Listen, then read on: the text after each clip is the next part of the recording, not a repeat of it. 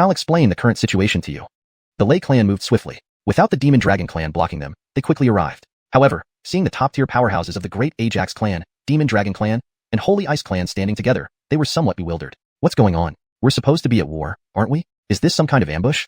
The Lei clan's patriarch immediately sent envoys and projections without coming personally. Theo said, all are present, so I'll be straightforward.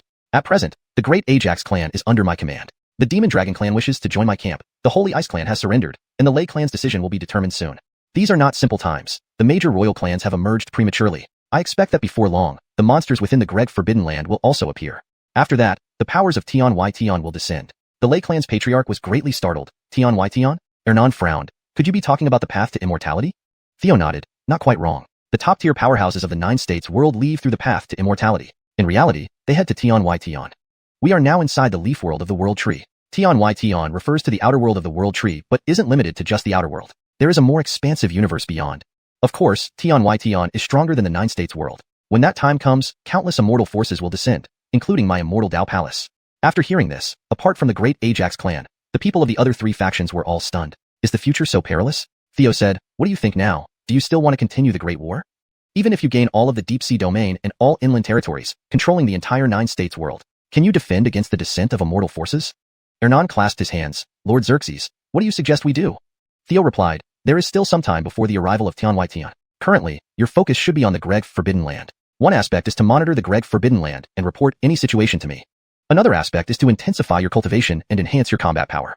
And another aspect is to search for immortal traces. With the revival of immortal chi, ancient immortal treasures will reappear, and many former treasure lands will evolve into immortal paradises. As long as I find something valuable, I will surely reward you handsomely. I can grant you immortal techniques and help you step into the Forbidden Realm. It is just a simple matter.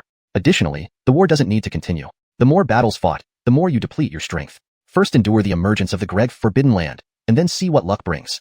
If my immortal Dao Palace arrives first, your luck is good. If other immortal forces or enemies of the immortal Dao Palace arrive first, even I must temporarily avoid the conflict. So, pay attention and don't reveal today's alliance. As ordered, the powerhouses of the Great Ajax clan, Demon Dragon clan, and Holy Ice clan all responded in unison. The Lei clan representatives were completely baffled. Is our world really so dangerous? We are top-tier royal clans, and yet seem so inadequate. Mavericks, importantly, I feel like I've just learned something monumental. Theo asked, Lei clan, what is your choice? The Lei clan patriarch replied, of course, our Lei clan is willing to join your camp. Do I even have a choice? Theo asked, I've heard that the Lei clan has the Thunder God tree, which produces a heavenly thunder fruit every 10,000 years. Is this true? The Lei clan patriarch smiled. If Lord likes it, I am willing to offer it freely. He took out 2 purple fruits from his spatial ring, full of the aura of the Way of Thunder. Theo smiled. I appreciate the Lei clan patriarch's sincerity. Following that, Ernan voluntarily presented a forum-length red crystal ginseng. Lord, this is our clan's specialty, dragon blood ginseng. A supreme treasure, please accept it. Jacqueline gave Mel a look, and Mel immediately presented a jade pot. Lord Xerxes, this is our Holy Ice clan's specialty, ice spring water. But Theo knew this was the water from the Holy Ice clan's ancestral land's immortal spring. Unfortunately, the immortal chi wasn't yet dense enough. He would give it to Piao Miao later, as she could make use of it. Hicks of the Great Ajax clan hurriedly presented a fist-sized golden fruit with swirling solar principles. This is a Ajax fruit, please accept it. Theo accepted everything and said, dismissed. Go back and cultivate well. As long as you help me find satisfying immortal treasures, I will grant you treasures that satisfy you. Subsequently, the Demon Dragon clan and the Lei clan departed. Next, it was time for the 3rd floor of the 3 Immortal Pagoda. Chapter 254. The Nurser of the Wood clan is a bit fierce. After Theo and others saw off the Demon Dragon clan and Thunder clan, he took out a peach of immortality and tossed it to Mel. Guard the immortal spring for me. I won't need it for now. This object can integrate laws, allowing near sovereigns to smoothly become sovereign realm. If anything happens to the immortal spring water, you will pay with your lives. Mel looked at the peach in his hand, instantly overwhelmed with excitement. Thank you, High Immortal. Thank you, High Immortal. Hicks of the Great Ajax clan finally realized that what the Holy Ice clan had taken out was actually immortal spring water. He also envied the peach. Soon after, Theo led the Great Ajax clan members back to the Northern Sea. On the way, Theo said, previously, I asked you to prepare to enter the 3rd floor of the 3 Immortals Pagoda with me. How is the preparation going? Clan leader Hicks replied, High Immortal, we have prepared everything. During this period, we compiled all the materials of the 3rd volume. After careful consideration, it has been decided that this old man, several senior elders, and our clan's outstanding individuals will follow High Immortal into the 3rd floor. But the 3rd floor is dangerous, please be well prepared. Theo nodded, and then a group of 7 people, 4 elders and 3 young ones, entered the 3 Immortals Pagoda. Besides Theo, there were 2 young men, both elites of the Great Ajax clan. Kori Xiaoyu, the direct descendant of the Great Ajax clan, possessed Confluence Realm cultivation, yet he was quite petite. Kori Manuelon, Kori Xiaoyu's elder sister, also at the Confluence Realm, was very robust. Her brother only reached her waistline. When they stood together, it created a funny contrast, and they didn't look like siblings at all. These two were born with supreme physiques, incredibly powerful. Inside the Three Immortals Pagoda's third floor, the moment Ji Fingo and company entered here, they were astonished by the dense immortal aura present. Hicks said, although clan records mentioned that the immortal aura here is extremely dense, I never expected it to be this concentrated. Logically, in the Nine States world, only during the peak period of Sovereign could one sense the presence of immortal aura. However, even these near sovereigns felt its existence. This naturally startled them. The immortal aura here was half as strong as the second floor's temple and far stronger than the first floor's. Indeed, it's a paradise of immortals. Theo was pleased and began examining the third floor using the God's Eye view from the Three Immortals Pagoda permissions. However, he was surprised to find that during this time, the permissions of the third floor had been obtained by someone else, restricting his authority in certain areas. This left Theo rather shocked. Someone has ventured into the taboo domain here. Hicks glanced around and remarked, the Spirit clan should be nearby. This clan once had good relations with our great Ajax clan. We can go ask them about the current state of the third floor. Theo nodded, agreed. The group headed towards the Spirit clan. Through the God's Eye view, Theo had already grasped the general situation here. In no time, the group arrived at the Spirit clan. Upon learning that the great Ajax clan had returned, the Spirit clan warmly welcomed Theo and his party, organizing a banquet in their honor. After some drinks and casual conversation, Hicks asked, everyone, how is the current state of the third floor? Spirit clan's leader Greg Wong said, since the great Ajax clan lost to the Rune clan and left the third floor, the Rune clan has dominated without any rivals. To resist the Rune clan, we other clans had to unite. But even so, we weren't a match for the Rune clan, basically left at their mercy. It wasn't until the top royal families of the ancient times, the Blade clan and the Wood clan, entered here that we barely held our ground. In this generation, each of these three clans produced extraordinary geniuses, especially Wood clan's Tiara and Rune clan's Elroy, surpassing generations past. Sigh, while my clans declined. Rumors say that this generation has seen the emergence of taboo geniuses, perhaps fulfilling the ancestors' wish of leaving this place and returning to the Alchemy Dao Immortal Palace. By the way, tomorrow is the Ascension Conference, hosted right here at our Spirit clan. All clans will send representatives, making it quite lively. You should join us too. Theo had previously reviewed the great Ajax clan's information. The Ascension Conference initially involved native tribes accompanying the Bridger sharing their insights on immortal techniques, hoping someone would claim the Three Immortals Pagoda soon and leave this place. During the event, they revealed fragments of immortal techniques or parts of books related to the immortal Dao field each clan had obtained. After all, their ancestors came from the Alchemy Dao Immortal Palace. Even if they lacked immortal techniques, they knew a bit about alchemy. The next day, many powerful clans arrived, including the Blade clan and Wood clan. They showed interest upon learning that the great Ajax clan had returned. Soon, introduced by the Spirit clan, everyone gathered together. Theo noticed two young people from the Blade clan and Wood clan who had stepped into the taboo realm and carried immortal aura. At the same time, that woman from the Wood clan was looking at him. Ding! Important notice. Found the Lady of Fortune, Tiara. There's a system. Lady of Fortune, Tiara. Fortune level, 7 rings of red, orange, yellow, green, blue, indigo, and violet. Fortune points, 40,000. Intimacy level, 10. 10? Is it the first time? Normally, wouldn't it be 30? It seems this Lady of Fortune harbors no goodwill towards him. However, Tiara was indeed a breathtaking beauty but quite fierce. Hearing that Wood clan women make excellent nurses. Well, this figure is definitely qualified. After brief pleasantries, the Ascension Conference officially began. Greg Wong introduced, this time, the subject of enlightenment will be a page of our Spirit clan's immortal scripture. We have studied it extensively and are willing to share what little knowledge we have with everyone. Any interested geniuses may come forward to contemplate it for 3 days. Theo of the great Ajax clan, along with Cory Xiaoyu and Cory Manuelon, went forward and sat within the barrier. Single Tianxia, the taboo genius of the Blade clan, also walked in, as did elite youths from various other clans. But Tiara of the Wood clan did not enter. Clan leader Hicks asked curiously, Wood clan leader, why isn't your genius entering? Tiara scornfully replied, I am not targeting anyone specifically, but let me just say that all of you seated here are trash. Why would a single page of an immortal scripture require 3 days of enlightenment? Don't compare me with this bunch of failures. I'll still win if given only 2 days. With that, she sat down to meditate, displaying unparalleled arrogance. She completely disregarded the other geniuses present. Hicks couldn't help but smile. It seems the Wood clan's genius is very confident. Wood clan's leader chuckled, I spoiled this girl. Please bear with her. 2 days later, Tiara entered the barrier, quietly reciting enlightenment, then delved into contemplation, rapidly studying the immortal scripture. Chapter 255. Bastard, I didn't lose, I want to compete again. On this side, Theo had already comprehended about 70 to 80% of the enlightenment through his Dao comprehension heart and the Bodhi seed in 2 days. But seeing the other party using cheats, he mercilessly activated his own system. Help me exchange for a Bodhi tree. Consume 50,000 fortune points to obtain 1 Bodhi tree. The Bodhi tree is also known as the Wisdom tree, the Dao enlightenment tree, and the Cycle tree. It can enhance a person's wisdom and aid in enlightenment. Previously, when Theo received a Bodhi seed, there was already a considerable boost. Now, it's an entire Bodhi tree, not to mention its effectiveness. Just the Bodhi seeds on it alone number 49. With the presence of the Bodhi tree in his mind sea, Theo's enlightenment speed suddenly skyrocketed, increasing by several dozen times over. He completed the remaining part of his enlightenment in less than an hour. Theo stood up and said, I have finished my enlightenment. Ding! Congratulations, host, for defeating Tiara, the daughter of fortune. Successfully looted 4,000 fortune points.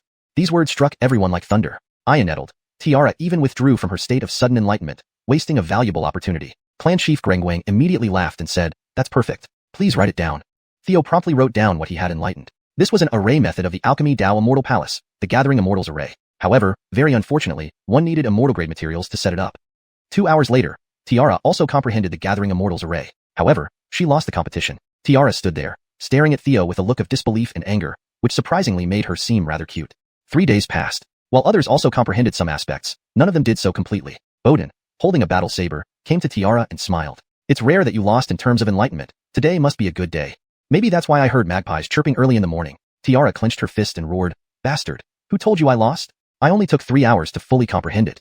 He used more than 2 days, didn't you see that? No, I won't let it rest. I need to compete with him again. Clan Chief Grengwang, please hold the Ascension Assembly again. This time, I'll take it seriously." Clan Chief Grengwang was full of confusion.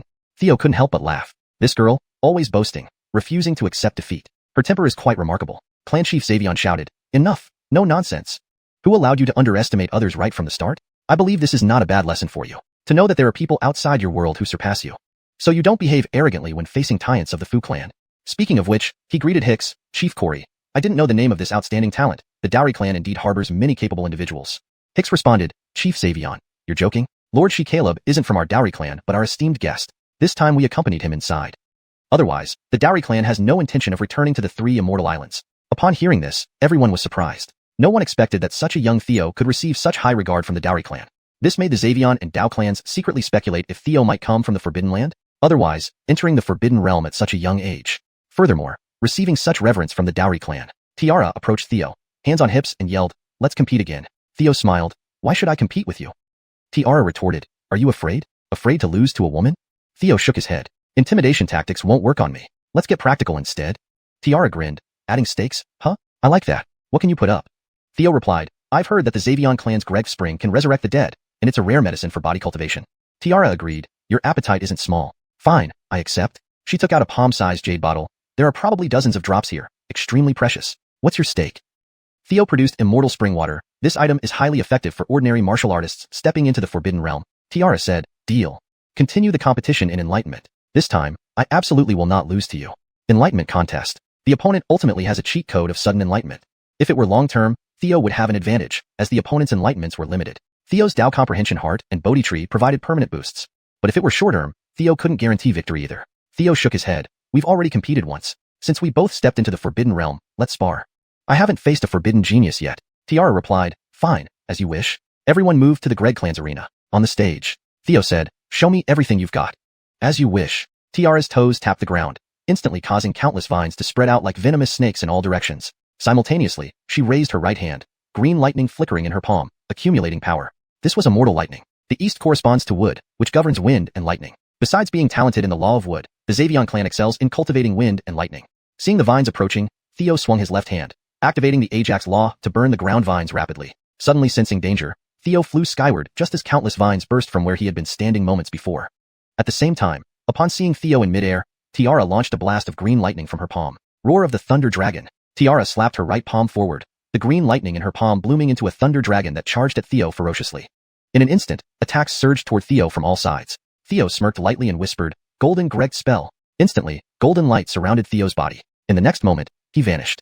All the vines and lightning missed their target. Theo appeared behind Tiara, gently tapping her back. Immediately, Tiara spat blood from the corner of her mouth and flew off the stage. She hadn't even seen how Theo got close. Ding! Congratulations, host, for defeating Tiara, successfully looting 2,000 fortune points. What kind of divine power is this? Clan Chief Xavion exclaimed, "This kind of lightning technique is unheard of. It's definitely immortal martial arts." Clan Chief Dao nodded in agreement. "This movement is faster than the Godric step. It's certainly not earthly martial arts." Clan Chief Hicks and others weren't surprised at all. In their eyes, since Theo comes from the Alchemy Dao Immortal Palace, it wouldn't be strange for him to master immortal martial arts. Theo smiled at Tiara. "Thanks for your Greg Spring." Tiara, possessing unique Xavion clan skills for healing, healed her injuries within 3 seconds. Seeing this, Theo's eyes lit up. This healer is top-notch, able to heal others and herself. Absolutely cannot let go. Tiara gritted her teeth. "I still want to compete with you again. This time, let's compare boxing skills." Chapter 256, Young man, your golden finger has arrived. Theo could already see that while the opponent could use immortal chi just like him, they had not mastered complete immortal Dao techniques. The previous Thunder Dragon Roar should have been part of an emperor's heritage, but it was impossible to unleash the true power of immortal chi. Meanwhile, Theo possessed many complete immortal Dao techniques. Therefore, when facing Tiara, he felt no fear at all. "Show me your stakes." Tiara then presented another jade pendant. This object, once fully charged, can withstand one strike from an emperor. Theo smiled. Agreed. Immediately, Tiara clenched her fists and rushed towards Theo. A bright, emerald-colored immortal lightning swirled around her right hand, quickly becoming radiant. Theo recognized that this move was also an immortal Dao martial art, though it was incomplete, possibly obtained during the Ascension Conference. Thunder's shocking divine fury. Tiara delivered a punch, turning the green lightning into a colossal fist, resembling the hand of a thunder god striking down with unparalleled force. Theo smirked, clenched his right fist, and summoned immortal chi. True dragon fist technique, breaking 9 heavens. Instantly, 3 divine dragons encircled in spirals emerged, meeting the thunderous fist with incomparable might. Boom. The thunderous fist shattered on the spot, and Xavion Gregengong was sent flying once again. Theo won. Ping. Congratulations on defeating Tiara, the daughter of fortune. Successfully acquired 1,000 luck points. This time, Theo had used 80% of his strength, causing Tiara to spit blood and sustain significant injuries. But the cultivation in her body glowed green, and after only 3 seconds, her wounds miraculously healed. Another 3 seconds passed. Isn't this healing ability a bit abnormal? Theo was greatly surprised. Clan leader Hicks and others were equally stunned, having never seen such powerful healing ability before. The Xavion clan's self-healing ability is truly remarkable. Cori Manuelon and her brother were also shocked, somewhat dazed. Such a level of self-healing ability is unheard of. Clan leader Xavion sighed. The Xavion clan only has these few tricks. We've embarrassed ourselves. Tiara angrily cried out. No, I must challenge you again. Clan leader Xavion sternly interrupted. Enough, Gregengong. You lost, accept it. This young man, Theo, likely possesses complete immortal Dao inheritance, far beyond what you or Gregengong have. Tiara was taken aback. Complete immortal Dao inheritance? Clan leader Xavion nodded. Before, he displayed thunder-type evasion techniques and boxing techniques, which are complete immortal Dao martial arts, unlike the incomplete ones you both possess. So, it's natural that you couldn't defeat him. Then Tiara stomped off, sulking and eating. Antoine watched the duel between the two and envied immensely. Although he too could use immortal chi and had entered the taboo realm, his strength was still not comparable to Tiara, let alone to Theo who had complete immortal Dao skills. Just as clan leader Gregengong announced the successful conclusion of the Ascension Conference and invited everyone to dine, a hoarse voice suddenly spoke into Antoine's ear. Young man, do you wish to obtain complete immortal Dao inheritance? Antoine looked around but saw no one addressing him. No need to look. You've been chosen by this old man. Only you can hear my transmission. Antoine whispered. Senior, who are you? Is there really complete immortal Dao inheritance? Of course, I am the vast sky immortal. Upon hearing this, Antoine was greatly startled. The Wu clan had been on the 3rd floor for some time now, and he naturally knew that the original owner of the 3 immortal towers was Vast Sky Immortal. Why was the Fu clan so formidable? Because its ancestor was a registered disciple of Vast Sky Immortal, enabling them to oppose all clans on the 3rd floor. Antoine whispered. Vast Sky Immortal, did you not choose the Fu clan? These fools haven't progressed after all these years. I've thoroughly given up on them. Therefore, I chose you as my successor. Of course, if you're unwilling, forget it. I won't force anyone. Antoine replied excitedly. Willing, very willing. I agree to become your disciple. While speaking, he headed for a quiet, uninhabited place. Antoine asked, Master, can you appear? Alas, I died from severe injuries long ago and now only remain as a wisp of soul. I hoped the Fu clan would help me return to life, but these useless people failed, making me wait so long. Now, I can only communicate with you telepathically and cannot appear. To welcome you, Master will teach you a fist technique called bashing the bell. This Vast Sky Immortal was actually Theo impersonating him using the authority of the 3 immortal towers. Given the dangers here, having Antoine as a scout would make things safer. Additionally, since Antoine clearly had an excellent relationship with Tiara that might develop into a lifelong partnership, persuading Antoine to obey Theo would easily split them apart. Subsequently, Theo imparted bashing the bell to him, instructing, remember, don't tell anyone about anything related to this old man. Don't reveal wealth, and if the Fu clan discovers that I've forsaken them, they will undoubtedly hunt you relentlessly. Antoine nodded. Thank you for reminding me. Disciple understands. Remember, if you need help, shout, let me handle it. Master can secretly assist you and boost your power. Antoine was overjoyed. Thank you, Master. He returned to the conference, approaching Tiara cheerfully. Tiara, seeing him beaming, yelled angrily, what are you laughing at? I lost so miserably, yet you're laughing like it's funny. Do you want a beating? Antoine laughed. Gregengong, I will fight alongside you from now on. I won't fall behind anymore. I'm going to cultivate now. Tiara, puzzled, thought. Out of nowhere, Antoine diligently started cultivating, bashing the bell. Through information from the Dayu clan, Theo learned that the 3rd floor of the 3 immortal towers contained 3 treasures. 1. Vast Sky Trial, prepared by Vast Sky Immortal for the Fu clan's disciples, each stage granting certain treasures. However, the Fu clan monopolized this area, almost taking all rewards except for the final stage. 2. Temple, the place where Vast Sky Immortal once lived, vast and occupied by the Fu clan. 3. Heavenly Fire Palace. Sealed within was a celestial fire that Vast Sky Immortal didn't manage to refine before dying. Using his godlike perspective, Theo saw that the celestial fire was too terrifying to obtain in the short term. Chapter 257. The Wasteland Heaven Trial. The Ascension Gathering had come to an end. Theo had befriended Tiara and Nevin. Though Tiara still harbored some resentment due to her defeat, she undeniably acknowledged Theo's strength. Their closeness increased from 10 points to 12. Nevin was brimming with high spirits and a radiant expression. It was clear that obtaining the golden finger made him extremely happy. However, he couldn't say that this didn't also make him feel pent up. Just as everyone was about to leave the Spirit Clan territory, a powerful figure from the Runic Clan projected his image over. I've heard the great Ajax clan has brought back a forbidden genius. Our Runic Clan welcomes this most warmly. Coincidentally, it is the time for the Wasteland Heaven trial to commence. Why don't the great Ajax clan, Xavion clan, and Blade clan bring your geniuses together? Our Runic Clan will grant you the trial qualifications as well. Xavion clan's leader said loudly. Who doesn't know that the treasures within the Wasteland Heaven trial have long been claimed by you? Otherwise, how could you possibly stand against the united forces of various clans? The powerful individual from the Runic Clan replied. While other treasures have indeed been obtained, there remains the most important immortal artifact which no one has managed to get yet. Just as multiple forbidden geniuses have emerged recently, let us not delay any further. Let's all go together and see who can obtain the immortal artifact. Alright, I've given you the opportunity. Whether you dare to take it is up to you. Although, I do not think you can snatch the immortal artifact from Elroy's hands. But if you're too afraid to even try, you might as well leave the 3 immortal towers altogether. With that, he laughed and left. Xavion clan's leader frowned at the group, asking, what do you think, everyone? Blade clan's leader said gravely, could this be a trap? It wouldn't be used to lure us into a pitfall, and then wipe us out in one swoop, would it? Hicks, seeing Theo nodding, immediately said, our great Ajax clan believes we should go. If we're too afraid to even try, people would laugh at our cowardice. Besides, what if the Runic Clan obtains the immortal artifact? What would you do then? Our great Ajax clan doesn't care since we've already relocated. On the contrary, if we manage to acquire the immortal artifact, the Runic Clan must pay for its arrogance after years of bullying. Grengwang clan's leader sighed, we understand Hicks clan leader's point, but despite this, the Runic Clan has a unique talent for prohibitions and arrays. If we recklessly venture in, aren't we walking right into their trap? Theo interjected, if the Blade clan and Xavion clan have reservations, then only I and the great Ajax clan members will go. Nevin added, clan leader, I think we should go. We cannot be underestimated by the Runic Clan. Feeling like a disciple of the Wasteland Immortal now, he naturally felt fearless. Hardly had he finished speaking when the voice of the Wasteland Immortal echoed in his ear. Indeed, worthy of being my disciple, such courage. If you can obtain the immortal artifact in the Wasteland Heaven trial, your path ahead will be much smoother. Nevin instantly rejoiced. Tiara immediately objected. You make it sound like we're cowards. Elroy of the Runic Clan. I've wanted to meet him for a long time. Clan leader, there's nothing more to hesitate about. If the Runic Clan gets the immortal artifact, we'll be powerless to resist. Going now gives us a chance to turn things around. Xavion clan's leader nodded. Alright, let's take the risk. Afterwards, a large group headed towards the Runic Clan. In fact, Ji Fengo had already learned through his omniscient view of the Runic Clan's plans. The Runic Clan's plan was simple. By inviting them all to participate, if Elroy secures the immortal artifact of the Wasteland Immortal, then the Runic Clan can sweep across the 3rd layer of the 3 immortal towers. Of course, if the immortal artifact falls into others' hands, they are not worried either. Because 1/3 of the authority of the 3 immortal towers was already in Elroy's hands. Fewer than 5 people in the entire Runic Clan knew this. At that point, with 1/3 of the authority, reclaiming the immortal artifact would be effortless for the Runic Clan. So, from the perspective of the Runic Clan, if the likes of the Xavion clan didn't come, it was a death sentence. Coming meant helping them prepare for a greater scheme. Days later, at the Runic Clan territory, Theo eyed the temple in the center of the city enviously. The immortal chi there was incredibly dense. Mavericker importantly, the courtyard housed a vast garden of spirit plants, abundant with immortal herbs and materials, relics left by the Wasteland Immortal.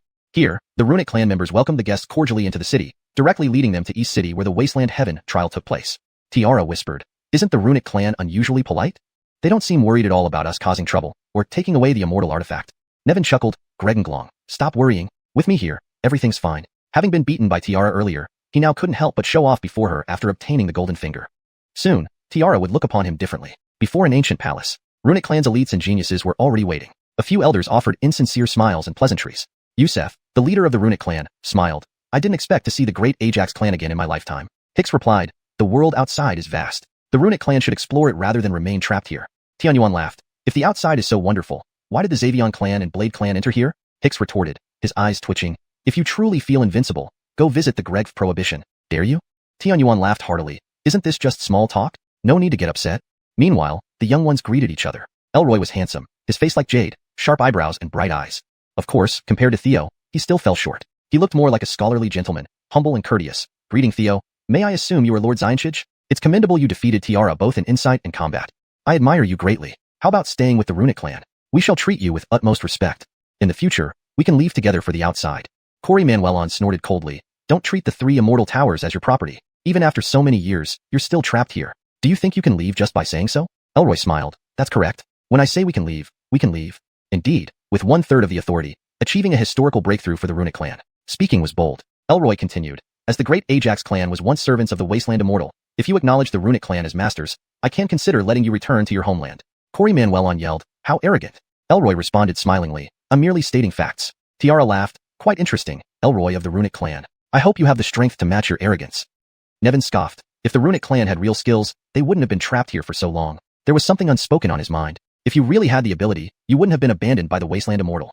Ironically, thanks to your incompetence. Otherwise, the Wasteland Immortal wouldn't have chosen me. Elroy smiled. That was only because I wasn't present. Now that I am here, I shall lead the Runic clan out of the 9 provinces and back to the outside. Seeing his seemingly humble exterior hiding boundless arrogance, Mangekyō and Mangekyō felt indignant. Theo had a sudden thought. System, check Elroy's information panel for me. However, seeing Elroy's information panel, Theo was taken aback. Chapter 258, Variant, True Dragon Falling Ione. Haskell, Variant. No other information was provided. Though clearly of the same age and not a child of fortune, Haskell exuded an immense pressure on Theo, even greater than Tiara's. Before this, Theo had encountered another variant. It was Myling. The talent of Myling left an indelible impression on him. Now it seems, a variant's achievements can rival those of a child of fortune, Theo murmured to himself. He then bowed respectfully to Haskell and said, Thank you for your kindness, but I wish to stay in the 9 realms world. Haskell tried once more. Young Master Tadeo, you may not know, but the realms beyond are far more fascinating than the 9 realms world. With your talent, staying here would be a waste. Theo smiled. From the great Ajax clan, I've learned a bit, but I have no plans to leave for now. We'll see in the future. Haskell laughed. What a pity. Soon after, Oliver said, Since everyone is present, let's not waste time. The Desolate Heaven trial officially begins. Upon hearing this, Haskell immediately took out a jade tablet, activated by divine energy, and soon, it shimmered with light as the ancient palace gates slowly opened. Oliver remarked, Some friends might be experiencing the Desolate Heaven trial for the first time. Haskell, please give them an introduction. Haskell explained, Originally, this place was specifically set up by Immortal Desolate Heaven for our clan's ancestors. It consists of a labyrinth filled with various challenges, but every level cleared grants rewards. Unfortunately, regular rewards have been claimed by our clan members. The only one left is the grand prize, a rumored immortal treasure. Well, that's about it. If anyone has confidence, feel free to enter. Mangekyō and Mangekyō stepped forward immediately, saying, We'll go first. Haskell reminded them, Be careful, don't overdo it or you might get hurt. Afterwards, other young geniuses from the Runic clan, as well as the Spirit clan, Wood clan, Blade clan, etc., entered one after another. However, as Haskell warned, they should not overdo it. Even the Kori siblings with their supreme bodies found it challenging. Unable to find the correct path, they struggled through 7 or 8 levels before finally being defeated. Theo observed carefully for a long time, grasping the general situation inside. The labyrinth adjusted its difficulty according to individual cultivation, and knowing the precise route was critical.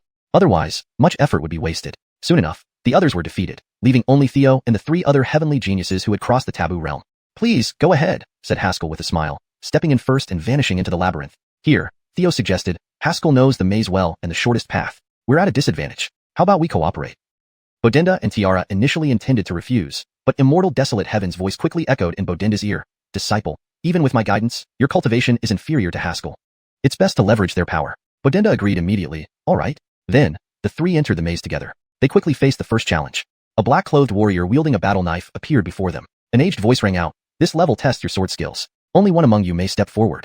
If victorious, all 3 may proceed. Bodenda said, Swordsmanship is my forte. I will take this on. He embraced his battle knife and stepped forward. Gregenglong, from today onwards, I will show you how different I've become. I'm no longer the person who always gets beaten by you. Soon, I will catch up and stand beside you, maybe even surpass you. When that happens, I will express my feelings. The black-clothed warrior was at the Unity realm, like Dan Tienda. Yet, with just one slash, Dan Tienda effortlessly cleared the first level. Theo thought, judging by this move, Bodenda is strong, at least at the marquee level within the Unity realm. If he uses divine energy, he could be even stronger. It's unfortunate he encountered Tiara, a capricious girl of fate, who crushed his confidence. Theo complimented, Brother Dan, your swordsmanship is impressive. Tiara scoffed, so weak, I could crush him with one finger. Still needs practice. Bodenda wanted to cry. The more she belittled him, the more determined he became to prove himself. Gregenglong, wait and see. I'm already much stronger. No longer the weakling who got thrashed by you back then. For the next few challenges, Bodenda took the lead each time, eager to prove himself. Theo stayed relaxed, conserving strength. Through his godlike perspective, he had already mapped out the routes, guiding Bodenda covertly via Immortal Desolate Heaven's identity. Thus, the trio advanced rapidly, nearing the final challenge. Simultaneously, he observed Haskell's abilities through his godlike vision. As expected, Haskell's speed was slightly faster, often clearing levels with a single move. Soon, both groups arrived at level 11. A black-clothed warrior, seemingly an Empyrean body from the Spirit clan, stood before them, radiating formidable power. Earlier, Bodenda maintained his high standards to impress Tiara, using 80% of his strength to display a Maverick Narch-level combat prowess, consuming considerable energy. Bodenda said, I'll hand this over to you too. Let me recover. Theo nodded. I'll take this one. The black-clothed warrior attacked with full force, revealing a Maverick Narch-level prowess. Theo wielded the primal battle spear and executed the True Dragon Emperor skill. True Dragon Falling Ione. With a single thrust, a powerful destructive light erupted from the spear tip, instantly annihilating the black-clothed warrior.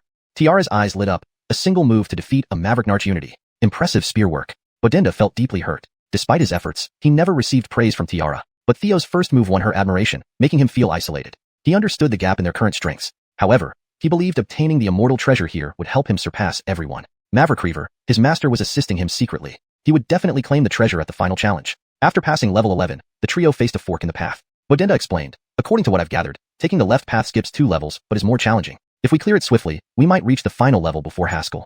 Naturally, this information came from Theo. Tiara agreed, let's take the left path. But this time, 3 black-clothed warriors, all Empyrean bodies from the great Ajax clan, blocked their path.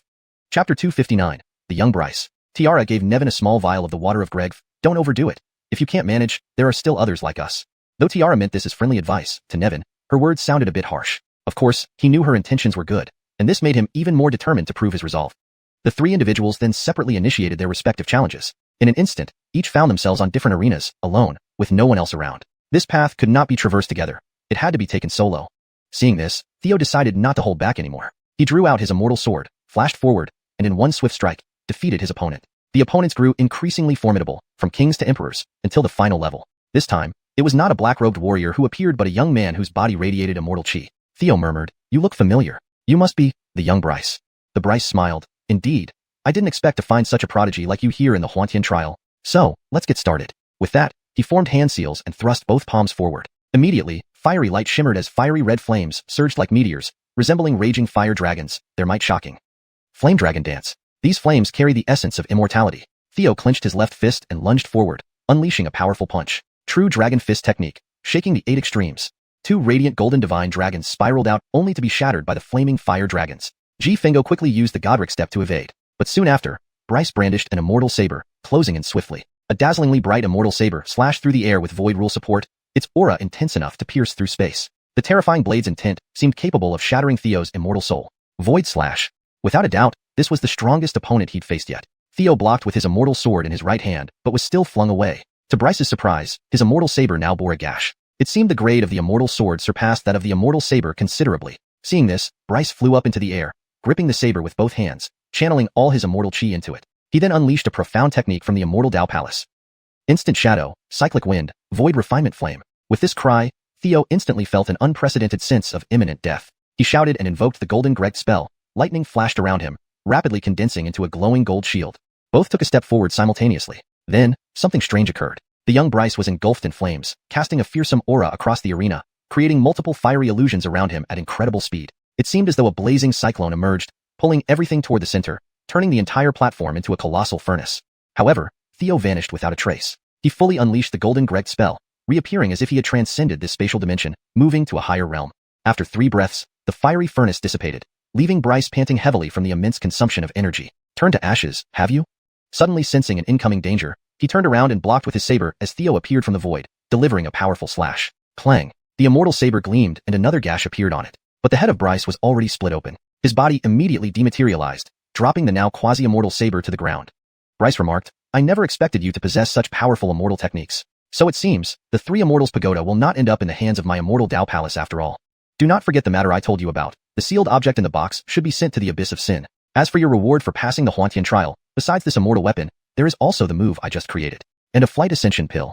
He disappeared into thin air, leaving behind 200 characters and a pill wrapped in immortal chi hovering in the sky. After 10 breaths, the characters faded away. Theo memorized the saber move, collected the pill and the quasi-immortal saber. The move and the saber were beyond his current use, but the flight ascension pill was indeed quite valuable. Inhaling the pill's essence, he felt his body's vital energies start to transform into an immortal state. It seemed there was a chance for someone to directly evolve from the supreme body into an immortal body. This pill can genuinely make someone become an immortal.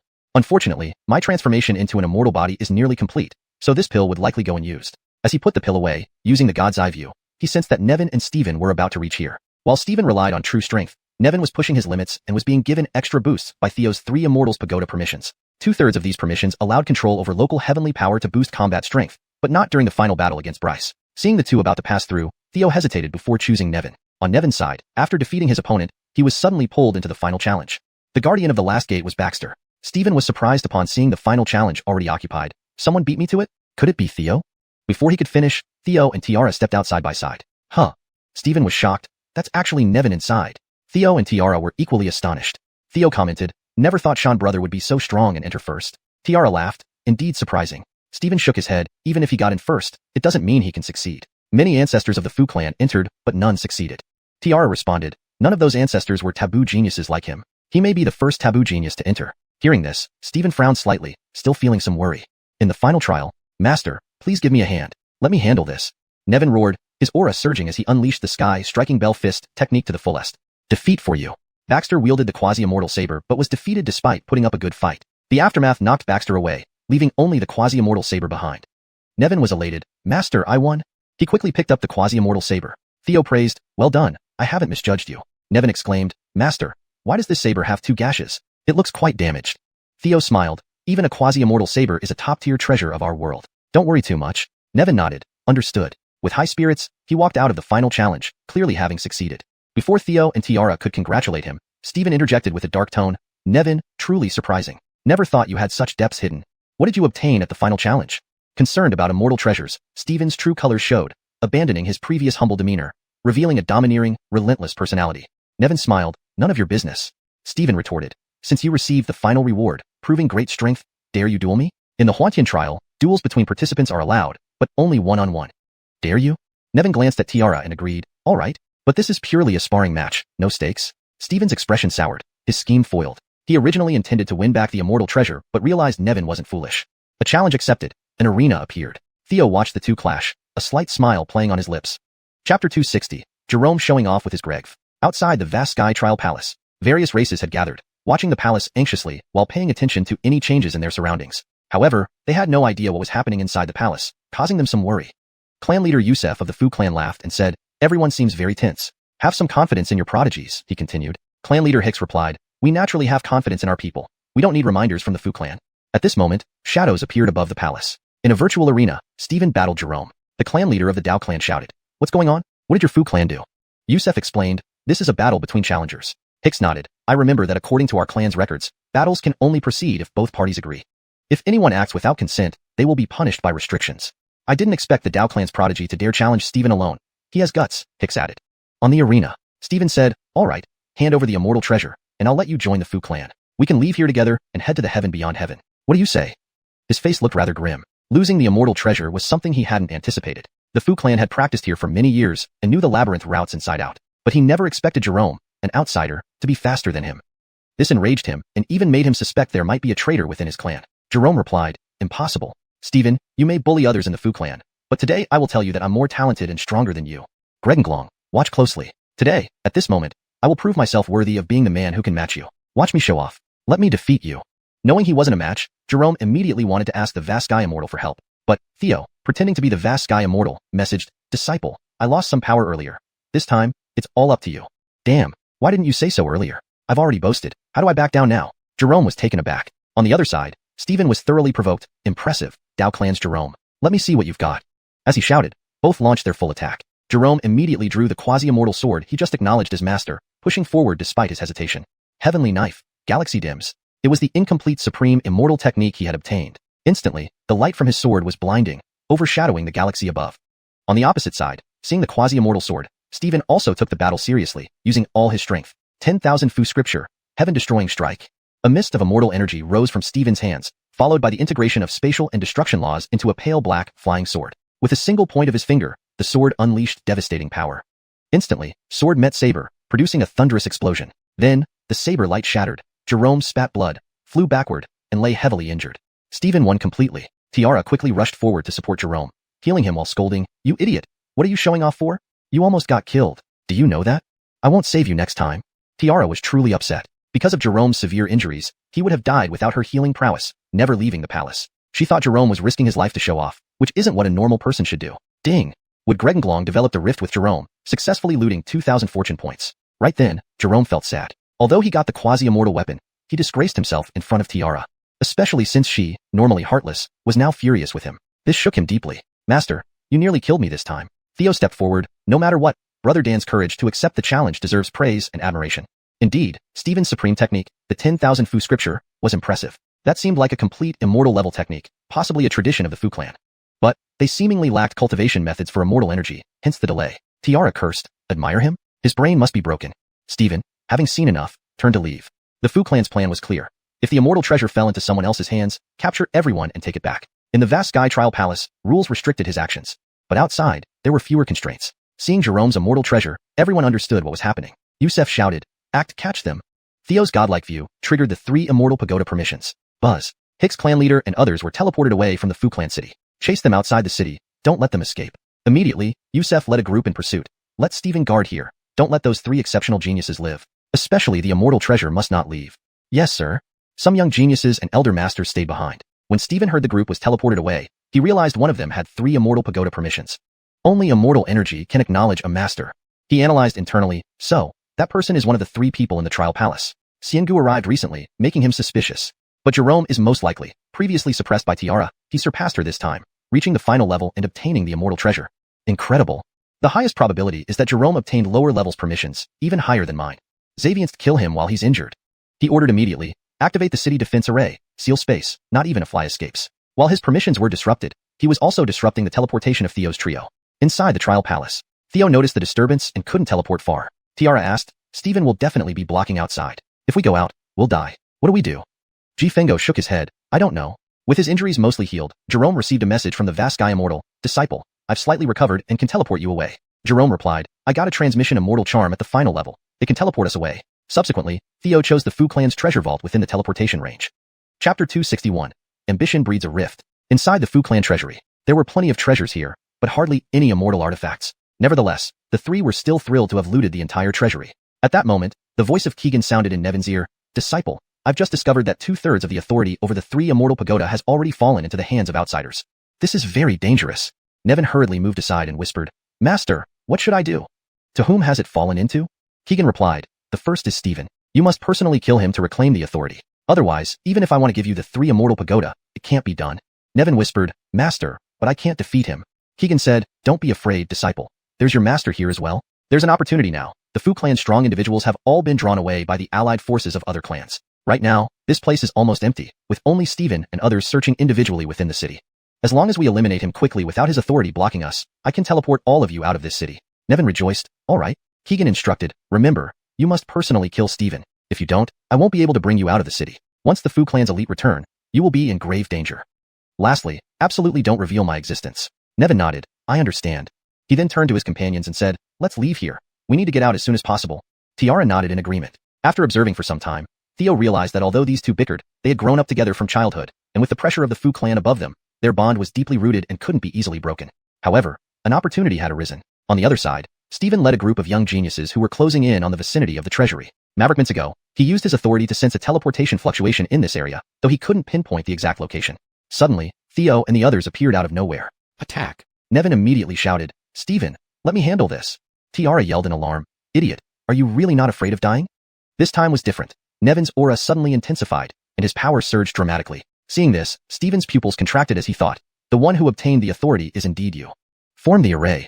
As Stephen extended both palms to slow down Nevin's offensive, the other Fu clan geniuses quickly formed a battle formation around him, pulling him into its center. Tiara remarked, we must finish this quickly or we'll attract others. I'll take the brunt. You attack? Her hands formed seals, and she unleashed her immortal technique. Instantly, green light enveloped her body, turning her hair and eyes green. Her aura became radiant, and even her skin showed signs of green divine patterns. At that moment, she seemed like a celestial being descending from heaven. Theo exclaimed in shock, Greenwood immortal embryo. This was Tiara's constitution, already half divine, and had miraculous effects in healing wounds and poisons. Now, combined with her self-healing immortal technique, Tiara was nearly invincible in the short term.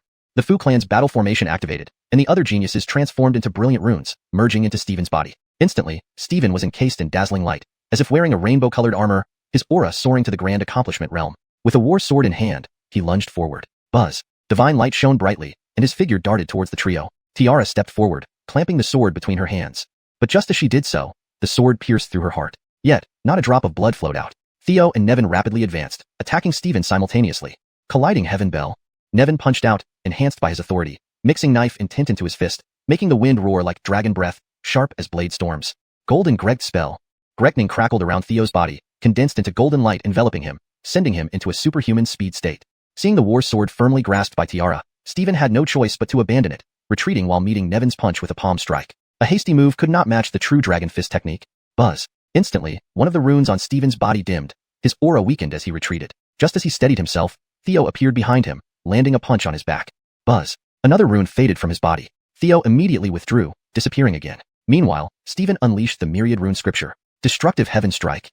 Harnessing the power of the battle formation, this move's power increased manifold. Instantly, shimmering divine light condensed into a solid black flying sword, imbued with the terrifying power of destruction and spatial laws, slicing through as he pointed. Nevin swiftly sidestepped, leaving Tiara to block the strike. Tiara, having just discarded the war sword that impaled her, moved to intercept this attack. However, Steven's sword aimed directly at Tiara's head. Theo doubted whether she could withstand it and promptly appeared beside her, moving her out of harm's way. The nearby structures crumbled, alarming distant Fu clan elites who rushed towards them. Simultaneously, Nevin slashed with his near-immortal saber. Heaven slashing sky river. Blinding light merged with divine light reappeared, doubling in power under the influence of his authority. At the same time, Theo hurled a punch at Steven. True dragon fist technique, breaking 9 heavens. 3 golden dragons spiraled out in a deadly hurricane, releasing astounding power. Steven crossed his arms, blocking the saber and fist simultaneously, but the remaining 2 runes on his body also faded away, disappearing entirely as figures flew backward, lying unconscious. Injuries aside, Steven pressed forward, attacking Nevin. Destructive heaven strike. Facing the dark gray flying sword, Nevin felt death looming over him, drenched in sweat. He prepared for a full defensive stance. Just then, Tiara pointed behind him, blessing of Gregv. Buzz. Instantly, her green divine light transferred completely to Nevin. She herself turned pale, weak and breathless. The dark sword pierced through Nevin, yet he remained unharmed, still forced to retreat multiple steps. The invincibility of the healer can even be transferred. Theo watched in amazement. This healer is too powerful. Clearly, Steven didn't expect this either, and was equally shocked.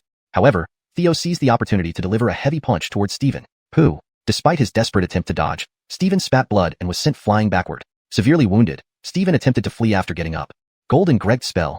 Theo immediately entered a superhuman speed state to chase him, but at that moment, the 2 black flying swords that had flown away circled back, albeit with diminished power. With Tiara's weakened state, there was no avoiding it. All 3 sensed this. But just then, Keegan's voice sounded again in Nevin's ear. Disciple, you must personally kill Steven.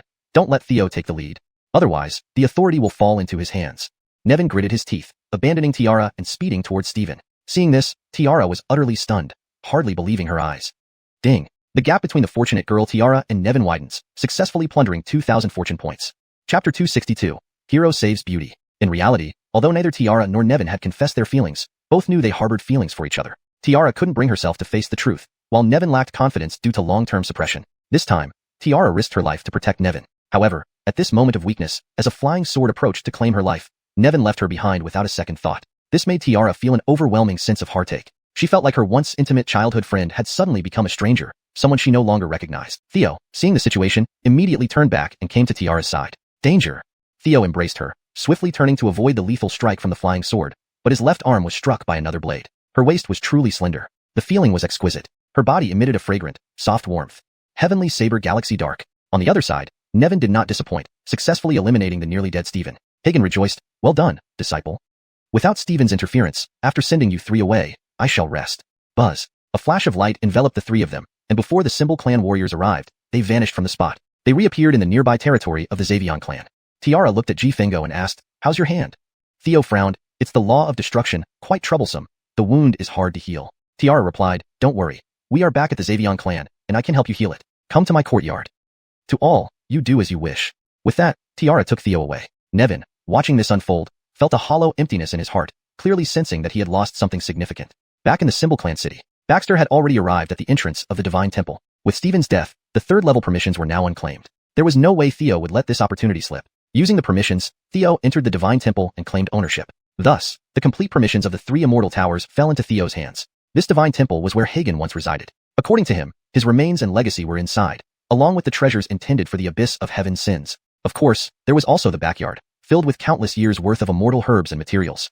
This move was incredibly profitable. Theo then pushed open the door that had been sealed for countless years and smoothly entered the temple. Sure enough, he found Hagen's corpse with the Chinkuan ring still on his hand. Although the immortal corpse lacked vitality, it remained undecayed, and its essence hadn't completely dissipated. This was undoubtedly a treasure in itself. However, dark energy billowed from the corpse's forehead, indicating that Hagen was slain by a powerful adversary and still retained remnants of dark energy within. Therefore, using this essence might carry a risk of falling to darkness. Theo removed the Chinkuan ring, claiming ownership. Looking at the numerous immortal artifacts and legacies contained within, Theo couldn't help but laugh. As an artificer, Hagen possessed an alarming amount of various immortal materials, including semi-finished and finished immortal artifacts. Viewing the backyard, where immortal herbs and materials had transformed into spirits, Theo left contentedly despite being unable to take them yet.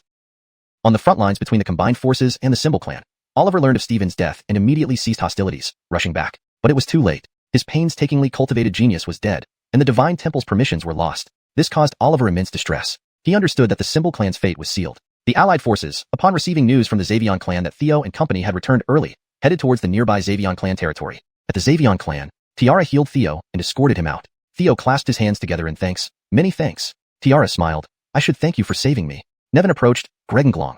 I'm sorry. Tiara responded. I'm tired. I need to rest. With that, she turned and left. Theo nodded to Nevin and headed to his small courtyard. With strengthened permissions, his omnipotent view could clearly reflect the entire Xavion clan territory, including the ancestral Greg spring in the Forbidden Area. This was a Xavion clan heirloom transplanted from outside. It was extremely beneficial for cultivating an immortal body. If he could enter and soak in it, Theo felt becoming an immortal body wouldn't be difficult. Early the next morning, Theo summoned his shadow clone to find Tiara, while he used the complete permissions teleportation function to enter the Greg spring. Tiara asked, Is there something you need, Lord Xerxes? The shadow clone replied, Yes. Isn't the Greg spring something of yours? I just wanted to ask how to use it to achieve the best results. Tiara, hands on her hips, yelled, Hey, do you know I'm upset and intentionally trying to irritate me? The shadow clone laughed, Not at all. Tiara explained, The Greg spring is a wood attribute treasure, so it's better for wood attribute martial artists. So, if you cultivate wood attribute techniques, the effect will be excellent. Of course, among the 5 elements, wood generates fire, so if you cultivate fire attribute techniques, the effect won't be bad either. Inside the Greg spring, the shadow clone listened and began practicing the Nirvana technique while soaking in the spring with no shirt on. Tiara said, If there's nothing else, leave me alone. I want to sleep and eat. The shadow clone replied, Let's eat together. I'm hungry too. Subsequently, Tiara and the shadow clone became food enthusiasts. When Tiara was unhappy, she ate a lot. You find this pretty tasty, right? The shadow clone started eating and reached for the food in front of Tiara. This displeased Tiara. Don't snatch mine. They began grabbing food from each other. I win. Under the shadow clone's intentional yielding, Tiara gained the upper hand, finally cheering up. After eating and drinking to satisfaction, Theo said, Actually, there's something I don't know whether I should tell you or not. Tiara responded, Tell me. The shadow clone said, Didn't you notice earlier, in the treasure vault, Nevin was talking to himself? Tiara furrowed her brows. The shadow clone continued, During our joint battle with Stephen, Nevin's cultivation suddenly soared. And in the Huatian trial, he even surpassed you, me, and Stephen, obtaining the ultimate immortal treasure. Tiara snapped, What exactly do you want to say? Hearing Tiara's displeasure, Theo understood that although there was a rift between them, Tiara still cared for Nevin. After all, they grew up together and had deep feelings. The shadow clone said, I think Nevin might have encountered something very important, or someone significant. That existence interfered with his judgment and enhanced his strength. So, he chose to kill Stephen instead of saving you. I have a technique to check if that presence is on him. I need to prepare. If you're willing, come find me at noon, and we can check. With that, the shadow clone stood up and left, as the original exited the Greg spring. On the other side, Nevin heard Hagen's voice again. Disciple, do you know about the Xavion clan's Greg spring? Chapter 263, Poisoning Yorko? Caught in the act. Isaiah nodded. Of course I know. It's inside the Wood Clan's Forbidden Area. Liam said, If you enter the Spring of Greg, I have a technique that can evolve your physical body into an immortal body. Isaiah was instantly startled. But that's the Wood Clan's Forbidden Area? Liam replied, Whether to go or not is your decision. By the way, there's another matter I need to tell you. The other 1/3 of the authority fell to Xerxes, so at the time, I instructed you to kill Stephen personally to ensure it didn't end up with Xerxes. Isaiah suddenly understood, so that's why. Then, do I now possess 1/3 of the authority? Why haven't I felt it, Master? Liam explained, It is indeed within you, but it interferes with Xerxes' authority, which is why you don't feel it. If you can kill him, I can consolidate the full authority for you. At that time, the entire 3 Immortals Pagoda will be yours. At that time, you'll be able to enter the 3rd level temple where my legacy awaits. And the immortal herbs and materials I cultivated are also there. In the future, I'll be waiting for you to help me return from death. Isaiah hesitated. No. Xerxes is a friend of both Gregenglong and me. Liam advised, Let's set Xerxes aside for now and head to the Spring of Greg first. With an immortal body, your strength will significantly increase. With my immortal techniques, we can get the authority without killing Xerxes. Once we're nearby, I'll help you enter the Forbidden Area. Isaiah nodded. I'll give it a try. If he were to enter the Forbidden Area alone, Isaiah would definitely be unwilling. But now, he faced the dilemma of either killing Xerxes or entering the Forbidden Area. Picking the lesser of 2 evils. Ultimately, Isaiah chose the Forbidden Area. As Isaiah rushed towards the Wood Clan's Forbidden Area, York-gu absorbed an enormous amount of life energy. The Nirvana Sutra successfully advanced to the 3rd level, completing the transformation of the Gianna Supreme Body from its supreme form to an immortal body. However, the energy of the Spring of Greg weakened dramatically. Before long, the powerful individuals within the Wood Clan sensed a change in the spring. Several great enlightenment masters quickly arrived on the scene. Not good, someone has come. Meanwhile, Isaiah had just sneaked close to the Forbidden Area when someone noticed something amiss. Liam could only hastily teleport him away. Upon entering the Forbidden Area, the Wood Clan's great enlightenment masters discovered that the Spring of Greg was nearly dry. This was the lifeline of the Wood Clan. The powerful Wood Clan members immediately became enraged. Quickly, seal off the Wood Clan territory and prevent anyone from leaving. The culprit might still be here. Spread the word, find everyone's location, especially outsiders. Wood Gregenglong received the message and immediately stepped out, stopping York-gu. Sir Xerxes, please wait. But at this moment, Yuan Ying's clone had already swapped places with York-gu, and under the cover of the Phoenix Spirit Pearl, Wood Gregenglong couldn't detect any issues. York-gu asked, Miss Wood, is there anything wrong?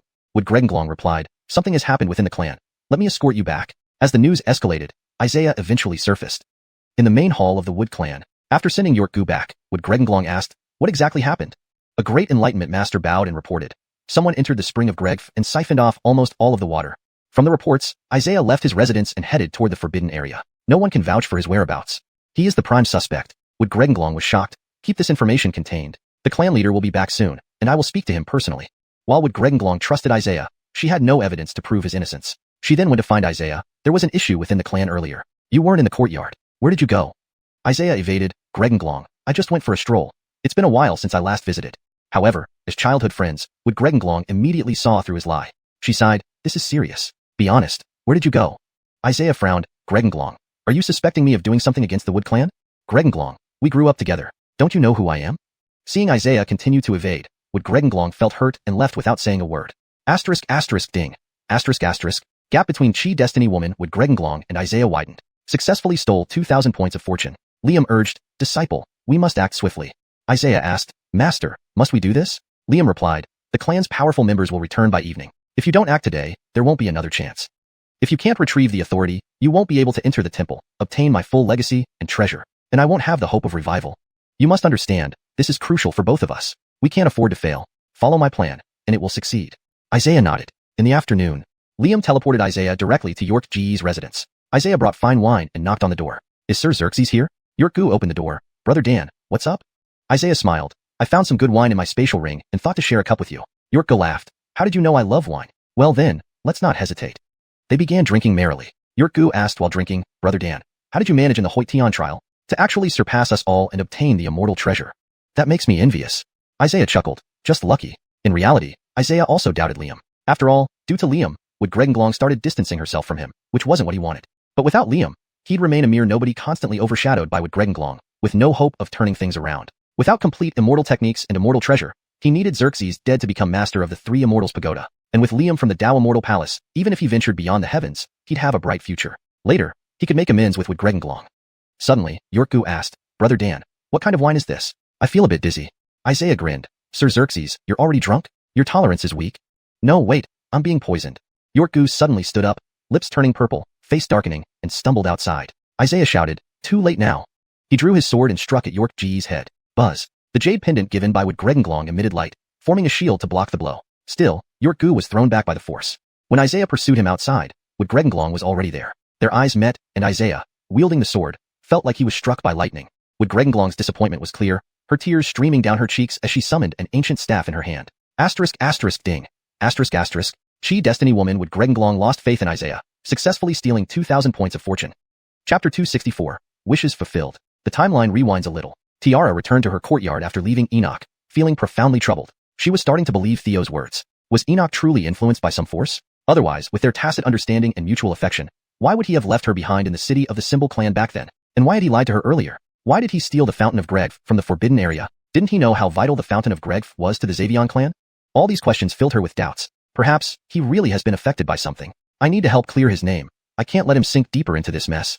With that, Xavion Gregenglong went to find Theo, planning to use Theo's skills to examine whether Enoch had indeed been influenced by an external force. However, when she arrived at Theo's courtyard, the scene before her eyes was shocking and unbelievable. You do realize what you're doing, right? What exactly are you doing? Tiara nearly broke down as she yelled. Tears streamed uncontrollably down her cheeks. Her heart ached for the pure-hearted, diligent youth who now seemed lost. The immortal of vast sky said, Don't panic, disciple. By killing Theo and gaining full access, I can erase Tiara's memories. Enoch clenched his teeth and lunged toward Theo. However, Theo was already on the ground, directly under Tiara's feet. How could she allow Enoch to kill her savior? How could she let him take a path with no return? Tiara swung her wooden staff, releasing emerald green celestial thunder like dragons dashing out to collide with Enoch. Instantly, blood seeped from the corner of Enoch's mouth as he staggered backward. The commotion had alerted several highly powerful Xavion clan elders, who rushed over. Among them were multiple transcendent-level experts. Turn back now, it's not too late. Tiara shouted. Let me kill Immortal Song, and the three immortal pagodas will belong to us. Immediately, Enoch's aura surged as a quasi-immortal saber appeared in his hand. Divine Blade Milky Way Fade. A dazzling blade streaked through the air, seemingly brighter than the Milky Way itself. The slash sent Tiara flying, coughing up blood. Ding. The daughter of Destiny Tiara is utterly disillusioned with Enoch, successfully acquiring 2,000 Destiny points. At this moment, the Xavion clan elders arrived, seeing everything. A few of them launched an all-out attack immediately. Die, traitor. Instantly, Their combined assault felt like a mountain collapsing onto Enoch. Despite his utmost defense, the power bestowed upon him by the immortal of vast sky vanished in an instant. Realizing it was too late, Enoch met his end in a gush of blood. Tiara, whose injuries began healing, rushed to Theo's side, casting spells to save him. But even with life-infused green light cast upon him, his poisoning did not improve. Upon inspection, a transcendent expert's face paled. He is severely poisoned, deeply entrenched in his internal organs, and even his consciousness. His life hangs by a thread. I can save him, Tiara said. She carried Theo into his room and locked the door. After placing him on the bed, she took a deep breath and kissed Theo, prying open his jaws and channeling breath into him. A large amount of greenwood chi entered his body. Still, the toxins proved resilient, making little difference. Tiara knew Theo, someone who could drive the Ajax clan to take risks but wasn't part of the Ajax clan, must be significant, either from the heavenly beyond or the Greg Forbidden area. It was her duty to save him, especially preventing his death in the Xavion clan. Besides, he had saved her and warned her about Enoch beforehand. But despite numerous attempts, none of her methods seemed to work against the severe toxin. Resolving herself, Tiara pulled out her ultimate move. Guess this makes it easier for you. Removing both of their garments, Tiara danced sensually atop Theo. Ironically, this was Theo's intended plan. In reality, his condition wasn't so dire, having already cured himself, with everything being an illusion provided by the Phoenix Spirit Pearl. He awaited a closeness level of 85 for unrestricted freedom. But if Tiara initiated it, there were no such restrictions. Watching Tiara dance willingly was like beholding the most beautiful sight in the world, thrilling Theo immensely. Ding. The Daughter of Destiny Tiara actively dual cultivates with the host, increasing intimacy to 60 points and granting 5,000 destiny points. That evening, various clans' forces, including the Ajax clan, the Xavion clan, and the Dao clan, arrived at the Xavion clan's territory. When Hicks and others learned Tiara was helping detoxify Theo, they were astonished. The Xavion clan elder also guessed the reason behind her staying all night. The Dao clan was the most hurt by Enoch's sudden change and death, yet ultimately, no blame was placed on them due to the close relationship between the Xavion and Dao clans. The next morning, hugging the woman beside him, Theo thanked her for saving him. Tiara replied, "You saved me before. Consider us even." Theo insisted, "I mean more than just gratitude. I am a man of responsibility. I know you're still upset about Enoch," he continued, "but I can wait." Tiara didn't respond for a long time, then asked, "Who exactly are you?" Theo revealed, "I'm the heir of the heavenly beyond, the crown prince of the great E dynasty, and your man." "Pa." Tiara retorted, "I haven't agreed to that." Theo laughed, "Well, the facts are set. With Jisue dead and the Symbol clan weakened, do you wish to come with me to the great E dynasty or stay here?" Tiara turned to him unhappily, "How can you say the Symbol clan isn't a concern? We've struggled with them for a long time. Can you handle it?" Theo kissed her lips and smiled. "Earlier, I obtained access to the lower 2 levels of the 3 immortal pagodas. This trip was to gain the 3rd level's control. With Elroy dead, the Symbol clan won't stand a chance against the Ajax clan's support. If we go now, they might surrender. Then, once I claim the 3rd level's temple, the pagoda becomes my immortal treasure. I will receive the immortal of vast skies inheritance. You can stay here and practice Xavion attribute immortal techniques while receiving the 3rd level temple, or join me. I'd be delighted either way." Tiara smirked, "How many women do you have? Don't lie, look me in the eye." Embarrassedly smiling, Theo answered, "A few, but I genuinely love you." Tiara turned away coldly, "I'll stay here, not going out." This translation maintains the original tone, paragraph structure, and ensures fluency while conveying the story accurately. Chapter 265. The Cultivation Realms of Tion y Tion. Storms rise again in the 9 provinces. That day, the allied forces of various races arrived at the Fuzu city once more. After Theo demonstrated his authority, as expected, Gregory Zunes of Tianyuan knew they could not resist and led the Fuzu out to surrender. Subsequently, Theo took Tiara to the Divine Hall. Under his prearrangements, they found a suitable would attribute immortal technique for her cultivation within the heavenly Taoist's spatial ring. Finally, she chose to stay and cultivate in the Divine Hall. Their intimacy wasn't enough for him to force her. After resolving the 3rd level matters, Theo checked on the Caitlin and Colleen sisters who were cultivating on the 2nd level of the Divine Hall. Meanwhile, Valerie had already established Buddhism on the 1st level with Russell's assistance. Previously, the ancient races of the Myriad Demon Alliance were gradually brainwashed into believing in Buddhism and venerating Valerie as their Buddha. These ancient races not only provided Valerie with vast amounts of pure faith energy, but also cultivated the necessary spiritual materials and medicines for the great E Divine dynasty, acting as exceptionally obedient and loyal tools. Theo then left the 3 immortal pagoda with Hicks and others. After leaving some treasures for the Dari clan, he used the space eye to travel directly back to the capital. Unlike Divine Might, which couldn't return from the deep sea in such a short time, the 9 Heavens Immortal Eye allowed Theo to arrive swiftly. At the Imperial Martial Arts Academy, White Jade Tower, Theo smiled and asked Kelly, "Xiaoyu, did anything happen while I was away?" Hearing Xiaoyu, Kelly showed disdain. "With me around, what major event could happen?" But recently, an exalted cave acted, causing many top royal clans to re-emerge. While you were gone, Her Majesty and the others were in seclusion, so we didn't go. Currently, the emerging royal clans, especially the top ones, are eyeing humans threateningly. In these 2 months, human territory has continuously shrunk. We had to abandon some territories, and now everyone is mostly gathered around holy sites and cities where dragon warrior troops and superpowers are stationed. This standoff situation may not last long. All royal clans and ancient races are waiting. Your Highness, we need to prepare early just in case. Theo nodded. Our Xiaoyu is really capable. Kelly frowned coldly. Don't be frivolous. I'm telling you serious things. Theo said, I sincerely praised you. Temporarily, except for the major holy sites, move people towards Central State as much as possible. Inside Central State, it's safe. Thanks to his enhanced fortune aura, Theo's base area now covered the entire Central State. Kelly nodded. Understood. By the way, your disciple Cole has been using your name to gather a significant amount from the aristocrats and nobles in the capital before going out to cultivate. Theo replied, don't worry about him. He won't die. Then, Kelly left to carry out her tasks, while he probed the capital with his immortal sensory awareness. Prince Palace. Alanis was still in seclusion, and her progress was remarkable. It appeared this reborn Trista would begin contributing after acquiring substantial immortal chi. She had mentioned having ties with the Heavenly Fire Immortal Palace before, though it was unclear what kind of force that was. Within the academy, Elspeth was in seclusion, and with the ingestion of 9 Heavens Bright Spring, her body began to retain immortal chi. Coupled with Theo's world tree visualization method, she was progressing towards the Forbidden Realm. Fuhai Jinblain from the Bio Holy Island was also cultivating. He had emerged from the Ajax Immortal Dynasty's ruins with immortal chi enveloping his body, indicating he had also stepped into the Forbidden Realm. It was unknown whether this successor of Bio Palace had entered immortal soil. Meanwhile, the golden great cauldron floating above his head became clearer, gradually fusing into a greater treasure-level great cauldron. It seemed this guy had made significant progress. In the Sword Graveyard, more disciples and elders arrived at the academy. With the Sword Clan's inheritance, they benefited the most. However, quite a few members of the Sword Clan also came to study the Tao texts Theo left on the 3rd floor of the scripture library, including Arno who returned, along with Brianna. Seeing them after 2 months, both had clearly advanced further in their cultivation. Inside the palace, the powerful aura emanating from the closed quarters of Elder Long and Trista grew stronger, indicating they were reaching the final stages of their seclusion. Finally, Theo probed Tate's true dragon cave. Deep within the cave, immortal chi permeated the air. His immortal sensory awareness was blocked, unable to detect the Emperor's state. Immortal chi? It makes sense. He was purified by the Phoenix purification technique from the Qinyuan Dao Field's previous Saintus, leading to the discovery of immortal chi. After intermittent centuries of seclusion, entering the Forbidden Realm isn't unusual. Who knows how far he has progressed? Theo then examined items left by Heavenly Taoist, finding the cultivation levels of Tian Y Tian. The early stages mirrored the Maverickal realm: chi refinement, foundation establishment, core formation, essence nurturing, spirit transformation, mystic transcendence, void condensing, primordial spirit, sage, unity with Tao, and great ascension, totaling 11 realms. However, in Tian Y Tian, there was no exalted realm. It essentially belonged within the great ascension realm. Theo also discovered his current realm, known as Earth Immortal. Earth Immortals had mastered immortal chi, but not yet the complete law. Above them were quasi-heavenly immortals, who had mastered both immortal chi and the complete law. True heavenly immortals were those who completely transformed essence, energy, and spirit into immortal qualities while fusing with the law, akin to mortals achieving immortality. Above heavenly immortal were mysterious immortal, divine immortal, golden immortal, supreme golden immortal, and celestial sovereign. Heavenly Taoist only knew these tiers. Anything higher remained unknown to him. So, my celestial sovereign teacher is very powerful. Theo felt elated. He then found the main immortal technique of the Heaven Extreme Alchemy Palace, the Heaven Extreme Immortal Technique, and the immortal martial art, Burning Sky Martial Classic. After briefly noting down the details, he inventoried the contents of the Heavenly Taoist's spatial ring.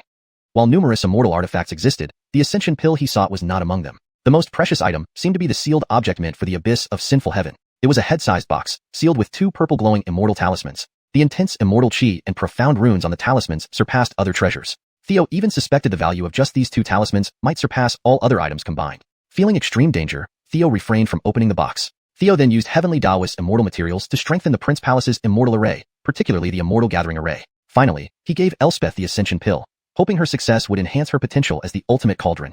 At that moment, projections of supreme treasure appeared from several top royal clans in the Imperial College. Experts from the Maverican clan, plus the Mirror clan, Blood clan, and Shadow clan. The sudden arrival of these 4 top royal clans does not bode well. Brianna immediately recognized the intruders. Chapter 266, The Abyssal Depths, Top Royal Clans Declare War. Theo also noticed immediately and stepped out of the Jade Tower. Are you Theo, Crown Prince of the Great E Divine Dynasty? The Maverican clanman spoke. He had silver hair and silver-white skin. Though he was just a projection, it was not hard to tell that his aura was unfathomable and extraordinarily powerful. Theo frowned and said, You've come uninvited. What's your purpose? The Maverican clanman replied, Not long ago, our major top royal clans united to explore the abyssal depths. Your disciple Cole ruined everything and caused our failure at the last moment.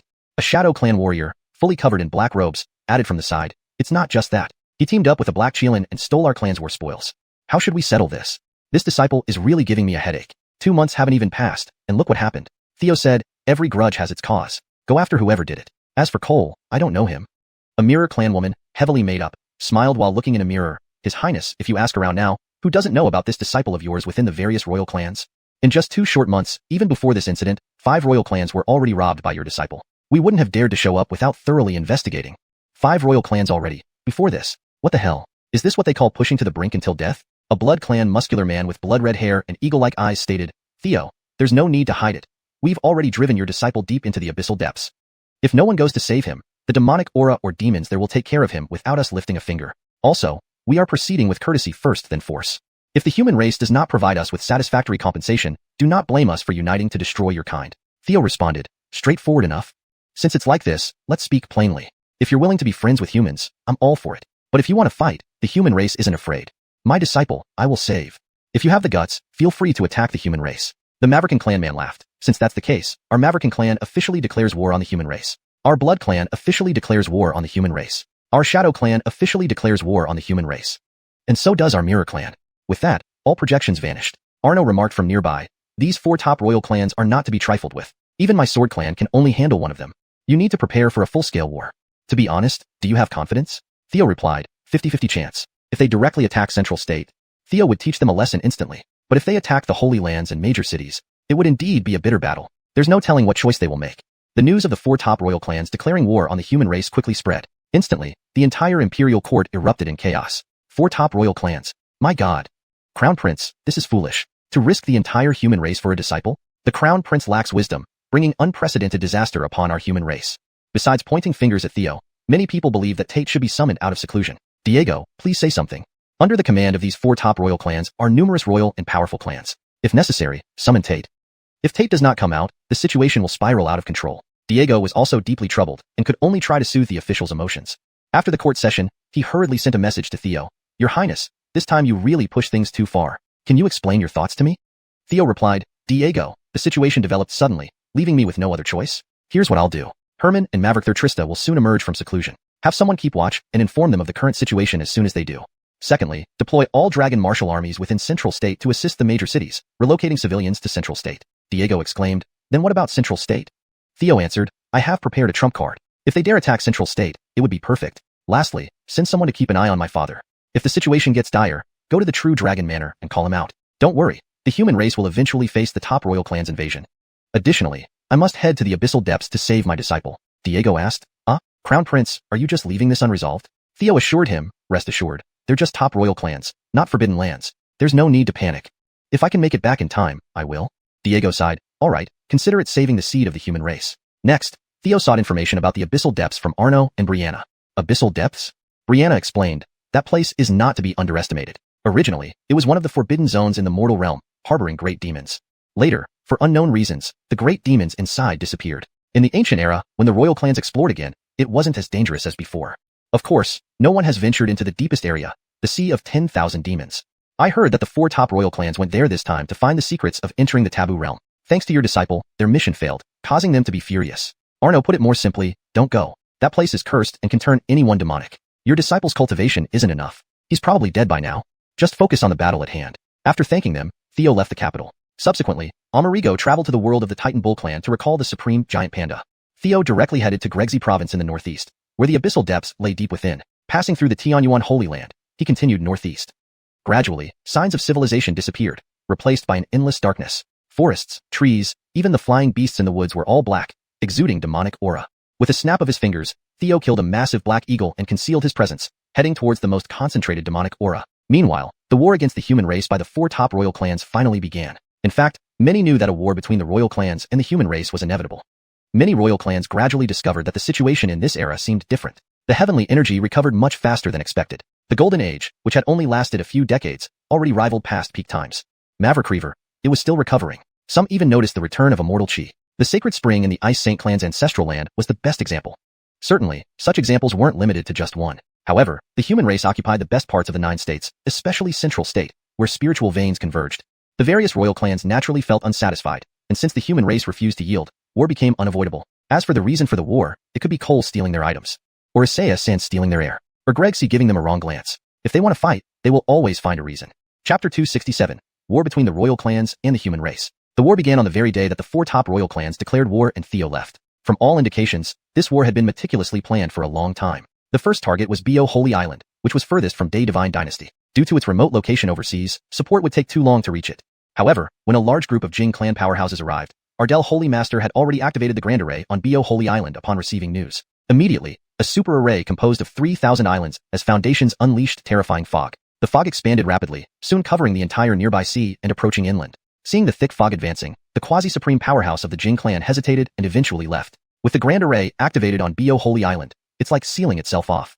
Although it has protected itself, it is now isolated from the world. Our objective is achieved. Let's leave here and directly attack Qinyuan Daochang. The four top royal clans did not collaborate but divided their efforts to launch attacks. Together with their subordinate royal clans and powerful races, they launched a comprehensive offensive against the human race. This included various holy lands, migrating cities, and even Zhongzhou. Among them, the Ying clan and their forces were responsible for Zhongzhou. This clan was extremely terrifying, infiltrating everywhere without detection.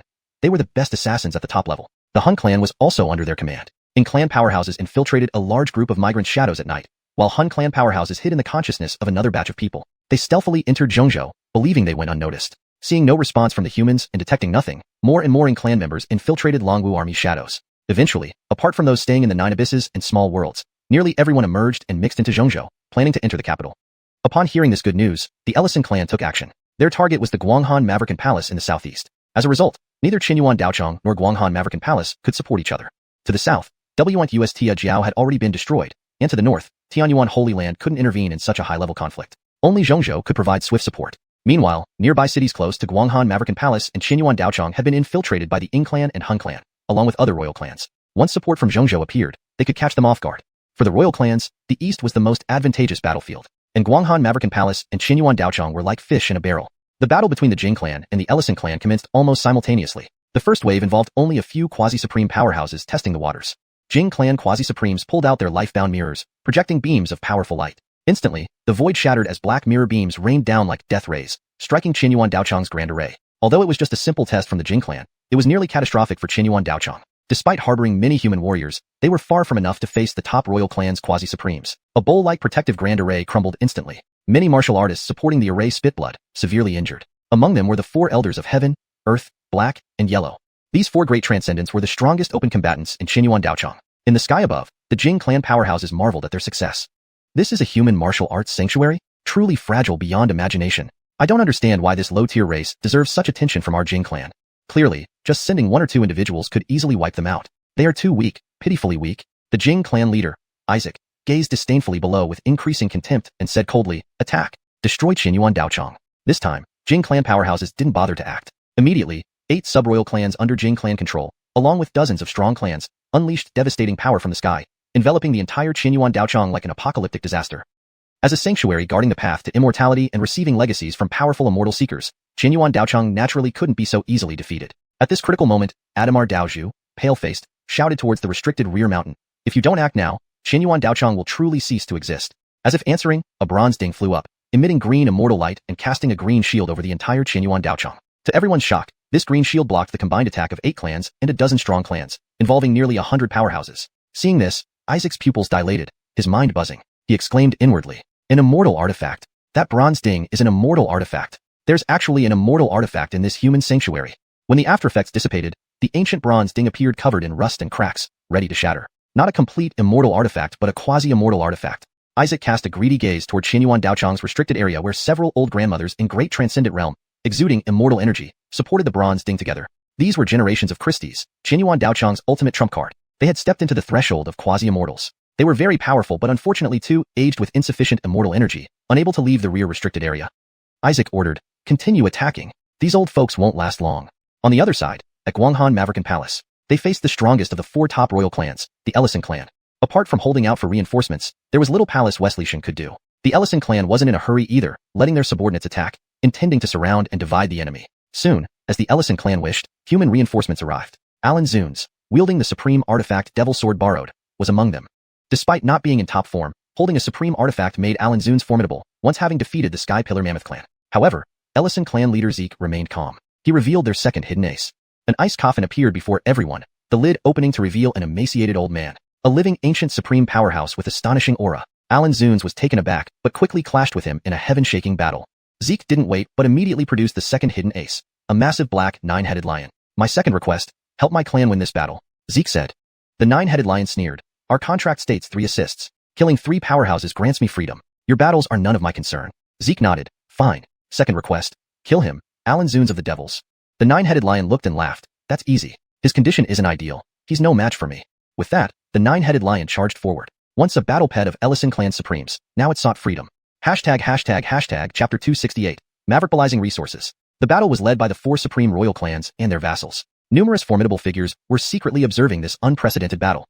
Almost everyone who could come had arrived. Some were merely spectators, as they knew they could neither intervene nor dare to intervene. Although the Arden clan was also a royal clan, it had suddenly fallen silent after being isolated and unsupported, having recently suffered several attacks, costing many of its powerful members. This not only significantly weakened the Arden clan, but also turned them into skittish prey. Now, the Arden clan was basically in a semi-isolated state, with only a select few allowed to venture out. Isidro looked at the battlefield, where an ultimate-level power had emerged, and he was utterly astonished. This era has become too insane. This era hasn't lasted long, but the supreme royal clans have already revealed their resources for battle. They truly haven't given ordinary royal clans a chance to live. Not far away, the leader of the giant scorpion clan bitterly smiled. At least you are still a royal clan. Our powerful clans suffer much more without any qualification to participate in the war. In ancient times or primordial times, we might still have been able to get a piece of the pie, but now, we can only watch. But indeed, the human race is strong. In just one era, they dare to challenge the 4 supreme royal clans, remarked another. Isidro responded, we don't know if there are other supreme royal clans lurking in the shadows.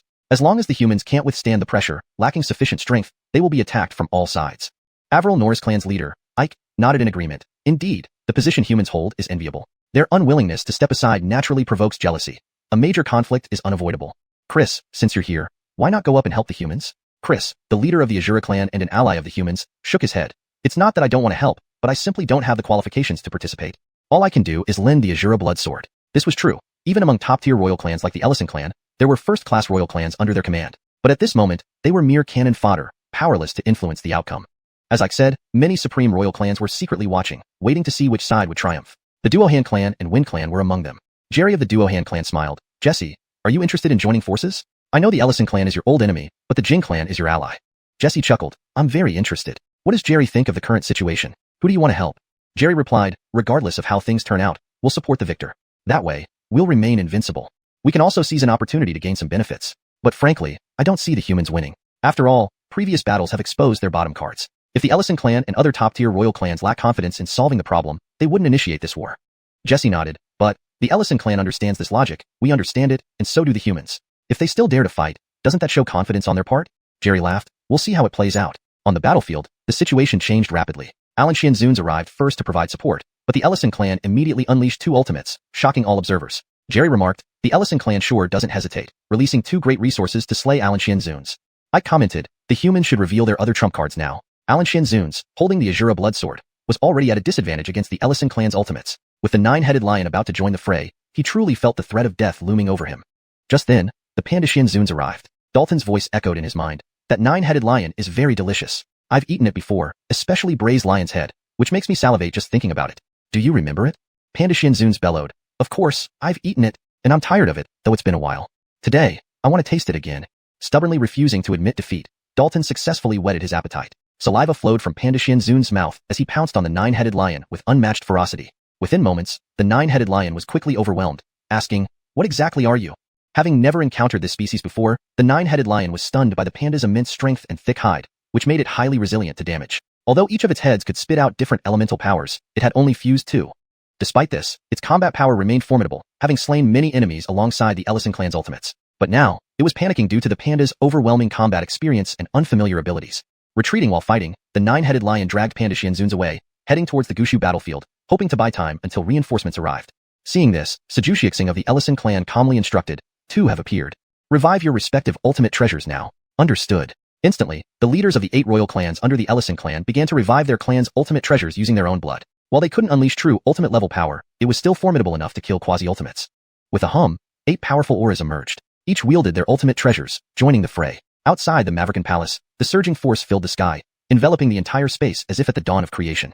At this critical moment for Alan Xianzun's, reinforcements arrived for the human side. A figure clad in opulent brocade robes, with silver hair flowing, his eyes cold and bloodthirsty like a venomous snake, stepped forward.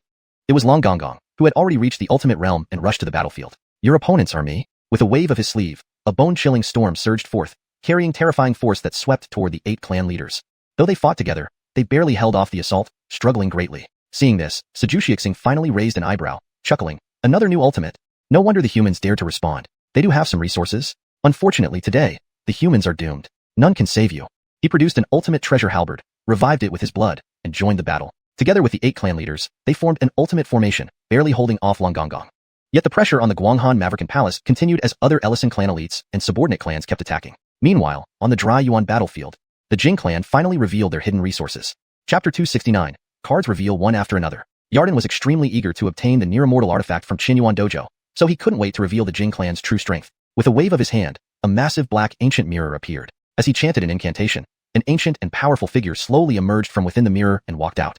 This was a supreme essence spirit. Although he had lost his physical body, he now used a supreme treasure as his new form, forging a different path. With a faint hum, the illusory figure struck with a palm, releasing a beam of light intertwined with brilliant lightning and terrifying supreme power that tore towards the protective shield of Qinyuan Dojo. Previously, when it faced attacks from others, the protective shield could barely hold on.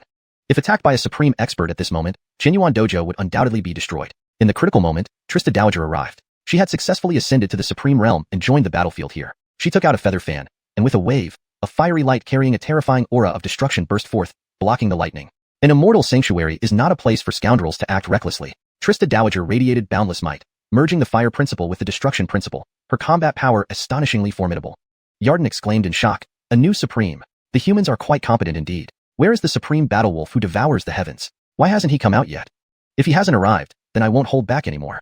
As he spoke, he took out a silvery, precious mirror. Upon dripping his blood essence on it, the mirror immediately shone brilliantly, revealing a powerful formation diagram. The other near-supreme members of the Jing clan began to insert their life-bound mirrors into the formation. Instantly, the power of the great formation bolstered Yarden, allowing him to temporarily step into the supreme realm as well. Then, holding the silvery supreme treasure mirror, along with the illusory supreme, they charged towards Trista Dowager. With a flick of her feather fan, Trista Dowager unleashed endless scarlet golden flames, sweeping towards Yarden and the illusory supreme like a tidal wave. However, the two great mirrors, one black and one silver, released overwhelming supreme light that extinguished all the golden flames in its path. Trista Dowager sighed, "Just entering this realm, I haven't fully grasped the power of the supreme state yet. Fighting two at once is still somewhat challenging. Why do you keep waiting, not making a move?" As she spoke, another figure suddenly appeared beside her, a woman with 7/10 resemblance to her, wearing an imperial crown. It was Amerigo Trista, projecting her presence rather than arriving in person. At this moment, she too had entered the supreme realm. "To detect my presence shows that you have indeed improved." Amerigo Trista smiled, "Long time no see, little sister." Trista Dowager retorted discontentedly, "Don't talk as if only you can be supreme." Amerigo Trista laughed, "Well, I've been supreme for a month now, and am currently practicing other divine techniques given by our son." Trista Dowager unhappily said, "I've just emerged from seclusion. He will definitely give them to me too." The battle continued. Yarden pushed the silver mirror with all his might, instantly forming a supreme array with 9 life-bound mirrors. Then, 10 beams merged into one terrifying ray of light, bringing spatial fluctuations as it hurtled toward Trista Dowager. On the other side, the illusory Jing clan supreme activated the ancient black mirror, unleashing mirror light infused with world-ending thunder toward Amerigo Trista. In an instant, the sky darkened and the earth seemed to lose its color. Under the dual pressure of mirror lights, the void shattered layer by layer, the world seemingly returning to the beginning of creation. Amerigo Trista and Trista Dowager exchanged glances and simultaneously cast a seal. Manifest Ajax. Suddenly, both women transformed into blazing suns in the sky, emitting boundless firelight carrying terrifying destructive power and spatial fluctuations. The three principles seemed perfectly fused, reaching an unparalleled level of power. Boom. After the cataclysmic clash, the void vanished into chaos, everything reverting to the dawn of creation. Immediately, the combined force of Amerigo Trista and Trista Dowager overpowered the entire Jing clan and its allied tribes. This shocking scene left all the observing ancient races astonished. "These aren't human supremes. They must be the Gianna clan of the demon realm," exclaimed Ike, the tribal leader of the Avril clan. "Unbelievable. There are 2 supremes fighting for the humans. The Jing clan is completely suppressed. The Ellison clan is restrained. No movement from the Ying clan. They're likely infiltrating the capital as usual. What about the Blood clan?" The proud Sword clan leader of the Zyro tribe said, "They're in the northwest being monitored by our Sword clan allies." After all, the alliance between the Sword clan and humans was known to all. This was the first overt alliance formed by the previously low-profile Sword clan. Prior concerns that the Sword clan might abandon the humans proved unfounded. Northwest, in the Wilderness province, the Blood clan was heading towards the Palace of Eternal Night when they encountered Sword clan experts blocking their path. There was only one individual present. "Why don't we simply wait here for the results?" the Sword clan expert chuckled. Clad in white robes with a war sword on his back, he resembled Jackson, likely an elder relative. Recognizing him, the Blood clan expert said, "You're Elio, the leader of the Sword clan." Elio laughed, "Rarely seen in the world. It's impressive someone recognized me. How do you find my proposal?" A quasi-supreme of the Blood clan scoffed, "If your entire Sword clan were here, we'd consider it. But with just you, trying to dissuade our entire Blood clan, you're overestimating yourself." He revived a supreme battle spear and attacked Elio, the strike terrifying as a sea of blood surged. It was as though a demon lord had descended from hell. Blood clan quasi-supreme nobles nearby found it hard to breathe, almost paralyzed. Elio's war sword remained stationary. Instead, he thrust his right hand forward like a sword. Instantly, a fierce blade of light erupted from his fingertip, clearing away the sea of blood with overwhelming supreme sword energy. Supreme realm. The quasi-supreme realized the danger and hastily retreated. The Blood clan leader attempted to intervene but was too late. The sword chi pierced through his forehead, killing him instantly. Everyone watched in awe. The Blood Clan leader retrieved the corpse and the supreme treasure, grimly stating, "I didn't expect the Sword Clan leader to be in the supreme realm. No wonder he has such confidence. Daring to face the Blood Clan alone." Elio smiled. "Now, tell me your decision. Do you wish to fight, or enjoy the scenery of the Wilderness Province together?" The Blood Clan leader grudgingly replied, "The scenery here is fine. Let's admire the sunset." There was no way around it. He could sense Elio was in peak condition, having reached the supreme realm some time ago. Facing such a supreme, the Blood Clan knew they wouldn't stand a chance. Being able to hold them off was already fortunate. Meanwhile, they kept their eyes on the eastern battlefield. The Jing clan was suppressed, the Maverican clan constrained. Now, all eyes were on the Shadow Clan. All Shadow Clan members and their subordinates had entered Central Province, eyeing the imperial capital menacingly. Amerigo watched with a slight smile. Chapter 270. The great enemy of the human race appears, the Lost Mausoleum. The Shadow Clan. They rose during the age of ancient times. Despite their brief growth period, they instantly became a top royal clan due to their terrifying nature. In ancient times, they engaged in battles with other leading royal clans. They silently wiped out one such clan without sparing even their minor world. This made the Shadow Clan famous and fiercely notorious. At this moment, the Shadow Clan lurked within the shadows of the human race, already able to see the imperial capital from afar. A group of Shadow Clansmen were excitedly discussing amongst themselves. "We heard that the other three clans have encountered formidable enemies. Indeed, the Blood Clan has been targeted by the Sword Clan, the Maverican clan has been restrained, and the Mirror Clan, even more pitiful, has been pressured by two Celestial Phoenix Supremes of the Beast Clan. Now, we rely entirely on our Shadow Clan. As long as we enter the imperial capital, we will silently kill everyone inside this ancient city in just one night, just like when we destroyed that top royal clan back then." Ha ha ha ha. Admittedly, the human race still has some skills, managing to withstand both the Maverican and Mirror clans. Pity, our opponent this time is our Shadow Clan. They won't even know how they died. However, as they rejoiced, the sunlight suddenly intensified above them. The powerful Shadow Clan warriors, who were chatting happily, suddenly sensed an incomparably fearsome force descending through the sunlight, penetrating into the shadows.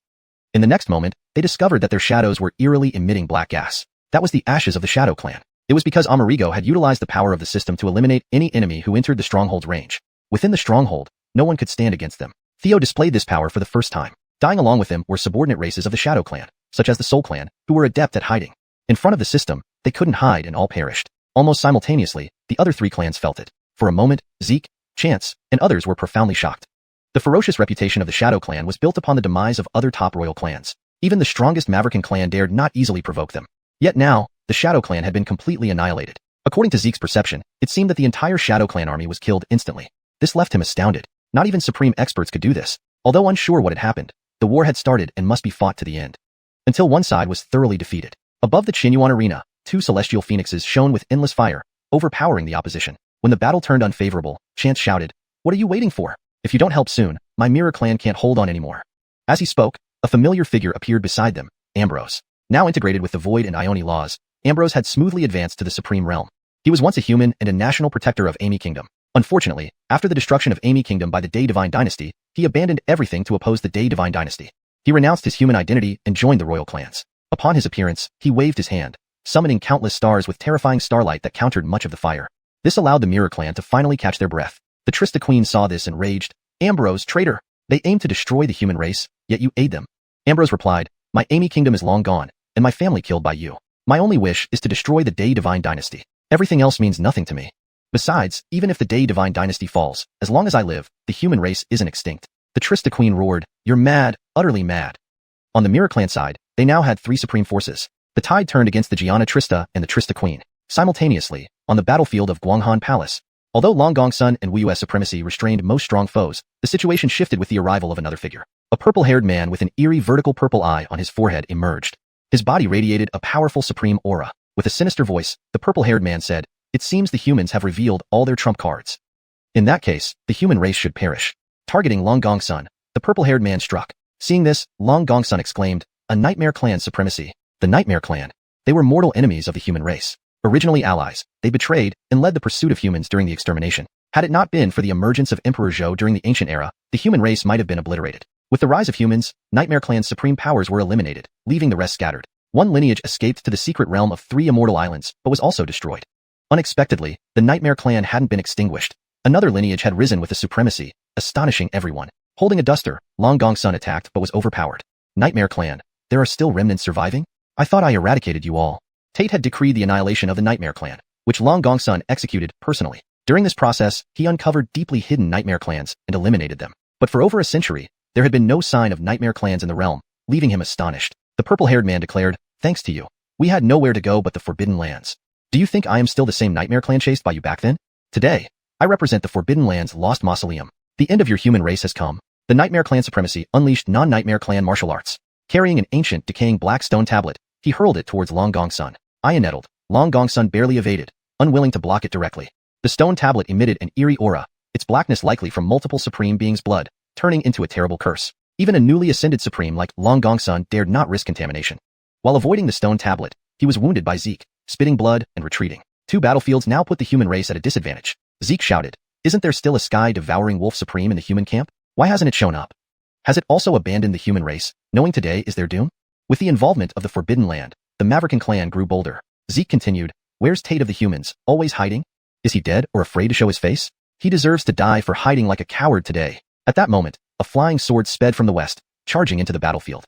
Chapter 271, The Great Crisis of the Human Race. This great battle was the largest scale war since the beginning of this golden age. Several top royal clans participated, multiple supreme beings appeared in the battlefield, and even forbidden zones intervened. Who would have thought that this was just the situation at the dawn of the prosperous era? In fact, a war of this magnitude was rare even in the history of the 9 continents. If other royal and ancient clans had previously not realized what kind of era they were living in, from this battle onward, all ancient and royal clans understood that this era was extraordinary and far surpassed the ancients and primeval ages. Seeing one supreme being after another joining the battlefield and even the forbidden zones being alarmed, all the ancient clans watching nearby were deeply shocked.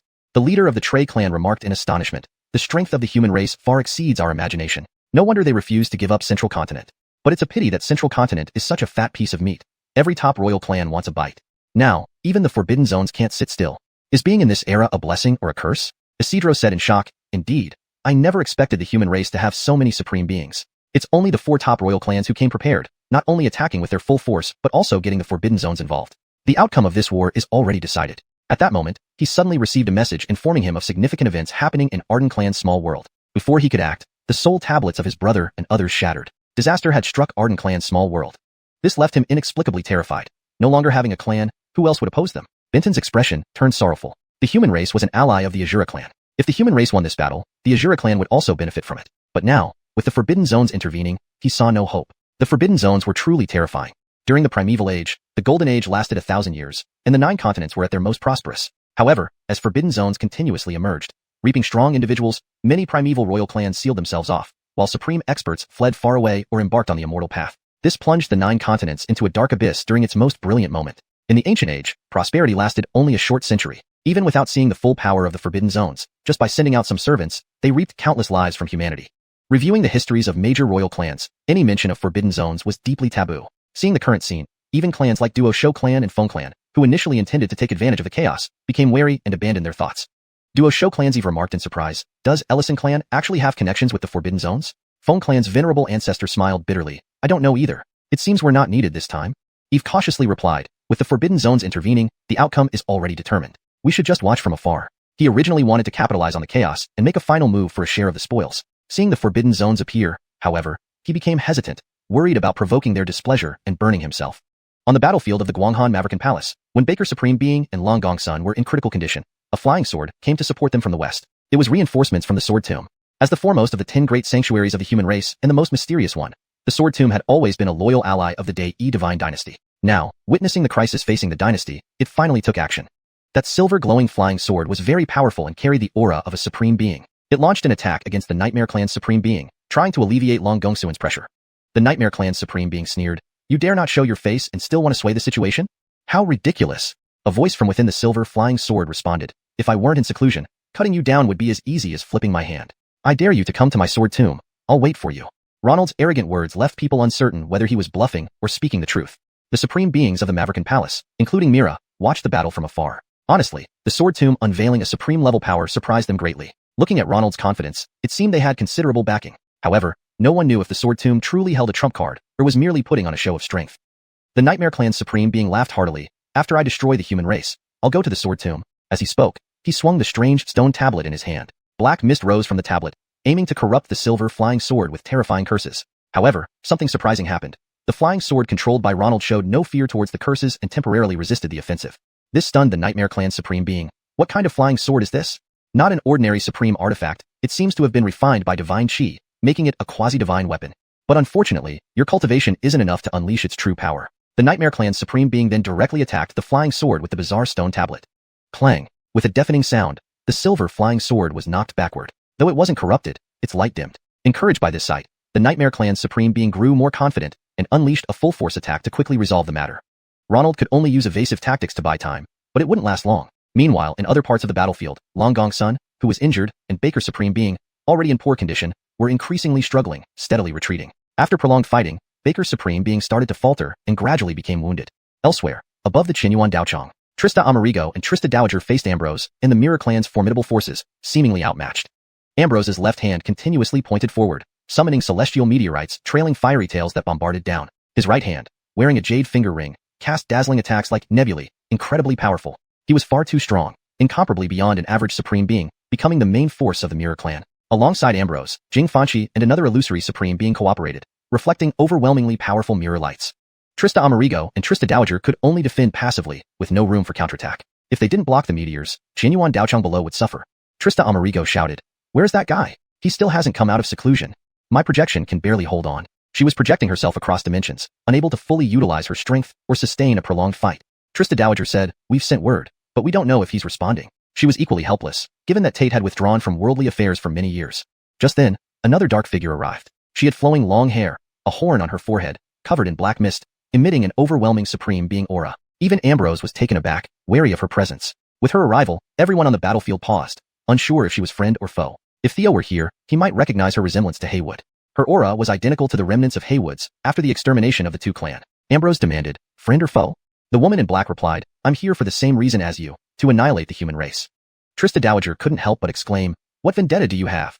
The woman shouted back, "My son Haywood died. Not knowing who killed him, I decided to kill all his enemies. That includes the two clan and Arden clan. And naturally your human race too." Her tone was icy, her words terrifying. Her reasoning for genocide was based on mere suspicion, completely irrational and insane. Upon hearing this, Isidro felt both shock and anger. It was she who destroyed the Arden clan, but he was powerless, afraid to retaliate. With another terrifying Supreme Being joining the battlefield, the scales of victory heavily tipped toward the royal clans. The outcome now seemed inevitable. Chapter 272. The human race shocks the world, finally revealing itself. The patriarch of the Trey clan saw the black-cloaked woman and his face changed drastically. "I remember now. She was one of the Dark Reapers from the ancient era who slew Supreme Beings. Suspected to have emerged from the southern frontier Forbidden Zone." These words sent shockwaves through the crowd present. Patriarch of the Bark clan's complexion turned ashen. "Another Forbidden Zone has interfered. The human race has no hope, truly no hope," he lamented. The Blas sighed. For the 4 top royal clans and 2 Forbidden Zones to act, it can be said that the human race is meeting its grand demise with some glory. Deshawn spoke in fear. With both Forbidden Zones intervening, could it be that they are preparing to emerge early this lifetime and reap humanity? Thousand Hands Supreme responded, "It's hard to say. Too many Supremes have emerged from the human race this time. Perhaps they have indeed caught the attention of the Forbidden Zones." On the battlefield, the black-cloaked woman forcefully joined the fray. With a single finger from her right hand, the black fog swirling around her surged like a black tsunami, engulfing the Trista Amerigo.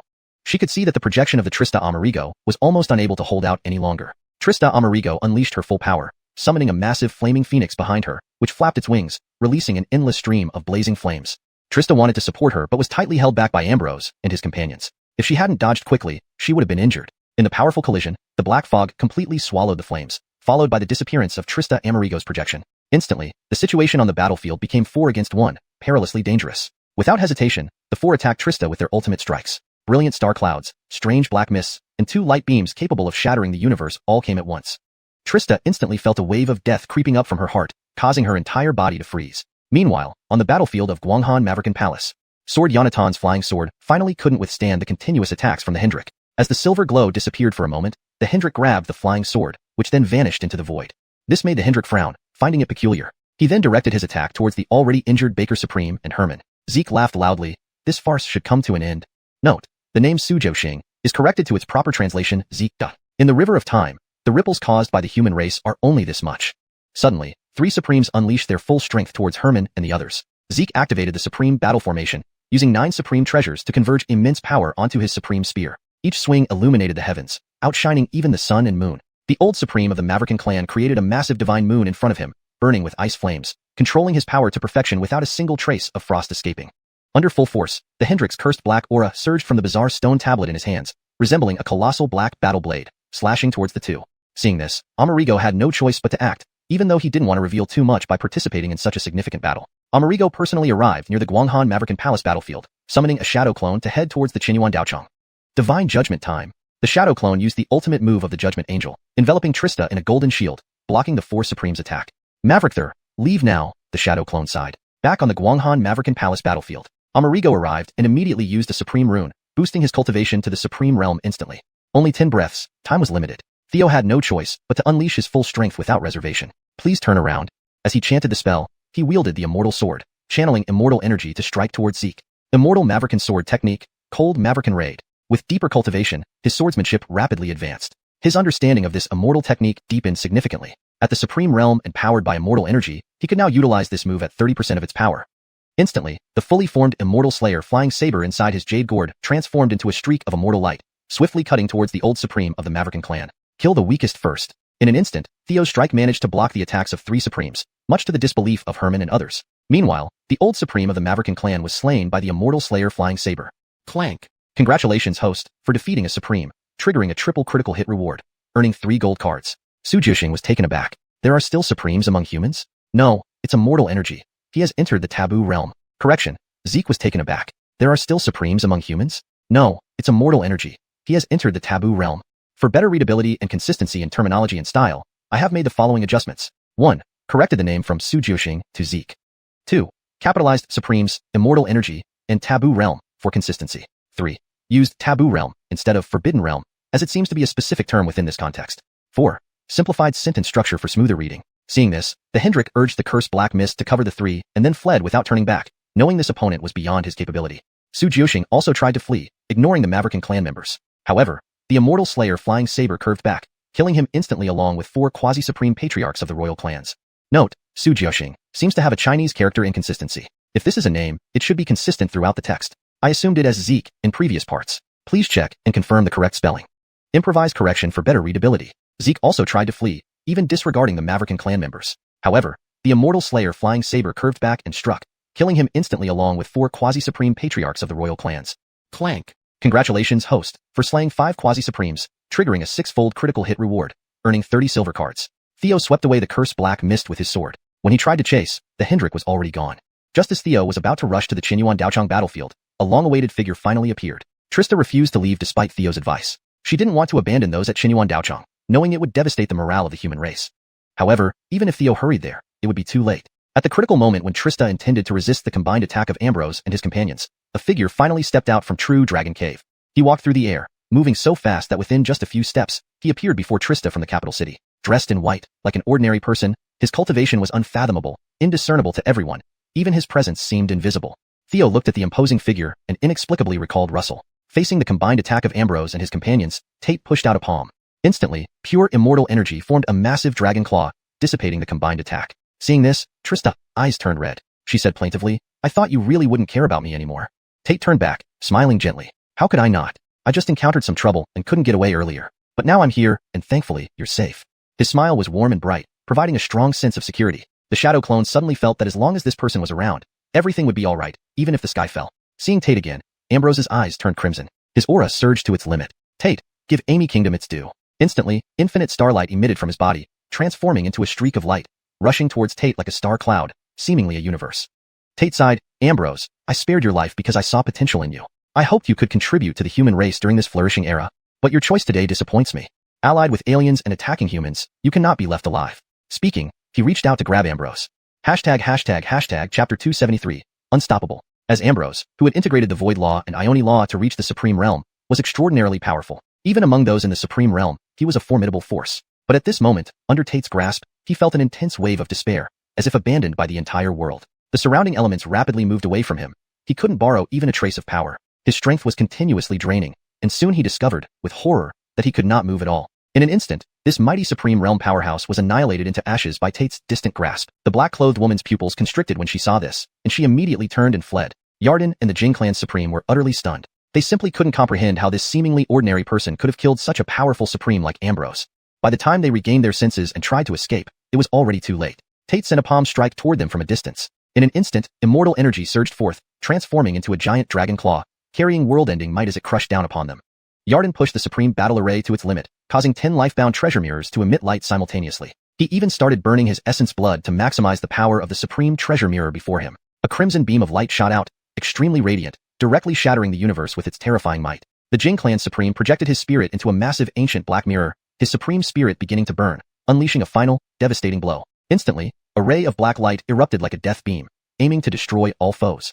However, before Tate, their attacks were insignificant, akin to fireflies before the sun and moon. Under the immortal energy dragon claw, the two beams of mirror light shattered instantly, without any doubt. The giant dragon claw continued to crush down upon Yarden and the other.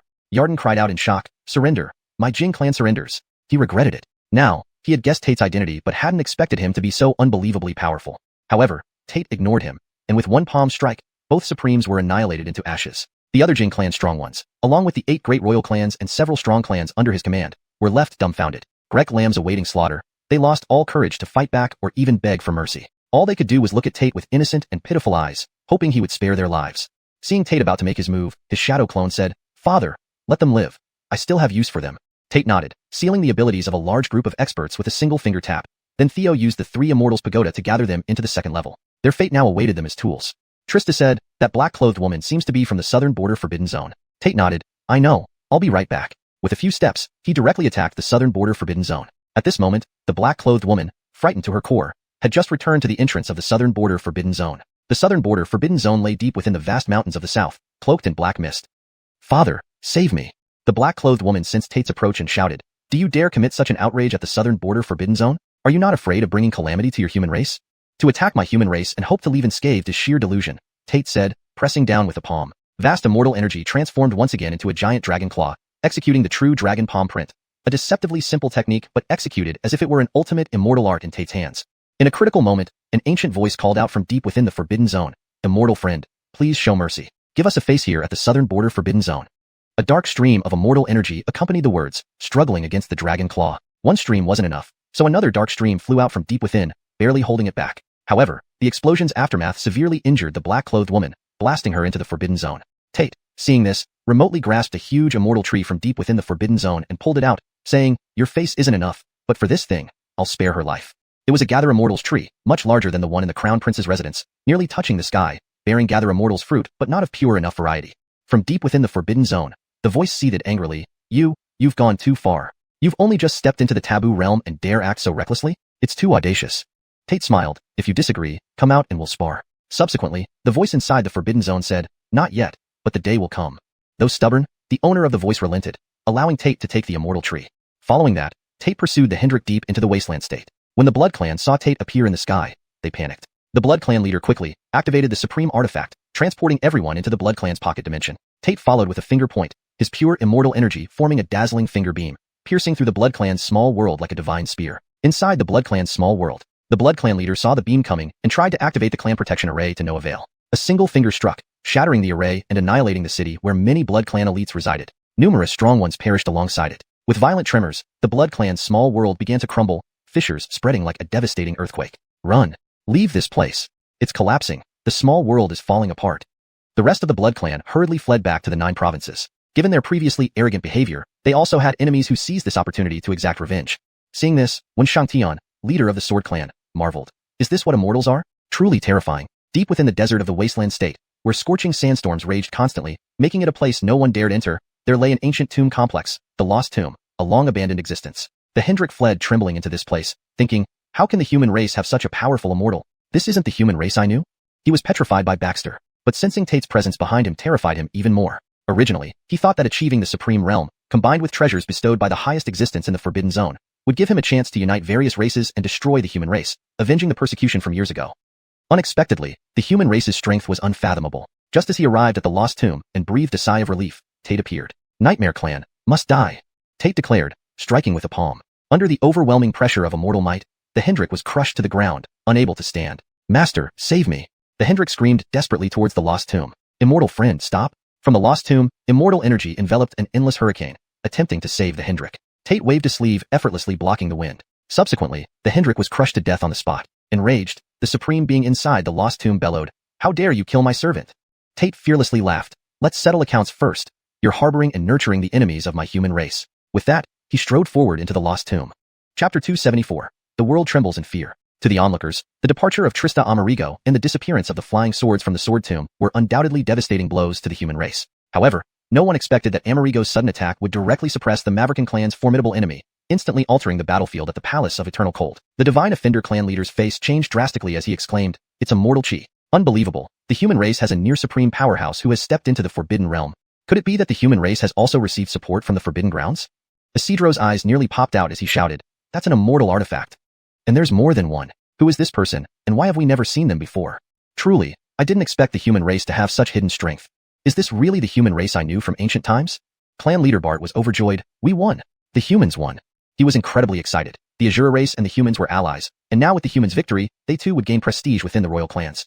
Conway Supreme of the many-handed race was left speechless. The Reapers of the Forbidden Grounds were actually frightened away. Is this the humans' trump card?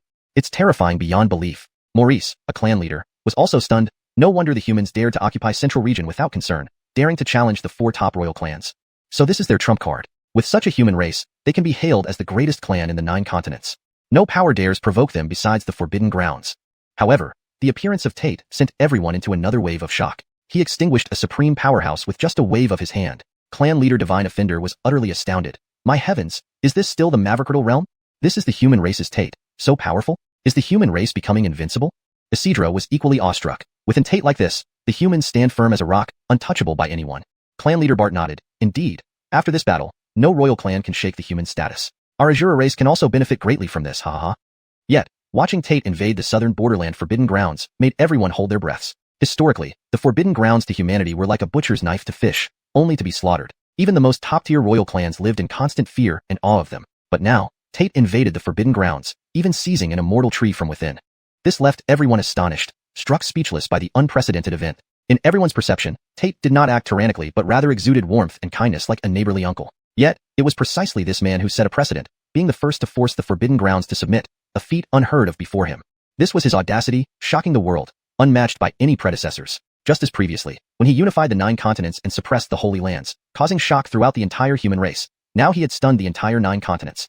As Tate entered the Lost Tomb and faced off against an existence within, all races of the 9 continents watched closely. Even other Forbidden Grounds had ancient entities probing the situation, observing this groundbreaking immortal battle. In the southern borderlands, the father of the black-clothed woman murmured, "He really isn't afraid of death, actually invading the Lost Tomb. Hee, I'll see what fate awaits you." 2 complete immortal artifacts. The humans truly are a rich prize. If you die, the humans will surely be wiped out immediately. He was envious of the immortal artifacts in Amerigo's hands. He recognized them. The artifacts were of extraordinary grade and remarkably intact, rare treasures in the 9 continents. Elsewhere, other existences within the Forbidden Grounds were also watching. In the boundless abyss, an ancient immortal mountain floated in the void, silent for countless ages. Today, it glowed with immortal light, floating towards the 9 continents. The humans are indeed interesting. Pity they're too bold and too greedy. I wonder how those monsters in the Lost Tomb will react. At Kunlun Maverikunten Forbidden Ground, Yu Gregling stood beside the Rodney, gazing afar at the Lost Tomb. Not far away, Nikita was intensely cultivating. With the help of the Rodney, Yu Gregling successfully advanced to the Supreme Realm. She said, "Master, the Lost Tomb is an extremely ancient forbidden ground. It might not be easy to handle." The Rodney smiled. Neither is Tate easy to handle. Under everyone's watchful eyes, Tate strode confidently towards the Lost Tomb, heading towards the tomb of the Supreme Existence who spoke.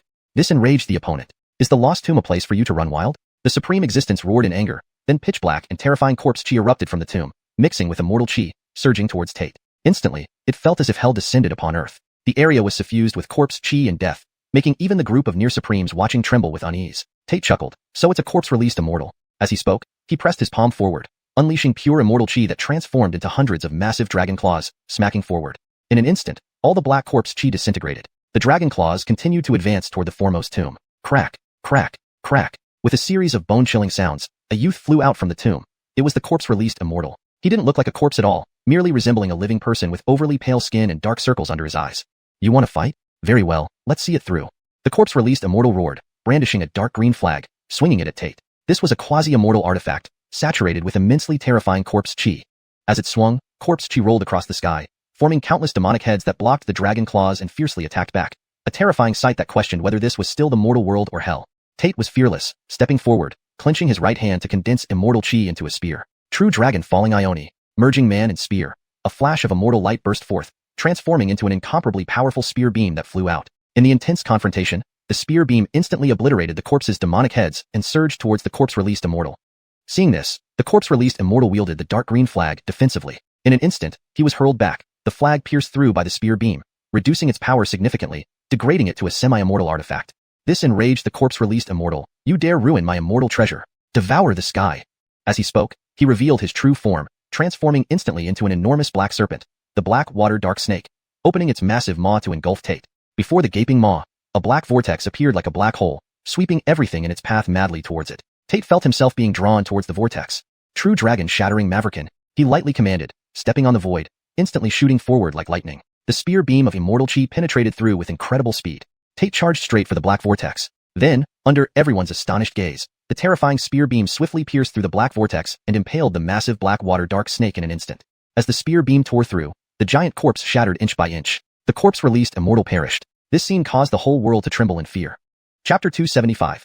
Myriad races paying homage, adventure in the nether abyss. Tate actually slew an exalted being from a forbidden land at the Lost Mausoleum. If anyone had mentioned this before today, everyone would have thought it was mere dream talk, and no one would have believed it. Forbidden lands were truly terrifying, like nightmares to everyone. But now, this nightmare has been awakened. The exalted being of the forbidden land was slain by Tate. Standing before the Lost Mausoleum, Tate could sense that there were still many more tombs within, hiding even stronger presences. Suddenly, an ancient voice emerged from inside. Young man, you are indeed powerful. But the matters concerning the nightmare race are solely between that foolish serpent and us. They have nothing to do with us others. Naturally, if you wish to blame us, feel free to enter, but don't grudge us for overpowering you unfairly. Many people heard this, their shock beyond comprehension. It was almost an indirect admission of weakness, an acknowledgement of Tate's strength. They felt that only by overpowering him could they win. Tate smiled and said, there will be opportunities in the future. Immediately after, he swiftly disappeared from the wilderness state and returned to the imperial capital. Near the Palace of Eternal Cold, Baxter had already taken all the Maverican clan's warriors, the remaining major royal clans, and vassals into the second level of the Three Immortals Pagoda. Their future awaited them under Valerie's Buddhism and as tools of servitude. Returning to the capital, Tate headed straight for the True Dragon Cave. From a distance, Baxter observed and used the system to check Tate's status information. If he were a son of fortune, things would have been challenging. However, the result surprised him. Jedediah, anomaly. Baxter frowned, thinking to himself, another anomaly. Is an anomaly stronger than a son of fortune? Even though I didn't directly kill Stephen, I designed his downfall without receiving any fortune points. He was baffled. What did anomaly mean? This world-altering battle concluded here. With Tate's involvement, the scale and significance of this war were unprecedented. After all, an exalted being from a forbidden land perished. Such events were unheard of. Undoubtedly, this war would go down in history and be remembered for millennia. Following this, numerous royal clans flocked toward the human race. Many royal clans immediately presented their supreme legacies, hoping to join the Imperial Martial Academy. This marked an unprecedented era of prosperity for the contemporary human race. Time rewound slightly. Theo finally found the entrance to the Nether Abyss, a vast crevice leading underground. The place was akin to a demon den, filled with terrifying demonic energy that could instantly corrupt those with insufficient cultivation. However, Theo, having perfected his immortal body, was not afraid of the demonic aura. What puzzled him was how Cole, who should only be at the profound mystic realm, managed to come here, seemingly while being pursued by young elites from top clans like the Maverican clan. Spreading his perception aura, Theo walked toward the sea of 10,000 demons, muttering, someone mentioned a black Chelan earlier. It must be due to that fellow. He soon reached the edge of the sea of 10,000 demons. The dark waters appeared eerily strange, far more sinister than the outer areas, extending endlessly like a path to hell. Theo murmured, no wonder I couldn't sense Cole before. It must be because of this sea of 10,000 demons. Indeed, this former forbidden land is dangerous. Using his sensing abilities, Theo quickly located Cole on an island. The soil and plants on this large island glowed with a purple radiance, everything exuding an odd atmosphere. Although the combined Tao realm spirit senses were ineffective here, immortal sense and perception aura worked perfectly. At this moment, Cole and his black Chelan were playing hide-and-seek with the Maverican clan's elites. Observing the black Chelan, Theo noticed its peculiar appearance. It looked like a big black dog. Seems like it's under some transformation spell, he mused. And it appears to be divine magic. The big black dog, or rather, the black Chelan, seemed to have offended someone. Cole held a copper fragment emitting faint green immortal light, protecting him from the demonic aura. The black Chelan relied on a silver bell around its neck. The black Chelan asked, didn't you say your master is incredibly powerful? How come he hasn't come yet? Cole sighed, I've told you this place can't transmit messages out. What can I do? Turning to the black Chelan, he added sarcastically, you have the nerve to ask? You insisted on running to the sea of 10,000 demons. Now we're stuck, with nowhere to turn. But why blame me? The black Chelan retorted, before we attacked the Maverican clan, wasn't it you who said your master could handle anything? Why did the message sent earlier receive no response?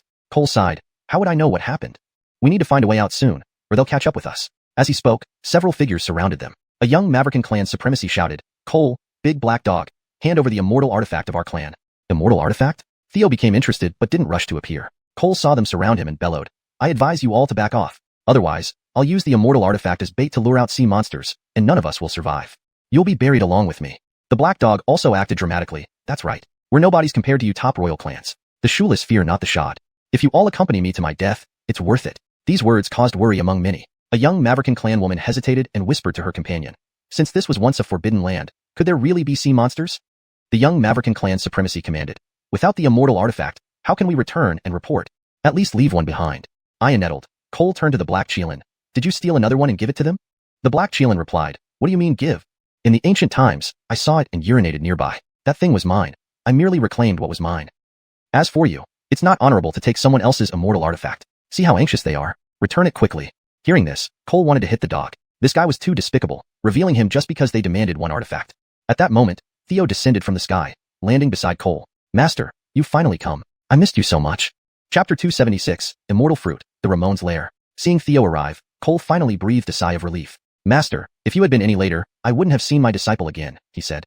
A young Blood Clan overlord shouted, You are Theo? Your disciple has committed an unforgivable crime and offended numerous royal clans. Not only that, but he dared to ruin the affairs of our 4 top royal clans. Do you admit your guilt? Theo retorted fiercely. To dare question me of crimes is sheer insolence. As his shout echoed, he waved his hand in the air. Smack! The young Blood Clan overlord was directly slapped to the ground, his face swollen like a pig's head. The prince, seeing this, quickly exclaimed, You are Prince Theo of the human clan, whose reputation I have long heard. I am Cole's brother in life and death. Just call me Old Donovan. I see how glorious and heroic His Highness the Crown Prince is. I suppose we be hindering you here, so we'll leave first. This scoundrel, seeing someone blocking him ahead, wanted to slip away with Cole.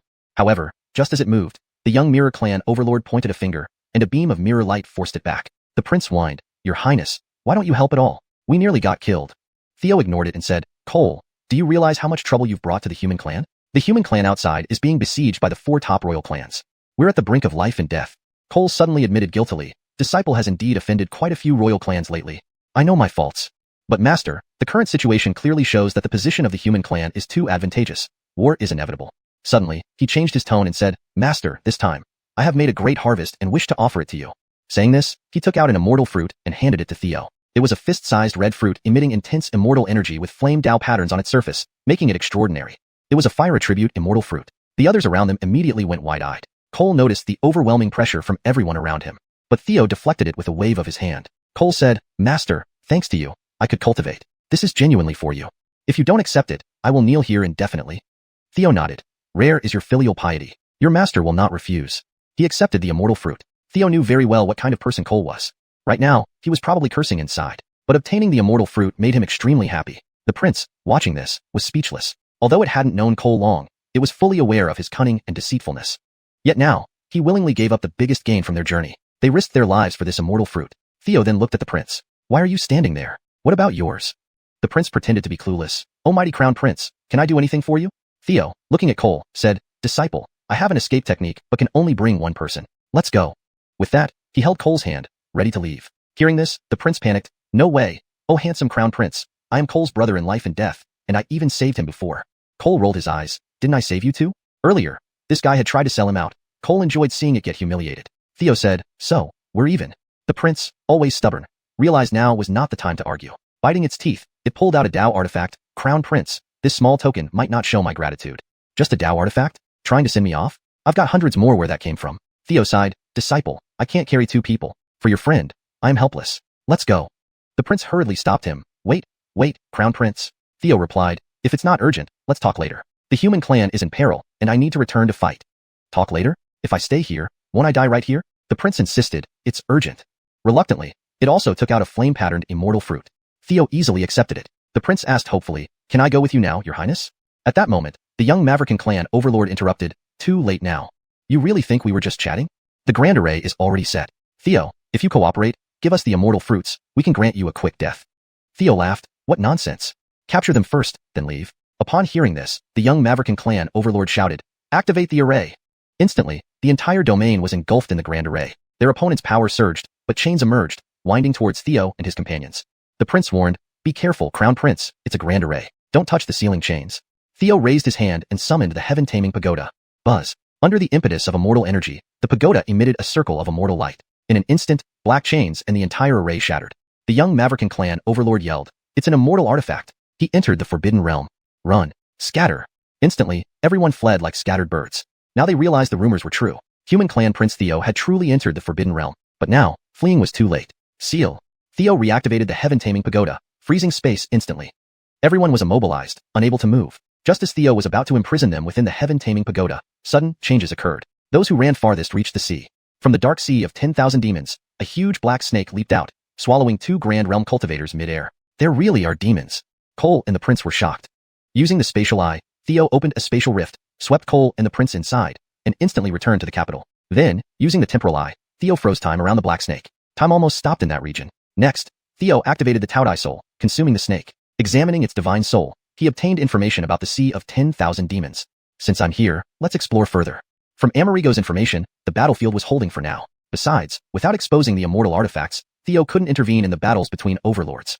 From the Black Snake's memories, Theo learned that deep within the Sea of 10,000 Demons lay a lair, once home to the Ramon. Now long gone, it was occupied by powerful demonic beasts.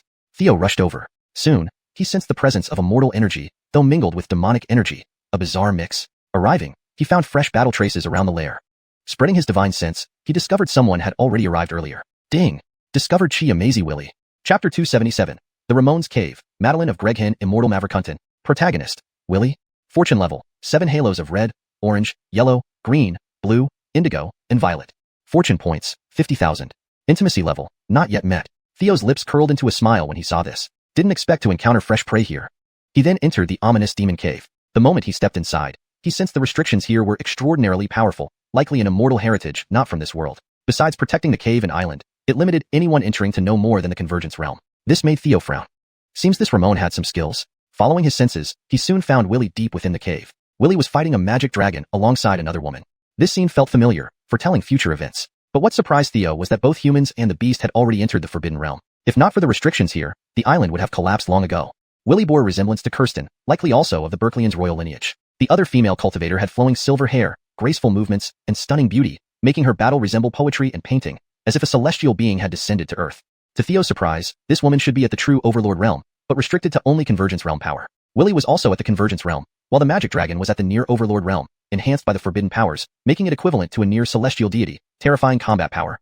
Crash! Willie was flung away by the Magic Dragon's tail, but Theo caught him with a gentle wind, dissipating the force. Theo asked, "Are you of the Berkeleyan royal family? You look much like Kirsten." Willie hesitated before nodding. "Yes, Kirsten is my younger sister." The woman shouted, "You two still talking? Aren't you going to help?" Willie replied, "Be careful, friend. This magic dragon is extremely formidable." Theo said, "Hang on. I have a treasure that should kill it, but it needs preparation." Willie nodded, "Okay." They immediately engaged the dragon again.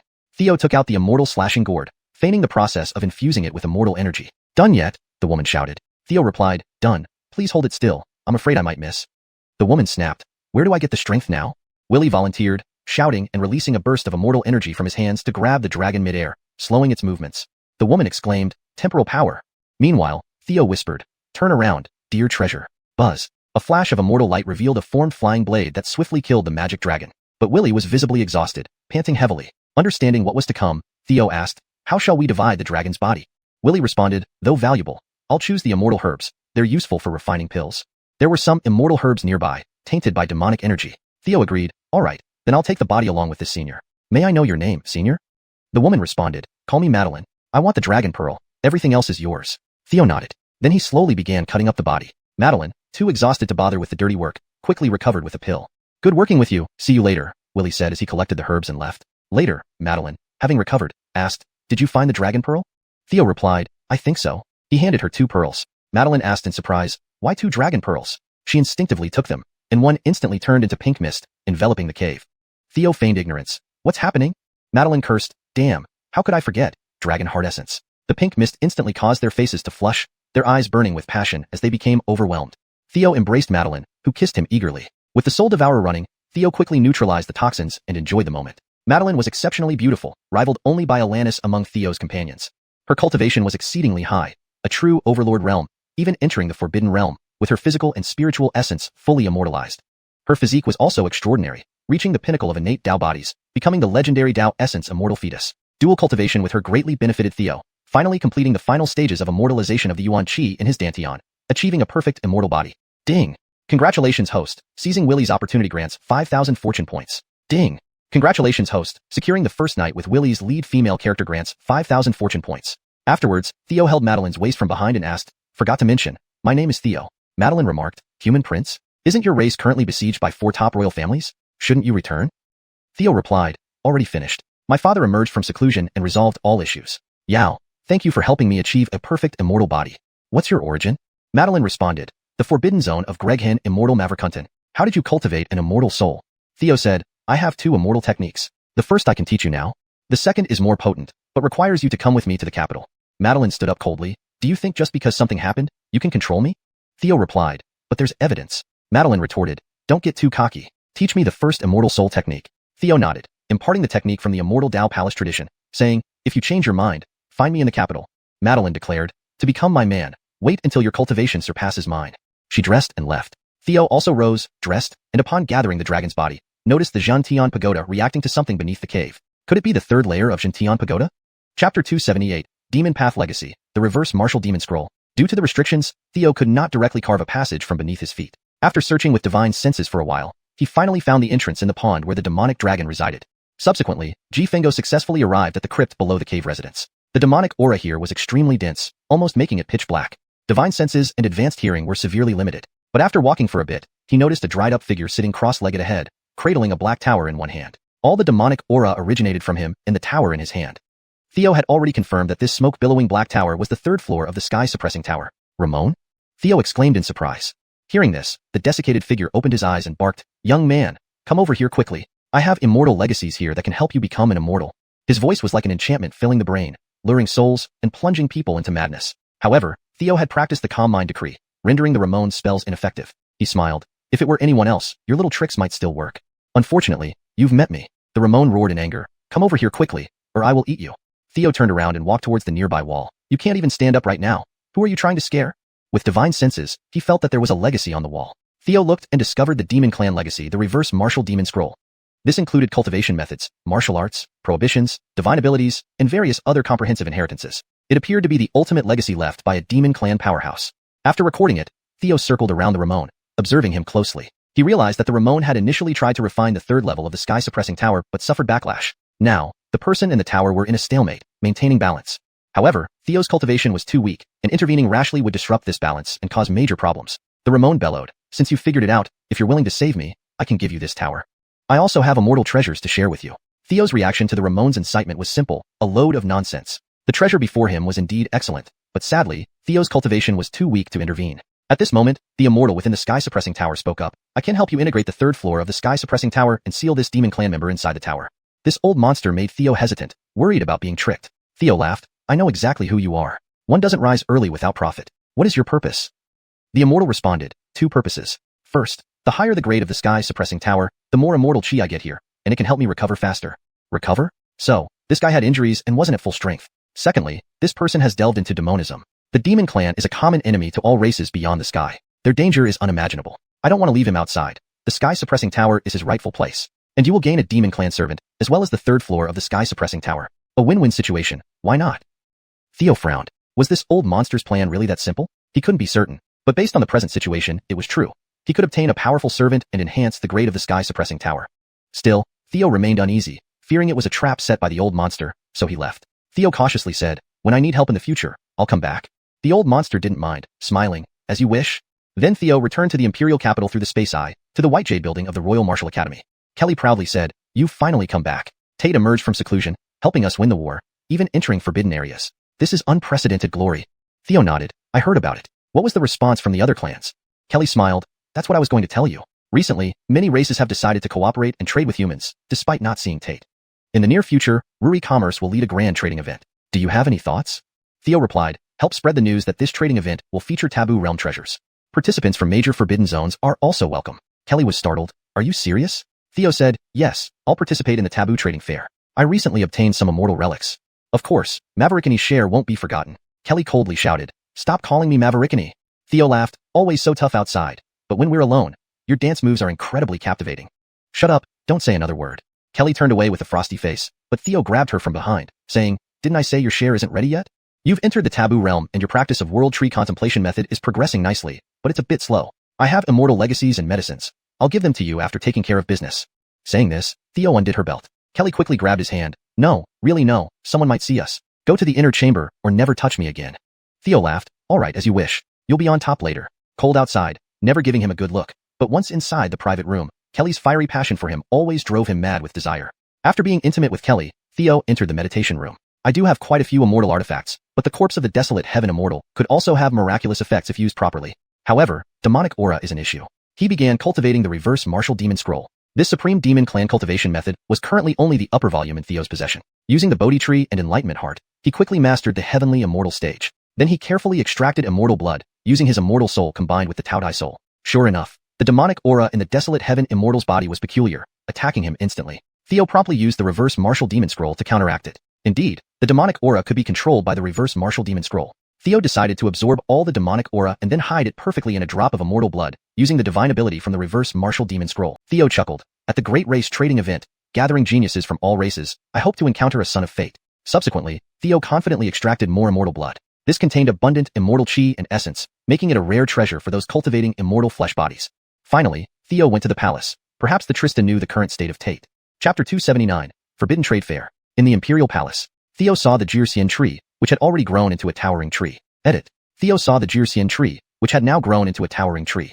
For better fluency, I have changed already to now, and removed into at the end to make the sentence read more naturally in English. However, note that Jirsian tree seems to be a name transliteration. Typically, names or unique items like this would be left as is, or if it's culturally significant, an explanation might be provided. If you want a more English-friendly name for Jirsian tree, please provide context or a suitable translation for it. For example, if Jirsian tree means gathering immortal tree, you could say, Theo saw the gathering immortal tree, which had now grown into a towering tree. Afterwards, he went to meet the Trista Dowager. Aunt, I've come to see you. Thank you for your hard work in this battle. This time, the Trista Dowager did not step forward to embrace Theo or kiss him. Instead, she sighed, saying, human hearts are truly unpredictable. Some people, once they have their birth mother, don't want their adoptive mother anymore. Theo smiled and said, how could that be, Maverick Trista? You will always be my Maverick Trista. Come, see what your son has brought you? The Trista Dowager glanced at the jade slips and elixirs Theo was holding and said, these are all the leftovers from your birth mother's selection, right? Theo moved closer and held the Trista Dowager's hand, saying, Maverick Trista, how could that be? I thought of you first when I got these treasures. You were in seclusion then, so it got delayed. I also sent you the peaches from the peach banquet as soon as I got them, didn't I? The Trista Dowager nodded and said, that sounds more like it. Then, she took out the fruit of gathered immortals and said, here, Maverick Trista thinks of you first, whenever she gets something good. Theo did not accept it and laughed, Maverick Trista, I already have a perfect immortal body. The gathered immortal fruit won't help me, so you should eat it yourself. I also have an immortal scripture. Soon, you'll be able to step into the heavenly immortal realm. By the way, how is Father Emperor? The Trista Dowager replied, I visited him in the True Dragon Cave Palace.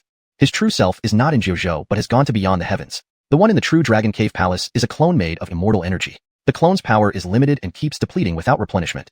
This information cannot be known by outsiders. This news also greatly shocked Theo. If the people of the Forbidden Areas knew, there would surely be big problems for the human race. Theo said, I plan to host a Forbidden Trade Fair soon. The Trista Dowager responded, I will send Emmett to oversee it. Theo nodded. After dining with the Trista Dowager, Theo returned to the Crown Prince residence. Eastern Tristacades' cultivation speed was extremely fast, now nearing the crucial moment of achieving a perfect immortal body. This left Theo almost incredulous. He then copied the 5 elements calligraphy he saw at Russell's place for Junior, allowing him to go into seclusion. Junior's cultivation had somewhat fallen behind. Though he was at the great completion realm of 5 elements convergence, advancing to the supreme realm was difficult. Now, with the 5 elements calligraphy, he could gradually achieve enlightenment and smoothly advance to the supreme realm. When the time came, Junior, having enlightened through the supreme realm, would be among the top-tier experts even among supremes. Afterward, Theo also entered seclusion. As the Grand Trade Fair approached, more and more royal family experts entered the capital city. Arno of the Sword Clan remarked in surprise, the myriad clans paying homage, indeed, they are the greatest clan of Jiuzhou. The human race has truly risen. Brianna expressed some concern, Mavericker and more top royal families are here. Where is His Royal Highness the Crown Prince? How hasn't he returned yet? He still owes me a child. Hasn't he been mesmerized by a genius from the Forbidden Areas? Soon after, Willie found her in the academy. Sister, it's been a while. Brianna laughed heartily. Brother, when did you return? Willie replied, I returned after completing my trials. Here, these elixirs are for you. Brianna was delighted. Thank you, brother. 5 days later, representatives from the Forbidden Areas arrived, causing much discussion within the capital city. It's the black-clad woman from the southern border Forbidden Area. Why is she here? She was once against our human race. Why would they let her in? The Lost Tomb also sent someone, another harvester at the Supreme Realm. No, he likely has control over immortal energy. Upon hearing this news, everyone in the capital city paid close attention to the developments regarding these Forbidden Area experts. However, with Tate overseeing, no one feared they would cause trouble in the capital. Subsequently, more news emerged about the emergence of various Forbidden Areas. In the desolate abyss, an immortal mountain recently surfaced, looking just like the legendary Forbidden Area, Greg Hen Immortal Maverikunten. The Bu Palace appeared, with celestials emerging from it. The Kunlun Maverikunten Forbidden Area also showed activity, with the Supreme heading towards Central Continent. One of the deep-sea Forbidden Areas, the Dragon Palace, emerged with a Dragon Prince heading inland. The deep-sea Forbidden Area Mirage City also appeared near the coast, with the Supreme heading to the capital. Seeing more and more Supremes from Forbidden Areas emerge, not only were the people of the capital shocked, but even the top royal families were astonished. The era is becoming increasingly terrifying, said a patriarch of a top royal family in fear. It's barely been decades since the Golden Age began, yet the forbidden areas are surfacing one after another. This generation is too terrifying. Order the clan members not to venture too deeply during expeditions, and try to avoid making enemies with anyone. Some cautious top royal families issued orders, fearing future disasters. Theo emerged from his seclusion. With the final petal of the law flower merging into his body, he successfully achieved enlightenment, elevating his cultivation from the Tao Union realm to the near supreme realm. Next, he needed to merge the laws to advance to the celestial immortal realm. Originally, he thought he could rely on Tate to handle the situation with the forbidden areas. Little did he know, Tate's true self was already not in Jojo, leaving him to stabilize the situation alone. He then used the Phoenix Spirit Pearl to conceal his true cultivation level, appearing to remain at the Tao Union realm. At the Ruyi Commerce House. Note: Ruyi Commerce House is a direct translation of Ruyi Sanghui. However, to make it read more naturally in English, it could be adjusted to Ruyi Commerce Hall, or another suitable name depending on the context of the story. To provide a more fluent and natural reading experience, I'll assume the latter. At the Ruyi Commerce Hall, with the arrival of Theo, the grand trading fair officially commenced. On the first floor, all transactions involved treasures for those at the sovereign realm and below, and from the start, it was bustling with activity. Theo ascended to the second floor, where old Dayton greeted him with a traditional bow. This old servant greets His Royal Highness, the Crown Prince.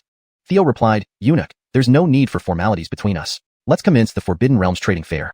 As soon as the sign went up, members from various Forbidden Realms began to arrive one after another. The first arrivals were Willie and Brianna. "Crown Prince, you're actually in the Imperial capital. Why didn't you come find me?" Brianna asked with a somewhat reproachful gaze. Theo awkwardly responded, "I've been extremely busy lately. Once things settle down, I promise to visit. Brother Han, we meet again." Willie returned the greeting with a respectful salute. "I didn't expect you to be the Crown Prince of the human race. My apologies for not showing proper respect earlier."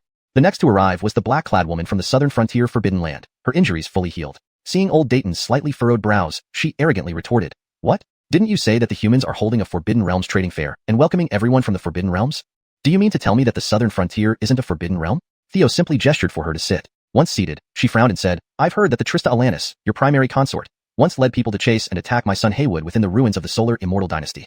Do you think I'm giving you face? And now you dare to escalate this?" Before Theo could respond, Alanis's voice echoed from the doorway. "Yes, it was me. What do you intend to do about it?"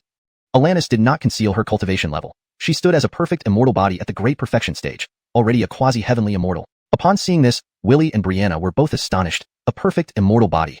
Although the black-clad woman was a sovereign, she hadn't entered the Forbidden Realm yet. Shocked by the sight of a perfect immortal body, she dared not utter another word. Next, Madeline from the Heartache Immortal Maverick arrived. She noticed Alanis sitting beside Theo and frowned. With Theo's arrival, the Grand Trade Fair officially commenced.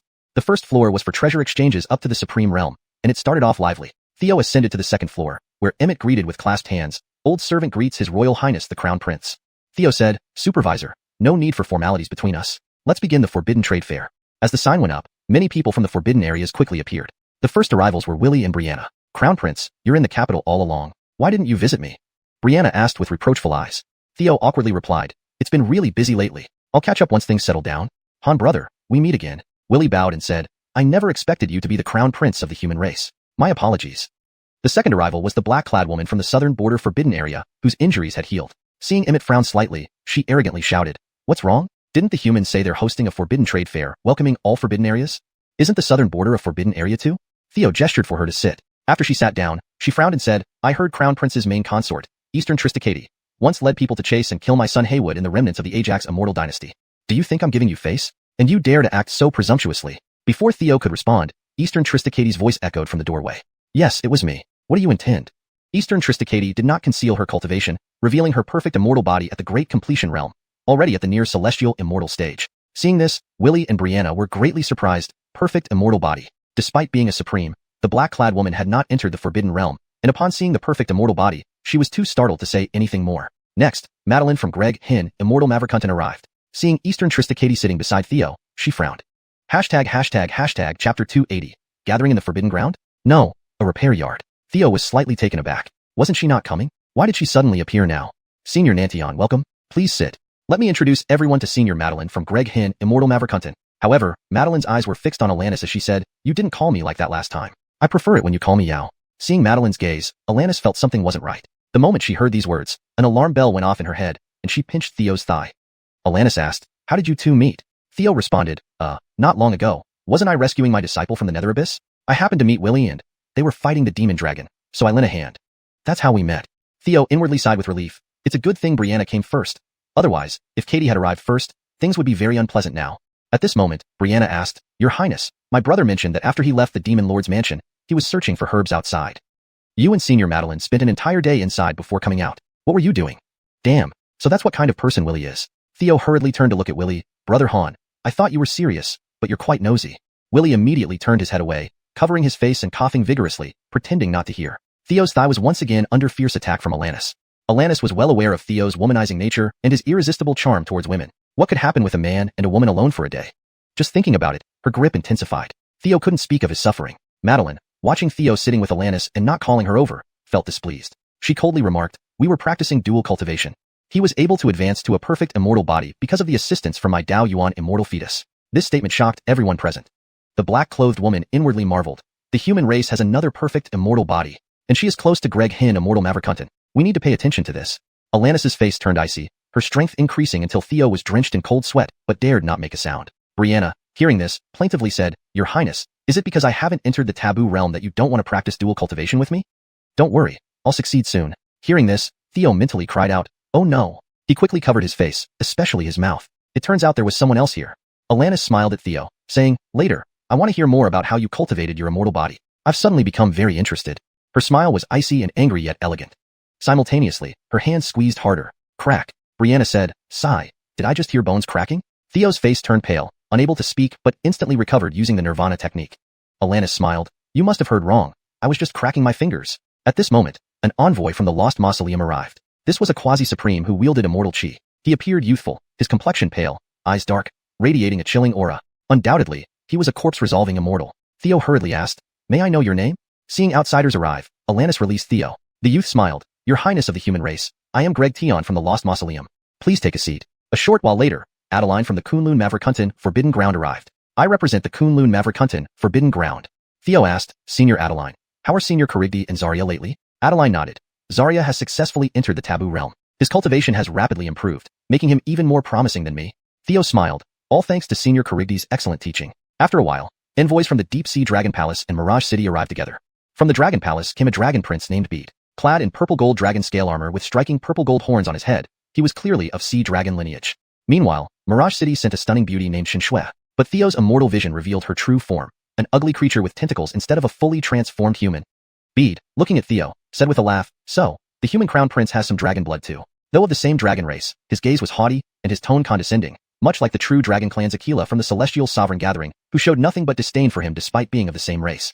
Theo couldn't help but muse, dragons truly are a proud race who despise each other. The black-clothed woman impatiently said, "Everyone seems to be here now." Seeing everyone's impatience, Theo declared, "All right, let's begin the trading fair. This trade will be simple, following the principle of fair and equivalent exchange. Let's start with Brother Han on my right." Glancing around, he noticed that besides Alanis, only Willie was another child of destiny. Willie stated, "I have some immortal pills and am seeking immortal plant seeds or saplings. Secondly, I'm interested in treasures that can cultivate an immortal body, and the price is negotiable." From the Dragon Palace, Bede responded, "I have a blood jade dragon pearl for cultivating an immortal body. What type of pills do you have? Did you refine them yourself, or did you get them from elsewhere?" He then took out a piece of blood jade. Willie glanced at it, and shook his head. "Too strong of a dragon aura, and this level of treasure wouldn't benefit me much. It's not worth exchanging for my pills." Feeling insulted, Bede retorted, "Then tell me, what kind of pills do you have?"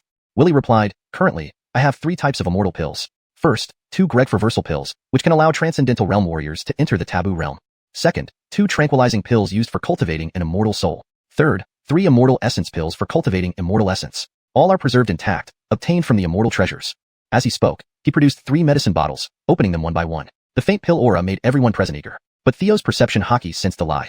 He had refined the pills himself, implying he either possessed an immortal cauldron or immortal fire. Madeline said, "I have some immortal plant seeds. I'd like to exchange them for 2 tranquilizing pills." Willie inspected and agreed to the exchange. Theo then offered, "I have a drop of immortal blood, useful for cultivating an immortal body. I want to exchange it for a Greg reversal pill." He then presented the drop of immortal blood sealed with demonic chi, essence abundant as the sea. Indeed, it was the ultimate treasure for cultivating an immortal body. Willie glanced at it and agreed. Subsequently, the woman from Mirage City offered a Forbidden Realm Beast's inner core, trading it for Willie's immortal essence pill. ##### Chapter 281. The Sky Secret Realm. The others also took out their divine artifacts and expressed their needs. Alanis, with her broad knowledge, appraised several treasures and obtained some divine artifacts in return. After careful observation, Dalton realized that the 9 provinces were currently in the early stages of a resurgence of divine energy, so there were very few divine artifacts available in this era. Even intact divine artifacts were hard to come by.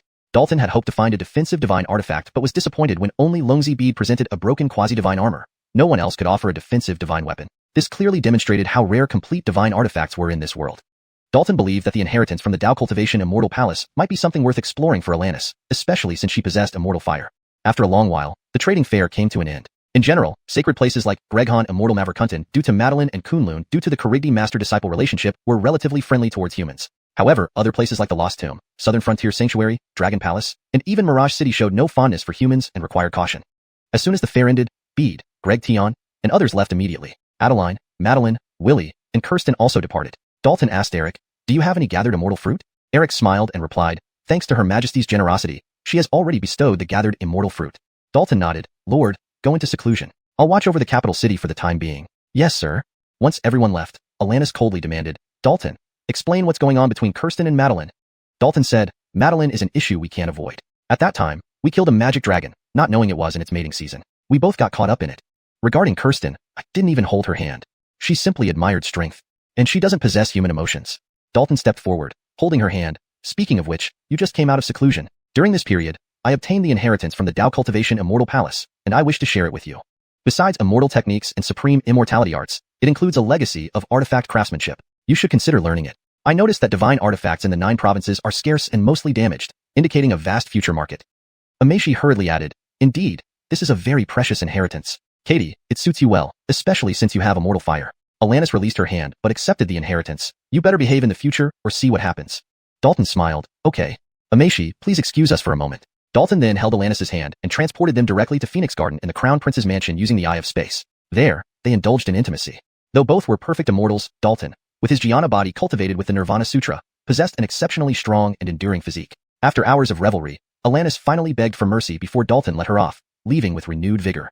Meanwhile, Nikita, with Charybdis' assistance, successfully advanced to the Forbidden Realm. Zapio was still refining the Ascension Pill, a much more powerful pill than the Defy Fate Pill. Upon refinement, it would grant her a perfect immortal body, prepared at great cost by the Bridger for the Fu clan disciples. After deliberation, Dalton decided to give 2 Defy Fate pills to Lennox and Valerie. ###3 Immortals Pagoda, 2nd floor. Valerie was now cultivating Buddhist dharmas using faith power, achieving profound advancements. She had started refining the malevolent Fire Spirit Pill, absorbing its energy without harm due to the neutralizing effect of faith power. This allowed her to enter the Forbidden Realm almost reaching the perfect immortal body, rendering the Defy Fate Pill unnecessary. Though Valerie's physical growth remained unchanged, mentally she had matured significantly. Dalton watched as Valerie preached Buddha Dharma to top-tier royal clans, embodying sanctity. He felt a bit nostalgic, seeing the once mischievous Valerie gradually grow up. With the original Buddhist scriptures provided by Dalton, Valerie had already made many of the Moon Clan's top-tier royal members believers. The Tool plan was proceeding smoothly. In Valerie's palace, "Your Highness, you've come to see me." Finding themselves alone, Valerie rushed into Dalton's embrace, revealing her innocent side. "Oh, it seems your chest has grown quite a bit." Dalton asked, "Are you tired?" Valerie shook her head. "Not at all. It's gratifying to help your Highness and the humans." Dalton explained, "The 3 Immortals Pagoda is now rapidly absorbing divine energy, and soon we can cultivate immortal herbs here. It will be a crucial stronghold for humans. Valerie, take good care of it." Valerie solemnly nodded. "Yes, your Highness, leave it to me." Seeing her innocent eyes, Dalton hesitated before proceeding. Next, he visited the 2nd floor where sisters Lennox and Lainey were practicing. Their progress in cultivating divine energy had been notable, though relative to the Phoenix Immortal God Sutra, it was still a slower process. After spending intimate time with Lennox, Dalton passed down the Divine Sutra and Defy Fate Pill to her. As Lennox fell asleep, he saw Lainey blushing profusely and pretending to practice outside. "Why so red?" Dalton laughed. Lainey shouted, "It's because you're bullying Colleen." Dalton responded, "Seems you heard everything. Since I brought better divine techniques, pills, and supreme immortality arts for Colleen, I prepared a set for you too." Upon hearing this, Lainey turned even redder. Remembering their first meeting, she had fallen for Dalton's trick and used the Phoenix Purification technique. When she received the treasure, Dalton hugged and kissed her, leading to another night of passion. The next morning, Dalton received a message from Alanis. A new ancient secret realm has appeared above Tianhai Prefecture, possibly the legendary Sky Secret Realm related to the Berkeleyan clan. It's expected to open in 2 days. I'm on my way. Dalton went to the 3rd floor temple to gather immortal herbs and check on Xavier Li before rushing back. He had mentioned these herbs to Alanis earlier, knowing they could be used to refine immortal pills, accelerating their cultivation. The Sky Secret Realm related to the Berkeleyan clan. It seems this is Willie's opportunity, Dalton mused. Chapter 282, the Reverse Martial Demon Scroll. Theo sensed that the demonic aura had entered Willie's body. This allowed him to easily track Willie's condition and location. Willie seemed to be cultivating an extremely tyrannical physical training technique, definitely not one passed down by the Berkeleyan royal clan or any orthodox tradition. It resembled a demon art, but his demonic power was too weak, similar in level to the Phoenix Immortal Deity art, both being superficial celestial techniques at the celestial immortal realm. Thus, he couldn't detect Theo's concealed pure demonic aura. 2 days later, in Eastern Heavenly Sea Prefecture, representatives from various top royal clans and forbidden zones gathered. Theo and Dong Hoyt Katie came with the Divine Sin clan leader of the Berkeleyan royal clan, Willie, Brianna, and others. Theo asked, "It seems the secret realm hasn't opened yet. Could you explain what this sky secret realm is about, clan leader Divine Sin?" The clan leader nodded. "Here's how it is. In ancient times, our Berkeleyan royal clan was known as the Sky Sacred Clan. We originally came from beyond the heavens to escape our enemies and eventually settled in the 9 states. However, during the late ancient era, our enemies still found us here." This was a lot of information. In the ancient era, there were even immortals from beyond the heavens who descended. The clan leader continued, "Both sides fought fiercely, but fortunately for us, their numbers were few, resulting in mutual losses. Our ancestors used their last strength to eliminate them all, but at the same time, our Sky Sacred Clan suffered greatly and could no longer protect the Sky Secret Realm, hence renaming ourselves as the Berkeleyan Royal Clan. Whenever a taboo genius appears among our Berkeleyan Royal Clan, the Sky Secret Realm senses it and awakens. So this time, it should be due to Willie and Brianna's fortunes. But now that the Forbidden Zones are emerging, His Highness Crown Prince might need your help to secure what's inside." Theo replied, "Rest assured, clan leader. As allies of the human race and the Berkeleyan Royal Clan, we will assist each other." The clan leader continued, "There are 3 continents within. The first one is where our ancestors lived and cultivated. It contains our Sky Sacred Clan's heritage and is one of the main objectives of this journey. The second one is for trials, with various challenges set up, but rewards await those who pass. The third continent has no records and is said to be the most dangerous place, off limits to everyone." Shortly after, members of the Sword Clan Arno and Wen Shengtian arrived with their groups. Even more people came from the Forbidden Zones, nearly 2 or 3 representatives from each. Longgong's Bead and Shan Shui stood together, indicating an alliance between these underwater Forbidden Zones. South Border Forbidden Zone and Lost Tomb were close allies, looking hostile towards Theo's side, likely due to the human race. Conversely, Greghin Immortal Maverikuntan's Eileen and an elder merely observed from afar, probably out of respect for Dong Hoyt Katie. Soon, the Sky Secret Realm officially opened. A spatial rift appeared, revealing a small world on the other side. This extraordinary small world was composed of 3 miniature continents, far surpassing any small world Theo had seen before. The immortal chi here was much denser than outside, proving just how powerful the Sky Sacred Clan once was. Theo sent several paper puppets flying in, a replication of Miguel's paper puppet technique from the Celestial Artisan Academy. He then announced, "Within this Sky Secret Realm, cultivation is limited to Quasi-Emperor. After entering, everyone will be dispersed due to restrictions, so please keep in touch."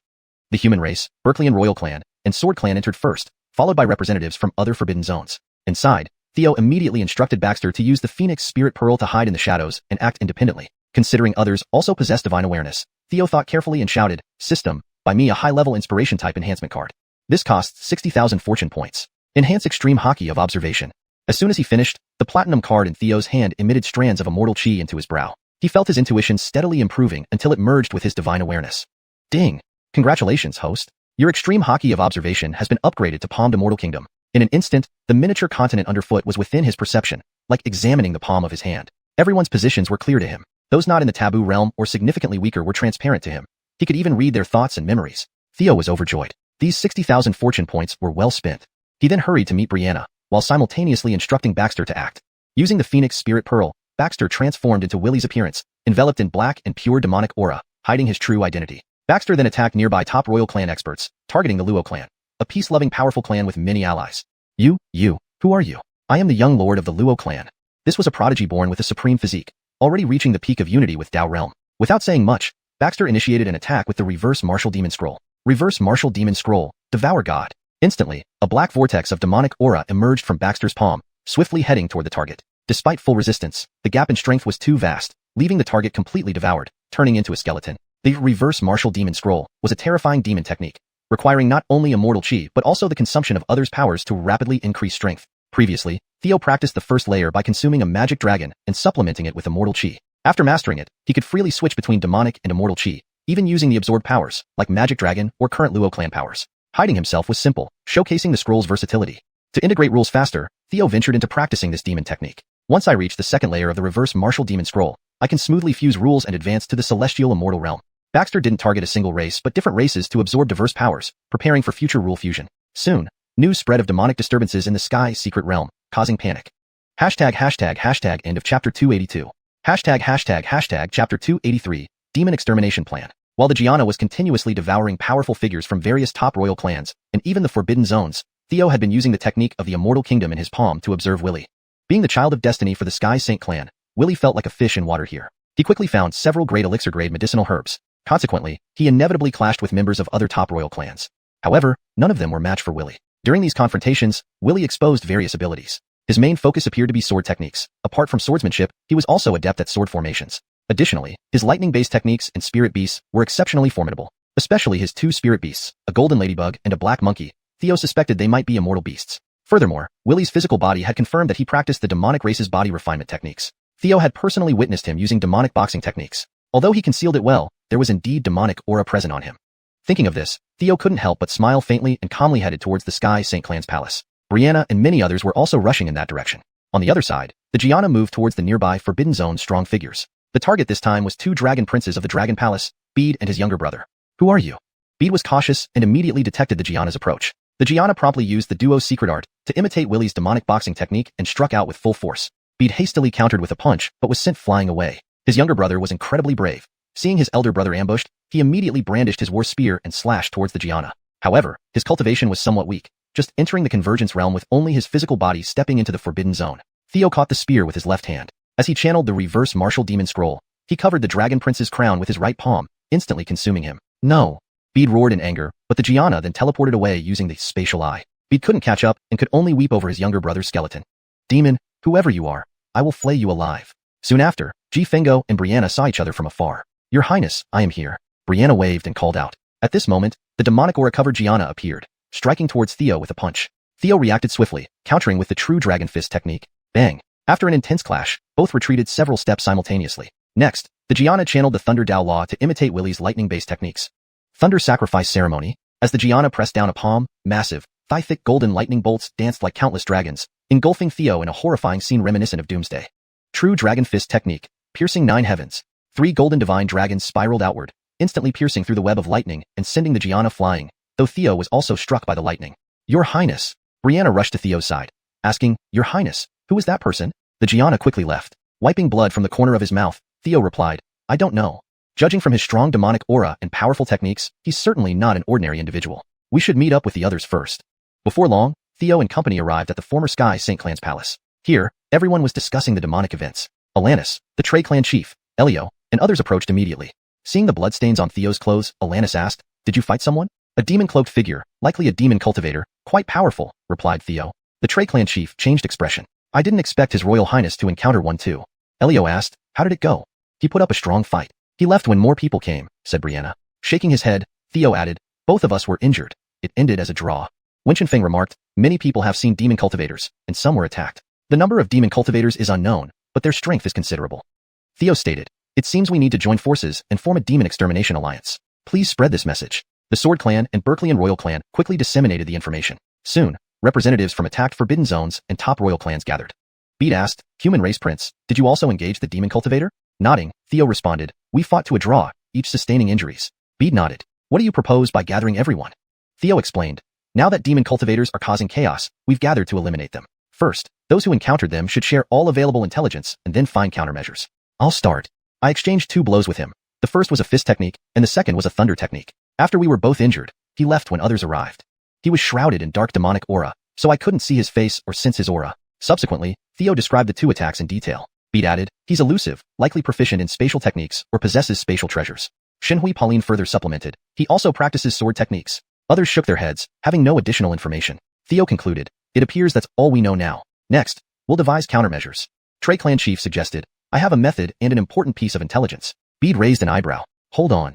Please ask those outside the Forbidden Zone to stay behind while others step aside. This must remain secret. The demon cultivator might be among us. This intelligence cannot leak.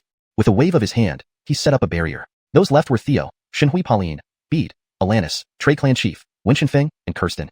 Trey Clan Chief revealed, Earlier, I mentioned our Sky Saint Clan fleeing from a nemesis. That nemesis is actually the demonic race. Only clan chiefs throughout generations know this.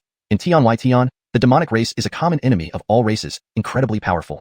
In fact, those who initially pursued us weren't a group of demons, but one demon. Hearing this, Kirsten paled. One demon nearly exterminated the Sky Saint Clan? Trey Clan Chief nodded helplessly. That demon is actually not dead, but sealed within this Sky's sacred realm. Now, he may have escaped. Theo asked, What method do you propose?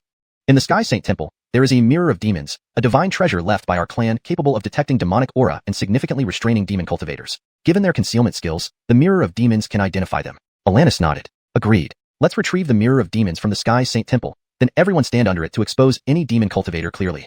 With such a divine artifact, it would greatly assist us. If Willie tries to hide his demonic aura, we'll expose it. Ultimately, this responsibility falls squarely on Willie, willing or not. Theo agreed. Let's proceed. Gather everyone else during this period. No one leaves, and keep the mirror of demons' existence confidential. Bede nodded. Agreed. I'll guard the perimeter. Anyone trying to leave will be killed as revenge for my younger brother. This translation maintains the original structure, tone, and style while ensuring fluency and coherence with previous content. Chapter 284. The Demon Cultivator Willie. Recently, there have been disturbances caused by demon cultivators. For everyone's safety, no one should leave this place. While searching for treasures here, please travel in groups and do not wander alone. Lastly, please have your companions arrive here as soon as possible. Only here is safe. Bede shouted with great effort to avenge his brother. With his call, Theo and others shifted their attention to the Sky Sanctum. The Kashin said, according to our clan records, the Sky Sanctum has 2 levels. The bottom level is where we need to go. The second level can only be entered by our clan's taboo prodigy, containing our clan's immortal cultivation legacy. Brianna, it depends on you and your elder brother. I have already notified Willie. He will arrive shortly.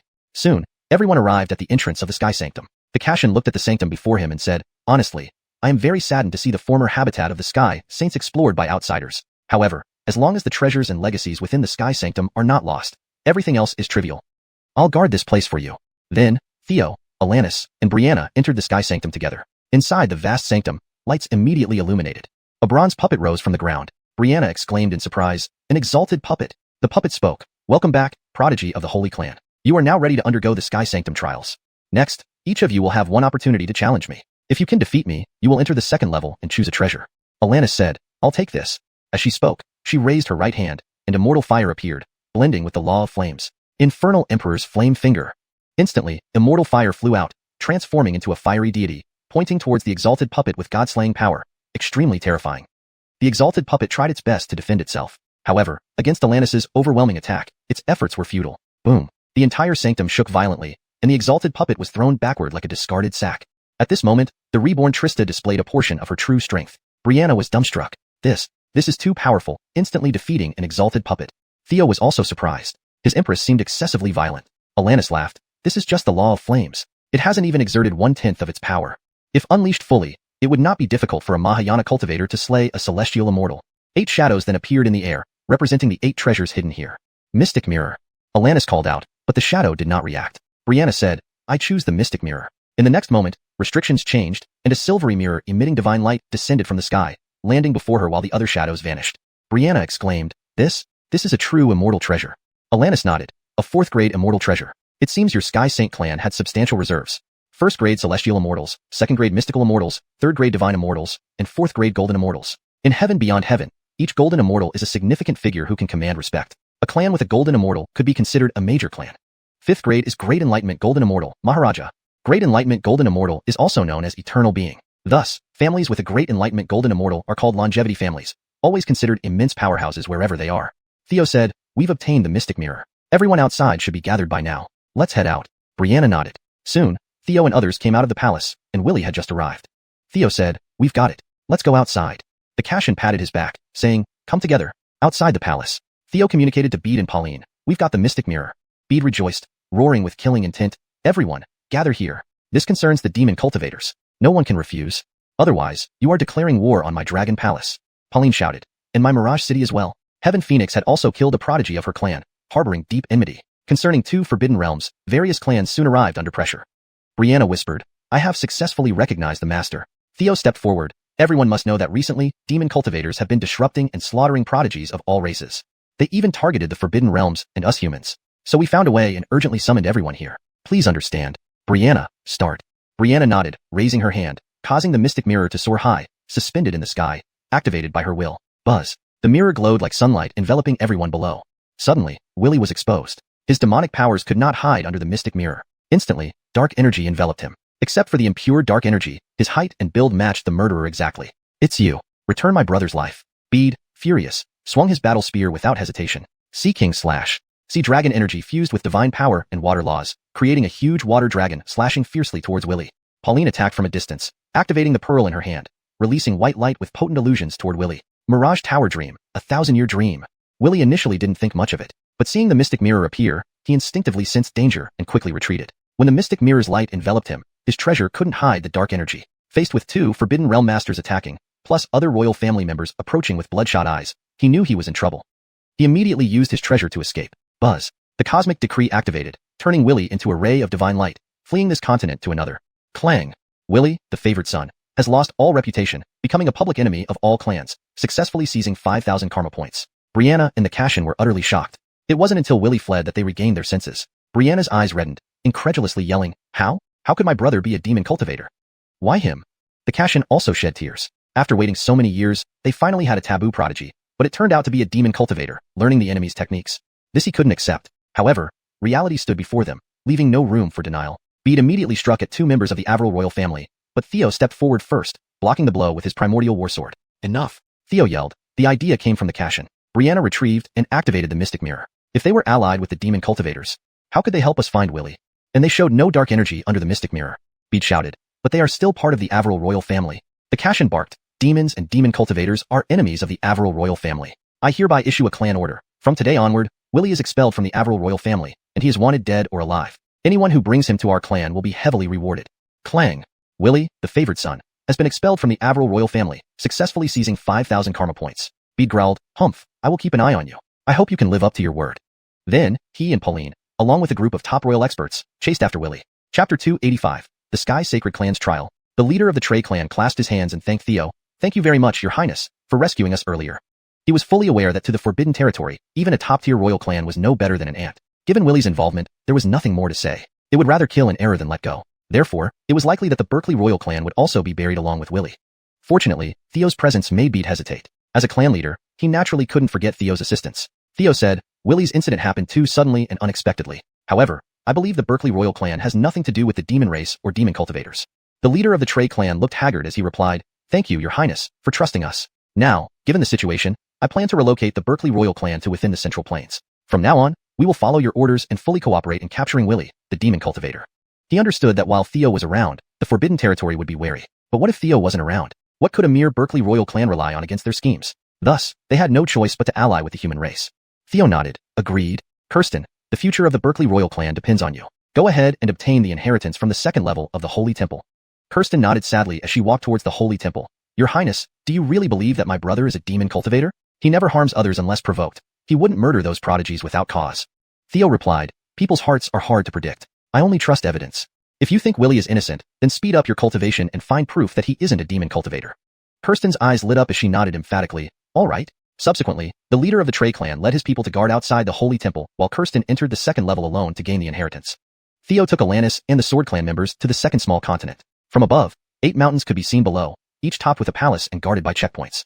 Theo observed, this seems to be the trial place of the Sky Sacred Clan mentioned by the leader of the Trey clan. Each successful pass grants rewards. Indeed, many had already gathered here to challenge the checkpoints. Occasional flashes of light rose into the sky, causing excited exclamations. That's green light. A Luo clan prodigy received a great Deshang treasure. The corpse released immortal from the lost tomb struck again. Blue light means they obtained an exalted treasure. My God, the treasures are too abundant. The prodigies from the southern borderlands forbidden area just received an exalted treasure. Alanis and Arno joined the crowd soon after. Theo did not immediately participate, but instead used the Immortal Kingdom Palm technique to observe. Rewinding time, he saw how past prodigies of the Sky Sacred Clan navigated these checkpoints. Knowing this inside out, he then employed the Xaviantable Shadow Split technique, sending 8 shadow clones to each checkpoint. Soon, 8 purple beams shot up, stunning many. Amazing, purple beams. 8 purple beams, someone must have gotten the highest reward. It's definitely an immortal artifact. Before long, the 8 shadow clones converged and re-entered Theo's body. Seeing this, everyone was dumbfounded. His Highness, the Human Prince. Incredible. How did he do it? Is the Human Prince trying to defy heaven? So he got 8 immortal artifacts. What could they be? Indeed, Theo had acquired 8 immortal artifacts. Among them were talismans, immortal spears, an immortal sword formation, and the immortal armor he sought. There was also medical knowledge, spirit beast heritage, array techniques, and thunder elemental skills. This was originally Willie's chance. Now it belongs to me. Theo felt elated at this thought. Willie should be on the 3rd continent since he wasn't on this one. In the distance, magic aura coexisted with immortal energy in the darkness, exuding danger. Just then, Madeline approached. I heard you obtained all the highest rewards. Theo smiled. It was just luck. Madeline rolled her eyes, clearly disbelieving him. I've heard about Willie's situation. You were there. Did anything feel off to you? Theo recounted the events truthfully. No matter what, it's certain Willie practices demonic arts, making him a demon cultivator. Many witnessed it. As for whether he is cruel and murderous, I can only say, I don't know him well enough to judge. Maverick Reaver, the issue was too serious, and he fled without explanation. I didn't dare intervene further, focusing on preserving the Berkeley royal clan. Madeline nodded. You did your best. The next step is the 3rd continent. Theo suggested, let's go together. Leaving a message for Alanis, they set off for the 3rd continent. Upon arrival, they found it shrouded in demonic fog, obscuring everything. Madeline remarked, my immortal senses are blocked. I can only detect within 100 paces. What about you? Theo responded, 1,000 paces, a bit better. In reality, Theo's Immortal Kingdom Palm technique allowed him to see almost everything except the central area. He also spotted Willie, Bede, and Shin Snow. The The center was thick with demonic aura. Slowly approaching, Tianfeng emerged from the immortalized space, heading straight for the center. A palace loomed there. Devil Sealing Palace. Probably a major sealing ground built by the Sky Sacred clan. Wonder if the demon race master died here? Transforming using the Phoenix Spirit Pearl into Willie's appearance and aura, he entered the Devil Sealing Palace. Inside, there was no demonic aura, just bright lights. How many years have passed, finally waiting for another forbidden genius of our clan? An ancient figure appeared, eyeing Tianfeng eagerly. Indeed, the Phoenix Spirit Pearl worked. He was mistaken for a descendant of the Sky Sacred clan. Tianfeng clasped his hands. Ancestor, why is the demonic aura so heavy here? The figure sighed. We sealed the demon race member with all our clan's might, but he didn't die. Now, my Yuanshan is fading away. In the future, it can only rely on you. Theo nodded. Ancestor, is there anything else you wish to tell us? The figure waved a hand. A black bead flying toward Tianfeng. This bead is the core of the array. Remember, you must protect it, or the devil will break free. Without the bead, his spirit body began rapidly dissipating, vanishing. Theo caught the bead, scattered his Immortal Kingdom palm technique, assessed the situation, and crushed the bead instantly. The ancient figure stared in shock. What the hell? Chapter 286, Pure Blood Demon Clan. As an entity that had guarded the Demon Suppression Palace for countless years, he watched as the core bead of the array disintegrated right before his eyes, the very bead he had personally handed over. It left him nearly jaw-dropped in shock. What are you doing? However, he was already at the critical moment of dissipation, too weak to interfere or stop it, leaving him only to demand answers. Baxter, looking at the gradually dissipating apparition, smiled and said, you will know soon enough. With the collapse of the core array, this ancient demon suppression grand array was finally dismantled. The ground in front of Baxter continuously collapsed, revealing a massive altar. At the center of the altar, a withered figure was restrained by chains around its limbs and body. After being sealed for countless years, this demon had become extremely weakened. Yet, he was a pure-blooded demon. At his peak, he should have been a top expert at the pinnacle of Immortal Heaven realm. Now, he could barely muster the power of the harmonizing Tao realm. The apparition shouted, kill him quickly, or everyone here will suffer. Shut up, the weakened demon roared, sending out a wave of sound that shattered the apparition and completely erased it. Come closer, I can give you supreme power, making you the ultimate demon. From now on, you will enjoy infinite glory. He rambled in an entrancing voice that could drive one to madness, far more potent than any ordinary demon whisper. However, to Baxter, who had practiced the Tranquil Heart technique, it had no effect. Baxter stepped forward, extending his right hand. Just as the demon became excited, believing he would finally be freed, Baxter unleashed the reverse martial devil scroll in tandem with the Taotai soul. A black vortex appeared in his palm, voraciously devouring the pure-blooded demon. Reverse martial devil scroll.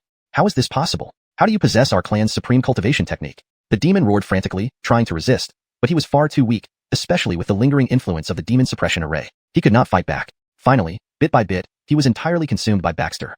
Meanwhile, Theo also obtained the memories from the demon's mind, gaining some understanding of the outside heavens. On the other side, Willie was pursued relentlessly by Bede, Pauline, and others. Unable to fend off so many opponents, he used treasures on his person to escape desperately. Thankfully, the thick demonic fog impeded divine senses, not to mention other spiritual techniques. As Baxter neared completion of the consumption, Theo and Madeline found the demon suppression palace. They met head-on. Baxter turned and fled immediately. G. Fingo said, check the situation here first. He then chased after Baxter. Madeline warned, be careful. Baxter quickly entered the immortalized space, while Theo headed towards where Willie was. Soon, they collided face to face. Willie hastily explained, Your Highness, I truly did not kill anyone. I have cultivated demon arts, yes, but I did not kill anyone, nor did I attack you. Our two clans are allies. Killing you would harm the Berkeleyan royal clan. The demon cultivator you seek is someone else. Theo hesitated for a moment. Hide for now. I'll take you away. Then, he tucked Willie into the Three Immortals Tower. Thank you, Your Highness. Not long after, he encountered Bede, Pauline, and others. Bede frowned. Human Imperial Crown Prince, how did your search for Willie go? Theo replied, I followed him here. I just saw him running out of a palace, though blocked by the demonic fog. It should be this direction. Bede sighed, he has spatial treasures. We've lost him. Pauline said, let's check out the palace the prince mentioned. Soon, the group arrived at the palace. Theo asked, Yao, what is this place? Madeline answered, I have confirmed this demon suppression palace is a huge sealing array designed to contain demons. Unfortunately, recently the demons escaped. Theo remarked, looks like Willie might have been possessed by a demon. He's the Sky Saint clan's most outstanding taboo genius, and given their long history of suppressing demons, it's natural they'd hate the Sky Saint clan. Pauline nodded, that makes sense. It seems unlikely this is related to the Berkeleyan royal clan. Theo added, with him holding spatial treasures, finding him will be difficult. This continent is also dangerously full of demonic energy. I plan to withdraw temporarily and wait outside. Be assured, don't worry. My people are guarding the entrance. He won't escape. Theo nodded. You guys have it covered. In that case, I'll leave first. Then, he and Madeline rushed to the second continent. On the way, Theo asked, Yao, do you plan to stay in the capital this time? Madeline replied, I must return to Greghan Immortal Maverick Hunton. Theo held her right hand, saying, it's been so hard to meet. Why must you leave so soon? Madeline coldly snorted. Go tell that to your princess consort. In front of her, you dare not even call me by name. If I stay by your side, won't every word and action be scrutinized by her? Don't even think about it. Theo defended. I'm worried she might bully you. You don't know how powerful she is. Don't worry. I won't make you suffer. Yao, what interests you? I've had some recent gains and might have something you desire. Madeline replied, we excel in formations, restrictions, and talismans. That's my main focus. Theo grinned. What a coincidence. I just obtained the Sky Saint Clan's formation legacy, a genuine immortal heritage. It's my way of apologizing for making you suffer earlier. Madeline beamed. That's more like it. As Madeline accepted the copied jade slip, Theo held her hand and said, Yao, I have a higher level restriction legacy here. How will you thank me? Saying that, Theo pulled her into his arms and kissed her. Then, under the sky and amidst the earth, they practiced together once again on the second continent, increasing their intimacy to 85 points. Afterward, Madeline rested in Theo's arms. Be careful. With forbidden areas emerging one after another, they will still target humans. After all, humans occupy such a vast and desirable territory. Theo caressed her smooth back. Get your Greghan immortal Maverikunten to ally with humans sooner. Together, we can support each other. Madeline stood and looked at him. Are you courting me to get Greghan immortal Maverikunten? Theo slapped her snowy buttock. What are you thinking? When we first practiced together, I didn't know you were from Greghan immortal Maverikunten. Besides the restriction techniques of the Dao Cultivation Palace, I'll give you the World Tree Contemplation method you needed. Advance to a perfect immortal body soon. Saying this, Theo pressed his forehead against hers, directly transmitting the inherited memory to her. Chapter 287. Willie's Gratitude. Return to the Outer Heavens. Eileen returned to Greghan immortal Maverikunten to enter seclusion. Theo immediately went to the 3 Immortal Pagoda and found Willie. Willie clasped his hands in a salute. Many thanks to His Highness the Crown Prince for trusting me. Previously, when Willie was at the Sky Holy Clan's palace, he had heard that demon cultivators had attacked many people, including Theo. But now, Theo took such a huge risk to protect him, a demon cultivator. What kind of deep friendship was this? What kind of noble character did this show? What is true help in times of need? This was Theo. No more words were needed. You're my brother now, and I, Willie, have made up my mind. Ching. The blessed child Willie genuinely appreciates the host, increasing intimacy level, successfully obtaining 5,000 fortune points. Willie asked, by the way, your highness, how is the Berkeleyan royal clan? Did those from the Forbidden Land blame Kirsten and others? Theo said, don't worry. I've ensured the safety of the Berkeleyan royal clan, and soon they will be relocated to the central continent. Willie thanked him earnestly. Thank you. I sincerely appreciate it. Ching. The blessed child Willie's intimacy with the host has further increased, successfully obtaining 3,000 fortune points. It felt great to get double rewards. Theo asked, how did you come to possess demonic powers? Didn't you know that demons are the mortal enemies of the Berkeleyan royal clan? Willie sighed. This story is long. It wasn't until recently, after I returned to the Berkeleyan royal clan, that I learned about it. When I was young, I left the small world of the Berkeleyan royal clan for training and accidentally entered an ancient teleportation array, leading me to the outer heavens. There, I encountered a remarkable opportunity but also made some enemies. To survive, I had to drastically improve my strength. The demonic powers I now possess were cultivated during that time. I thought I could hide them, but Kirsten eventually discovered them. Talk about irony. Theo was surprised. You've been to the outer heavens? Is that teleportation array still functional? Willie replied. The teleportation array is too old and broken. I've been working on its repair. It's almost done. Here's the location. As he spoke, he handed Theo a simple map. Theo thanked him. Thank you. Willie warned, I've heard news about the 9 realms while there. You should pay attention. If my guess is correct, it won't be long before people from the outer heavens descend upon the 9 realms. I originally planned to take the Berkeleyan royal clan away from the 9 realms to the outer heavens. Theo asked, what are your plans for the near future? Willie responded, I want to meet Kirsten and the clan leader first. Theo agreed, sure, I'll arrange it for you. Afterwards, Theo messaged Eileen, telling her not to return to Greghan immortal Maverikunten, but to fix the teleportation array for him first. He sent her the location, and she agreed. In the second continent, Alanis also emerged from her seclusion. With her prowess, she cleared several levels and obtained rewards. Soon, the two reunited in the first continent. Alanis asked, having found our opportunities here, I'm going to the Ajax Immortal Dynasty ruins to refine the Ajax True Fire and quickly reach the Heaven Realm. Theo said, it would be best to refine it back in the Imperial capital. I might leave the 9 realms soon, so please inform Trista Maverick there for me. Alanis nodded, sure. Then, Alanis left directly. At the entrance of the Sky Sanctuary, Theo arrived and asked the Kashin, clan leader, how is Kirsten? Kashin replied, she's fine. She obtained a legacy and is currently in seclusion. I plan to have someone guard this place and prepare for the relocation of the Berkeleyan royal clan. Theo nodded and whispered, let's meet Willie first. Inside the 3 Immortal Pagoda, Shunshian inevitably brought up the issue of demonic powers. Willie recounted the truth without hiding anything. Then, he swore an oath, vowing he absolutely did not kill those people or attack Theo. Our belief in you isn't enough. Shunshian sighed, the 9 realms has no place for you anymore. What do you plan to do next? Willie replied, I can only leave the 9 realms and go to the outer heavens. I will leave some immortal artifacts for you and Kirsten. Theo nodded, coincidentally. I also plan to visit the outer heavens soon. Let's go together. Kashin said, then, I ask for His Highness the Crown Prince's care for Willie. Theo smiled, Brother Han is very powerful. Who knows who will end up helping whom? After bidding farewell to Kashin, Willie noted, by the way, Your Highness, I see you have immortal herbs planted here, though their quality could use improvement. I've already caused some immortal rain to improve their growth. Theo nearly forgot. This guy was practically a jack of all trades, excelling in alchemy, forging, spiritual cultivation, formations, talismans, and more. He was quite an asset. Thank you. After leaving the Sky Secret Realm, Theo indeed found Dragon Palace and Mirage City guards waiting outside. To avoid suspicion, he had Baxter encounter Beat again inside the realm and left behind a shadow clone to escape using the Eye of Space. Let the Forbidden Land people search as much as they like. The third continent was vast enough to drag it out indefinitely. Meanwhile, Theo headed to the Void Ruins, arriving quickly at the ancient teleportation array cave with Willy. The cave was large and ancient, likely dating back to the far past. Inside, Eileen was working on the teleportation array. Yao, how's the repair coming along? Theo asked as he entered. Willy looked at the ground and exclaimed, almost done. You're truly amazing, Elder Nantion. I couldn't repair it despite all my efforts. Eileen was slightly surprised to see Willy and commented, this is an ultra-long-range teleportation array, the largest I've ever seen. Where does it lead?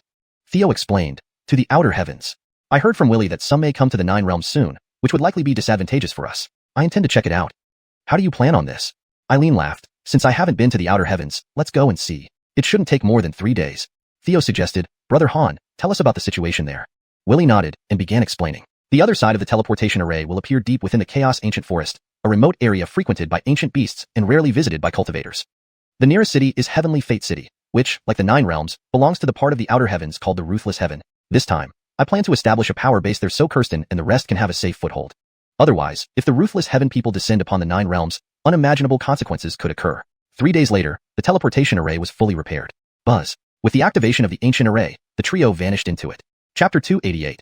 Tian Y Tian Yulei Immortal Sect. Based on Willy's account and the memories Theo absorbed from the pure-blooded demon race, it can be roughly deduced that the merciless sky outside the Nine Provinces world is likely one of the World Tree's 3,000 branches. The area where Tiayun City and the Nine Provinces are located should be in the downstream of the merciless sky, far from the main trunk of the World Tree.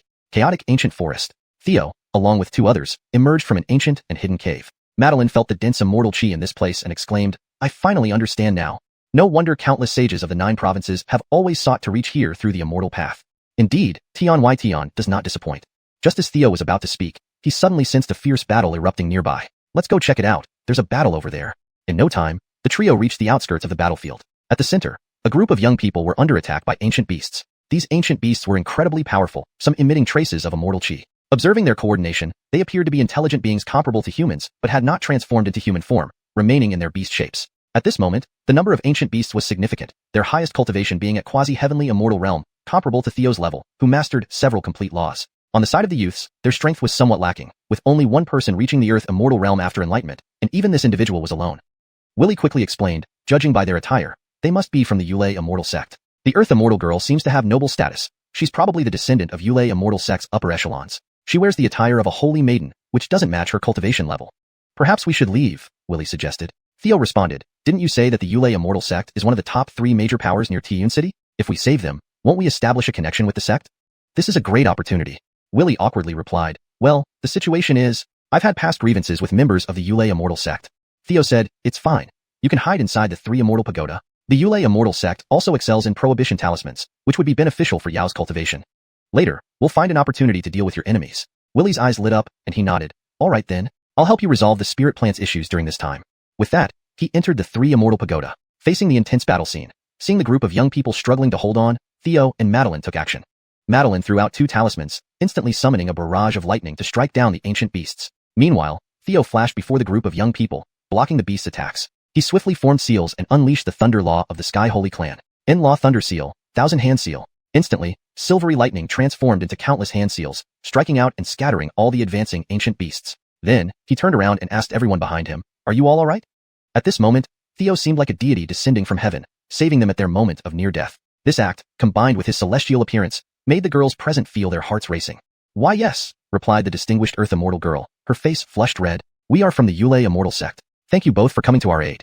My name is Angelica. May I ask how the 2 of you should be addressed? She looked about 16 years old, with an oval face, rosy lips, pearly teeth, and clear eyes. She was the perfect image of a beauty. I'm Theo, he replied. A green-clothed youth, displeased by the sight of his beloved looking so bashful, interjected. This chaotic forest is rarely visited by people. Who are you 2, and what are you doing here? Angelica reprimanded. Armin, Ji Gongzi just saved your life, yet you dare to question them like this? That's incredibly rude. You're disgracing the Yulei Immortal Sect. Armin's face turned pale, speechless with frustration. Theo thought quickly and said, we are from the Sky Holy Clan. You may not have heard of us, but our clan was once glorious, with ancestors reaching the golden immortal realm. Unfortunately, we declined during the last demonic calamity. We have only recently emerged from our hiding place to undergo trials and coincidentally ended up in the chaotic ancient forest. Since this friend doesn't welcome us, we shall take our leave. With that, Theo turned to leave. Angelica quickly stepped forward, stopping him. Ji Gongzi, please wait. I apologize for my junior's rudeness. Since both of you practice Thunder Law, and our sect is renowned for it, I will recommend both of you to join the Yulei Immortal Sect upon our return. Theo showed his appreciation and replied, the fame of the Yulei Immortal Sect is well known. Thank you for the offer. Gong Xiaojia, why did you come to the chaotic ancient forest this time? Angelica explained, we came to find the Gregving God Flower. My mother suffered severe injuries years ago and has been on the brink of death. We have traveled for years, seeking ways to save her. Now, we only need the Gregving God Flower to create the revival pill, giving us a 30% chance of saving her. We heard this ancient herb could be found in the chaotic ancient forest. So, we secretly came here, but we didn't expect the ancient beasts to be so powerful. Theo said, don't worry, I'll help you. Hearing this, Armin's face darkened even further. He had gone to great lengths and spent heavily to uncover this information, only for Theo to appear unexpectedly and play the hero, completely stealing his thunder. This left him feeling deeply resentful. Soon after, the group headed toward the location of the Gregving God Flower. On the way, Angelica asked Madeline, what's your name, sister? My name is Madeline, Caleb's cousin. Angelica smiled. You're really beautiful. Thank you, so are you. They chatted warmly, rapidly forming a close bond, much to Theo's surprise.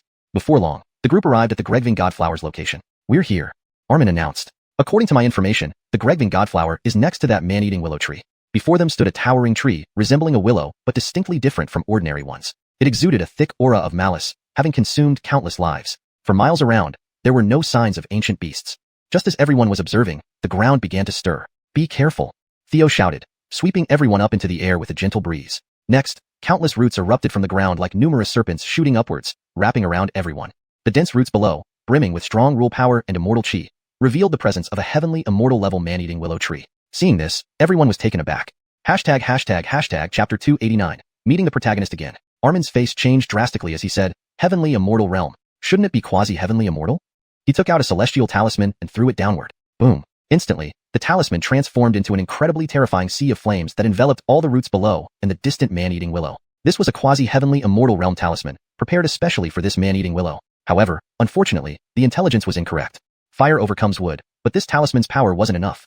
It merely hindered the man-eating willow's attack, causing slight injuries to it. At this moment, Stephanie made her move.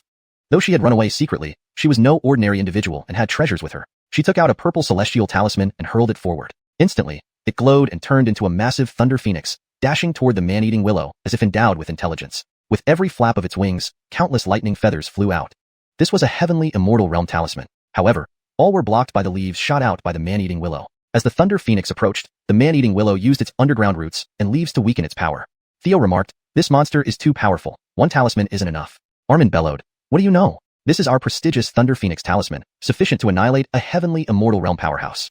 Watch closely. Before he finished speaking, the Thunder Phoenix crashed into the man-eating willow. Though cracks appeared on the man-eating willow's body, blackened areas formed, and countless leaves fell, it didn't die. It then rapidly absorbed earth power to heal its wounds. Seeing this, Armin and Stephanie were dumbfounded. Theo clasped his hands together, unleashing his quasi-imperial realm cultivation. Celestial chi surged from within him, gathering on his palms. He wouldn't use the Celestial Maverick Sword technique, unless absolutely necessary. The three Celestial Towers, Heaven Suppressing Tower, and Celestial Sword were far too suspicious to reveal. Thus, he could only expose his true strength. End Dharma Thunder Seal. End World Seal.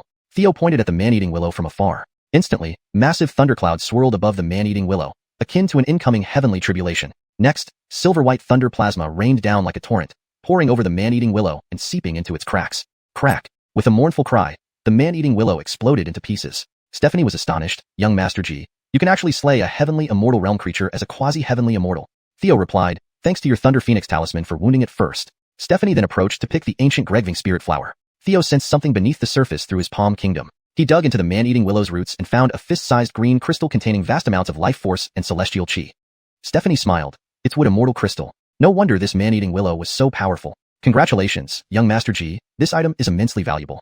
Theo remarked, looks like Miss Gong is my lucky star. Stephanie blushed. The group officially returned to the thunder-controlling immortal sect. Armin looked jealously at Stephanie, who was chatting merrily with Theo, her cheeks occasionally flushing red. Days later, they arrived at the thunder-controlling immortal sect. A middle-aged man with a long beard awaited them at the sect entrance, rebuking Stephanie. Didn't I tell you it was dangerous outside?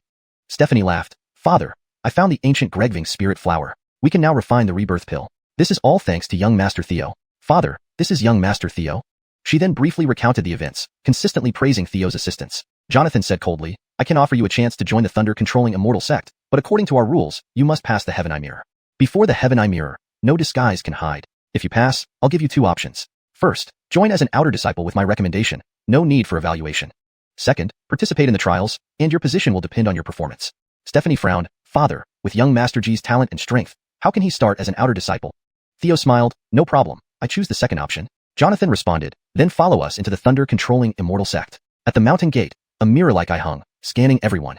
Others passed without issue, but when Theo and Eileen approached, a barrier blocked their way. The barrier displayed their information, without any disguise or data. Jonathan showed his elder badge, and the barrier vanished. They soon reached Trial Peak. Jonathan explained, our trial is simple. Before you stands the Ascension Tower. It contains various random evaluations. Pass 3 floors to join as an outer disciple. 4 floors for inner disciple. 5 floors for core disciple. 6 floors, and you become a candidate for Holy Son. Theo noted, I see this Ascension Tower has more than 6 floors. Jonathan sternly replied, indeed, but no one has passed the 6th floor for years. Stephanie grinned, Father, I believe young Master G can do it. Suddenly, Theo heard a familiar voice in his ear. Chime. Protagonist Adrian has developed hostility towards the host. Theo turned and saw 2 figures approaching. Elder, what a coincidence, seeing you here at Trial Peak. The newcomer had graying hair, with incomprehensible aura, and a young man beside him looked at Theo with hostility, brows furrowed. Theo thought, system, check his information. Protagonist, Adrian. Fortune level, 8-colored halo, red, orange, yellow, green, blue, indigo, violet, black. Fortune points, 60,000. Closeness, 10. A rebirth protagonist? An ancient genre. The immortal emperor rebirth trope originates from it. However, having 8 halos is quite abnormal. Unless reborn as an infant. Looking at him, he should be about 17 or 18. Years of secret cultivation indeed explain the abundance of fortune. Undoubtedly, Stephanie is likely one of his leading ladies, explaining Adrian's anger at being upstaged by Theo. Rebirth protagonists are notoriously difficult to handle. Take Alanis for example. Many ancient skills require no cultivation, mastered at a glance. Worst of all, they know future developments and others' weaknesses and secrets. This is very dangerous. Ordinary antagonists would stand no chance against such knowledge. But Theo knew, based on Alanis' situation, that even a rebirth protagonist couldn't predict everything about him. Hashtag Chapter 290. The Grekning Immortal Sect's Evaluation. Kent frowned upon seeing the elder and said, Marjorie, why are you here too? The Marjorie laughed and replied, naturally, I found a prodigy and brought them to Trial Peak. This is the one you brought? How about we have a little competition? Seeing Kent frown in silence, he laughed even more boldly. Third elder, are you scared? Goncharigian glanced at Adrian. He looked extremely ordinary, barely better than an average person. Then she turned to Theo, whose appearance was truly pleasing to the eye, almost godlike. Goncharigian put her hands on her hips and shouted, fine, let's compete. Master G is definitely stronger than that guy. Adrian's face showed a hint of bitterness as he couldn't help but sigh inwardly. Charigian, my beauty, why are you speaking up for that guy? I am your destined one. Just wait, soon enough, I will make you see that only I am worthy of being your man. The Marjorie laughed. Third elder, why have you become so cowardly lately, not even matching your daughter? Adrian grinned. Since third elder won't wager, then let me do it.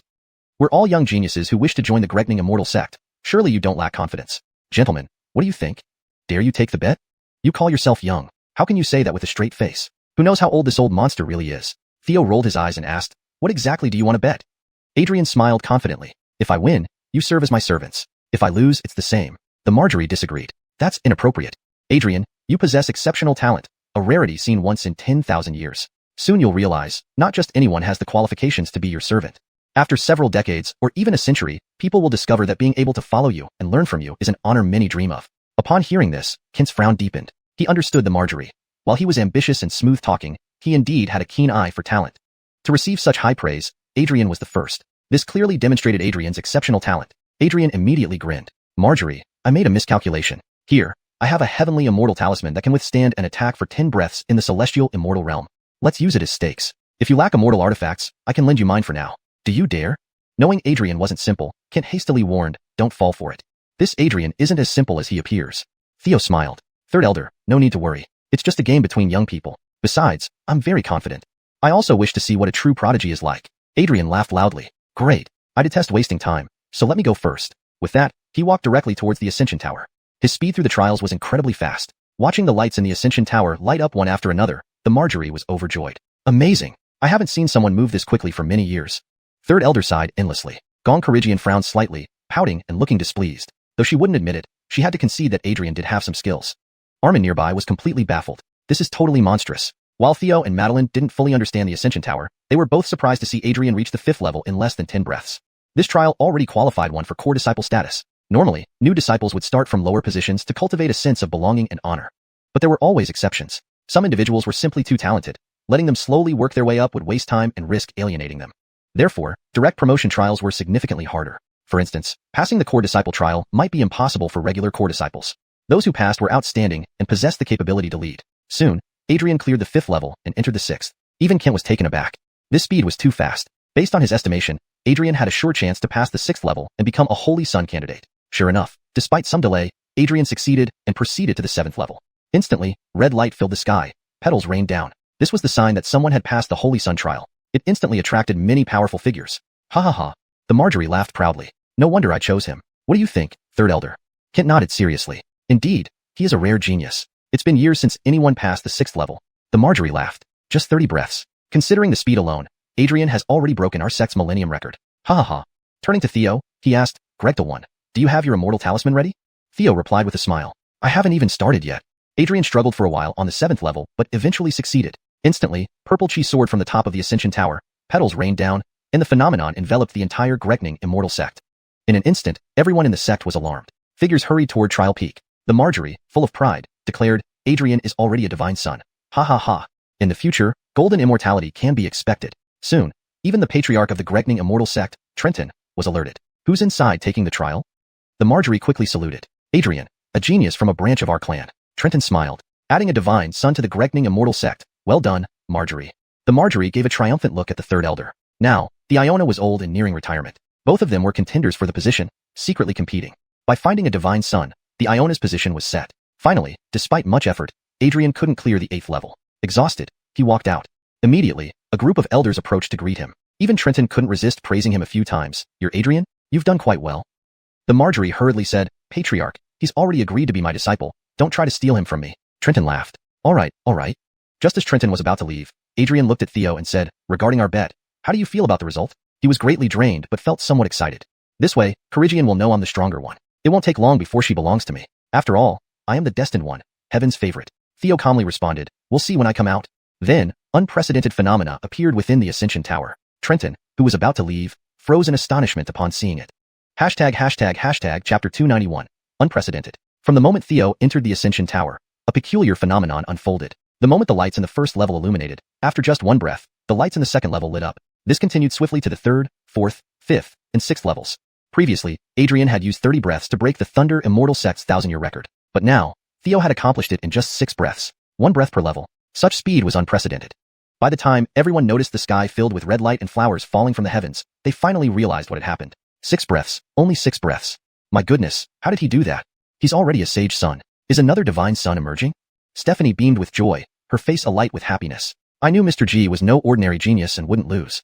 Eileen relaxed slightly, the weight on her heart easing. Kent was more astonished than elated, recalling his own experience climbing the Ascension Tower, knowing firsthand how difficult it was to pass even 6 levels. Back then, he had barely managed to pass by pushing himself to the limit. But for Theo, it seemed like nothing. Adrian watched in disbelief, thinking, how is this possible? He had broken the 1,000-year record because he already knew the details and had prepared accordingly. But what about Theo? Passing the Sage Sun trials in just 6 breaths. Was he human? Allison, stunned, quickly shouted. He must have cheated. Master, I request to inspect the Great Law Eye. We all know that within the Ascension Tower, flight is prohibited, and only walking is allowed. In 6 breaths, he could only use that time to move. There was no time left for the actual trials. So, he must have cheated. Trenton said sternly, Allison, you should know that the Great Law Eye cannot be easily activated, and you are accusing a Sage Son. Just then, the 7th breath passed, and Theo cleared the 7th level, the Divine Sun trial, and entered the 8th level. Trenton frowned deeply. Now, he's a Divine Son. Allison gritted his teeth. I know. If the Great Law Eye proves he didn't cheat, I will resign as Allison. Trenton immediately produced the Patriarch's order and activated the sect's Great Array. The scene of Theo clearing the Ascension Tower was replayed before their eyes, unraveling the mystery. It was revealed that Theo arrived at the 1st level's trial hall but did not enter. Instead, he summoned a clone to take the trial while he proceeded directly to the 2nd level. By the time he reached the 2nd level, the 1st level was already completed, opening the door to the 2nd level. Theo continued to rush upwards, sending clones into each level as he moved forward. In other words, Theo wasn't personally completing the trials. His clones were taking the tests for him, and each level was cleared within a single breath. This pattern continued until he cleared the 7th level's Divine Sun trial. Next, he headed for the 8th level, which Adrian had nearly exhausted all his celestial chi yet failed to clear. Again, Theo sent a clone while advancing to the 9th level. Watching this unfold, everyone, including Adrian, was speechless. Since his rebirth, Adrian had sailed smoothly through everything, defeating anyone who dared stand in his way. Those who had once posed challenges to him in his previous life were all crushed underfoot upon meeting. If not for seeking great opportunities outside, he would have long been at the Thunder Immortal sect. What he hadn't anticipated was encountering Theo here, a person who didn't exist in his memory. Initially, Adrian didn't take Theo seriously. Even after Theo passed the Divine Sun trial, Adrian still dismissed him as a non-threat. Indeed, Adrian hadn't fully exerted his power, but he hadn't wanted the Thunder Immortal sect to know about his treasures. After all, he hadn't fully grown yet. Until now, seeing this, his mindset crumbled. He had lost to Theo's clone. Ding! Destiny's son Adrian's Dao heart destabilizes, successfully seized 5,000 destiny points. On the screen, Theo moved slowly towards the 8th level while his clone took the trial inside the palace. This level, which had nearly depleted Adrian's celestial chi, was indeed challenging. 1 versus 100. He must kill 100 opponents equal in cultivation strength within 100 breaths. Without time or preparation limits, many top geniuses could accomplish this. For example, if Eileen had set up deadly formations beforehand, she could have handled it effortlessly. But here, it was abrupt, dropping them straight into chaos. Crucially, time was limited. Adrian lost precisely because of the time constraint. However, Theo's clone succeeded. Inside the trial palace, the clone moved like lightning, dodging spells from all directions as enemies attacked fiercely. Behind him, spells and skills bombarded groups, killing many. The enemy's firepower was intense, diverse, and well-coordinated. Using temporal power, Theo slowed down their actions, preventing them from dodging his attacks effectively. Within 10 breaths, over half the battlefield lay dead, and many of the survivors were injured. The remaining strong opponents scattered to avoid hurting each other. Then, the clone unleashed an accumulated attack. Final Log Reckoning Seal, World Annihilation Seal. Silver lightning rained down like a torrential storm. With limited space in the palace, no one could escape. Frantically, they couldn't defend against such an overwhelming technique. In one breath, all were annihilated. Level 8, cleared. The clone disappeared instantly. At the top of the Ascension Tower, a dazzling light pierced 10,000 miles into the sky, accompanied by divine sounds and auspicious omens, an unprecedented occurrence in the Thunder Immortal sect. Theo smoothly entered the 9th level. The scene on the screen vanished, replaced by text. Insufficient Patriarch permissions, unable to continue viewing. Stephanie triumphantly snorted at Adrian, "You lost." It was Mr. G who won. Adrian, frustrated, thought, "How could this happen? How could I lose to a newcomer? I've been cultivating since before birth for 18 years. How could I lose to some upstart? And worse, to a clone. Mavericker importantly, he doesn't exist in my memory. Is he a reincarnated being like me?" Realizing this, he saw Theo as an unprecedented adversary. One reincarnated being is enough. You must die. Chapter 292. The Harvest from the 9th level of the Ascension Tower. As Theo passed through the 8th level and entered the 9th, ancient figures instantly flew out from the restricted area behind Immortal Thunder Sect's back mountain and descended upon Trial Peak. Ancestor Maverick has arrived. Former sect leader Isaiah Ancestor is here too. It's Corey Ancestor. A group of people bowed in respect. Greetings to the 3 ancestors. Allison hurriedly cupped his fists. Descendant Corey Bushuan greets our ancestor. Then he pulled over Adrian who was standing beside him. This is my clan's descendant, Adrian, who just passed the Divine Sun trial. Adrian, quickly greet our ancestor. Adrian snapped back to his senses and bowed deeply with his fist pressed against his palm. Adrian greets our ancestor. However, Corey Ancestor only nodded slightly, not even sparing a glance at him. His eyes remained fixed on the Ascension Tower as he asked, "Who is inside challenging the levels? Is he also from my Corey family?" Allison awkwardly replied, "No, he's brought by Elder 3. Sect leader Trenton immediately asked, "Elder 3, who exactly is that heavenly genius?" Kent, somewhat excited, said, "His name is Theo, a member of the Sky Saint clan, who has just come out for training. I just sent a message to let the people at Heavenly Summit check." While passing through the 8th level just now, he used the Sky Saint clan's thunder technique, the in-law Thunder Sealed. The records state that during the demon disaster, because of the demon mirror, the Sky Saint clan was targeted and hunted down by the demon race. The golden immortal patriarch died at the hands of the demons, and then this race disappeared. Now, it should be the first time they've appeared again. When entering the sect gate earlier, the Heavenly I didn't find any information about him. To Kent, this was like a blessing from heaven. Initially, his struggle with Allison for the position of Iona had reached a crucial point. He never expected that the Corey family would produce a divine son. If things went as planned, the Iona position would definitely go to the other party. But the final result was something he had never anticipated. Allison lost his elder status due to questioning Theo. And he seemed to have an okay relationship with the super genius Theo. If not for the crowd around, the usually stoic man couldn't help but burst into laughter. Could there be such a good thing? Clothes in disarray, Ancestor Maverick said, so it seems his background is clean. Ancestor Isaiah smiled. Truly blessed is our immortal Thunder sect to gain 2 supreme geniuses at once. Old Corey, your descendants are up to you. Theo will be left to us too. Corey Ancestor unhappily replied. That kid broke unprecedented records by passing the 8th level, and he stands a great chance to reach the Great Luo immortal realm. If I had a disciple who could achieve immortality, maybe I could also enter that realm with his help in the future. We'll put Adrian's matter aside for now.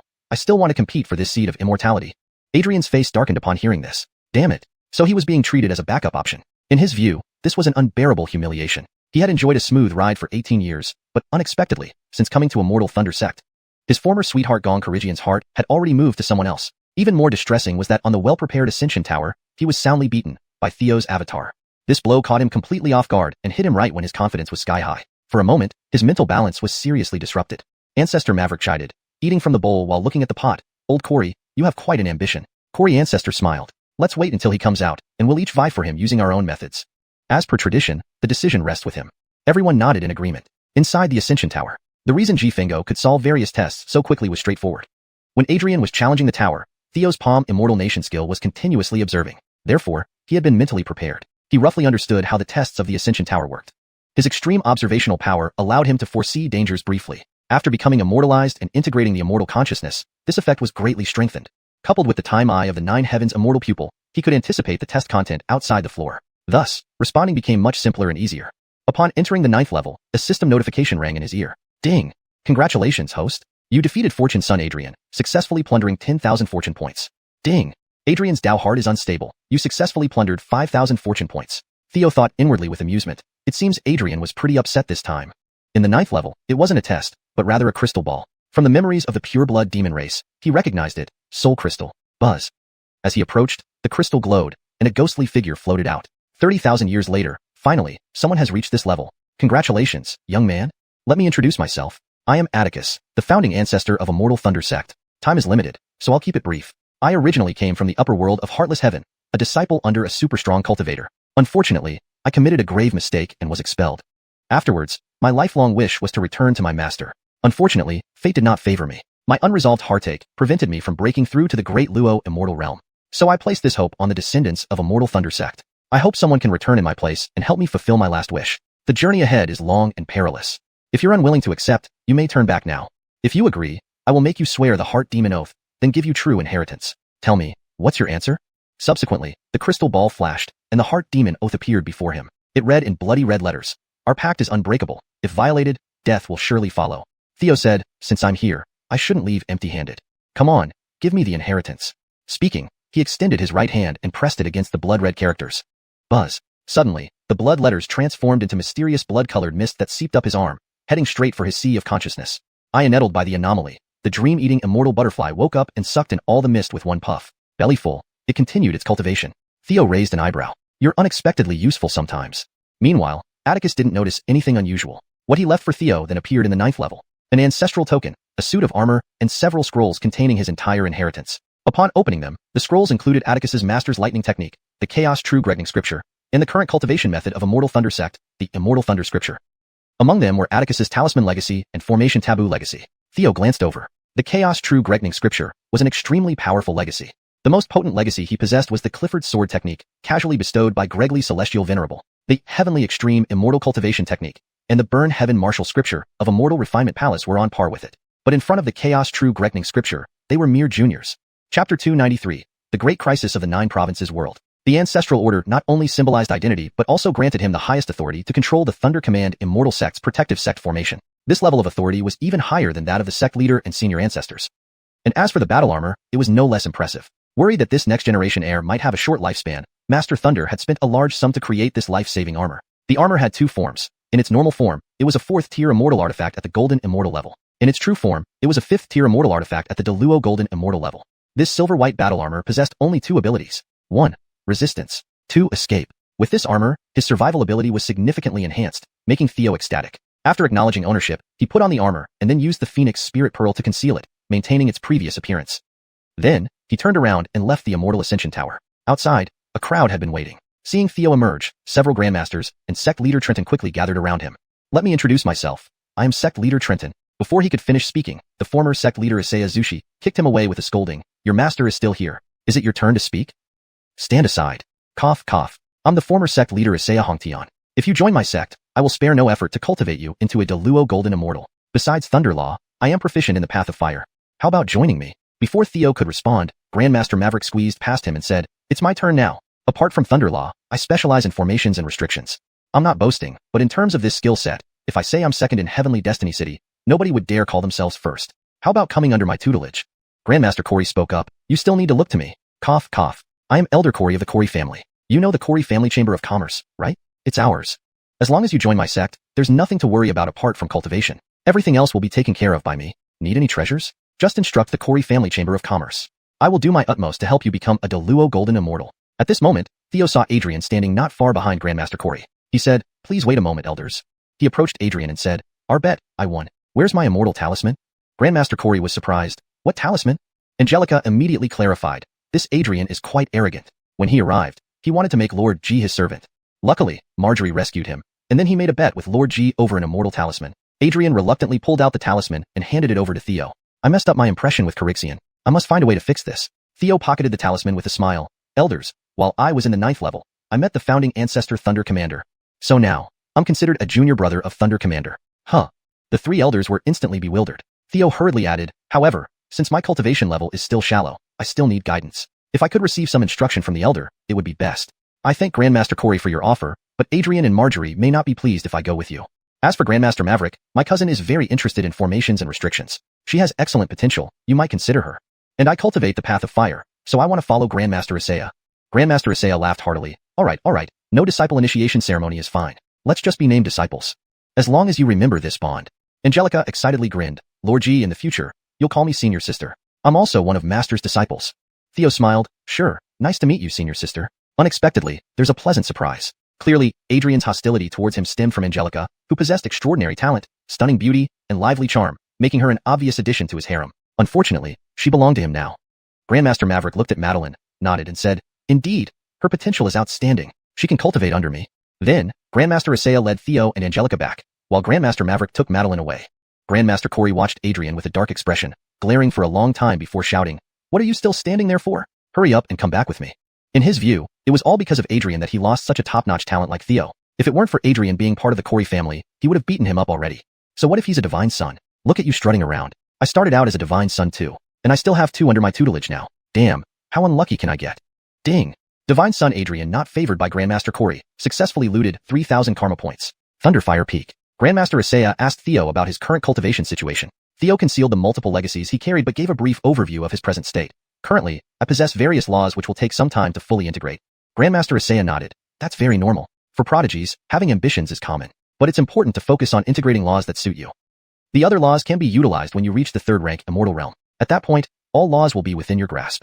True to his years of experience, Grandmaster Isaiah offered advice based on Theo's circumstances, significantly advancing his progress. With the trust established, Theo finally revealed his purpose. Grandmaster, I've just emerged and am not familiar with the outside world. Can you give me an introduction? Angelica interjected. Let me handle it. Our Heavenly Destiny City is a medium-sized realm within the boundless universe. In our region, besides Thunder Command Immortal Sect, there are 2 other major powers that rival us but are slightly weaker. The 10,000 Beast Sect and the Bloodhand Sect. Disciples of the 10,000 Beast Sect always have rare combat beasts with them, easy to recognize. Disciples of the Bloodhand Sect wear bloodhand prints on their clothes, practice slaughter techniques, and exude a dark aura. They also wear bloody headbands, making them easy to spot. Angelica continued explaining, allowing Theo to gain detailed knowledge of the areas around Heavenly Destiny City. Finally, she mentioned recent significant events. By the way, there's been some activity in the Leaf World recently. A primeval world called 9 Provinces has regained vitality for unknown reasons, attracting many sects' attention, as well as a group of insect demons. Insect demons. Theo remembered vividly. During his initial journey on the path to immortality, an insect demon wiped out one of his shadow clones. They were incredibly powerful.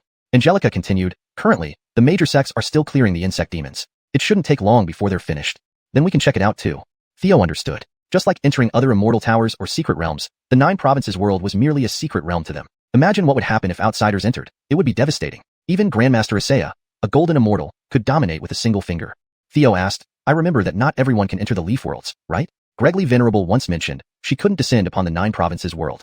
Angelica nodded. Each Leaf World has different conditions, mainly depending on the level of immortal energy in that world. What's the general rule? Theo inquired. Chapter 294.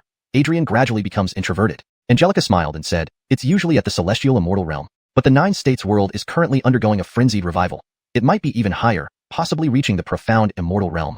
Profound immortal. By harnessing immortal energy and continually refining immortal blood, one can cultivate the mystic gate between the eyebrows, deepening the connection with the world tree. This bestows an immortal body, and to some extent, allows the use of the world tree's power. According to the memories of pure-blooded demon cultivators, killing a profound immortal requires either mastering secret arts or treasures that can counteract immortality, then slowly wearing them down, or instant annihilation damage, leaving no chance for the immortal body to recover. The question is, does the 9 States possess these kinds of items? For the latter, Theo was almost certain it did not. In the current stage of the 9 States world, including restricted areas, there was absolutely no force capable of directly annihilating a profound immortal. For the former, his hereditary Taoist teachings did indeed contain such knowledge. But the problem was, his cultivation wasn't sufficient to execute it. Therefore, he had to continue cultivating in hopes of advancing to the celestial immortal realm soon. Otherwise, once beyond heaven descends, the 9 States would be doomed. Theo laughed and said, Senior sister knows so much? Angelica placed her hands on her hips and said, Of course, how else could I be your senior sister? In the following days, under the guidance of Elder Isaiah and accompanied by Angelica, Theo began cultivating the Thunder Sutra. With the guidance of a golden immortal, combined with his enlightenment heart and the Bodhi tree, Theo's progress was astonishingly fast, leaving Elder Isaiah amazed. His relationship with Angelica also steadily improved. On the other side, at the Wind and Thunder Peak, Adrian tampered with the immortal talisman given to Theo, allowing him to spy on Theo's activities. These few days, hearing the sweet conversations between the two, he became increasingly convinced that Theo was an old hand in affairs of love. Feeling afraid that Angelica might fall into Theo's charms, his anxiety grew more intense. He wanted to rescue Angelica from this ordeal and return her to her true love. After several days of preparation, his counterattack was ready. According to his memory, the revival pill created by Kent failed to cure Angelica's mother. But he could do it. With his pill-making skills, a little preparation, and he could handle it. In the alchemy room, Adrian wiped the sweat off his forehead as he looked at the golden pill before him, overjoyed. Corixian, wait for me, I'm coming.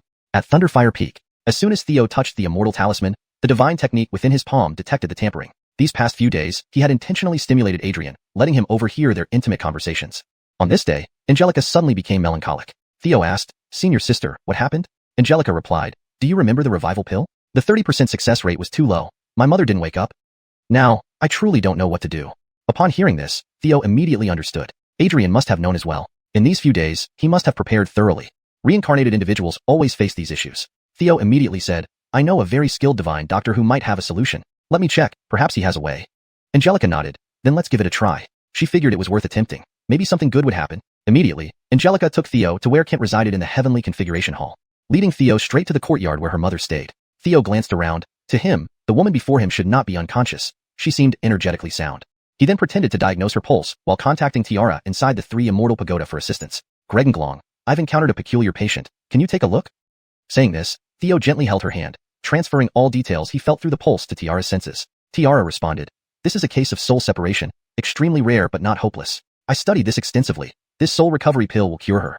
Theo received the pill, kissed her on the lips and said, "You've been a great help. This is a wood immortal crystal, as a token of thanks." Finished speaking, he quickly returned to his body through the immortalized space. Tiara marveled at the pure wood immortal crystal in her hand. Back in the Heavenly Configuration Hall courtyard, Theo explained, "I've seen similar cases, called soul separation. Try this soul recovery pill." Angelica was overjoyed and immediately administered the pill to her mother. Soon, the soul recovery succeeded. Angelica looked at her awakened mother, elated. In fact, Theo had backup plans, ready to use Russell's 9 Heavens Bright Spring if needed. Luckily, Tiara's solution worked. Within a short time, Ken arrived, seeing his revived wife. The family embraced, overwhelmed with joy. Theo respectfully waited outside the door. Maverick minutes later, Ken composed himself and thanked Theo. "Thank you, young patriarch, for saving my wife. I've worked for 10 years. Finally, she has awoken. Should young patriarch need anything from me in the future, just ask." Young patriarch? Theo was surprised at this new title. Ken explained, "It's announced by the sect master. You are now young patriarch, with status equal to the grand ancestor." Theo nodded, "Let it be." At this moment, Kent noticed Angelica coming out. He tactfully added, "Corixian, thank young patriarch properly for me. I'll go check on your mother." Initially, Theo saved Angelica, creating a favorable first impression. Their relationship had improved significantly over the past few days. Adding to that, hearing her mother achieved her heartfelt wish. Thus, Theo's standing in Angelica's heart soared to 85. "Oh, things are looking up. Mr. G, you previously saved me and helped my father. Now you've cured my mother. You're truly my benefactor," Angelica sincerely remarked. Her eyes were still red from crying earlier. Mixed with genuine gratitude towards Theo, she appeared unusually serious without her usual playfulness. However, this scene, observed by Adrian who had just entered, was entirely different. "Corixian has been crying. Indeed, the revival pill was ineffective. Only I can save her. Ha ha ha, how did you get in here?" Angelica frowned, her face showing displeasure. To Adrian, this confirmed Angelica's upset state. He knew her expressions well. This showed she was unhappy. Angelica was genuinely upset. Just then, Theo almost kissed her when this guy interrupted. Annoyingly disruptive. Adrian said, "Miss Gong, I heard your mother was seriously ill. Happily, I excel in medical arts and am confident in curing her." He cast a challenging glance at Theo. "Watch me, Theo, as I show off before Corixian. Sooner or later, Corixian will fall for me." Angelica responded, "No need. My mother has already been cured by young patriarch. No worries, I'm here." "What? Cured?" Adrian froze in shock. Angelica, hands on hips, scolded fiercely, "We never invited you. How dare you intrude upon the Heavenly Configuration Hall? Besides, my mother's condition is a secret. Father always claimed she was meditating in seclusion. How did you, a newcomer, learn about this?" Just then, Ken approached, asking, "Adrian, why do you care so much about my wife? To treat her illness, you dare to invade the Heavenly Configuration Hall? I spent 10 years trying without success, yet you claim confidence despite never having met her and knowing nothing about her illness. Initially, she was injured by a group of mysterious people with unknown identities. Now I suspect that you might be connected to those assailants. Come with me to the Great Thunder Pavilion." Adrian was instantly filled with confusion. How could this happen?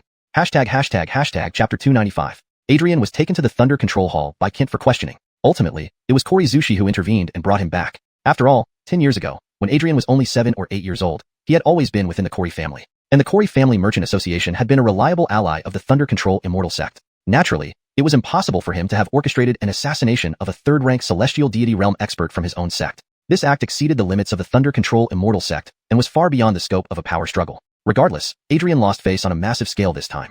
Particularly for Korizushi, who already had a poor impression of him, Adrian's actions caused him considerable embarrassment. After bringing Adrian back to the Wind Thunder Peak, Korizushi slapped him directly across the face. "You little scoundrel, listen carefully," Korizushi warned sternly. "The Thunder Control Immortal sect is not the Kori family. You cannot act recklessly here. From today onward, stay away from Stephanie and focus on your cultivation. If you cause any more trouble, I will make sure you pay dearly.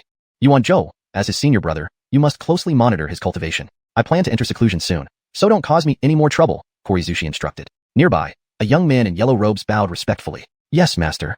Note, Yuan-jo should likely be Franklin for proper naming conventions in English. Ring. The rift between Fate's son Adrian and Korizushi widens, successfully plundering 3,000 fortune points. Watching Korizushi leave, Esmond said, "Junior brother, cultivate diligently and don't disappoint our master." Though Esmond's words sounded sincere, the smile in his eyes did not escape Adrian. Adrian quickly saw through Esmond's intentions. Before his arrival, Esmond had been Korizushi's most favored disciple. But since Adrian was Korizushi's descendant, he would naturally receive special treatment. Unless something unforeseen happened, Korizushi would eventually designate Adrian to succeed him as the overseer of the Wind Thunder Peak. Even among the restricted areas of the Thunder Control Immortal sect, Wind Thunder Peak was one of the top-ranking immortal peaks, with abundant resources and connections cultivated over many years. This position was originally meant for Esmond. Now, it seemed likely to go to Adrian. But what delighted Esmond was that Korizushi did not favor Adrian. This rekindled his hopes. In response to Esmond's words, Adrian snorted coldly, "I have my own plans." With that, he left without looking back. Short-sighted rat. With Adrian's abilities, how could he be content staying in the Thunder Control Immortal sect, at the mere Wind Thunder Peak? His future goal was to become an immortal and transcend into a heavenly venerable. He aimed even higher. Of course, there was another reason Adrian disliked Esmond. In his previous life, Esmond had made his life difficult. People like Esmond would never let anyone who threatened his status slip by. Adrian had faced his machinations in the past. Meanwhile, while Adrian was cultivating and waiting for an opportunity to confront Theo began new actions. The next day, at Leihua Peak, Stephanie dressed elaborately, lightly adorned with makeup. "Junior brother, this is a gift prepared by my father, thanking you for curing my mother." As she spoke, Stephanie handed over a treasure box. Inside were 3 Crimson Fire Essence Crystals and 3 Thunder Essence Crystals. Typically, Essence Crystals do not have attributes, but such attribute-specific Essence Crystals are extremely rare. For martial artists specializing in these attributes, they offer significant benefits in cultivation. Theo smiled, "This is exactly what I need, so I will accept it graciously." At this moment, Theo leaned close and whispered in Stephanie's ear, "How do you plan to thank me?" Stephanie, who had never been so close to a man before, blushed deeply, her cheeks turning red. The intimate atmosphere led Stephanie to kiss Theo, who immediately embraced her passionately. When their lips touched, a jolt ran through Stephanie's body, leaving her dazed. Afterward, Theo gently laid her on the bed. Meanwhile, Adrian was meditating in his cultivation chamber. Suddenly, he heard Stephanie's tender cries transmitted through the immortal talisman he had left with Theo. So wonderful. This triggered his mental state to deteriorate, causing him to lose control. He desperately suppressed the rampant celestial chi coursing through his body, spitting out a mouthful of blood. Understanding the situation, he knew Stephanie had fallen for Theo. Anger surged within him. His beloved had been taken by someone else. This made him incredibly restless, unable to focus on cultivation. He severed the connection with the immortal talisman. Darn it, darn it, darn it. I swear I will kill him and tear him to pieces. In the secluded cultivation room, Adrian's furious roars echoed repeatedly. In his past life, things hadn't gone smoothly for him. Stephanie had been his only love, accompanying him through countless years until she died saving him. In this lifetime, with his extraordinary strength and talent, he didn't lack women, but Stephanie held an irreplaceable place in his heart. He vowed to protect her and prevent history from repeating itself. However, she had been taken by Theo. Filled with hatred and regret, Adrian fell into self-imposed isolation again. Ring. The Fate's son Adrian's Tao heart has suffered a significant crack, successfully plundering 8,000 fortune points. On the other side, after their encounter, Theo held Stephanie and asked, "Senior sister, how does the Thunder Control Immortal sect usually integrate principles?"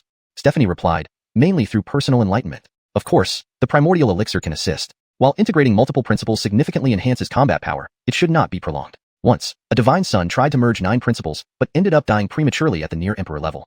Theo sighed internally, "I have more than 9 principles." Maverick's troublesome was that the integration chance only came once, not piecemeal. So Theo needed thorough preparation. Having listened to Isaiah Zushi's explanation, he now felt that just reaching the second layer of the reverse martial devil scroll might not ensure success. The probability was less than 50%. Regardless, he needed to reach the second layer first. After sending off Stephanie, Theo found Willie inside the 3 Immortals Tower. Within the Thunder Control Immortal Sect's restricted area, the abundance of celestial chi made it the best place to cultivate near Heavenly Luck City. Both the Immortal Killing Gourd and the 3 Immortals Tower benefited greatly. Willie was tending to the Immortal Herb Garden, showing remarkable talent in this field. Looking at the thriving herbs, Theo couldn't help but praise, "Brother Han, you are truly the best I've seen in this area." Willie modestly replied, "Just some minor techniques. How are things outside, Your Highness?" Theo responded, "We are currently in the restricted area of the Thunder Control Immortal Sect. Willie looked bewildered. Chapter 296, Willie's Envy, Theo's Offensive. Willie was stunned for a moment before he came back to his senses and asked, "May I ask, what position does your highness hold at Yulei Immortal Sect?" Theo smiled and replied, "Junior Ancestor, one rank above Divine Son, equal to Senior Ancestor." Willie felt like he had been hit by a thunderbolt. Indeed, he had spent a considerable amount of time in Heaven Beyond Heaven. For a full decade, but unfortunately, he had always been on the run, not searching for treasures, then being hunted down. During these 10 years, he had barely managed to survive through sheer luck. He had nearly lost his life countless times, pursued relentlessly by major sects more times than he could count. But Theo, on the other hand, had just arrived in Heaven Beyond Heaven and immediately stood atop Tianyun City. This made Willie envious, and he rubbed his hands together as he said, "Your Highness, did you learn the Gregning technique from Yulei Immortal Sect?" Theo replied, "Recently, an immortal ancestor personally tutored me. I learned it quite well." Willie felt like banging his head against the wall. Comparing things makes one want to throw things away. Comparing people can drive one to madness. These past 10 years, he had mostly been self-taught, finally finding a master only to find out they either died shortly after or coveted his body, wanting to possess him. Willie asked with a grievous expression, "So, Your Highness, what brings you here this time?" Theo replied, "Didn't you have a grudge with someone from Yulei Immortal Sect? Who is it? I can try to help you." Willie quickly responded, "It's Franklin, the divine son of Yulei Immortal Sect. I met him once at an auction. We competed for the same treasure. In the end, I didn't have as much money as him, but I made him spend a lot more. So, he harbored a grudge against me. Later, during a secret realm descent, we met again, and he pursued me. I managed to get ahead of him and obtain the opportunity he wanted, leading to a chase outside the secret realm." Franklin. Theo remembered Stephanie mentioning that he was Adrian's senior brother. From the sound of it, he had a rather petty heart and loved to hold grudges. He wasn't sure about his relationship with Adrian though. After thoroughly understanding Franklin's background, Theo transmitted the Yulei scripture to Willie, leaving him pleasantly surprised. "Thank you, Your Highness. This is a celestial technique with the potential to achieve Dharma Realm Golden Immortal." Ding! Fate's child Willie sincerely thanks the host. Closeness increases, successfully obtaining 5,000 fate points. After chatting for a while, Theo's clone left the Three Immortals Tower, returning to his original form. Immediately, Theo cast the Palm Immortal Nation technique, coupled with the Space Eye of the Nine Heavens Immortal Pupil, focusing on the Wind Thunder Peak. It was said that in the ancient world, when the heavy pupil cultivation reached its peak, one could observe the 9 heavens above and the 9 netherworlds below. The 9 heavens Immortal Pupil was even more powerful, though it risked detection easily. Combining it with the Palm Immortal Nation technique solved that problem.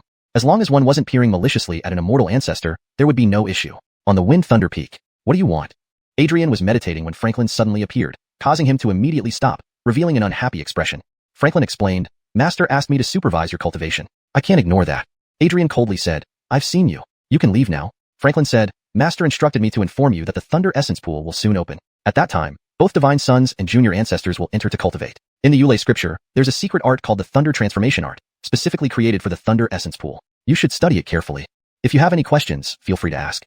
Adrian impatiently replied, "You don't need to worry about my affairs." Faced with a rejection, Franklin wisely retreated. Seeing this, Theo understood. These two were not getting along. Franklin was narrow-minded and held grudges. Adrian's appearance, combined with his origin from the Corey family, clearly threatened his position. This wasn't hard to understand. From the tone in which he spoke, Adrian also seemed impatient and clearly didn't want to deal with Adrian. And Adrian wasn't much better. Given Adrian's negative attitude, he likely harbored resentment from his past life. At this thought, a plan formed in Theo's mind, and a smile crept onto his lips. Soon after, Stephanie arrived and mentioned the Thunder Essence Pool. "Gregtal brother, in a few days, the Thunder Essence Pool on Crimson Thunder Peak will open, and we can all enter to cultivate." Theo asked, "What are the specific rules and benefits?" Stephanie explained, "Each pair gets their own pool, used to cultivate abilities, refine essence and spirit, or even temper immortal weapons, all with miraculous effects. For heavenly immortal realms, the effect is enormous." Theo nodded, understood. In the following days, Theo kept observing Lei Hua Peak. Finally, his opportunity came. To maintain his status, Franklin had been training intensely, exhausted, and finally fell into a deep sleep. Theo immediately activated the dream-wandering immortal pillow and entered Franklin's dream. Then he forcefully cast his spell, Reverse Martial Demon Scroll, Puppet. Instantly, from the shadows behind Franklin, Theo thrust out a palm, black rays swirling into Franklin's divine soul. Both were at the quasi-imperial stage, but without an immortal soul, Franklin was significantly weaker compared to Theo. Originally, the dream-wandering immortal pillow could give strong psychological suggestions, or even alter memories. But with the added effect of demon powers, he could temporarily control Franklin's body. After doing this, Theo silently left. Soon, the Thunder Essence Pool opened. Theo, Stephanie, Adrian, and Franklin headed to Scarlet Thunder Peak where Senior Maverick resided. "Greetings, Senior Maverick," they bowed. Senior Maverick smiled. "Donald isn't here?" Franklin replied, "Gregtal brother Luo is in closed meditation, reaching a critical juncture, so he couldn't make it." Senior Maverick nodded. "All right, follow me then." Theo didn't see Madeline, assuming she was probably cultivating. The 5 of them arrived at the Thunder Essence Pool. In sight were 5 pools, each filled with blue-white immortal lightning transformed into lightning slurry, containing shocking amounts of divine energy. Theo's brows furrowed.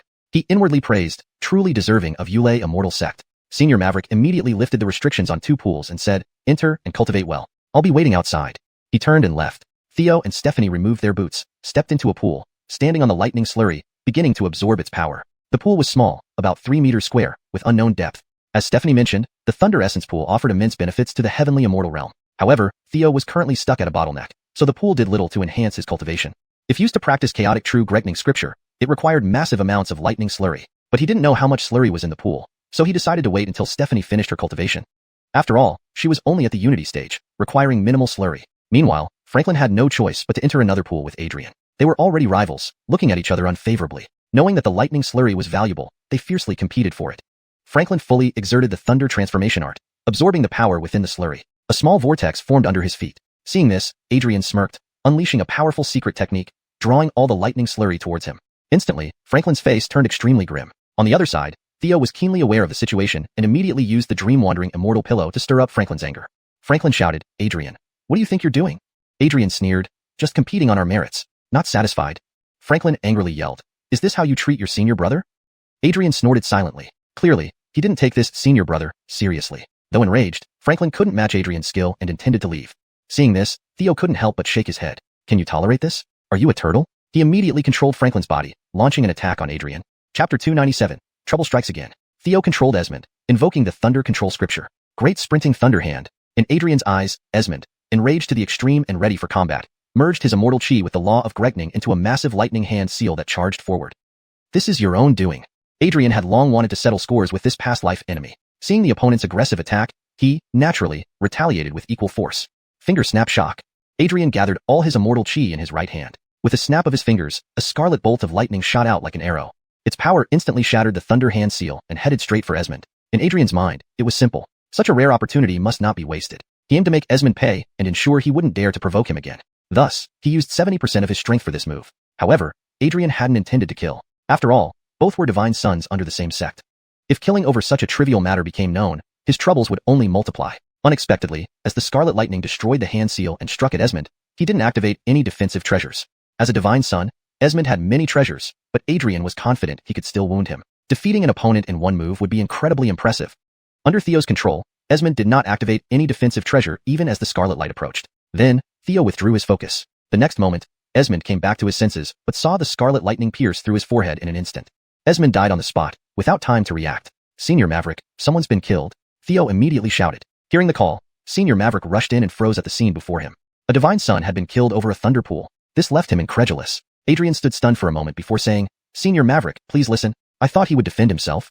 He was panicking. Despite Esmond's initial aggression, Adrian had ended up killing him. Such an act over something so minor would tarnish his reputation as ruthless and bloodthirsty. Senior Maverick sighed, "Let's discuss this in the Great Thunder Hall." With that, he lifted Adrian as if he were a chicken, sealed his cultivation, and took Esmond's body with his other hand. "Young ancestor, please follow me to the Great Thunder Hall." Theo replied, "Let Corigian stay here to practice. I'll go with you." Senior Maverick nodded, "All right." Great Thunder Hall. Upon arrival, the sect leader Trenton, along with Grandmaster Corey, Isaiah, and Kent, were already there. Seeing Esmond's corpse, Grandmaster Corey roared in anger. "What happened? Who killed my son?"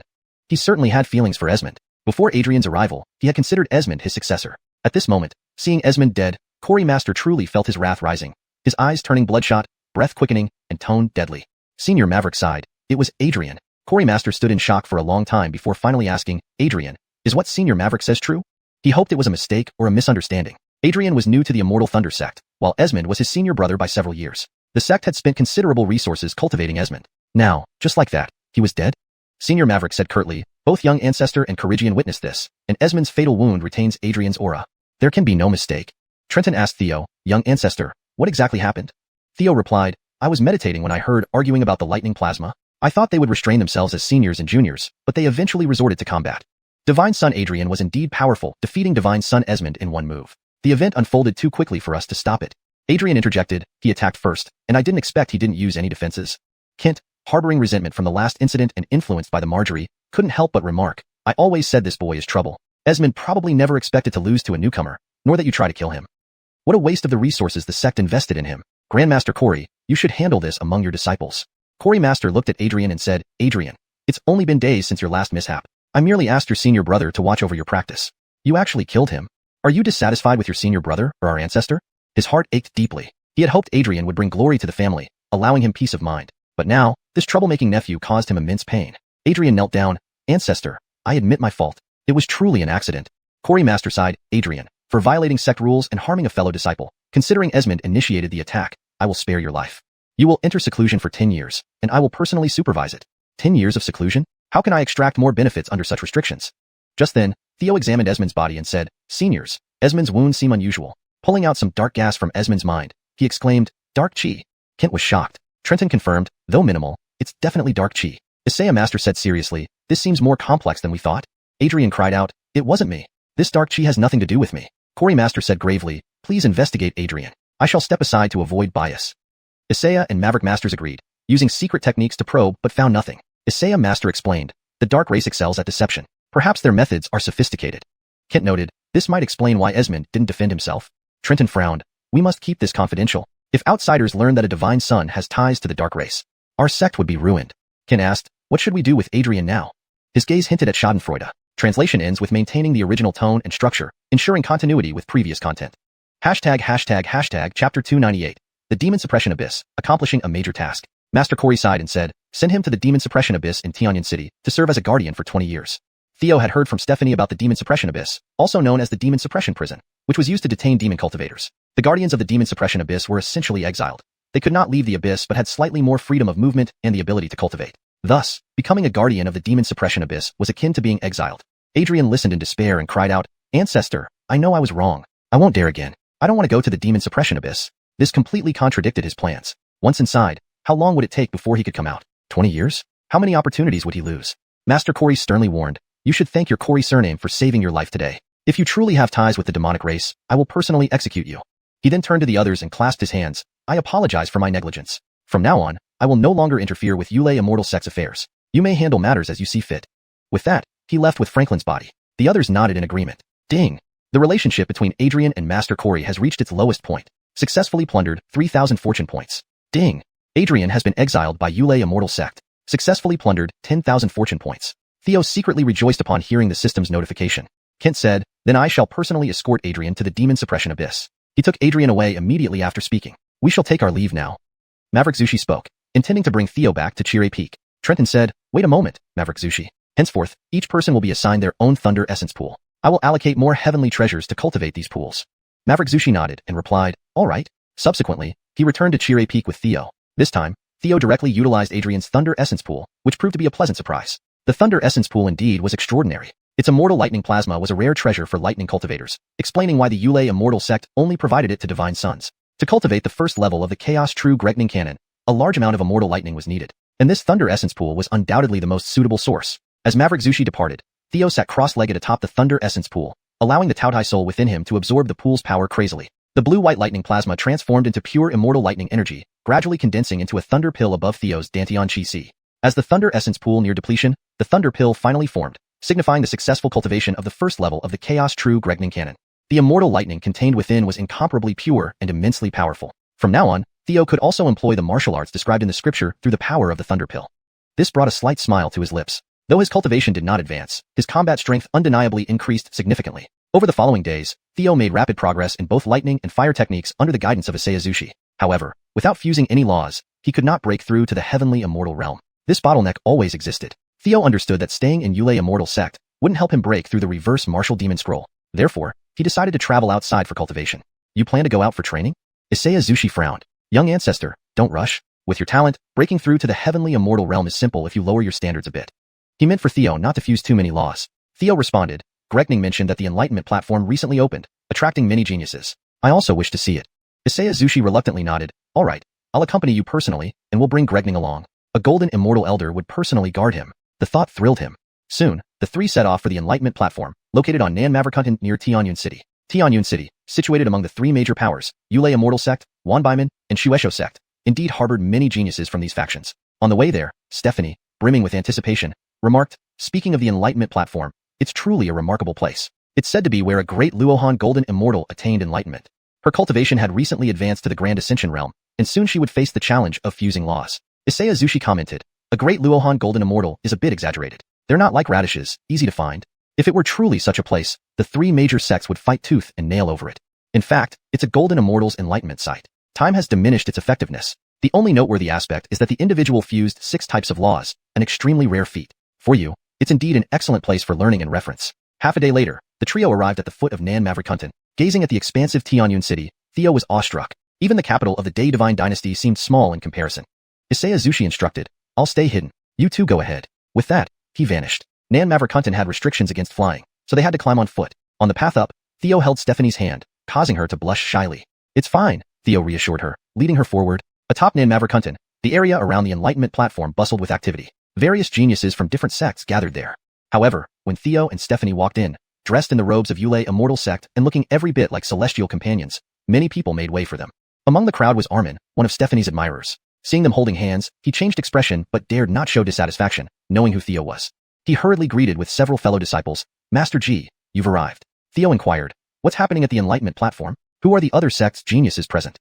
Armin answered, "Several holy sons are here, including Amy Maverick from Wanbaiman and Jeff from Shueisho sect." Suddenly, the Enlightenment platform glowed, and phenomena appeared in the sky above.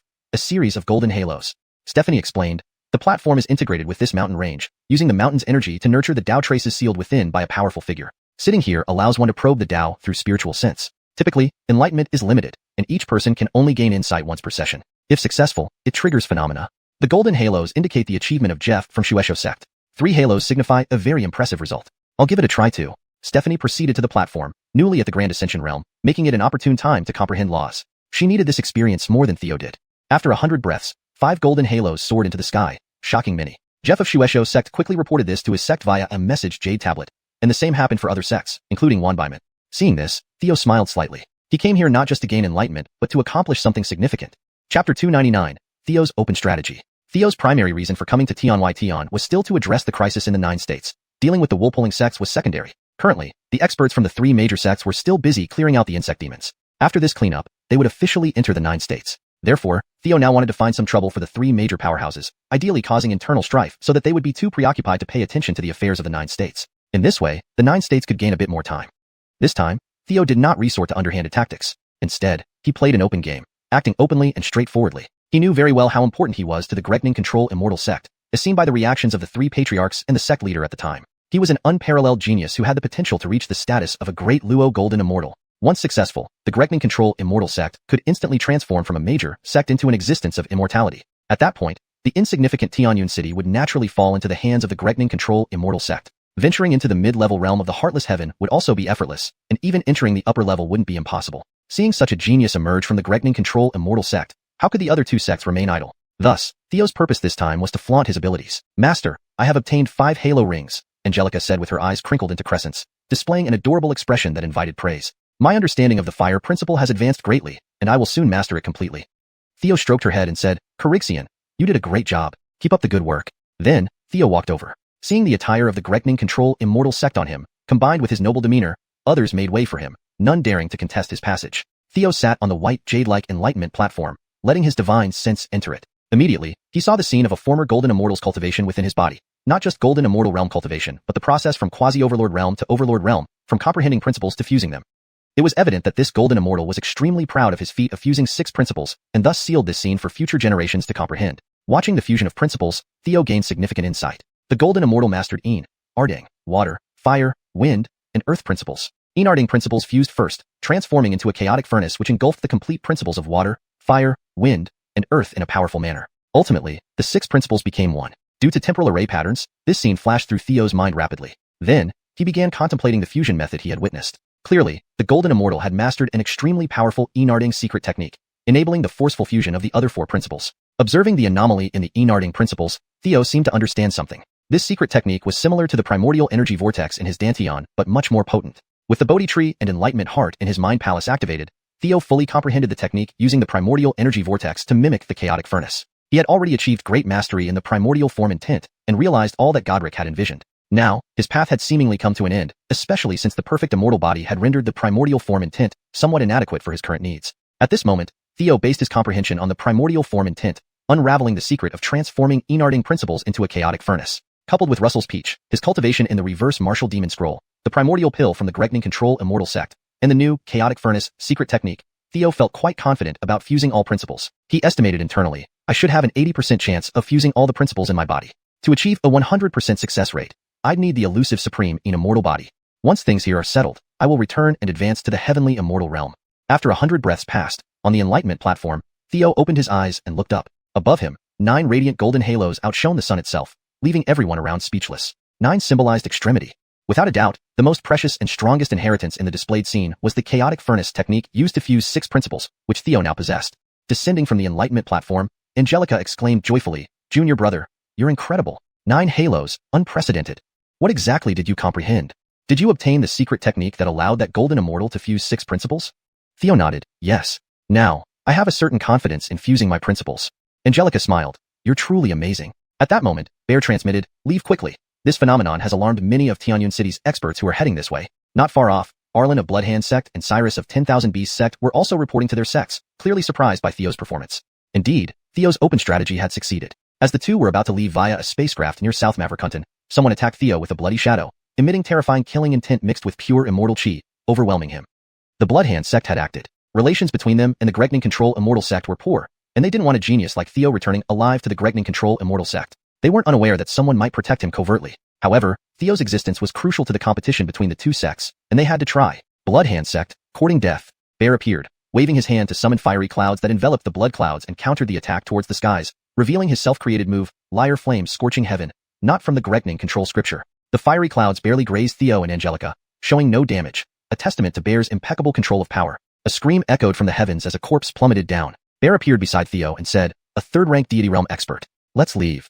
Theo shook his head, "Bear, today marks my formal debut in Tianyun. If I leave humiliated, it won't only tarnish my reputation but also invite continued assassination attempts. Am I to hide in the Gregnan Control Immortal sect until I reach the Golden Immortal Realm? I know the Gregnan Control Immortal sect has many treasures, but there are plenty outside as well. Mavericker importantly, only through trials can I become a true powerhouse." Bear frowned, "You make sense. How do you plan to retaliate?" Theo responded, "I heard the main business of Bloodhand sect is running battle arenas, especially the one in Tianyun City, which profits them immensely. Today, I intend to bankrupt them. Only by making them feel the pain will they stop targeting me." Mangekyō worried, "Isn't this too dangerous?" Bear added, "I suspect golden immortals from the Bloodhand sect, and possibly the 10,000 Beasts sect are on their way." Theo reassured, "Don't worry. Elder Gregnan Control left me a trump card in the 9th layer. Returning to the Gregnan Control Immortal sect won't be difficult. Carixian, stay close to Master." Bear nodded, "Very well. I'll accompany you for your debut battle." Chapter 300, Invincible Among Equals. Tianyun City, Bloodhand Arena. Registration area. Seeing the attire of Dalton and Stephanie representing Yulei sect, the supervisor hurriedly greeted, "3 fellow cultivators have arrived. How may I assist you?" Dalton replied, "I wish to step onto the stage for a match. Tell me, what types of contests do you offer?" The other party assumed that Dalton was here for training purposes. Many geniuses favored this place for sharpening their combat skills, so it wasn't unusual. The supervisor quickly smiled and said, "We have 3 suitable options for you. The first one is where you can choose your opponents freely, but you only get appearance fees if you win." Dalton calmly stated, "Not interesting. Next option." The supervisor's smile faltered, sensing that the visitor was no ordinary person. Maverick's geniuses chose this targeted training method to compensate for their weaknesses. After all, they didn't lack money. The supervisor continued, "The second option is battling against random same-realm opponents. You can choose continuous challenges with appearance fees per match, and more if you win. The higher the consecutive wins, the better the appearance fee." This was the choice for highly confident geniuses. The money was secondary. Many aimed for the unbeaten streak. Dalton asked, "What's the third option?" The supervisor became serious. "The third has the highest appearance fee. It's a death duel among equals, with random opponents. Until one side dies, the match ends." Dalton asked, "Can I do continuous death duels?" The supervisor nodded. "Yes." Dalton finally smiled. "All right, I'll choose the third option. Ionet immediately." "Oh, send word to the Bloodhand sect to bring more people over." The supervisor's face changed, realizing the visitor wasn't friendly. He asked, "What is your flower name?" Dalton replied, "Yulei." "Yulei. Does this mean he represents Yulei Immortal sect?" After Dalton left, he quickly sent a message to the Bloodhand sect, informing them of the situation. Dalton took out the 6 immortal crystals given by Kent and said to Ancestor Isaiah, "Always bet on me winning." Ancestor Isaiah laughed. "Rare opportunity. I'll contribute some too." For a golden immortal, even a small contribution would be immense compared to an ordinary warrior's wealth. In the arena, Dalton officially stepped onto the stage. There were many spectators, and seeing his Yulei Immortal sect attire, excitement rose. "Another genius from Yulei Immortal sect training here. Have we seen him before? He looks new. Don't recognize him."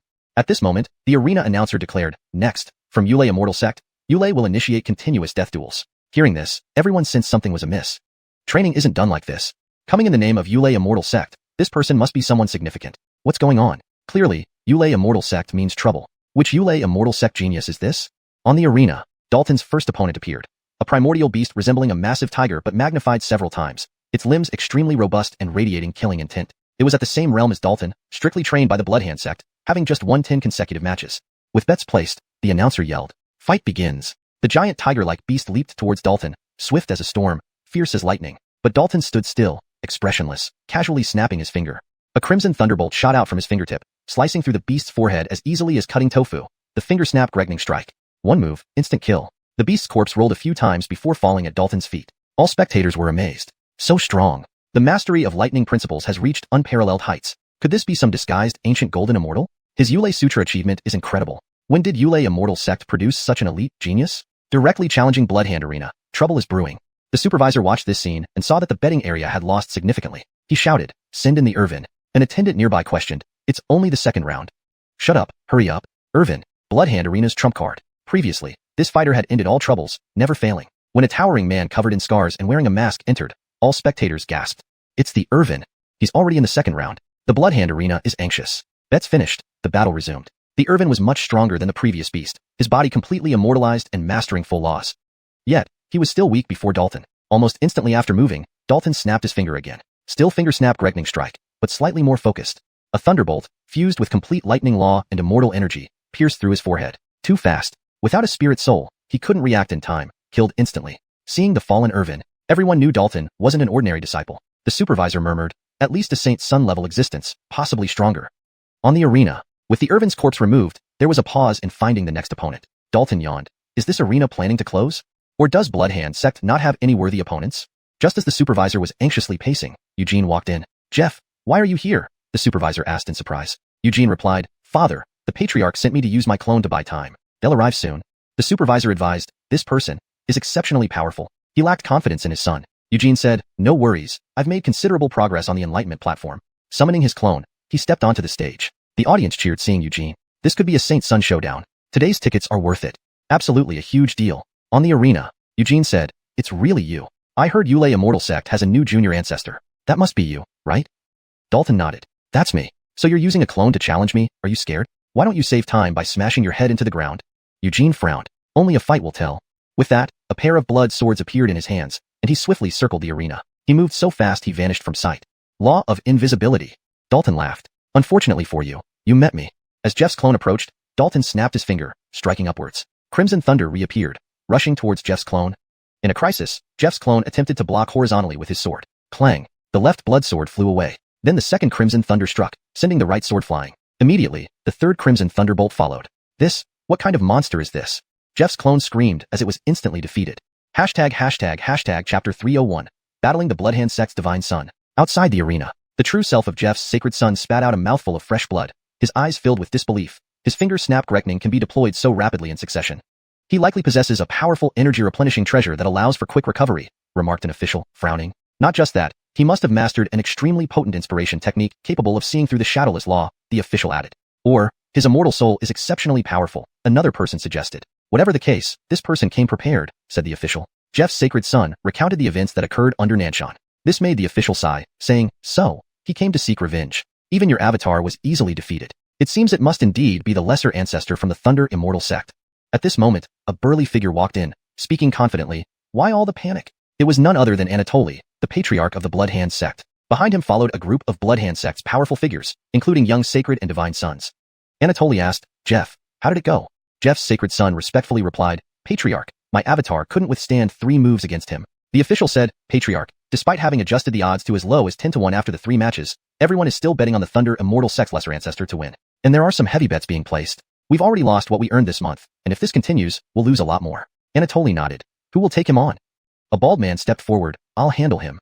Speaking thus, he instantly split off an avatar, pouring a large amount of essence, energy, and spirit into it. This bald man was Daeon, the Bloodhand Sect's first sacred son.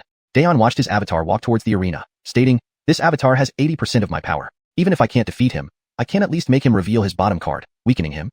Anatoly nodded. "Don't worry, leave it to Gareth when the time comes." Theo mocked upon seeing the avatar. "Another one coming to die? What a waste of time. Or are you people from the Bloodhand Sect incapable of fighting now?" Daeon retorted, "Talk is cheap, winning is what matters." As the host declared the start of the match, Daeon soared into the sky, unleashing a burst of power, merging pure immortal chi with the slaughter law. Bloodhand subdues all under heaven. With a shout, he pressed down a massive bloody palm print, like the hand of death, descending with boundless killing intent from above. Theo laughed, ioneting with a big move, quite direct. Thunder scripture, thunder rips the sky. In an instant, he pointed upward. Blinding lightning erupted, forming a colossal thunderball that ascended with terrifying power. On the other side, Daeon unleashed his ultimate move, not worrying about the outcome. and swiftly retreated backward while activating his defensive arts to minimize damage. Theo immediately understood his intention. Mid-air, the two ultimate techniques clashed, creating a deafening explosion. Below, Theo flashed over to Daeon like lightning, reaching him before the shockwave spread downward. Daeon, realizing an opportunity, lunged forward with a sword strike to momentarily block Theo. By then, the shockwave would hit them both. The speed was astonishing, but everything happened in a split second. Undoubtedly, Daeon's strategy was sound. However, as he lunged, Theo's speed dramatically increased, circling around behind him. He realized it wasn't Theo speeding up but rather himself slowing down. Time law. That was his last thought before Theo kicked him into the explosion, engulfing him instantly. Theo secured his fourth victory. Anatoly frowned. Gareth, are you sure you can handle it? Gareth was a disciple personally trained by him, the Bloodhand sect's divine son, in whom he had high hopes. Gareth responded, if using avatars, it's already a loss even before fighting. If we fight in person, I have a 50% chance. We both possess perfect immortal bodies and command multiple laws. The real test will be in combat. I want to face him in person. Anatoly hesitated for a moment before smiling. We of the Bloodhand sect specialize in the way of slaughter. If we fear combat, we're no longer true warriors. Go ahead, Gareth. Kill him, and you'll become the Bloodhand sect's young master. Gareth took a deep breath, stepping into the arena, gradually reaching his peak state. Theo smiled. Finally, someone worthy to fight. What shall I call you? Bloodhand sect divine son, Gareth. Theo chuckled. One of the two divine sons of the Bloodhand sect. I look forward to your performance. Fight begin. As the host's words faded, both bent their knees, kicking off the ground to charge at each other. One hand held swords, slicing while the other rapidly gathered immortal chi for a decisive strike. After 7 or 8 clashes, both simultaneously swung their left hands at each other. Blood-killing scripture, annihilation palm. Pure immortal chi merged with the slaughter law, transforming into a world-ending palm strike aimed at Theo. Thunder scripture, thunder 10,000 Junes. Theo combined the thunder law with immortal chi, meeting the strike head-on. Bang! The close-range clash sent a powerful shockwave reverberating, forcing both to retreat several steps. Immediately after, Gareth leaped into the sky and vanished. In the next moment, he appeared from all directions, slashing with fearsome bloody sword chi. In a blink, Theo found himself surrounded by 3,000 sword chi attacks from every angle. There was no place to dodge, no way to counterattack, and no hope of defense. This was undoubtedly a killing move. Among the spectators, Grandmaster Isaiah grimaced, 3,000 instant kill. Is Gareth only 19? This was one of the most devastating moves from the Bloodhand sect's blood-killing scripture, especially lethal in single combat. Countless members of the Thunder Immortal sect had died to this move, and until now, no one had successfully countered it except by fleeing. But where could one run on a battleground? Previously, this move had only been used by celestial immortals, yet Gareth now executed it flawlessly. Grandmaster Isaiah regretted letting Theo come here. Despite his exceptional talent, his time in the Thunder Immortal sect was short, limiting his combat strength. Gong Karigian nervously held her breath, gripping her clothes tightly. Anatoly, observing this, smiled proudly. This was his personally trained disciple. Theo calmly raised his sword skyward, invoking the power of the Thunder Dan within for the first time. Chapter 302, The Power of the Thunder Core. Thunder Sutra, Grekning boins through 9 heavens and destroys the 8 wastelands. With a resounding shout, Theo's body emitted dark purple lightning, his feet stomping forcefully on the ground as he soared into the sky amidst numerous bloody sword chi. Under the dark purple lightning, the incoming blood-colored sword chi dissipated into nothingness, unable to get within 6 feet of Theo. In midair, Theo swung his immortal sword, transforming the dark purple lightning into razor-sharp sword beams that slashed toward the hidden Eren. Eren exerted all his power in defense. Yet, he was still cleaved in two by a single strike and perished instantly. Seeing this, not only was Mac shocked, even Master Isaiah was stunned. This was an ultimate move from the Thunder Sutra, performed by Theo beyond his level with astonishing power. After his initial shock, Master Isaiah broke into a delighted laugh. Although he didn't understand how Theo managed the dark purple lightning, he was very pleased that he could execute this move. Theo once again broke the record of the Thunder Control Immortal Sect. Maverick Reaver. He had powerfully countered the 3,000 instant kills. How is this possible? On the Bloodhand sect side, Mac watched in horror and fury as his beloved disciple died. He couldn't understand why Eren lost despite unleashing his strongest attack. Callahan exclaimed, "What's up with that dark purple lightning? I've never heard of it before." Daeon Holy Sun stroked his chin and said, "I remember reading that the founding patriarch of the Thunder Control Immortal Sect, Atticus, also had dark purple lightning. It's rumored that Atticus was exiled from the upper world of Wuching Tian. When Atticus was alive, no one in the Thunder Control Immortal Sect could match him. This was closely related to his cultivation technique. Currently, this young master may have mastered that upper world technique. Lord Sect, this person is a great threat to our Bloodhand sect. He must be eliminated." Mac nodded. In recent years, conflicts between our sect and the Thunder Control Immortal Sect have escalated. If another Atticus emerges within 100 years, our Bloodhand sect will face its doom. Whatever it takes, we must not let him leave the arena alive. Leave it to me. Just then, the chief officer suddenly spoke. Callahan said, "Father, please think carefully. This is a same-level battle. Once you step in, your cultivation will be sealed." The chief officer laughed and scolded, "Brat, don't underestimate your old man. Back in my day, I was much stronger than you, being born as a divine child, only to be demoted after committing a mistake. Otherwise, this position of sect leader might not belong to elder brother Shui." Mac added, "Brother Long, If you can kill this young master from the Thunder Control Immortal sect, it will be a great service to our sect, erasing past grudges and offering any elder position you wish. Chief Officer smiled. You said it yourself? He then entered the arena. Seeing this peak God Realm expert enter, everyone was astonished. He's the Chief Officer of Bloodhand Arena. Seems like Bloodhand sect is really desperate, sending out a God Realm expert. For such a powerful genius, Bloodhand sect must be anxious, sparing no cost to keep him here. As soon as Chief Officer stepped onto the stage, the arena's restrictions activated, locking him down. His cultivation rapidly dropped from the peak God Realm to match Theo's level. The Chief Officer loosened his limbs, adapting to his current strength, and said, Young man, don't think I'm bullying you. If you're scared, cut off both your hands, and I'll let you leave. Theo laughed. At this level, I am invincible. Your sudden appearance is unexpected. Are these restriction chains strong enough? Just ensure the same level battle doesn't turn into a God Realm versus quasi-heavenly immortal fight halfway through. Chief Officer laughed. We Bloodhand sect still want to maintain our reputation. Battle begins. With the host's loud call, the battle commenced again. As a peak God Realm expert, even though Chief Officer's cultivation was sealed, he possessed two significant advantages. Firstly, extensive experience.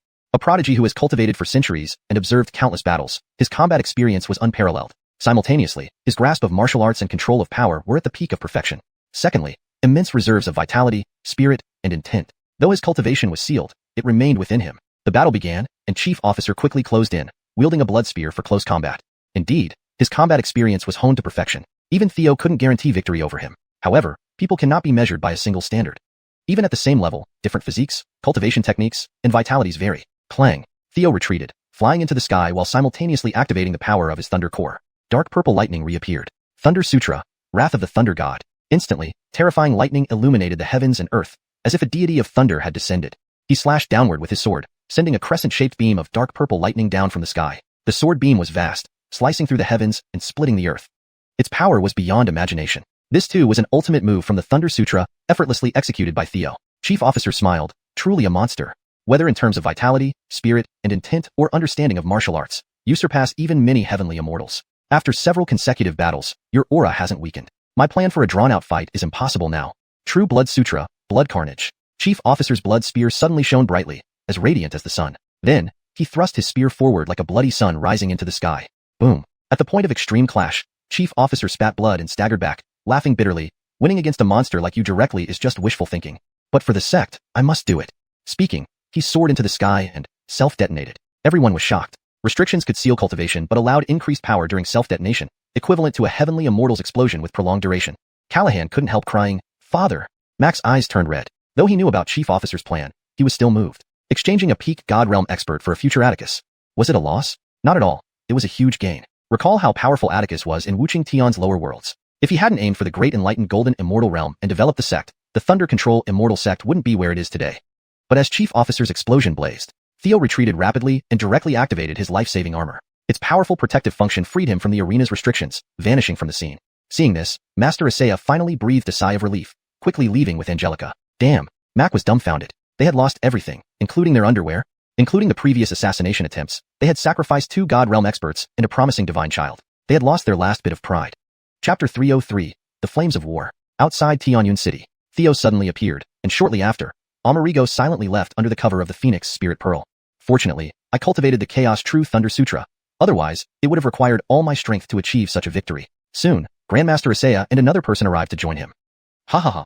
Grandmaster Isaiah laughed with delight. Young Patriarch, you've certainly helped our Yulei Immortal sect vent some pent-up frustration this time. The Bloodhand sect lost a peak Immortal Realm powerhouse and a divine son for nothing. This incident will spread quickly. By then, the Bloodhand sect's reputation will be in tatters. Come on, let's head back. Oh right, here's your share. He then took out a large amount of Immortal Jade and handed it over to Theo. There were well over 100,000 pieces. In fact, from Gonkarigian, Theo had already learned that with the Bloodhand sect's continuous expansion in recent years, the threat to the Yulei Immortal sect had become increasingly significant. Especially in recent struggles, they suffered numerous setbacks. But this time, they made up for all their losses. Soon, the 3 returned to the Yulei Immortal sect. The news had already spread. Churchill was waiting for them at Leihua Peak. I've heard about what happened at the Bloodhand Martial Arena. Young Patriarch, you've really brought great honor to our sect this time. Ha ha ha, Churchill said. I also heard that you triggered the phenomenon of 9 circles of light at the Enlightenment platform. Truly a prodigious talent. Undoubtedly, before long, you'll be able to safely integrate with the law. Theo nodded. If I do it now, I'd have a 60% chance of success. If I return to my Sky Saint clan, it would be 90%. Grandmaster Isaiah said, would you like me to send you back? Theo replied, there's no need. That place, even golden immortals can't enter. It's a leaf world. Churchill took out a bottle of pills and said, the Hyunyuan pill for young Patriarch's promotion to Celestial Immortal is ready. However, there's one more thing I'd like to ask. Theo took the pills from him and said, You want to ask about the dark purple lightning I used at the martial arena, right? Churchill nodded. Correct. That lightning is exactly the same as what our ancestor Grandmaster Atticus used. Theo sighed. Unfortunately, I've sworn a demon heart oath and can't reveal it. Also, frankly speaking, given Tianyun City's situation, it can't be widely promoted. Too many resources are needed to cultivate this technique. Churchill sighed. Actually, I should have guessed. I just didn't want to give up hope. When do you plan to leave? Theo answered. Within half a month. If the Bloodhand sect could endure the death of 2 immortal realm powerhouses and a divine son, it might as well rename itself the Teenage Xaviantant Ninja Turtle sect. After all, they primarily cultivate the path of carnage. What they don't lack are bloodthirsty individuals. Maverick Reaver, Theo, still a quasi-celestial immortal, displayed extraordinary strength. Even if he became a Dharma Guardian immortal or entered the 4th stage Golden Immortal realm, the current dynamics in Tianyun City would be instantly altered. Seeing Theo's performance, Jason and others could only think of one phrase: invincible within the same realm. And in a lower world like Tianyun City, the peak combat force is only Golden Immortals. Under this pressure, the Bloodhand sect either wanted to flee or take proactive action, looking for an opportunity to kill Theo, or start a war immediately, not giving Theo the time to rise.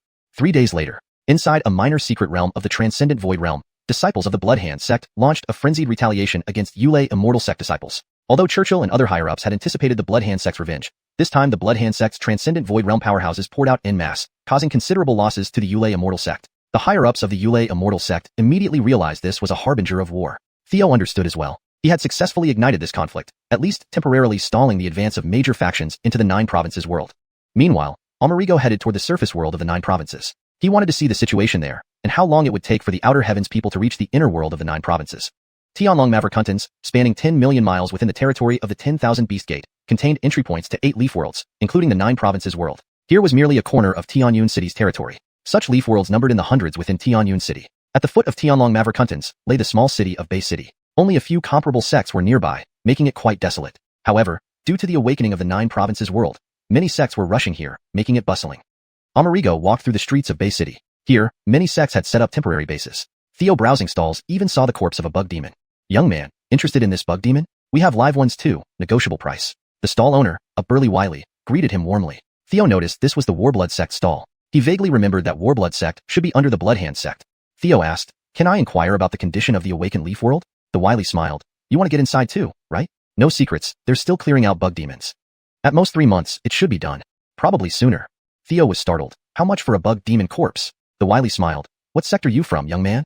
Theo replied, independent cultivator. The other party said, here's a suggestion. Our Warblood sect is currently recruiting independent cultivators to clear bug demons for pay. And eventually, you'll get a chance to enter that leaf world. After all, we're protected by the Bloodhand sect. How about it? If you join us, this bug demon corpse is yours free of charge. Theo laughed. I won't refuse then. Saying so, he picked up the bug demon corpse. Guided by Warblood sect disciples, along with a group of independent cultivators, he boarded a spaceship heading toward the leaf world. En route, a disheveled old man with white hair asked, young man, why risk yourself in this messy situation? The fat man opposite burst out laughing. Why else? Definitely hoping to grab something from that leaf world. I heard, just a few years ago, the Bay Greg Mavericuntans area had a leaf world awaken within Bloodhand sect territory. They claimed it immediately and raked in huge profits. They found many immortal herbs unsuitable for growth in the outer world. Finding any one of those plants could be worth thousands of immortal jades. Theo asked, what's the situation with that leaf world now? The fat man said, given the Bloodhand sect's methods, what do you expect? They slaughtered half the people inside and turned the rest into slaves for cultivating immortal herbs. Now, it's their private garden. Annually, it helps them earn millions of immortal jades, possibly more. Hearing this, Theo frowned. He would never allow the 9 provinces world to turn into this. Chapter 304, Bloodhand sect's invitation. The journey was long. Everyone chatted to pass the time. The fat man named Jem was already at the celestial immortal realm, well-traveled and experienced, fond of adventuring in various places, and quite famous among independent cultivators. Many people aboard the spaceship gave him face. Receiving praise from many people, Fat Man proudly shared his adventure stories. 2 days later, the fat man suddenly recounted one of his adventures, immediately catching Amerigo's attention. The reason was simple. One of his companions on this particular adventure was someone Amerigo knew, Willie. To talk about that adventure at Heavenly Creek Lake, it nearly cost Fat Master my life, said Jem dramatically. Who would have thought that place was actually a demon cultivator's cave, disguised so well? Luckily, with Fat Master's great abilities, I wouldn't have ended up like Willie, dying there. The white-haired elder beside Amerigo, Apollon, remarked, Master you, by your account, did Willie eventually gain the demonic inheritance? Jem scoffed. So what if he did? I told you, when the cave traps were activated, even with Willie's Unity Realm strength at the time, escaping would have been impossible. Apollon said, if he had a spatial treasure, he might have escaped with his life. Jem laughed. Spatial treasures are extremely rare. 6 months after I became a celestial immortal, I went back specifically to check. It was empty. No demonic inheritance left. Who knows if it was taken by someone else, or if Willie really had a spatial treasure and escaped. However, after that, I kept an eye out for any news about that kid, but nothing ever surfaced. Maverick's likely he's dead. At this moment, a shout came from the front of the ship. We're here. Prepare to get to work. After disembarking from the spaceship, Amerigo realized there were quite a few people around, but most were below the celestial immortal realm. A Battle Blood Sect officer spoke up. Let me make this clear so you don't die confused. A small black worm demon, 10 immortal jade stones per kill. An adult purple worm demon, 100 immortal jade stones per kill. Upon hearing this, several people cheered. Clearly, 100 immortal jade stones were no small sum. You fat man smiled and asked, I remember there are blue worm demons too, right? The officer replied irritably, if you encounter a blue worm demon, run as fast as you can. Elder Apollon whispered, black worm demons are roughly equivalent to our near celestial immortal level. Purple worm demons are approximately celestial immortal level. Blue ones are around profound immortal level. Amerigo nodded. After saying this, the Battle Blood Sect personnel left Amerigo and the others alone, clearly treating them as cannon fodder. Amerigo said, it has been a pleasant journey. I hope you all can return alive. Apollon asked, Gregtal brother, will you join our team? Survival chances are higher in a group. Amerigo smiled, thank you Elder. No need. I'm used to going solo. This time, York didn't have to hide his cultivation level. Then, he began his killing spree. However, his targets weren't the worm demons but rather sect martial artists. Independent cultivators were too weak. They didn't contribute much to cultivating the inverse martial devil scroll. Soon, legends of demon cultivators spread across the Tianzong Maverick. This time, York didn't intentionally imitate Willy, yet rumors still spread through you fat man and others that Willy was causing havoc. In just 10 days, every sect in the area became a target for York. Even some sect camps were wiped out entirely. I've absorbed nearly 50 celestial immortals. Finally, the second layer of the inverse martial devil scroll is complete. He set his sights on the nearby Battle Blood Sect camp. Then, he swooped down, engulfed in demonic energy. As his palm descended, the terrifying demonic energy of the pure blood demon race condensed into a massive palm print that struck down with force equal to a peak celestial immortal. However, just then, a loud voice erupted from the camp below. I've been waiting for you, demon. A burst of blood light soared upwards, forming a gigantic blood palm print. York recognized this technique. It was indeed Bloodhand Sect's Blood Hand Conquers the World. The two palms clashed, and York quickly dodged. A profound immortal. Seeing this, York's eyes burned with battle spirit. Just in time. Let me test your skills. Immediately, a middle-aged man flew up. His face was covered in scars, with thick brows and a heavy aura that suggested countless killings. The Battle Blood Sect officer shouted, Shin Immortal Hirsch from Bloodhand Sect is here. Surrender now, demon. Hirsch looked at York and said, a near celestial immortal can cause such chaos in Tianzong Maverick, truly befitting a devil.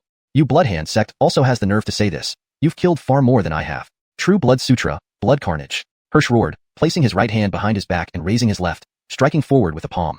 Instantly, blood-colored chi merged with immortal chi, unleashing a surge of power akin to tidal waves. York frowned, forming circles with his hands and activating the second layer of the inverse martial devil scroll. Return to origin. Suddenly, pure demonic energy formed a spherical shield around York, rapidly spinning. As the blood-red energy assaulted him, the rotating shield barely deflected the terrifying force. Meanwhile, York retreated rapidly, inwardly alarmed. Indeed a profound immortal. If such a powerhouse enters the Nine States world, who could stand against them? Though he blocked the attack, it took all his strength. On the other hand, Hirsch seemed effortless and unhurried. Just as York prepared to use his Nine Heavens celestial eye to leave, Hirsch crossed his arms without further action, looking at York and saying, you are talent. Come to my Bloodhand Sect. York smiled. Your Bloodhand Sect even accepts demon cultivators. Not afraid of inviting retribution from all under heaven? Hearing this, Hirsch stomped lightly, sending a powerful wave of energy towards the Battle Blood Sect camp below. With a roar, the camp was reduced to rubble, with no survivors. This, Hirsch said, is my sincerity. What do you say? Join my Bloodhand Sect. We can fully support your cultivation, and you won't need to fear anymore. York's eyes flickered as he understood the implications. Yulikshan Sect, having York as their young patriarch, had boundless prospects, even potentially achieving the status of Great Enlightenment Golden Immortal. This put Bloodhand Sect in great peril. Yet they couldn't solve the issue with York within Yulikshan Sect's forbidden area. Desperate times called for desperate measures. Thinking this over, York smiled, great suggestion. But can you decide for the Bloodhand Sect? Hirsch responded, simple. He produced a blood red jade token and activated it. Maverick minutes later, a projection appeared. The Patriarch of Bloodhand Sect, Mac. Hirsch bowed and said, Patriarch, he wishes to join the Bloodhand Sect. Mac smiled, excellent. What's your name? Inverse Martial. From today onward, you shall be the young Patriarch of our Bloodhand Sect. The only condition is to kill the young Patriarch of Yulikshan Sect, York. Chapter 305. Unfortunate Willy, return to the Nine Provinces world. Theo said, my whereabouts cannot be exposed. I heard they pinned this on a cultivator of demon arts named Willy. This can help me cover my tracks. Mac responded, that's easy. My Bloodhand Sect can issue a warrant for Willy's arrest. Theo nodded. I have another condition. Help me open the demon-suppressing abyss, so I can rescue the people inside. Mac frowned but replied after a moment, all right. Theo nodded. Then, I can join the Bloodhand Sect. Immediately, Mac's projection transformed into a massive portal, with the Bloodhand Sect headquarters on the other side. Erlai gestured invitingly, please. Theo boldly walked through. The very next day after the Gianna clone joined the Bloodhand Sect, Theo's true self also left the Thunder Control Immortal Sect. Despite Elder Isao's thousand concerns, he had seen Theo's life-saving armor and knew it could escape the golden immortal formation of the Bloodhand battle arena. thus letting him depart temporarily. Outside Heavenly Fate City, Theo told Willie, "Brother Han, based on what I learned from the Thunder Control Immortal sect, a short while ago in the Tianzhou Maverkuntans, some cultivators of demon arts went on a killing spree. A cultivator named Jim pointed out that you were responsible for that incident." Willie was instantly dumbfounded. "Jim? That fatso is making up lies. Your Highness, you know better than anyone that I have been by your side all along." Theo smiled. "Of course. May you have good luck then." Willie saluted. "Farewell." Theo hurried towards the Chaos Ancient Forest, while Willie rushed toward Heavenly Fate City. However, when Willie reached the city gate and was about to enter, he suddenly noticed a check being conducted. The wanted poster on the wall depicted him accurately. He immediately turned around, intending to leave. A sharp-eyed guard shouted, "Stop, don't run." Willie immediately activated his Heaven Earth token to flee the scene. The guard yelled, "Quick, send word to the city. Suspect Willie appears at the north gate." Willie originally intended to change his appearance and enter the city from another gate. However, this time the Bloodhand sect's warrant was nearly top level, allowing them to easily see through his disguise. If not for his possession of the Heaven Earth token and quick escape, he might have been caught on the spot. "Damn you fatso, causing the Bloodhand sect to issue a warrant for my arrest. What am I supposed to do now?" After much deliberation, he decided to find Theo again. No way out. The Bloodhand sect's influence was too great, and he had made too many enemies. Outside the Chaos Ancient Forest, he found Theo. "Your Highness, wait for me." Theo feigned surprise. "Brother Han, not going to enjoy yourself in Heavenly Fate City? Why are you here in the Chaos Ancient Forest? Are you planning to return to the 9 Provinces world with me?" Willie bowed. "Sigh. It's all because of that fatty Jim that I'm wanted by the Bloodhand sect. Now, staying here means I might get hunted down at any moment. For now, I'll hide out in your Highness's tower. Those immortal herbs are almost ripe. Why don't I help you refine them into elixirs?" Theo smiled. "Thank you, Brother Han. Indeed, a very useful tool, man." After receiving Willie into the 3 immortal towers, Theo quickly returned to the 9 Provinces world through the Chaos Ancient Forest teleportation array. Upon returning, Theo clearly noticed that after more than a month away, the concentration of immortal energy had nearly doubled. Although I killed many sect members, slowing their efforts to clear out the insect demons. However, as the 9 Provinces world recovers faster, major sects may no longer hold back. I must advance to the celestial immortal realm as soon as possible. Subsequently, Theo used the 9 layers of heaven immortal eyes to instantly teleport to the underground palace of the Ramon lair and retrieve the heaven suppressing tower. "This time, have you thought it through?" the immortal strength inside the tower asked. Theo replied, "Yes, I have." Instantly, the heaven suppressing tower emitted light, hovering above the Ramon's head, enveloping both the demon and the tower within itself. In a short while, the tower darkened, emanating a sinister demonic aura. The Ramon was confined to a room on the 2nd level. Seeing this, Theo realized, "So you're of the demon clan." Inside the tower, a figure emerged from the mist, revealing wings and horns, a pure-blooded member of the demon clan. "Yes, I belong to the demon clan. But now, you practice our clan's reversing martial magic scroll, putting us on the same boat." Ha ha ha ha. Clearly, the heaven-suppressing tower landing in the hands of a demon cultivator brought him immense joy. Theo asked, "If you are of the demon clan, how did you end up trapped in this heaven-suppressing tower?" He replied, "They call it darkness under the lamp. During the late stages of the demon plague, knowing the situation was hopeless, I had myself sealed within the heaven-suppressing tower for the future. Luckily, I succeeded." "So, your journey outside the cosmos must have been fruitful, right? You must have also heard of the demon plague." Theo nodded. "I have. But, if you expect me to serve the demon clan, you're dreaming." He replied, "I didn't think of that. My life is in your hands. What I desire, as previously stated, is mutual benefit and cooperation." Theo asked, "What's your name?" "Demon Overlord Ione Plucking." He added, "If you practice the reversing martial magic scroll and encounter issues, feel free to ask me. I'll gladly offer free advice. What you practice is just the upper volume. It's one of our clan's supreme cultivation techniques. Don't underestimate it. Of course, if you can provide treasures to help restore my power, my value to you will be unimaginably significant." Theo nodded, destroying the heritage on the walls. Subsequently, he returned to the Imperial Capital's Royal Academy, Huxley Yulo. "Gregtal Elisinua, since I've been away for a while, how's the current situation outside?" Theo asked, smiling. Kelly's expression turned cold. "It's nearly chaos, and you've only just returned. All forbidden zones have emerged, both in the 9 Provinces continent and the deep sea realm. Luckily, Tate's threat still exists. They haven't attacked the human race yet. They've been searching for ancient secret realms recently. Several patches of immortal soil have appeared, leading to several battles among powerful figures from the forbidden zones." Theo said, "This time, my trip to the outside world was extremely fruitful. The secret realms of the 9 Provinces world no longer interest me. Let them fight over them." "How are Lotus, the others?"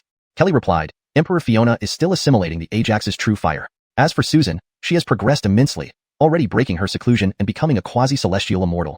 Theo nodded in satisfaction. "Good, go about your business." He rushed to see Elspeth. In the courtyard of Guanghan Palace, Yuwu Mian looked at Theo and smiled. "Is His Highness looking for Piao Miao? I'll call her out." Theo was greatly surprised. Previously, Deputy Palace Master always prevented me from approaching Piao Miao. Yuwu Mian replied, "That was before. Now, Piao Miao's cultivation has matured. The chaos caused by forbidden zones can only be handled by you young ones. We can't help." With that, she left helplessly. "Highness, you came to see me."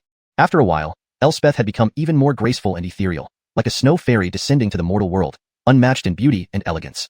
Chapter 306, Ascending to the Celestial Immortal Realm. At this moment, Elspeth had completely refined and absorbed the Ascension Pill, becoming a perfect immortal body, just like Theo, with her spirit, energy, and vitality all transcended into immortality. She was truly a celestial maiden. Elspeth stood before Theo, blushing and said shyly, "Your Highness, I have advanced to the Great Ascension Realm." Previously, Theo had not taken her because her cultivation was incomplete, fearing that it would waste her constitution and ruin her foundation. Elspeth had also been diligently practicing.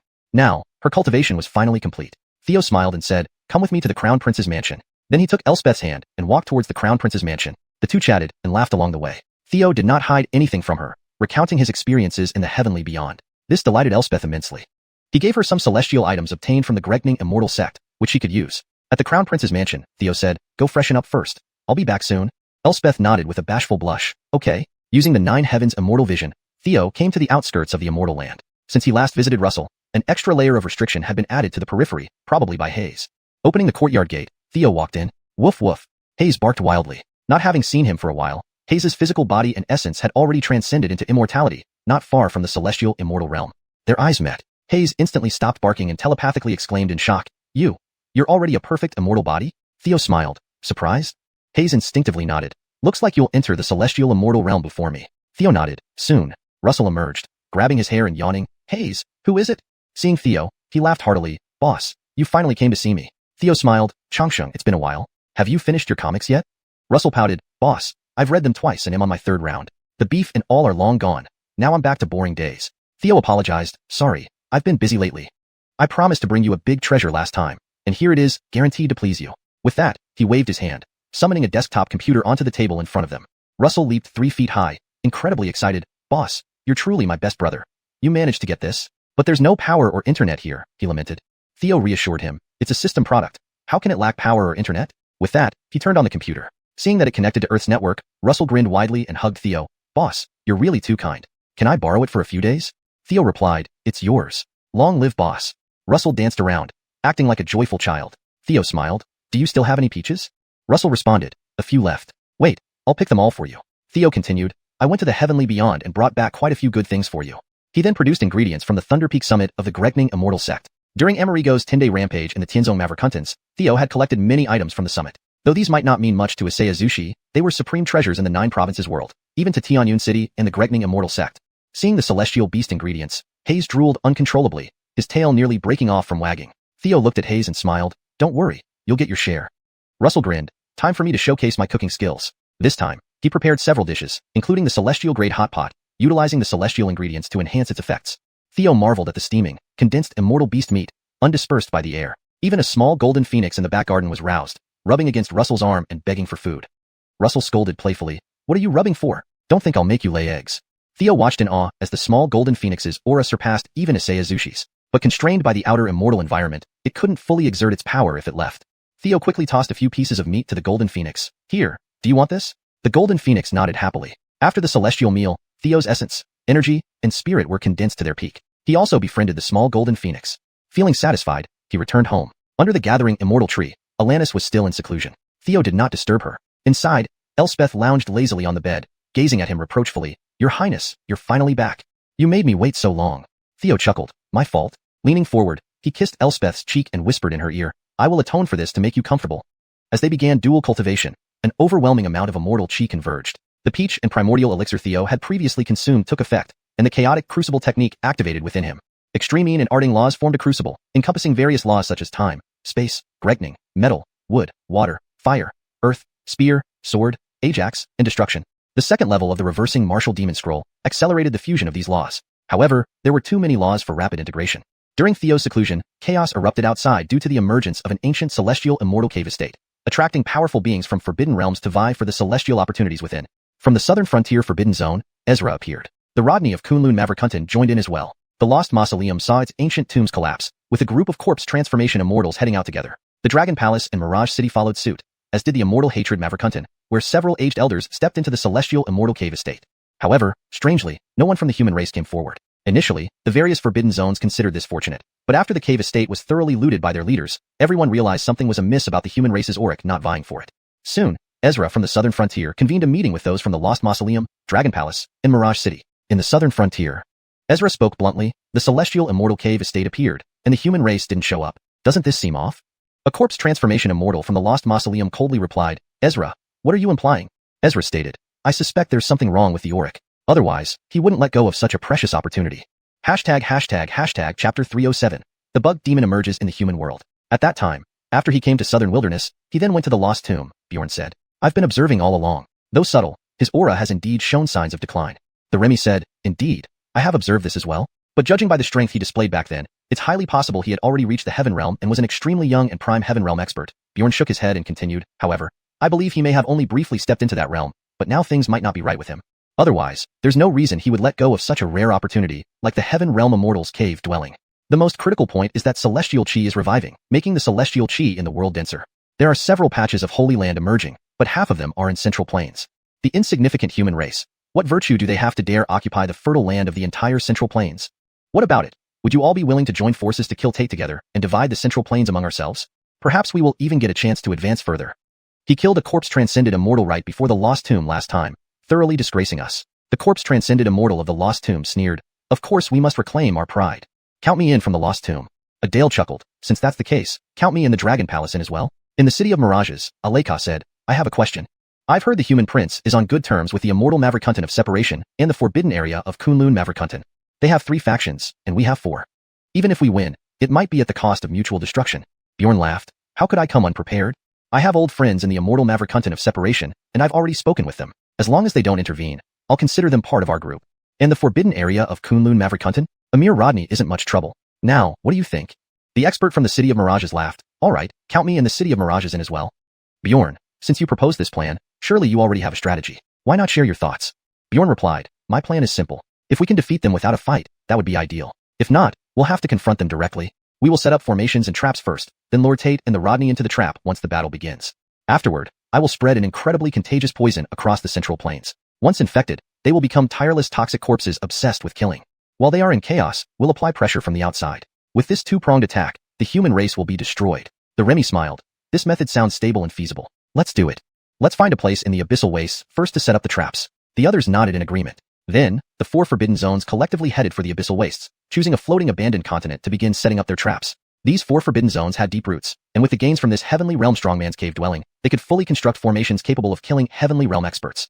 3 days later, the formation took shape. Seeing this, the 4 experts were delighted. Bjorn grinned. "Next, I should start spreading the poison." But at that moment, the corpse transcended immortal noticed something flying towards them from afar. "What is that?" All the ancient monsters looked up and saw a purple figure rapidly approaching. He had extremely slender limbs, a fierce expression, was surrounded by celestial chi, and wore armor shimmering with metallic luster. It was the bug demon. The purple bug demon equated to a Heavenly Realm expert. The corpse transcended immortal of the Lost Tomb smiled. "It's the bug demon, perfect for testing our hands." As the purple bug demon approached the abandoned continent, the 4 ancient monsters simultaneously activated their grand formation. Buzz. Instantly, celestial chi swirled, filled with a murderous aura. 108 chains made of condensed celestial chi soared into the sky, wrapping around the purple bug demon from all directions. The bug demon struck out with a punch through the air. Boom. To the disbelief of Bjorn and the other 3 ancient monsters, all the chains shattered. How strong! Middle stage Heavenly Realm. One more time.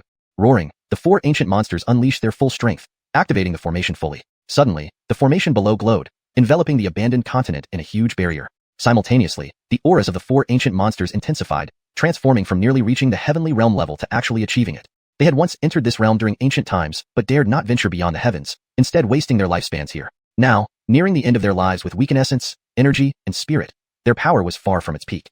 The Poly attacked first. Millennium Dream. Her eyes glowed as she focused on the purple bug demon, unleashing a powerful illusionary attack. "Take this, 10,000 Venom Palm." Seizing this moment, Bjorn shouted, striking out with his palm. The purple-black Venom Rule merged with celestial chi, forming a massive palm imprint infused with immense force that surged towards the purple bug demon. Meanwhile, the Remy released a flood of green corpse chi mixed with celestial chi, forming a green pillar aimed at the bug demon. The dragon race expert transformed into his sea dragon form, spitting out a jet of azure ice flame. All 4 ancient monsters used their signature techniques. However, the renowned illusionary technique of the City of Mirages only controlled the purple bug demon for a fleeting instant. Immediately, facing 3 potent attacks, the bug demon delivered a simple yet devastating punch. Bang! A violent explosion ensued, resulting in an unbelievable scene. The bug demon's single punch disintegrated the combined attack of the 3 powerful experts. He's not a regular Heavenly Realm expert. Bjorn stared in shock. "Quick, escape. Use the barrier to hold him off. Let's flee quickly, or we'll all die here." Seeing the overwhelming power of the enemy, the 4 ancient monsters fled immediately. Just as they returned to the 9 provinces, the abandoned continent shattered into pieces, with the purple bug demon hot on their trail. Their so-called alliance crumbled instantly under the assault of the purple bug demon. Each of the 4 ancient monsters fled directly to their own lairs. The purple bug demon chose to pursue Bjorn, who was the slowest. Feeling the relentless pursuit of the purple bug demon, Bjorn was terrified, knowing that even if he returned to the forbidden zone of southern wilderness, it wouldn't save him and would destroy all his efforts. Thinking this, Bjorn gritted his teeth and ran towards Central Plains. At the same time, his voice appeared in the imperial capital sky via magic. Tate, there's a heavenly realm bug demon attacking. If you don't take action, I'll drag the humans down with me. Back in the Lost Tomb, a group of corpse transcended immortal sighed, finding it bitterly ironic. Not long ago, they had schemed ways to undermine Tate and eliminate the human race. Now, Bjorn was actually begging Tate for help. ##### Chapter 308. Xian Immortal Iliumal descends. At this moment, the appearance of the purple insect demon drew global attention. A lord of a forbidden land was actually being chased and showed no intention of retaliating. The powerful figures from the major forbidden lands all observed this scene from afar. On Greg Hen Immortal Maverikunten, a white-haired, white-bearded old immortal leaned on his staff and muttered, "The worst nightmare has become reality. Experts from Tion are beginning to descend upon our world, hiding for a lifetime, yet still unable to escape it." They all knew how terrifying Tion was and had never wanted to go there. But now, Tion had descended into their world. This was the scenario they least wanted to witness. In the forbidden land of Kunlun Maverikunten, Nikita was still cultivating. She had reached a crucial stage in her practice. Previously, Theo had received treasures from the 3rd floor of the 3 Immortal Pagoda and also brought back items from Tion, none of which were spared for Nikita. Combined with the full assistance from the forbidden land of Kunlun Maverikunten, her cultivation progress had been immense. Now, Nikita possessed both an immortal soul and immortal essence, and she was currently integrating the laws. Yu Gregling asked, "Master, should we not intervene?" Yu Gregling, guided by the Rodney, had successfully enlightened and advanced to the supreme realm, and the essence within her body had begun its transformation into immortality. However, she was still some distance away from reaching the celestial immortal realm.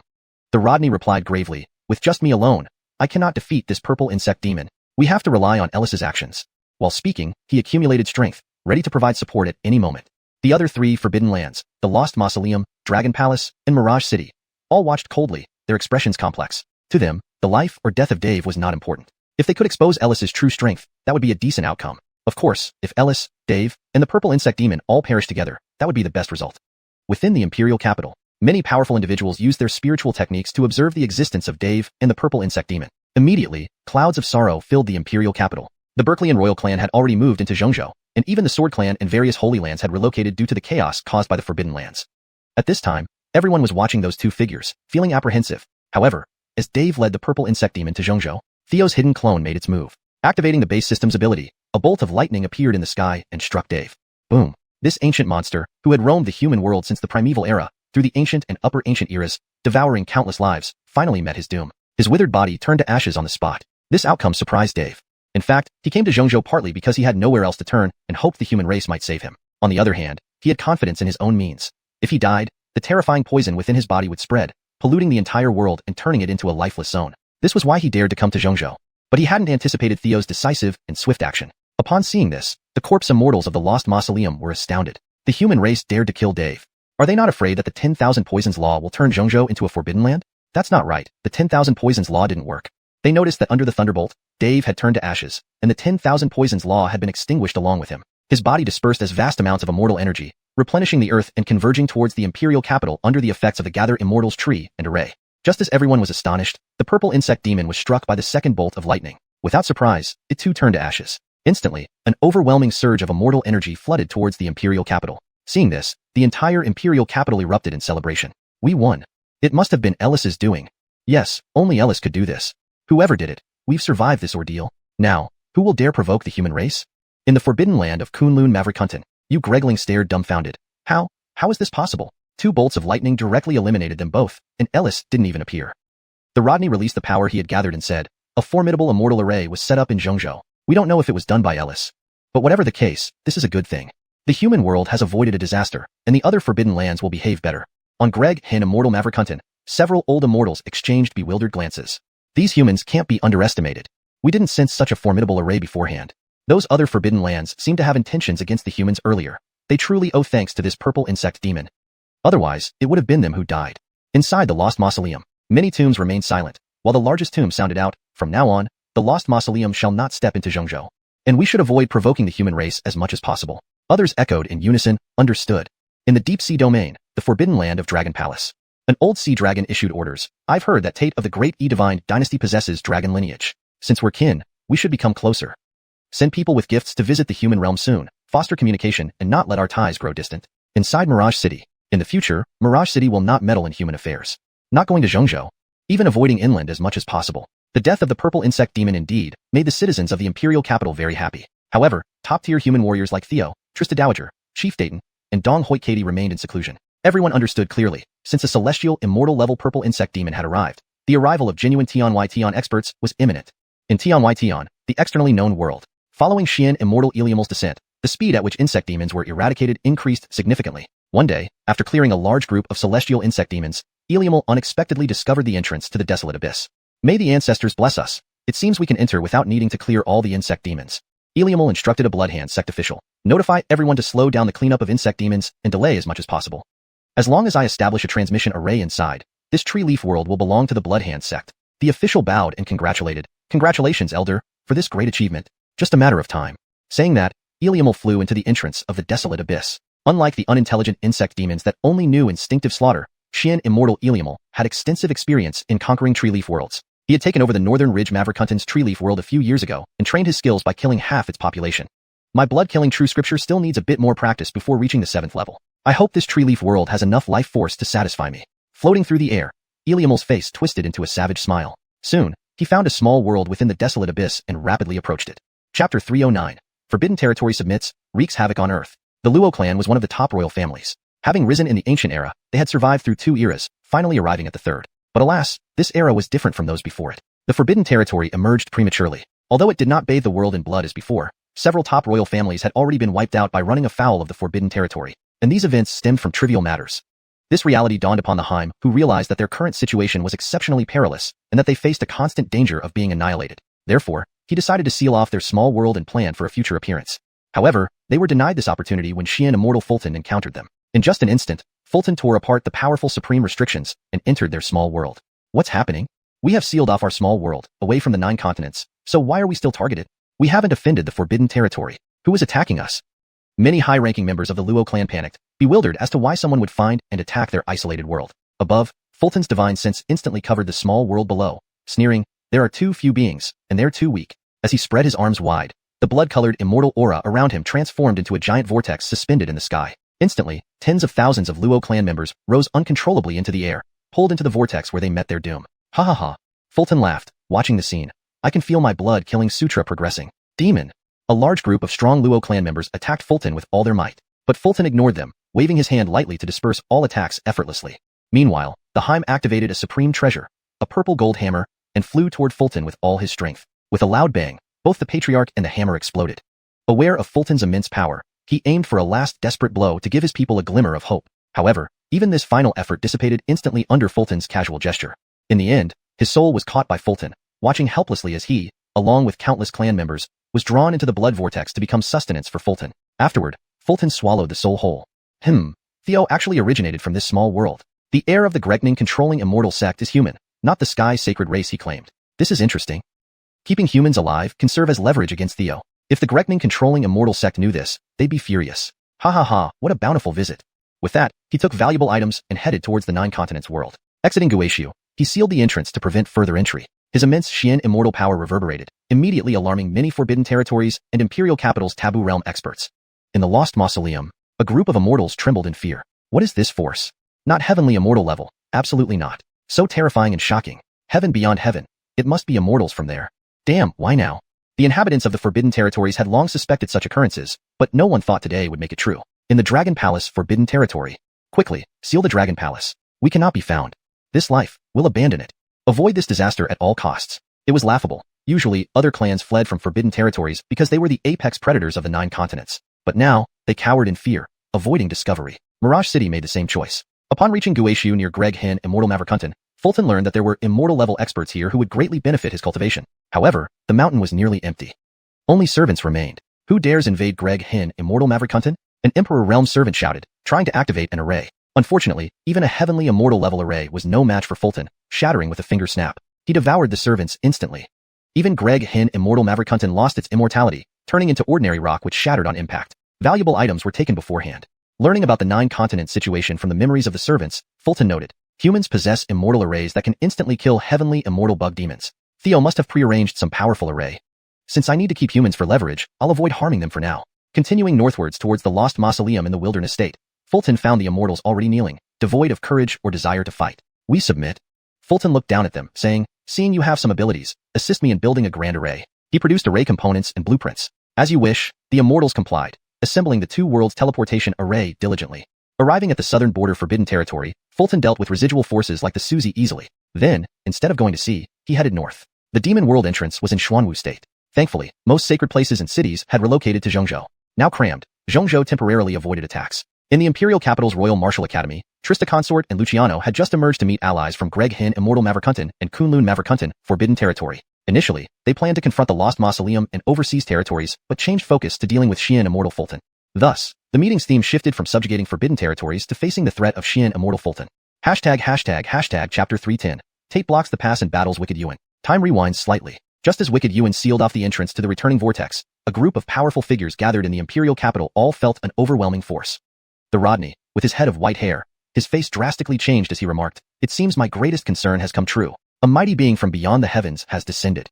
The strength of this individual may even surpass the celestial immortal realm, reaching the legendary profound immortal realm." The Rodney was a powerful figure who achieved enlightenment in the ancient times. He founded the Jixia Academy, advocating unity among all races, bringing about a brief period of peace in the later stages of the ancient Golden Age. People like Adeline were all his disciples. Unfortunately, he suffered severe injuries after blocking a demon realm invasion and battling the third-generation demon emperor. In desperation, he risked his life to enter the forbidden territory of Kunlun Maverikunten to search for elixirs that could heal him. After his wounds healed, worried about the safety of the 9 provinces, he did not choose to leave through the immortal path. Instead, he chose to stay in the forbidden area, where he encountered the critically injured Nikita, revived her, and took her as a disciple. The white-haired, beardless old immortal of Greghan Immortal Maverikunten sighed. That kind of power is disheartening. Is there truly anyone in the mortal world who can stand against it? He was already one of the top-tier individuals in the mortal world. Uttering these words now undoubtedly revealed his despair at Wicked Yuan's strength. Beside him, the beardless, bald old immortal watched as Yuan slaughtered the servants of Greghan Immortal Maverikunten and shattered the mountain that had been cultivated for countless years. His eyes turned red. Greghan Immortal Maverikunten is gone. The Trista frowned and said, "Zhengzhou still has its great array. He dares not enter." Theo had not hidden the base's information from her. This knowledge gave her some peace of mind.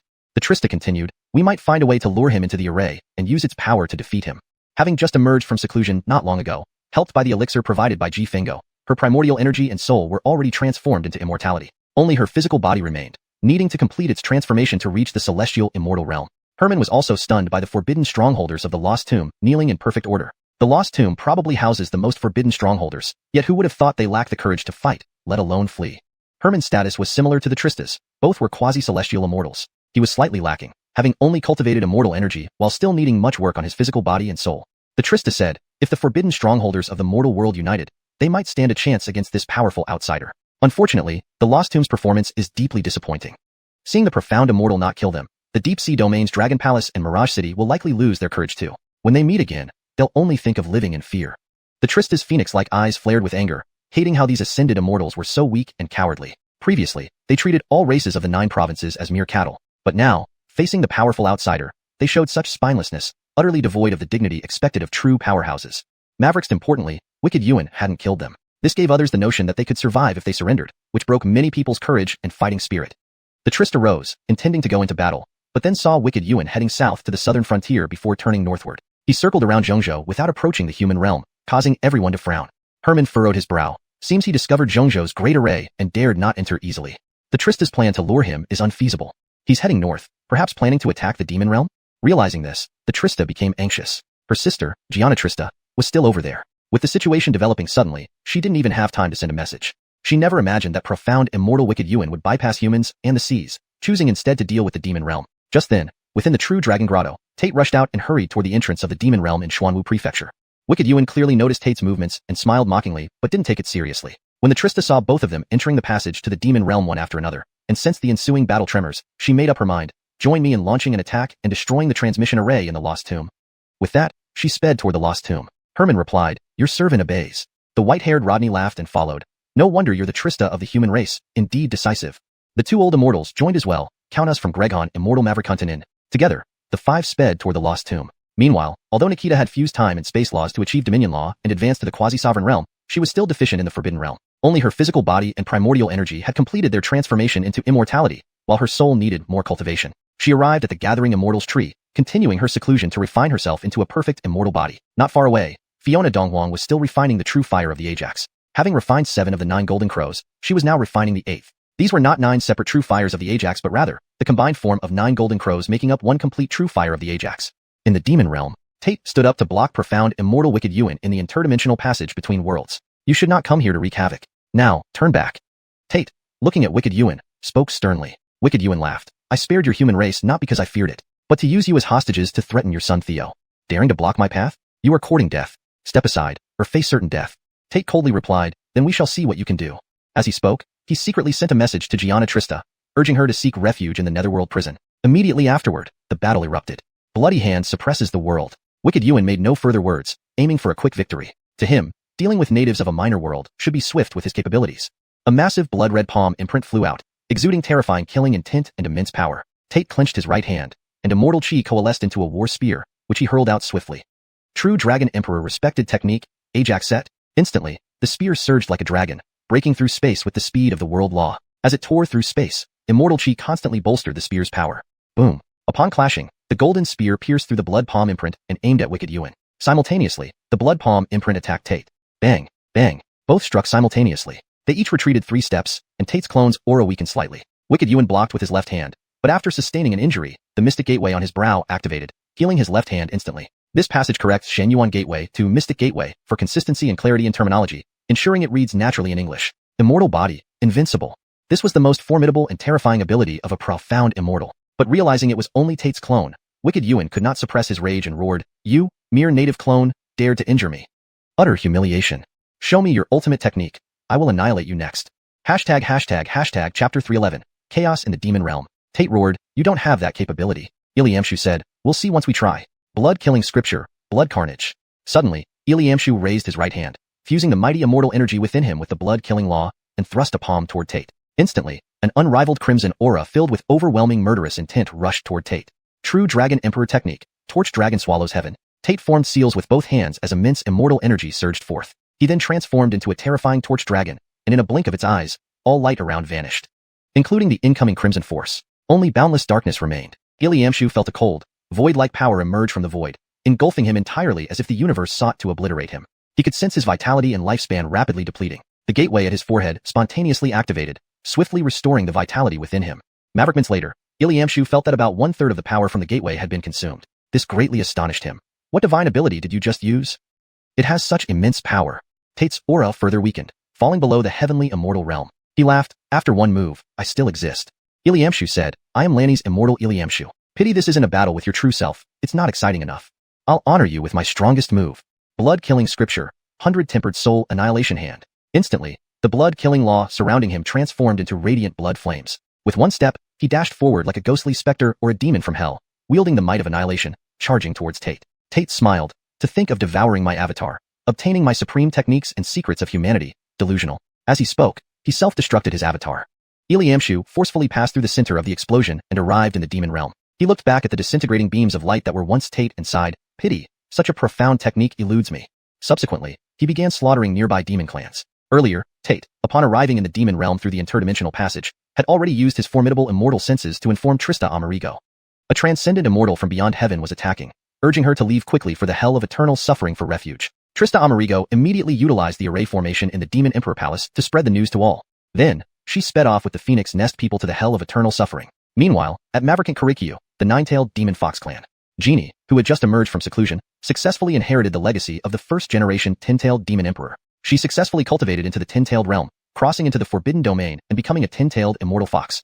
At this moment, the ancestral lineage within her emerged. After mastering some aspects of the legacy, she planned to find Theo but received news of the transcendent immortal invasion from Trista Amerigo. She promptly decided to take everyone from Mangekyō to the hell of eternal suffering for refuge. With Tate holding them back, Trista Amerigo and Genie's group smoothly entered the hell of eternal suffering, continuing deeper into it. However, they inevitably encountered dangers along the way. Fortunately, with the presence of Trista Amerigo and Genie, two quasi-transcendent immortals from the forbidden domain, everything went smoothly.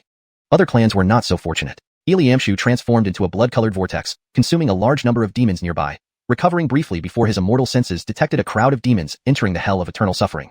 He immediately moved to attack them. Alas, many clans only just arrived at the entrance of the hell of eternal suffering and didn't have time to enter.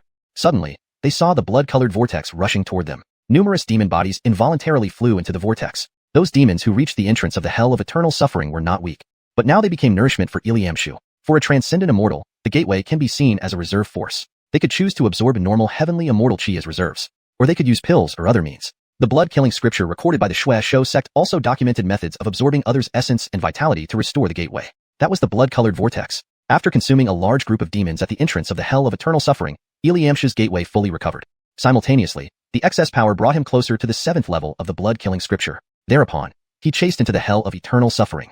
In the outer regions of the Hell of Eternal Suffering, the strongest were some supreme realm ghosts, which Trista Amerigo and Genie had already cleared earlier.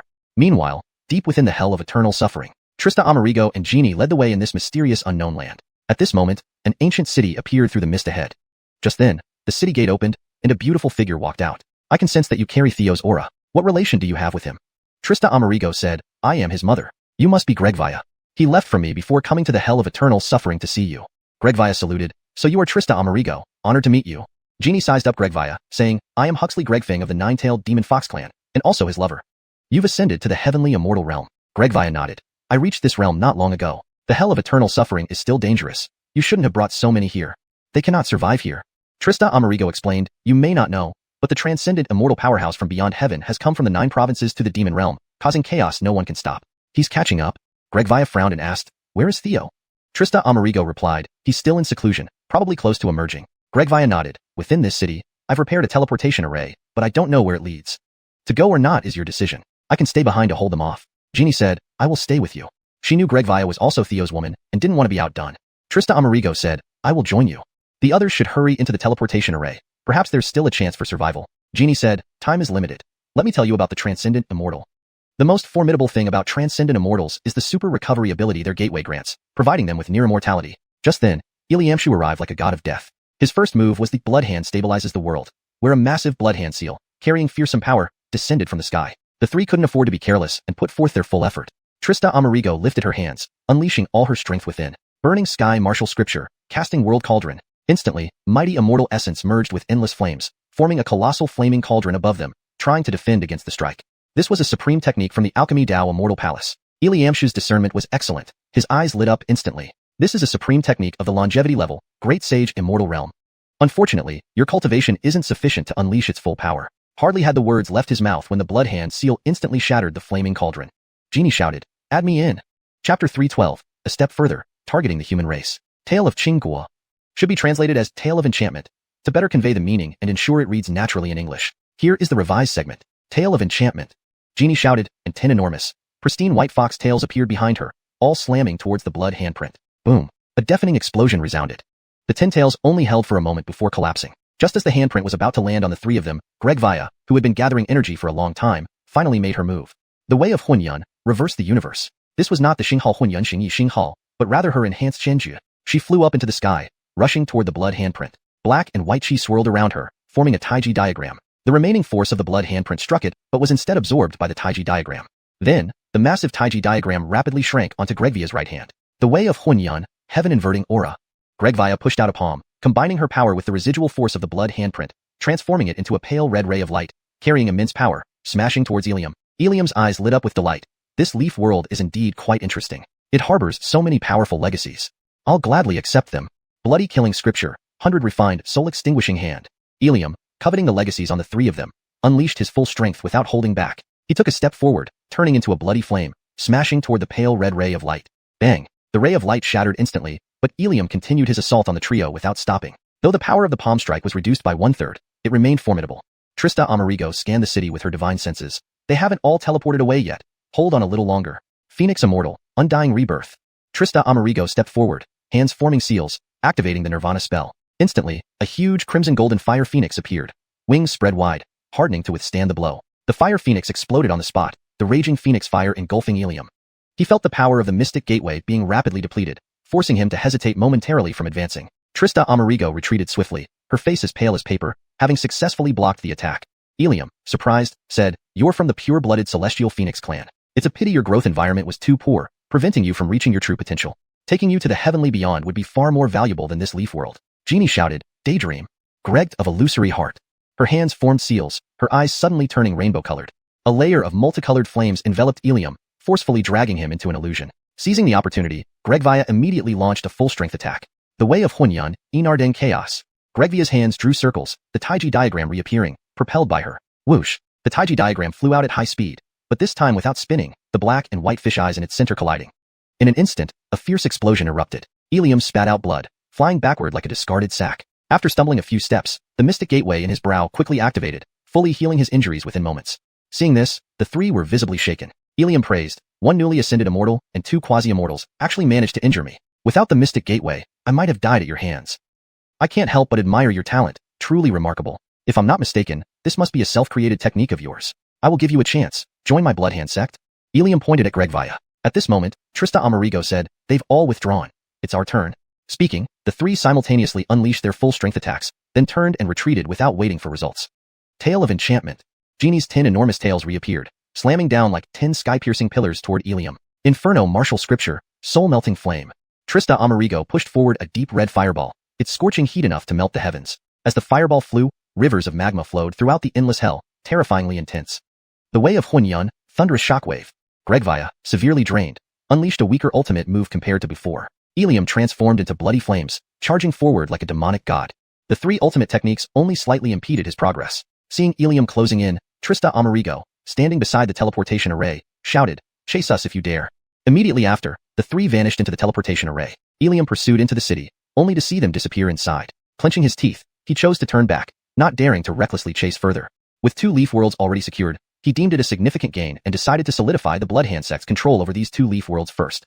As for the other end of the teleportation array, he had no knowledge of the situation there. If the opposing side destroyed the other end of the array upon exiting, it would render his pursuit futile and potentially dangerous.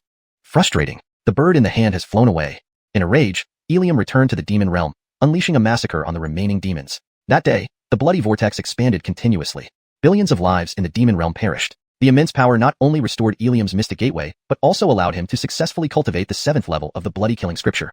Bloody Killing Scripture, Blood Puppet. With his potent divine ability activated, a puppet identical to himself appeared before him. As the power of the mystic gateway poured into it, the blood puppet's cultivation rapidly increased, eventually reaching the same immortal stage as him. Afterward, he devoured more demons, fully restoring the mystic gateway. Satisfied, he returned to the 9 provinces world. Upon arrival, however, he found the inter-realm teleportation array missing, and all the immortals responsible for assembling the array dead. This enraged him immensely. It was clear that the human race was responsible. His voice thundered above the imperial capital. Humans, hand over the teleportation array and submit to me as hostages, or else don't blame me for being merciless. As he spoke, he experimentally launched several bloody palm imprints from the sky toward the capital, but the palm imprints dissipated upon entering the central province territory. Without looking back, he headed straight for the Bishio Holy Island off the coast. All Holy Lands had relocated to the central province except Bishio Holy Island. During the chaos caused by the top royal families, they had sealed themselves off, resulting in them not receiving the message from the Dei divine dynasty and remaining isolated. High above the heavens, Ilium pressed down with a palm, a colossal blood handprint descending from the sky. With just one palm, the Fog Sea formation composed of 3,000 islands crumbled instantly, even the outer islands splintered under the overwhelming force. Then, a youthful figure emerged from Bishio Holy Island. It was Blaine. As a successor of Bishio Palace, he had always been elegant and unfathomable. Initially walking the heavenly path with Theo and Nikita, he obtained the legacy of Bishio Palace. Facing the immortal Ilium, Blaine dared not hold back, unleashing his full cultivation. Unveiling his hidden depths, he had already ascended to the immortal stage. Above his head floated a massive golden cauldron, exuding a terrifying aura. "Leave this realm, or you will perish here," Blaine declared calmly. Genie shouted, and 10 enormous white fox tails appeared behind her, all smashing towards the blood handprint. Boom! A deafening explosion echoed. The 10 tails only held for a moment before collapsing. As they were about to fall onto the 3 people, Gregvaya, who had been gathering energy, finally acted. The Tao of Unity, reversed the universe. This wasn't the Tao of Unity, form intention, but rather an enhanced immortal technique. She flew up into the air, charging towards the blood handprint. Black and white chi swirled around her, forming a Enarding fish diagram. The residual power of the blood handprint was absorbed by the diagram instead. The giant diagram then rapidly shrank, concentrating in Gregvaya's right hand. The Tao of Unity, heavenly red glow. Gregvaya pushed out her palm, her strength mixed with the residual power of the blood handprint, transforming into a pale red glow that struck Eli with unmatched force. Elias' eyes lit up with delight. This leaf world is indeed quite interesting. It harbors so many powerful legacies. I'll gladly take them. Blood Slaughter Cannon, 100 Refinement Soul, Extinguishing Hand. Driven by his desire for their legacies, Eli unleashed his full power without holding back. He stepped forward, transforming into bloody flames as he charged at the pale red glow. Bang! The red glow shattered on impact, but Eli did not stop, continuing his assault on the 3 people. The force was reduced by a third, but remained formidable. The Trista of the Gianna surveyed the situation with her immortal awareness. They haven't all evacuated yet. We must hold on a bit longer. Phoenix Immortal, reborn from ashes. Taking a few steps forward, the Trista formed seals with her hands, activating the Nirvana Sutra. Immediately, a colossal crimson-golden fire phoenix appeared, spreading its wings to brace against the attack. The phoenix exploded upon impact, enveloping Alai in a blazing inferno. Sensing his mystical feminine gate depleting rapidly, Alai hesitated momentarily before advancing again. The Trista quickly retreated, her face ashen, having successfully blocked the attack. Alai remarked in surprise, "So, you are of pure-blood Gianna lineage. Pity your growth environment wasn't favorable enough to unlock your true potential. To catch you and deliver you to beyond heaven would be far more valuable than just a leaf world." Jeannie retorted, "You dream, Greg of illusory heart." Her eyes transformed into a seven-colored hue, and a layer of colorful flames enveloped Alai, pulling him into a hallucination. Seizing the opportunity, Gregvaya unleashed her full power. The Tao of Unity, Enarding Chaos. Circles drawn by her hands summoned another Enarding fish diagram, which she propelled forward. Zoom. The diagram flew out swiftly, the black and white fish eyes colliding in the center. An intense explosion erupted. Alai spat blood, thrown backward like a discarded sack. Stabilizing himself after a few staggering steps, the mystical feminine gate instantly healed his wounds. Seeing this, the trio's faces paled in astonishment. Alai admired, an early-stage celestial immortal and two quasi-celestials actually managed to injure me. Without the mystical feminine gate, I might have died at your hands. I can't help but commend your talent. It's truly extraordinary. If I'm not mistaken, this is a technique you created yourself. I'll give you a chance. Join our Bloodhand sect. Pointing at Gregvaya, Alai continued. At this moment, the Trista of the Gianna declared, "They've all evacuated. It's our turn." Simultaneously, the trio launched their full power attacks without waiting for results and turned to retreat. Tale of Qingguo should be translated as Tale of National Beauty, to convey the meaning more naturally in English. However, since this seems to be a unique ability or move's name in the context of the story, it would be best to keep it closer to the original while ensuring it reads naturally. Tale of Stunning Beauty. This maintains the essence and flair of the original term while ensuring it is understandable and flows well in English. Behind Jeannie, the 10 huge tails reappeared, striking down at Alai like pillars holding up the sky. Fiery martial scripture, divine melt flame. The Trista of the Gianna thrust her hands forward, launching a deep red fireball that scorched with intense heat, melting everything in its path. Tao of Unity, thunderbolt shock. Despite her immense fatigue, Gregvaya still launched her ultimate technique, though less potent than before. Alai transformed into bloody flames and charged like a demonic god. The three ultimate moves merely delayed him slightly. Seeing Alai ready to pursue, the Trista of the Gianna stood by the teleportation array and warned, "If you want to die, feel free to follow." Subsequently, the trio vanished within the array. Alai entered the city, seeing the three disappear. Clenching his teeth, he chose to leave, not daring to recklessly enter the unknown. With two leaf worlds now under his control, Alai considered it profitable enough to consolidate these gains for the Bloodhand sect first. The other side of the portal was unknown and potentially dangerous. Frustrated, he returned to the demon realm, unleashing wrath upon the remaining demons. On that day, the blood vortex expanded continuously, costing billions of lives in the demon realm. The vast power not only restored Alai's mystical feminine gate, but also allowed him to master the 7th level of Blood Slaughter Cannon. Blood Slaughter Cannon, Blood Puppet. A puppet identical to him emerged through his formidable powers. As the mystical feminine gate poured energy into it, the blood puppet advanced to the same Xian immortal stage as him. Afterward, he consumed more demons, fully restoring the mystical feminine gate before heading back to the 9 provinces world. Upon returning, he found both worlds' portals gone and all responsible immortals dead, enraging him further.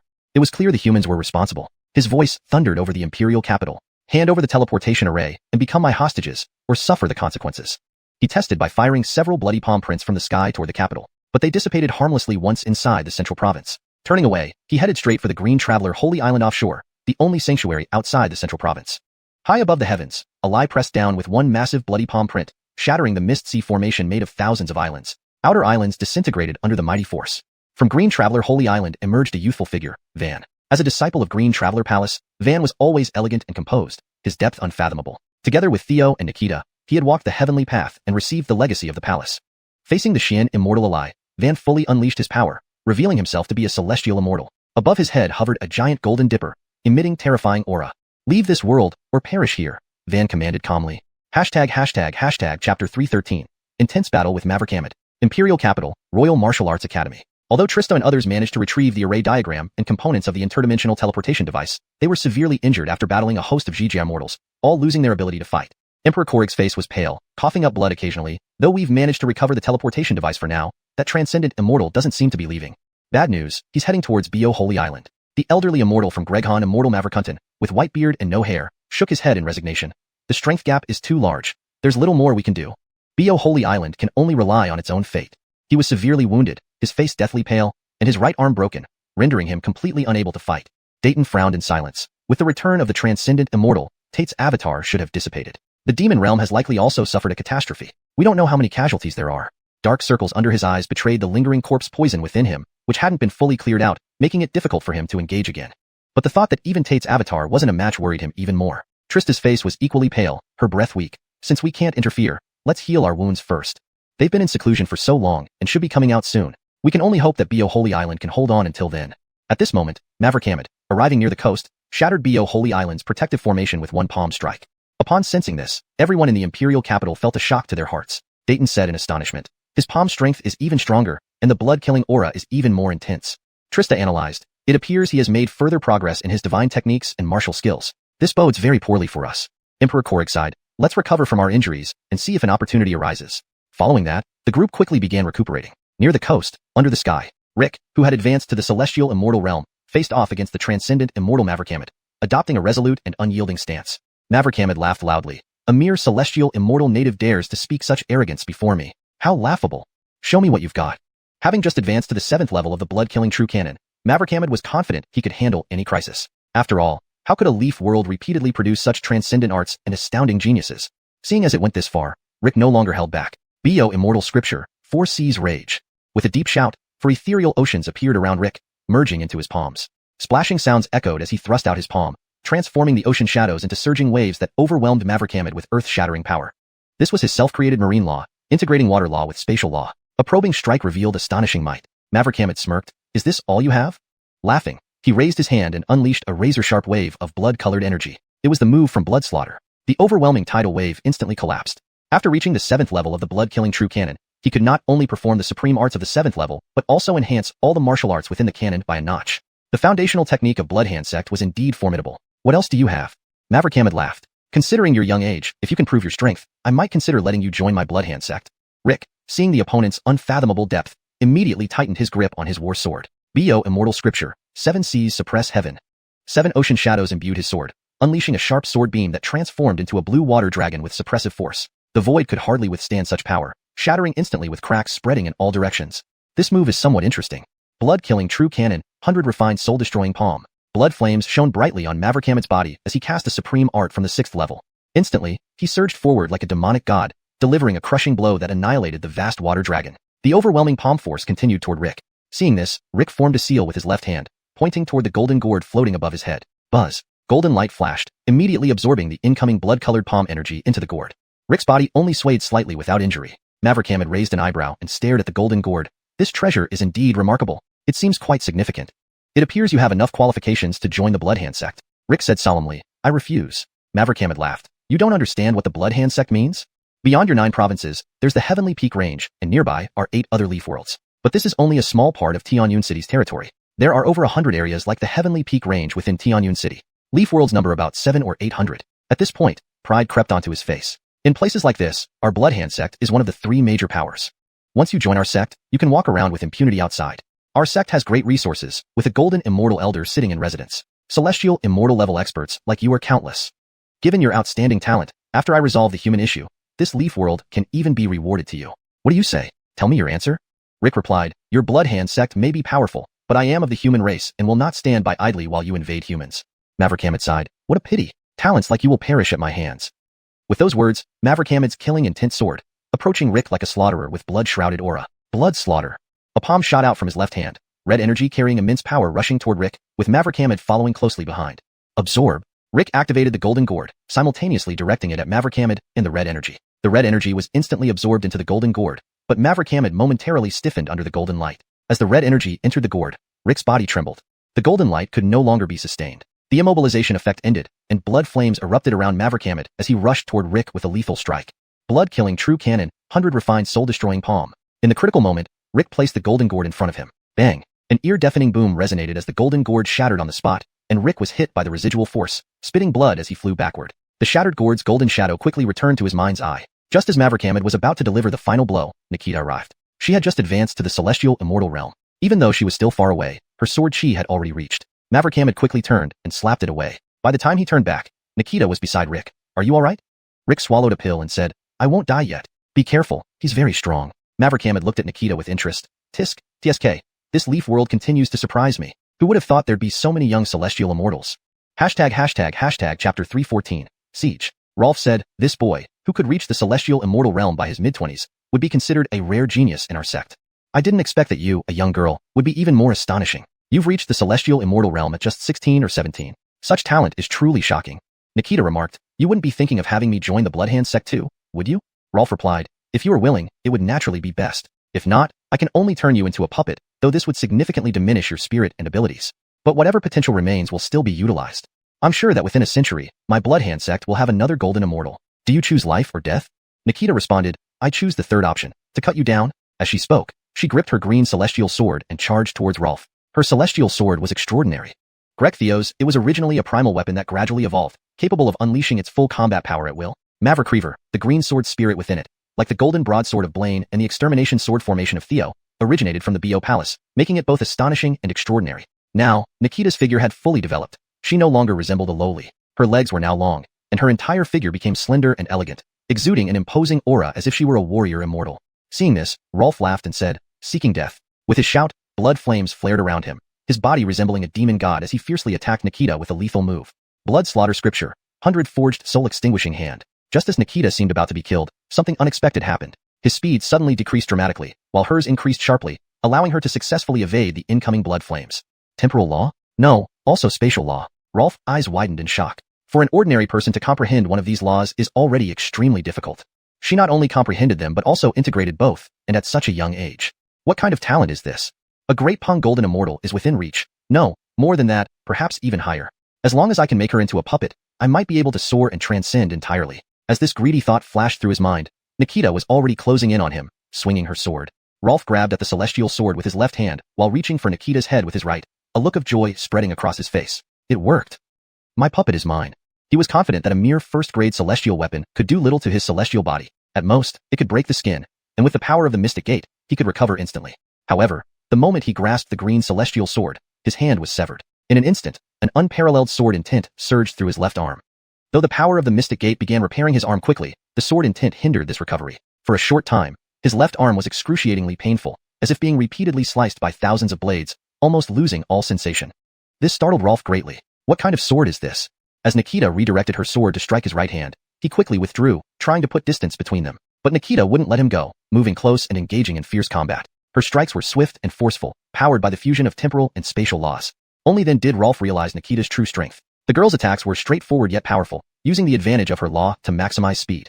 Each motion was meticulously practiced, leaving no openings for Rolf to exploit. Each slash was extraordinarily powerful. Maverick Reaver, the green celestial sword, could suppress the Mystic Gate's regeneration ability. But Rolf, seasoned in countless battles, soon devised a countermeasure. This continuous, full-force attack by Nikita was very energy-consuming. So he chose not to retaliate, merely defending and evading while secretly accumulating energy, waiting for Nikita to tire before delivering a decisive blow. As he defended and dodged, the influence of Nikita's self-created sovereign law, which fused temporal and spatial laws, on Rolf, a transcendent immortal, diminished somewhat. Yet after 100 breaths, Nikita's stamina seemed inexhaustible, like a war goddess, unstoppable and fearsome. Her sword strikes grew stronger, and the space traversed by the green celestial sword was affected, limiting Rolf's movements. He inadvertently got hit on the back, causing intense pain from the sword intent, akin to being slashed by 1,000 blades. Reacting slowly, he couldn't avoid the green celestial sword again. Surprised, Rolf had no choice but to block with his right palm. Bloodlight shone from his palm, barely blocking the sword. Bang! Nikita was pushed back several steps by the recoil, her right arm numb. But Rolf's right palm was also injured by the sword intent, trembling as if subjected to 1,000 cuts. He had to mobilize substantial celestial soul power to dispel the damage from the sword intent. Seeing Nikita advancing again, Rolf didn't dare underestimate her. He summoned a blood sword in his right hand. 3,000 instant kill. Rolf took a step forward, and his figure vanished. Immediately, endless blood-colored sword chi erupted from all directions, targeting Nikita. However, this move was designed for speed. Under the influence of Nikita's sovereign law, Rolf's speed slowed considerably. Then, amidst countless blood-colored sword chi, Nikita's figure flickered, easily evading every blade. Rolf was astonished by this sight. Realizing that his opponent was no ordinary celestial immortal, Rolf finally resorted to the 7th level technique of the Blood Slaughter Scripture. Blood Slaughter Scripture, 10,000 Greg of Blood River, washing the world. Blood-colored celestial chi poured into his blood sword, transforming into a terrifying river of blood as he swung it. It roared forth like a crimson dragon, or the arm of a hellish demon god. Recognizing the danger, Nikita retreated while rapidly stirring her green celestial sword in front of her. Suddenly, a lotus flower formed from the fusion of sword chi, and the sovereign law bloomed in front of her. This was the perfected version of the Chaos Lotus Seal combined with her personal laws, far surpassing the original skill's power. However, under the pressure of the Blood River, even this blooming lotus could only hold for a brief moment. Meanwhile, Blaine, recovering slightly, joined in to defend. Bo Scripture, 7 seas sealing the heavens. A massive blue water sphere expanded rapidly, enveloping both of them. But under the overwhelming power of the Blood River, the blue sphere shattered instantly. Even with their defenses weakened, they couldn't easily withstand this move. Just as Nikita steeled herself to protect her fellow disciple Blaine and those behind her on Bio's sacred island, a colossal shadow descended from the sky, intercepting the blow. It wasn't a true form but a three-headed, six-armed light figure surrounded by countless chants and prayers. The newcomer was Valerie. The shadow was formed from immense faith, the result of her Buddhist cultivation, representing an avatar of her self-cultivation. Simultaneously, it was the embodiment of faith among countless alien races in the lower two layers of the three immortal islands. Buddha. Chapter 315. Alanis emerges. To attain enlightenment through the power of faith. Upon seeing this, Ilium immediately raised an eyebrow in surprise. This technique is also a legend in Tainwation. I didn't expect this leaf world to have it as well. This leaf world truly surprises me more and more. Just then, he made a seal with his left hand and pushed forward. The blood-killing scripture's 7th level divine ability was used once again. Instantly, countless blood-colored chains shot out from his palm like numerous serpents surging forth, rapidly entangling towards the three individuals. Buddha Gregt Boydens everywhere. Valerie shouted, making seals with both hands. A huge golden swastika symbol appeared before him, shining with boundless light like a divine sun. However, the Buddha light could only slightly hinder the advance of the blood chains, but couldn't destroy them. Nikita and Blaine quickly joined in to help. 7 seas subdue heaven. Chaos Lotus Seal. Blaine, however, was injured. Though Nikita managed to use the time law to heal her injuries through time regression, she was an adept at long-range attacks and couldn't close in.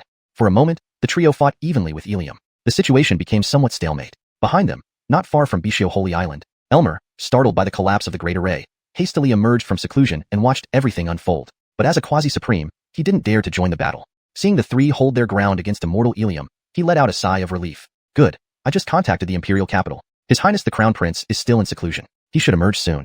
As long as we can hold on until then, we will win. Beside him, the Clayton nodded. It's a pity that the being who came out of Bishio Palace has left. Otherwise, our Bishio Holy Island wouldn't be in such a dire state.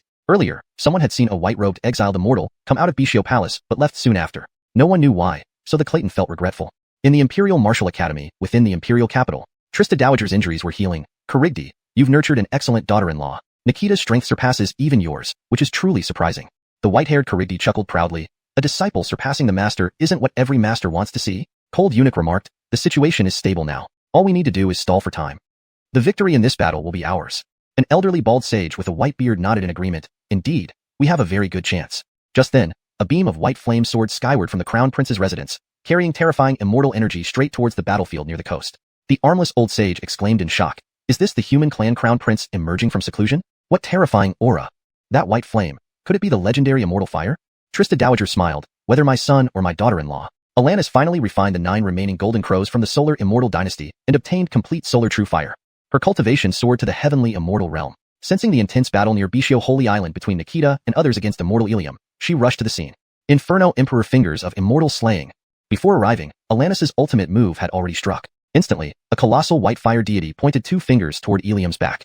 These 2 fingers were solid, almost lifelike, distinct from anything else around them. The strike was powerful enough to boil seas and rivers. Below, the ocean boiled up instantly. Thankfully, sea creatures had sensed the impending battle and fled earlier.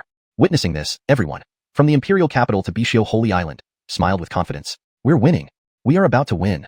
Suddenly, a shocking scene unfolded.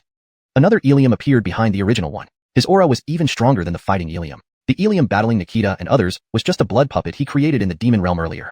The true Ilium had been hidden all along. 100 Forged Soul Hand. The real Ilium unleashed his attack, blood flames raging, immediately dispelling the fire deity. So, it's solar true fire. This leaf world grows more intriguing every day. Everyone stared dumbfounded upon seeing his appearance. In the Imperial Martial Academy, the armless old sage cried out in alarm, 2 transcendents. Cold Eunuch frowned deeply, his brows furrowed. No, one person, the other is his clone. The white-haired elder almost cried. Isn't that still 2 transcendents? How did this happen? What should we do? After her brief joy, Trista Dowager's mood turned heavy. They hadn't expected things to turn out this way. Immortal Ilium's strength far exceeded their imagination. Seeing the real Ilium, Alanis furrowed her brow. Leave the 9 provinces immediately, or you will die here first, followed by your Bloodhand sect.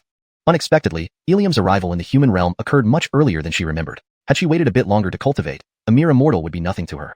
Ilium laughed. Want to destroy my Bloodhand sect? With you. He gripped a blood sword in his right hand. Blood-killing scripture, 10,000 miles of blood river, washes away the world. Ilium's figure darted out. The crimson sword chi transformed into an endless river of blood, slashing towards Alanis. He began with the 7th level technique, giving Alanis no opportunity. He realized Alanis possessed solar true fire, a formidable power, and feared delay might cause changes. Using the same technique, the true Ilium was several times stronger than the blood puppet. Alanis frowned, making a seal with both hands. Inferno Emperor Hand of Immortal Slaying. Immediately, a gigantic fire deity reappeared, its right palm becoming tangible like intricately carved jade. One palm strike unleashed heat controlled perfectly without dispersion. Even before reaching, the wind alone caused earth-shattering destruction. The leaf world couldn't bear this level of power. The two ultimate techniques clashed fiercely. Boom. Thunderous noise echoed, leaving Ilium unmoved. Instead, Alanis took 3 steps back, crushing the void beneath her. Ilium smiled. I don't know where you learned this ultimate technique, nor why you are so proficient with it. But one thing's certain. You just ascended to the heavenly immortal realm. Your cultivation isn't stable yet. If we continue fighting, you risk falling in rank or going berserk. Why not join my Bloodhand sect? Alanis sneered. With your petty Bloodhand sect, do you think you qualify for me to join? With at most a year, I can crush it easily. She held a flame ruler in her right hand. Ilium said, that's unfortunate, as you won't live past today. Today, you'll die here. With those words, the battle resumed fiercely. Chapter 316. Alanis versus Immortal Wicked Yuan. Yuan's judgment was correct. Maverick's people, upon entering a completely new realm, require some time to adapt to the power and intricacies of that new realm. They need to learn new martial techniques before they can truly unleash their full potential in that realm. This adaptation process involves not only the warrior's control over the newfound power, but also the physical body's adjustment to this heightened state. Alanis had just stepped into the heavenly immortal realm and rushed into battle without much preparation. She could do this only because she was a reincarnation of an immortal emperor, giving her absolute control over her powers. Martial skills were not an issue for her either. While Katie's memories were familiar with the new power, her body had only just crossed into the heavenly immortal realm. It was like a world-class dancer suddenly transferring her skills to an ordinary person. After brief training, the person might perform some impressive moves but wouldn't immediately rival or surpass professional dancers due to physical limitations in handling complex actions. Both Yuan and Alanis understood this problem. Therefore, after losing his first move, Yuan emitted blood flames and swiftly charged forward, aiming to engage Katie in close combat. Prolonged intense combat would give him a significant advantage due to his immortal body, while it would be a disadvantage for Katie. After one exploratory attack, Alanis realized that Yuan's explosive power wasn't much greater than hers. If she used stronger techniques to unleash more formidable power, she might stand a chance to win. So, she quickly retreated, maintaining distance while rapidly gathering energy for a powerful strike. Yuan wasn't foolish. Seeing Katie's swift movements, he knew he couldn't catch up easily. He turned around and charged toward Nikita and her 2 companions. Earlier, he hadn't attacked, waiting to lure out the experts from Zhongzhou. With fewer defenders, the great formation would weaken, making it easier to breach. Once broken, capturing the Leaf World would be effortless, and Theo in the Outer Heavens would fall under his control. Then, seizing the Grekning Immortal Sect by Bloodhand Sect would be merely a matter of time. Such a monumental achievement would secure huge rewards and an easy promotion to 3rd-class Divine Realm. Even advancing to 4th-class Golden Immortal Realm seemed within reach. Although Yuan didn't know the true situation of the Zhongzhou formation, his baiting strategy worked. Seeing Yuan's actions, Alanis had no choice but to come to the rescue, yet she kept a safe distance while continuously gathering energy. Observing Katie's increasingly formidable aura, Yuan feared she might possess even stronger techniques and decided to interrupt her. Blood Slaughter Scripture. Seal the boundary. Yuan's left palm unleashed countless crimson chains far stronger than those used by blood puppets. The chains moved swiftly, resembling snakes, enveloping Katie in a wide, unavoidable range. Alanis gritted her teeth and retaliated. Emperor Flame Ajax Seal. Instantly, she transformed into a radiant white sun, emitting boundless celestial fire, majestic and awe-inspiring. Under its glow, the crimson chains crumbled into ashes. When the fire dimmed, Yuan darted through the remnants, forcing Katie to retreat promptly. Yuan, aware of her speed, slashed with a sword, sending a bloody sword beam hurtling towards her. Katie responded by gripping her right hand, forming a celestial fire ruler to cleave through the blade. They maintained a balanced distance, engaging in fierce combat. Previously, both aimed to eliminate each other forcefully. Now, they tested each other's combat experience and versatility of techniques, with no room for exaggerated moves. This intense and sustained battle placed enormous strain on their bodies. At the beginning of the battle, Alanis, leveraging her immortal emperor-level combat experience and a plethora of techniques, took the upper hand, pressing Yuan hard. This astonished Yuan deeply. To him, this scenario seemed unimaginable. Though he appeared young at 27 or so, he had actually been cultivating for over a century, with extensive combat experience spanning multiple worlds. Greg's loss to him outnumbered those in all 9 regions combined. Yet, he was being thoroughly dominated by Katie. Several times he narrowly escaped fatal strikes, saved by his Eternal Gate ability. Otherwise, he would have perished long ago. This shocked and made Yuan increasingly cautious. What is happening in this Leaf world? How can there be so many astonishing geniuses? This woman has richer combat experience and more diverse techniques than me. How can she be less than 20? Meanwhile, observers from Bijiayu Island and the imperial capital felt immense joy, though this advantage didn't translate into victory for long. As the battle continued, both combatants rapidly depleted their energy, and the physical toll increased. Yuan, being an immortal, gradually regained the upper hand, thanks to his deeper reserves and Eternal Gate's regenerative powers. He could make numerous mistakes as long as none were fatal. However, any mistake from Katie could prove disastrous. Boom. Another forceful clash sent Alanis flying backward, panting heavily. Yuan remained steady on the spot, although secretly his Eternal Gate's power had dwindled to half. Yuan sighed inwardly. The true Ajax fire is indeed formidable. Her mastery over anti-immortality techniques further drained my Eternal Gate strength. I would likely be dead if not for the Eternal Gate. Who would believe that this girl has only recently ascended to the heavenly immortal realm? As the burden on her body grew heavier, Katie's disadvantages expanded. She had to abandon counterattacks and evade while recovering slightly. Seizing the opportunity, Yuan pressed his advantage with relentless attacks. Alanis found herself in grave danger. Suddenly, Yuan unleashed dozens of crimson boundary-sealing chains from his left palm, blocking Katie's escape routes. His right hand's bloodsword slashed down mercilessly. Katie hastily raised her celestial fire ruler to block. Bang! The ruler shattered but managed to withstand the attack. The crimson chains then tightened, binding her securely. I've won. Yuan rejoiced. With her severely injured, I can turn her into a puppet. Soon, I will have another trump card. He immediately stabbed at Katie's heart with a remote strike. The sword energy sped towards her. In an instant, Alanis faced imminent peril. Chapter 317. Theo joins the battle. In the critical moment, Alanis struggled fiercely. At this very instant, Zaire, after prolonged high-intensity combat, continued to intensify his offensive, exhausting himself greatly. He suddenly felt short of chi, and the blood-red sealing chains in his left palm could hardly hold on.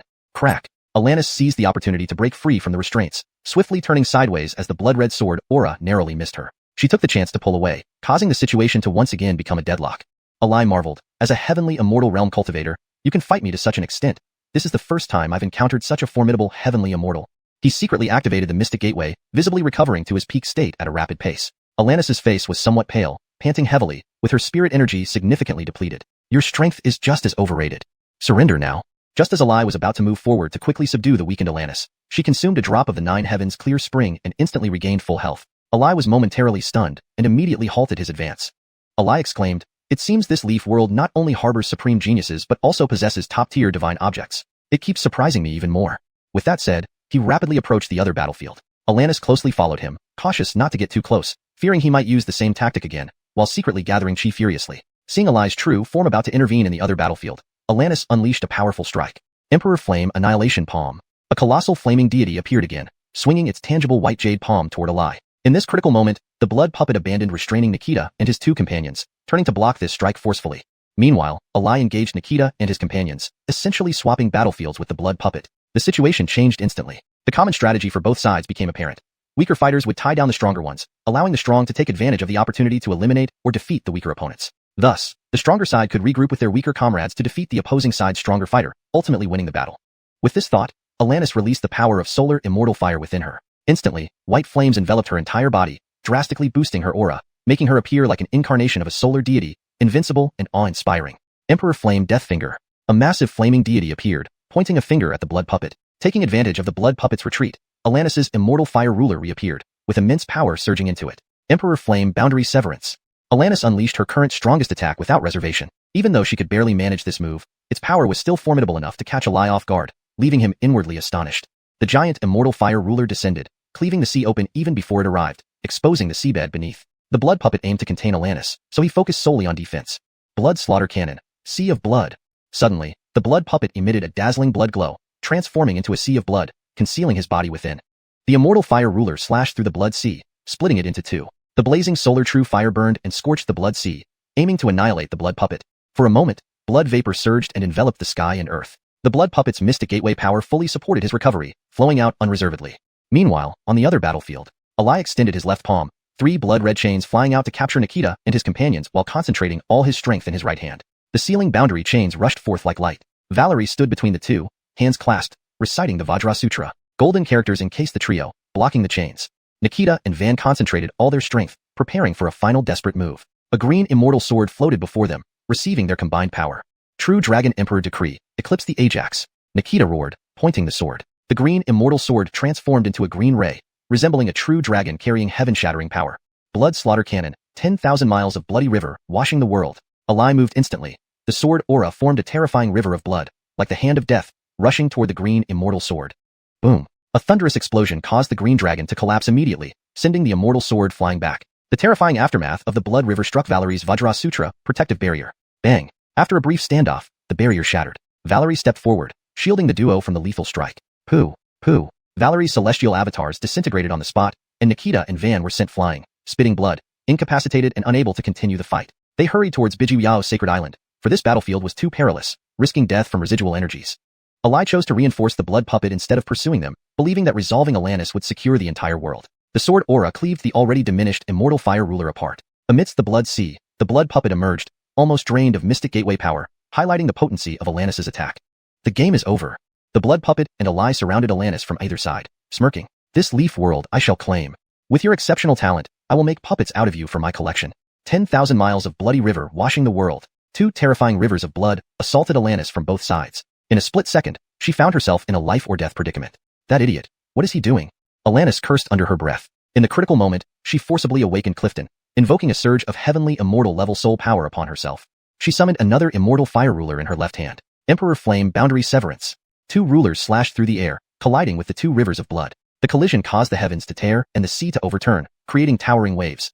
After the extreme clash, the power bestowed by Clifton mysteriously dissipated rapidly. It turned out that Clifton, in a critical phase of seclusion, was forcibly awakened, resulting in an immediate crisis, leading to a spiritual breakdown. Just as Eli and the blood puppet continued their assault, space rippled beside Alanis, and Theo appeared. Alanis said to Theo, Clifton is in dire straits. I must stabilize her immortal soul first. Hold them off. Theo nodded. Alanis swiftly reached nearby Biju Yao Sacred Island. Eli stopped abruptly, exclaiming, You were supposed to be at Yulei Immortal Sect. How could you be here? Theo replied coldly, Eli, you've been having fun in my backyard. Now, it's time to pay the price. Eli laughed. So what if you're here? No matter how talented you are, you're just a recently ascended heavenly immortal youth. With that, he charged forward.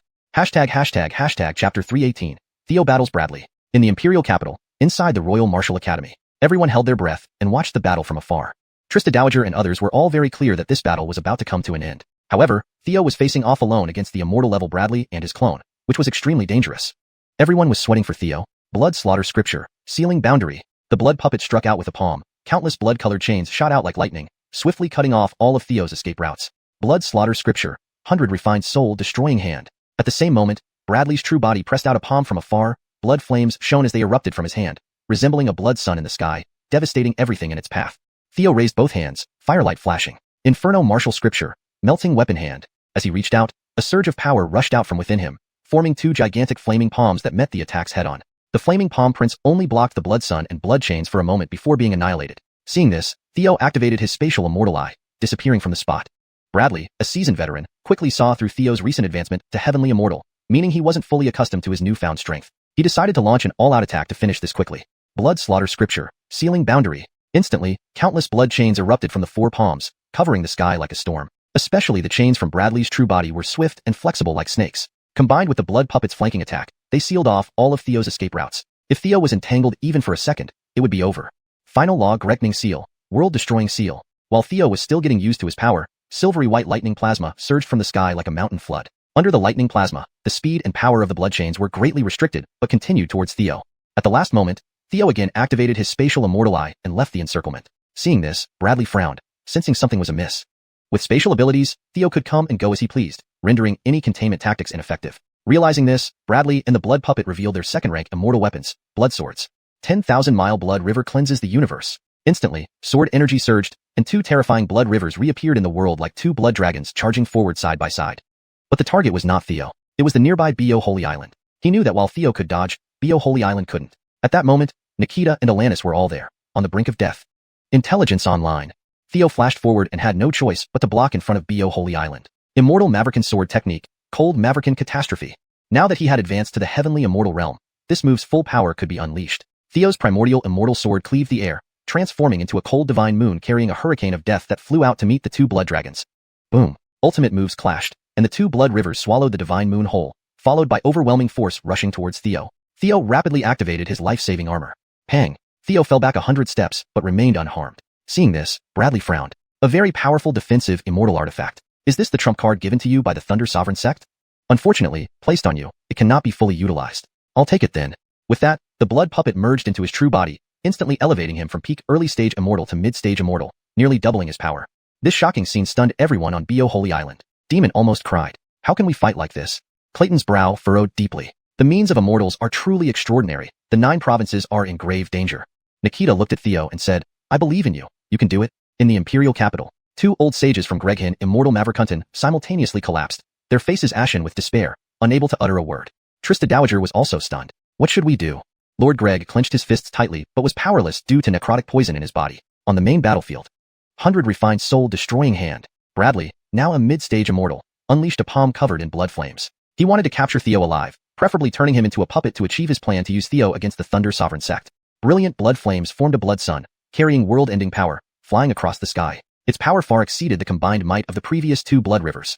Seeing this, Theo muttered, I've almost adapted to this power. Inferno martial scripture, refining immortals into weapons. He drew circles with his hands, releasing a torrent of power that formed a fiery wheel in front of him. Raising his hand, the fiery wheel spun around the blood sun, compressing it until it became a solid pill-like object, which Theo caught and stored away. Seeing this, Bradley was startled. You possess other Gregf-level ultimate techniques. The Thunder Sovereign sect definitely does not have such marvelous ultimate techniques.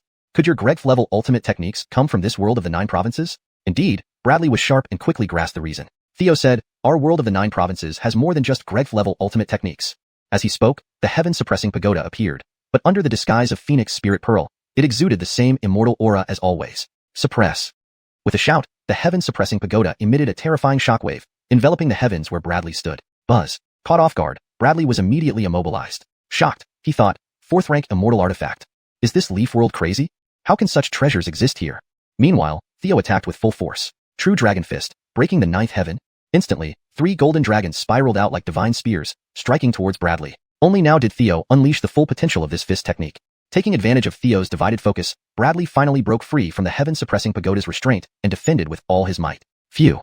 He spat out blood and flew backward as his injuries rapidly healed with the power of the Gate of Primordial Een. No longer hesitating, Bradley wielded the blood sword and unleashed his strongest attack. 10,000-mile blood river cleanses the universe. The sword motion transformed into a horrifying blood river, endlessly sweeping toward Theo with unparalleled death winds. Sensing imminent danger, Theo gripped the immortal sword gifted by Aquila, a 4th rank immortal weapon. Second form of immortal Maverican sword technique, Void Catastrophe.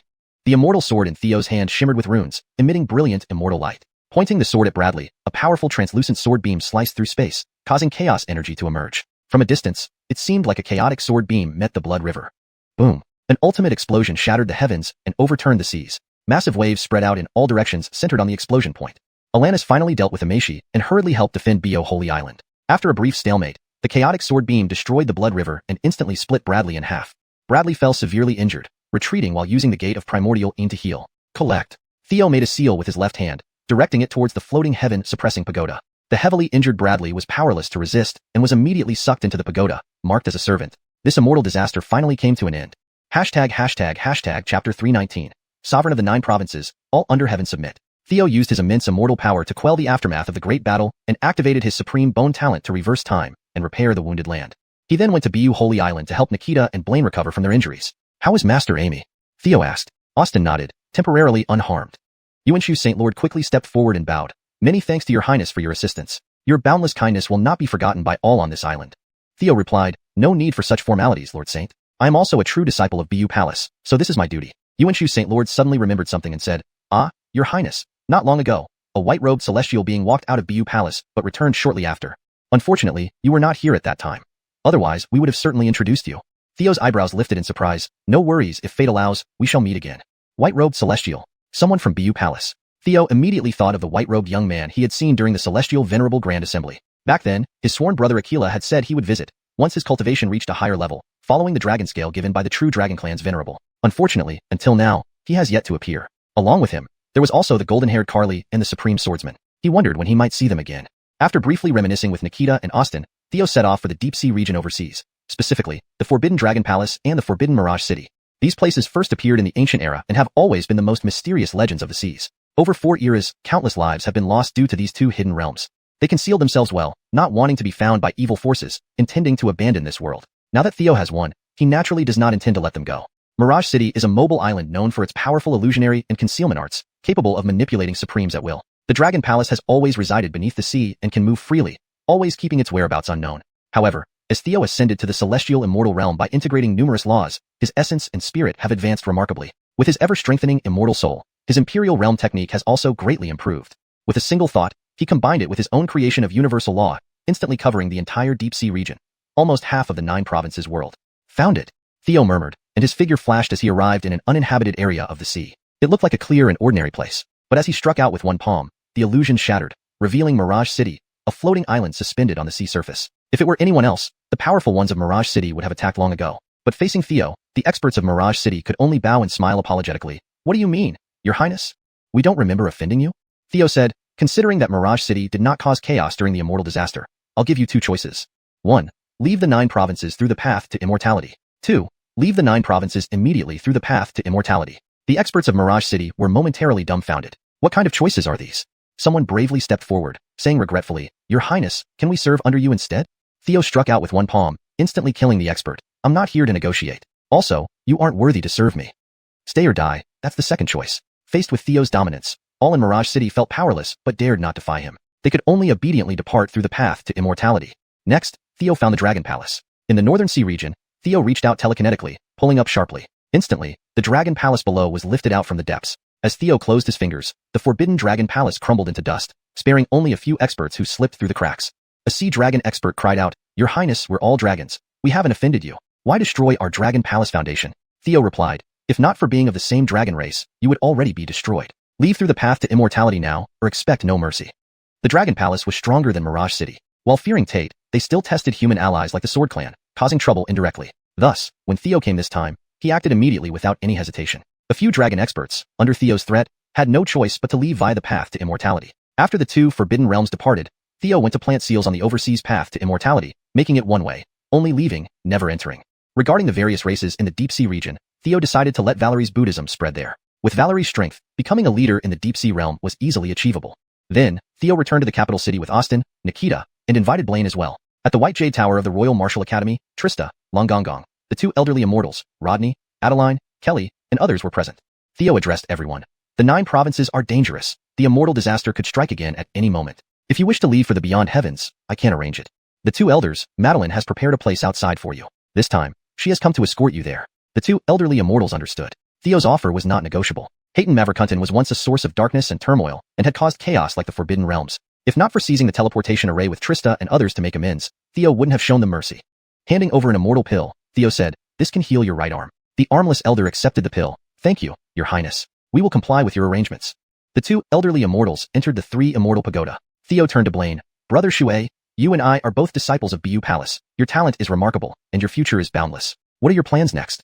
Blaine replied, "Greg mutations in the 9 provinces may prevent reaching transcendent immortal. I'll go to the beyond heavens with you." Theo smiled. "A wise decision. You can wait in the 3 immortal pagoda while I resolve matters in the 9 provinces." Blaine nodded and entered the pagoda. Rodney spoke up, "With your highness here, I believe peace will reign. I can leave without worry." Adeline agreed, "Master, I will go with you." Both entered the 3 immortal pagoda together. To Austin and Nikita, Theo said, "You should say farewell to your families. The beyond heavens is where you can truly shine. Troubles in the 9 provinces can only be resolved in the beyond heavens." Katie responded, "I agree." She and Nikita left separately. Theo gave imperial pills to Longongong and Trista for healing. "Maverick, please start your recovery. I will check the true dragon residence." Chapter 320. Theo's long-held desire, initial flames of war in Tianyun City. Theo has always been greatly interested in Ellis, who possesses the unique and peculiar life essence. This kind of life essence is extraordinarily rare and holds power that can rival that of a favored son of fate. Even Gregvia possesses such a life essence. Up until now, he had no clue what it truly meant to be an outlier. Soon, Theo arrived at the true dragon grotto. The deeper he went inside, the more intense the aura of immortality and dragon energy became. Deep within, numerous layers of prohibitions and mystic formations lay, intricate and profound. After a short while, he reached the deepest part of the true dragon grotto where a palace stood. Theo approached and examined it for a moment before extending his hand to infuse it with the true dragon chi. Immediately, the palace doors opened, allowing Theo to step inside. Inside the palace, there was no sign of Ellis. Only a letter lay waiting for him. When Theo opened the envelope and unfolded the letter, he discovered that Ellis had left the 9 realms long ago, about a dozen years already. However, Ellis did not leave via the path to immortality, but through the national treasure of the Dai divine dynasty, the 9 realms cauldron. After reaching the celestial immortal realm, Ellis gradually uncovered the secrets of the 9 realms cauldron. He learned that it was left behind by the Rinne. Sensing that the 9 realms cauldron might allow him to directly depart from the 9 realms world, he left this letter along with a portion of his essence to guard it. Indeed, Ellis eventually used the 9 realms cauldron to leave the 9 realms. As for where he went, even the remaining portion could not sense it, only confirming that he was still alive. Theo frowned, yet another mystery. Looking forward to our next meeting. Theo then rushed towards the demon realm. Upon learning that Ilium had visited the demon realm, Theo felt some concern. With the technique of the small immortal country spreading, the situation in the demon realm came into view. The current state of the demon realm could no longer be described as merely tragic. It was absolutely devastated. Not a single demon cultivator above the holy realm remained. They were all devoured by Ilium. Mavericant Karikyu and Phoenix Nest were completely empty. Sensing residual auras from the intermittent prison, Theo quickly made his way there. Eventually, he found Gregvia's message deep within the city of the intermittent prison. In haste, they only managed to leave 2 words on the wall: "Wait for you." Theo sighed as he looked at the Chanfeng Jun array that had lost its vitality. Using the time-seeing divine eye to trace back, Theo witnessed the outcome of the great battle. However, with matters in Tianyun City unresolved, he couldn't repair this transmission array yet. For now, he couldn't chase after them from here. 我一定会找到你们的. I will find you. Translation: I will find you. With that, Theo sealed the ancient small city and returned to the 9 provinces world. I will definitely find you. Subsequently, Ji Fengo sealed off this ancient city and returned to the 9 realms. It took him half a day to seal all paths to immortality in various parts of the 9 realms world, making it possible to leave but not enter. He left the immortal technique inheritance of the Thunder Subjugation Immortal Sect in the Imperial Martial Academy. In the palace, Theo said to the Trista Dowager, Maverick there, are you really not leaving with us? There's my shadow clone guarding here. There shouldn't be any major issues, she replied with a smile. Let me reach the celestial immortal realm first. Sister and the others have great fortune. You don't need to worry. By the way, now that you're spreading the immortal technique, more celestial immortals will appear in the future. What do you plan to do about it? Theo responded, I will establish our base in the Tianyun city of the Beyond as soon as possible. I've set things up during my recent visit to the Beyond. It might take some time, but once Bloodhand Sect and Thunder Subjugation Immortal Sect determine their winner, it'll be fine. Afterwards, all celestial immortal realm experts from the 9 realms must leave the 9 realms. Either join Thunder Subjugation Immortal Sect, or leave Tianyun City. Trista Dowager then issued an imperial decree announcing the policy concerning celestial immortal realm experts. No one doubted the credibility of the edict since even Shinxian had been slain by humans. In the Crown Prince's residence, after a bout of intimacy, Theo held Alanis and asked, what are your plans for the Beyond? Are you joining Thunder Subjugation Immortal Sect with me? Alanis replied, no need. I have my own plans. Let Jixu and Wang follow me. As a reincarnated immortal emperor, she would surely adapt well in the Beyond, knowing exactly where opportunities lay. Theo nodded, with them following you, I'm relieved. Suddenly, Alanis's eyes twinkled. Do you have other women you should bring too? Theo looked at her, you sure? Not angry. Alanis nodded, of course. Then Zitziawayo, Jixu and Wang, Kelly, and Xavianyuaner joined them one after another. Finally, Theo fulfilled his dream of sharing a bed with many. Although Alanis once reigned as an immortal emperor with immense pride, she had to acknowledge the need for other women to share the burden of Theo's formidable abilities. Despite some initial displeasure, she eventually accepted it. A few days later, Theo used the 9th Heaven Immortal Eye to return directly to the chaotic ancient forest of the Beyond. After advancing to the celestial immortal realm, he could now perform inter-realm teleportation without needing an array. Alanis and others emerged from the 3 immortal pagoda. Alanis's gaze toward him still carried some resentment as she led the group away without looking back. On the other hand, Jixu and Wang and the others bid Theo a reluctant farewell. Next, Theo chose a smaller city in the territory of the Thunder Subjugation Immortal Sect, releasing all factions of the 3 Immortal Alliance, including the native Day clan, thus fulfilling his promise. However, these people had all become devout Buddhists, helping Valerie spread Buddhism. Whether it worked well or not remained to be seen. During Theo's absence, significant changes occurred within Tianyun City's domain. The Bloodhand Sect and Thunder Subjugation Immortal Sect had officially declared war. The first wave involved celestial immortal explorers. Bloodhand Sect had laid an ambush early on, mistakenly believing Theo was among them, thus successfully tricking the Thunder Subjugation Immortal Sect. They killed several outstanding Saint Sons, hopeful candidates for Golden Immortal Realm, and a large number of celestial immortal experts. Subsequently, during the exploration in the Shinxian realm, Thunder Subjugation Immortal Sect retaliated fiercely. Madeline's master, Grandmaster Maverick, sealed his strength down to the Shinxian realm, personally setting up an overwhelming killing formation, slaying 16 Shinxian elites of the Bloodhand Sect on his own. This battle almost crippled the core of Bloodhand Sect. Since then, both sects publicly severed ties, with no possibility of reconciliation. Chapter 321. The Laws of Heaven and Earth. In the forbidden grounds of the Yulei Immortal Sect, atop Thunderfire Peak, Grandmaster Isaiah and Angelica were overjoyed by Theo's return. Grandmaster Isaiah, senior sister, I've already heard about what happened in the secret realm on the way here, Theo said. What is the Yulei Immortal Sect planning to do now? Grandmaster Isaiah sighed. What else can we plan? Now that we've openly clashed with the Bloodhand Sect, both sides are being extremely cautious, vying for every advantage. The entire Tianyun City atmosphere has become tense. Many people have begun leaving, fearing a full-scale war between our sections. At this point, unless they expose fatal weaknesses, a comprehensive war is unlikely. However, competition in various aspects will definitely intensify. To be honest, I was worried when you left before. But now it seems you inadvertently avoided a disaster. Angelica nodded in agreement. That's right. That cultivation expedition into the Heavenly Immortal Realm secret realm was aimed at you, but they didn't know you had already left. So, only others suffered the misfortune. Junior brother, you don't know how insane the Bloodhand Sect has been. They destroyed the Leaf World themselves. Besides several of our holy sons and a group of Heavenly Immortal Realm experts, they lost many of their own people too. Hundreds of billions of lives were also buried along with them. Totally deranged. Fortunately, you did not go. Grandmaster Isaiah smiled. You have successfully advanced to the initial stage of the Heavenly Immortal Realm. Next, familiarize yourself with this power and adapt to this realm.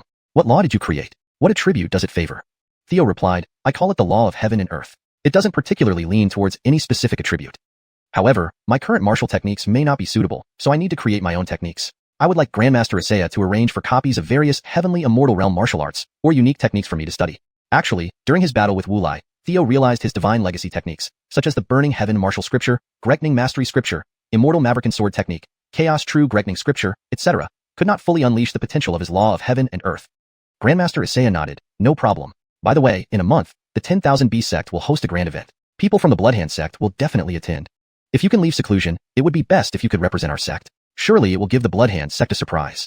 Theo nodded. Soon, inside the cultivation chamber, Theo looked at the hundreds of jade slips in front of him, opening the system's information panel. Host, Theo. Cultivation. Initial stage of Heavenly Immortal Realm. Body constitution. Gianna Immortal Body. True Dragon Immortal Body. Taotai Soul, 9 Heavens Immortal Eyes, Enlightenment Heart. Treasures, Phoenix Spirit Pearl, World Suppressing Pagoda, Immortal Severing Gourd, 3 Immortals Pagoda, Immortal Sword, Primordial Immortal Spear, Greg Saving Battle Armor, etc. Mystical Arts, True Dragon Emperor Technique, Gianna Immortality Art, Rebirth Art, Palm Immortal Nation Technique, Soul Clan Heavenly Book, Execute Immortal Sword Array, Immortal Maverican Sword Technique, True Dragon Fist Technique, World Tree Meditation, Tranquil Mind Technique, Golden Greg Mantra, Combat Secret Characters, Burning Heaven Martial Scripture, Chaos True Gregning Scripture, Gregning Mastery Scripture, Bloodkill True Scripture, Reverse Martial Devil Scroll, etc. Cards, 1 3rd grade Immortal card, 5 2nd grade Immortal cards, 1 Immortal Quality card. Fortune level, 7 halos in red, orange, yellow, green, blue, indigo, violet. Fortune points, 140,000. He had quite a collection, but before coming, he gave items not useful to him, such as the Medicine God Ancestral Symbol and Xuanwu Divine Armor, to his disciple Cole, who was thrilled to earn a lot of fortune points. And all Supreme Realm treasures went to the Trista to fill the Imperial Treasure Vault. System, how many fortune points do I need to strengthen the True Dragon Emperor Technique and Gianna Immortality Art? Reinforcing these techniques will consume 50,000 fortune points. Proceed. The pain of spending fortune points was tangible. System strengthened techniques were indeed powerful, but the cost was escalating. My sworn brother Aquila, when will you send me the True Dragon Clan's technique? Then, Theo remembered he still had Russell's 3,000 Dao treasures. Well, let's draw cards first. Earlier, after the Heavenly Phoenix killed nearly 50 Heavenly Immortals, card rewards piled up until a 3rd grade Immortal card appeared. Smiling luck. After praying, Theo drew all 7 cards. 1 Immortal Quality card yielded a bottle of 1st grade Immortal Pills, perfect for cultivating at the Heavenly Immortal Realm. This was a standard result, neither exceptionally good nor bad. 5 2nd grade Immortal cards yielded 3 2nd grade Immortal Charms and 2 2nd grade Puppets, which was pretty decent. 2 2nd grade Puppets equated to 2 Paragon Immortal level bodyguards. Finally, the most precious 3rd grade Immortal card resulted in an Inspiration Enhancement card. Enhanced the Palm Immortal Nation Technique. As the white golden card glowed, turning into beams of immortal light entering Theo's brow, he felt his inspiration sharply improve. Combined with his immortal soul, a single thought spread awareness across the entire Yulei Immortal sect. Previously obstructed by a near 5th grade Immortal formation, he could now observe without hindrance. Everything within the sect, from top to bottom, became as clear as lines on the palm. Previously, he couldn't get close to Golden Immortals. Now, the 3 Golden Immortals were within his observation, yet remained oblivious. Afterward, Theo began reviewing the 3,000 Dao treasures. Using Xavier shadow clones, he quickly skimmed through them. Many scriptures were too profound for his current cultivation, seeming incomprehensible. Russell indeed possessed remarkable treasures. Wait, didn't Russell have phoenixes and celestial dragons in his backyard? Why should I strengthen any techniques then? Isn't that wasteful? Thinking of this, Theo activated his 9 Heavens Immortal Eyes and returned to Russell's domain. At this time, the sky-devouring werewolf had also advanced to the Heavenly Immortal Realm, wagging its tail upon seeing Theo. Damn blind. Why did you kick a full-health crocodile onto my face? I'm the AD here. You're so useless. Seeing the main crystal explode, Russell couldn't help but sigh. Another defeat. This game is so hard. Grexless, Russell asked, Leader, you're here. Anything I can help with? Theo saw his rank had dropped to Bronze V and laughed. No worries, you keep playing. I just came to check out the pets in your backyard. Chapter 322. 9 Turns Phoenix Scripture, Primordial Dragon Classic. Russell glanced at the group of pets in the backyard with disdain. What's so great about this bunch? The chickens don't lay eggs, and the fish never grow fat. I would have killed them for meat long ago if it weren't for the years of companionship. Theo smiled silently and then went into the backyard. Grechtel Phoenix, I brought you some yummy food. Theo had specially found some beast feed that immortal beasts love. Though it may not be suitable for cultivation, it tasted excellent. Grechtel Phoenix was still young, just like a child. Last time when Theo and Russell were having a feast, Grechtel Phoenix couldn't resist running over to share in the meal. This time, seeing the fragrant beast feed in Theo's hands, Grechtel Phoenix came over happily and started eating. Big brother foam, it's delicious. The 2 adult golden phoenixes were basking in the sun leisurely. Theo approached, squatting down and cupping his fists as he transmitted his voice. Honorable elders, I too am a descendant of the Gianna clan. You've seen me before. One of the golden phoenixes cast a sidelong glance at Theo, transmitting telepathically, you tricked master out of all his Dao scriptures. Now you're here trying to take advantage of us? Theo laughed. Elder, you jest. Chongsheng and I are brothers. If he wants the scriptures back, I'll return them anytime. But the issue is, Russell doesn't want them back. What can I do but accept them with tears? Just then, the Daryl remarked, I'm curious how well you can understand what's written in those scriptures. Hearing this, Theo immediately understood. There's hope. He smiled. Chongsheng wrote in simplified characters, which I can read. Simple ones like Golden Greg Spell and Mind Calming Technique, I can practice. But for more profound ones, I struggle to understand. How about this? Let me recite one scripture for you both. The Daryl's eyes lit up. You wouldn't come without reason. Speak, what do you want? Theo replied, well, I have Gianna bloodline. Unfortunately, after advancing to the celestial immortal realm, I lack cultivation techniques. So, I hope you elders can give me some guidance. The Daryl said, that's easy. We provide you with celestial level cultivation methods, and you recite scriptures for us. In the pond, the golden scaled fish dragon also poked its head out and chimed in, count me in. Theo smiled, thank you, Honorable Tianlong. This was a heavenly dragon, extremely formidable. The earliest lineage of the Gianna clan in the demon realm originated from a Gianna, likely on the level of this golden-scaled fish dragon. Imagine how terrifying this backyard must be. Then, Theo deliberately chose to recite the Su Nu Jing. After all, Mingyuan Xingyi had reached its limits, and Su Nu Jing could replace it, though it was too profound for him. Now was a good opportunity to consult these three experts. Upon hearing Theo recite Su Nu Jing, the Daryl's eyes brightened with joy. The Fey Daryl seemed somewhat shy, glancing occasionally at the male but then looking away. The golden-scaled fish dragon continued blowing bubbles, seemingly oblivious. After finishing, the three top-tier experts began discussing, allowing Theo to listen attentively. Su Nu Jing was far too profound, but by listening to their discussion, Theo gained a partial understanding. It was highly effective against evil and external influences, especially powerful in dealing with spiritual soul techniques. Theo then recited another significant scripture. Spiritual Treasure, Gregmetless Deliverance Supreme Scripture, also known simply as Deliverance Scripture. It was the opening scripture of Taoism, considered the source of all laws and the essence of the 3,000 Taoist classics. As Theo recited, the three experts listened intently. Even Gregtal Phoenix put aside its delicious food to listen attentively. Afterward, the three discussed passionately. Theo carefully listened on the side. Deliverance Scripture was immensely profound, and Theo barely understood any of it. However, through their discussion, he managed to grasp a few points. It was extremely effective in restraining evil spirits, particularly potent against soul spells. Theo recited several more scriptures, earning him the cultivation techniques from the Daryl and Heavenly Dragon, which allowed him to cultivate up to the Great Sage Golden Immortal Realm. 9 turns Phoenix Scripture, Primordial Dragon Classic. The former was likely created by the male and Fey Daryls, while the latter possibly stemmed from the Primordial Dragon. This left Theo astonished. This golden-scaled fish dragon might have an incredibly prestigious background. After obtaining the techniques, Theo returned to Yulei Immortal Sect to continue his seclusion. Meanwhile, at Shuehan Sect, the clone Gianna had become Mac's secret weapon, confined in Mac's palace, cultivating toward the Celestial Immortal Realm. Of course, Mac provided Theo with ample resources. With the original advancing to the Celestial Immortal Realm, the clone successfully advanced as well. At Wulei Palace, the Gianna emerged from the cultivation room, starting to read through Mac's collection of books. Soon after, Mac stomped over angrily, muttering, "Unreasonable." Seeing the Gianna, he was pleased. You successfully advanced. The Gianna replied coolly, "Did you think I would fail? How about your promise to help rescue people from the demon subjugation abyss?" Mac sighed, "Currently, there are difficulties. My disciple Wu Ying was killed by the Yulei Immortal Sect's junior patriarch Theo, leaving only Wu Qian as my godson. Additionally, due to poor decisions, many Xian cultivators in the sect perished, leading to dissatisfaction among many members. If I were to help you now in rescuing from the demon subjugation abyss, my position as sect master might not be secure." The Gianna nodded and asked, "Who within the Bloodhand sect is most respected and likely to replace you?" Mac said bitterly, "The Elder." His disciple Wu Qian recently advanced to the Celestial Immortal Realm, becoming very powerful and winning the Celestial Immortal Contest. He then passed the first stage of the Crimson Trials. Now, the Elder is revered, commanding respect. I doubt whether I can assist you in rescuing from the demon subjugation abyss. But with you now advancing to the Celestial Immortal Realm, things get simpler. Soon, the Myriad Beast sect will hold a grand gathering. Representatives from Yulei Immortal sect will participate to compete for war beasts. At that time, overshadowing godson Wu Qian will make the Elder lose face. The Gianna said, "Rest assured. I received news that the Yulei Immortal sect's junior patriarch Theo has returned. We'll use him to deal with Wu Qian." Mac exclaimed, "What? I didn't receive this news. It seems you have spies within Yulei Immortal sect. High-ranking spies." The Gianna replied coldly, "It's none of your business. For our cooperation to succeed, it's best for both parties to win. Don't assume we of the demonic race are easily manipulated. For now, I just don't want to expose our clone identity, but I won't be easily controlled by you, Mac. With the Elder about to face misfortune, why don't we focus on the demon subjugation abyss? Once it's opened, I will help you deal with Theo."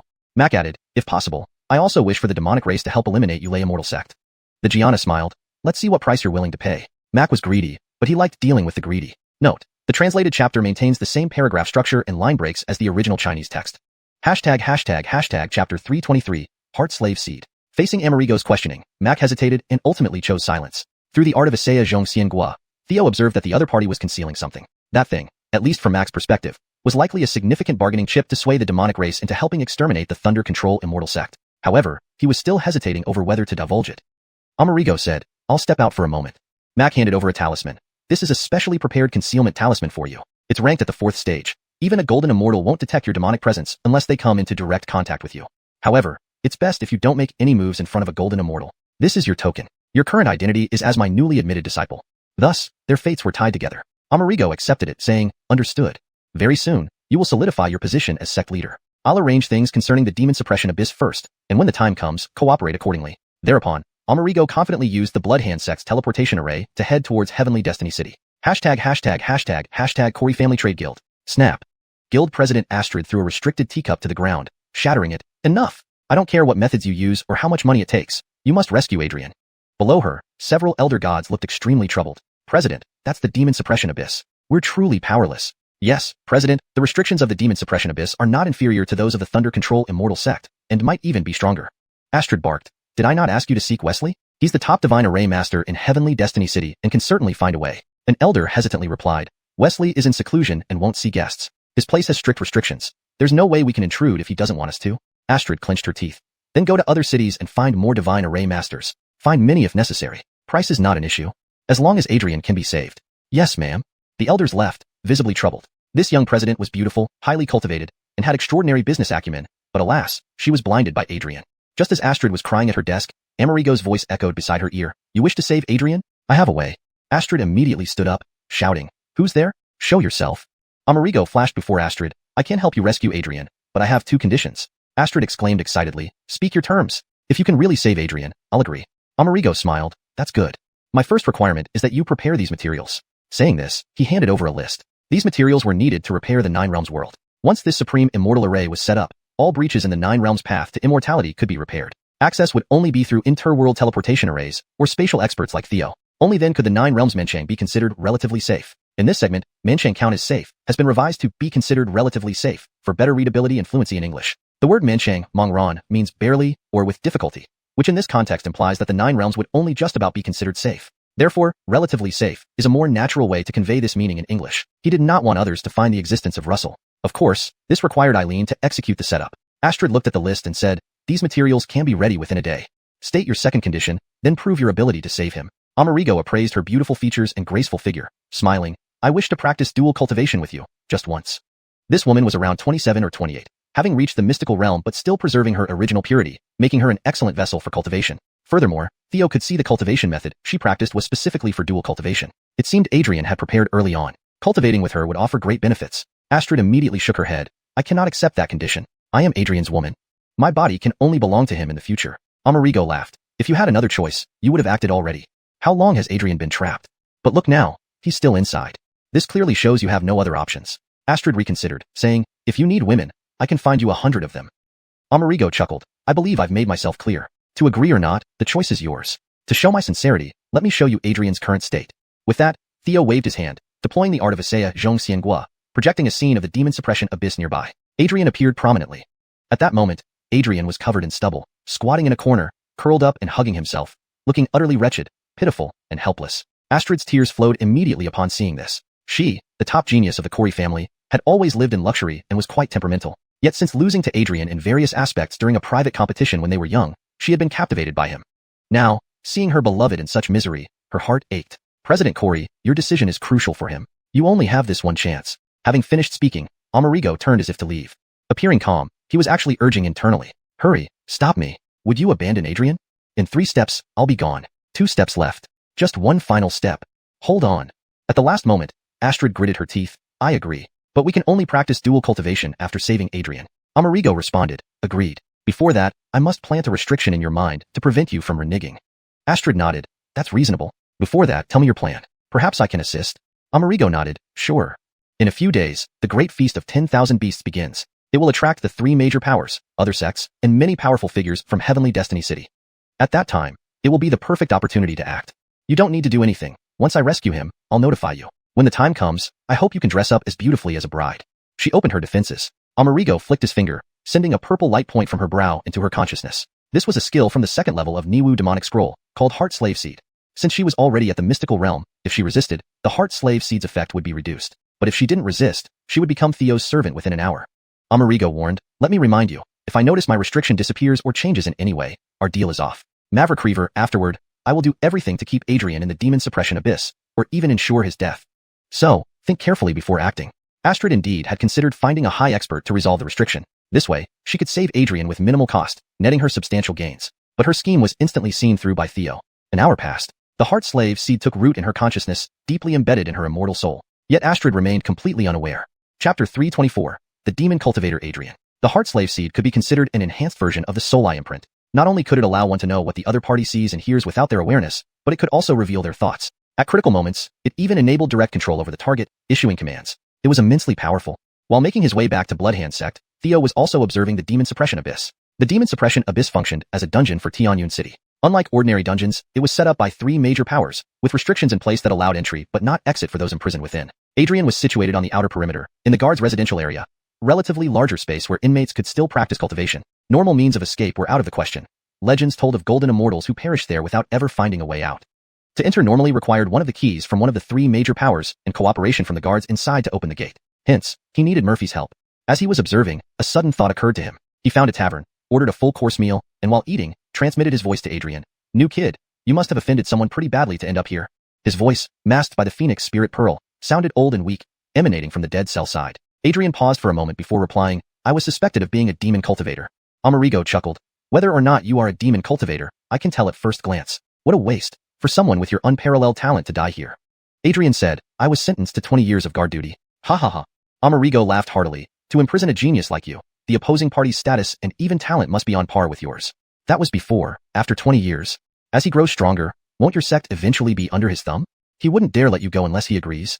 Adrian naturally understood this, but didn't want to admit it. Reborn as he was, he had somehow become a prisoner. This was entirely unexpected. Now, he regretted letting his relationship with Mangekyō lead him to act impulsively. Seeing Adrian swayed, Amerigo continued, "So now, besides rescuing yourself, you can only hope that heaven sends a benefactor to save you. But I've been begging heaven my whole life and haven't succeeded. I'm dying soon. Pity about my inheritance. Do you want it?" Adrian sneered. "Wouldn't that make me a real demon cultivator?" Amerigo roared with laughter. "Ha ha ha. In the eyes of the world, you're already a demon cultivator. Otherwise, why would you be sent to the demon suppression abyss? It just hasn't been confirmed yet. My demonic power legacy can reach the heavenly respecter realm. Others don't qualify to cultivate it, but your talent gives you a chance. You choose, do you want to cultivate demonic arts to save yourself, or sit here waiting to die?" This all depended on when the reincarnation took place. For instance, Alanis, a reincarnated celestial emperor, faced some difficulties in the 9-states world. But once she arrived in the heaven beyond heaven, she soared high, not giving a second look to any major sects. Adrian chose Yulei Immortal Sect, either because of Mangekyō or partly due to its connection. If it was the former, he might not value Yulei Immortal Sect's legacy. If it was the latter, his past achievements probably didn't exceed that of a great sage venerable immortal. Theo guessed the latter possibility was more likely. Given his relationship with ancestor Corey, if it was purely to court women, joining Yulei Immortal Sect wasn't necessary. Mavericker crucially, Alanis came from the Leaf World and had already reached the celestial immortal realm, whereas Adrian was only a near celestial immortal. Although both were reborn, they were clearly in different leagues. Amerigo's weak voice transmitted, "You better hurry up and give me an answer. I don't think I'll live until tomorrow. In a bit, I won't even be able to transmit sound anymore." Adrian's mind was in turmoil. Theo had bet right. In reality, Adrian's previous life was much worse than Alanis's. He only managed to reach the near great sage venerable immortal realm and never fully entered the realm of eternal life. Even with his legacy, cultivating until death couldn't ensure his escape from the demon suppression abyss. At this point, Amerigo was undoubtedly a lifeline for Adrian, though a dangerous one. After struggling for a long time, he decided to drink the poison. "I'm willing to cultivate demonic arts," Adrian gritted his teeth. "Please teach me, Elder." Amerigo smiled. Success. He immediately imparted the blood-devouring magic power, practiced by a pure-blooded demon clan that attacked the Sky Holy Clan. A technique that could reach the heavenly respecter realm, considered superior. But it had a huge drawback. Every certain period, one had to suck blood or face excruciating pain. As the cultivation deepened, the craving for blood grew stronger. Compared to the reverse martial demon scroll, it was almost useless and completely suppressed by it. Of course, Amerigo hid this information and even kept the name secret. After a long while, Amerigo pretended to be excited. "Finally, I have another successor." Adrian asked eagerly, "Master, do I have an elder brother?" Amerigo replied, "Yes, he is called Amerigo, an extraordinary genius. I sent him away when I was captured. He should be around your age now. If fate allows, perhaps you two will meet in your lifetime. With that, I can rest in peace." His voice weakened and eventually disappeared. Adrian began cultivating the demonic art. His talent shone, quickly reaching the 3rd level and then breaking through to the celestial immortal realm. Such powerful demonic arts. Adrian was delighted. Suddenly, he felt his blood boiling as if he were in a furnace, his mouth parched and his throat burning. His canine teeth sharpened. At that moment, a guard approached. "Adrian, you just broke through, congratulations." This person was from Yulei Immortal Sect, so he chatted with Adrian. However, when Adrian saw the guard, he was instantly drawn to his neck. Unable to resist, he pounced like a tiger, biting into the guard's neck. A scream echoed as the guard's blood was drained, leaving him a desiccated corpse. With the essence of a celestial immortal entering his body, Adrian felt invigorated. Other guards rushed over upon hearing the scream. Adrian went on a killing spree. Witnessing this scene, Amerigo left with a smile. Meanwhile, Madeline returned to the 9-states world to arrange arrays and repair the broken world. Theo emerged from seclusion, joining Isaiah Zwasher and Mangekyō to head to the 10,000 Beast sect for the grand event. ###Chapter 325. Senior brother, I am your junior brother. Before long, all the guards in the demon suppression abyss had become dried corpses at Adrian's feet. Feeling the immense power within him, Adrian felt an unparalleled sense of satisfaction. "Theo, you never thought that heaven would not forsake me. You pushed me into the demon suppression abyss, but it granted me such powerful demonic arts. Master, rest in peace. I will carry on and promote your legacy."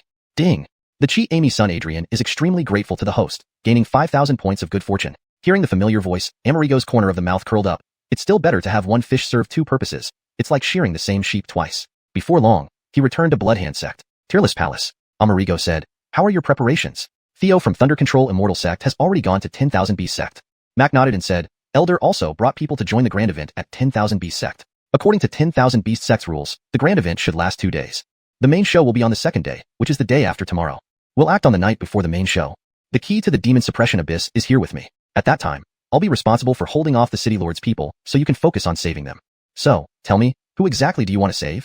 Amerigo said, have you heard of Adrian? Mac's eyebrows raised slightly as he nodded. I remember. He should belong to Thunder Control Immortal Sect. Are you sure you're going through all this trouble just to save him?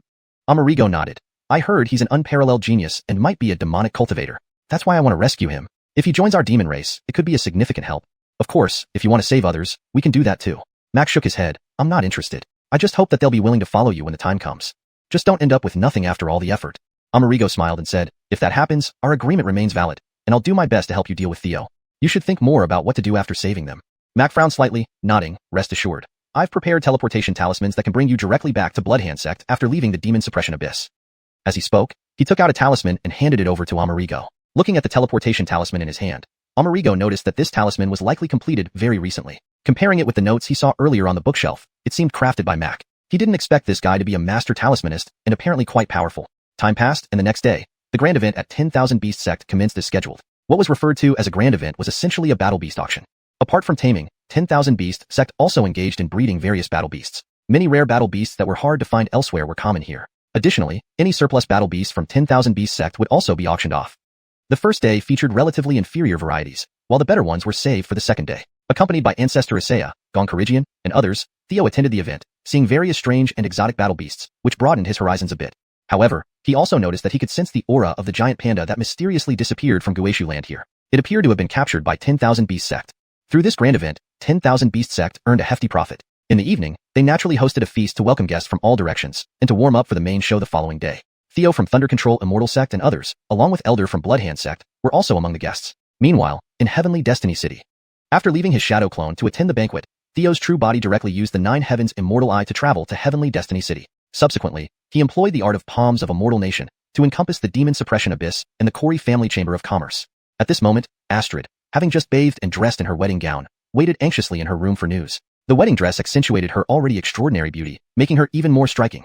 Even Theo, who had seen countless beauties, couldn't help but feel his eyes brighten. This woman was indeed a talent in business. From the beginning, she never intended to give herself to Amerigo for the first time. Instead, she planned to capture Theo once Adrian was released, and then try to break the restrictions in her sea of consciousness. In her view, once Adrian was out, Amerigo would no longer have leverage over her. Maverick Reaver, several restriction experts were already residing in her mansion, ready to take orders. Unfortunately, Theo saw through everything from start to finish via the heart slave seed.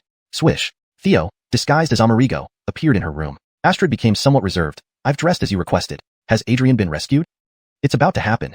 Theo waved his hand, and a projection of the situation inside the Demon Suppression Abyss appeared in front of them. The image showed Adrian cultivating. He was no longer the dejected man he once was. His cultivation of demonic arts made him look rather sinister. Astrid exclaimed in surprise. I knew he wouldn't remain dejected forever. He's already advanced to the Heaven Immortal realm. That's wonderful. Meanwhile, outside the Demon Suppression Abyss, Amerigo, wearing a veil covering his face, held the key provided by Mac and approached the entrance of the Demon Suppression Abyss. Stop. Who is it? The two Heavenly Immortal guards immediately stopped Theo, their guard up. Theo showed his token, saying, I'm here to fetch someone, Domenico from Bloodhand Sect, whose custody duty has been revoked. One of the guards checked the key carefully and confirmed its authenticity. Looks like that boy has some luck. This is the first time anyone has come out of the Demon Suppression Abyss. Please wait. One of the guards activated the token and shouted inside, Domenico, hurry up and assist in opening the door. You can leave now. Inside the Demon Suppression Abyss. Upon hearing this, Adrian instantly realized his opportunity to escape had arrived. He didn't need to wait until he reached the Great Perfection Golden Immortal Realm to leave.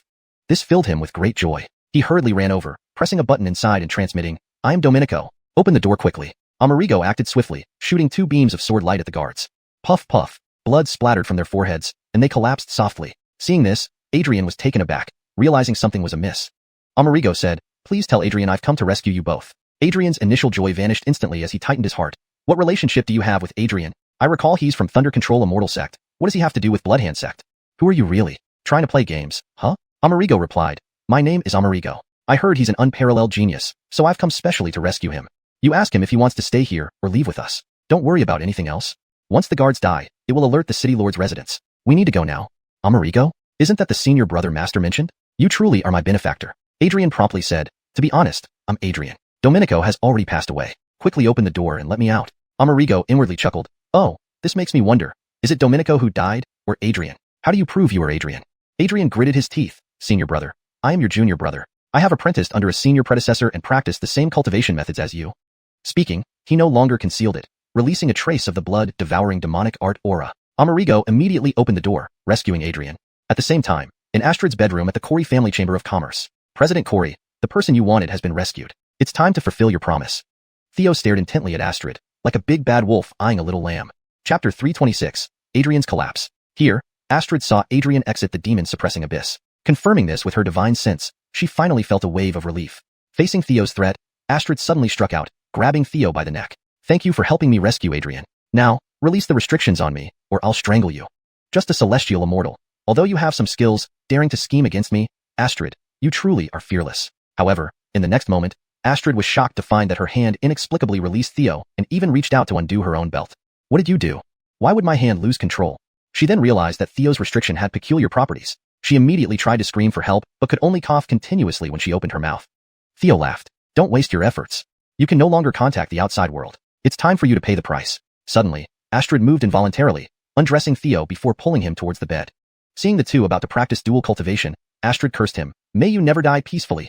Your methods are so perverse. You are a demon cultivator.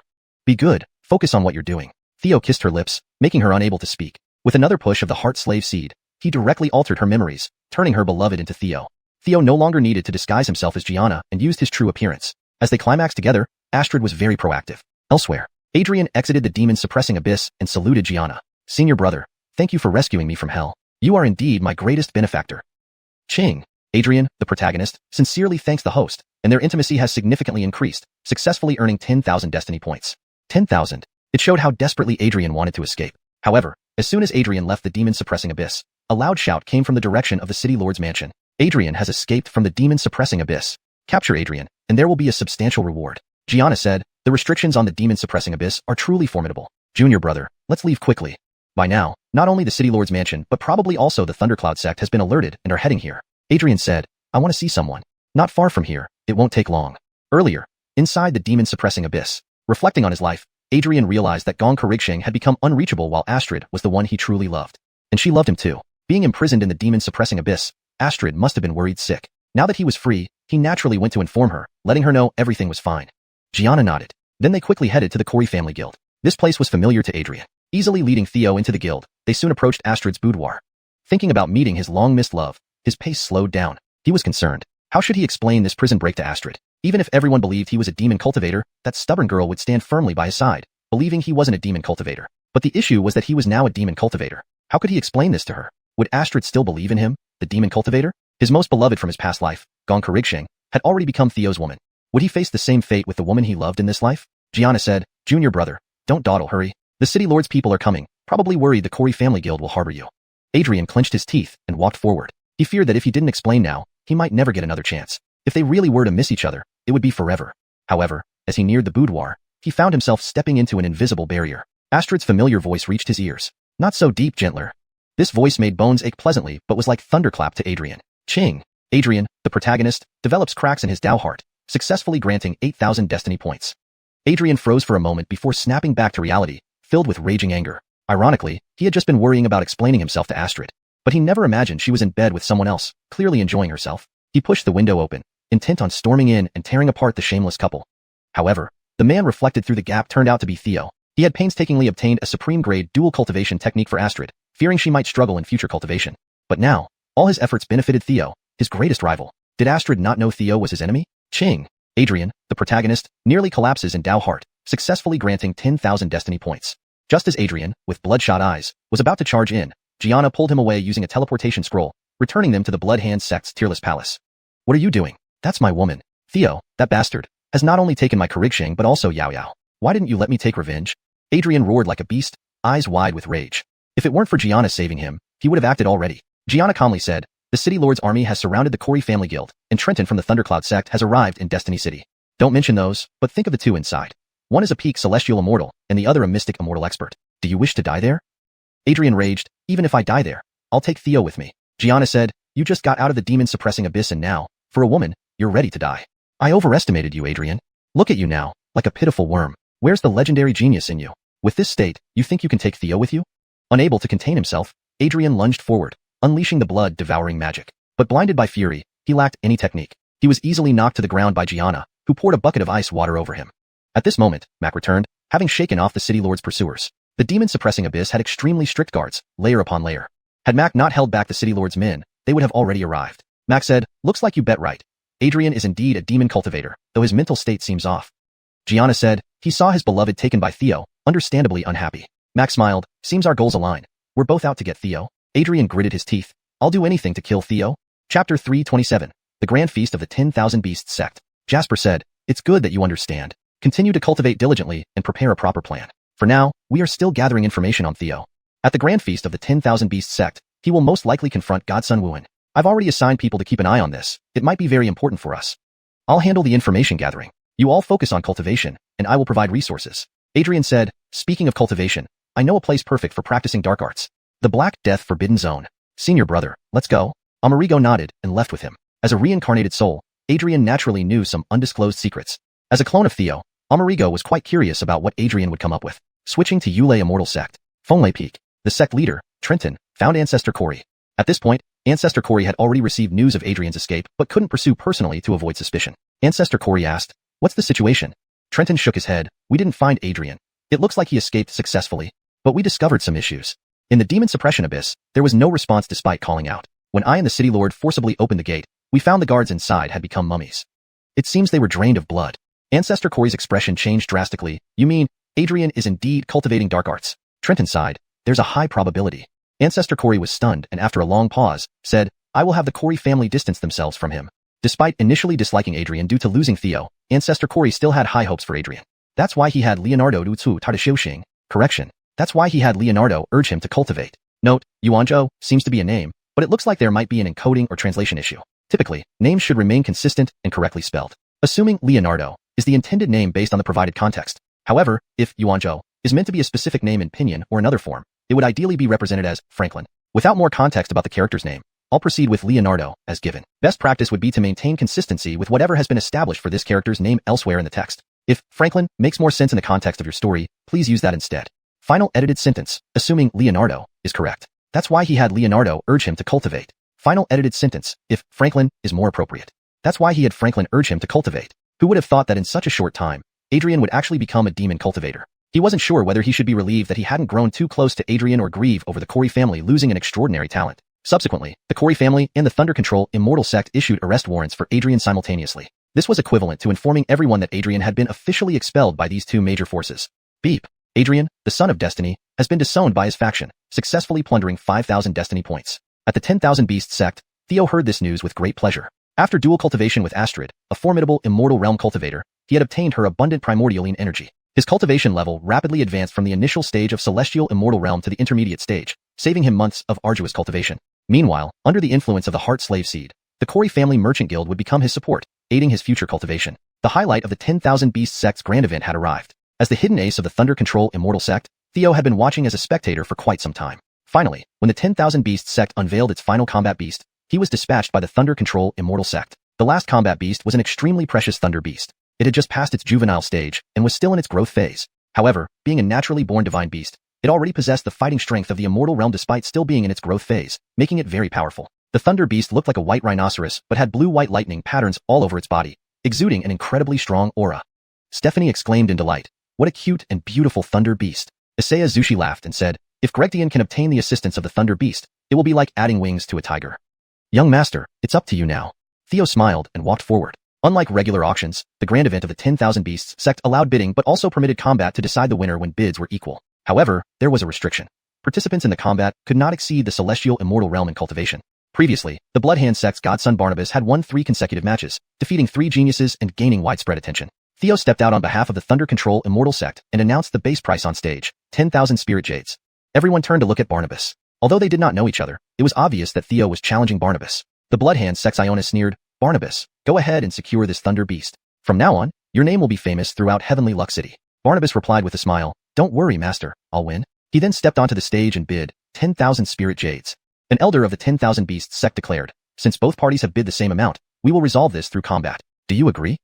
Yes, yes. The match begins. On the stage, Barnabas stared at Theo, his celestial immortal realm cultivation clearly visible, his aura growing stronger as he poured celestial energy into his hands. 100 Refinement Soul Annihilation Palm. Realizing his opponent's strength, Barnabas immediately unleashed his strongest move. Instantly, dazzling blood flames erupted around him as he charged toward Theo like a demon from hell. Stephanie gasped upon seeing this. He actually cultivated to the 6th level of the blood-killing scripture. My goodness! This was no easy feat. Many Bloodhand sect experts had not reached this level. Barnabas, being the Bloodhand sect's godson, had achieved it. However, his technique lacked the refinement gained from over 100 years of practice. Theo raised his right hand and met the attack head-on. Heavenly Grekning, Thunderclap, Shocking Deity. Theo's self-created technique was revealed, a purple-blue lightning shining on his right hand, making him appear like a descending thunder god, incomparably mighty. Boom. Their ultimate moves collided, and after a brief standoff, Barnabas spat out blood and was hurled off the stage. Theo won. Barnabas pointed at Theo and asked, "What kind of martial art is this? I've never seen it before." Theo replied, "It's none of your concern." The elder of the 10,000 Beasts sect immediately announced, "Congratulations to the Thunder Control Immortal sect for obtaining the purchase rights of the combat beast." Stephanie promptly handed over the spirit jades and successfully obtained the Thunder Beast. Originally enormous, the Thunder Beast shrank to the size of a frog, sitting cutely in Stephanie's palm. Just as everyone was about to leave the 10,000 Beasts sect, a powerful blood river sword chi suddenly shot up from deep within. Instantly, everyone was stunned. Isaiah Zushi paused and remarked, "Iona, it seems you have ulterior motives towards the 10,000 Beasts sect. What are you planning, having been discovered?" The Bloodhand sect's Iona's face changed drastically as he hastily explained, "Nonsense. I've been here the entire time. How could it be me?" Isaiah Zushi smiled and said, "But that aura could be seen from far away. It's unmistakably your sect's signature technique, the 10,000-mile blood river cleansing the world. And this blood-killing law, apart from the blood-killing scripture of the Bloodhand sect, who else in heavenly Lux City could it be?" As soon as he finished speaking, a group of 10,000 Beasts sect experts swiftly appeared and surrounded the Bloodhand sect's Iona. The leader of the 10,000 Beasts sect, Colm, personally showed up with a dark expression and said, "Iona, you need to give me an explanation?" The Bloodhand sect's Iona was bewildered, frowning deeply. "Leader Juan, it wasn't me. My Bloodhand sect and the 10,000 Beasts sect have always coexisted peacefully. I traveled all this way to support your event." Colm coldly remarked, "Indeed, you came all this way. But whether you're here to support or to steal remains uncertain." The Iona clasped his hands and asked, "Please inform me, Leader Juan, what exactly happened inside just now?" This effectively informed everyone that Adrian had been officially expelled by the two major forces. Ding! It seems like this is a sound effect or notification chime within the narrative, often used in novels to signify a system message or alert. Given the context of the story, it would be better to integrate it more naturally into the narrative flow or explain its significance if it denotes a specific event or message. However, without changing the original intent, we can keep it as ding. For a smoother reading experience, ensure the following sentence explains or reacts to this sound effect, tying it seamlessly into the plot. Protagonist Adrian was expelled by his faction, successfully plundering 5,000 destiny points. For better fluency and natural reading in English, I have chosen to translate Chiyun Jurzer as protagonist and Chiyun Dan as destiny points. If you prefer to keep, Adrian, the son of destiny, was expelled by his faction, successfully plundering 5,000 destiny points. This can also work depending on your target audience and the style you want to maintain. Please specify if you have any preference for certain terms. On the side of the Myriad Beast sect, given the context, a more natural and fluent rendering in English would be, at the Myriad Beast sect's event. This maintains consistency in terminology and style while ensuring the translation reads naturally in English. Upon hearing this news, Theo felt extremely pleased. After dual cultivation with the mystic Shanjing realm powerhouse Astrid, he obtained abundant primordialine energy. For better fluency and accuracy, it can be adjusted too. After dual cultivation with the mystic realm powerhouse Astrid, he gained an abundance of pure energy. This translation reads more naturally in English while preserving the original meaning. His cultivation rapidly advanced from the early stage of celestial deity realm to the middle stage, saving him several months of arduous practice. Under the influence of the heart slave seed, the Kori family Sanghui will also become a valuable asset to him, providing assistance for his future cultivation. Note: for better fluency in English, Sanghui is translated as merchant association or simply commercial entity based on context. But since Kori Family Chamber of Commerce is specifically mentioned earlier, it's best to keep it consistent. Thus, it's translated here as Kori Family Chamber of Commerce or Kori Family Commercial Entity, if that has been the convention. Revised sentence: the Kori Family Chamber of Commerce will also become a valuable asset to him, providing significant assistance for his future cultivation. The highlight of the Great Beast Sect's grand event had arrived. As the trump card of Thunder Command Immortal Sect, Theo had been a spectator for a long time. Finally, when the 10,000 Beast Sect unveiled the grand finale battle beast for this grand event, he was dispatched by the Thunder Command Immortal Sect. The final combat beast was an incredibly precious Thunder Beast. It had just passed its juvenile stage and was still in its growth phase. But it is a Tansung Shanso, and even though it is still in its growth phase, it already possesses the combat strength of a profound Shanjing realm, making it extremely powerful. Edit. But it is a celestial beast by nature, and even though it is still in its growth phase, it already possesses the combat strength of a profound Shanjing realm, making it extremely powerful. For better English flow. But it is inherently a celestial beast, and despite being in its growth phase, It already exhibits the combat prowess of a profound realm cultivator, making it extraordinarily powerful. The Leiso looks like a white rhino but is covered in blue-white lightning patterns, exuding an extremely powerful aura. Revised. The Thunder Beast resembles a white rhino but is covered in blue-white lightning patterns, exuding an incredibly powerful aura. Stephanie was absolutely delighted. What a cute and beautiful Thunder Beast. Isaya Zushi smiled and said, if Carixian could receive assistance from the Thunder Beast, it would be a great boost for her. For better fluency and natural reading in English, it can be slightly adjusted as. Isaya Zushi chuckled. If Carixian gets help from this Thunder Beast, it will certainly give her a significant advantage. Grandson, it's up to you now. For better context and consistency in terminology. Scion, it's all up to you now. Theo walked up with a smile. The grand event of the 10,000 Beast sect was somewhat different from ordinary auctions. Bidding could be used, but when the prices were the same, both parties could decide who would obtain the purchasing rights of the battle beast through combat. However, there was a cultivation restriction. Those participating in the duel could not exceed the Heavenly Shenjing Realm. Note, Heavenly Shenjing Realm should be consistently translated as Heavenly Shenjing Jingjie, or simply Heavenly Shen Realm. For fluency and consistency, it should be Heavenly Immortal Realm. Revised. Theo walked up with a smile. The grand event of the 10,000 Beast sect was somewhat different from ordinary auctions. Bidding could be used, but when the prices were the same, both parties could decide who would obtain the purchasing rights of the battle beast through combat. However, there was a cultivation restriction. Participants in the duel could not exceed the Heavenly Immortal Realm. Previously, the Bloodhand sect's divine son Robert had already won 3 consecutive victories, defeating 3 geniuses and gaining all the attention.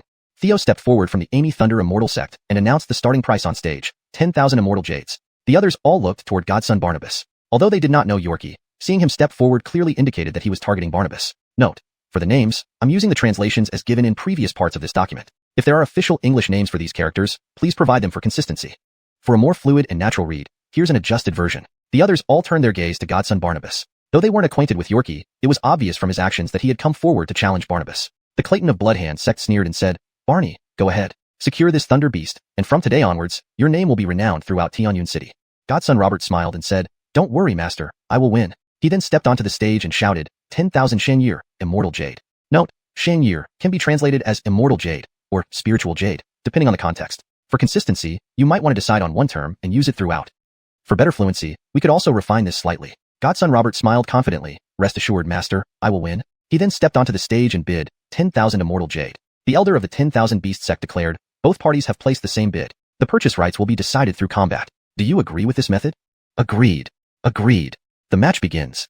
Agreed. For better fluency and naturalness in English, it would be more appropriate to use agreed instead of tongyi. However, if this is part of a dialogue where characters are speaking Chinese, you may want to keep it as agreed, without the exclamation marks for a more natural dialogue flow in English narratives. Here's the revised line in context. Do you agree? Agreed. If you have further sections needing revision or contextual adjustments, please provide them for more accurate editing. Agreed. For better fluency and natural reading in English, it's recommended to use agreed instead of a direct translation of tongyi. However, to maintain the style and formality from the original text, agreed would also be appropriate. In context, it would read, the elder of the 10,000 Beast sect shouted, both parties have made the same bid. A contest will determine who gains the purchasing rights. Do you agree? Agreed. Agreed. Please let me know if you need further adjustments. The duel begins. To ensure the translation reads naturally and fluently in English, it's best to use a complete sentence. The edited translation maintains consistency in terminology and style while accurately conveying the meaning of the original text. On the arena platform, Robert fixed his gaze on Dalton, his heavenly immortal realm cultivation fully revealed. His aura continued to intensify as Shenqi Fengkong Guanzhu Songso Zhizhong. Edit for fluency and natural English. On the platform, Robert locked eyes with Dalton, his heavenly immortal realm aura becoming increasingly evident. His overwhelming pressure kept rising, with immortal energy from within his body surging into his hands frenziedly. Note, I have adjusted some terms for better flow and readability in English while maintaining the original meaning. For consistency, Shanqi is translated as immortal energy. 100 refined soul-destroying palm. The translation aims to keep the flair of the original text while making it readable and natural in English. The term Bai Lin Mie Hunso is translated to emphasize its destructive power and the rigorous refinement implied in its name. Aware of his opponent's strength, Robert immediately unleashed his ultimate technique. Instantly, brilliant blood flames erupted around him as he charged toward Theo at breakneck speed, resembling a demon emerging from hell. Stephanie was also taken aback when she saw this. He actually managed to cultivate the 6th level of the blood slaughter scripture. My goodness! This edit ensures the translation reads naturally in English while accurately conveying the original meaning. However, to maintain consistency in terminology and style as per your instruction, it should be noted that this phrase is often used in moments of surprise or shock. Depending on the context, my God, or oh my God, might also fit well, but my goodness is a safer, more universally acceptable exclamation of surprise. Given the tone of the surrounding text, my goodness seems appropriate here. For better flow and naturalness in English, consider the context and choose between my goodness, my God, oh my God. In this specific context, my goodness seems most fitting.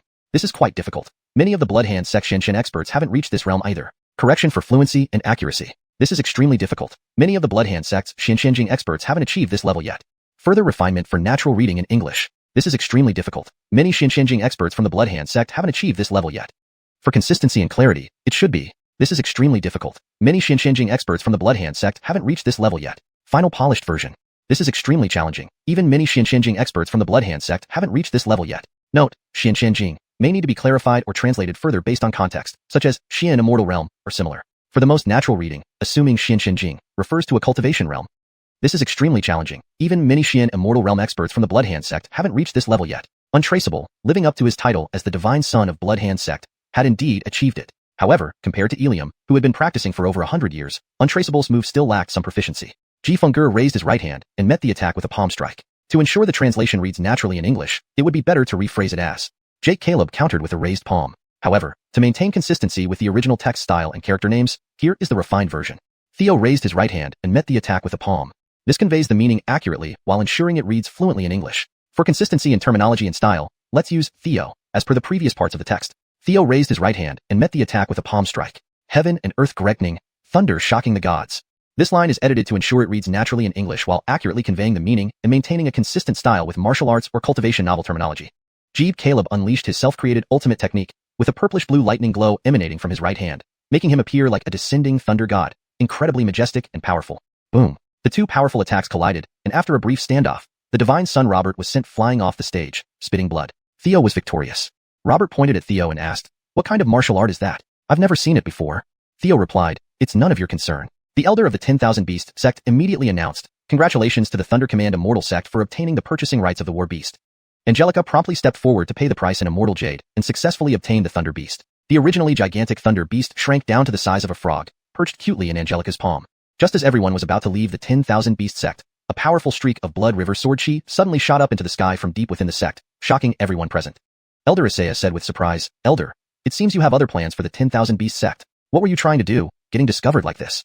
The Iona of Blood Hand sect's face changed drastically as he hastily explained, "Nonsense, I've been here the entire time. How could it be me?" Elder Isaiah laughed. "But that aura can be seen from far away. It's clearly your Blood Hand sect's signature move, 10,000-mile Blood River cleansing the world. Maverick Reaver, this killing rule of blood, apart from the blood-killing sutra of the Blood Hand sect, where else in Tianyun City could it be found?"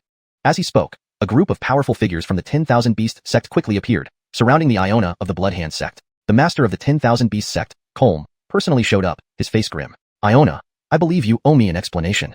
The Iona of the Blood Hand sect was bewildered, frowning deeply. "Master Wan, it really wasn't me who did it. My Blood Hand sect has always coexisted peacefully with the 10,000 Beast sect.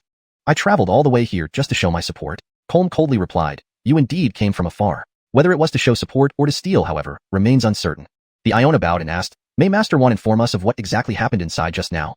After their ultimate moves collided, they were locked in a brief stalemate before Godson Robert spat out a mouthful of blood and was sent flying off the platform. Ji Fengger emerged victorious. Note, to maintain narrative flow and consistency in English, it's better to say emerged victorious, rather than just translating the name and the word for victory separately. Barney pointed at Theo and asked, "What martial art is that? I've never seen it before."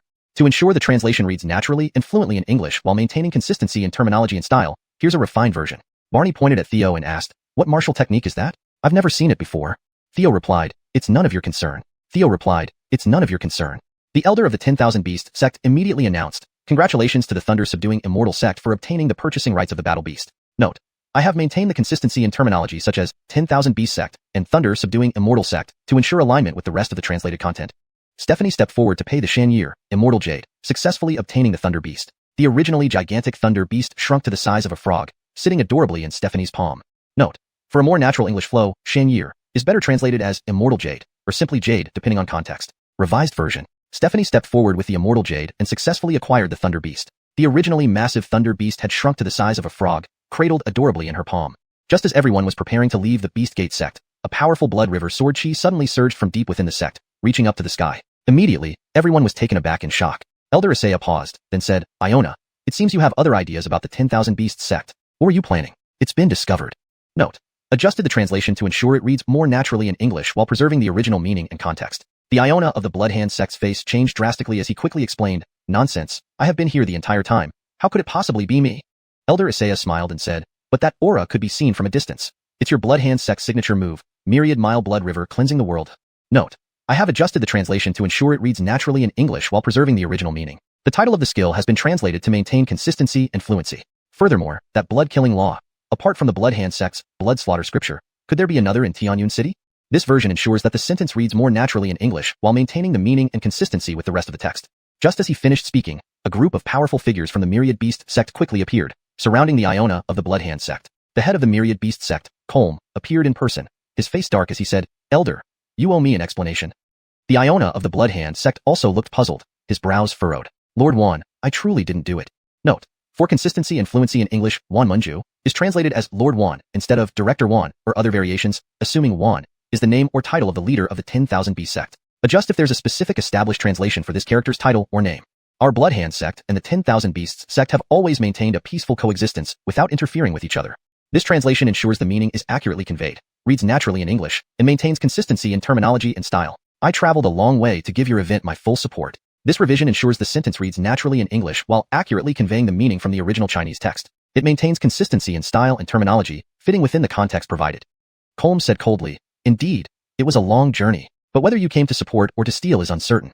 Elder Patriarch asked with a clasped hand salute, "I beg Lord Wan to inform us, what exactly happened inside just now?" Chapter 328, The Black Death Desolate Land. Colm and his group were all questioning him with their eyes. "Pretty good act, looking so worried with a furrowed brow. You almost convinced me that you're innocent if it weren't for the Blood Hand sect's secret techniques being used." Colm said, "A short while ago, someone from the Blood Hand sect entered our critical areas within the 10,000 Beast sect and stole various precious war beasts, especially one of the heavily injured black and white pandas we had just captured recently. In its prime, it would have at least been at the Golden Immortal realm or possibly even higher like Great Law Golden Immortal. Additionally, many pureblood ancient beasts were also taken. The Elder, let's first examine the scene and then discuss how to proceed," he suggested. "Experts of the Gregning Control Immortal sect, please bear witness."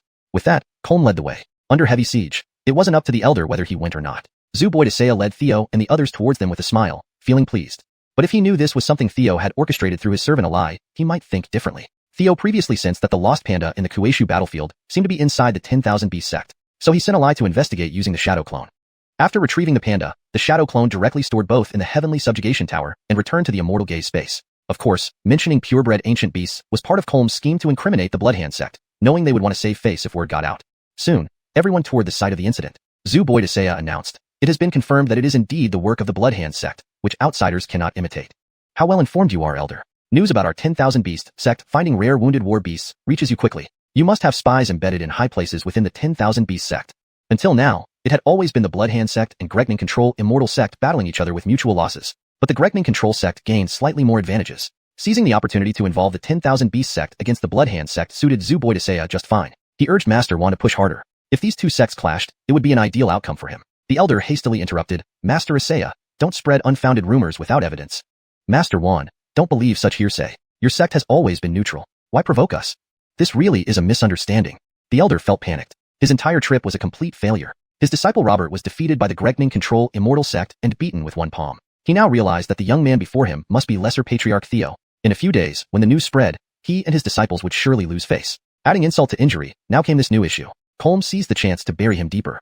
The Elder was helpless, fearing that the neutral 10,000 Beast sect would ally with the Gregning Control Immortal sect against the Blood Hand sect. This would be disastrous. He knew Colm took advantage of this weakness, yet couldn't do anything about it as it was a daylight scheme. In the end, nearly bankrupt, the group left the 10,000 Beast sect. He lost not only face but substance. It was a complete loss. He never imagined it could be Theo's doing. To him, it was likely Mac's work. The Gregning Control Immortal sect, watching the Blood Hand sect's Elder suffer, left with Zhu Boydasea leading Theo and others, laughing. The only regret was failing to provoke a major battle between the 10,000 Beast sect and Blood Hand sect. Upon learning this news, Mac rejoiced but suspected Theo's Phoenix incarnation arranged it. In his surprise, he worriedly thought, "It seems the Demon Clan is truly preparing to return. They have people within both the Gregning Control Immortal sect and Blood Hand sect. To wield myriad mile blood river cleansing heaven and earth, they must have significant standing. Collaborating with the Demon Clan is like negotiating with tigers." This made him frown. Meanwhile, in the Black Death Desolate Land, it was a notorious perilous region within the Tianyun City domain. Theo didn't know much about it, except what Stephanie once mentioned. His incarnation Phoenix asked, "Junior brother, why did you think of coming to the Black Death Desolate Land?" Adrian replied, "I'm sure senior brother knows about the rumors." Phoenix nodded. Rumor has it that during a demon disaster, it was the burial ground for a powerful demon clan member, whose grave caused the demonic aura leakage due to an improperly sealed tomb. That was resolved a century ago, Adrian added. Not entirely true. Indeed, it's a burial ground, but not for just one, but many demons. After the last demon disaster, experts from the Profound Heaven Orthodox sect sealed it here. With time, the seal weakened, causing demonic leaks and forming the Black Death Desolate Land. A century ago, the profound Heaven Orthodox sect, with branches in the midstream world, received news of the weakening seal and came to reinforce it. Unfortunately, their strength was insufficient, leaving a gap. So, everyone only sees the surface where the Black Death desolate land hasn't expanded. In reality, the demonic aura has long influenced the deep underground veins. There's a natural cave there, originally a pure heaven realm, but the sealed pathways force all demonic auras to gather there. Now, it's an exceptional demon land, perfect for cultivating demonic arts. Junior brother is truly remarkable to know such a hidden place, Phoenix remarked with a laugh. Adrian chuckled. I stumbled upon the information. It should be right beneath us. Using the burrowing technique, we can reach it.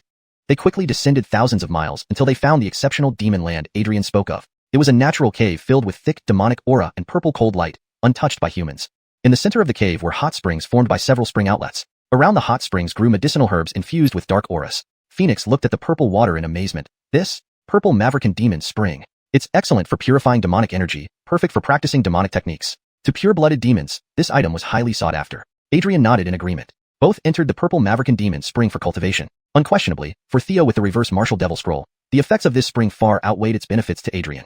After all, blood-sucking demon art required blood essence for optimal cultivation. The treasure-seeking rat proved useful. Though only 3,000 luck points remained, killing it now felt wasteful. Let it continue to serve for as long as possible. After all, once it becomes worthless, its fate will be sealed. Hashtag chapter 329, 5th rank demon sword. Time passed, and half a month went by in the blink of an eye. With the aid of the purple Maverican demon spring's power, the avatar Baxter advanced to the peak of the second level of the Nirvana martial devil scroll. Although he had yet to reach the profound immortal realm, with the divine ability Undying Demon Body from the second level combined with the rebirth formula, he could temporarily possess the effects of the Mystic Gateway. During this period, Adrian also cultivated the blood-devouring devil technique to its fourth level. The powerful energy of the purple Maverican demon spring was able to temporarily suppress his bloodlust, which surprised Theo as well. Simultaneously, both Baxter and Adrian smoothly ascended to the peak of the early celestial immortal realm. They collected the demon herbs from the area, and Adrian said, Senior brother, there's a path ahead that leads to the Black Death Forbidden Zone. Shall we risk exploring it? Theo nodded. We can give it a try. Primarily, he could sense that the heart in the box carried by Bridger seemed to be resonating with something within the Black Death Forbidden Zone, piquing his curiosity. Subsequently, they cautiously followed the demonic aura upstream. After leaving the demonic land, they soon discovered that the closer they got to the Black Death Forbidden Zone, the denser and more chaotic the demonic aura became. It was far less pure compared to the purple Maverican demon spring. Since Theo had cultivated the mind-calming technique and Baxter was unaffected, it was only Adrian who seemed influenced. His emotions were becoming increasingly agitated, as detected by the palmed immortal realm technique. After a long while, they finally entered the Black Death Forbidden Zone through a breach in the seal. The sky was overcast, the ground pitch black, and thick mist filled the air, like a harbinger of impending storm. The demonic aura here was not as intense as expected but mixed with divine and death energies, making it very uncomfortable. Even cultivators of demon techniques felt uneasy. If an ordinary celestial immortal had come, they likely would have gone mad within 10 breaths, their minds polluted and turned into puppets of slaughter. Let's go this way, Baxter suddenly said. I seem to have found something. Before long, they discovered a small stone tower about 2 meters high, covered in ancient runes. It looked quite old. This wasn't a possession of the demon race. Adrian immediately remarked. It seems this was used by Primordial True Sect initially to seal and purify the demon corpses within the Black Death Forbidden Zone, but for some reason, this stone tower has failed. This is probably why the demonic aura leaked out. Baxter sensed something with the Nirvana martial devil scroll. He kicked the stone tower away, and a pure, dark demonic aura gushed from below. Baxter grabbed the air, pulling up a black demon sword, which he caught. The sword's demonic aura retaliated instantly, but with the Nirvana martial devil scroll activated, the demon sword quickly became submissive and acknowledged him as its master. Adrian admired, Senior brother, you're truly formidable. You sense this. This is a 5th rank demon sword from the Great Enlightenment Immortal Realm, extremely powerful. Baxter chuckled. Thank you, Junior brother, or I wouldn't have made it into the Black Death Forbidden Zone. Adrian replied enviously, Senior brother indeed possesses great fortune. They continued deeper inside. Baxter asked, Junior brother, how much do you know about the Black Death Forbidden Zone? Adrian explained, I've told you all I know. I've never been inside before. Theo immediately understood. In his past life, Adrian had only heard about the general situation here but never ventured in, hence he didn't know the specifics. It made sense. Adrian had only been an ordinary genius in his past life and hadn't practiced any demon techniques, relying solely on the Thunder Control Sect's techniques like the Thunder Control Scripture. Without profound cultivation, venturing here was difficult. It's no wonder he could only envy. As they ventured further, a black shadow suddenly emerged from the dense fog, resembling a tiger or leopard demon beast charging at them. Both Baxter and Adrian, ever vigilant, acted almost simultaneously. 100 refined soul-destroying palm. A palm shot out from Baxter, enveloped in brilliant crimson flames that transformed into a fiery sphere like a sun of blood. Bone-penetrating blood hand. Adrian's hands glowed red as 2 colossal blood hand imprints surged forward with immense force. The shadow was knocked back but wasn't killed or even severely injured. However, more activity approached from afar. Let's go, Baxter shouted, turning to run. They retraced their steps and left the Black Death Forbidden Zone, returning to the demonic land. It looks like a demon beast, Adrian commented. But the Primordial True Sect couldn't have left living creatures in a sealed area. It must be an ancient beast that broke free when the seal loosened 100 years ago, now turned demonic. Baxter agreed, we're still too weak to enter this place. Then let's leave. Both agreed and used the earth travel technique to return to the surface. On the way back from the Black Death Forbidden Zone to the demonic land, a divine talisman fell to the ground. If Adrian saw it, he would remember it as the one he lost during the initial bet with Theo and tampered with later. Upon returning to the Bloodhand sect, specifically the Tearless Palace, Mac greeted them with evident delight, noting their improved cultivation. It seems you two have made significant progress over the past half-month. I've also gathered some information on Theo and found an opportune moment. Baxter smiled. Seeing the master's radiant demeanor, it appears the position of sect leader is secure. Mac nodded. The elder lost face and spent almost all his wealth trying to save it after the incident at the 10,000 Beast Gate. His prized disciple Barney was also defeated by Theo. Adrian impatiently asked, Sect Master Shui, what exactly do you need us to do?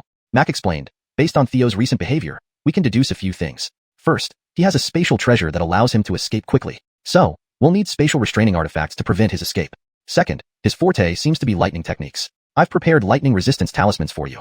He handed over 2 divine talismans, saying, these will mitigate most damage even if struck by lightning. Adrian accepted the talismans, smiling appreciatively. Indeed, Sect Master Shui is the top divine talisman master in Heavenly Destiny City. Shui Wooly continued. Third, rumors suggest he may be from an ancient Sky Holy clan. Members of this clan excel at identifying demonic entities. For the final confrontation, it's best not to appear before him. Baxter asked, what exactly is this opportune moment? Mac clarified, during your cultivation, a mysterious forbidden zone within Heavenly Destiny City unexpectedly opened. Many celestial immortal level experts are rushing toward it. Even elder cultivators are self-sealing their powers to enter. Rumors link this forbidden zone to a powerful figure from the higher world Skyfire Immortal Palace. Skyfire Immortal Palace? Theo immediately thought of Alanis, who mentioned this sect before Bridger. Note, proper nouns such as names and terms like Nirvana Martial Devil Scroll should maintain their original Chinese transliteration to preserve accuracy. Chapter 330, Clifton's Origins, Blood Red Trials. Theo immediately understood that Alanis' reluctance to come to the Yulei Immortal sect was most likely due to this first forbidden ground. He had also heard from Gong Karichian about this place. According to rumors, it was highly possible that a mighty Deluo Golden Immortal Realm powerhouse had fled here with severe injuries and sealed the surrounding area to start healing. Later on, someone who had been to the upper world surmised that this person might have originated from the Heavenly Fire Immortal Palace of the Ruthless Heaven Upper World, but until today, it had never been opened. Of course, this immediately piqued many people's interest. Mavericker importantly, many wanted to obtain the legacy or even all the possessions of this Deluo Golden Immortal Realm powerhouse. From what Theo knew, this Deluo Golden Immortal was very likely Clifton. However, because her injuries were too severe, she had no choice but to separate her soul from her body, accidentally ending up in the 9 States world where she was awakened by Alanis. It made sense why Alanis told Keegan back then that she came from the Heavenly Fire Immortal Palace. Adrian said, I'm not interested in this first forbidden ground. I just want to know if Chief Sect Leader Shui has any plans to kill Theo.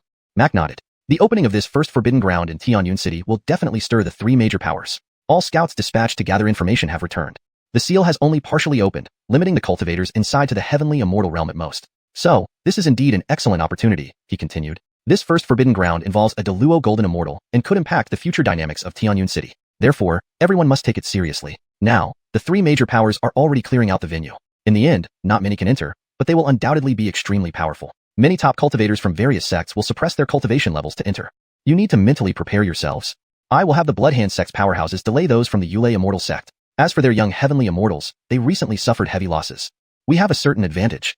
Lastly, I will create opportunities for you to deal with Theo. Adrian looked excited. If Chief Sect Leader Shui can provide us with these opportunities, we will do everything within our means to kill Theo at any cost. Amerigo said, Junior brother, when the time comes, I will assist you. Mac's eyes twinkled. Before going to the first forbidden ground, I need to have a general understanding of your strengths to better plan accordingly. You've heard of our sect's blood red trials, haven't you? Interested in giving it a try?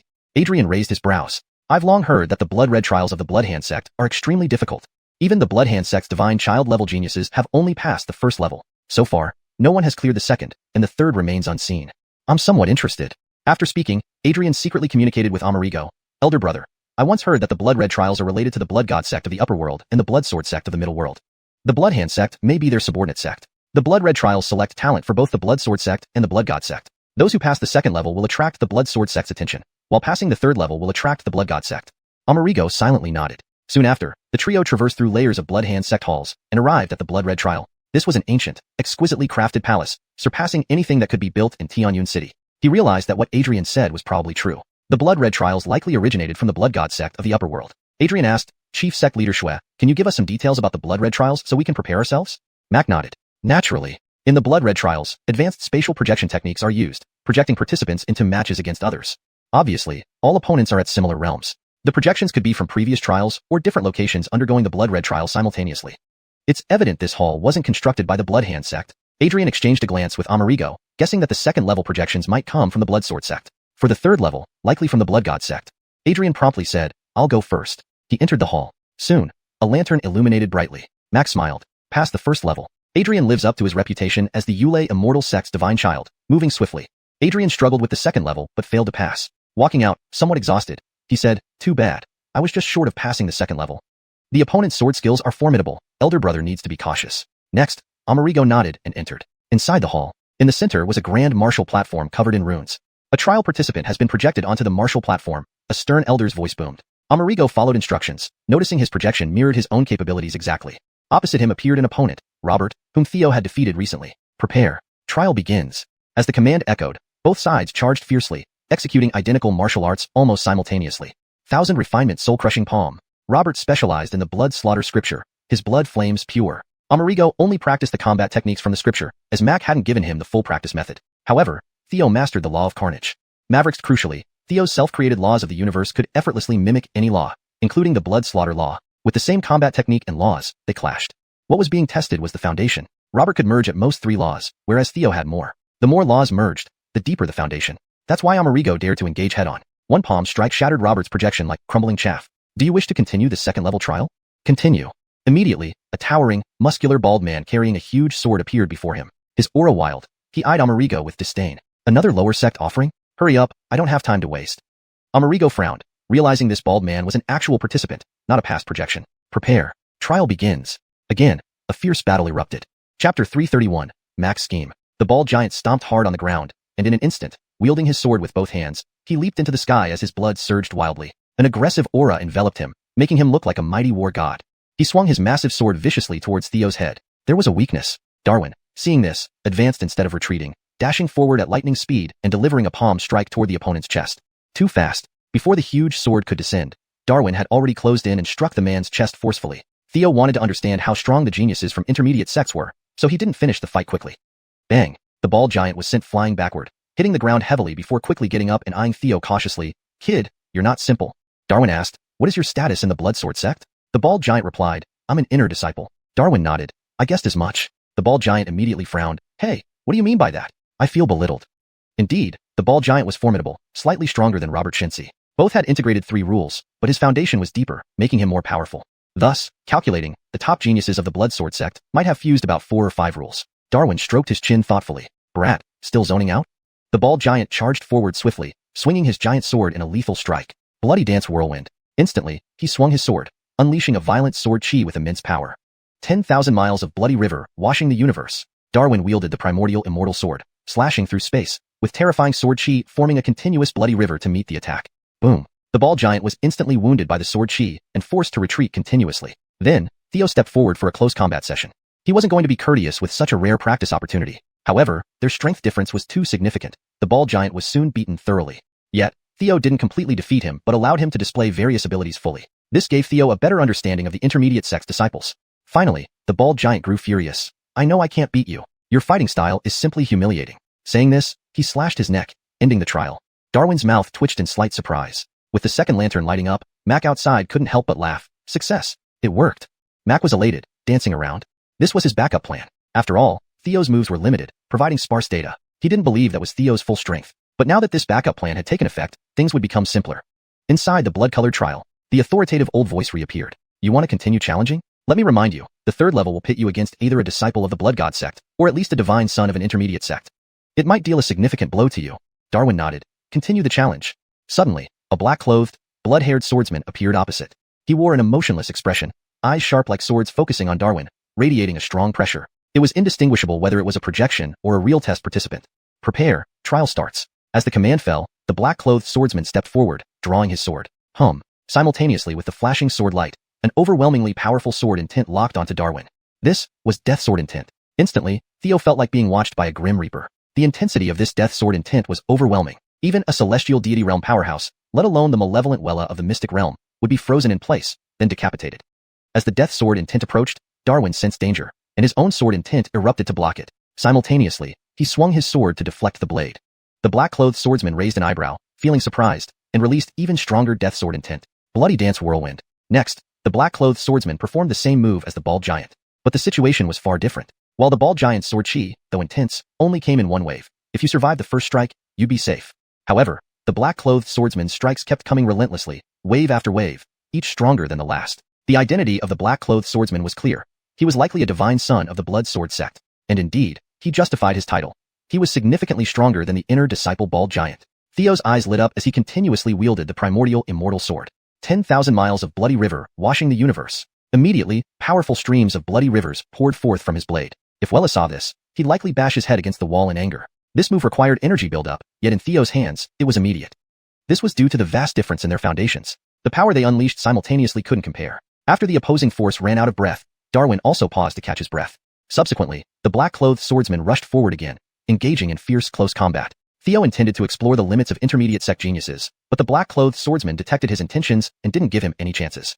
Close combat relied on experience and instinct, leaving little time for thought. Feigning was extremely difficult. Darwin initially dominated but gradually eased off, resulting in an intensely balanced exchange. Considering the situation in Tianyun City, Theo did not plan to pass the third level and alert the Blood God sect, as it would be disadvantageous for the Thunder Immortal sect and the Nine Realms. Given the extremely competitive and brutal nature of the Bloodhand sect, it was clear that such a move wouldn't serve his future plans for the Nine Realms. Ultimately, time passed, and both parties ended in a draw. Tie. As the authoritative elder spoke, the black-clothed swordsman couldn't help but ask, "What's your name?" "I am Aryan, a divine son of the Blood Sword sect." Though cold and aloof, he had taken the initiative to ask Theo a question, showing his recognition of Theo's strength. Gregly, he also suspected that Theo might have held back. "Bloodhand sect, Baxter. I will remember you."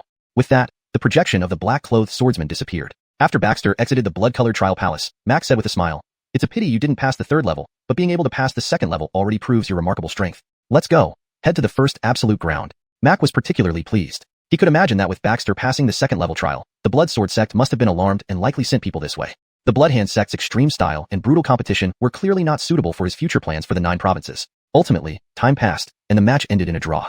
Draw. As the authoritative elder declared, the black-clothed swordsman asked, "What's your name?" "I am Aryan, divine son of the Blood Sword sect." Cold and aloof, the black-clothed swordsman spoke, showing recognition of Theo's strength.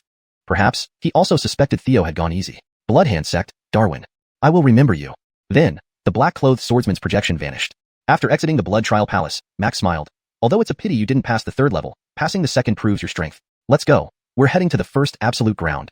Mac laughed gleefully. He could imagine the Blood Sword sect being alarmed by Darwin's success in the second level trial, likely dispatching people here. Chapter 332, The First Forbidden Land. On the road, Jasper detailed his plan to Baxter and Adrian. "Not long ago, we sent scouts into the secret realm to investigate, and they found a great place. It's a small peak covered in strange stone forests that can attract lightning. We named it the Gregning Attraction Peak. Gregning Attraction Peak attracts lightning year-round, accumulating tremendous electrical energy. It's an extremely rare treasure land for lightning cultivators. Had my Bloodhand sect members not cast an array to conceal the electrical aura immediately, it would have certainly attracted members of the Gregning Control Immortal sect. But simultaneously, the stone forest there is very bizarre as it can absorb electrical power. This significantly weakens lightning abilities. Maverick Reaver, during this time, the Bloodhand sect members have been setting up." Adrian smiled and said, "What a perfect place. Once Theo is lured there, he's dead for sure." Jasper nodded. "Exactly, that's my plan. When the time comes, I will have Bloodhand sect members do their best to lead away the Gregning Control Immortal sect's experts surrounding him. The rest will be left to you too." Adrian clenched his fist and replied, "Don't worry. As long as Theo dares to come, today will be his end." Baxter also smiled and nodded. Soon, they arrived at the entrance to the first Forbidden Land. This area, involving Mahayana Golden Immortals, possibly even those from the upper world, had already been cleared by the 3 major powers. Ordinary cultivators didn't have the right to approach. Only the 3 major powers and their affiliated sects were eligible to enter. Meanwhile, Theo himself had also arrived. Given the involvement of Donghuang, Fiona, and Clifton, he had to come. Simultaneously, 2 out of the 3 Golden Immortal Elders of the Gregning Control Immortal sect, Isaiah Elder and Maverick Elder, were present to protect Theo. One was the strongest in combat, while the other was proficient in formations. Upon meeting, both Adrian and Baxter hid within the crowd, carrying concealment immortal talismans, afraid to reveal themselves. Currently, with the Bloodhand sect and Gregning Control Immortal sect enemies seeing each other again, the atmosphere was highly tense. Jasper called out, "Sect leader you, it's been a long time. Not long ago, your precious disciple Adrian was rescued from the demon-suppressing abyss, causing quite a stir." From an outsider's perspective, this seemed like an indirect accusation of a thief calling for help to catch a thief. However, it was more like turning the tables. Hearing this, Theo's lips curled into a slight smile. The head of the Gregning Control Immortal sect, Trenton, shouted, "If sect leader Shui encounters Adrian, remember to bring his head to our sect to claim the reward." Jasper chuckled, "Sect leader you, cherish these peaceful days. After this expedition, the situation in Heavenly Destiny City might change." His words hinted at something deeper. Once spoken, the people from the other 2 sects furrowed their brows, visibly nervous. They understood well what he meant, but had no choice as the opening of the first Forbidden Land was too sudden, leaving them to react passively. Soon, it was time for the agreed rendezvous, and all three parties entered together, dispersing after. The coverage of the first Forbidden Land was vast, roughly several Jojo worlds in size, according to Theo's understanding. And under the formation set by Mahayana Golden Immortals, everyone's cultivation was limited. It was not easy to search for opportunities here. However, the places the Vanguard teams could reach should not be too far from the entrance. Jasper and others headed straight for Gregning Attraction Peak. Simultaneously, they sent signals to remove the concealing array, allowing the powerful electrical aura to leak out. Sure enough, the Gregning Control Immortal Sect felt it almost immediately and rushed over. Sect leader, the Gregning Control Immortal Sect is coming, someone reported. Jasper laughed, as expected, follow the plan. Almost immediately after the Bloodhand Sect reached Gregning Attraction Peak, the Gregning Control Immortal Sect arrived. Trenton frowned and shouted, Sect leader Shue, the electrical energy here is astonishingly potent, suitable for our lightning cultivators. Why are you here instead of seeking your own treasures? Jasper smiled, we're naturally here for important matters. Attack. With the order, battle commenced. Jasper led a group of powerful cultivators forward. Trenton brought his team to meet them fiercely. In the rear, Maverick Elder released 108 array flags with a flick of his wrist, preparing to set up a large array to harness the overwhelming electrical power, changing the tide of battle. However, the Bloodhand Sect had prepared for this. As Jasper crushed a Jade Talisman, Celestial Chi fled from the area, rendering it lawless, temporarily deactivating the array. Maverick Elder raised an eyebrow. Old Jasper is indeed proficient in talismans, but alas, with our cultivation restricted here, how could my formation be sealed? Only real strength will decide. Subsequently, both sides engaged in fierce combat. Soon, the Gregning Control Immortal Sect noticed the peculiarity of Gregning Attraction Peak. It attracted electrical power to its disadvantage, and wanted to leave. Isaiah Elder advised, young master, these peaks around here are truly bizarre. Let's lead them away and see for ourselves. This place may have something very detrimental to our lightning cultivators. We can't let it fall into the hands of the Bloodhand Sect. Indeed, Isaiah Elder's concerns were justified. If Gregning Attraction Peak fell into Bloodhand Sect's hands and was fully exploited, it would be highly disadvantageous for the Gregning Control Immortal Sect in future confrontations. But Jasper had considered this, which is why he set up this plan. When Theo cautiously approached Gregning Attraction Peak, Gong Karigian followed suit, much to his dismay.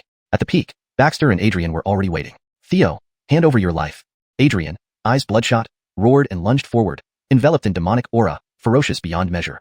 It was this person who stole the love of his past life, Gong Karigian, snatched his beloved Astrid in this life, forced him into becoming a demon cultivator. All due to Theo. He had to take revenge personally today. Adrian, it's you. You've really become a demon cultivator. Gong Karigian was shocked, never expecting Adrian to actually become one. Just as she thought to call for help, she realized the barrier on Gregning Attraction Peak had activated, isolating the area from the outside world. Space seal. Gong Karigian's face changed drastically. Meanwhile, Baxter charged toward Gong Karigian. Theo said, Senior sister, be careful. I'll handle Adrian first and then help you. He moved towards Adrian. Gong Karigian had to gather her strength to deal with Baxter. Baxter, of course, couldn't use full force. Recently, exchanging the Simple Woman scripture with Madeline, Gong Karigian, Astrid, and Theo had deepened his understanding of Enarding principles.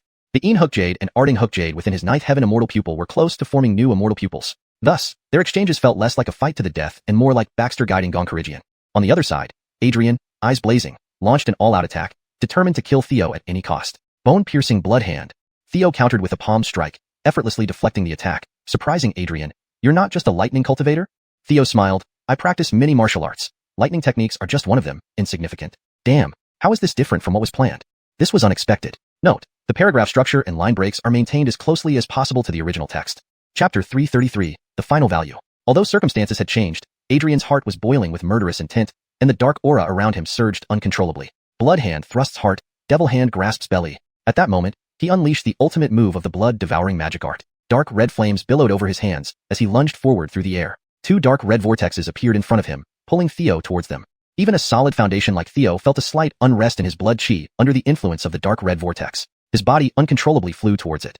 Once close to the vortex, he would instantly be torn apart by the powerful force from its palm. At this critical juncture, Theo clenched his right fist, and his dragon aura surged. He threw a punch. True Dragon Fist Technique. 4 symbols Maverick. The fourth move launched 4 different true dragons made of dazzling golden light, seamlessly connecting one after another, all converging on a single point of attack. Upon seeing this, Adrian thrust both palms forward. The blood-colored vortex was instantly shattered by 3 true dragons, and Adrian was struck by the final dragon, causing him to spit blood and fly backward. Theo stood with his left hand behind his back and said, Adrian, I know that when you challenged the Immortal Ascension Tower at Yulei Immortal Sect, you didn't use your full strength. Show me whatever else you have left. Otherwise, you won't get another chance. Adrian gritted his teeth. Though somewhat unwilling, he had no other choice but to bring out his hidden card. Suddenly, the dark aura around Adrian receded, and he formed seals with both hands. Then, a pale green immortal fire appeared in his palms. What astonished Theo was that this pale green immortal fire exuded an overwhelmingly pure and holy energy, which powerfully restrained devils. Maverick Reaver, Theo could tell that this flame was not the core fire but rather similar to the true fire of the Ajax, one of the 9 golden crows. Nevertheless, this immortal fire was still quite extraordinary. Its strength was astonishing. Theo was momentarily stunned, then couldn't help but laugh. If I'm not mistaken, this should be the legendary Taching immortal fire, one of the 4 divine objects that subdue devils. Never thought it would appear in the hands of a devil cultivator like you. How utterly ridiculous.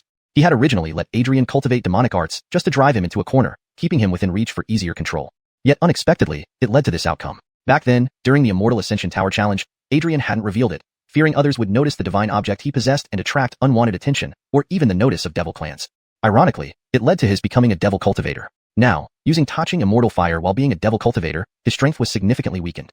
Maverick Reaver, casting the spell caused damage to himself. Inferno incinerates immortals. As he pushed both hands forward, the pale green immortal fire erupted like a green wave, scorching heat swirling like a deadly hurricane. Heavenly Fire, Solar Wind? G. Fingo activated his self-created ultimate technique Divine Decree, causing true solar fire to roar out like a storm. Both he and Alanis had practiced enough to replicate each other's solar fire flawlessly. The 2 immortal fires collided, giving Theo, who had stronger foundations, the upper hand. Adrian spat blood and was thrown back, crashing into a stone pillar, suffering significant injuries. Ding. Congratulations, host. Defeating the Blessed Sun Adrian, you have successfully plundered 3,000 luck points. Ding. Alert. Adrian has no remaining luck, triggering a kill reward. One of the 4 anti-devil divine objects upon killing. Hearing this, Theo's eyebrows shot up and he felt immense joy. This is the Blessed Sun of the 8-ring halo. How wonderful. But he still holds some value. Just as Theo was about to deliver the final blow, the clone Amerigo intervened under his control to save Adrian. Junior brother, run fast, I'll hold him off. Adrian turned around and saw Amerigo repelling Gong Kariksuin and blocking Theo. Adrian gritted his teeth and fled. Senior brother, don't die. Brother, you've saved me again. You're truly my great benefactor. Don't die here. I still have opportunities waiting to share with you. With that, Adrian quickly escaped from the Thunder Attraction Peak. Ding. The Blessed Sun Adrian genuinely thanks the host, increasing intimacy and gaining 5,000 luck points. With Gong Kariksuin present, the clone Amerigo had to only put up a show, then retreated, feigning heavy injuries. Theo asked, Senior sister, are you okay? Gong Kariksuin replied with a pale face, that devil cultivator is strong, but perhaps lacking in combat experience. He didn't hit my vital spots. I've taken medicinal pills and will rest for a while. It seems closely related to Bloodhand sect. Theo nearly rolled his eyes. Had he not guided her cultivation, she'd be crying for much longer over one strike. Soon, Isayazushi and others arrived. Upon hearing what happened, Trenton and Isayazushi were shocked cold sweat. Trenton sighed, it appears I fell into Jasper's scheme from the beginning. He must have discovered this peak long ago and hid it with magical artifacts. Only now did he reveal it, using the massive thunder energy to draw us in. He planned to weaken our combat strength and capture us all with the peak's lightning attraction. Luckily, Master Maverick detected something was wrong. We didn't enter the ambush zone. Isayazushi frowned and sighed, but he also knew we wouldn't let go of such a peculiar thing after witnessing its thunder-drawing abilities and would send powerful fighters to investigate. So, he sent people in advance to wait. My mistake. If not for young Master's strength and Kariksuin following, I might have become a sinner. I never expected Bloodhand sect to have such an immortal-level devil cultivator. Indeed, Adrian was captured by them. Theo replied, Master Isaiah, no need to be so hard on yourself. At least everything ended well. Study the stone forest if you wish. I'm leaving now. Trenton urged, Young Master, please stay with us. I can't be sure you're safe alone, with possible devil cultivators and Bloodhand sect members around. Theo smiled, Don't worry, Lord Patriarch. Within the realm of celestial immortals, I am second to none. With that, he cast the Golden Greg spell and vanished on the spot. Meanwhile, Amerigo found a secluded place to recuperate. Using a message jade slip, he informed Adrian, Junior brother, I've escaped with heavy injuries and am healing. Once recovered, I'll return. Inform Lord Shui. Receiving the message, Adrian breathed a sigh of relief. Jaspers, upon getting the news, was anxious. Holy crap. The young master of Yulei Immortal Sect is so powerful? Even Amerigo isn't a match. He's fortunate Amerigo survived. Otherwise, explaining to Bloodsword Sect would be difficult. Thinking this, he ordered, earlier, scouts found a healing immortal medicine patch. Quickly, gather it. Someone saluted, Lord, we were too late at Thunder Attraction Peak. Juan Schumann got there first. Jasper snorted. Why should we yield what we found first? They cheated Elder last time. Bloodhand Sect lost face. Let's reclaim it. Meanwhile, Theo followed Adrian. He noticed Adrian didn't rejoin Bloodhand Sect but went somewhere quietly on his own. Chapter 334, Netherworld Demon Fire. It seems my guess was correct, Theo muttered as he followed behind. In the previous life, Katie didn't come to this realm of heaven so early. Adrian, at his age, must have heard or even personally experienced the opening of the first forbidden ground. Besides Katie, this guy obviously knows what treasures lie within here too. This place was vast, and Alanis' forces were limited. They couldn't cover all opportunities. He wondered what kind of fortune could catch Adrian's attention. Reborn individual. Thinking this, Adrian in front had already entered a mountain peak ahead. Then, his presence vanished. Theo cast the palms holding Immortal Nation technique and discovered that there was a large ceiling formation ahead. However, with the passage of time, the seal was almost ineffective. Looks like it's the work of Master Amy too. Since Master Amy sealed it individually and Adrian is so eager, it seems the treasure here isn't simple. Theo then entered the inconspicuous mountain peak. Instantly, a terrifying demonic aura carrying intense heat surged towards him. To his shock, this unique demonic aura could corrupt an immortal body. If one stayed here for long, the immortal body would eventually be transformed into a demon body. Before him, the mountain peak was no more, only a pitch-black wasteland remained. The area where the peak stood had been burnt through, leaving a massive abyss. As the reverse martial devil scroll operated, the demonic aura on Theo was instantly absorbed. He concealed his presence and flew down into the abyss. Soon, he arrived below. It was a dark red lava lake that resembled rotten blood, but possessed an incredibly high temperature. At this moment, Adrian's figure emerged from the lava lake, dragging a black centipede emitting intense heat behind him. On closer inspection, it wasn't a centipede but a peculiar manifestation of demon fire. Theo, who possessed the memories of pure-blooded demons, immediately recognized this flame. It's netherworld demon fire. No, it can't be. Netherworld demon fire is the most terrifying demonic fire, bar none. It can't be so weak, looking just like a trace of embers. Even weaker than the Tai Ching immortal fire on Adrian's body. Yet, for our low cultivation levels, it's an ultimate treasure that can unleash terrifying power. Adrian soon emerged with the netherworld demon fire. Theo, you wait. Once I refine the remnant of the netherworld demon fire, soon, I will surely kill you. Just as he spoke, killing intent appeared behind him. Unfortunately, you don't have this chance. Suddenly hearing Theo's voice, Adrian reacted instinctively to protect vital points. Theo slapped his chest, sending him flying and severely injured. Theo swiftly seized the sealed remnant of netherworld demon fire and stored it in the suppression heavenly pagoda. Aware of his impending death, Adrian asked, "How did you know where I was? How did you find me? Are you also a reborn individual like me?" Theo found him due to the blood-devouring demon technique and the palms holding immortal nation technique. As a superior cultivation method, the reverse martial devil scroll had unimaginable suppressing effects on lower-level demon techniques. I'll be finding out soon. With those words, Theo placed a palm on Adrian's head, unleashing the soul of Tao Tai. Immediately, the subflame of Tai Ching immortal fire, his rebirth soul, and past life memories were all taken by Theo. Ding! Congratulations, host, for defeating Adrian, triggering double critical hit, increasing luck level. Ding! Congratulations, host, for defeating Adrian, triggering a 10-fold critical reward, obtaining 10 Shan grade cards.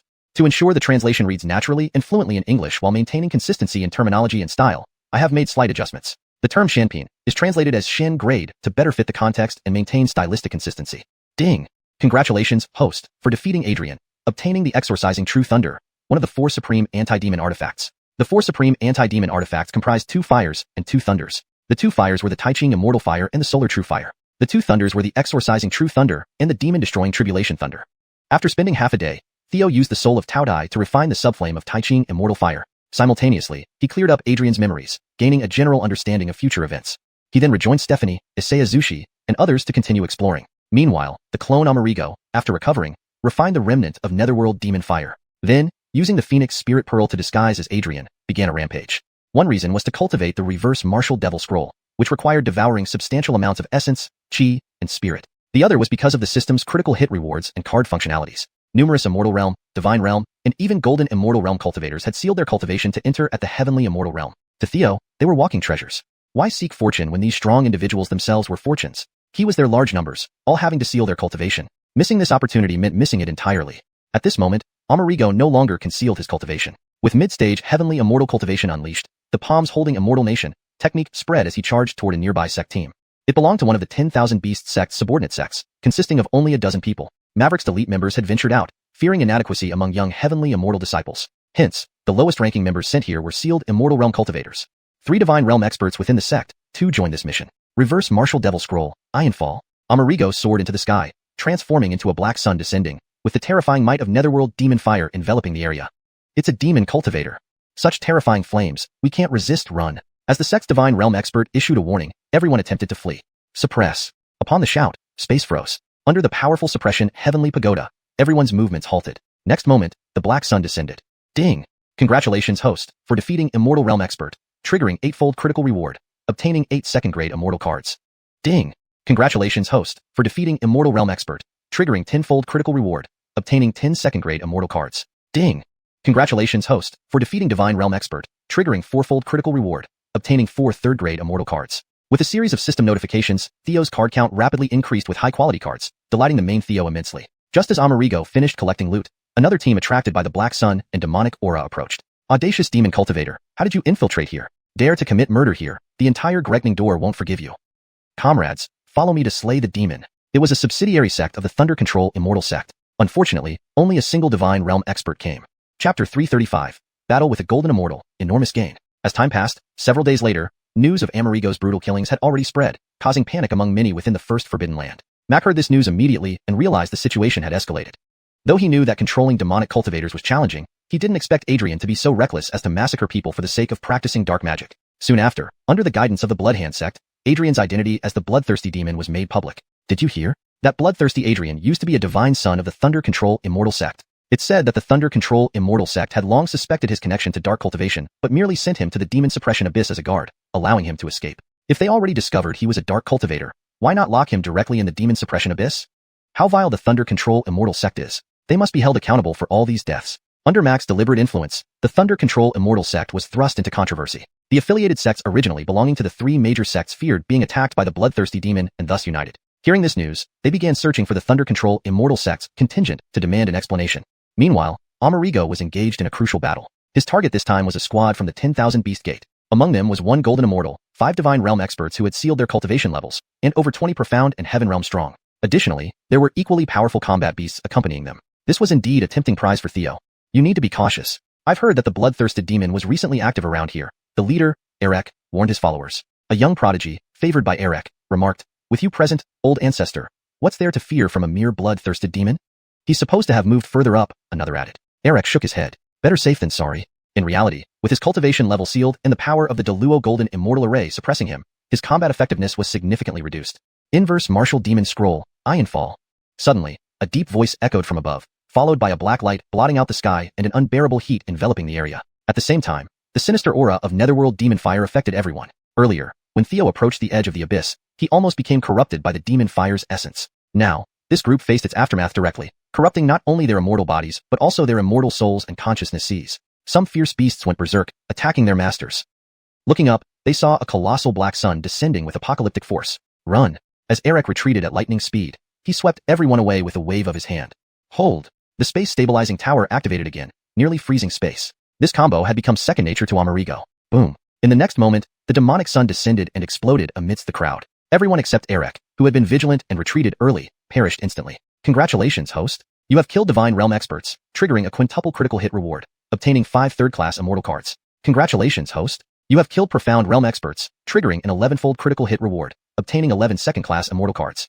Dozens of notifications rang out simultaneously, increasing the number of high-quality cards rapidly. You deserve death 1,000 times over. Erek seethed with rage, eyes bloodshot, murderous intent boiling over. This squad he led personally comprised members of his lineage, his family's genius descendants who came for training, elite members including 2 Divine Realms experts, and his disciples, among whom were 3 Divine Realms experts. But now they were all dead. Blazing with anger, Erek summoned his combat beast, a golden anger tiger, its body gleaming with gold, and charged at Amerigo. The tiger lunged forward with unmatched ferocity, swift and powerful like thunderbolts. Simultaneously, Erek brandished a spear, thrusting swiftly towards Amerigo. Advancing to the Golden Immortal Realm in his youth, Erek had been a top genius in Tianyun City, and, after years of experience, was a formidable fighter. He waited for Amerigo to handle the Golden Anger Tiger before delivering a fatal blow, showing that despite his extreme anger, he hadn't lost his senses. Seeing this, Amerigo did not dare underestimate him, pushing his dark magic further. Inverse Martial Demon Scroll, Flame Burst. Black Netherworld Demon Fire remnants in hand, Amerigo punched, transforming the dark flames into a pillar of flame hurtling toward the Golden Anger Tiger. The tiger roared, merging sound and spatial laws into visible ripples, clashing with the flame pillar. Boom! The explosion shattered the sound waves, and the Golden Anger Tiger was blasted away by the black flames. With a single move, Theo retreated to gather energy quickly, but Erek wouldn't miss such a rare opportunity. Encased in protective robes forming a shield, he pierced through the dark flames remnants to attack Theo. Part the myriad armies. Who would have thought a Beastmaster could wield such lethal spear skills? Greka Dragon. The spear darted out rapidly. Unable to evade, Amerigo reached out to grab the spearhead. His left hand blocked momentarily, then the sharp spearhead pierced his heart. Die! Erek shouted, ready to tear Amerigo apart with his spear. However, seeing he couldn't hold the spearhead, Amerigo advanced instead, slapping Erek on the crown with his right hand. Blood gushed from his crown. On his dying breath, Erek weakly asked, "You, clearly pierced by my spear, should be heavily wounded. How is your combat strength undiminished?" Watching, Amerigo pulled out the spear, revealing his body healing instantly. An immortal body, an immortal possessing invincibility within this restricted area by a grand array. He finally understood why Amerigo dared to confront the 10,000 Beast Gate alone. Congratulations, host. You have killed a Golden Immortal, triggering a double critical hit reward, obtaining 2 4th-class immortal cards. Back at the original body, upon hearing this, he silently thought, fusion. Success. Congratulations, host. You have obtained a 5th-class longevity card. Though unsure what this longevity card might yield, this trip had undoubtedly brought immense gains. 2 pure immortal fires subflame, Netherworld demon fires remnants, exorcising true Grekning, and Adrian's memories of the future. Chapter 336, Theo, the Ramon-slaying hero. Next, Amerigo looked at the enraged golden-robed tiger. Its body was tainted by the netherworld demon fire, viciously eroding and polluting its essence, spirit, and vitality. With its owner, Koen, dead, it immediately fell into a chaotic state, rolling wildly on the ground. As time passed, it eventually became a demonic beast, charging straight toward Amerigo. Rebellious martial magic scroll. Submit. With Amerigo's eyes glowing with purple-black demon light, focusing on the creature instantly caused the golden-robed tiger to kneel before him. This demonstrated the supreme power of the rebellious martial magic scroll to subdue demons and other powerful demonic arts. A golden immortal realm demonic beast still has some use, he muttered as he sent it into the heaven-suppressing pagoda. Note: I have made a slight adjustment to ensure the terminology is consistent and clear in English. The term Shanjingjimoso is translated as golden immortal realm demonic beast for consistency with typical fantasy translation conventions. The only thing that troubled Theo was the true Gregning for warding off Hirsch. The reward for slaying the 8-star son of fortune wasn't something ordinary. It wasn't incomplete, but entirely whole. Given his current strength, there was no way he could fully absorb it all at once and unleash its full power. He had to either refine it like Alanis did, then gradually absorb it, or choose to refine a part of it first to harness some of its power. The former required seclusion for a period, while Theo chose the latter because he had the system to store it, unlike Alanis. Just as Theo planned to refine a portion of the true Gregning for warding off Hirsch, news spread about the complete annihilation of Cohen's team. This instantly put immense pressure on another team from the 10,000 Beast sect. Immediately inform everyone to abandon exploration and gather here as quickly as possible. The surviving Isaias wiped the sweat off his head and instructed those around him. Someone nearby exclaimed in shock, Patriarch, this first forbidden land is a rare treasure trove. We've all gained significantly. Isaias bellowed angrily, shut up and hurry up.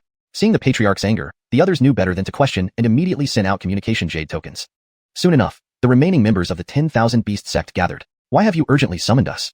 A divine realm powerhouse asked somewhat impatiently. In truth, many shared similar feelings of discontent. This being the first opening of the Forbidden Land, they were exploring for opportunities and had already achieved significant gains. Why should they suddenly converge? Isaias's face grew serious. Now, everyone must leave the first Forbidden Land with me. The 10,000 Beast sect will abandon this exploration. Hearing this, everyone was greatly shocked and voices of disagreement arose. Why? This place is rich in treasures. We've all made a huge profit. Indeed, what reason could there be? Silence. Isaias shouted. The reason for your evacuation is simple. Cohen's team has just been completely annihilated. Among them was Cohen himself. We do not know who the enemy was. We do not know if they targeted our sect specifically. We do not know if Bloodhand sect and Thunder Emperor Immortal sect joined forces. The only thing we know is that they ventured into the area where that bloodthirsty demon Adrian recently roamed. Now, who wishes to stay? If there are no objections, notify the subordinate sects to leave together. This statement stunned everyone. Following that, they obediently followed Isaias and left the first secret realm. Treasures might be appealing, but one needed to be alive to enjoy them. Such a massive withdrawal couldn't go unnoticed by the two major powers. Subordinate sects with connections to the parties involved were equally shaken upon learning of Master Yuchuan's death. That can't be true. He's a golden immortal realm powerhouse. Dead just like that? And he had a golden immortal realm golden robed tiger, capable of telepathic connection beside him along with a group of strong followers, and he still died? It said they were all wiped out. What are we waiting for? Run now. Many subsects planning to find trouble with the Thunder Emperor Immortal sect hastily decided to leave. At that moment, a figure covered in thick demonic chi rapidly approached from the front. It's the bloodthirsty demon Adrian. Some fled immediately, causing a mass exodus. However, some warriors still possessed courage. How outrageous. 200 of us. Are we afraid of just one person? Exactly. Let's band together and show our bravery. If we can kill the bloodthirsty demon, our names will be remembered for eternity. All right. Following this, several dozen strong individuals attacked simultaneously. Gregged and colorful immortal energy transformed into terrifying power, striking like a fierce storm. These were mostly young heavenly immortal realms, full of vigor and courage. Older individuals, noticing the oddity of the situation, fled immediately, watching from afar, hoping for a chance to gain from the chaos.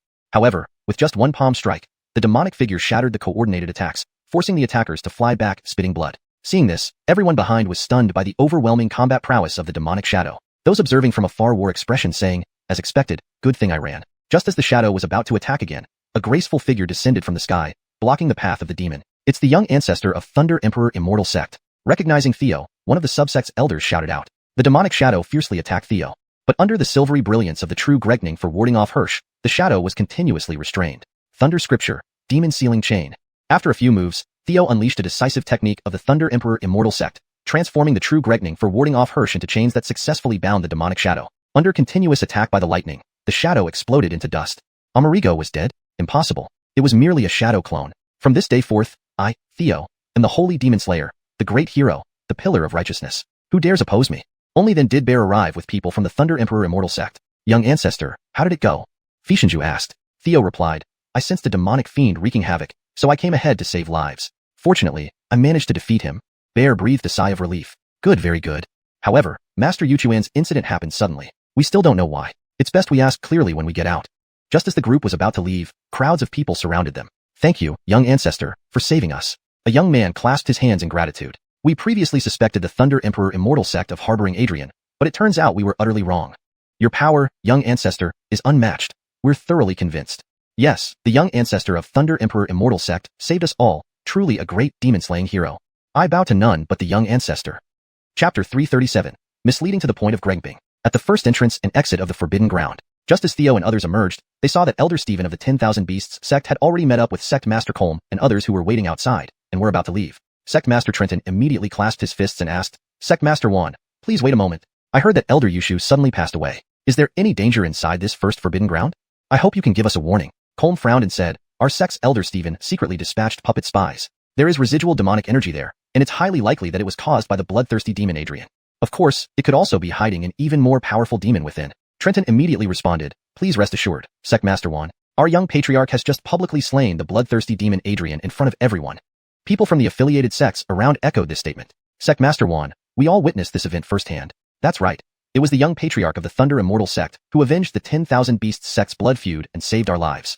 Subsequently, someone from the affiliated sects of the 10,000 Beasts sect came forward and detailed the events. Upon hearing this, Colm was taken aback.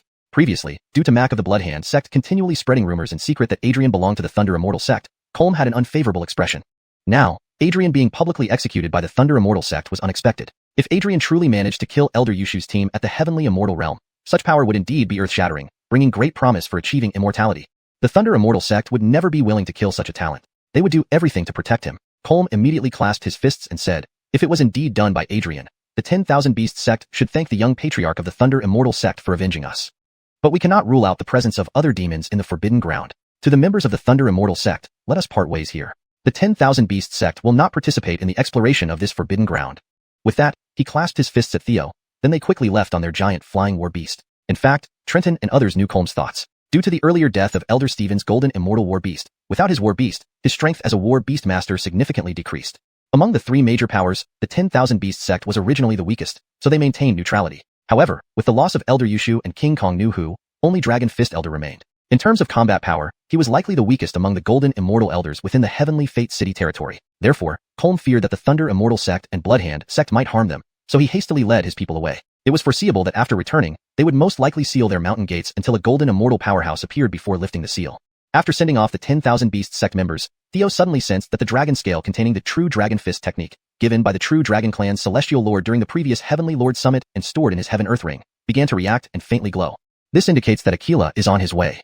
Theo was overjoyed. This confirms my suspicion that the person who hurriedly arrived from the Bo Palace and then left just as abruptly was indeed Andrew, whom I met at the summit. From Colm, they received an ambiguous answer. Trenton frowned and clasped his fists, asking, Elders, shall we enter this first Forbidden Ground? If we don't, it benefits the Bloodhand sect, but if we do enter, the demon that killed Elder Yushu's team is still a hidden danger.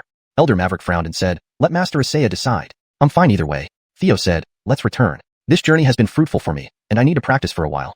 Elder Isaiah nodded and said, we have already gained greatly from this trip. With the young patriarch, the rise of the Thunder Immortal sect is imminent. There's no need to take further risks. Meanwhile, Mac and others from the Bloodhand sect suddenly noticed that members of the Thunder Immortal sect, 10,000 Beasts sect, and a large group of affiliated sects had all left. Mac, who loved scheming, feared that the Thunder Immortal sect and 10,000 Beasts sect would join forces to guard the entrance and set up an ambush. He promptly took his people and left. Just as the Bloodhand sect was leaving, Mac and others came out from inside. Mac looked at the departing flying war beasts in surprise and exclaimed, Sect Master Juan is already returning. Trenton glanced at him and said, we are also leaving. The first Forbidden Ground is left to your Bloodhand sect. You're also leaving? Mac was naturally delighted upon realizing this. Only one of the three major powers remains. That means the Deluo Gene Xian treasure in the Forbidden Ground will be exclusively ours. What incredible luck. It's not like a pie falling from the sky. It's golden ingots falling. But soon, he felt something was wrong. The Thunder Immortal sect wouldn't willingly give up this opportunity. Trenton then clasped his fists and smiled. I wish Sect Master Schwewell, hoping you ascend to the golden immortal realm and attain immortality soon. With that, all members of the Thunder Immortal sect boarded their warships and left. Mac, sensing something was amiss, became even more suspicious after Trenton said this. Those who love scheming tend to overthink things, even when there's nothing wrong. Someone nearby clasped their fists towards Mac. Congratulations, Sect Master. The first Forbidden Ground is now in the hands of the Bloodhand sect. Mac slapped him across the face. Are you stupid? Trenton must be wishing for my death. How can he genuinely bless me? There's definitely a catch here. Find out why those two sects left. Shortly, a member of the Bloodhand sect's affiliated sects explained the situation in detail. Upon hearing this, Mac immediately contacted Adrian and Baxter.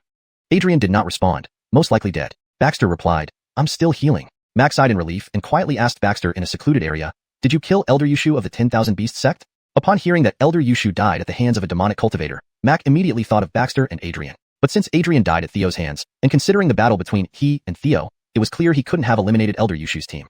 The most suspicious suspect was naturally Baxter. Baxter said, my injuries haven't fully healed. How could I go out and kill anyone? Also, I need to remind you that the huge seal in the Forbidden Ground is used to suppress demonic beings. I can sense that there are other demonic energies here.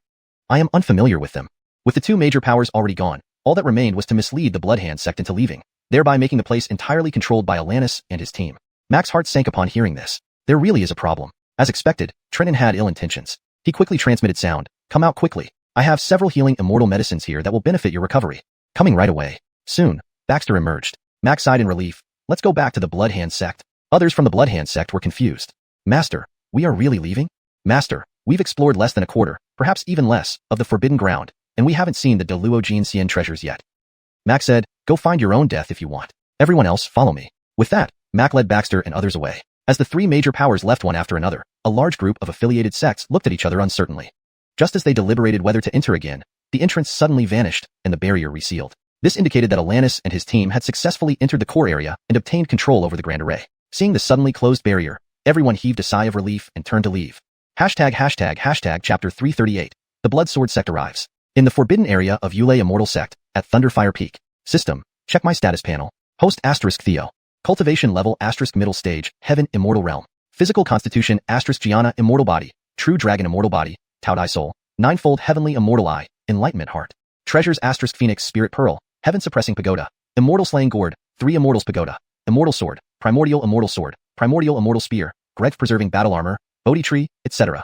Mystic Arts and Techniques * Ancestral Dragon Sutra. 9 Transformations Phoenix Art. Palms Up Immortal Nation Technique. Immortal Annihilation Sword Formation. Immortal Maverican Sword Technique. True Dragon Fist. World Tree Meditation Method. Calm Mind Decision. Golden Greg Spell. Combat Secret of Taoism. Universal Secret. Burning Sky Martial Scripture. Chaotic True Gregning Scripture. Gregning Control Scripture. Blood Killing True Scripture. Reversal Martial Demon Scroll, etc. Divine Objects * Curse Repelling True Gregning. Supreme Clarity Immortal Fire.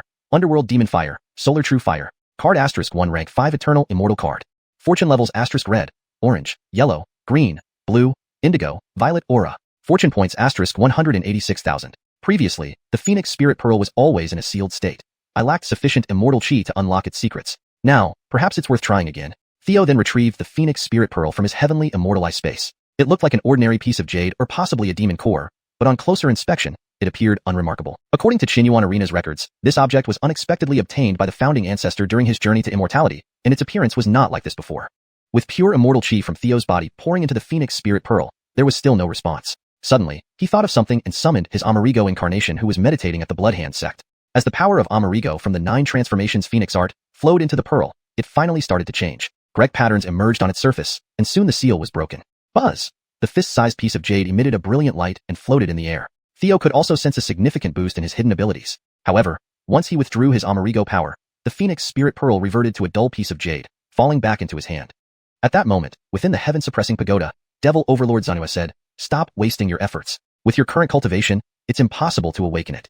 "I almost forgot you were still here," Theo remarked. "What exactly is this thing?"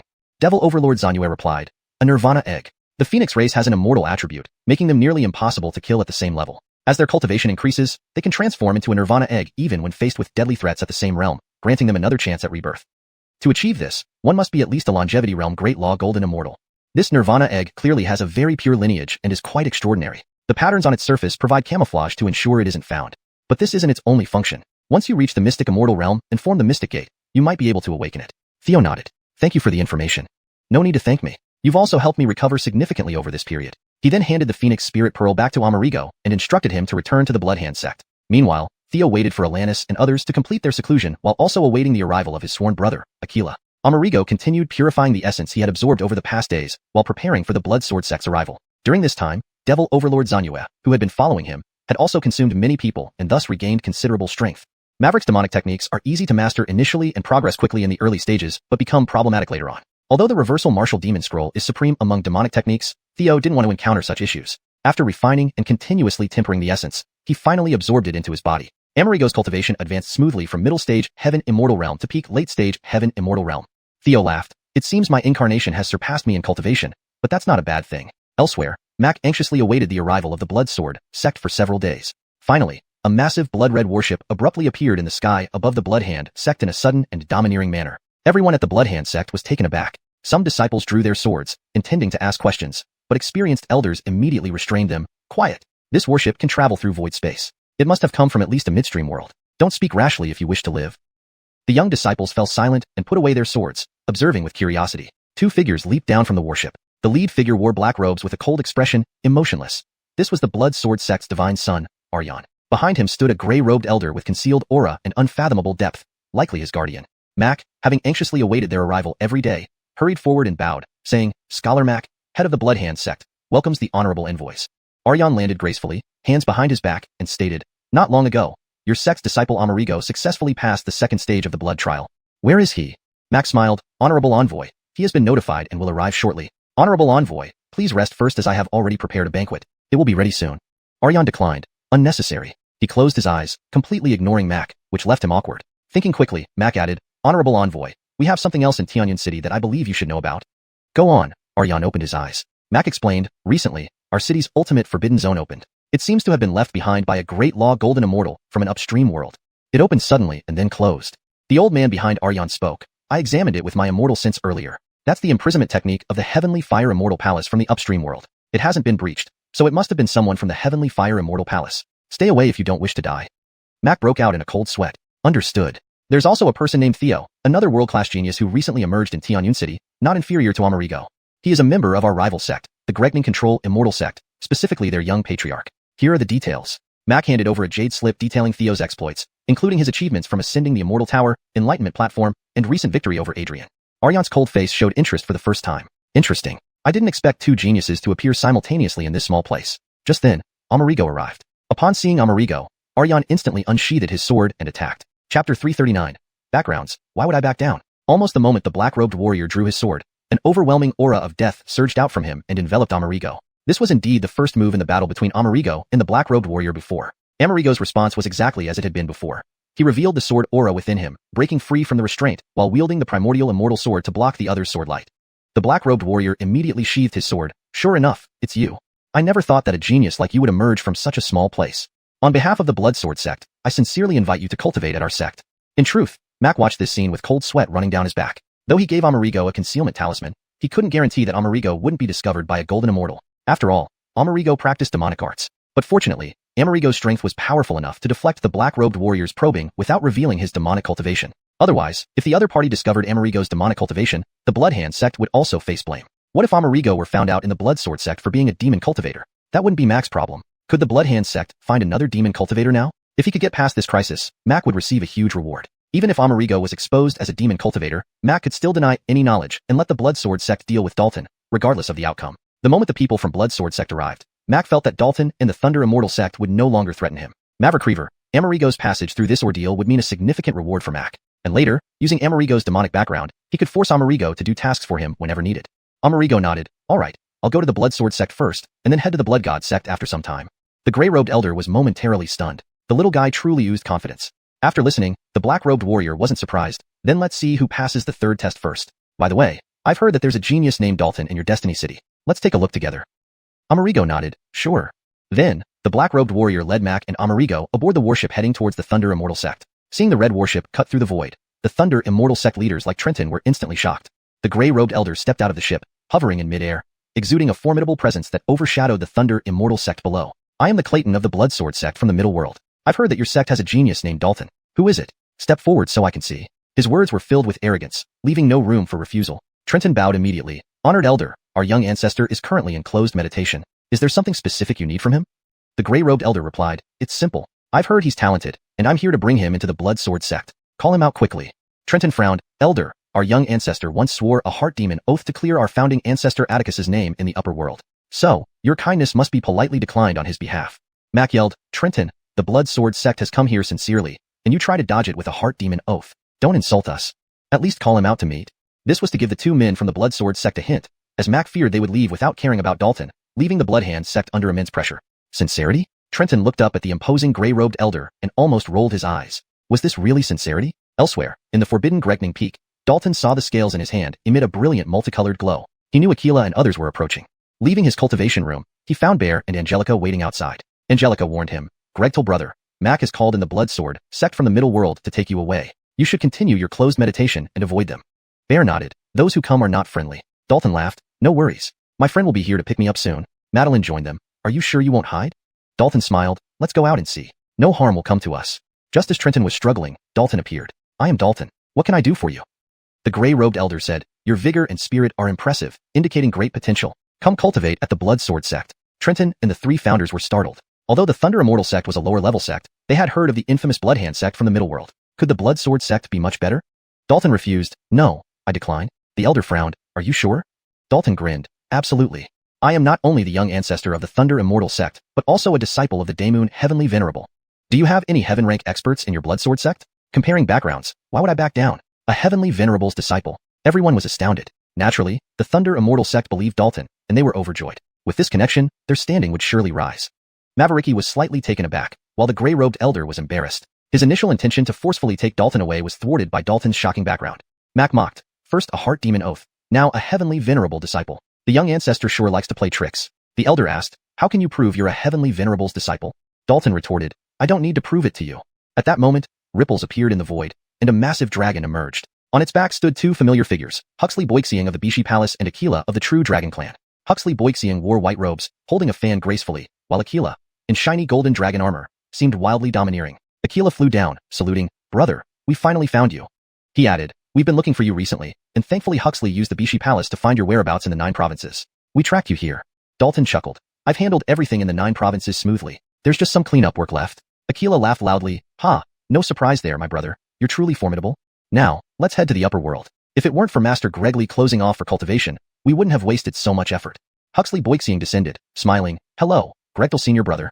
Beside them, the gray-robed elder's forehead twitched nervously. Damn, a genuine Heavenly Venerable disciple. What should I do now? Waiting online urgently. As for the next chapter, it's uncertain. Maybe I'll join my buddies, or follow my muse. Chapter 340, The Secrets of Bo Palace. The old man in gray saw the situation turning unfavorable and quietly returned to the ship while Jacques and the others were chatting. But at that moment, the 1,000-foot-long silver-backed void dragon cast a sidelong glance at him. Instantly, he felt as if his entire body had been plunged into icy water, chilled through and through, with his legs trembling uncontrollably. Great Luajin Xianjing, he blurted out instinctively, and Jacques immediately noticed his change in position. Jacques said, What? Are you, senior of Blood Sword sect, leaving now? The old man in gray clasped his hands together, forcing a smile. This old man failed to recognize your greatness. Please let us leave on account of our harmless intentions. Jacques pointed at Davidson, saying, You can go, but he must stay behind. Davidson was bewildered. He never imagined that Jacques' background could be so formidable. A disciple of a celestial venerable. Damn. In the upper world, such people were esteemed highly, yet one had appeared in this insignificant lower world, only for him to encounter him by misfortune. Seeing Jacques pointing at him, Davidson nearly wet his pants. Pitifully, after all his calculations, he hadn't anticipated this outcome. Davidson promptly appealed to Samuel, clasping his hands together. Divine Son, save me. My Bloodhand sect has always been at odds with Thunder Command Immortal sect. Falling into their hands means certain death. Samuel frowned slightly, then looked at Jacques and said, Since you're from the upper world, you should have heard of the Blood Deity sect. Both our Blood Sword sect and Bloodhand sect belong under it. Our actions today may have been hasty, but we harbored no ill intentions. There's no need for you to kill, for fear of causing conflict between two major forces. Jacques replied, I indeed plan to kill him. But not because of your expedition or for Thunder Command Immortal sect. For Jiuzhou, my homeland. In the Tianzong Maverkuntans, a world leaf is reviving Jiuzhou. Not long ago, an exalted immortal named Kermit from Bloodhand sect slaughtered mercilessly within it. He massacred billions of Jiuzhou's life forms and then proceeded to massacre trillions in the demon realm, leaving not a single sage realm cultivator. Bloodhand sect has committed similar atrocities countless times. Worlds fallen into Bloodhand sect's hands often end up like the demon realm. Davidson shouted, False accusation. I know nothing about Jiuzhou. I did not order the plundering of any world leaf. With a wave of Jacques' hand, the exalted immortal Kermit was thrown out. Kermit, who sent you to Jiuzhou? Kermit knelt on the ground, saying, It was Lord Hansen. Bloodhand sect has a bad reputation in Heavenly Fortune City. To improve it, Lord Hansen publicly restricted his subordinates, but secretly established a covert department. I am part of it. The covert department specializes in dirty work. Many in Bloodhand sect are unaware of its existence. I was ordered by Lord Hansen to plunder and enslave 5 world leaves, but including the work of other members, I know there are at least 40 to 50. Andrew frowned and asked, What happens to these world leaves? Kermit replied, Standard procedure is to first capture all those above the sage realm, feed them as blood sacrifices to cultivate the blood slaughter true scripture, and then enslave the remaining life forms for Bloodhand sect's use. Davian angrily exclaimed, Devouring life forms to cultivate power. That's what evil cultivators do. Bloodhand sect must be destroyed. Samuel clasped his hands together. We, Blood Sword sect, know nothing more about Bloodhand Sect's affairs, and will not inquire further. Farewell. Then the old man in gray acted, directly sealing Davidson's cultivation before tossing him down. Subsequently, Samuel and his companion left with Tianfeng. Just as Davidson opened his mouth to speak, he saw a dazzling flying dagger flashing with brilliant immortal light come hurtling toward him. Pooh! In the next moment, the flying dagger pierced straight through his forehead. After Jacques arrived in the upper world, his immortal execution gourd continuously absorbed immortal energy, showing great progress. After forming the immortal execution flying dagger, its power became even greater. With Davidson's cultivation sealed, killing him was not difficult. Ding!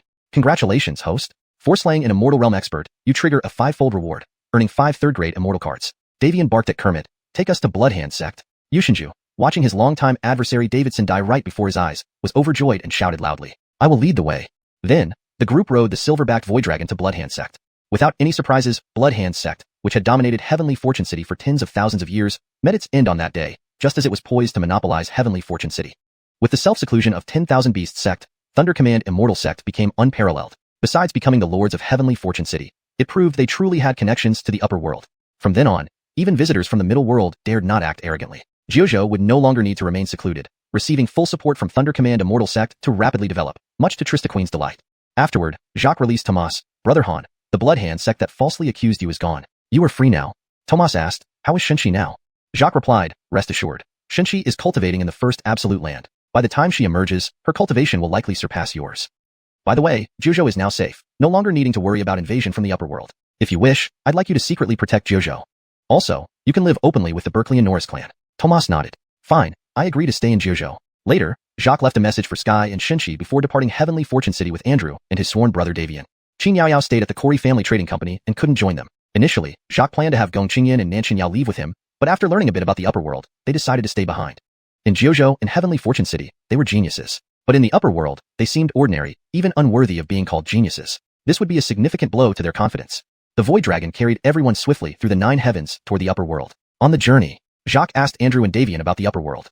Senior Brother White, what's the real deal with Bo Palace? He wanted to know if Bo Palace truly matched the legends from Fengshan. Andrew smiled. I knew you'd ask. To be honest, I'm not entirely clear myself. Bo Palace exists only in legend, perhaps even mythology. What you saw in Jiuzhou and what I saw in Heartless Heaven are just projections of it. Similar to how the sun in Jiuzhou isn't the true Supreme Ioni Ajax, but rather a projection, commonly known as a star. Everyone sees different scenarios in Bo Palace and learns different skills accordingly. As your strength grows, your authority within Bo Palace will increase. This is why I could travel to Jiuzhou through Bo Palace. Many suspect the true Bo Palace might exist in the Great Thousand World.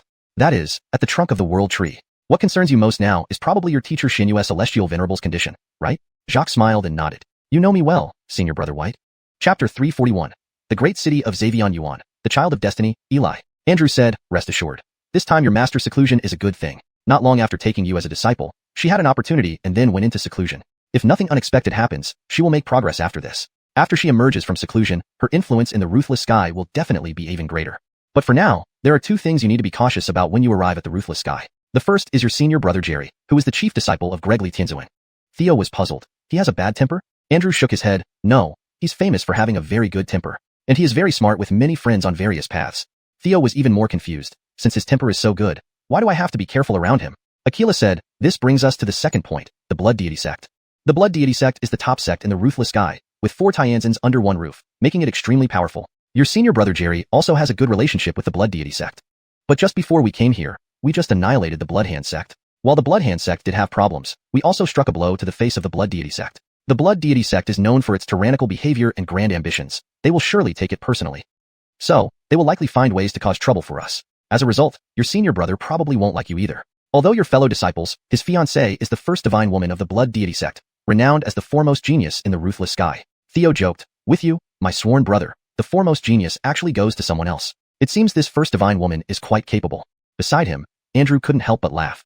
Aquila immediately retorted irritably, that's because she's 3 years older than me. If we were the same age, I wouldn't fear her. Pity that a supreme genius like her is engaged to that guy Jerry. He really chose a good master. Speaking of which, this marriage was arranged by Gregly Tianzuan.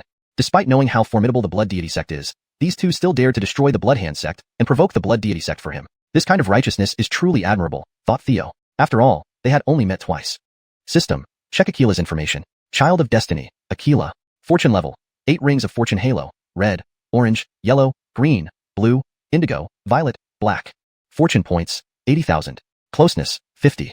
Sure enough, Aquila's fortune level and fortune points have significantly improved since growing up. Afterwards, the two continued discussing the ruthless sky with Theo, giving him a fuller understanding of the upper realms. Overall, the upper realms cover vast areas with numerous immortal-level forces, but at the pinnacle are the Tianzuan-level forces. These behemoths, while rarely initiating conflicts, are still ranked hierarchically. The blood deity sect stands at the top, with 4 Tianzans under one roof, truly looking down upon the ruthless sky. Next are the true dragon clan where Aquila belongs and Gregly Tianzuan's own creation, Immortal Maverick and Sword Pavilion. Bu Palace, where Andrew hails from, has no true territory and can be considered a group of itinerant cultivators. However, Bu Palace gathers a large number of talents and cannot be underestimated. Mavericker importantly, Andrew's father is a Tianzuan powerhouse who joined Bu Palace. In the Ruthless Sky's Bu Palace lineage, he commands great prestige and strength, able to rally support with a mere call, making him the de facto leader. Thus, Huxleyhu Academy is also renowned. Andrew continued, on the surface, the Ruthless Sky has only 4 Tianzuan-level forces, but in reality, there are others. But they are very low-key. For example, the Celestial Phoenix clan, the Angel clan, etc. They are so secretive that their true strength remains unknown. As he spoke, a sudden surge of demonic aura erupted ahead, startling the Void Dragon and the people on its back. It's demonic energy. Let's check it out. Aquila was also surprised. Immediately, the Void Dragon sped toward the source. Andrew explained, Junior Brother G, the main reason the Blood Deity sect holds dominance in the Ruthless Sky is that they led various forces to eradicate the demonic calamity and save the Ruthless Sky. Even though the Blood Deity sect has become increasingly arrogant, any connection with demons or demonic cultivators will still be handled seriously.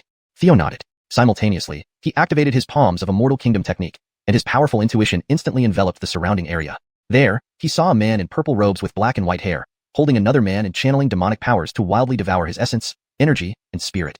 Theo was shocked. How does this look like the soul of a Tao Dai? System, check his information. Child of Destiny, Eli. Fortune level, 8 rings of fortune halo, red, orange, yellow, green, blue, indigo, violet, black. Fortune points, 70,000. Closeness, 0. It seemed this child of destiny followed the path of demonic cultivation. Eli, sensing powerful beings rapidly approaching, promptly activated a jade talisman to teleport away, leaving behind even the spoils. A few moments later, Theo and company landed on the ground. They saw an unfinished corpse lying there. From what remained, it was clear that the deceased was once a robust man with formidable essence, energy, and spirit. Aquila cursed, that stinking rat runs pretty fast. Andrew sighed, this person's essence, energy, and spirit were severely damaged. He's undoubtedly a demonic cultivator. As Andrew pulled out a map to determine their location, a crimson warship suddenly appeared. None other than the Blood Sword sect's divine son Aryan, his protector, an old man in gray robes, and Baxter arrived.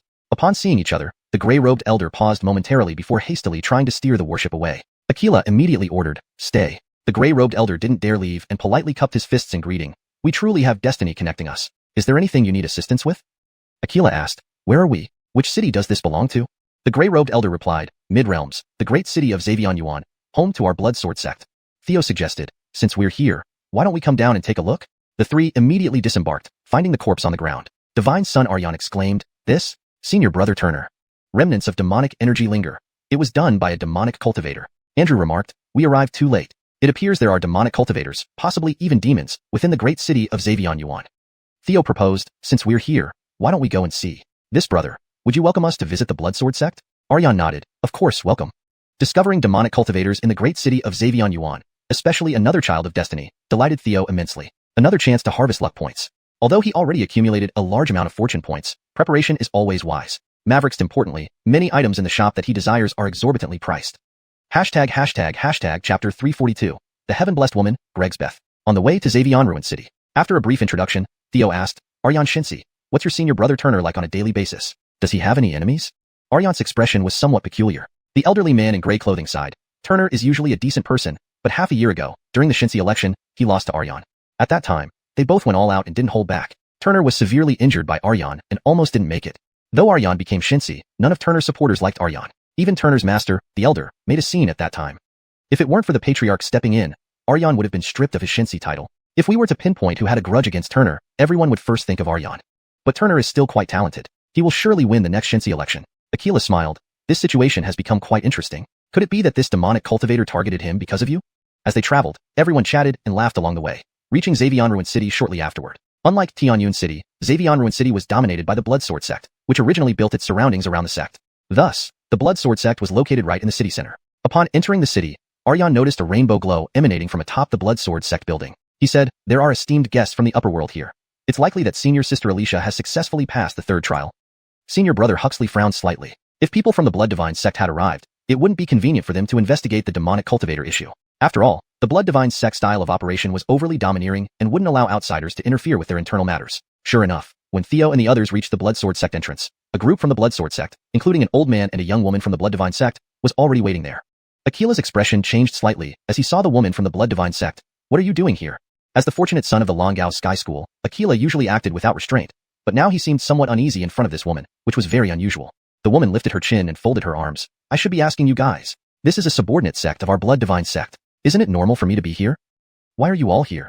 She had a slim figure, exquisite beauty, and an arrogant demeanor like a proud phoenix. Despite being only a few years older than Theo and the others, her cultivation level was already at the immortal realm. Senior brother Huxley laughed. Zidao Yu, we were just talking about you recently. Let me introduce you. We've come out on this trip to bring junior brother G back to the Sinuous Sword Pavilion. This is junior brother Theo, disciple of senior brother Jerry. Junior brother G, this is Gregsbeth, our Unfeeling Sky's top genius and senior brother Jerry's fiancée. Theo bowed respectfully. Pleased to meet you, senior sister Z. Not long ago, on our way upstream, we encountered sky-darkening demonic chi. When we rushed over, we only found a dead body. It was Turner of the Blood Sword Sect. We didn't see the killer clearly. He managed to escape. Since this involves a demonic cultivator, we wanted to take a look. At this moment, the old woman beside Gregsbeth coldly remarked, this is an internal matter of the Blood Divine Sect. We don't need outside interference. You should leave now. We will find this demonic cultivator ourselves. Senior brother Huxley nearly rolled his eyes. This was exactly what he feared. Theo immediately bowed again. Senior sister Z, we've been traveling for days under harsh conditions. Could you please let us rest a little? After speaking, he kicked Akila, signaling him. Akila immediately caught on and nodded. It's all Uncle Jean's fault for hurrying us back to cultivate so fast that he didn't care about our ability to keep up. Heaven-blessed lady, can you help us out? The term, Heaven-blessed lady, was Gregsbeth's nickname in the Unfeeling Sky due to her outstanding luck, talent, and strength. Many in the Unfeeling Sky said that Gregsbeth's existence broke historical records within the Blood Divine Sect. Gregsbeth replied, fine, considering junior brother G, I'll let you rest inside. But don't meddle in affairs that aren't yours. Senior brother Huxley bowed and smiled. Thank you, fellow Taoist. Theo thought inwardly, system, checker information, fortunate lady, Gregsbeth. Fortune level, 8 halos of red, orange, yellow, green, blue, purple, and black. Fortune points, 90,000. Density, 40. Good grief. She was even stronger than Akila. No wonder Akila admired her. Soon, the group entered the Blood Sword Sect and was settled in a side hall, closely watched by members of the Blood Sword Sect, unable to do anything. Meanwhile, Amerigo successfully joined the Blood Sword Sect. However, Turner's death and the incident involving the demonic cultivator caused quite a stir. Inside the side hall, after finishing dinner, senior brother Huxley asked, what's the plan? Should we return directly to the Unfeeling Sky, or stay to watch the commotion? Akila immediately replied, demon cultivators are so rare these days, we should definitely stay to watch the show. Theo nodded in agreement, that's what I think too. But, since our actions at the Bloodhand Sect were exposed, they are watching us closely. Senior brother Huxley agreed. If not for the Bloodhand Sect's wrongdoings and the backing of 3 celestial respects, it might be uncertain whether we could leave the Blood Sword Sect. Now, we can only hope the demonic cultivator is discovered quickly. In 2 days, even if we want to stay, we'll be forced to leave. Just as they finished eating, Gregsbeth and the old woman walked in. The old woman glared and said, you've eaten and drunk enough. Can you leave now? Akila and senior brother Huxley's expressions darkened. They were escorting Theo to the Unfeeling Sky, and along the way, Akila had boasted about how powerful the true dragon clan was. Now, no one was giving him any face, making him quite awkward. Seeing this, Theo spoke up, esteemed senior, you haven't eaten yet. Why don't you eat first? I'd like to chat with senior sister Z about senior brother Jerry. Senior sister Z, would that be all right? Gregsbeth nodded. Elder Zephyr, you go rest. I'll talk with them. Elder Zephyr reluctantly left. Akila quickly asked, what's the situation? Did you find the demonic cultivator? Gregsbeth smiled. I knew you'd be concerned about that. The only person who had a conflict with Turner is Aryan, who was away at the time. Since he brought back the body, he naturally became the prime suspect and was put under house arrest. The Clayton of the Blood Sword Sect demanded severe punishment for Aryan. Only after Amerigo and the Guardian testified did the Clayton temporarily stop. That's roughly the situation. Theo responded, we arrived after Aryan did, and can testify that it wasn't him. His eyes flickered as he asked, now Turner is dead, Aryan is a suspect, and senior sister Alicia passed the 3rd trial and is going to the Blood Divine Sect. In this scenario, who benefits the most? Gregsbeth's eyes lit up. Currently, the Blood Sword Sect has 2 Shinsi. The first is Art. The other is Elisa's younger brother, Amiel. Amiel has a poor reputation within the Blood Sword Sect. Many say he's mediocre and relies on his sister Elisa's guidance and resources. On the contrary, Art is quite excellent. If nothing unexpected happens, the next patriarch will be chosen from Aryan, Art, and Turner. Now that Turner is dead and Aryan is hated by the Clayton, Art stands to benefit the most. I see. That makes him a suspect too, she concluded, bustling off. She could fight, but wasn't too smart. Who knows what kind of person senior brother Jerry is?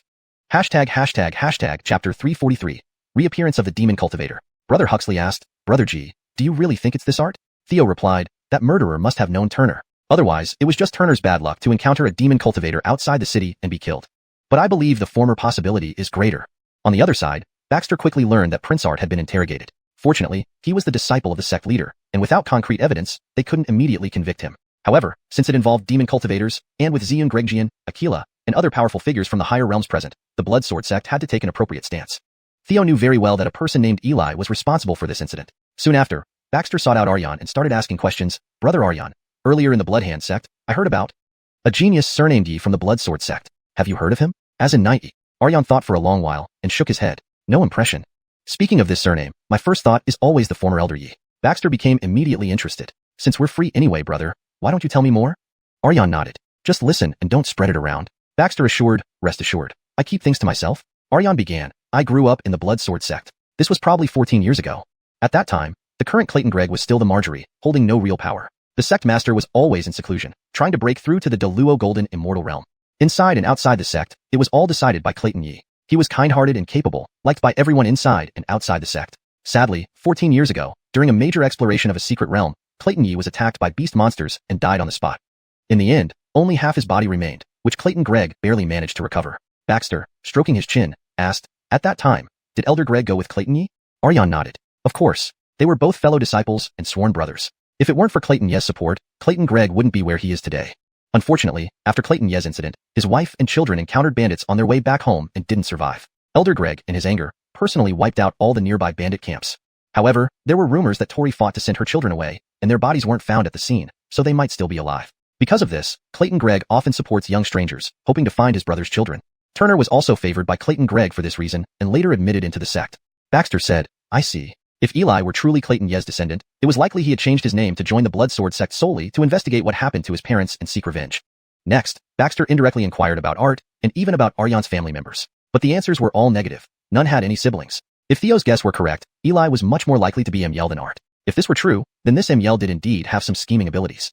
Baxter left Aryan's residence, and deliberately went around to the palace where Amiel and Clayton Gregg were located. As the technique of Palm Country of Immortals spread out, the nearby situations were all mapped in his mind. To his surprise, Clayton Gregg was currently in Amiel's palace. Clayton Gregg shouted angrily, how could you let this happen? Why did you kill Turner? Amiel said Wei-Trudov, Elder, as you know, senior brother Turner is very powerful. And how was I to know he was hiding his true strength? For more natural flow in English, it could be adjusted too. Amiel said plaintively, Elder, you know senior brother Turner is very powerful. How was I to know he was hiding his true strength? I nearly died at his hands. In the end, I had no choice but to reveal my demon cultivator abilities and fight back with all my might. His death was an accident. Clayton Gregg yelled, I only wanted you to severely injure Turner and frame Aryan. Now look, not only is my disciple Turner dead, but your demon cultivator identity is exposed. And those people from the upper world caught you red-handed. If they trace this back to you, I can't protect you, nor do I want to. Amiel confidently said, it was an accident. I didn't know they would catch me. Don't worry, Art will take the fall. Besides, my sister is now a disciple of the Blood God sect. She'll be fine. After this fuss dies down, I'll settle accounts with Aryan and help you avenge Turner. Clayton Gregg said, Amiel, this is the last time I trust you. Don't play games with me. Just follow my orders. I guarantee you the position of sect leader, but if you dare play games with me again, you're still too inexperienced to compete with me.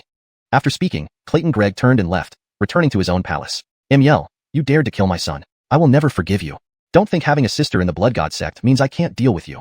In the palace, Clayton Gregg's face twisted with malice as he gnashed his teeth and spoke. It turned out that Turner wasn't his disciple but his illegitimate son. Seeing this, Baxter smiled. The situation in the Blood Sword sect is getting more interesting. Now, he could confirm that Eli was indeed Amiel. Elise and he were the surviving children of Clayton Yi, who had returned to the Blood Sword sect to seek revenge. However, this Eli had some clever tactics. He managed to gain Clayton Gregg's trust and even revealed his demon cultivator identity to him, infiltrating by his side, then killing Clayton Gregg's son, using him to help secure the sect leader position, and finally bringing him down. How does this remind me of my own methods? Pity, he's still too inexperienced. Smiling, Baxter left, saying to himself, since that's the case, let me lend a hand. 2 days later, Zeun Gregjian came to the side hall with a regretful look and found Theo and others. She told Theo, we interrogated Art for 2 days and nights and got nothing. Though he wasn't in the sect at the time and we couldn't find an alibi, there's also no direct evidence to prove his guilt. Theo replied, this murderer might be even more cunning than we thought. Earlier, I suspected the highest profile individual, but this could be exactly what they wanted us to think. Other than Art, it can only be Amiel. Zeun Gregjian waved her hand and said, you've lost your chance. Elder Zephyr says if you don't leave soon, she'll contact the Blood God sect to send someone over. Aquila sneered, so in her eyes, we're worse than demon cultivators? Zeun Gregjian said, I can't help you this time either. But rest assured, I will work on dealing with this demon cultivator.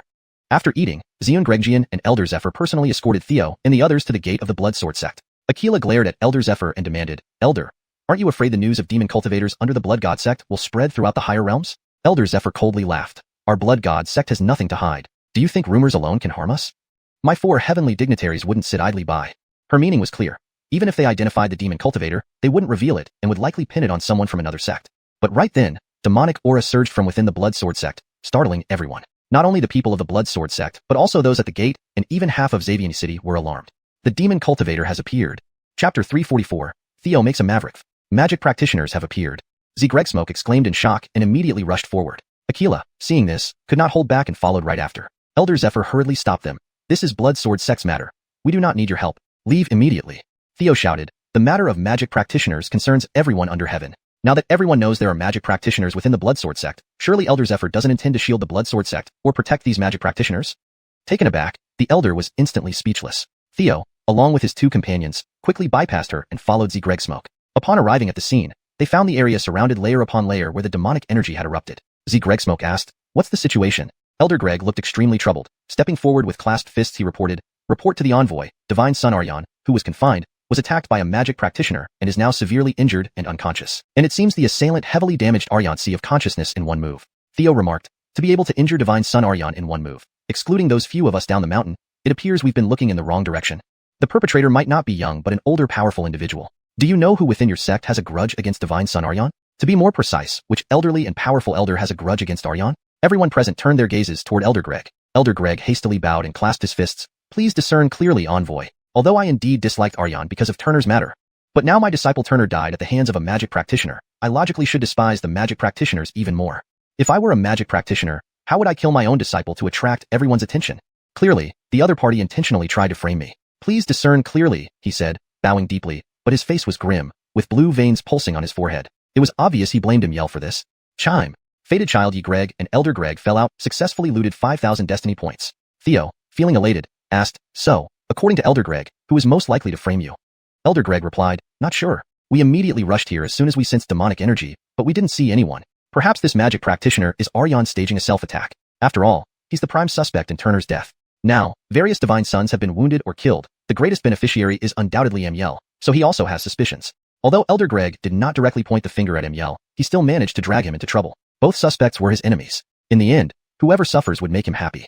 Hearing her brother being suspected, Elise immediately stepped forward. "Senior Sister Smoke, I know my brother's strength best. He might defeat Divine Son Aryan, but he can't possibly injure him in one move. Therefore, the murderer cannot be him. You're really Voldemort, rushing to defend yourself so eagerly," commented Smoke. She ordered, "Help Aryan recover first. If he regains consciousness and identifies the attacker, that would be best.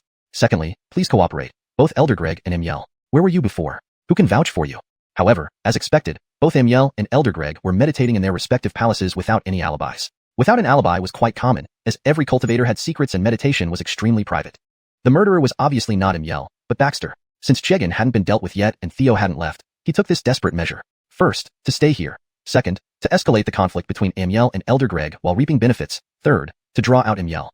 Smoke questioned the elders and Yel in public, then placed both under house arrest, sending people to watch over them. However, nothing was gained from this. Soon, Elder Zephyr arrived, wanting Theo and company to leave. "Three of you, this is our Blood Sword sect's affair. You'd better leave. Go down the mountain. I'll escort you." Elder Zephyr was somewhat worried that if these three revealed that the higher-ups in the Blood Sword sect were possibly involved with magic practitioners, it might bring unnecessary trouble to the Blood Sword sect. Theo responded, "Elder Zephyr, if we return to Unfeeling Heaven, we will have no choice but to disclose everything." Aquila immediately understood, shouting, "That's right. Eventually everyone will know that Blood Sword sect's Grand Elder might be a magic practitioner, having killed the Divine Son and disciples. As for what consequences will arise from the chaos, Elder Zephyr, you'll probably bear the brunt of it. After all, we only know this much." Brother Huxley clasped his fists. "Elder Zephyr, our goal is consistent. We all want to catch the magic practitioners. One more person means one more helping hand, don't you think? After all, magic practitioners are enemies to all." With this combination of coercion and persuasion, Elder Zephyr reluctantly agreed, "Fine, I'll allow you to participate, but on one condition. After capturing the magic practitioners, you must not make this public. This incident concerns the reputation of our Blood Sword sect." Theo nodded, agreed. Soon after, when Theo and his group rested in a side hall, Smoke arrived with new information. Currently, little is known except that the opponent is powerful and possesses spatial abilities, hence we activated the space ceiling formation in the Blood Sword sect. The scene provides too few clues. Right now, we can only fully focus on treating Aryan and hope he sees the culprit once awake. Theo wondered, given such a big fuss, why hasn't the Patriarch come out of seclusion? Smoke replied, "It's said he is at the most crucial stage of advancing to the Great Vajra realm, so he can't leave." On the other side, Elder Greg, under house arrest, sent a jade tablet message to Yel, "Brat, I didn't expect you to bite back at me before growing strong enough. So, you think just because your sister became a Blood Sword sect disciple, you can ignore me, huh? We'll see about that." Yel, bewildered after the sudden questioning, felt a bit fearful. Confronted with Elder Greg's inquiry, he was somewhat irked, knowing well their relationship had deteriorated beyond repair. He answered via jade tablet, "You cry wolf while catching wolves. Let's see how it unfolds." Closing the jade tablet, he clenched his fist. "Old scoundrel, originally I didn't intend to turn against you so early, but now, you've forced my hand. I planned to become patriarch first, making dealing with you easier. But now, I have to take the risk and use the envoy of the blood sword sect to eliminate this old scoundrel." Chapter 345, Confrontation. "Big sister, help me bring some materials over. Remember this." Amiel sent a message to Elise using a jade slip. Before long, Elise arrived with the materials. Elise said, "Gregtel brother, don't worry, I will find a way to clear your name." Amiel smiled, "Thank you, big sister, but I have a plan here. I once saw a damaged magic mirror. With these materials, I can create a simplified version of it. When the time comes, it will naturally clear my suspicion." Elise was overjoyed. "Brother, you really do have a solution?" Amiel replied, "Big sister, you can go back for now. Come by tomorrow to pick it up." "All right." Elise left happily. Then, Amiel started replicating the magic mirror. Baxter, using the technique of palm-sized immortal country, observed clearly. Indeed, Amiel had some skill. He must have seen records about the magic mirror before. Surprisingly, he managed to replicate a small magic mirror. At this point, Baxter frowned. Could Elder Greg also be a demon cultivator? He doesn't face the same dilemma as Mac and has no reason to depend on Eli because he is also a demon cultivator. So, that's why he knew about Eli's true identity as a demon cultivator and kept him around. Unfortunately, it ended up being like raising a tiger that turns against its keeper. Meanwhile, Elder Greg didn't sit idle either. He chose to sacrifice one to protect himself. He found a disciple and instructed. With how things have developed, the killer demon cultivator is likely either Art or Amiel. In fact, I've been searching for the demon cultivator all along and found some clues beforehand. Take this letter to the envoy. I believe it will soon reveal who the demon cultivator is. Understood. Watching his disciple leave, Elder Greg squinted his eyes with a cold smile. Amiel, you think you can outsmart me? You are far from my level, HMPF. Soon after, Gregsbeth approached the side hall with the letter. Hurry and take a look. I just received a letter from Elder Greg's disciple. After a quick glance, it contains information about the time deaths occurred in Myriad City. It seems Elder Greg discovered the trail of the demon cultivator early on. Who would have thought someone else acted first, putting him under suspicion? Gregsbeth remarked, "It seems we've wronged him." Akila looked at the letter and nodded. "Now it's simple. We just need to check if Art and Amiel were present during those incidents. If one or two are unverified, it might not matter. But if all of them are unverifiable, then that person is the demon cultivator." Theo took the letter, glanced at it, and handed it to Senior Brother Huxley. "Since we have a lead, let's investigate." But whether Elder Greg is innocent or not is hard to say. Senior Brother Huxley instantly understood. "You're worried there might be more than one demon cultivator, and he's trying to save himself by sacrificing others." Theo nodded. "It's possible." Gregsbeth was suddenly startled. "I've already had people investigating. We should have an answer by tomorrow at the latest." Just then, Elise excitedly ran in. "Senior Sister Greggian, good news?" Gregsbeth was surprised. "What good news?" Elise smiled. "My brother is replicating a magic mirror. He once obtained a damaged magic mirror from the Sky Holy Clan and is confident he can make a working replica. It will be ready by tomorrow. With the magic mirror, we can find the demon cultivator." Gregsbeth laughed. "Looks like it really is good news. So, we'll wait until tomorrow to see the results." After sending off Gregsbeth and Elise, Senior Brother Huxley furrowed his brow. "I feel something is odd." Theo asked, "What's odd?" Senior Brother Huxley replied, "We investigated for 2 days without finding any clues about the demon cultivator. Now that both Amiel and Elder Greg are under suspicion, they're both making efforts to find the demon cultivator within a very short period. Tomorrow, someone will definitely get caught." Akila laughed. "We're just here to watch the show. The more chaotic, the better." The next day, noon, Gregsbeth suddenly ordered everyone to gather in the square. Clearly, there were results. When Theo, Akila, and Baxter exited the side hall, Elder Zephyr was waiting outside, keeping a close eye on them like they were criminals. Elder Zephyr said, "You'll stay within my sight. If anything happens, the Blood Sword sect and our sect will intervene. We don't need to trouble 3 of you." Akila couldn't help but roll his eyes. "Who needs intervention? We're just here to watch." Elder Zephyr nodded. "Good awareness." They soon arrived at the square. The trio noticed even Aryan, who was severely injured and unconscious, was brought over. Apparently, the entire sect had been summoned, except for the closed-off sect master.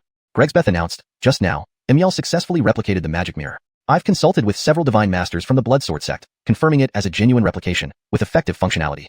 Therefore, we will use the magic mirror to identify the demon cultivator. Everyone step back and keep an eye on those around you." As she spoke, Gregsbeth flicked her right hand, and a palm-sized compass flew up into the air. A giant octagram pattern appeared, glowing brightly. All present were enveloped by its light. Amiel stood safely within the magic light. So did Theo and Baxter. Truthfully, whether it was a replica or a real magic mirror, it wouldn't work on them. Their realm laws were simply too powerful, and their internal energy could change at will. Their abilities surpassed even the immortal realm, which required cultivating a spirit gate in the Danteon and Chi-Si, allowing transformation into different elemental powers through the world tree.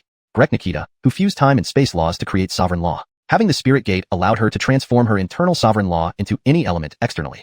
But Theo's heavenly laws could transform it both internally and externally. Thus, his aura could infinitely vary. Even practicing demon arts wouldn't be detected. However, Elder Greg wasn't so fortunate. Initially, he believed the magic mirror was a bluff from Amiel and Elise, forcing him to confess. But alas, under the mirror's light, his demon cultivation went out of control. Dark mist enveloped his body. How could this be? It's actually Elder Greg. Oh no, it's Elder Greg. Everyone immediately moved away from him. Gregsbeth yelled, "Seize him!" Immediately, a senior elder at the Great Luo Golden Immortal Realm forcefully intervened. Chapter 346. This son of fortune is not simple. The white-bearded elder was the old patriarch and the #1 figure of the Blood Sword sect. He drew his sword, and in an instant, a terrifying blade of light, like a purplish-black bolt of lightning, struck towards Elder Greg. Elder Greg, now exposed, immediately revealed his true power, bursting with the cultivation level of a semi-step Grand Arhat Golden Immortal. He then swung a demon sword to meet the attack forcefully. However, what was unbelievable was that, despite being in the prime of his life and using powerful demon arts, Elder Greg's combat strength was not inferior to the elderly Supreme Elder. For a moment, both engaged in fierce battle, causing many disciples on the square to suffer. Theo looked at Elder Zephyr nearby and said, "Elder Zephyr, if you don't make a move, this demon cultivator will escape." Just as he spoke, Elder Greg clashed with the Supreme Elder and retreated, intending to flee. Zephyr, who had been watching and guarding Theo and the other two, could not help but take action. "Where are you going?" Blood Deity Scripture. Reverse Flow Return Origin. Unlike the newly ascended Grand Arhat Golden Immortal Supreme Elder, Elder Zephyr himself was a mid-stage Grand Arhat Golden Immortal, with extraordinary strength. Instantly, a blood-colored storm infused with spatial laws, wind laws, and time laws blew from afar, enveloping Elder Greg and sending him flying back. Powerful. Aquila also couldn't help but praise upon seeing this. They had studied the Blood Deity sect's ultimate techniques before, and Elder Zephyr's strength clearly surpassed their expectations. As Elder Greg turned around to deliver a slash, Elder Zephyr slapped out a palm with his left hand. Blood Deity Scripture. Universe Vibration. Under the palm imprint, a transparent spatial fluctuation rippled out, shattering the black sword beam that Elder Greg slashed and even destroying the demon sword in his hand. Spit. Struck in the chest, Elder Greg spewed blood, flew backward, fell heavily to the ground, and died on the spot. As the Blood Sword sect's Grand Elder, you dared to secretly cultivate demon arts. You have no right to live. Seeing Elder Zephyr display such prowess, Huxley Boyd Xiong frowned, casting a suspicious glance at Theo. Theo understood. Huxley Boyd Xiong thought Elder Zephyr was silencing a witness. The Blood Sword sect was a relatively important mid-level force under the Blood Deity sect and was essentially a dominant force in its region. But the Grand Elder of the Blood Sword sect turned out to be a demon cultivator. If this news spread, it would greatly damage the Blood Sword sect's reputation. If only this happened, the impact on the Blood Deity sect would be minimal. However, if the Grand Elder lived and even implicated the sect master who was still in seclusion, it would have a significant impact on the Blood Deity sect. And there would be no need for the Blood Sword sect to exist anymore. Elder Zephyr naturally had to extinguish this dangerous spark. Then, she looked at Theo and the other two and said, "The demon cultivator is dead. You should leave now. Don't forget, you promised not to let this leak out." Aquila replied, "There's no wall without cracks. Besides, so many people witnessed this. If you have the ability, kill them all." At this moment Theo said, "The matter isn't over yet. We can't leave yet." Elder Zephyr frowned and said, "The demon cultivator has been found and is already dead." Theo responded, "Don't forget, when Turner died, Elder Greg had an alibi." Maverick Reaver. Everyone knows that the Grand Elder treated Turner like his own son, making it impossible for him to kill him. Huxley Boyd Xiong asked, "What about the whistleblower letter?" Z. Gregnian answered, "We investigated the letter. In total, 13 people were killed by demon cultivators, drained of their essence and vigor, becoming withered corpses. I checked, among these 13 deaths, Art had 6 instances with alibis.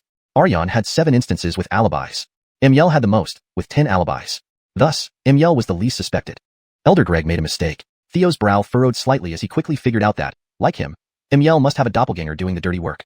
What a troublesome son of fortune. Theo patted Huxley Boyd Xiong's back and said, "Since it's settled, let's leave." Aquila was somewhat reluctant. "Brother? Let's go." Then, the three descended the mountain. Aquila was still unsatisfied. "Brother, aren't you still suspecting something? Just like this?" Being the protagonist of the Aquilation stream, this felt humiliating and intolerable to him.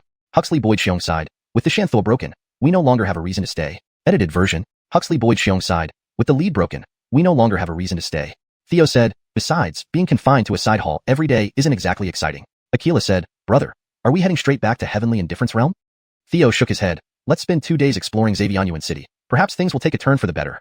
Let's find a place to stay first." Inside the Blood Sword sect, the crowd had dispersed, leaving an empty plaza. Elder Zephyr said, "Goddess, they're still in the city and haven't left." Z. Gregnian nodded. "Elder Zephyr, do you really believe all demon cultivators in the Blood Sword sect have been uncovered?" Elder Zephyr frowned. "That's what the demon mirror showed." Z. Gregnian said, "First, that demon mirror isn't the real one but a replica based on damaged fragments. Second, over the years, demons have developed methods to conceal themselves from the demon mirror's light, which isn't surprising. The Sky Saint clan's demon mirror is from who knows how many years ago. Mavericks, importantly, the demon mirror originally came from Amiel. Concealing himself shouldn't be too difficult. The Sword Pavilion's Theo and Huxley Duchian of the White Lake Academy had similar doubts. They are outsiders without evidence and had to leave. But, we represent the Blood Deity sect. If an important subordinate sect like the Blood Sword sect has truly rotted from within, how can the Blood Deity sect face the world and rule over the cold-hearted sky?" Elder Zephyr said, "Goddess, your mission here is complete. Wasting more time might delay your cultivation. I'll notify the sect and hand it over to others." Zgregnian said, in the cold-hearted sky, there are many Empyrean experts. Why does the blood deity sect remain supreme and oversee everything? While the 4 Empyreans are indeed pillars, I believe it's more important that the blood deity sect was among the first to resist the demon race in the cold-hearted sky and has been targeting demon cultivators for years. As the goddess of the blood deity sect, I cannot allow it to lose face. As Theo pointed out, the Grand Elder had no reason to kill Turner and had an alibi. There must be more than one demon cultivator in the blood sword sect. I'll see this matter through. Hashtag chapter 347, continuing the pressure. The death of Elder Greg undoubtedly brought immense joy to Amiel and his sister. Especially for Amiel, avenging his father's murder by his own hands was exhilarating, ridding him of his heart demon and even advancing his cultivation to a higher level. He had progressed from the initial stage of the celestial immortal realm to the peak of its early stage, which made him feel greatly satisfied. In Amiel's palace, this mission was risky, but it finally succeeded in avenging our parents. I fulfilled my wish and resolved this psychological burden. Going forward, there's no longer any need for me to stay in Bloodsword Sect. Next month, when the Scarlet Trial opens, I will pass the 3rd level assessment directly and enter Blood Deity Sect with my sister. Amiel said confidently to Elise. Elise replied, Brother, you've worked hard these past years. The cultivators under the influence of demonic cultivation have been identified. I'll leave tomorrow with senior sister. I'll wait for you in Blood Deity Sect and help you get acquainted with it first. Amiel nodded. I will visit our parents' graves to pay tribute to their spirits in heaven, including on behalf of sister. Elise nodded. Throughout this entire ordeal, Theo had observed everything, Amiel and Elder Greg's performance. She gained some understanding of Amiel's situation. However, it was clear that not everything had been revealed yet. In her courtyard, Amerigo withdrew the divine country in the palm technique and murmured.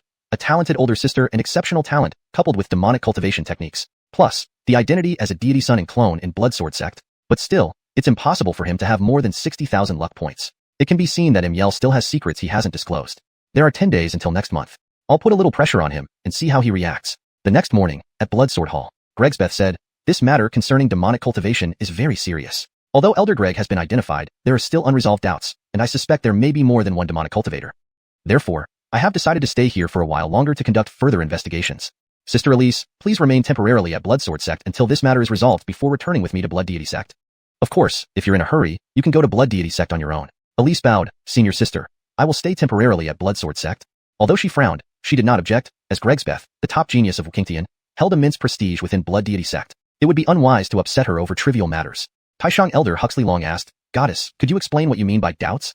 Gregsbeth explained, Theo mentioned that Greg Deshanglo regarded Longtu as his own child, and when Longtu met his demise, Greg Deshanglo had an alibi. This clearly shows that Longtu was not killed by him. Demonic cultivators may not be just one individual. Upon hearing this, everyone present was astonished. Taishang Elder Huxley Long asked, does Goddess have any plans in mind? Gregsbeth frowned, for now, I don't have a good solution. At this moment, Amerigo suddenly stood up and said, Your Excellency Goddess. When I was in Heavenly Fortune City, I heard that Theo is familiar with the Sky Saint clan and might be able to borrow the genuine demon mirror. Perhaps you can ask Theo. If Theo goes to fetch it, it will take about 9 to 10 days round trip. But if they send it over, it won't take more than 5 days. Gregsbeth nodded, very well, I will contact Theo and ask for his assistance. Gregsbeth immediately messaged Theo. Soon after, Theo responded, I will deliver it within 5 days. Gregsbeth smiled. Within 5 days, the genuine demon mirror will be here. Please do not leave Bloodsword Sect in the meantime. Taishang Elder Huxley Long bowed. Rest assured, Goddess. Knowing the seriousness of this matter, all of Bloodsword Sect will fully cooperate with you. Others also bowed in agreement. Gregsbeth nodded. Initially delighted, Amiel felt a chill down his spine upon hearing this news. In fact, large ancient sects like Bloodsword Sect have methods to identify demonic cultivators, but the demon mirror is undoubtedly a mid to low level tool for detecting demons. While Amiel could guarantee that the simplified version of the demon mirror he created wouldn't detect him, the real thing gave him no such assurance. No, I must act immediately. I can't just sit here and wait. Amiel clenched his fists tightly. Amerigo had been using the divine country in the palm technique to observe Elise's emotions and reactions, but to his disappointment, Elise showed no significant reaction to the appearance of the demon mirror. She, likely, was not a demonic cultivator. Amiel's obvious emotional change clearly indicated he was under tremendous pressure. Pressure demanded action. Action could reveal vulnerabilities, and perhaps Theo could find a flaw. Back in his palace, Amiel racked his brain for a solution.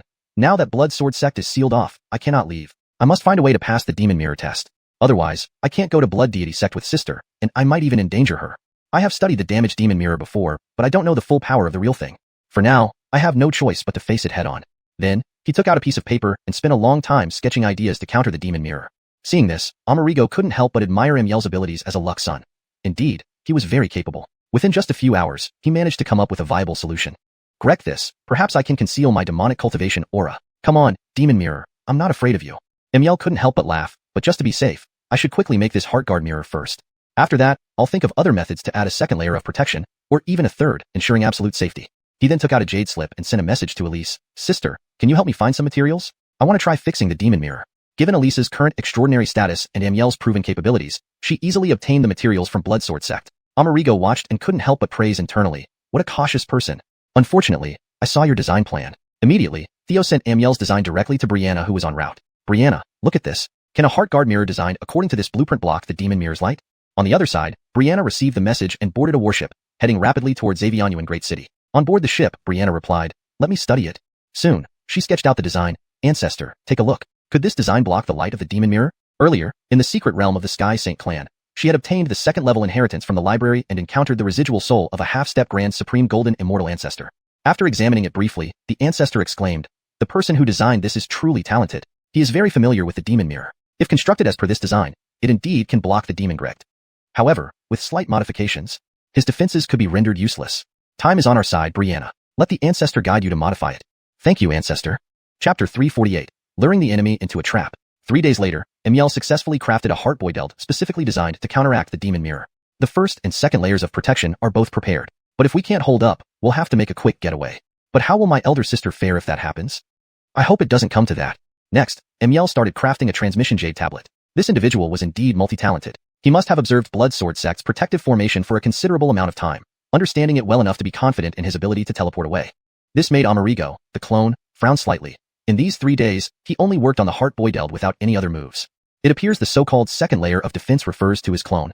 So that's why he didn't need to contact anyone else. His clone is probably inside the Bloodsword Sect. After all, Theo had stayed at Bloodsword Sect for some time now, gaining some insight into the situation here. With Amiel's capabilities, the clone can't be too weak. Therefore, the candidates are just a few individuals. Seems his clone isn't self-cultivated like Amerigo, but more likely a soul slave. Intriguing. It looks like his second move aims to sacrifice the pawn to protect the king, while the third move plans an escape strategy. We need to think of a way to prevent him from getting away. On the other side, inside the inn, sitting alone in the room, Theo took out the 5th grade Eternal card. No more waiting. Let's draw a card. With a hum, the light flashed, and the immortal card in Theo's hand turned into a jade compass. With a thought, Theo quickly understood its purpose. It functioned like a large radar with additional heavenly eye effects. Although not as detailed as the technique Immortal Country in the Palm, which could observe others' emotions, briefly predict the future, and modify others' memories, this jade compass had a very broad range of detection. Maverick Reaver, its heavenly eye effect was quite effective. Once locked onto a target, as long as they didn't leave the compass's range, the target could be easily located under any circumstances. Mavericker crucially, it covered realms including the Great Sage Realm experts, and even the non-mind soul-focused Venerable Realm experts. Theo's current cultivation level was low, and Immortal Country in the Palm couldn't get close to the Great Sage Realm experts, let alone the Venerable Realm ones. But this jade compass solved that problem perfectly. In a single thought, the entire city of Xavianyuan came into Theo's view. Even the Bloodsword Sect master, who was still in close seclusion within the Forbidden Grounds, came into focus. To Theo's disbelief, even the sect master practiced demonic arts. Looks like the entire Bloodsword Sect has dirty secrets. The sect master, Grand Elder, and Divine Son are practicing demonic arts. Interesting. From the future memories received from Adrian, Theo knew the resurgence of the demon disaster was only a matter of time. He also knew the Blood God sect was heavily infiltrated by demon practitioners. But he hadn't expected that a small sect like Bloodsword Sect would have such severe issues. No wonder the future demon disaster was so severe. The demons and demon practitioners have already deeply penetrated everything. Not only the middle world but perhaps the upper world might be worse, and even other branches of the world tree. Adrian fell during the demon disaster in his past life. I should make preparations in advance. Thinking about this, Theo said in his heart, system, upgrade my immortal soul to the profound immortal realm. This enhancement will cost a total of 50,000 fortune points. Confirm? 50,000 is acceptable. Confirm. Immediately, Amerigo, with the greatly enhanced immortal soul, silently left a mark on Amiel. Everything is ready, Amiel. My trap is set. Now it's your turn to perform. Time passed swiftly. Finally, Alana arrived. Alana, you've finally come. I've been waiting for you, Theo smiled. Alana replied, Your Highness, I brought the demon mirror and enhanced it. Andrew said, You're from the Sky Holy Clan. Perfect timing. Akila added, Indeed, indeed. If we can expose Bloodsword Sect, that would be quite interesting. I want to see how Blood God Sect reacts then. Alana asked in alarm, Is it dangerous if we go? What if it's a stronghold of demon practitioners? Akila reassured her, Don't worry. Even though I don't fully agree with Zylingal Arden's methods, I trust her character. And we notified White Lake Academy and True Dragon Clan right after discovering the demon practitioners. They should arrive today. Andrew nodded, So, rest assured. Bloodsword Sect won't be able to hold us back. Theo agreed, Good. Let's head to Bloodsword Sect together. Of course, Theo's true form was busy setting up traps, and what they saw was just a shadow clone. On the road, Theo asked, Alana, why didn't Katie come along? Before coming to Tianyun City, Theo had achieved his wish to sleep with everyone, including Alana, thus fostering a close relationship. Alana replied, I just broke through to the celestial immortal realm and decided to visit after receiving your message. They are still in close seclusion. This first, desolate land exploration yielded great harvests for us, especially for Katie.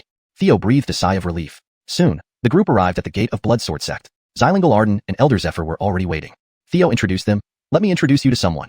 This is Alana from the Sky Holy Clan. She brings the demon mirror. Zylingal Arden finally breathed easier. Quick, please come inside. These 5 days, she had tried various methods but lacked experience dealing with demon practitioners, making her efforts futile. This had been depleting blood sword sex patients and affecting their cultivation. If not for Zylingal Arden's prestigious status, even Supreme Elder Huxley Long might have contacted Blood God Sect to recall her. On the way to Blood Sword Sect, Elder Zephyr secretly communicated to the three, I advise you to behave. Our experts from Blood God Sect are almost here. Aquila raised an eyebrow, revealing a competitive spirit. Theo and Andrew remained calm, having anticipated this. At the square, all members of Blood Sword Sect gathered again, with the severely injured Aryan still unconscious. Zylingal Arden bowed to Alana. I entrust this task to you. Alana nodded, taking a deep breath. Her right hand waved, and the demon mirror flew high into the sky, hovering above.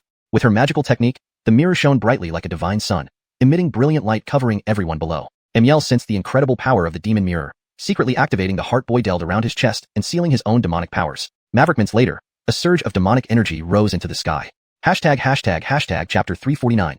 Errol's exposure. Under the activation of Liz, the power of the demon-reflecting mirror far exceeded Errol's expectations. He felt that he could barely contain the demonic aura within him that was about to go out of control, so he decided to expose his clone to divert everyone's attention. As the demonic aura rose into the sky, everyone turned to look. It was none other than Art. The veteran Divine Son had actually become a demon cultivator. This was beyond many people's imagination. How could it be him? First it was the Clayton, and now it's the Divine Son. What has happened to our Blood Sword Sect? Just as the disciples were discussing and moving away from Art, Supreme Elder Huxley Long made his move. With this lesser immortal realm Great Luo Jinxing Elder taking action, Art had no ability to resist. He was grabbed just like a little chick. The goddess's discernment has indeed not let any fish slip through, Huxley Long said as he sealed Art and threw him in front of Eve. Eve finally heaved a sigh of relief. At this moment, Theo glanced at Liz and nodded. Liz explained, everyone, this is the old version of the demon reflecting mirror. I upgraded it not long ago to specifically target demon cultivators familiar with the mirror. After speaking, Liz cast another spell. Meanwhile, seeing the change in the demon reflecting mirror, Errol instantly had an ominous feeling. He secretly gripped the teleportation jade token, ready to escape at any moment. Sure enough, as Liz's spell took effect, the demon reflecting mirror suddenly transformed. A single huge divine sun abruptly split into 3. In an instant, the protective heart mirror on Errol's body failed. A powerful demonic aura erupted almost simultaneously, and he immediately crushed the teleportation jade token. Buzz. In the next moment, he teleported away. My god, Errol is also a demon cultivator. How many demon cultivators are there in our Blood Sword Sect? Under the seal of the clan's protective formation, Errol managed to leave. How deeply he must have hidden. With Errol's departure, everyone turned their gaze to Elise. Those around her also began to move away. Ding! Errol, the child of destiny, has been exposed as a demon cultivator and has become the target of all eyes, successfully seizing 10,000 destiny points. Theo listened to the system message and felt delighted. However, Elise was dumbfounded. She had guaranteed to everyone that Errol was absolutely fine and couldn't possibly be a demon cultivator. But reality was cruel. Supreme Elder Huxley Long immediately stepped forward and sealed her cultivation. Elise's mood plummeted, and she quickly explained, Supreme Elder, Senior Sister Gregshan, I am absolutely not a demon cultivator. Her eyes were filled with despair. She wished more than anything that it was she who cultivated demon powers rather than her younger brother Errol. That way, Errol wouldn't have become the hunted like a rat. As Errol's only relative, Elise had deep feelings for her brother. She cared for him more than she did herself. Eve sighed, Elise, I don't doubt your talent, but you shouldn't be associated with demon cultivators. After dealing with the matter here, I will take you to the Blood Deity Sect, to be handled by the higher-ups. Elise helplessly nodded, yes. Eve said, all right everyone, track down Errol. The Blood Sword Sect is now clean. However, just as she spoke, the light from the 3 divine suns formed by the demon-reflecting mirror spread like a domain, eventually reaching the forbidden area of the Blood Sword Sect, the place where Sect Master Xia Yanatane was in closed seclusion.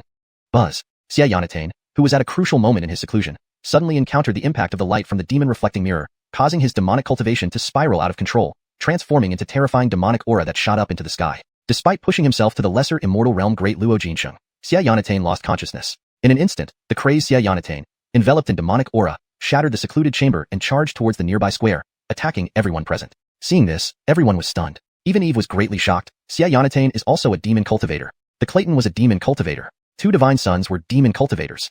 Now even the sect master is a demon cultivator. It's ruined. The Blood Sword Sect was thoroughly ruined. And this would significantly damage the image of the Blood Deity Sect.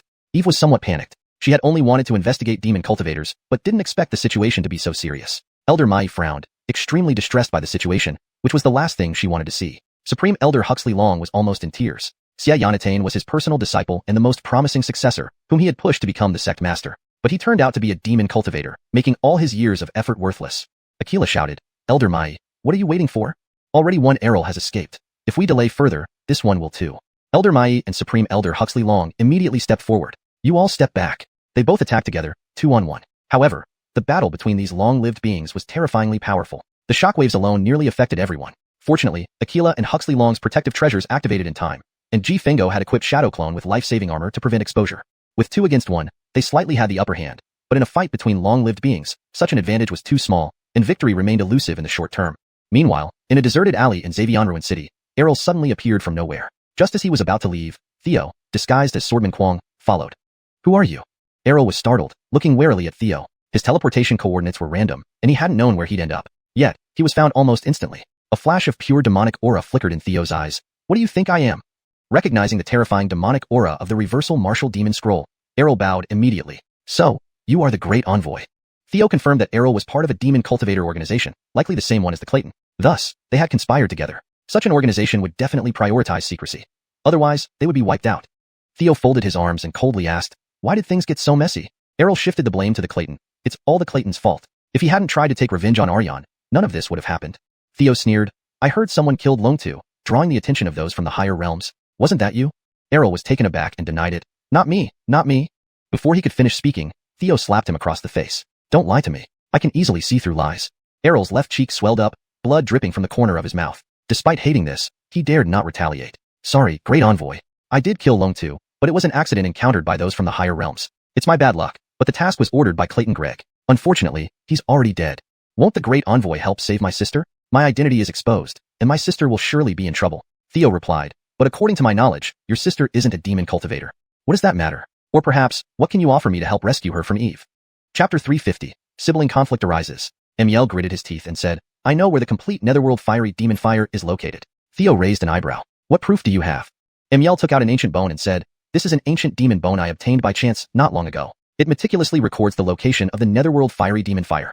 I originally planned to go there after preparing for a while, but unfortunately, events transpired abruptly, disrupting all my plans." Theo took the bone and examined it. The bone was inscribed with demonic script, detailing the location of the netherworld fiery demon fire. What left Theo incredulous was that the place turned out to be the Black Death Dead Zone in Tianyun City. It seemed that the Black Death Dead Zone, along with the demon soil beneath it, was originally Amiel's destined opportunity. Now, in order to save his sister, Amiel had no choice but to relinquish this opportunity. Ji Fingo said, "This object is half true and half false. It's not enough to convince me to rescue someone from the blood deity sect. I will add a condition. If you can persuade your sister to become a demonic cultivator and join under my command, I'll agree to save her." "How does that sound?" Amiel hesitated for a moment before nodding. "All right, I will do my best to persuade her to become a demonic cultivator and join under the envoy's command." Theo replied, "Very well, but let me be clear. Rescuing someone at great risk is already a huge gamble, and rescuing someone who doesn't want to be saved will be even riskier. If you fail to persuade your sister by then, you should know what fate awaits her." Amiel clenched his teeth. "I understand." Theo said, "Wait inside the city for news. Remember, don't mention my existence to anyone." With that, Theo vanished from sight. Meanwhile, at the Bloodsword sect, Aquila couldn't endure any longer and interrupted the silver-backed void dragon's cultivation by summoning Uncle War into battle. With the third Virokana immortal joining the fray, the advantage rapidly increased. Soon, Patriarch Ebenezer was heavily injured and sealed away. Though he regained his senses, Ebenezer knew deep down that he was completely finished. The Remington scolded bitterly, "Ebenezer, why did you become a demonic cultivator? Did the Bloodsword sect wrong you in some way? Do you realize what position you've placed our sect in now?" Ebenezer remained calm and replied with a pale face, "Master, if you had known I was just an ordinary person, would you have accepted me as a disciple? Could I have become the patriarch of the Bloodsword sect? If you knew I was still at the transformation of spirit realm when I was 16, would you have looked at me straight? You wouldn't, because even my own father didn't. At first, I only wanted to prove myself, not wanting my father to look down on me, so I cultivated demonic techniques. I showed strong aptitude in demonic techniques. Later, these techniques brought me more and more honor and achievements. By the time I had a choice, I was already deeply engrossed and couldn't extricate myself. Although I practiced demonic techniques, I never wrongly killed an innocent person. I didn't betray the Bloodsword sect or my master. Now that you've discovered me, I have nothing to say. If you wish to kill or torture me, go ahead." Gregsbeth remarked, "As far as I know, demonic techniques are easy to practice but difficult to master, and the later one goes, the greater the price they must pay. So, many demonic cultivators transfer this cost to others, leading to mass killings. Have you never wrongly killed an innocent person, having reached the Virokana immortal realm?" Ebenezer sneered, "While different demonic techniques vary, most indeed require killing people to advance quickly. The price I paid was my lifespan. Virokana immortals are also called immortals. Ordinary Virokana immortals, as long as they aren't slain, will live eternally. Even if you don't kill me, I won't live past 1,000 years." These words stunned many present. In summary, Ebenezer's thinking was simple. He controlled the demonic techniques rather than being controlled by them. Gregsbeth said, "I will take you to the Blood Deity sect and let them handle your punishment. If your situation is true as you say, perhaps you won't have to die." Theo asked, "Elder brother Huxley, Aquila, have there been similar cases before? How were they handled?" Aquila shook his head. Elder brother Huxley replied. I remember they removed the demonic technique and sentenced them to lifelong imprisonment. At this moment, an elder reported, Goddess, we've dispatched people to Xavian Grand City and issued arrest warrants to help find Mangekyō, but there's still no news. We've activated the city defense array as soon as possible. He probably hasn't left. Remington responded, that might not be certain. He could leave the sect's array and even pass through the city's defenses. Gregsbeth said, keep searching. Just then, Baxter interjected, Goddess, perhaps we can use Elise to lure Mangekyō. Upon hearing this, Elise became wary. Baxter continued, given Patriarch Xie's circumstances, perhaps Mangekyō is similar. If he's willing to give up the demonic techniques, he might save his life and start over. Wonder if senior sister Elise is willing to persuade Mangekyō? This is beneficial for both you and him. Elise's eyes lit up, and she nodded eagerly. Okay, I'm willing to persuade Mangekyō to abandon demonic techniques and return to the righteous path. In reality, this plan exploited Elise's slight hope and her desire to help Mangekyō escape his current situation. Soon, Elise walked out of the Blood Sword sect alone, heading towards the city's outskirts at a moderate pace. Elders like Zephyr watched covertly, awaiting Mangekyō's appearance.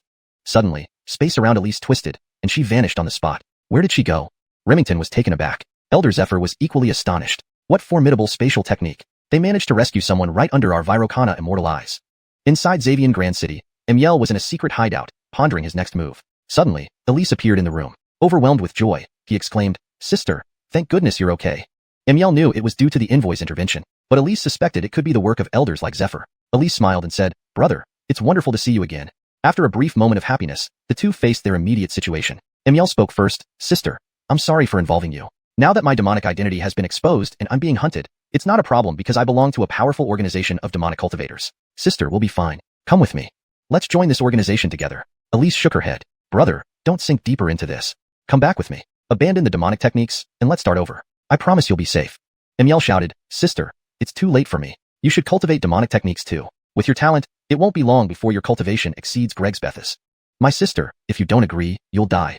He knew Theo was watching, but he couldn't reveal her presence and could only feel anxious. On Elise's side, she shared similar thoughts. For a moment, neither could persuade the other. Chapter 351. Offering my sister to me. Elise wore a pure white robe, her elegance akin to that of a lotus fairy, with outstanding grace and exceptional beauty. In a place like the Blood Sword sect, she managed to retain such a traditional and righteous demeanor, like a lotus emerging from mud unsoiled. Elise said, Younger brother, how can you still not understand? The demon race is cruel and unjust, without the support of the people. Even if they offer you benefits now, it's only to exploit you. Even when the demons were so powerful before, they were still overthrown. How much more so now, when the demons are like rats crossing the street? Don't sink deeper into this abyss. Younger brother, I have a way to save you. Come back with me to the Blood Sword sect. There is still a chance for redemption. Mangekyō was a smart person. Seeing his sister's determination, he knew convincing her directly would be extremely difficult. He quickly changed his tone and asked, Sister, how is the situation at the Blood Sword sect? Elise replied, I never expected both the Clayton and the sect leader to be demon cultivators. But the sect leader has room for redemption. He won't die. Brother, listen to me. It's not too late to turn back. You can do it too. Mangekyō said, Sister, you must be tired after all this time. Rest first. Let's talk about anything tomorrow. Mangekyō left the room and entered another one. Activating a barrier in hushed tones, Great Envoy, are you there? Theo's voice echoed in his ear. It seems you cannot convince your sister. I must remind you, powerful figures from the upper realms will arrive soon. You don't have much time left. What do you plan to do now? Mangekyō's heart tightened as he gritted his teeth. Please wait a moment, Great Envoy. I can infuse demonic energy into her body, turning her directly into a demon. Theo remarked, You're decisive, but her character doesn't suit becoming a demon cultivator. Let me give you another choice. Make her my woman, and I can arrange another path for her. Mangekyō asked urgently, What path? Stay in the upper sect as a mole, Theo responded. Mangekyō frowned, but due to my involvement, she might be heavily suspected and hard to trust. Theo said, That's not your concern. Now, you either convince her to practice demonic arts or hand her over to me, or else die here. In fact, Mangekyō had considered resistance. His demonic cultivation technique was very special and powerful, named the Devouring Demonic Art, also one of the supreme demonic arts of the demon race. However, without the matching bloodline, it couldn't fully unleash its power. Earlier, during Theo's brief activation of demonic power, Mangekyō could feel his own completely suppressed. Thus, he judged that even if the siblings united, they might not defeat him. This posed two dilemmas for him. Demonic transformation of Elise would severely violate her will. Though it could save his sister, it would cause a rift between them, something he didn't want. Handing Elise over to Theo meant at least she could stay on the righteous path, go to the upper realms, and gain assistance from the demonic organization. Once he became sufficiently strong, he could potentially restore her freedom. After deliberating, Mangekyō said, Great Envoy, I choose the second option. I am willing to entrust my sister to you. I believe you will take good care of her. Theo replied, Rest assured. She's a talent. If she gains enough importance in the upper realms, it benefits us too. You know what to do. A heart slave seed appeared, floating before Mangekyō. Clutching it, he nodded. I understand. Meanwhile, Elise believed she had been transported here by 3 Vajra immortal level experts. Seeing Mangekyō trying to persuade her to cultivate demonic arts worried her. Afraid the Vajra immortals lacked patience, she found him again shortly after parting ways. Brother, what have you decided? Come back. I'll help you start anew. Let's live honorably. Just then, Emiel placed his hands on Elise's shoulders. Sister, I understand your thoughts. Next, you can return to the Blood Sword sect and practice diligently. I'll work hard outside too. One day we'll meet again. Suddenly, Elise pushed him away, clutching her shoulder and stumbling back. What did you do? As the heart slave seed gradually took effect, pure demonic energy seeped from her shoulder into her dantian, rapidly reaching her mind. She felt as if someone was wrestling for control over her body. Daryl, you've gone mad. I'm your real sister, and you betrayed me. In a panic, Elise called out Emiel's true name. Ping. Fate's son Daryl created discord with his sister Nialise, successfully acquiring 5,000 fate points. Standing there, Emiel calmly said, Sister, it's okay. Just sleep. You'll be fine afterward. And I'll watch over you secretly, not holding you back anymore. When I rule the world, I'll find you. Hearing this, Elise lost consciousness and collapsed onto the bed behind her. Although her cultivation was decent, at the mid-heavenly immortal realm, Theo's celestial soul had already reached the mystic immortal realm. The heart slave seed quickly took hold. Emiel said, Great envoy, my sister is entrusted to you. Theo replied, Go to the upper realms first. I'll join you once I handle matters here. During this period, remain hidden and cultivate well, ensuring no one finds you. Understood. Space warped around him, sending him out of Xavianrong City to the outskirts. Ping. Fate's son Daryl, deceived by the host, temporarily severed ties with the demonic cult, successfully acquiring 10,000 fate points. Hearing this pleasing sound, Theo himself appeared in the room, slowly approaching Nialise. Meanwhile, Elise's sudden disappearance caught everyone off guard. The Blood Sword sect members searched for her throughout Xavianrong City. Theo and his group joined the search party. 2 hours later, Theo acquired Nialise's essence, boosting his cultivation to the late heavenly immortal realm through the classic of the Virgin Goddess. You took my body. Nialise suddenly woke up, glaring furiously at Theo, yet her body was limp and weak, unable to sit up. Theo reassured her, Relax, I've sent your brother out of the city safely. He's fine. Nialise's eyes softened. You're a demon cultivator too? Theo shook his head. My thoughts align with sect leader Xiaoyonitan. Demon arts are just one of many martial paths I pursue. An effective tool that suits me well. As long as you follow me obediently, I'll help you secure your position in the Blood Sword sect and protect your brother. Theo intended to plant her within the Blood Sword sect, not fully enslaving her, but gradually influencing her thoughts using the Heart Slave seed to ensure genuine loyalty. The Heart Slave seed glowed faintly purple within her mind's eye, softening Nialise's gaze. Alright, I agree. Hashtag chapter 352, Dragon Demon Soul. In fact, when Eli was under the control of the Heart Slave seed, Theo had also attempted to enslave him. However, as a child of destiny, the power of fate within him limited the effectiveness of the Heart Slave seal, preventing direct enslavement. Yet, even this limited influence allowed Theo to peruse Eli's memories. His suspicions were indeed correct. Elder Greg and Eli were both members of the Black Sky Organization, a cult. This organization was something Eli had only recently joined, while Elder Greg had been a longtime member. Since they were both in the Blood Sword sect, Eli naturally became one of Elder Greg's subordinates. Who would have thought that in the end, Elder Greg would be betrayed by Eli? Fortunately, Theo had previously obtained the memories of a pure-blooded demon race and knew that demons valued results and benefits. Thus, he did not expose himself in front of Eli.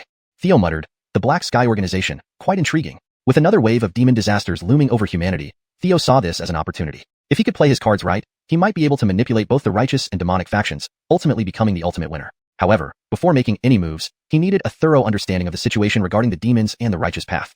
Back in the large city of Xavianyuan, many people were searching for someone when suddenly, Theo appeared with Elise, who had been injured by demonic energy, shouting, Elise is found. Soon after, Gregsbeth and others rushed over. Where's Emiel? Fingo shook his head. When I arrived, I saw both of them trying to persuade each other. As soon as Emiel saw me, he attacked Elise and then teleported away. These two siblings must have fallen out. Gregsbeth sighed. Now that Emiel has run off, it'll be difficult to find him again. Let's go back first. Not long after, powerful figures from the upper world converged on the Blood Sword sect. A peak great Luo Golden Immortal named Killian came from the Blood God sect, along with representatives from the True Dragon Clan and Huxleyhu Academy. Even the Fairy Maverick Sword Pavilion sent a great Luo Golden Immortal specifically for Theo. In the Blood Sword Hall, Gregsbeth clasped his hands and said, Vice Sect Leader Killian. These are the events that transpired here at the Blood Sword sect over the past few days. Killian asked, How is Elise now? Gregsbeth replied, We've already helped her expel the demonic energy and treated her injuries. She's fine. Killian nodded. Alright, take her back to the Blood God sect. The towering great Luo Golden Immortal Lane from the True Dragon Clan said, Hey, Killian, are you just planning to leave without resolving the issue of demon cultivation?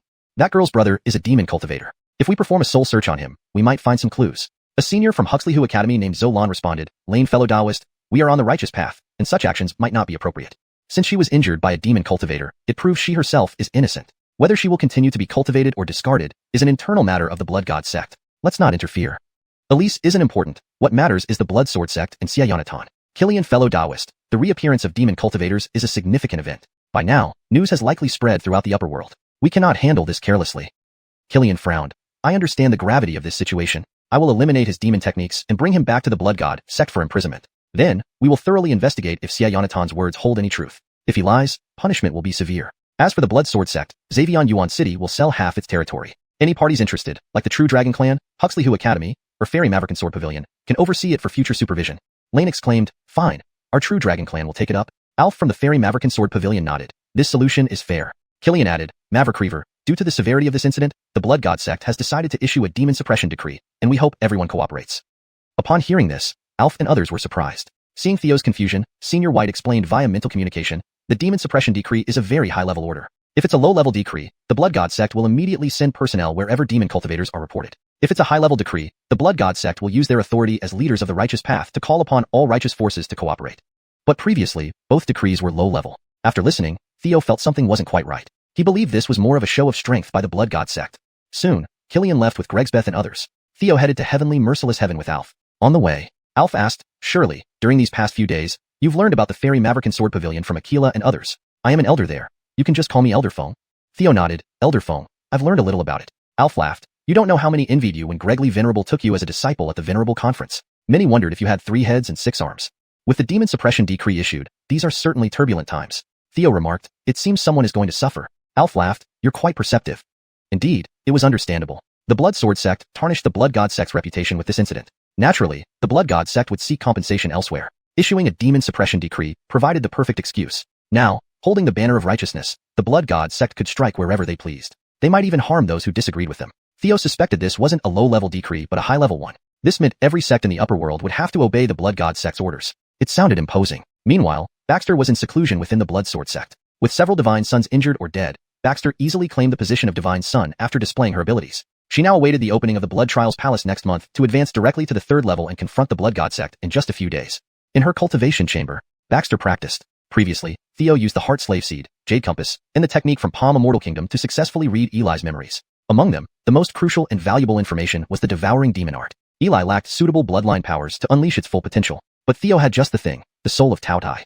After Theo ascended to the heavenly immortal realm, vast amounts of immortal chi and ancestral dragon chi nurtured the complete Tao Tai soul, causing it to evolve anew. Recently, it completed its evolution into a dragon demon soul, enhancing its original abilities and harmonizing with the ancestral dragon scripture. Maverick Reaver, the demon art proved effective. Immediately, Theo used the dragon demon soul to activate the devouring demon art, revealing its true power. Watching numerous elixirs rapidly refine into pure immortal chi and swallowing them whole brought joy to Baxter. Rising with the 9-fold heavenly eye, she prepared to head to the Black Wasteland in Fortune City. Netherworld Demon Flame, here I come. Hashtag Chapter 353. The Inquiry of the Innate Tao Body. Black Death Desolation. The peak celestial immortal realm. Baxter returned to this place, activating the Jade Compass. Instantly, the entire Black Death Desolation came into full view. It had to be admitted that the profound Heaven True sect did have some skill in sealing this area. But with Adrian's memories from the future, it was clear that the seal here was gradually breaking down under the erosion of the Netherworld demon fire. Otherwise, it would still be intact today. Speaking of the profound Heaven True sect, my adopted senior brother Jerry seems to come from this sect and is their patriarch son. With such an excellent background and natural talent, he must also be a child of fortune. Baxter's figure flickered as he cast the Golden Greg spell, quickly reaching the core of the Black Death Desolation. At the very heart of the barrier was a canyon. Originally, it was sealed by the powerful members of the profound Heaven True sect, using the natural terrain to imprison countless demon corpses. However, they didn't anticipate that one of these corpses bore a seal containing the Netherworld demon fire, leading to the gradual failure of the seal over many years. This caused the fire to escape and gradually erode the seal. Before Baxter now, the canyon had long since transformed into something terrifying. The Netherworld demon fire, after devouring all the demon corpses, had turned the canyon into a purple-black furnace. Sensing the approach of a living being, a purple-black mist emerged from the cracks, scorching hot and writhing like a fiery serpent, advancing toward Theo. Simultaneously, the fiery serpent sent out a mental message. Do you desire power? Come quickly, merge with me. I can make you the sovereign of the 9 heavens and master of myriad realms. The Netherworld demon fire had evolved, developing its own consciousness. It muttered seductive words there, attempting to corrupt hearts and minds. Ordinary celestial immortal realm experts would have become puppets long ago. But Theo had practiced the heart tranquility technique, rendering the Netherworld demon fire's whispers ineffective. No, I want Nizi. Hearing this, the fiery serpent froze in shock. Then, Baxter reached out, summoning the dragon demon soul to activate the swallowing demon art. A black vortex appeared in his palm, like a black hole. The fiery serpent tried to flee but was instantly swallowed by the vortex. Immediately, Baxter's internal demonic firepower rapidly increased. Inside the canyon, the raging Netherworld demon fire took on the form of a colossal serpent, frantically slamming against the barrier left by the profound Heaven True sect's powerful members. It sensed immense danger. After successfully eroding an exit over countless years, this breach had become its fatal wound. Baxter, through this gap, continuously absorbed the power of the Netherworld demon fire. Despite its formidable strength, It could do nothing to Baxter at this moment, and could only watch helplessly as its power was continuously drained. This enraged it immensely, but it was useless. It thrashed about helplessly, watching its power dwindle little by little, a torture for its mind. Time passed. Baxter leisurely absorbed the netherworld demon fire's power, causing his cultivation to surge dramatically. Soon, he reached the semi-transcendent celestial immortal realm. Now, all he needed was to form the mystic gate to immediately advance to the transcendent celestial immortal realm. Meanwhile, on the upper world of the Heartless Sky, Theo finally arrived. Here lay the true Heartless Sky. Having traveled this far, Theo had already witnessed the unprecedented prosperity of this place. Though he had seen it in Adrian's memories, witnessing it firsthand still left him in awe. Prince G, we've arrived at the sword pavilion of Immortal Maverican, Alf said with a bow. Aquila waved, big brother, since you're here in the Heartless Sky, feel free to visit us at the True Dragon Clan when you have time. Andrew bowed, the White Lake Academy also welcomes you anytime, Junior Brother G. Theo smiled, no need for such formality. Once I settle in, I'll find time to visit you. After bidding farewell to his two friends, Theo followed Alf into the sword pavilion of Immortal Maverican. Indeed, it lived up to its reputation as Gladys's cultivation grounds, with celestial energy so dense that it began to mystify, a common sight everywhere. Upon entering the entrance gate of the sword pavilion of Immortal Maverican, they saw a long bridge. The river below made Theo almost bite his tongue in surprise. Immortal River, exclaimed Theo. Alf smiled, yes, this river is formed by condensed celestial energy, truly a feat of a Tianzuan. This is one of the main reasons why countless people strive to join under the Tianzuan. Imagine others struggling to absorb celestial energy from the world. But you only need to drink a sip of this river water, which equals half a month of cultivation for others. The difference is immeasurable. Just then, a scholarly figure dressed as a scholar approached. I believe this is Junior Brother Theo, the scholar greeted with a bow. I am Jerry. Theo responded with a bow, Senior Brother Jerry, it's an honor. Jerry appeared like a scholar, elegant but with a pale complexion, indicating poor health. His cultivation was at the early celestial immortal realm, similar to Aquila and the others. Theo thought, system, check his information, child of fortune, Jerry, fortune level, 8 aura circles, red, orange, yellow, green, blue, indigo, violet, black. Fortune points, 80,000. Familiarity, 30. 30 intimacy points were typical for acquaintances. Yet, as fellow disciples, this level felt low. Judging from what Aquila and the others said, it seemed this adopted senior brother indeed harbored some resentment due to the Blood Divine sect incident. Theo asked, Senior brother, your complexion looks unwell. Is everything alright? Alf explained, Prince G may not know, but Jerry is blessed with an innate Dao body. He is unmatched in terms of cultivation potential, the only one comparable to the Blood Divine sect's Ione. And he is highly learned, capable of reading 1,000 lines at once and remembering them perfectly.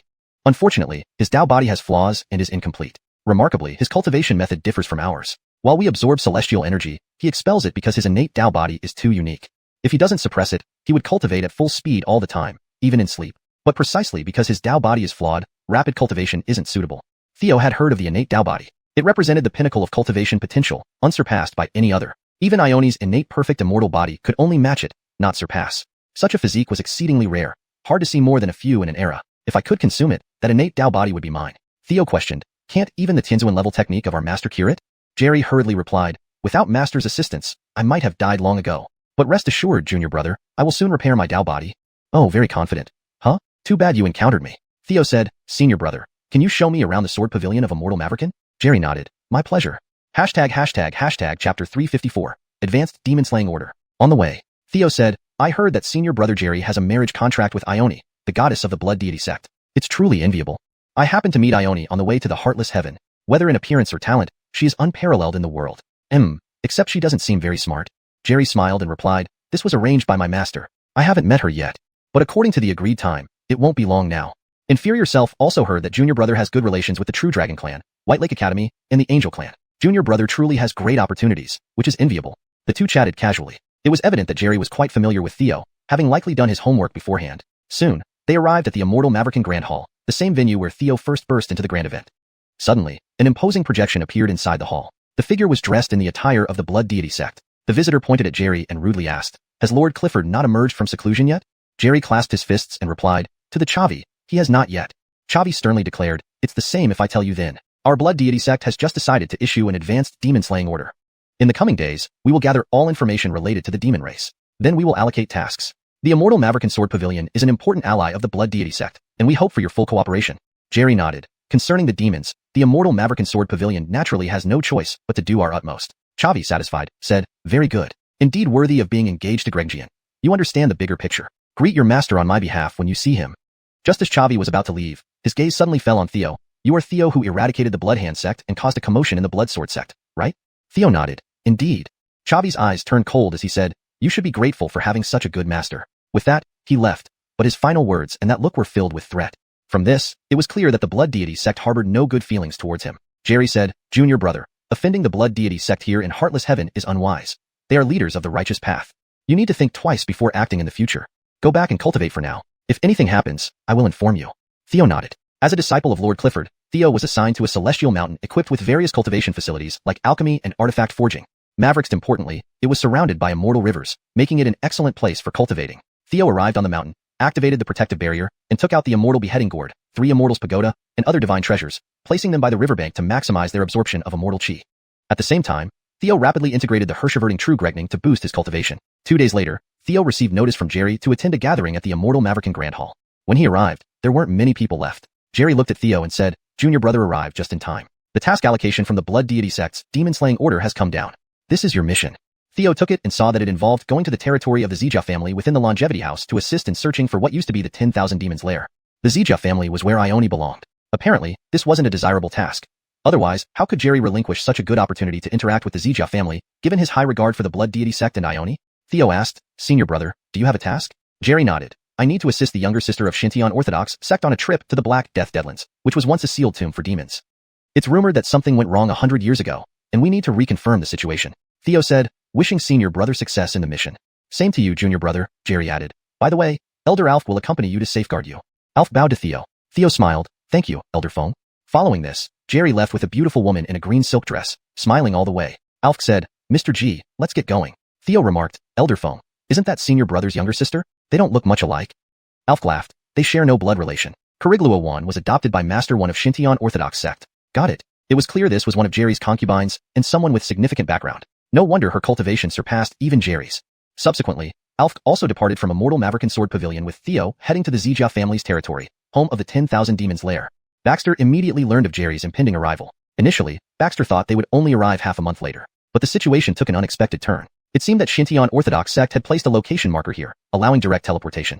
Within half a day, Baxter sensed through the jade compass that Jerry and Carigluo had arrived. They have some nerve, coming here just the two of them without a protector. But upon further reflection, it made sense. Protectors were usually for villains. A destined hero needed to take action personally. "Geez, I heard you're getting married to Ione in a month." Carigluo frowned, clearly displeased. Jerry nodded. "Carigluo, there's nothing we can do. Master's command cannot be defied. Besides, I currently have no intention for it. This is the critical time for me to reverse my fate. I must refine the heaven-filling pill to perfect my Dao body." Carigluo responded, "Big brother, I'll help you too." Jerry smiled. "I know. Well, let's go in and check the situation here." Carigluo added, "Hoichan Orthodox sect said there was once a demonic energy leak here, but the seal has been restored. It shouldn't be a problem." Using the token, the two smoothly entered the barrier. Upon arriving, they were enveloped by dense demonic energy and gray fog, visibility limited to barely 10 feet, and their divine souls struggled to extend beyond that. Both were greatly startled.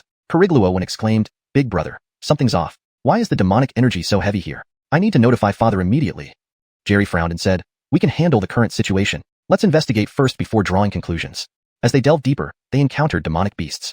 Luckily, their prowess was enough to handle them. Jerry wielded a short sword with a black stone embedded in the hilt, radiating spatial Dao rhythms. A single slash scattered overwhelming sword chi, astonishing in its power.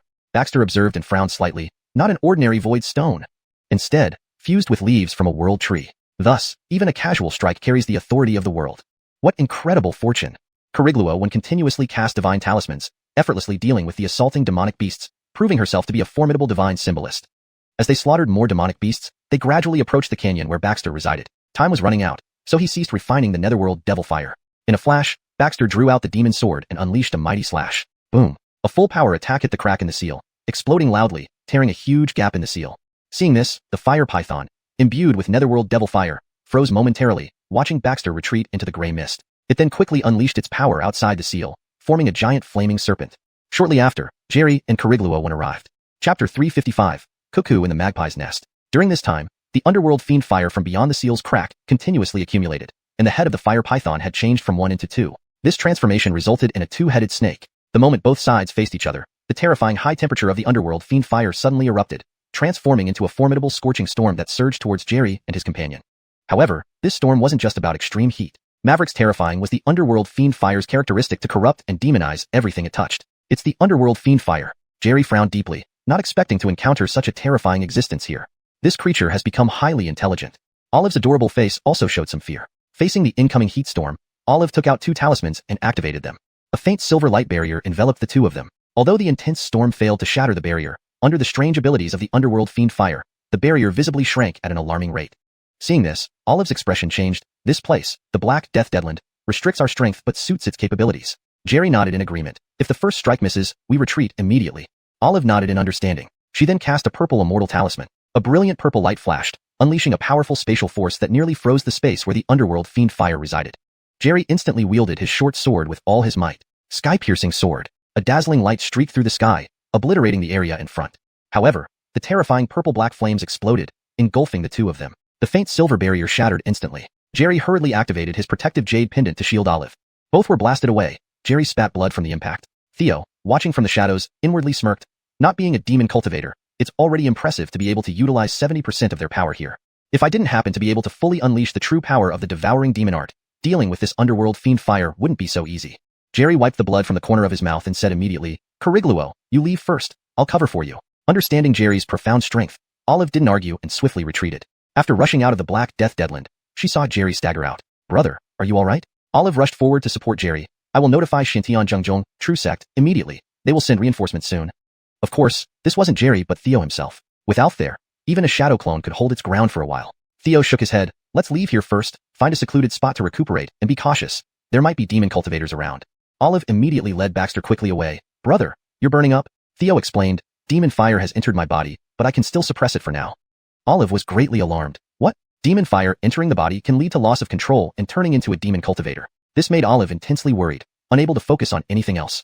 Soon, they arrived at an uninhabited mountain peak. Olive immediately set up defensive talismans and array flags to conceal their presence and tracks. By this point, Theo was drenched in sweat, tearing his clothes to pieces as he lay on the grass, struggling. I'm too hot, so hot. Corrigluo, leave quickly. I can't control myself much longer. The more Theo urged her to leave, the less Olive could bear to go. She approached him instead, checking his condition. Brother, how can I help you? Theo pressed her beneath him, his searing breath brushing her neck. Corrigluo, if you don't leave now, I really won't be able to control myself. While he verbally commanded her to leave, his skilled hands already moved adeptly on her body. As a seasoned player, Theo's techniques were unparalleled. The inexperienced Olive couldn't resist for long. Within moments, her eyes softened with desire, hugging Theo tightly. Brother, let me help you. Let me assist you. Congratulations, host. You have successfully claimed one of Chi Amazi Jerry's consorts, earning 5,000 fortune points. In the Black Death Deadland, after escaping the underworld fiend fire, Jerry encountered an attack by Baxter. Due to the special terrain, Jerry's senses were significantly restricted, and he struggled to utilize 70% of his strength. Reverse Martial Devil Scroll, Spear of Nether God.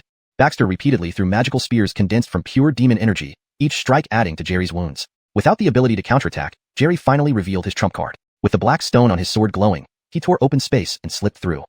Baxter laughed. You've run out of time. Let me profit from your struggle. It's time I completely refine the underworld fiend fire. After battling Jerry, although bolstered by continuous reinforcements, the two-headed snake was progressively weakened by Jerry.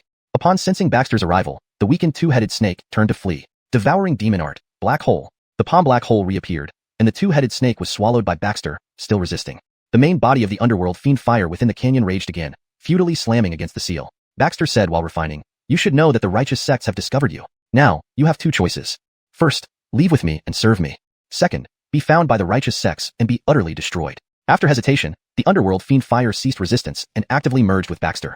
This accelerated Baxter's refinement immensely. After half a day, Baxter successfully obtained the complete underworld fiend fire. Feeling the immense power within him, Baxter felt incomparably pleased. Though limited by cultivation, I cannot fully harness the underworld fiend fire's power, but it ensures I can surpass levels in battle. When I reach the immortal realm, even the deity realm won't be my match. Even the golden immortal realm might not be beyond my reach. Leaving the Black Death Deadland triumphantly, Baxter returned to the Bloodsword sect.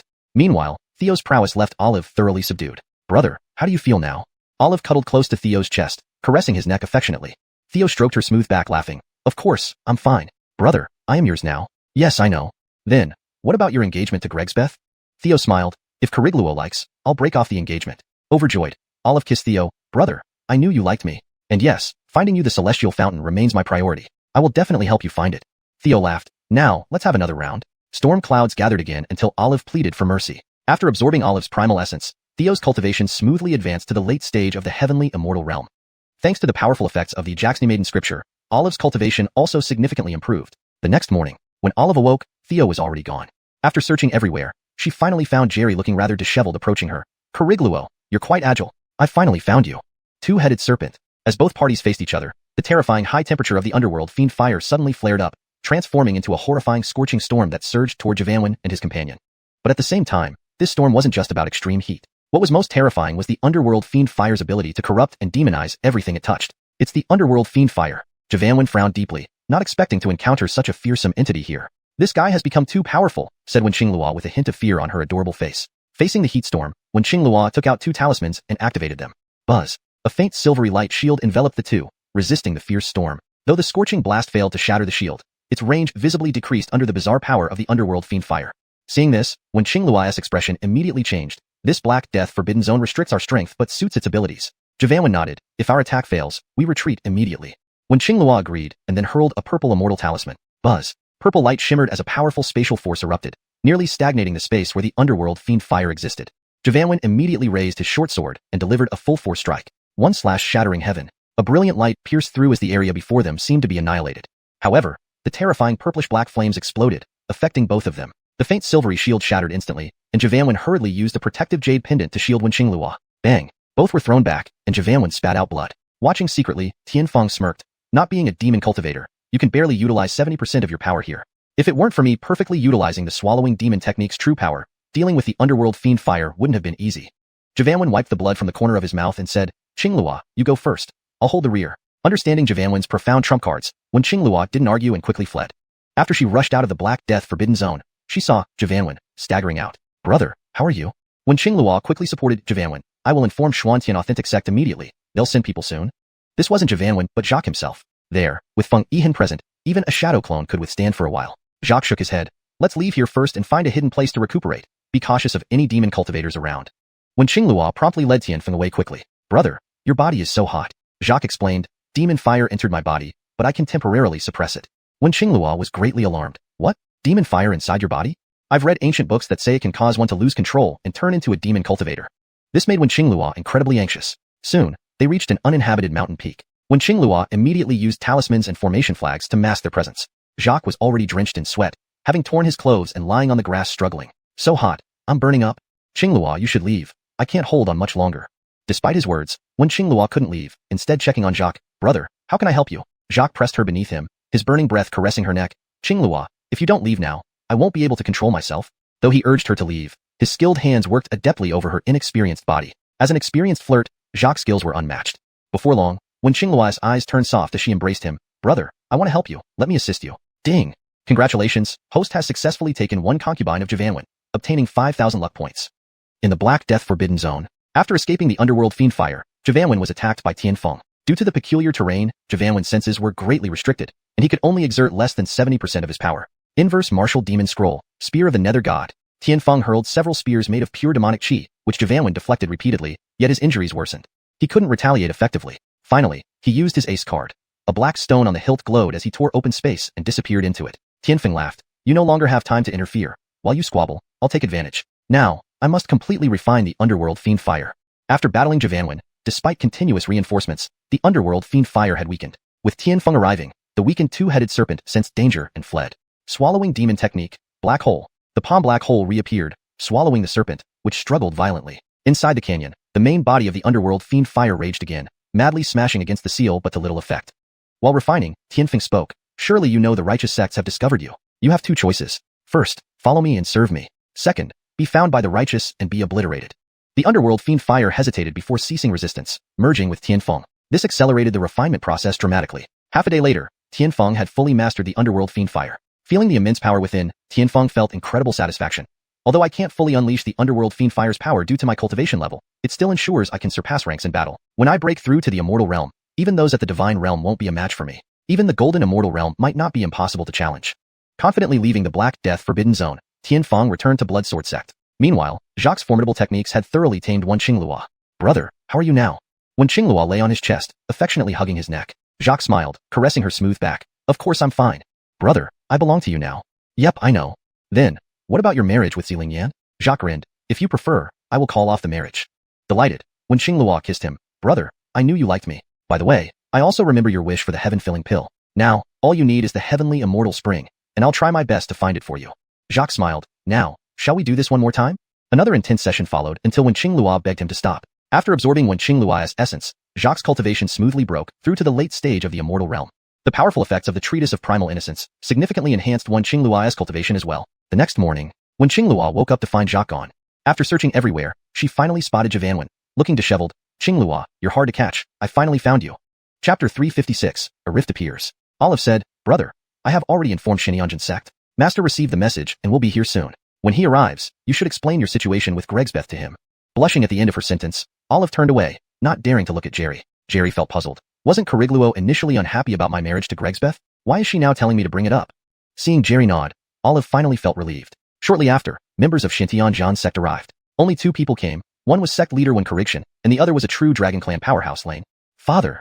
The 2 bowed respectfully. Wen Corixian had a full beard, exuding a calm and steady demeanor, filled with righteousness. I received Carigluo's message saying that you encountered Netherworld demon fire in the Black Death Wasteland. After finishing our task with Brother Lane, we hurried over immediately. Now, how is the situation with the Netherworld demon fire? In fact, Wen Corixian was also worried about his ability to handle the Netherworld demon fire. There was no way around it. This demon fire was notoriously powerful. Within the demon race, it was considered elite among elites. Jerry quickly explained. The Netherworld demon fire has become highly sophisticated and difficult to deal with. It has completely demonized the Black Death Wasteland, putting us at a significant disadvantage geographically. Furthermore, I encountered an attack from a demon cultivator inside. It seems like it's likely the supreme cultivation technique, inverse martial demon scroll, used by the demons. When Corixian nodded, let's go take a look together.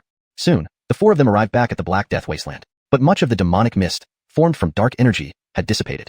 Upon reaching the canyon, it was empty. Both the Netherworld demon fire and the demon were gone. Lane sighed, it looks like the 2 of you startled the nest before. The Netherworld demon fire and the demon have already left. If you had alerted us the moment you noticed something amiss, the situation might have been different. Olive frowned, Father, what should we do now? When Corixian shook his head, we should dissipate the dark energy in the Black Death Wasteland. Without the Netherworld demon fire or any demonic corpses, the 2 immortals at the Deluo Golden Immortal Realm easily eradicated all the dark energy with a single move, restoring the area to its former beauty. Lane said, I must depart now as true Dragon Clan sent a communication. He swiftly left. Jerry inwardly sighed.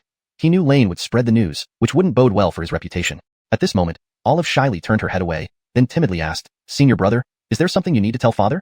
Although the mission hadn't gone smoothly, Olive was happy. For many years, Jerry and Gregsbeth's marriage proposal had been a thorn in her side. Now, it seemed resolved. Thinking of this, Olive felt elated. When Corixian asked, what is it? Jerry replied, it's about the wedding with Gregsbeth. How are the preparations coming along? Upon hearing this, Olive looked at Jerry with disbelief. When Corixian laughed, don't worry. I've kept this matter close to heart. Everything was finalized just recently. Even though you and Gregsbeth probably won't return to Xintianjian sect to take over my responsibilities after the wedding, I've already ordered a palace to be built for you 2 specifically. That's good, Jerry said, somewhat embarrassed. Olive immediately interrupted. Brother, is this all you wanted to say to father? Confused, Jerry asked. What else should there be? You're not the person I thought you were. Tears streaming down her face, Olive ran off. Ding! Due to a rift with Olive, Chi-Amizi Jerry successfully gained 3,000 fortune points. Embarrassed, Jerry heard when Corixian console him. Dower, you know Carigluo has feelings for you. You shouldn't have discussed this matter with Gregsbeth in front of her. Gregsbeth has the Blood God sect and the Z family is backing. Plus, she herself is a genius of the era. You should focus more on her. Carigluo will be fine after some time. Jerry nodded. I will keep my distance from her. Meanwhile, Theo inquired Cassius about the Z family. Elder Wind, what's the current state of the Z family?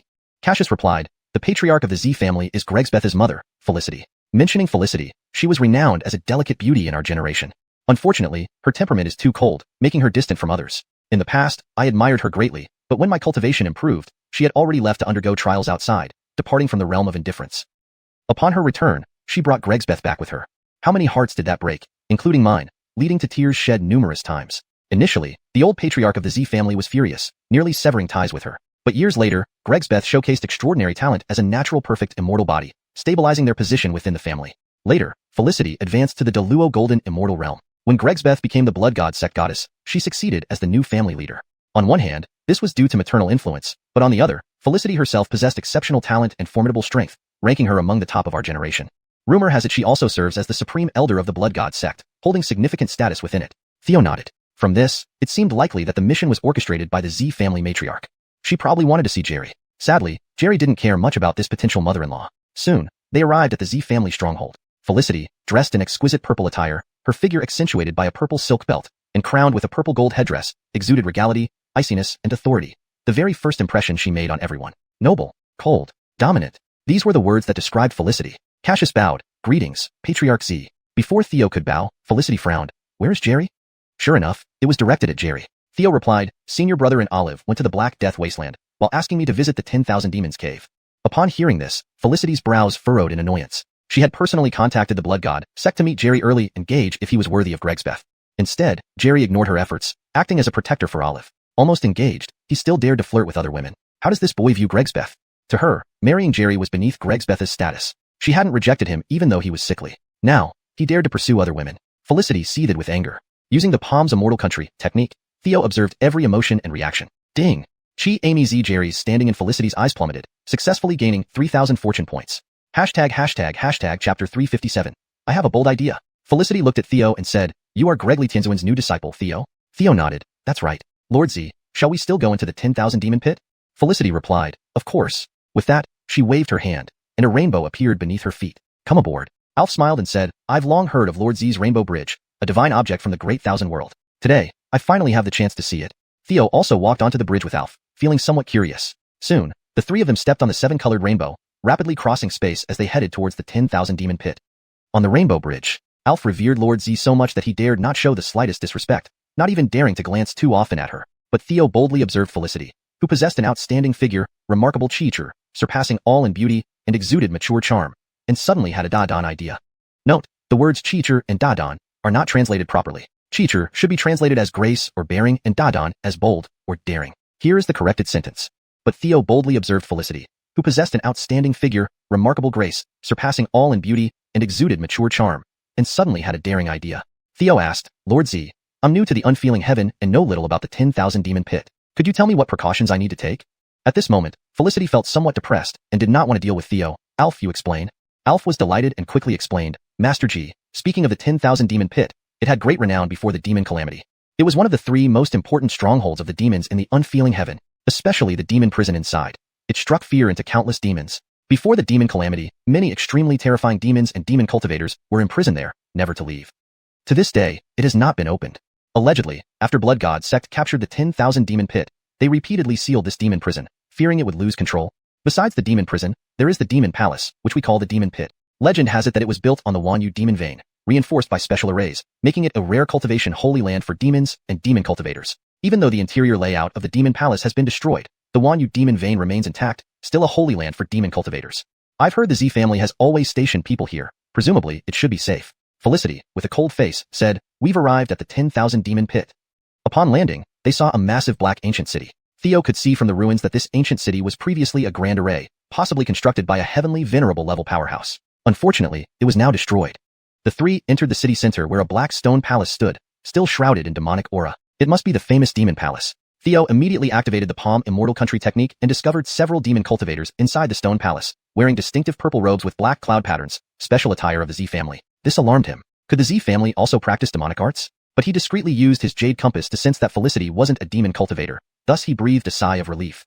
He didn't speak up to avoid exposing the Palm Immortal Country technique. Maverick Reaver, those few cultivators inside wouldn't stand a chance against Felicity and Alf, two immortals. In the unfeeling heaven, although heavenly venerables were at the pinnacle, they were exceedingly rare. Battles among heavenly venerables hadn't happened for a very long time, leading lower-ranking cultivators to doubt their existence. But immortal-level Great Law Golden Immortals were pillars in any top-tier force. They soon entered the demon palace. Felicity asked, Where are the people? As soon as she spoke, the array underfoot suddenly activated, trapping the three of them in a killing array. Instantly, it felt like they were in hell, with countless ghostly figures surging toward them like a tidal wave. Felicity, seeing this, was both startled and furious. Hoover, have you gone mad? How dare you practice demonic arts? She unleashed a palm strike, disintegrating the array. Several demon cultivators retreated in panic. How can it be useless? Felicity, looking at the demon-infused members of the Z family, flared in anger. Hoover, why do you practice demonic arts? The leader, middle-aged Hoover, shouted. My talents were extraordinary, but because of a few women when I was young, I was cast into this desolate place. In the Z family, my future is hopeless. Do we not have the right to find our own way out? Scatter. The demon cultivators ran in different directions. Chase. Felicity barked, dashing forward. Alf wanted to impress Felicity and showed off, while Theo pretended to be unaware. Suddenly, the ground cracked open, and numerous demon patterns emerged in the surrounding void, trapping them again. Alf's pupils constricted. This isn't an array these few can set up. It must be the old demon palace array they have restored. Hoover laughed as he returned. Let me tell you, this array can refine immortals. When the head of your family falls into my hands, the Z family will be mine. Felicity, haha, enjoy your days high above. Soon, I'll make sure you experience every position. Guaranteed you'll wish you were dead. Alf raised his hand and slashed with sword chi, but the array only rippled slightly without breaking easily. However, as immortals, their insights were extraordinary. After a few probes, Alf realized that although part of the array had been repaired, Hoover's cultivation wasn't enough to unleash its full power. Additionally, the restoration was incomplete, lacking even a tenth of its former might. Exchanging glances, Alf and Felicity identified the flaw in the array. They then took turns attacking the same point, expanding the ripples in the array barrier. Hoover panicked. No, the array is breaking. He hurriedly fled deeper into the demon palace. Meanwhile, Destiny's son Eli received Theo's message and swiftly entered the demon palace depths. A moment later, the prison crumbled. Alf immediately said, Lord Z, something's wrong. Hoover is only a recently ascended golden immortal. He can't restore such an array. There might be stronger forces or traps deeper in. Considering this was once the 10,000 demon pit and demon methods are unpredictable, it's safer to mobilize a large army to attack. Theo couldn't help but chuckle inwardly. Elder Fong doesn't understand the big picture. Following the righteous leader Blood God sect, Felicity also served as a senior elder of Blood God sect. Now, the Z family had produced demon cultivators in a key position, guarding the 10,000 demon pit. If this news spread, the Z family would face immense public backlash. As lord of the Z family, Felicity only needed to resolve the matter and ensure Theo and Alf kept quiet. This disaster could be silently resolved. Thinking of this, Theo said, Elder Fong, don't worry. With 2 immortals here, being cautious should suffice. Although my cultivation is low, I have treasures that can suppress demon cultivators, assisting from the side. Alf and Felicity practiced orthodox techniques, so their divine senses were severely restricted here. But Theo, who had cultivated demonic arts, sensed everything clearly. Next, he needed to maximize his benefits. Hashtag chapter 358, The Undying Hirsch Phoenix. Felicity said, young Master G's reasoning is sound. Follow me. With that, she took out a 5th grade immortal artifact, a 1,000-paper crane. Upon activation, the crane hovered above the trio, spreading its wings to cast a radiant shield that enveloped them. The 3 continued deeper inside. They inevitably encountered various attacks along the way. However, thanks to Felicity's 1,000-paper crane's remarkable defensive capabilities, no one below the level of a great Luo Golden Immortal could break through the light shield surrounding them. As for the array formations inside, they were mostly ineffective due to the heavily damaged array base. Even though some repairs had been made, they weren't formidable enough to pose a serious threat, allowing the 2 immortals to handle the situation with ease. Suddenly, Theo remarked, the primary goal for the demonic cultivators here should be to destroy the seal on the demon prison and release the terrifying existence within, even feared by demons. Felicity was startled. That makes sense. If the terrifying entities in the demon prison were also released and caused significant harm, it would mean more than just mismanagement for Felicity or her family practicing demon arts. It would be far worse. Consequently, the 3 hastened their pace towards the entrance of the demon prison. Along the way, Soul and a group of demonic cultivators were already waiting. Array activated. Seeing Felicity at the front, a bald burly man shouted, and instantly, the arrays in the passage were activated. Black array patterns flashed momentarily as countless black waters emerged from the ground, enveloping all the demonic cultivators. Maverickments later, a massive humanoid demon appeared before the trio. Notably, while Soul was present, the leader of this group was the bald burly man, a peak golden immortal demonic cultivator. Alf warned, be careful, it's a demon gold wielder. Immediately, the massive demon gold wielder charged forward, swinging its colossal fist towards Felicity. The 2 immortals quickly joined the fray. Theo, however, retreated slightly. To be safe, Felicity kept the 1,000-paper crane hovering above Theo's head to protect him. As the battle raged on, Peter quietly approached the entrance to the demon prison located behind them. The figure of Camillo emerged from Peter's shadow. How many years have passed? I have finally returned here. Earlier, G. Fengo had specifically asked Camillo when learning they were heading to the 10,000 demon caverns. Yuan informed him of potential powerful allies within, leading to this plan. After G. Fengo cultivated with Olive, he didn't immediately take over his shadow clone but instead met Peter, leaving Camillo with him. This allowed him to successfully avoid attracting the attention of Soul and others. Admittedly, Peter couldn't help but suspect Swordman a little. However, all doubts vanished after witnessing Camillo. Indeed, such an existence was a big shot even among demons. Peter bowed respectfully and dared not breathe loudly. Demon Sovereign, what else do you need me to do? Yuan waved his hand. Take advantage of the distraction outside and leave quickly. From now on, your interference will only make things worse. No, ensure you keep yourself safe. Peter immediately left. Unfortunately, being too low in cultivation without Camillo's protection, Felicity noticed him despite taking another route. There's another demonic cultivator here. They came from the demon prison side. They are indeed planning something there. In a flash, Felicity remembered Peter's appearance and aura. Under the relentless attack of the 2 immortals, the great Luo Golden Immortal Demon Gold Wielder, Soul's last trump card, struggled to hold its ground but fought tenaciously. Meanwhile, Camillo carefully examined the entrance to the demon prison. That peak Golden Immortal guy must be an excellent array master. He solved several seals, making my job easier. As he spoke, he formed hand seals and slapped his palm against the seal in front of him. Instantly, the outer seal disintegrated into nothingness, leaving only the intrinsic seal of the demon prison. This time, Camillo produced a black token, activating it, causing demonic light to flash as its phantom image struck the demon prison gate. Crack! With a grating sound, the long-sealed demon prison gate finally opened. Whoosh! Instantly, a horrifying emerald green evil flame erupted. Seeing this, Camillo jumped aside and cautiously said, I knew you. Hirsch Phoenix wouldn't die. And the others? After a moment, a robust eagle-eyed man stepped out. His skin was pale green, emitting a strange high temperature. Obviously, they were eliminated by me. Yuan, you imprisoned me in the demon prison. Little did I expect that when you release me, you would be gravely injured. Your end has come. With that, the undying Hirsch Phoenix transformed into a green flame, charging directly at Camillo. This was a peak great Luo Golden Immortal entity, possessing the undying attribute of the Phoenix clan, making him incredibly powerful. Even venerable ones might struggle to kill him. Camillo's expression turned grave as he withstood the attack, frowning. Hirsch Phoenix, the situation has changed. The revered demon world religion that once shook the universe is long gone. If we don't unite, even survival becomes a problem. Sense upward, eventually, even the demon palace has deteriorated. It took me considerable effort to find you this time. After sending Camillo flying, the undying Hirsch Phoenix looked up, his face changing dramatically. I never thought that a mighty entity like the demon world religion would meet its end. Well then, tell me about your current situation and your plans. You never act unless there's a benefit. You surely didn't free me for nothing. I'll warn you up front. If you disappoint me, I will leave immediately and kill you before doing so. Camillo nodded. I understand. He then recounted his and Theo's circumstances. The undying Hirsch Phoenix couldn't help but laugh heartily. How unbelievable. Once renowned Camillo has become a servant to a human child. If this news spread back then, people would have laughed their heads off. Camillo shook his head. Not necessarily. He single-handedly cultivates both the supreme martial demon scroll and the devouring demon art. The undying Hirsch Phoenix was taken aback. How is that possible? Did that guy not go insane from mental disorder? Although not of the demon race, he practiced demon arts. He knew well that cultivating more potent demonic techniques would lead to severe repercussions, risking insanity and becoming a mindless killing machine with each breakthrough. He himself had lost control once, leading to his imprisonment by Yuan. Fortunately, over the years, he managed to regain stability. Camillo smiled. Not only did he not, but he also suffered no adverse effects. He has a foundation deeper than anything I've ever seen. The undying Hirsch Phoenix chuckled. I'm starting to get interested in this person. So, tell me, what do you want me to do? Chapter 359, Theo's Ball Skills. Theo noticed that the immortal Hirsch Phoenix had been persuaded by Demon Lord Yuan, and a smile crept onto his face. The golden demon warrior was retreating under the joint attack of the two long-lived cultivators, struggling to cope. At this moment, Theo finally made his move. ZZZZ. A silver lightning bolt danced on his palm. Correcting scripture, Thunder Needle. With a flick of his finger, Theo launched a lightning-formed silver needle at incredible speed, piercing through the air like a rainbow and striking the knee of the golden demon warrior instantly. Bang! An electric arc as thick as an arm flashed, immediately causing the golden demon warrior's right leg to lose control, its steps faltering, thus exposing a gap in its defense. How perceptive Felicity was. She seized this opportunity and attacked fiercely. As her palm pushed forward, an icy palm imprint flew out and struck the golden demon warrior's right leg, with frost rapidly spreading across its entire body. Crack! The purple lightning among others was also frozen into ice blocks, shattered into powder by Alf on the spot. Hurry and check on the demon prison. Worried about the demon prison, Felicity and Alf rushed over. Meanwhile, Theo secretly activated the heaven stabilizing tower, collecting the residual souls of several demon cultivators inside it, allowing him to gather more information on the demon realm later. However, just as the two were about to enter the room near the entrance of the demon prison, the immortal Hirsch Phoenix burst out with raging emerald evil fire. Be careful. Alf quickly reminded them, activating his strongest defensive immortal artifact, a small green wooden shield. Felicity realized that the terrifying existence within the demon prison had been released, filling her heart with both shock and anger. If the immortal Hirsch Phoenix escaped into the human world and caused havoc, even if all members of the Z family committed suicide, they couldn't atone for their sin.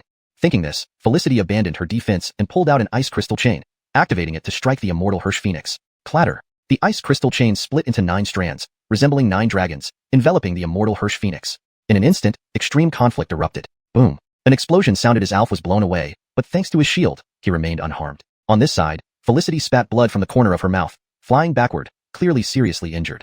Mavericker worryingly, the emerald evil fire from the immortal Hirsch Phoenix had entered her body, making her internal cultivation almost uncontrollable. She hastily focused on stabilizing it. On the other hand, the immortal Hirsch Phoenix was also restrained by the ice crystal chain, its cultivation power plummeting to a mere 10th.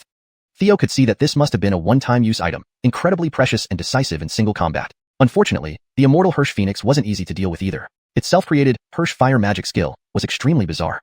Despite only having 10% of its original strength left, Alf found himself at a disadvantage when fighting it. Maverick Reaver, being close to the 10,000 Abyss Demon vein made it difficult for him to unleash his full power. For a while, the two were locked in a stalemate. Felicity came forward to help. Seal of Eternity, Myriad Antiquity Frost. Felicity unleashed her full strength, accumulating immense power before releasing it with her palms. Seeing this, the immortal Hirsch Phoenix's expression changed drastically. How can this woman possess such a profound skill? He tried to escape, but it was too late. Buzz. Pale white frost surged out, instantly freezing the entire room. Not only did the immortal Hirsch Phoenix get frozen, but Alf as well. At this point, Felicity found it difficult to suppress the evil fire within her, collapsing to the ground. Just then, Theo walked in. Head of the Z family, your condition is not good. Do you need assistance? Felicity pulled out a jade slip, saying, I'm fine. Quickly inform someone from the Z family. Prioritize solving this demonic problem. Theo replied, that's simple. With a wave of his hand, he directly sealed the immortal Hirsch Phoenix inside the heaven stabilizing tower within the 9 heavens immortalized space. Felicity was greatly surprised. This is 9 heavens immortal eye, the top immortal eye of ancient and modern times. No wonder you became Gregly Heavenly Venerable's disciple. You're truly extraordinary. Theo said, head of the Z family, let me help extract the emerald flames from your body. Felicity shook her head, don't come closer. This flame is extremely peculiar, even I'm struggling to suppress it. You should leave now. Theo replied, it's all right. I possess the true Gregning ward, which isn't afraid of any demons. Speaking, he grabbed Felicity's wrist. The evil fire immediately spread over, but was repelled by the shimmering silver lightning. Felicity rejoiced, it works. Subsequently, Theo infused the true Gregning ward into her body. Under his perfect control, though the true Gregning ward couldn't fully eliminate the evil fire, it unexpectedly revealed that Felicity was still a virgin, with her primary energy intact and immense. This greatly shocked Theo. Z Gregshan wasn't her biological daughter. Felicity sighed, Mr. G, please help me return to the Z family first. I'll find my own way to solve this. Theo supported her. This place is a stronghold for demon cultivators. They might return at any moment. I'll try to draw out the flames. I apologize. Finishing, Theo kissed Felicity directly. Wah. Felicity was completely stunned. She was being forcefully kissed. Who was she? The head of the Z family. The supreme elder of the Blood God sect. Maverick Thur of Z Gregshan. A longevity realm cultivator at the late-stage Great Law Gold Immortal Realm. Any of these identities commanded awe from the world. Yet, here she was, being forcibly kissed by a young man. For a moment, Felicity didn't have the strength to push Theo away. By the time she recovered from her shock, Theo had already pried open her lips, swallowing the evil fire while skillfully deepening the kiss. This left Felicity feeling as if she had been struck by lightning, her whole body going limp against Theo. Seeing her reaction, Theo understood that this was her first kiss. At the same time, he embraced her slender waist with his left hand. If not for Z Gregshan, Theo might have considered conquering Felicity outright. Felicity coughed twice, quickly recovering her icy queen demeanor. Thank you for your help, Mr. G. With a wave of her hand, the ice in the room melted, freeing Alf. Alf asked, what about that demon creature? Theo replied, it has been suppressed by my treasure and will no longer cause harm. Let's enter the demon prison. With that, Theo took the lead, jumping into the entrance of the demon prison.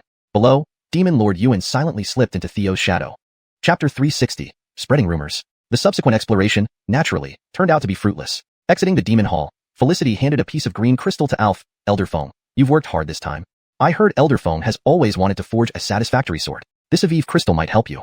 Alf wasn't foolish and understood that this was a payoff for silence. He chose to accept it, or else Felicity wouldn't feel at ease. Thank you, Patriarch Z. Felicity looked at Theo and asked, young Master G, you've worked hard this time. Please keep the secrets of our family and do not speak about this matter. Tell me if you have any requests. Theo replied, I don't have anything I want right now. Perhaps later, when I need something, I'll come to you.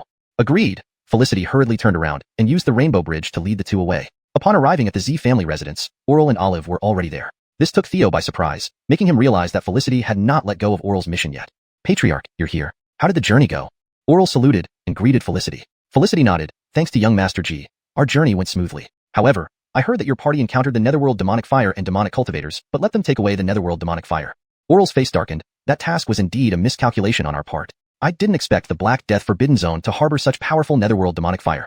Felicity glanced coldly at Olive. Fortunately, you all are here. The second mission has arrived. The Blood Deity sect received reports that the Majestic sect under the Shintian Orthodox sect might be involved with demonic cultivators. This edit ensures that Shintanzhongjong is consistently translated as Shintian Orthodox sect and reads more naturally in English. So, please visit there. This token can directly transport you to the Majestic sect. Yes. Oral accepted the token, activated it, and the four disappeared from their spot. Subsequently, Felicity quickly sketched Eli's portrait and described his aura. Wanted, Eli. Anyone who captures him or provides accurate information will receive a reward for raiding female cultivators within the Z family territory. Eli planned to wander around the Z family territory after leaving the 10,000 demon pit to see if he could find treasures. Being the son of fortune, his luck was always excellent. However, he was immediately recognized upon entering the city. If he hadn't run fast enough, he might have been captured. Worse still, the Z family cultivators tracked him down using their special secret instruments, even though he had disguised himself and altered his aura. Luckily, he managed to escape due to various skills. As the Z family announced a substantial reward, opportunists banded together specifically to hunt Eli. Meanwhile, Felicity posted the warrant on the Blood Deity sect bulletin board, leading to his being hunted throughout the witching sky. Although he knew this day would come from the first day he cultivated demon arts, becoming an outcast was deeply painful for Eli. Ding! The ill-reputed fortune son Eli has successfully looted 10,000 fortune points. At the Majestic sect, after a quick inspection led by a sect member, no anomalies were found. However, Theo's jade compass revealed that Felicity was secretly following them. Indeed, she was observing Oral to assess if he was worthy of Ione. During lunch, Theo mentioned to Oral, brother, this is Olive from the Shinyan Orthodox sect. I heard Elder Feng mention that both of you fought valiantly together at Chang'an River, sharing life and death, with deep brotherly affection. How enviable. If only I had a sister like Carigluo. Hearing this, Oral thought Theo was trying to build rapport, so his expression softened as he modestly responded, Junior brother, those are past events, not worth mentioning. Olive, hearing this, felt happy, that battle is fresh in my memory. Theo then inquired while Olive answered in detail about the battle. Clearly, that period was filled with happiness for her. However, Olive inadvertently reminded Oral of their shared past filled with deep emotions. She was hinting at awakening Oral's love for her. But Felicity, overhearing this, became furious internally. Though she knew Olive was not Oral's biological sister, she didn't expect her to be a love interest. It explained why Oral refused to participate in the 10,000 Demon Pit expedition and ignored her, his potential mother-in-law. What impudence. Just then, Theo changed the subject. Previously, on my way to Witching Sky, I talked with Aquila about senior brother Oral. He admired your engagement to Ione most. That blood deity sect goddess is hailed as the greatest genius in history, unmatched in beauty. I've seen her myself. Upon hearing this, Oral realized Theo was not trying to flatter him. Olive's face grew cold as she recalled recent events. She had given herself to Oral, but he broke his promise and seemed to eagerly anticipate his marriage to Ione. As a woman, she hesitated to bring up the issue. Lacking opportunities for private conversation, this matter lingered unresolved. Olive didn't want to break ties with Oral and hence kept reticent. Seeing this, Theo asked sympathetically, Miss Cariglio, do you have something you wish to say? Olive shook her head. No, nothing. This denial was clearly unconvincing. Felicity understood that some issue existed between them. Theo added, by the way, brother, thinking about it, your wedding isn't far off, is it? Oral nodded. Let's discuss it once Master emerges from seclusion. Now, let's focus on the Majestic sect. The report seems fake. We checked thoroughly with magical treasures. No demonic aura is present. Given limited time, we should leave. After returning to the Immortal Maverick Sword Pavilion, Theo noticed Oral's growing hostility towards him, decreasing their relationship to 20 points. Simultaneously, Theo successfully absorbed the golden immortal remnant soul of the bald giant man and Hoover. The bald man was indeed from a demonic organization named Black Heaven. This organization had no unified symbol or attire, identifying members solely by their demonic arts, which were more effective than any symbol. The bald man was at peak golden immortal level and held a high rank within Black Heaven, providing valuable insights into the organization. On another note, the undying Hirsch Phoenix was ultimately deceived by Demon Lord Yuan. Inside the heaven-subduing pagoda, the undying Hirsch Phoenix shouted, Yuan, damn you! You tricked me. We had agreed otherwise. Within the pagoda, they were servants to Theo, just like Yuan. Next door, Yuan laughed. To be beside Master, you should be grateful. Your future is boundless. Yuan, I'll one day get you. The undying Hirsch Phoenix roared. Hashtag chapter 361. Nightmare Labyrinth. On the other side, Olive, feeling a bit dejected, returned to Shintian True Sec through a teleportation array when Theo's figure appeared shortly after. Master G, is there something you need? Olive asked, startled. Theo said, I have a question for you. Let's find a place where no one else is around. Olive quickly led him to a secluded pavilion. What do you want to ask? Theo came straight to the point. Miss Cariglio, it's obvious to me that you've undergone dual cultivation with someone. Olive immediately mumbled, reluctant to answer. This has nothing to do with you, Master G. Theo replied, it was Oral, wasn't it? I can also tell that you have feelings for him. Don't you want to know if he feels the same way? Do you really want to see him marry Eve? If you want to know, I can help you. But if you don't, forget I ever came. This was Olive's biggest concern. Seeing Theo about to leave, she called out, I want to know if he cares for me. I don't want him to marry Eve. I want to marry him. After holding these words in her heart for so long, Olive felt much lighter once she voiced them aloud. It was as if she admitted that Oral had taken her body. Theo smiled. Very well. I will give you this opportunity. If you reveal this, you can personally take Oral back. Do you have the courage to do this? Olive hesitated. Theo added, or would you rather watch him marry Eve and wish them a long and happy life? Olive responded decisively, I have the courage. Theo nodded. Excellent. Wait for my signal. I'll provide you with a perfect time and stage. You will end their engagement and take Oral for yourself. Olive smiled. All right, I'll follow your lead. This was exactly what she wanted. Theo then left. Staying at the Immortal Maverick Sword Pavilion for only a short while, and spending some time with Kirsten in the Three Immortals Tower, Theo received another mission. It never ends, Theo muttered unhappily, knowing he had been called upon again. In the Immortal Maverick Hall, Oral explained, we need to go to the Nightmare Labyrinth to support Blood God Sect's Maiden Eve. It has been confirmed that there are many demonic cultivators gathered there. Blood God Sect lacks manpower and requested our support. Concerning Eve, Theo was naturally willing to go. She was rare prey indeed. Following that, Oral activated the Jade Talisman, and the two of them used the teleportation channel directly to the Nightmare Labyrinth. On the way, Oral said, here's the communication Jade slip. Read it for yourself. Theo glanced at it. The message roughly stated that the Nightmare Labyrinth was initially a small place, but unexpectedly turned out to be an important stronghold for demonic cultivators. Eve had gone to investigate and got into trouble, requesting help. Blood God Sect, lacking sufficient manpower, sent the recently completed mission team from the Immortal Maverick Sword Pavilion. Based on Adrian's memories, Theo knew that Blood God Sect did have demonic cultivators, but not all were evil. Some, like Eve, were righteous. Theo thought, it seems Eve has been set up. There must be a deadly ambush in the Nightmare Labyrinth. This journey will likely lead to fierce battles. At least the Nightmare Labyrinth restricts entry to only Immortal Deity Realm cultivators. Soon, they arrived at the spot where Eve had left her teleportation imprint, already within the Nightmare Labyrinth. They immediately employed divine sensing techniques. Unfortunately, within the special terrain of the demonic land, Oral's divine sense was severely limited, unable to extend more than 10 feet from his body. Theo, however, could instantly discern the situation clearly. Eve was indeed being hunted by 3 demonic cultivators, each pursuing her separately, all of whom were Immortal Deity Realm experts. It was, indeed, a targeted ambush. Eve was already injured. Oral suggested, let's split up and find her quickly.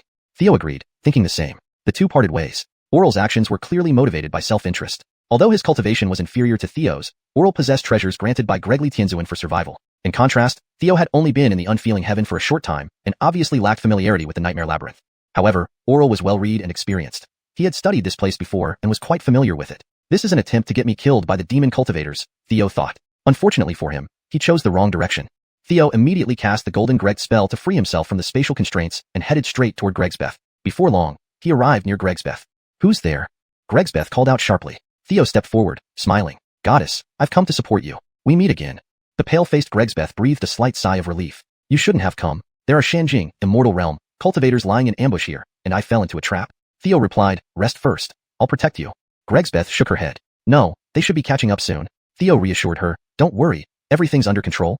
Then I entrust myself to you, Gregsbeth said before focusing all her energy on recovery. With that, Theo waved his hand, and two puppet warriors at the profound Immortal Realm emerged. These puppets were acquired from previous card draws and were highly effective due to their robust speed, strength, and defense, making them well-balanced without any obvious weaknesses. The two puppets swiftly left to impersonate Gregsbeth and lure away the two approaching Immortal Realm demon cultivators. As time passed, about half an hour later, the third Immortal Realm demon cultivator arrived. He was a towering figure, as strong as a bull, with muscles gleaming like metal, indicating he followed the path of physical cultivation. Seeing Theo's celestial Immortal Realm cultivation, he sneered. A celestial immortal dares meddle here? Truly foolish. Theo responded calmly, we won't know until we try. With that, Theo silently chanted the incantation, and 3 beams of immortal light flew out from his waist-hanging immortal slaying gourd. The gourd had nurtured 3 complete immortal slaying flying swords. Whiz, whiz, whiz. The immortal light tore through the air, but the demon cultivator did not dodge, instead punching straight ahead. The heavy punch distorted space itself, and the 3 flying swords dimmed, flying backward. On the demon cultivator's right fist, only 3 faint white marks appeared. Theo's brows furrowed. Immortal Realm cultivators were indeed formidable. He glanced back at Gregsbeth, who was rapidly recovering, then cast a protective barrier to avoid disturbing her. Theo gripped his 3-grade immortal sword with his right hand. With full force, Silver Exorcism True Thunder surged around the sword, and dark purple lightning chased after the silver, powered by the thunder elixir within him. Chaos True Thunder Scripture, Annihilation. Theo slashed his sword, unleashing a chaotic storm of dual-colored lightning that swept towards the demon cultivator. At this moment, Theo held nothing back. He wanted to see if he could match an Immortal Realm cultivator. The 100% fused Exorcism True Thunder made its first appearance, along with Theo's first use of a technique from the Chaos True Thunder Scripture.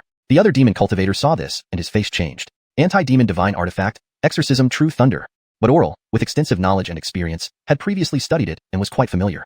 This is a setup to have the demonic cultivators kill me. But you chose the wrong path. Theo instantly cast the Golden Greg spell, freeing himself from the spatial constraints and heading straight for Eve. Soon, he approached her. Who's there? Eve demanded sharply.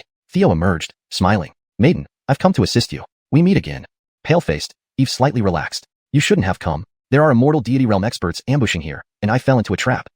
Theo replied, rest first. I will protect you. Eve shook her head. No, they should be catching up soon. Theo reassured her. Don't worry. Everything is under control. Thank you, Eve replied, then focused on recovering fully. Ding. Protagonist Eve's intimacy level with the host increases, successfully obtaining 5,000 fate points. G. Fingo smiled subtly and waved, summoning 2 Shinshenjing puppeteers. Correction. Theo smiled subtly and waved, summoning 2 Shinshenjing puppets. Further correction for natural English flow and accuracy. Theo smiled and with a wave of his hand, summoned 2 Shinshenjing puppets. Note, Shinshenjing seems to be a term specific to the context of the story. If there's a preferred translation or explanation for this term, please provide it for better clarity in English. For now, I'll keep it as Shinshenjing. Final edit. Theo smiled and with a wave of his hand, summoned 2 Shinshenjing puppets. These puppets, obtained from a previous card draw, were top-tier products of the system, each possessing late Shinshenjing cultivation. Though they lacked proficiency in techniques, their speed, strength, and defense were exceptionally powerful, making them well-rounded and nearly flawless. The 2 puppets quickly moved away, impersonating Zerling Yan and leading away the 2 approaching Divine Realm cultivators. These puppets were obtained from previous card draws. System quality products were always top-notch. Each puppet possessed late-stage, transcendent realm cultivation, unmatched in speed, strength, and defense, extremely balanced with no weaknesses. The 2 puppets swiftly departed, masquerading as Eve to lure away the 2 approaching Immortal Deity Realm demonic cultivators. Time passed. Half an hour later, the 3rd Immortal Deity Realm demonic cultivator arrived. He was towering and muscular like a bull, his muscles gleaming with metallic luster, indicating he followed the path of a physical cultivator. Seeing Theo's celestial Immortal Realm cultivation, he sneered. Celestial Immortal Realm daring to meddle here? Truly fearless. Theo retorted, whether I can handle it or not, I'll have to try. As he spoke, he recited the incantation in his mind. Instantly, 3 beams of divine light shot out from the immortal slaying gourd around his waist. Fed by the celestial river, the gourd now housed 3 complete immortal slaying daggers. Whoosh, whoosh, whoosh. Divine light tore through the air. The demonic cultivator punched forward without dodging. The heavy punch warped space, dimming the dagger's glow and sending them flying back. His right fist bore merely 3 white scratches. Theo frowned. Immortal Deity Realm cultivators were indeed formidable. Glancing back at Eve, who was rapidly recovering, he cast a protective barrier to avoid disturbing her. Theo then clenched his right hand, summoning a grade 3 immortal sword. With full force, silver pacifying true Gregning emerged, intertwining with the sword. He also channeled the power of the Thunder Core, causing dark purple and silver lightning to chase each other. Chaos True Gregning Scripture, Annihilation. Ji Fengo swung his sword, releasing the dual-colored lightning with terrifying power, transforming into a storm of lightning that surged toward the demon cultivator. At this moment, Theo held nothing back. He also wanted to see if he could now match a deity realm cultivator. This was the first time he displayed the fully fused pacifying True Gregning and used the technique from the Chaos True Gregning Scripture. The other demon cultivator, upon seeing this, immediately changed expression. Demon subduing divine object, pacifying True Gregning. Chaos True Gregning Scripture, Annihilation.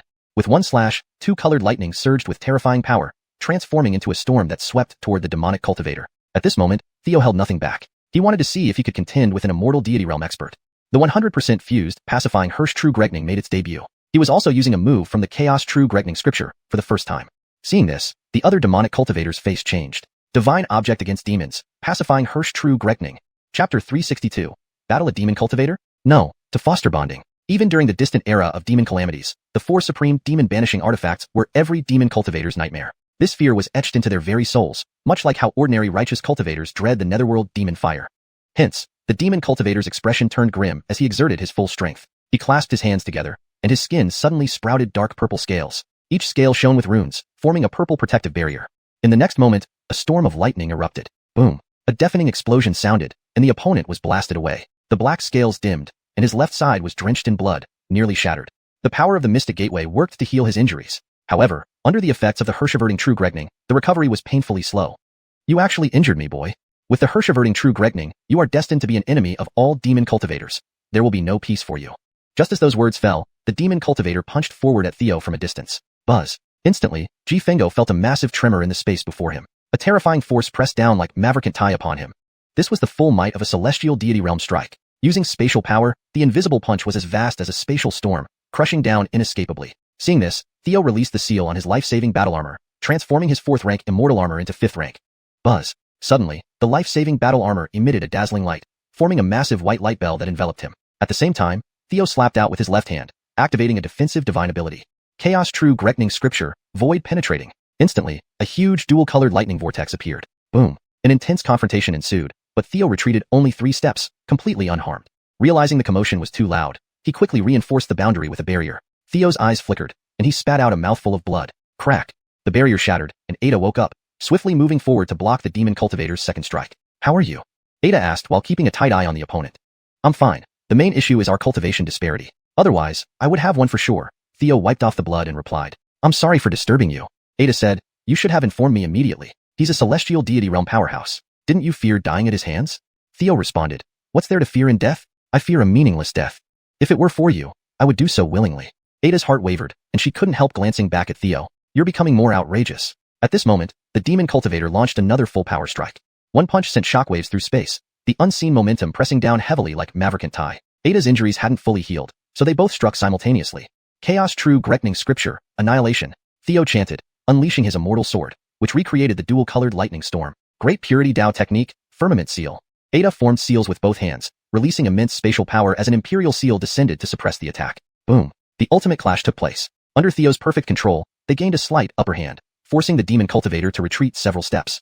Seeing this, Ada's eyes brightened. Theo immediately understood. Ada planned to slay the demon here, coughing up blood again. This forced Ada to support him with a great relocation order, teleporting them away. Thank you for protecting me, allowing my injuries to heal significantly. Now it's my turn to protect you. Ada said. Ding. The relationship with Destiny's daughter Ada has increased by 300 destiny points. That made sense. After all, they shared life and death together. If the demon cultivator were killed, the pressure would lessen, perhaps disappear entirely. Then where would one go to gather crops? Theo pretended to recover while secretly enhancing his cultivation. Meanwhile, a Xian immortal puppet led a celestial deity realm demon cultivator to Yovan, who was still studying the nightmare maze. Are you Yovan of the immortal Mangekyō Sword Pavilion? Come to aid Ada? Die. Powerful as Theo, he could only match a celestial deity realm cultivator. Yovan, being at the middle stage of the heavenly immortal realm, was hit and flew backward, spitting blood. If not for the protective item given by Gregly Venerable, he might have been seriously injured. He had no choice but to flee. But soon, another Xian immortal puppet, leading a third demon cultivator, found him. Yovan cursed bitterly. Watching him fight against the celestial deity realm demon cultivator, Theo assessed his opponent's true strength clearly. Eventually, he had no choice but to leave. Back at their location, after an hour of cultivation, the body cultivator came looking for Theo. Ada's cultivation had recovered to about 70%. They set up warning formations around them. As the body cultivator approached, Ada moved forward to lead him away. With her powerful movement techniques, she initially managed to dodge and circle around him, but soon realized he was heading directly for Theo, forcing her into direct combat. Great heaven, collapsing hand. The demon cultivator shouted, launching a devastating punch. The vacuum violently shook, and the invisible punch power surged, overwhelming everything in its path, far stronger than before. Great purity Dao technique, cause and effect seal. Ada's hands drew circles, instantly enveloping both in a giant Enarding diagram. The powerful blow pierced through her protective shield, hitting her and causing blood to flow from her mouth. The surrounding Enarding diagram also shifted. Surprisingly, the demon cultivator seemed hit by his own attack, spewing blood and retreating. Indeed, you're a genius of this epoch. Your cultivation may not be fully restored, but your combat strength has greatly improved. You are destined to be a major enemy of us demon cultivators. You must die here. The demon cultivator's expression grew grimmer. Without hesitation, he unleashed his full potential, igniting a layer of blood flames, his aura soaring by 40%. Great heaven, collapsing hand. With a palm strike, space quaked, transforming into a pale bloodstorm surging toward them. Knowing she couldn't match him, Ada wanted to run but thought of Theo behind her and gritted her teeth, holding firm. Great purity Dao technique, truth and falsehood seal. Not at her peak, Ada pushed her ultimate move hard, blood trickling from the corners of her mouth. Her palms emitted great purity Greg, dissipating the bloodstorm under its illumination. However, the bloodstorm relentlessly advanced. Soon, she was overwhelmed. Struck by the residual force of the bloodstorm, Ada spit out blood and flew backward, critically injured, landing in Theo's arms. So you've been disturbed. Ada laughed bitterly. Accept your fate. The demon cultivator roared, rushing at them like a beast. Hashtag chapter 363. Who is the demon cultivator and the might of netherworld demon fire? Theo employed his movement technique to maintain a moderate distance from the opponent. Zegrection, pale-faced, said, I'm severely injured and cannot manipulate space. You should leave me behind and flee. Continuing like this, we will both die here, she added. Theo responded, don't worry, I fear death more than anything. If it comes to that, I'll definitely run away on my own. But we haven't reached that point yet. You should heal your injuries first. Her reaction was one of mingled laughter and tears. She knew Theo didn't need her to worry. Theo naturally observed that the demon cultivator's condition wasn't right. He seemed to be employing some secret method to burn potential for a temporary surge in power. Otherwise, in a fair fight, he might not be Zegrection's match. After chasing for a long time, the opponent finally stopped, the blood flames on his body vanishing, his aura plummeting rapidly to mid-Xuanqian realm. At that moment, he tried to turn and flee, but how could Theo let him go? A buzzing sound, a streak of immortal light flashed as the immortal cleaving flying blade shot out like lightning. Despite using full defensive power, it was too late. The blade pierced his brow and instantly killed him. Seeing this, Zegrection was slightly astonished but then smiled. So, you've been planning to kill him all along? Theo nodded. He hurt you. He deserved to die. Using his immortal soul power, Theo collected the corpse. Zegrection smiled at the corner of her lips. Ding. The affinity between Qian Maiden Zegrection and the host has increased, gaining 3,000 Qian points. Just then, the other two demon cultivators joined up and witnessed the scene, pursuing them furiously. Zegrection immediately felt anxious. Not good, they are catching up. These two demon cultivators, one excels in spell techniques, and the other in soul arts. One of them suddenly shouted something like an evil incantation. Come over quickly. A strange and powerful soul force spread with his voice. Thanks to practicing the heart-calming decree, Theo was immune to such spells. However, the heavily wounded Zegrection was affected, her face changing. Put me down, Master is calling me. Don't be foolish, don't believe it. Realizing shouting wouldn't help, Theo bit her lips. Pained, Zegrection snapped back to her senses. Are you awake now? Theo shouted while running. Zegrection's cheeks turned slightly red, and she nodded. At this moment, the other demon cultivator cast a spell, summoning countless vampiric bats. As the bats approached, Zegrection panicked. We can't make it in time. Put me down, I can distract them so you can escape. Theo said, we've kissed, you're mine now. I, Theo, won't abandon my woman to save myself. It'll be fine soon. With countless vampiric bats like dark clouds closing in, Zegrection's heart pounded in anxiety. Suddenly, the surroundings brightened. Zegrection rejoiced, we're out of the maze. Theo smiled, of course. Free from the special terrain hindrance of Nightmare Maze, Theo directly activated his 9 Heavens Immortal Eye, bringing them straight to his courtyard in Sinuous Sword Pavilion. You're safe, Theo said to the beauty in his arms with a smile. Zegrection laughed and nodded. Put me down, truly thank you this time. Theo replied, you should tend to your injuries first. She nodded. Back at Nightmare Maze. When the two demon cultivators reached the exit, they only saw Theo and Zegrection disappear. Damn, so close yet so far. The Vic of Sinuous Sword Pavilion is strong and resourceful. Who would have thought that Theo would be even more troublesome? We planned this trap to eliminate both Zegrection and Vic in one strike. How do we report back now? Their faces fell as they sighed deeply. Suddenly, the space before them distorted, and Amerigo appeared. Who are you? Himph, a mere mid-Xuanqian realm dares enter the Nightmare Maze. Faced with their disdainful attitude, Amerigo stood calmly, left hand behind his back, right hand extended, eyes looking down upon them arrogantly. If you can survive my attack, I'll spare you this time. How dare you show off in front of us? You must be tired of living. One of the demon cultivators waved his sleeve, releasing countless vampiric bats that rushed towards Amerigo like two black dragons. Amerigo raised his right hand, revealing purple-black netherworld demon fire in his palm. Inverse Martial Demon Scroll, Annihilation. Following his recent seclusion, having advanced to Michuanshin realm, he successfully cultivated Inverse Martial Demon Scroll to the 3rd level. Gripping his fingers, the flame vanished from his palm. Immediately, countless bats caught fire, being burned into ashes by Netherworld Demon Fire, forming 2 fiery dragons that swiftly engulfed the demon cultivators. Netherworld Demon Fire. Run. The 2 demon cultivators' faces changed drastically as they turned to flee, but it was too late. The range of annihilation included them, and they were quickly purified into pure demonic energy, which Amerigo sucked into his mouth. A big boost. Simultaneously, Amerigo absorbed their memories. Indeed, as Theo had guessed, Zgregtion's mission was a trap set by Blood Deity Sect's demon cultivators to eliminate her and Vic. Unexpectedly, Theo disrupted the plan and even eliminated 3 of them. If not for me, these 2 Chiyun children would have met their end. Instead, they've grown closer. Vic wanted to use demon cultivators to kill me but inadvertently lost the chance to get close to Zgrection and exposed his trump card. Truly a case of losing both wife and soldiers. Amerigo chuckled, then left. Next, Amerigo needed to pass the 3rd stage of the Crimson Trial and join Blood Deity Sect. Sinuous Sword Pavilion. Once Zgrection healed and left, Theo's cultivation had already reached the peak of Late Tiantian realm. Soon after, news from Blood Deity Sect arrived. The demon slashing order incident was finally concluded, easing everyone's minds in Wukingtian. Next morning, come to Sinuous Grand Hall. I'm out of seclusion. Finishing his morning rituals, Theo heard a familiar pleasant voice in his ear. Delighted, he rushed to Sinuous Grand Hall. Vic, having recovered, was already waiting there. Clifford Yanzun smiled. You indeed made it here. I am pleased to see you again. Theo saluted. Disciple pays respects to master. Clifford Yanzun continued. Your senior brother's wedding is approaching. Let's celebrate a double joy at Sinuous Sword Pavilion. Tomorrow, I'll invite heroes from across the world for his wedding and your acceptance as a disciple. What do you think? Both saluted. As master wishes. Clifford Yanzun smiled at Vic. Very well, let's go propose to the Z family. Meanwhile, Amerigo sent a message to Wintian Orthodoxy's Olive. The time has come. Come to the Z family and take back your senior brother. Olive was overjoyed upon seeing this. Chapter 364. A proposal? No, a public execution. Trista Gregly stood like a deity, her entire body glowing, enveloped in divine light, impervious to all, evoking reverence and awe, untouchable. With a wave of her hand, she constructed a spatial tunnel, leading the 2 straight to the Z family compound. Soon enough, the 3 arrived at the Z family estate. Trista Gregly had given notice ahead of time. Horace was already prepared, welcoming them with many members of the Z family. Welcome, Trista Gregly, said Horace, clasping his fists respectfully. Your presence honors the Z family. Trista Gregly responded, Z family head. You don't need to be so formal. I am here because the marriage agreement I made with sect leader Monty from the Blood Deity Sect is due to be fulfilled, so I've come today to formally propose for the wedding tomorrow. As she spoke, she waved her hand, and an assortment of rare treasures piled up in the courtyard like mountains. Her actions were indeed impressive. To ensure her disciple's wedding went smoothly, she brought so many treasures herself. Horace replied, I've already informed Gregjian. She's on her way back. Please come in and take your seat, Trista. The 2 young masters, please follow. At the Z family hall, Horace began, the arrangement between Trista and sect leader Monty is well known, and I approve of it. But lately, I've heard quite a few unflattering rumors about disciple Jerry. During the demon suppression order, he inadvertently allowed the demonic cultivator to take the netherworld demon fire when working with Winch Carigluo of the Profound Heaven Orthodox sect. Afterwards, during the mission to support Gregjian, he didn't achieve much either. On the contrary, Trista, junior disciple Theo has been truly outstanding.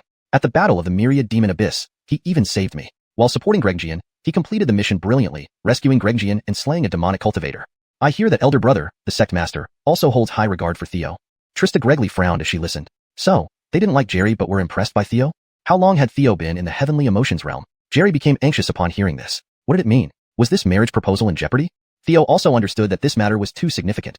Even if Horace was Gregsbeth's mother, she couldn't make the final decision alone. He immediately said, Family head, you're too kind. It's just luck on my part. Jerry Sr. has a natural Tao body, broad knowledge, and a photographic memory. I can't match him. This calmed Jerry slightly. Horace added, My daughter, Gregsbeth, has always been independent. I never force her into anything, including marriage. We should wait and listen to her opinion. As she's almost here, let's ask her. Trista Gregly nodded. Agreed. This is a rare opportunity. I have some cultivation questions I'd like to ask the Trista. Horace then raised her doubts. Trista Gregly explained everything meticulously, helping Horace resolve her confusion and gain profound insights. Soon, Gregsbeth arrived. Great Trista, Maverikther, greetings. Though both were renowned geniuses of the heavenly emotions realm, this was Jerry's first time meeting Gregsbeth. He was instantly struck by her beauty, staring openly at her, somewhat rudely. Seeing this, Horace grew more displeased. Trista Gregly coughed, and Jerry quickly apologized. Horace said, Gregjian, you arrived just in time. The Trista came to propose the marriage today. This concerns your future. What do you think? Gregsbeth clasped her fists. Jerry, I've heard you have a sister named Olive in the Profound Heaven Orthodox sect. Your relationship seems very close. Jerry hurriedly bowed. Goddess, you misunderstand. She's only my younger sister. We grew up together, naturally close, but we've never overstepped boundaries. Just then, someone reported outside. Family head, a lady claiming to be Olive from the Profound Heaven Orthodox sect is here to see Jerry. His lover has come calling. Horace's eyes turned cold. Suppressing her anger, she said, Let her in. Jerry was alarmed, sensing something was wrong. Gregsbeth's expression also turned icy. Soon, Olive entered. Olive greets great Trista and family head. Horace asked, "Why are you here?" Jerry was also curious. "Carigluo, why are you here?" Olive looked piteously at Jerry. "Brother, haven't you forgotten what happened?" Jerry was baffled. "Carigluo, what did I forget?" She continued. "You told me you would dissolve your engagement with Goddess Gregsbeth. Why are you here now?" Jerry was stunned. "Carigluo, when did I say I would end the engagement?" He was utterly bewildered now. Ignoring propriety, he blurted out, "After escaping the Black Death Forbidden Zone, did any of that really happen?" Olive's eyes welled up. "Brother, do you deny what happened after we left the Black Death Forbidden Zone? Did you forget our words?" "These things really happened," she sobbed, tears streaming down her face. Jerry's mind was in turmoil. "Carigluo, just tell me what happened. Please stop crying." Seeing Jerry's distressed reaction, Horace and Gregsbeth found it hard to believe there was no affection between Jerry and Olive. Unfortunately, while Olive was excellent, she paled in comparison to Gregsbeth. Any man would choose Gregsbeth. Olive wiped her tears and said, "Fine, I'll tell you. That day after we escaped the Black Death Forbidden Zone, to treat your demonic fire injury, we cultivated together, purifying the netherworld demon fire. You promised you would break off the engagement with Goddess Gregsbeth and marry me. Were you lying?" Everyone was stunned by these revelations. A scandal. An enormous scandal. Horace sneered, "Trista, Olive has indeed lost her maidenhood. Since Jerry and Olive are deeply in love, the engagement with Gregian is inappropriate." Realizing the implications, Jerry shouted, "Master, family head, you've got it wrong. Carigluo, what nonsense are you saying? I told you to escape first, and I covered for you. Soon after, I faced attacks from demonic cultivators and was forced to flee. When I returned to find you, it was the next day. You forgot?" Jerry panicked, but no one believed him. Olive sobbed bitterly, "Brother, I know I can't compare to Goddess Gregian, but you shouldn't treat me like this. We grew up together. Could you not recognize me? Can you deny your own words and actions?" Olive cried uncontrollably. Gregsbeth could barely stand it. "Jerry, take Olive away. Her words are too specific to be false. How can a woman joke about her purity? Jerry, as a man, you should take responsibility. Don't shame yourself." Jerry pleaded, "It wasn't me." If he admitted this falsely, his head might as well turn into a grassland. Chapter 365. My disciple Theo is also an elite among people. What do you think? Theo said, "Senior brother, everything is crystal clear now. If you still deny it, you might lose your dignity and hurt Miss Kingluo's feelings." Henri frowned and said, "Junior brother, I truly did not do this. Carigluo, believe me, I really only saw you on the second morning. On that day, the person with you was not me." Upon hearing this, Olive cried uncontrollably, her voice choked up. Henri, the child of fate, has developed a rift with Olive, successfully seizing 8,000 destiny points. "Damn, isn't this a bit excessive?" Theo asked. "Master, what do you think?" Gladys said gravely, "What Olive says does not seem to be a lie, and she has indeed lost her virginity. But as for what Henri says..." She stopped here. She believed in Henri, but the matter was just too bizarre. Theo nodded. "I understand. Senior brother, if you claim you found Miss Wen only on the next day, do you have any evidence? Or can anyone vouch that you were elsewhere during that time?" Henri sighed. "Around the Black Death Forbidden Land, there are no signs of life. It's a strange place where even ancient beasts don't dare to go. Where can I find witnesses?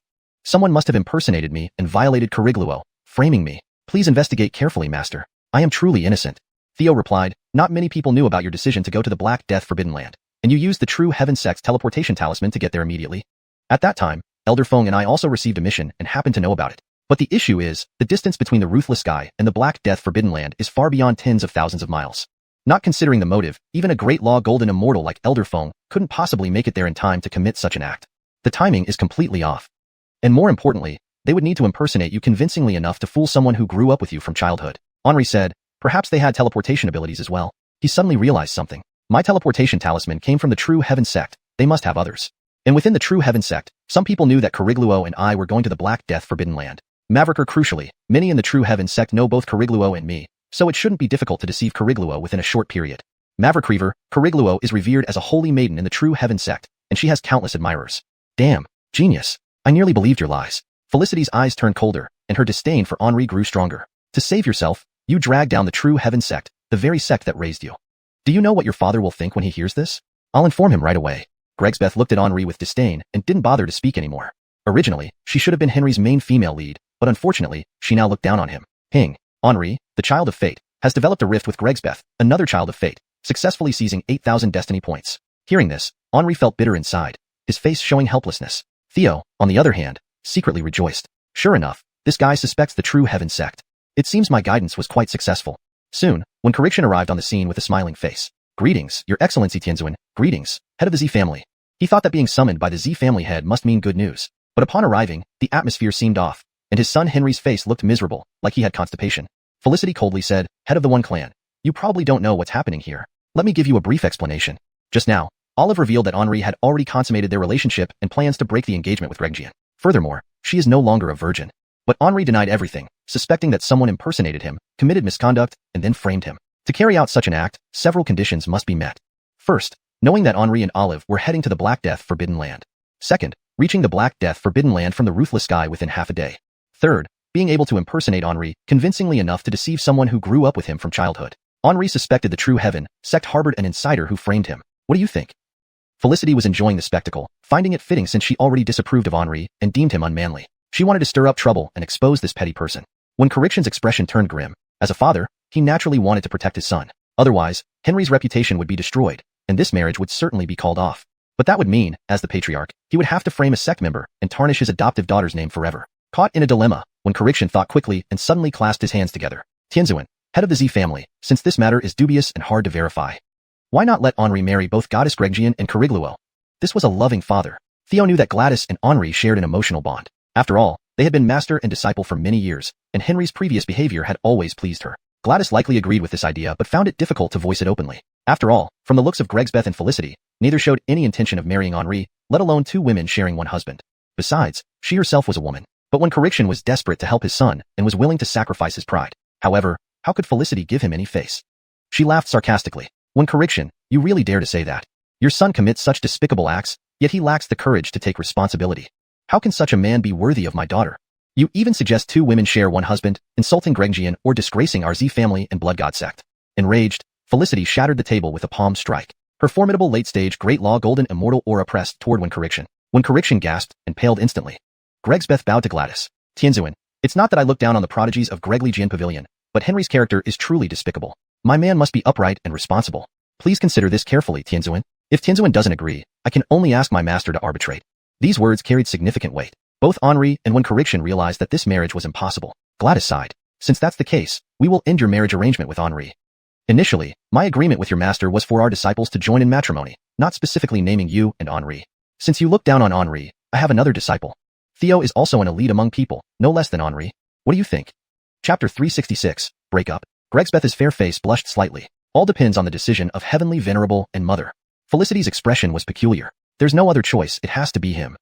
Theo couldn't help but roll her eyes upon hearing this. It was clear that Felicity still harbored feelings from what happened in the past towards Theo. Yet now, Theo was getting married to her daughter, making Felicity somewhat uncomfortable. Clifford Heavenly Venerable nodded. If that's the case, then so be it. Today, I propose a marriage for my second disciple, Theo. Clifford Heavenly Venerable understood the situation was beyond salvaging and chose the next best option. Jerry's complexion turned ashen, seemingly struck by an immense blow. Earlier, though he had never met Gregsbeth, he had heard of her fame and once dreamt of marrying her. He was very much looking forward to this marriage arrangement. Meeting her today, she was even more beautiful than his imagination, truly a celestial being. He felt incredibly fortunate. Not only did he find a master, but he also got such a prodigy wife. This seemed like a windfall from heaven. But unexpectedly, within a blink of an eye, the sure thing flew away. After all, the news of their engagement had been widely spread for many years. In the end, who would have thought that just before the ceremony, the fiancé would be replaced? If this spread out, where would his face go? Ding! The marriage between Chi Amy's son Jerry and Chi Amy daughter Gregsbeth is cancelled, successfully seizing 10,000 fortune points. Ding! The marriage between Chi Amy daughter Gregsbeth and Chi Amy's son Jerry is cancelled, successfully seizing 10,000 fortune points. Hearing this, Theo was elated inwardly. Both lost some fortune points, and I got the benefits. When Corriction saw the change in his son and understood. If Olive's incident were blamed on Jerry, it might lead to the collapse of Jerry's Tao heart and leave him utterly dejected. He promptly made a decision. Clutching his teeth, he discreetly sent a message using a jade slip. A moment later, he held up a gleaming jade slip. Heavenly Venerable, the culprit who defiled Corigluo and framed Jerry has been found. It turns out Jerry was wronged. Hearing this, Olive felt as if thunderstruck, feeling deeply aggrieved. Is this the father who raised her for so many years? Just to salvage Jerry's reputation, she was sacrificed. Felicity sneered. And who is this culprit? Her gaze was cold, finding When Corriction's theatrics laughable. However, since this was the Shintian Orthodox sect's internal affair, she didn't care much about it. When Corriction said gravely, the culprit is the holy son of Shintian Orthodox sect, Gregjiu. Recently, the sect received word that Gregjiu confessed to his crimes. Holy son Gregjiu was also one of his disciples. Gregsbeth's eyes brimmed with disgust, thinking that the so-called Shintian Orthodox sect was sickening. Seeing this, When Corriction cupped his fists. I must return to handle sect matters. I will take my leave. Saying this, he dragged Jerry and Olive away. But Olive looked as pale as death. Come back with me, When Corriction spoke icily, glaring at Olive. In When Corriction's view, they had raised Olive for years, not blood-related yet closer than family. However, due to her outburst, not only did she ruin Jerry's wedding, but she nearly ruined his reputation too. This act was nothing short of repaying kindness with ingratitude. If not for the crowd present, he would have lashed out immediately and punished Olive. Olive understood that her purpose had been thwarted by Correction's actions. Once outside, everyone would know she was defiled by a fellow disciple. Even Jerry and Correction treated her like an enemy. This led Olive to a state of self-isolation, unable to accept it. At this moment, Olive suddenly stepped back, raising her right hand to strike her own forehead in suicide. Correction reached out with his right hand, trying to catch her, but hesitated intentionally, letting her slip through. Seeing Olive's sudden move to commit suicide, Clifford Heavenly Venerable instantly exerted his powerful aura, forcing Olive to kneel, immobilized. Gregsbeth moved forward, lifting her up inside. Why are you doing this to yourself? Theo suggested, Lady Zijia, Olive might not be welcome back home. Why not keep her here in the Zijia clan? After all, she is a genius. Felicity nodded. If Shintian Orthodox doesn't appreciate talent, we Zijia clan do. Olive, if you wish, Zijia clan will be your home from now on. Olive nodded faintly without looking at Correction or his son. Ding! Amy's son Jerry and Olive break ties completely, successfully seizing 5,000 fortune points. Afterward, Correction and his son left the Zijia clan. The wedding proceeded as planned. Thus, Clifford Heavenly Venerable and Theo's engagement was successfully proposed. The next day, at the Immortal Maverick and Sword Pavilion, guests from across the world were invited to celebrate the public wedding and Theo's formal initiation into the sect. The grand event was organized jointly by the Blood Spirit sect and the Immortal Maverick and Sword Pavilion, with prestigious entities like the True Dragon Clan, Huxley Hu Academy, and Angel Clan all attending without exception. First came the initiation ceremony, followed by the wedding rites. Clifford Heavenly Venerable gifted Theo a quasi-heavenly venerable level flying palace as a heavy personal gift. Palace-grade treasures far outweigh ordinary treasures in value. Materials required for constructing such palaces are numerous, enough to forge several similar treasures. Additionally, palace-grade treasures possess various functions, extremely rare and precious. This left Theo astounded. To know, Jerry only possessed 2 5th-rank immortal artifacts. One of them was likely provided by the Shintian Orthodox sect. Next came the ceremony with Gregsbeth. After the rites, Theo was naturally treated to a drinking session by Aquila, Huxley Boixiang, and others. Brother, who would have thought you'd marry Gregsbeth after only a few days? This is indeed unexpected. Aquila laughed heartily. Huxley Boixiang added enviously, Junior Brother G's good fortune truly leaves us all envious. Theo replied, I owe a lot to both of you for bringing me here to the heartless sky. I will remember this favor. Please, let me toast to you first. That night, under the bridal red canopy, when Theo entered, Gregsbeth had already taken off her veil, gazing at him with arms folded. How did you become my husband? Theo chuckled. Perhaps it's destiny. Gregsbeth responded frankly, honestly, I do have some liking towards you, but it's not enough to marry you. You should understand why I'm marrying early. Theo nodded. I believe the marriage proposal arranged by my master, and your master has its reasons. A quasi-heavenly venerable level flying palace. Such a gift was extraordinarily precious. Even Felicity's vehicle, Rainbow Bridge, wasn't as valuable. After all, Felicity was the Clayton of the Blood Spirit sect and the head of the Eternal Z family. She could almost be considered the top person under the Heartless Sky's Heavenly Venerables. For Clifford Heavenly Venerable to offer such a lavish gift clearly meant something else. Theo asked, what do we do tonight? Checking the intimacy level, which increased due to marriage but remained at 50, less than Felicity. Doubtful of double cultivation. Gregsbeth replied, you can leave. Leave the rest to me. No one will notice any discrepancy. Knowing her strong pride and independence, Theo didn't insist. As you wish. With that, he flashed out of the flying palace. Returning to the courtyard below, he was surprised to find Felicity there. Hashtag chapter 367, The Bite. He originally planned to cultivate the classic of the Primal Maiden with Kirsten, but unexpectedly met Lenore who was drinking alone. Why are you here? Theo asked, surprised. Lenore shot him a glance. Shouldn't I be asking you that? Why aren't you spending your wedding night with Gregjian? What are you doing here?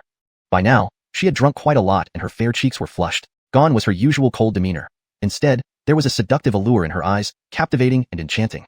Theo sat next to her and asked, House Lord, do you still not know about your daughter? She said our feelings aren't deep enough for dual cultivation, he replied. Of course, I can't force her. Alright, let's not talk about this anymore. House Lord, I heard from Elderphone that you once traveled through the Grand World for cultivation. How is it over there? Lenore responded, the Grand World is indeed a great place, vast and boundless, bustling with activity, filled with powerful cultivators, yet extremely dangerous. You, possessing the ninefold heavenly eye, have an immeasurable future ahead. When you and Gregjian achieve significant cultivation progress, you can go there. It is a world teeming with geniuses. The heartless heaven is vast, but compared to the grand world, it is but a speck in the ocean. You need to work harder. Now that demonic cultivators have resurfaced and dark undercurrents are stirring, you must be more careful. Theo asked, are there many beauties there? Upon hearing this, Lenore immediately reached out to flick his forehead, but Theo caught her right hand. You little brat. You just got married to Gregjian and already thinking of other women. Watch out, or I'll break your leg. Only then did she notice that Theo hadn't let go of her hand. The atmosphere suddenly felt awkward. She tried to pull her hand back, but as she exerted force, Theo took the opportunity to embrace her, whispering in her ear, don't you know who I think of in my heart? Lenore's body trembled, and she said, you little brat. Just as they were about to take things further, thoughts of Gregsbeth suddenly flashed through Lenore's mind. She immediately stopped Theo. No. Her eyes were alluring, her face full of seduction, but her expression showed a trace of clarity. Today is your wedding day with Gregjian. We can't do this today. Theo asked, do you not want to replace Gregjian and share a night with me? Lenore grabbed Theo's hand, pleading, "No, no, not today." At that moment, she lost her usual high and mighty queen-like demeanor and sounded almost desperate. Theo looked down and asked, "What should we do with this?" "I'll help you." Afterward, Theo sat on the chair, enjoying the experience immensely. At the wedding banquet earlier, Lenore had been like a queen, with everyone except the few Tyanzans showing her utmost respect. But now, she carefully served him. This dramatic contrast greatly satisfied Theo. Their intimacy level smoothly increased to 80, just 5 points away from absolute freedom. However, given their current relationship, that was only a matter of time. Afterwards, Theo pulled her up, sitting her on his lap. "Let's chat. Emerald, how much do you know about demonic cultivators?" Note, Annabelle is translated as Emerald to maintain consistency in terminology and style, providing a natural and fluent reading experience in English. Hearing this intimate nickname, Lenore couldn't resist hugging his neck and planting a kiss on his cheek. "I don't know much about them. After this demon suppression order, most of them should have been dealt with. The remaining ones will likely hide." It seemed she knew little about the Blood Deity sect's demonic cultivators. "In 3 days, you and Gregjian will return to the Blood Deity sect. By then, someone might make things difficult for you," Lenore reminded him while resting her head on his chest. Theo held her slender waist, afraid to move for fear of losing control. "Why would they do that?" Lenore explained, "The Blood Deity sect isn't monolithic. The 4 Tyanzans form 2 opposing factions. Currently, the Defiant Patriarch's lineage is somewhat weakened. If not for his exceptional strength, he would have been deposed long ago." Theo understood, so, that's why he allied with the Boyduet Tianzuan. Lenore nodded. "Right. With your master supporting you externally, they won't dare act recklessly. But at the Blood Deity sect, they will seize any chance to challenge you." Theo nodded. "I understand." Subsequently, Theo focused on cultivation and successfully advanced to the Immortal Realm within 3 days, forming the Mystic Gateway. Forming the Mystic Gateway required establishing a close connection with the World Tree, along with an immense amount of immortal chi and immortal blood. The latter could be supplemented with elixirs and rare treasures, but the former usually required special techniques or a powerful immortal soul. With the World Tree contemplation technique, Theo easily formed the Mystic Gateway. As the gateway appeared as a red on his brow, he clearly felt his connection to the World Tree grow stronger. A wave of his hand summoned vast amounts of celestial immortal chi. Even without immortal chi on the ground, after activating the World Tree shadow in his consciousness sea, he could summon immortal chi. This thrilled him. This must be an ability possessed by a great enlightened immortal. For the next realm, the Immortal Sage Realm, a large amount of immortal chi and personal power is needed to condense the second immortal gateway, the Sage Gate, in the Dantian Chi Sea. Through the Sage Gate, one can freely convert rule forces, making it incredibly powerful. The Golden Immortal Realm requires massive immortal chi and immortal soul power to condense the third immortal gateway, the Golden Immortal Gate, within the Consciousness Sea, grasping the power to change heaven and earth. Unbelievably, the World Tree contemplation technique has made my connection to the World Tree surpass even Golden Immortals, reaching great enlightened immortal levels. If I can condense all 3 immortal gates, the World Tree contemplation technique should be complete. After exiting seclusion, the Boyduet Tianzuan's voice reached him. "Come see me." Chapter 368, First Visit to the Blood God Sect. The Sword Pavilion, where the exalted Gregly resides. Here, immortal mists swirl, birds chirp, and flowers perfume the air. There are magnificent palaces with everything one could desire. A truly heavenly paradise. Exalted Gregly stood by the lake, feeding the fish. This was Theo's first visit here. "Greetings, master." Exalted Gregly said, "You've advanced to the profound immortal realm, progressing very swiftly. Previously, I imparted the immortal Maverican sword art to you. How has your cultivation been?" Theo replied, "Disciple has completed its cultivation." Exalted Gregly nodded. "Demonstrate it once." Theo then performed the 3 moves of the immortal Maverican sword art. "Very good. You have indeed mastered these 3 moves perfectly." Exalted Gregly continued, "Now, I shall impart new sword arts to you. My first set of arts is called the 3-talent sword art. This art is immensely powerful despite only having 3 moves, renowned as the number 1 sword art of the Heartless Heaven. It requires extremely high sword mastery to unleash its true power. Even your senior brother Jerry, after years of practicing the first move, has barely scratched the surface. This embodies all my insights into the sword path. This is the way." The second set of arts is called the Heartless Transcendent Slashing Art, which is technique. Way remains unchanging while technique embodies various changes. Then, Exalted Gregly imparted both sets of arts to Theo, demonstrating them personally. This left Theo pleasantly surprised. Without doubt, Exalted Gregly was indeed the top swordsman in Heartless Heaven, with his profound sword mastery simply shocking the world. In haste, Theo could only try his best to remember every detail, intending to revisit them carefully later. "Disciple thanks Master for imparting this teaching." Theo bowed respectfully. Exalted Gregly smiled. "Soon, you and Gregshan will be heading to the Blood God sect, where you might face some difficulties. But rest assured, with Patriarch Duncan there, everything will be fine. Additionally, there's another matter that requires your attention. Master, please speak freely." Theo understood that this might be why Exalted Gregly bestowed such a heavy favor on him. Exalted Gregly said, "I'm sure you've heard about your senior brother Jerry. He was born with an incomplete innate Dao body. Unless it is restored, he won't live past 20 years old." The term Shantandalti is correctly translated as innate Dao body, which conveys the meaning accurately and reads naturally in English. No further edits are needed for this specific phrase. However, I have streamlined the sentence for better fluency. There are only 3 months until his 20th birthday. To keep him alive, we must refine the heavens mending pill within these 3 months. I, as his teacher, will do my utmost to help restore his innate Dao body. Now, We only need the heavenly immortal spring to refine the heavens mending pill. Theo immediately thought of something and asked, is the heavenly immortal spring in the blood god sect? Exalted Gregory nodded. Indeed. When I made a marriage pact with Patriarch Duncan, he promised that my daughter-in-law would have a chance to obtain the heavenly immortal spring. Master hopes you can assist your senior brother. In the future, when Master is no longer around, you brothers should support each other. Theo responded. Master is an exalted level powerhouse, eternal and immortal. Why wouldn't you be around? As for senior brother Jerry, I took advantage of his situation to marry Zgregshan. As long as he doesn't resent me, I will do my utmost to retrieve the heavenly immortal spring and help restore his innate Tao body. Certainly, I have to help him restore his innate Tao body. An incomplete one isn't worth looking at. Exalted Gregory smiled. Excellent, you may go. Subsequently, Theo entered the airborne flying palace, traveling with Zgregshan to the blood god sect. En route, Zgregshan meticulously explained matters to note within the blood god sect. When Theo and Zgregshan arrived at the blood god sect, Amerigo, who had previously passed the third level of the blood trial at the blood sword sect, was also brought to the blood god sect.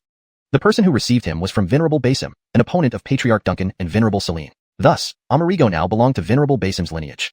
In the plaza of the blood god sect, many people had gathered, lively and bustling. However, the two factions stood separately, creating an unusual atmosphere. Earlier at the wedding banquet, Theo had met quite a few people. After exchanging pleasantries, Venerable Basim laughed. Mr. G, you've just advanced to the profound immortal realm, and my disciple has also just entered this realm. Why don't you spar? Theo replied. If Venerable Basim is willing to offer a grade 6 immortal treasure as stakes, I don't mind giving this fellow some pointers. A grade 6 immortal treasure was a heaven-exalted level treasure. Venerable Basim's eyebrows shot up as he coldly remarked, you're young, but your appetite isn't small. Be careful not to choke yourself. It was a warning for Theo not to interfere in blood god sect affairs.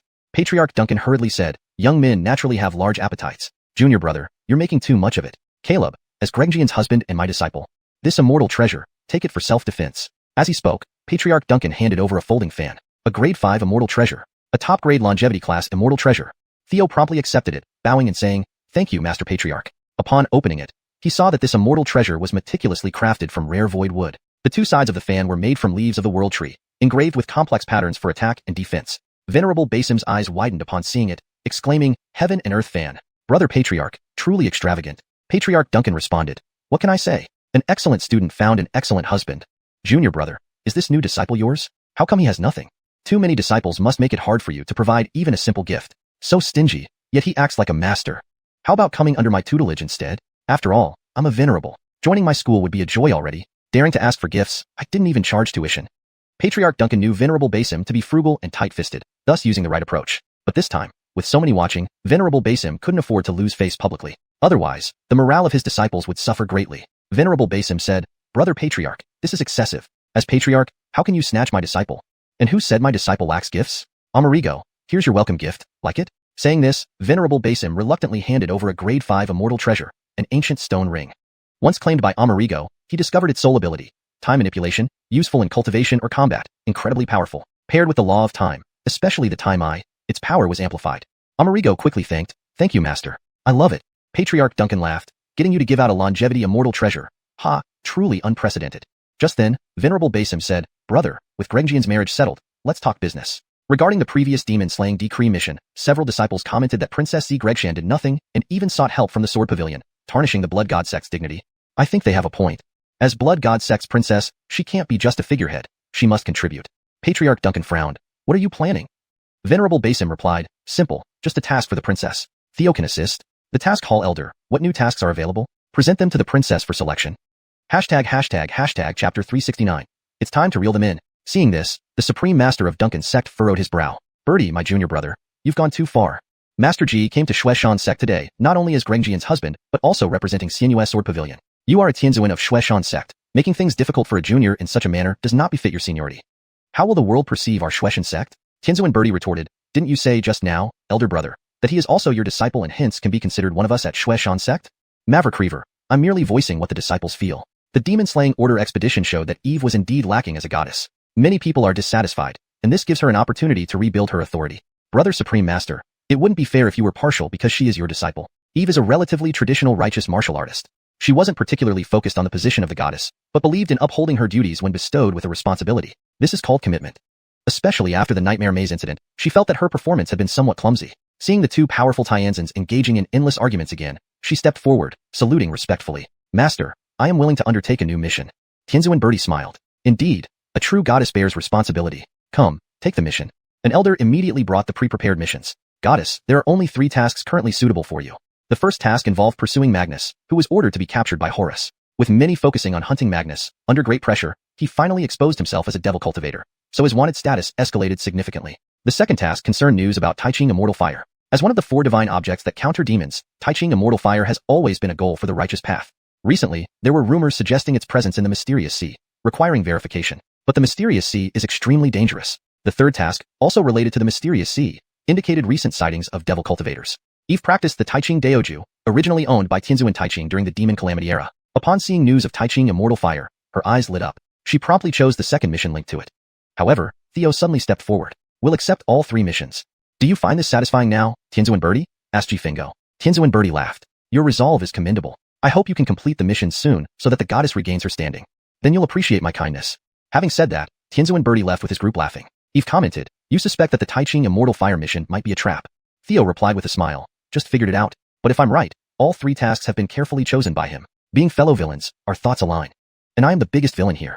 Tianzuan Birdie's intentions are clear to me from the start. Magnus, this fish, must be reeled in now. Previously, Magnus was being hunted and didn't have time to rescue. After revealing his identity as a devil cultivator, Tianzuan Birdie tried recruiting him through contacts made via a Jade Compass imprint known to Theo. Thankfully, Magnus still trusted Special Envoy Theo, and thus refused Tianzuan Birdie's offer. Now, Magnus was slipping away, necessitating immediate action. Supreme Master Duncan suggested, since it's like this, I will send someone to accompany you for protection. Theo shook his head. That might lead Tianzuan Birdie to credit the Path Protector, complicating matters for Gregjian. So we have to do this ourselves. Master, just keep Tianzuan Birdie and company in check. Supreme Master Duncan responded, Caleb, you speak too harshly. After all, you are the future pillars of Shueishan sect. Although Tianzuan Birdie might make things tough, he wouldn't truly endanger your lives. Theo sighed inwardly but said nothing. After all, Supreme Master Duncan was unaware that his younger brother was a devil cultivator. Their righteous facade was merely a cover. Devil cultivators act without scruple. Theo added, there might be another trap like before in the mysterious sea, Master. We need to be prepared to avoid history repeating itself. If something happens, I may not have the luck to find Gregjian again to save her. Supreme Master Duncan nodded in agreement, handing a jade token to Eve. This contains my manifestation. In times of peril, use it to protect yourself. Thank you, Master. Eve felt relieved. Afterward, they boarded a flying palace and headed towards the mysterious sea. The heavenly deity peak. Tianzuan Birdie watched the flying palace leave and instructed his follower, this chance won't come again. Missing it would make it hard to recreate. Sending a long-lived being might alert other Tianzuan powerhouses. This time, you go personally. Also, bring my manifestation. Behind him stood Bliss, a Jinshin realm disciple, who nodded. Understood. Master, what about that devil cultivator, Magnus? Tianzuan Birdie replied, give him one more chance since he shows potential. If he still resists, kill him. Bring more people to ensure absolute success. Yes, Master. Bliss vanished using a teleportation charm. On their journey, Theo asked, what kind of place is the mysterious sea? Eve explained, it's a gathering spot for scattered cultivators. The once scattered Tianzuan Taiching reportedly left her legacy there. Unfortunately, despite years of searching, no one has found it. There are many false reports about Taiching Immortal Fire, none real. Speaking of which, Theo possessed a subflame of Taiching Immortal Fire obtained from Adrian. Adrian's memories revealed that within a certain range, subflames and the true flame resonate. In his future memories, Theo knew that this subflame was the key to unlock Tianzuan Taiching's inheritance. Theo joked, maybe this time we'll encounter the real thing. Eve laughed, let's see if we're lucky. Meanwhile, Theo sensed that Magnus had fled to the mysterious sea after being pursued. A thought emerged, leaving a shadow clone. Theo transformed into Angelo's form, appearing before Magnus. Ionettled, Magnus was caught off guard. Haunted by constant pursuit, he became skittish, setting up numerous formations outside his temporary cave dwelling. Still, Theo effortlessly bypassed these formations, appearing before him instantly. Special Envoy, how did you find me?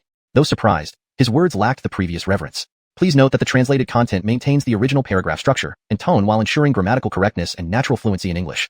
Chapter 370.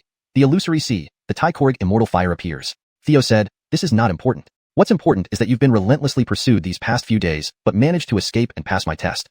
In truth, during this time, he had been chased, yet Theo remained indifferent, which indeed chilled his heart. After all, he had been hunted by the Z family because of Theo's 10,000 demonic pit mission. In the end, Theo hadn't helped him at all. Only now, hearing Theo's explanation, did it all make sense. So, everything was part of Lord Envoy's test. No wonder. Theo continued, the only regret is that you revealed your demonic cultivation identity, making your performance just barely passing rather than outstanding. From this moment on, you are an inner disciple of our Black Heaven organization. Eli clasped his hands and said, thank you, Lord Envoy. My lord, now that I am an inner disciple, is there any reward? Any benefits? Theo nodded. Of course. Recently, there have been rumors about the Taichoric Immortal Fire appearing near White Sand Island in the Illusory Sea. I came here to verify the truth of this news and find the true Taichoric Immortal Fire. Eli asked, isn't the Taichoric Immortal Fire a divine object that suppresses demons? Theo nodded. That's why it can't fall into the hands of those hypocritical righteous people. As long as you help me complete this mission, the reward will be immense. These, Theo continued, tossing a ring, are for your expenses. After the task is completed, there will be 10 times the reward. This ring contained the possessions of a previously deceased immortal realm demon cultivator.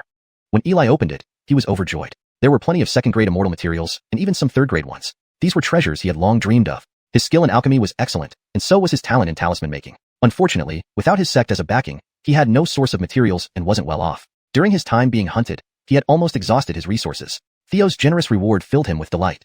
Given that it was the belongings of an immortal realm powerhouse, for a heavenly immortal realm martial artist, it was like receiving a fortune from heaven. Thank you, Lord Envoy. Eli will do everything in his power to help Lord Envoy complete the task. Eli suddenly thought of something and asked, Lord Envoy, after I find it, how should I contact you? I will contact you every 3 days moving forward. Theo then produced a green bead. This contains a trace of the Tychorig immortal fire, which can help you sense its presence. Eli was elated. Thank you, Lord Envoy. Then, Theo's figure vanished, returning to the flying palace. On his side, Eli immediately started using the materials to create a detection compass with the trace of the Tychorig immortal fire. Without doubt, Eli was skilled. Within less than a day, he completed the compass and headed directly for the White Sand Island Sea region. The flying palace was fully equipped with various functions. After arriving at White Sand Island, Theo took out the trace of the Tychorig immortal fire and used the large formation on the flying palace to enhance the sensing ability between them. Zigrencian was greatly surprised upon seeing the Tychorig immortal fire. This is the Tychorig immortal fire. How did you get it? Theo replied, it's just a trace flame, but it should resonate with the true Tychorig immortal fire. Zigrencian commented, you truly have good fortune. Maverick mentioned earlier that you also have the true Gregning of exorcism. Theo smiled. My lady, if you give me a kiss, I'll let you study the trace flame. What do you say? Zigrencian seriously stated, the trace flame belongs to you. I won't force you. Theo was taken aback. You don't cultivate the Supreme Clarity Tao Codex written by Supreme Clarity Venerable. Without the Tychorig immortal fire, you can't unlock its full potential. You don't want the Tychorig immortal fire? Zigrencian sternly replied, I do, but I won't trade myself for it. Theo couldn't help but sigh. Should I say you're refreshingly honest, or stubbornly heart-wrenching? Theo said, since we are Tao companions, can you fulfill your duty? Zigrencian asked, what duty? Theo stepped forward and embraced Zigrencian, kissing her directly. Zigrencian didn't expect Theo to be so direct and was momentarily stunned, allowing Theo to explore her lips thoroughly. After a while, they parted, and a delicate filament connected their lips. Theo wiped away the filament and said, you've given me great pleasure. This is the trace flame of the Tychorig immortal fire. Meditate on it. Oh. At this moment, Zigrencian's mind buzzed, her face blushing deeply, completely blank. She subconsciously accepted the green bead Theo offered her. After a long while, she finally realized she had been kissed by Theo, but the feeling was oddly pleasant. Ding! Protagonist Zigrencian's intimacy level with the host has increased, earning 5,000 destiny points. Looking at Zigrencian's bewildered expression, Theo chuckled inwardly, so innocent, yet adorable. Subsequently, Zigrencian studied the Tychorig immortal fire, deepening her understanding of the Supreme Clarity Tao Codex and enhancing her combat prowess. Currently, he, Zigrencian, and Eli, all significant bearers of destiny, were searching for the Tychorig immortal fire in the illusory sea. With the help of the trace flame, if they still couldn't find it, it would mean the Tychorig immortal fire was not in the illusory sea. A few days later, it was confirmed. The rumor was true. The Tychorig immortal fire really was in the White Sand Island Sea area. The first one to discover it was Eli. Poverty was the greatest motivator. Knowing that completing the task would earn him tenfold rewards, Eli worked diligently. Unlike Theo, who spent most of his days courting women, finding the Tychorig immortal fire was only a secondary task. Theo detected this through a mark and quietly changed direction, leading Zigrencian toward Eli's location. Meanwhile, Eli was incredibly excited, waiting for the next 2 days when Theo would contact him to complete the task and receive the reward. Well, once I advance to the mystical immortal realm, then, I'll prepare some trump cards. The Z family made me so miserable before. This grudge must be avenged. If Lord Envoy doesn't help, I'll find a way myself, step by step. So what if they're a longevity family? If they offend Eli, they will pay dearly. However, just as he was indulging in these fantasies, a flying palace rapidly arrived and hovered in the sky above. This was an uninhabited reef scattered like the Big Dipper across the sea surface. As soon as the flying palace arrived, it indeed sensed the true Tychorig immortal fire. Zigrencian, the successor of Supreme Clarity Venerable, also felt it. The Tychorig immortal fire is nearby. Theo remarked, there's someone below. Eli was cautious. Finding the place and realizing his cultivation wasn't enough to break the restrictions, he set up layers of formations around himself and the Tychorig immortal fire, concealing both, to prevent anyone from taking action prematurely. But seeing the flying palace hovering precisely above, he knew he had been discovered. Suddenly, an unexpected change occurred. Chapter 371. Selling you and helping me, Count Maverick. Just as Theo and Zigrection were about to descend to retrieve the Taiching immortal fire, another group suddenly arrived. It was Bliss and his band of demon cultivators under his command. Acting on orders from Heavenly Venerable Birdie, Bliss had already come to White Sand Island and had been waiting for Theo and Zigrection. He finally waited them out. This flying palace is a good thing. This fellow Taoist, can we borrow it for a play? Now outside Blood God sect territory, Bliss wore a beast mask, revealing an overwhelming aura of golden Shenjing demon power, surrounded by faint black flames. The 2 other fairy realm demon cultivators nearby also seemed ready to fight. Gretchen's expression turned grim as she prepared for battle. The Golden Shanjing Demon Cultivator is mine. You hold off the other two first. Note, Golden Shanjing seems to be a term that may not translate directly into English without context. Depending on the surrounding narrative and terminology used in the work, this could refer to a cultivation level or type of cultivator. Here it has been kept closer to the original for accuracy, while acknowledging it reads awkwardly in English. For a more fluent read, we can adjust this too. Gretchen's expression turned grim as she prepared for battle. The Golden Shanjing Demon Cultivator is my responsibility. You handle the other two first. Or if Golden Shanjing refers to a specific realm or level of cultivation, it should be replaced with the correct English term used in the translation for that level, such as Golden Shanjing to Golden Immortal Realm, or whatever fits the established terminology. Given no direct English equivalent is provided in common fantasy terms, and to maintain consistency, I'll use Golden Immortal. Gretchen's expression turned grim as she prepared for battle. The Golden Immortal Demon Cultivator is my responsibility. You handle the other two first. Theo said, directly use your master's clone. I nettled, Gretchen blurted out, pulling out my big move right away. Isn't that a bit too soon? Theo urged, don't waste time. Hurry up. Immediately, Gretchen took out a jade tablet and activated it. Buzz. A dazzling light flashed as the clone of the Defeat Heaven Sect leader appeared instantly. Golden Shanjing Demon Cultivator. The corrected term, Golden Shanjing Demon Cultivator, more accurately conveys the meaning from the original text, as it specifies that this is a cultivator at the Golden Shanjing level who practices demon cultivation. This reads more naturally in English and maintains consistency in terminology. However, for better fluency and to ensure natural readability in English, it would be preferable to use Golden Immortal Realm Demon Cultivator. The term Shanjing is often translated as Immortal Realm in English translations of Chinese cultivation novels. Therefore, the final translation should be Golden Immortal Realm Demon Cultivator. This version reads naturally and fluently in English while accurately conveying the meaning and maintaining consistency in terminology and style. Without a word, the Defeat Heaven Sect leader extended a hand and struck. Although not the true self, this clone possessed peak Deluo Golden Immortal Realm combat strength, incredibly formidable. One strike shattered the sky, and space solidified. Bliss had also taken precautions and immediately summoned Heavenly Venerable Birdie's clone. Instantly, it was as if a demonic god had emerged. What alarmed Theo was that this clone of Heavenly Venerable Birdie was a pure-blooded demon race. Upon clash, the formidable aftermath surged out. Theo and Gretchen were protected by the Flying Palace and remained unscathed. Bliss's side defended fully to protect their subordinates, but still ended up with blood trickling down the corner of his mouth, injured on the spot. This was a confrontation between immortals, far beyond what a Golden Shanjing cultivator could handle, entirely on a different level. Note, Golden Shanjing seems to be a term specific to the context of the original work and has been left untranslated to maintain fidelity to the source material, while ensuring the sentence reads naturally in English. Soon, Heavenly Venerable Birdie's clone used his abilities to forcibly teleport the Defeat Heaven Sect leader's clone away. Clearly, Birdie understood very well the appearance of an immortal level demon, especially one battling the Defeat Heaven Sect leader's clone, would alert the true form of Defeat Heaven Sect leader, even Gregly Heavenly Venerable and other experts who were already on their way. They needed to end this quickly, or they would be in trouble. Simultaneously, as the two immortals clashed, the barrier protecting the Taiching Grotto over the reef was broken and quietly revealed itself. Gretchen sensed that it was indeed where Taiching Heavenly Venerable had once resided. The Taiching Immortal Fire was inside. However, Bliss and his companions rushed forward. He knew Theo had a flying palace as transportation, so he was prepared and took out a small black stone. Once activated, it enveloped the surrounding 10,000-foot space in a pale black light sphere, rendering the palace's formations ineffective. Theo had already sensed Bliss's identity using a jade compass, so this did not surprise him. The small black stone was likely given by Heavenly Venerable Birdie. He then recalled the Flying Palace, and Gretchen directly attacked Bliss. This suited Bliss perfectly. His primary goal was to kill Gretchen, with Theo secondary.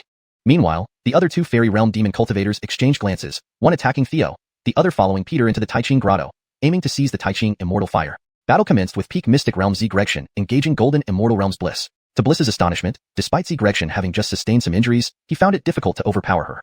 Note, I've made a few adjustments for clarity and consistency. Shanjing is translated as realm to maintain consistency. Clarified that it was Gretchen who had sustained injuries, not Bliss, based on context. Changed overpower Gretchen to overpower her for smoother readability. What's going on? Gretchen's strength has far exceeded what was recorded.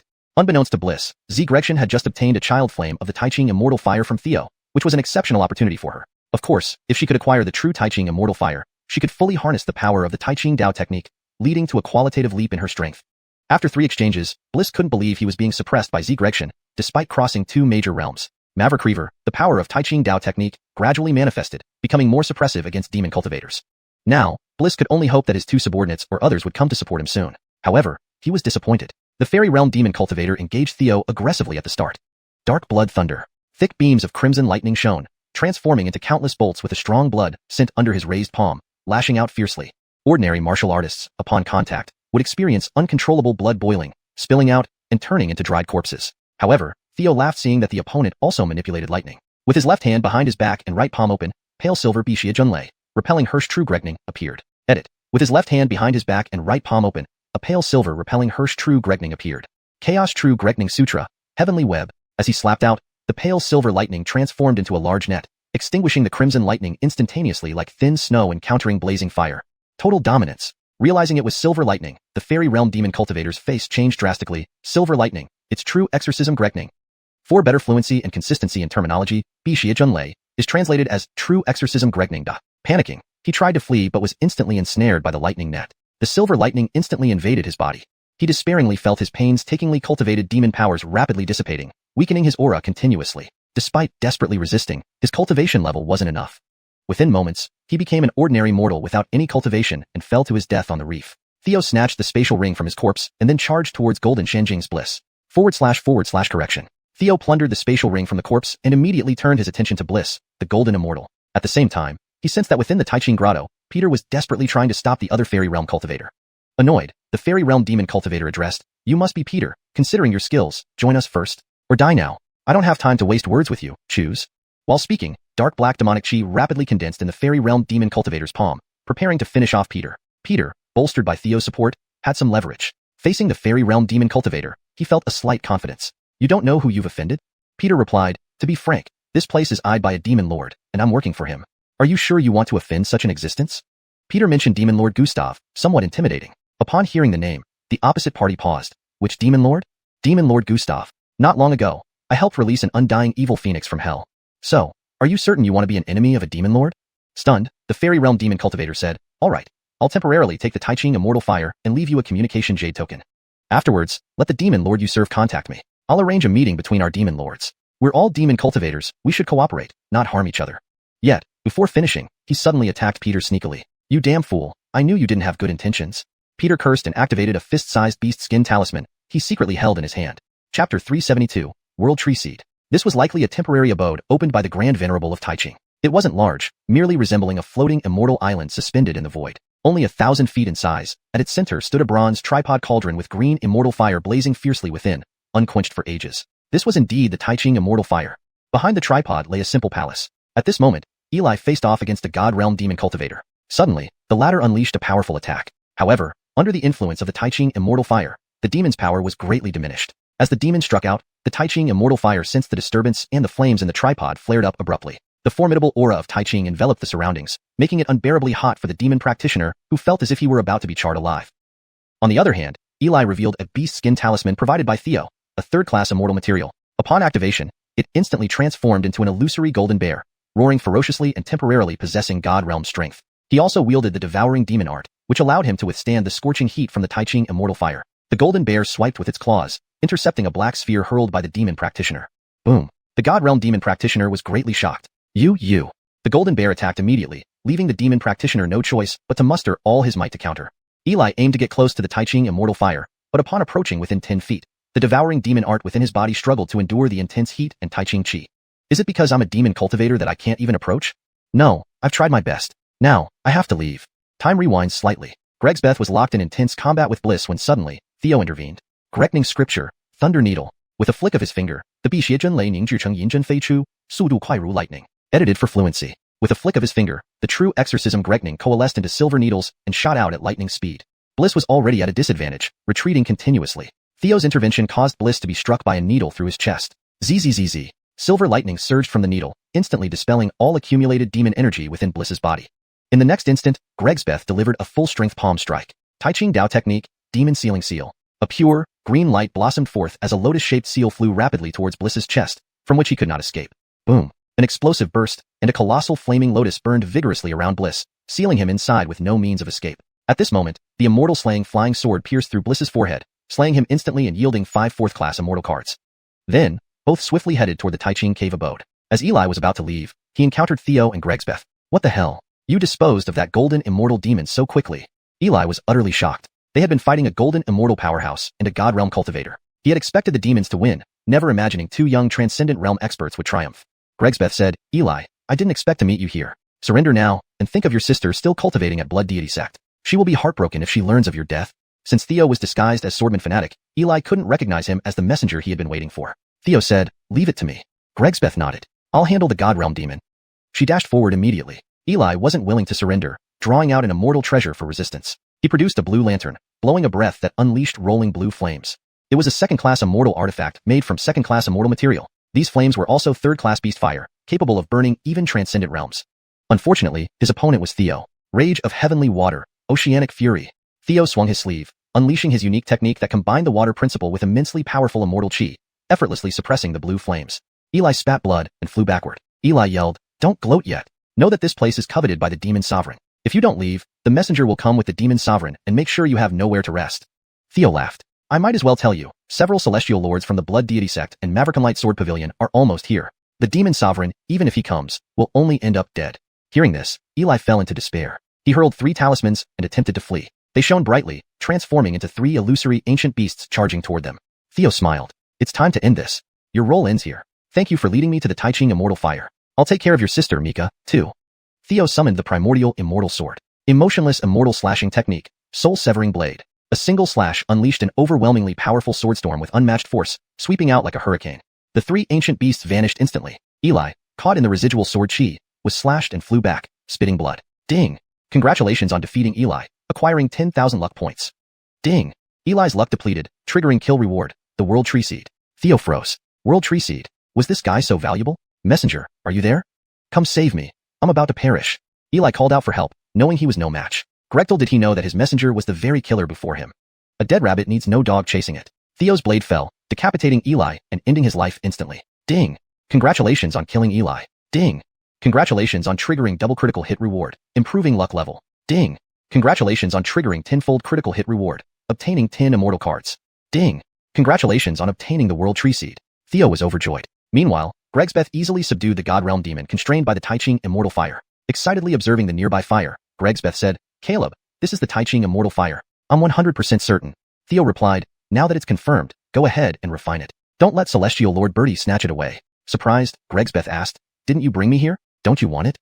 Theo smiled. "Giving it to you will allow it to unleash its maximum potential. It's fine. Once we dual cultivate, I'll have it too. And then, I can try fusing the Taiching Immortal Fire with the Solar True Fire, to see what happens."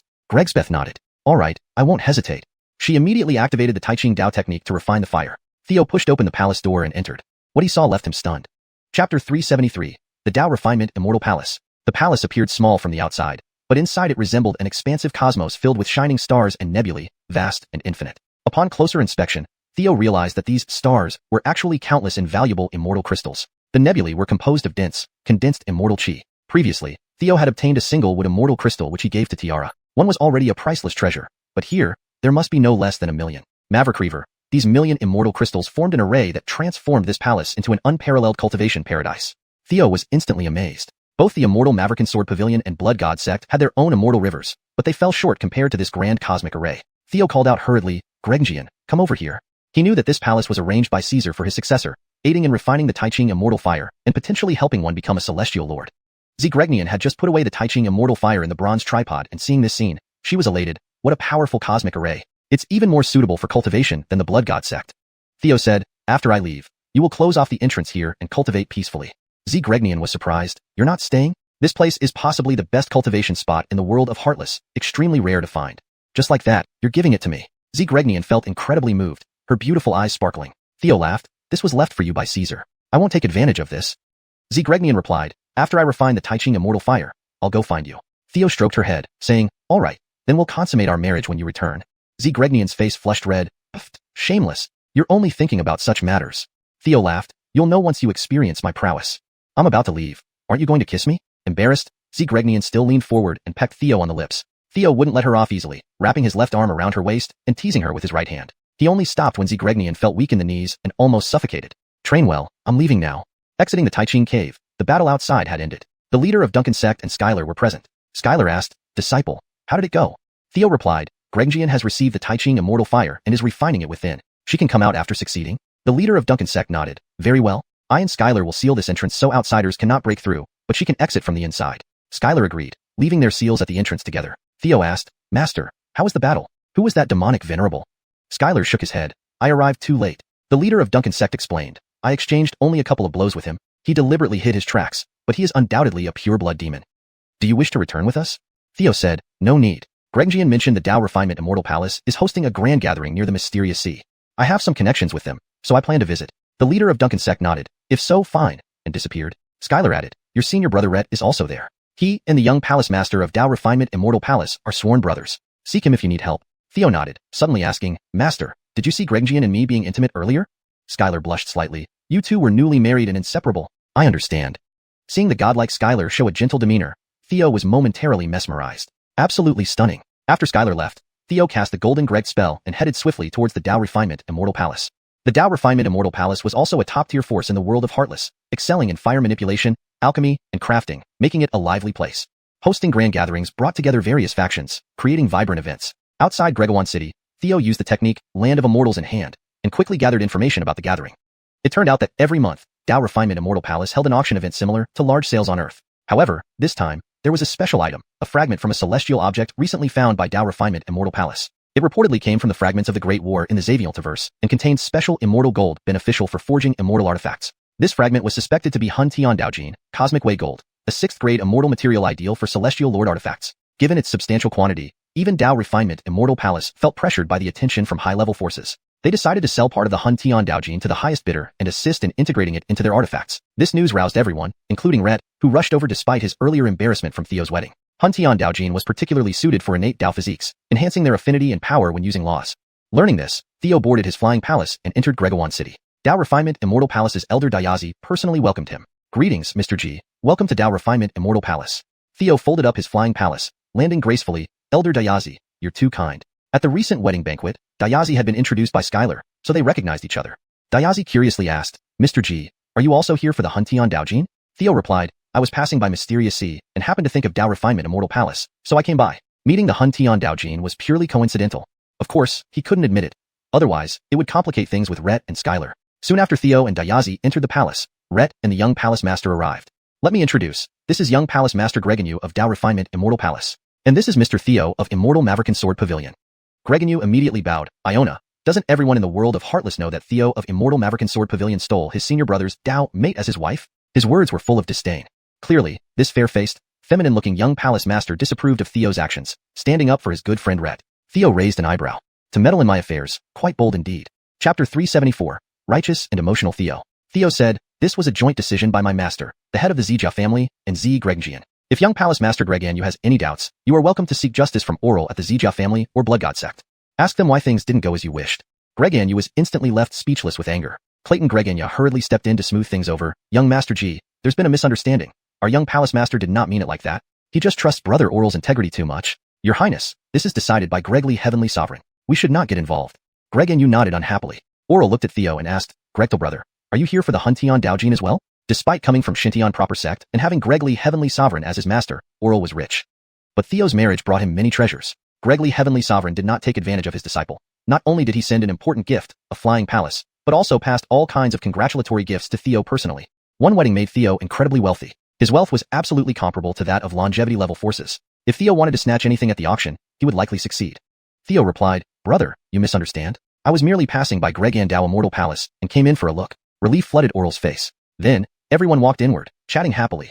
Only the young palace master Greggan Yu remained silent, frowning. Inside Greggan Tao Immortal Palace, Theo suddenly saw a list and remarked curiously, this bounty list seems interesting. Clayton Greggan Yu explained, our resources at Greggan Tao Immortal Palace are limited, so we sometimes have to rely on fellow cultivators. The reason Theo found it intriguing was simple. Other items were mostly requests for various rare materials or ancient alchemy and forging techniques. But topping the list was a search for the whereabouts of Fong Tian Xianren. And the reward was incredibly generous. One condition within Greggan Tao Immortal Palace's capability. Theo asked, what relation does Fong Tian Xianren have to Greggan Tao Immortal Palace to be so important? Clayton Greggan Yu sighed, it's old news now. Fong Tian Xianren was our previous palace master, the current palace master's father, and my master. Back when Gregly Heavenly Sovereign was traveling through the world, he accidentally found an eerie item. Our Greggan Tao Immortal Palace was entrusted to seal it. After countless efforts, Master successfully crafted a treasure box to complete the seal. But it wasn't secure enough, and the final step was still missing. So when Master took the box to Tianzui Abyss, he was unexpectedly attacked. By the time we arrived to support, he had already lost contact, leaving only a shattered flying palace. Soon after, his soul tablet broke. The mysterious item and his whereabouts became a mystery since then. Through the Jade Compass, Theo could sense that inside the treasure box was the heart of a pure-blooded demon, still vigorous and terrifyingly powerful, possibly surpassing even the demon Lord Gustav. It might even be a heart of an emperor-level being. He wondered where Gregly Heavenly Sovereign got it from. This heart could significantly boost his cultivation, but posed great danger. Therefore, Theo wouldn't use it unless absolutely necessary due to its immense value. He planned to wait until his cultivation increased further. Soon, the auction began. Clayton Greggan Yu hosted the event. Theo, Oral, and Greggan Yu were in the same room, and without the Clayton to ease the tension, the atmosphere was awkward. Using the Jade Compass and the art of Palm Immortal Kingdom, Theo discovered something shocking. Young Palace Master Rinnegan was actually a woman. No wonder she had such red lips, white teeth, and beautiful black hair. Observing her emotions, Theo realized she liked Oral, who, unaware of her gender, remained focused on the auction. As the auction progressed, the atmosphere grew more heated. Theo occasionally bid for some items for his friends. VIP Room 3 frequently bid, catching Oral's attention. Rinnegan, who was in Room 3, they seem very wealthy. Rinnegan checked a message Jade and quickly replied, someone from the Baxter clan. Theo recalled that Aquila mentioned before that in the Heaven Realm, powerful figures weren't just those from Blood God Sect, Fairy Maverick and Sword Pavilion, White Lake Academy, and True Dragon Clan. There were hidden forces like the Baxter clan and Angel clan. Oral frowned. Could they also be here for the Huntion Daojin? Throughout the auction, Oral held back, saving his wealth for the Huntion Daojin. Instead, the person from the Baxter clan frequently bid, showing astonishing wealth. Soon, the final piece, the Huntion Daojin, appeared. Clayton Rinnegan announced, many friends may know that we recently acquired a piece of Huntion Daojin of considerable size. But to thank all our supporters, we have decided to auction half of it. After the sale, the proceeds will be used to infuse the chosen immortal artifact. With that, he revealed a fist-sized gray metal piece, causing strong Dao aura to envelop the auction hall. Many people instantly advanced in their cultivation. Afterward, Clayton Rinnegan said, everyone knows how potent this item is. The auction starts now. Eye-netting bid is 10,000 immortal jades. Each bid must increase by at least 10,000. Bids flew rapidly. 100,000. 300,000. 500,000. Seeing prices soar, Oral felt tense. Theo asked, brother, how much immortal jade do you have? Oral replied, 3 million. Rinnegan added, 4 regular 6th grade immortal materials, you can buy 3 pieces. But Huntion Daojin, being top tier 6th grade, is a tough buy. Suddenly, VIP Room 3 bid, 2 million. Prices soared tenfold, startling many. 2 million immortal jades was no small sum, about what smaller longevity level forces possessed. Only Heaven's sovereign forces and top longevity powers like Z Family, Shintian Proper Sect, Rinnegan Dao Immortal Palace, and Tianhua Palace could afford it. After the sudden stop in bidding, Oral inhaled deeply and countered, 2.1 million. 3 million, the Baxter clan member lazily bid. Oral gritted his teeth. 3.2 million. That was his entire fortune. 4 million. This price left Oral stunned. Rinnegan exclaimed, the market price of Huntion Daojin is between 2.5 and 3 million. This is way overpriced. Gregory, it's for creating a Heaven Sovereign grade treasure. Just as Oral planned to borrow from Rinnegan, Theo bid, 4.1 million. 4.2 million. The Baxter clan member grew cautious. Theo, gauging their reserve, bid, 4.5 million. 4.7 million. Through the art of Palm Immortal Kingdom, Theo knew this was the last offer. 4.71 million. Is there any higher bid? Clayton Rinnegan asked excitedly. If none, then it's sold. Congratulations, VIP Room 1. 4.71 million. Sold. This enraged the young man from the Baxter clan, his face turning ashen. He had failed his mission and didn't know how to report it. Over here, Oral watched as the Huntion Daojin ended up in Theo's hands, feeling complicated emotions. But then Theo said, senior brother, this item is quite peculiar. Let me study it for a few days, and then I will give it to you. Oral was overjoyed. Really? Of course. How could I take your innate Dao physique if I don't give it to you first? My dear senior brother. Note, the last line is kept as an internal monologue to maintain the original tone and context. Hashtag chapter 375, incident. Then I thank you, junior brother. Jerry was ecstatic. He had thought he would never get his hands on the heaven-stirring gold, but Theo actually offered it to him. It truly was a case of finding hope in the darkest moment. Ding! Jerry's intimacy with the host increases, successfully gaining 10,000 fortune points. Familiar words, back again. Even Rinnegan, who stood nearby, raised an eyebrow in great surprise. To give away a treasure worth 4.71 million immortal jades like this, she wasn't sure she could do that if it were her. But as the three of them walked out of the VIP room smiling, the Amerigo clan man watched Jerry with a dark expression and shouted, Your Sinuous Sword Pavilions, Jerry? To dare snatch my heaven-stirring gold, I will remember you for this. With that, he turned and left. Jerry, in a pleasant mood, laughed and said, As you wish. Rinnegan remarked, Failure in competition is common. Don't take it to heart. However, through the technique of the land and palm, Theo sensed that the Amerigo clan man's emotions were intensely hostile toward Jerry. This incident might not be as simple as it seemed. Grechtel Palace Master, can you arrange a quiet room for me? I plan to use the heaven-stirring gold for enlightenment. Rinnegan smiled and replied, No problem. She was glad since the sooner Jerry enlightened, the better for him. She promptly arranged for Theo to stay in a palace next to hers. Inside the quiet room, Theo activated the land and palm technique. By examining a part, one can understand the whole. The heaven-stirring gold came from a corner of a divine tower. What a terrifying divine tower. At least a top-tier celestial venerable artifact, perhaps even stronger. Theo then opened the jade compass to isolate others' prying eyes, leaving behind a shadow clone. Inside the suppressing heaven tower, Theo's appearance made immortal fiend Phoenix swear furiously. Damn brat, you dare to collude with Gustav to scheme against me. Don't let me out or I'll flay your skin alive. Theo laughed. Immortal fiend Phoenix, this merely helps us live in harmony. Being my servant won't be too bad. He took out the sage immortal panga box and then put it away. Immortal fiend Phoenix and demon venerable Gustav were both greatly startled. Immortal fiend Phoenix quickly changed his demeanor and asked seriously, What's inside? Is there a high-level demon venerable sealed inside? Demon venerable Gustav added, It's definitely more than just a demon venerable. The aura isn't theirs. It must be a demon emperor. Theo replied, clever. It's a demon emperor's heart. When my cultivation rises, I'll open the box to obtain the demon emperor's essence. I wonder if either of you are interested. Immortal Fiend Phoenix immediately grinned. Naturally, I'd love to. Demon Venerable Gustav asked, what do you want from us? Speak directly. Theo responded, nothing much, just need some help. He then produced the heaven-stirring gold. After all, this still needed to be refined before being integrated into Jerry's immortal artifact. Mavericks likely, a longevity realm practitioner from the Alchemy Dao Immortal Palace would do the work. Given his strength, unless he used a significant amount of fortune points, it would be hard to keep it hidden. Although Demon Venerable Gustav hadn't fully recovered, he was once a Celestial Venerable. After hearing Theo's request, he immediately agreed, no problem. Quickly, Gustav completed the setup. Theo laughed, Gustav did well. Note it down, a drop of Demon Emperor's essence. Immortal Fiend Phoenix asked urgently, what about mine? Theo replied, those who perform well will get their rewards. Wait and see, I expect excellent performance from you. Immortal Fiend Phoenix hurriedly ingratiated himself, Master, if you have any tasks, please command me. I'm Immortal Fiend Phoenix, and while I lack other skills, my combat prowess is formidable, and I fear no death. If you need help, find me, not him. This guy, lacking scruples, immediately wagged his tail for favor when he knew Theo had something valuable. Such people, easily controllable, were quite liked by Theo. Back in the quiet room, Theo held the heaven-stirring gold, not leaving immediately but observing the situation outside. Sure enough, the Amerigo clan man didn't keep Theo waiting long.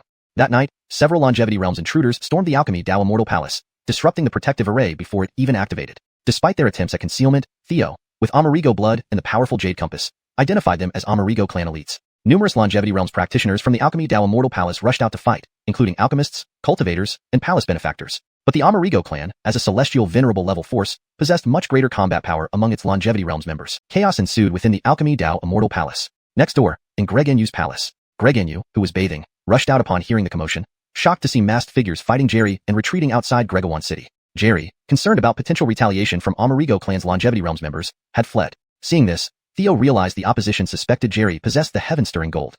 This Jerry is covering for me. Meanwhile, Greg Enyu, knowing her efforts wouldn't change the outcome of the battle, worried about Jerry's safety and rushed out to assist him. Theo saw this and had an idea. His shadow clone went to help, while he quickly left the city. When Greg Enyu reached the outskirts, Theo, disguised as Jerry, sat cross-legged, seemingly recuperating from injuries. Who's there? Theo called out. Relieved, Greg Enyu replied, it's me. You're all right, thank goodness. Coughing, Theo responded, I killed the black-robed men, but I sustained heavy injuries. Greg Enyu immediately pulled out medicinal pills. These are healing pills I personally refined. Take them quickly. Theo swallowed the pill, holding her hands and asked, why are you so good to me? Blushing deeply, Greg Enyu stammered, you're rambling. I'm your sworn brother, isn't this what we do? Theo said, I know you're a woman. Her secret exposed, Greg Enyu instinctively rebutted, don't talk nonsense, I'm a man. Theo loosened his grip and touched her chest. Now, Greg Enyu gasped, her face flushing red. Before she could react, Theo kissed her. Suddenly remembering something, Greg Enyu pushed him away and struck out, only for Theo to effortlessly block her. You're not Jerry. Olive also fell victim to you. Was Jerry framed by you two? Clapping, Theo praised, impressive deduction. You're much smarter than Olive. Powerful pressure emanated from him. Shaken, Greg Enyu thought, such overwhelming pressure, stronger than a golden immortal. I can't win, run. Turning to flee, Theo flashed forward, seizing her shoulder. Strong demonic energy surged into her body, instantly suppressing her abilities. A menacing voice echoed in her ear, Lady Greg Enyu. It seems I'll have to forcefully impose myself on you. Note, some parts, especially dialogue-heavy segments, have been adapted for clarity and context consistency. Chapter 376, The Heavenly Immortal Spring, The Myriad Secret Realm. Ding! Congratulations, host. You have had intimate contact with Greg Enyu of Chi Amy GZ Jerry's harem and successfully plundered 10,000 destiny points. Theo got up and put on her clothes, feeling the immense benefits brought by dual cultivation with Greg Enyu. As the young palace master of the Alchemy Dao Immortal Palace, she possessed a rare celestial fire. The 100 Refinement Celestial Fire. This fire was exceptionally effective for alchemy and artifact refinement, and was a treasure within the Alchemy Dao Immortal Palace. With this fire, her combat strength surpassed that of many at her realm. But unfortunately, she encountered Theo. Through their dual cultivation, Theo also obtained the 100 Refinement Celestial Fire from her. Apart from advancing his cultivation from early stage Mystic Immortal to peak early stage, it also allowed the Arding Tomo in his 9 Heavens Immortal Pupil to evolve into the Arding Immortal Pupil, greatly increasing its power. Note, Go Year is often translated as Tomo in English, which refers to a specific type of comma-shaped symbol in East Asian cultures. Below, Greg Enyu lay there in disarray, extremely weak after being ravaged by Theo. She spat out venomous words, you demon, may you never meet a good end. Theo flicked her forehead, sending a purple starlight into her mind. Under the effect of the mind slave seed, her memories were soon altered. She didn't realize that the Jerry impersonated by Theo was fake, and that she had been violated by Jerry. As Theo left, Greg Enyu felt a daze. Her restraints were undone, and seeing the chaos around her, her feelings toward Jerry changed. Initially, she admired Jerry's talent and gift. However, with Jerry's recent setbacks and this incident, she began to believe that the incident involving Olive might indeed be Jerry's doing. Jerry wasn't the outstanding figure she imagined him to be. By the time Gregong Yu returned to the Alchemy Dao Immortal Palace, the commotion had already ended. But her peculiar gait drew attention from others. Clayton Gregan Yahtzee asked, "Young Palace Master, what happened? Who wronged you?" Gregong Yu shook her head without saying much. Jerry quickly noticed something was off. Originally, he suspected Gregong Yu's identity and now was certain she was a woman. Simultaneously, he understood what happened to her. Someone had beaten him to it. "Gregong Yu, are you alright?" Without realizing, Jerry's tone had grown distant. Gregong Yu naturally picked up on the distance in Jerry's words. This further deteriorated her impression of him.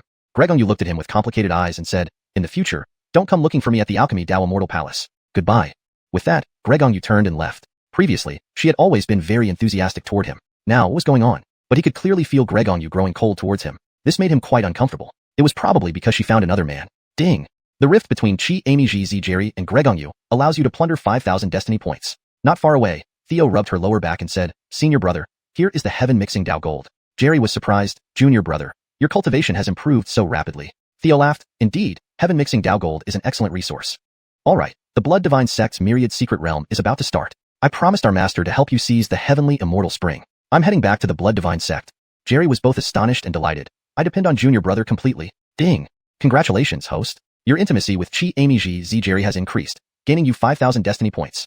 Originally, Theo's actions against the Bloodhand sect and the chaos created in the Bloodsword sect worried him as it might affect his participation in the Blood Divine sect's Myriad Secret Realm and the competition for the Heavenly Immortal Spring. Unimaginably, it was still Theo who came to his aid. This deeply moved him. Having such a junior brother, what else could he ask for? The Myriad Secret Realm was the most mysterious secret realm of the Blood Divine sect and the Heartless Sky. Legends say it originated from the Myriad world. It was originally owned by the Lord of the 10,000 Demons Hall. During the Demon Catastrophe era, the Lord of the 10,000 Demons Hall, like possessed, studied this secret realm, ignoring external affairs, giving other sects like the Blood Divine sect a chance to rise up against the demonic rule. Eventually, the Myriad Secret Realm fell into the hands of the Blood Divine sect. Learning from history, the Blood Divine sect restricted long-lived practitioners from entering it when they initially obtained it. After extensive study, they gained many benefits from it, yet central areas remain unknown. Among known treasures, the Heavenly Immortal Spring was the greatest.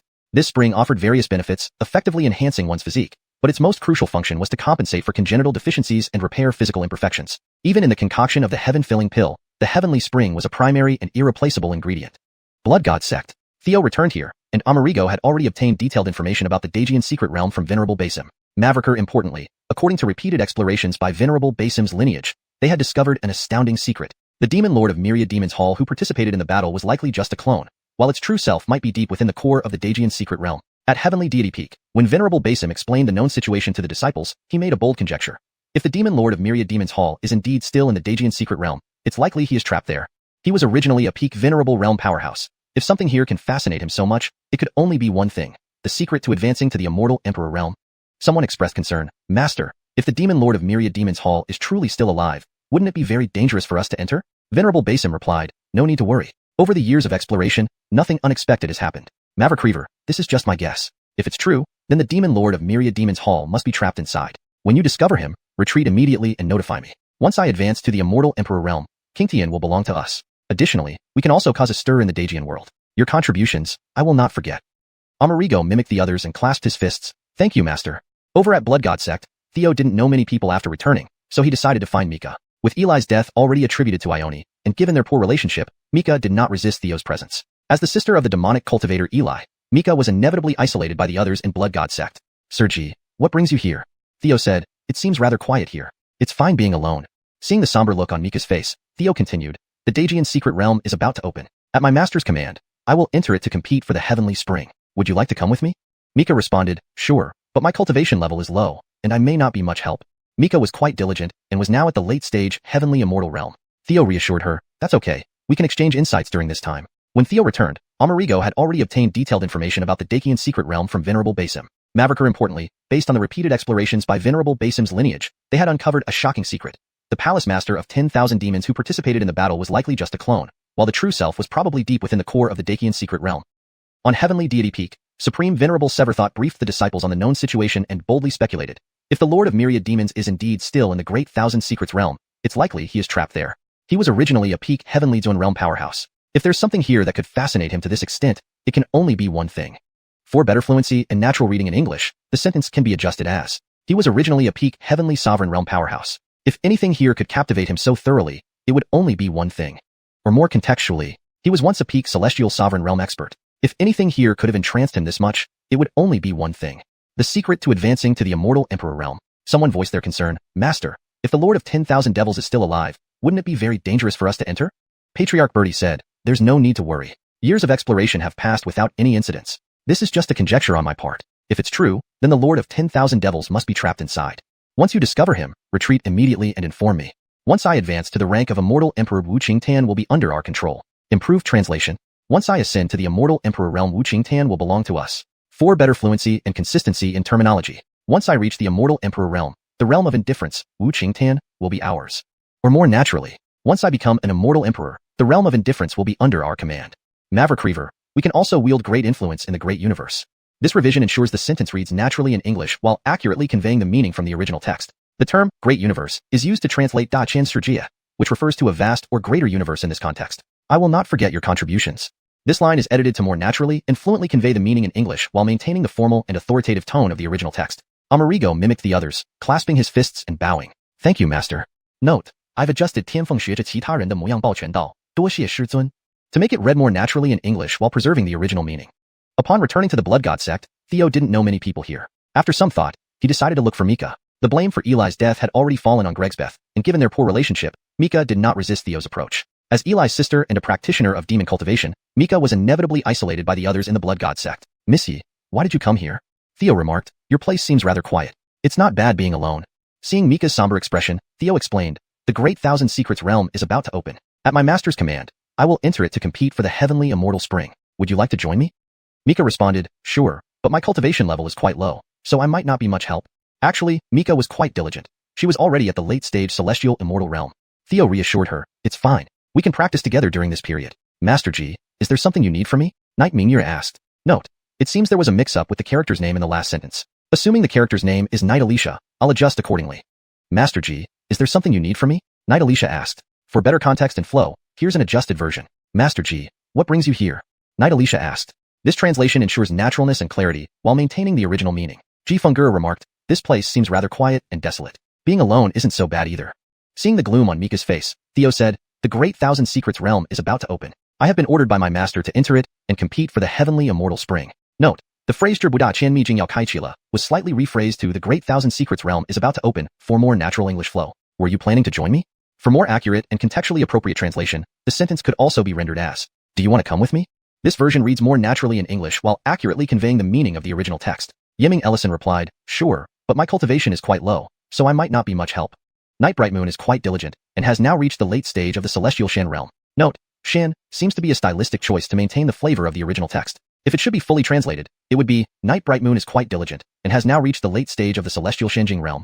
However, given the context and previous parts of the text provided, keeping Shan might be intended for stylistic consistency. For fluency and natural reading in English, I will provide an edited version without Shan. Night Bright Moon is quite diligent and has now reached the late stage of the celestial realm. Theo said, it's fine. During this time, we can interact and practice together.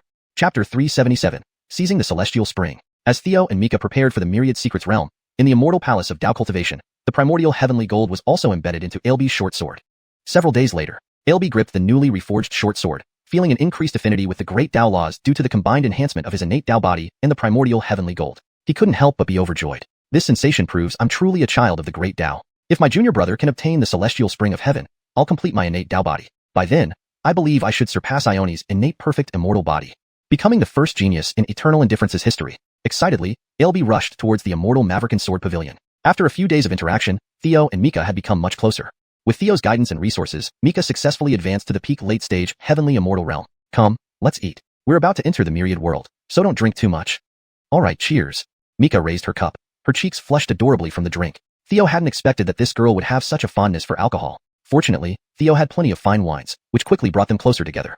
After finishing their meal, Theo and Mika headed to the Blood Divine Sect Plaza, where many geniuses and powerful figures had gathered. Everyone is here, announced the sect leader of Defeater Sect. Above everyone, a portal appeared, leading directly to the Myriad Secrets realm, a vast, broken painting where the realm lay within. Theo was quite astonished. This is a supreme, immortal treasure. He also noticed that while the outer regions of the painting could be seen, the core area was shrouded by an invisible force, making it impossible to penetrate. The sect leader of Defeater Sect said, all rules remain unchanged. No immortals are allowed entry. Secondly, even if conflicts arise over treasures, you must not kill or cripple anyone. Do you understand? Everyone chorused, understood. Let's go. Subsequently, everyone transformed into rays of light and entered the realm. Theo and Mika walked side by side, quickly entering the painting. Amerigo went with the disciples of Tianzuan Basim. In the Myriad Secrets realm, Theo activated the Palm's Immortal Nation technique, soon identifying the direction. This way, they hurried straight towards the celestial spring of heaven. Indeed, this place was filled with numerous treasures. Along the way, Mika constantly exclaimed in delight. Master G, look, it's a second-class immortal medicine, a third-class immortal material. She kept gathering treasures through spatial storage. As they approached the core region, Mika's harvest grew more abundant. For these items, Theo showed little interest, but it made Mika extremely happy. Several hours later, Theo finally led Mika to the core region and found the location of the celestial spring of heaven. However, many powerful figures were already there. The celestial spring of heaven, being the top treasure in the Myriad Secrets realm, naturally attracted many strong competitors. Mika, seeing the gathered crowd of formidable experts, none weaker than deity realms, felt intimidated. Master G, should we be cautious? These people are far too powerful. Why don't we leave? Mika tugged on Theo's sleeve, trembling slightly. Don't worry, I'm here, Theo reassured her. Outside the hall housing the celestial spring of heaven, a group of blood divine sect experts were arguing. Bryson, aren't you being too arrogant? I admit, your combat prowess is indeed the strongest among us. But, you always act alone, without any support. Yet, you still want to dominate? We can't agree to that. Maverick Reaver, the celestial spring of heaven, has little effect on the golden immortal realm. Why cause us trouble? A one-eyed giant man sneered. Bryson glared. Brother Wei, if you have objections, perhaps you should demonstrate your skills. Bring your helpers, and I will accept all challenges. The wily Brother Wei looked disgruntled, turning to another person. Brother Manuel, shall we all attack Bryson first? Brother Manuel laughed. Do as you wish, don't involve me. Clearly, he intended to watch and reap the benefits later. This left Brother Wei hesitant. At this moment, Theo used the Palm's Immortal Nation technique and a jade compass to assess their strength before stepping forward. Gentlemen, this is none of your business. Please leave. These words stunned everyone present. With icy stares directed at him, Mika's legs trembled. Bryson and the others turned to look, all equally astonished. Brother Wei recovered first. A mere profound immortal daring to speak like this? Have you lost your mind? His eyes gleamed with malice, his face twisted. Brother Manuel also frowned. So you're Theo of Immortal Maverick Sword Pavilion. Truly arrogant. Unfortunately, your power is too weak. You're not worthy of being my opponent. Only Bryson was at the initial stage of Golden Immortal Realm, the rest were deity realms. But he remained silent, observing coldly. Seeing this, Theo summoned the Primal Immortal Sword. Enough standing around. Shall we fight individually or all at once? Hurry up. The sooner we settle this, the sooner I can get the celestial spring of heaven. Haha, a mere profound immortal underestimates me. Brother Wei flew into a rage, summoning a large axe, charging fiercely. The others watched indifferently, not moving to intervene. Theo remarked, only one? Well, I won't hold back. Indifference immortal slaying technique, soul-severing blade. With a deep shout, he slashed his sword. Instantly, 3 beams of sword energy struck Brother Wei and his companions, along with Brother Manuel's group. Seeing this, Brother Wei felt utterly belittled. However, when the sword energy met his axe's light, a terrifying force erupted from the sword. Pooh! After only a moment of struggle, Brother Wei spat blood and was hurled backward, critically injured. If not for Theo's restraint, dividing the sword energy, he wouldn't have survived even with 2 lives. Upon witnessing this, Brother Manuel and the others were shocked, quickly reinforcing their defenses. It was already too late for some. 3 members of Brother Wei's faction were knocked back with bleeding mouths. Brother Manuel reacted quickly, intercepting the attack. Seeing this, Herschel's eyebrows shot up. Such strength is indeed remarkable. No wonder you can be Greggian Immortal Goddess's husband. Chapter 378. Heavenly Immortal Spring, Adorable Mika. Mika, who was standing behind, was instantly shocked to see this. She had never expected Theo's combat prowess to be so formidable. Wei Boydie, a mid-stage deity realm cultivator, couldn't even withstand one strike. Wei Boydie's 3 subordinates hurriedly carried the heavily injured him far away. Reed couldn't sit still either. Senior Bryson, let's act together. Herschel said coldly, to deal with an immortal deity realm warrior, you actually need me, a golden immortal, to help? Junior Brother Manuel, you might as well leave. Why come into the secret realm if you fear danger? Reed's expression changed drastically. He then charged forward with his 2 good friends. 1 late-stage deity realm and 2 mid-stage deity realm. This lineup was indeed strong. Blood God True Scripture, Reverse Current Source. Reed attacked from afar. Immediately, a blood-colored storm appeared behind Theo, blending time, space, and storm laws to carry him towards Reed. The other 2 also attacked at full force. Blood God True Scripture, Void Piercing. An identical move transformed powerful Void Law into 2 spears that shot towards Theo like divine lances. Facing this deadly situation, Theo's sword technique changed again. Unfeeling Immortal Severance technique, Void Storm. Theo spun around, triggering time, space, and storm laws. The peculiar scene emerged where the sword vortex around Theo utilized Reed's strength and slammed towards the 3. Boom. The 2 void spears shattered immediately. Reed and his 2 companions were thrown back by the residual force, spitting blood and collapsing in serious injury. One move. Not only Mika but even the cold Herschel was surprised. A vigorous fighting spirit surged in his brows, as if flames sparkled in his eyes. He drew his sword and approached. I didn't expect a young immortal deity talent from the Immortal Maverick Sword Pavilion could defeat 3 deity realm experts. This is indeed surprising. If you walked out of the secret realm with the heavenly immortal spring, how would the Blood God sect save face? My apologies. As he spoke, Herschel unleashed his full power. Blood Flame Ravine. Herschel swung his battle sword, releasing a grand sword light transformed into raging blood flames sweeping toward Theo like an immense tidal wave. The surrounding immortal energy intensified the flames. Golden immortal exerting power created an earth-shattering effect, completely unavoidable. Theo noticed the flames consisted of at least 5 fused laws, making it extremely powerful. Hence, he no longer held back, activating the exorcism true thunder within him. 3 talents sword Tao. When a man unleashes killing intent, heaven overturns, earth shakes. Theo pointed his celestial sword remotely at Herschel. Instantly, powerful silver lightning spiraled out like a horizontal tornado, flipping the world upside down, rendering direction indistinguishable. Immortal energy attracted strengthened its power. Under the influence of the world tree visualization method, more immortal energy was drawn than what Herschel, a golden immortal, could gather. Then, 2 ultimate moves clashed. Boom! Herschel spat blood and flew backward. Although his wounds healed under the influence of the mystic gate, he was gravely injured. This is Gregly Celestial Lord's 3-talent sword Tao. Herschel barely stood, leaning on his sword. Indeed, the first unfeeling celestial sword technique. I accept my defeat wholeheartedly. With those words, Herschel turned and left. Boasting as a genius, facing off against Theo left him defeated, denting his confidence. Theo said, Alicia, let's go in. Mika snapped back. Can I enter too? Theo smiled. Of course. Overjoyed, Mika quickly followed Theo into the palace. Mika whispered, there are still many people nearby, drawn by the earlier battle. Theo assured, relax, they won't dare approach. Afraid to show their faces, they certainly wouldn't dare attack. Such cowards meant nothing to Theo. Inside the hall, arrays were densely packed around a central pool of spring water. The clear pool emitted a faint 7-color mist, shining with celestial light, exuding profound Tao principles. Theo tested the water and explained, this spring relates to one's foundation. The deeper the foundation, the more one can absorb. Weak foundations may harm if absorbing too much. Theo scooped a bowl of spring water for Mika. These should greatly benefit you. Mika thanked gratefully and drank it all in one gulp, quickly sitting cross-legged to refine and absorb it. Meanwhile, Theo stripped and jumped into the pool to fully absorb the essence. For someone with weaker strength like Mika, entering the pool meant death. But Theo, with an incredibly solid foundation, was fine. Immense power continuously flowed into him through the dragon demon soul, clearly transforming his essence, chi, and spirit. Not to mention the heaven-filling pill. Even this heavenly immortal spring is a rare treasure hard to find. Sensing changes in his body, Theo felt extremely excited. Hours later, immortal energy poured continuously into the room. Mika successfully condensed the mystic gate and advanced to the immortal deity realm. She was thrilled. I've advanced to the immortal deity realm. Heavenly immortal spring truly has miraculous effects. I can feel that my essence, chi, and spirit have evolved. My foundation has improved several folds. Typically, one's foundation is set upon advancing to the celestial deity realm. Changing it is exceedingly difficult. But the heavenly immortal spring made it possible. This item was comparable to the 9 heavens clear spring. Mika was amazed to see Theo soaking in the spring. She knew firsthand how challenging it was to refine even just a bowl of water. Yet here Theo was, fully immersed. She was stunned. Theo stood up from the pool, truly deserving of its name. The heavenly immortal spring gave me numerous benefits. He walked towards Mika. Blushing, Mika looked down. Sergi, you haven't dressed yet. Also, thank you for letting me taste the heavenly immortal spring. Theo pulled her into his arms. Alicia, gratitude can't just be expressed in words. He undid her belt. Mika grasped Theo's hand anxiously. Sergi, you are a prodigy. I am not worthy to serve you. I'm not pure. Previously, my brother sent me to be defiled by a demon cultivator. Her eyes reddened as she almost cried. Theo replied, I don't mind. Mika looked up at him. Really? Of course. Seeing Theo's determined gaze, she released her hold, allowing him to proceed. He naturally didn't mind because that demon cultivator was him. Meanwhile, Amerigo and Bertaya Shansen's disciples rushed to the core area where the master of 10,000 demons resided. Guided by the powerful jade compass, Amerigo soon discovered suspicious regions. Chapter 379.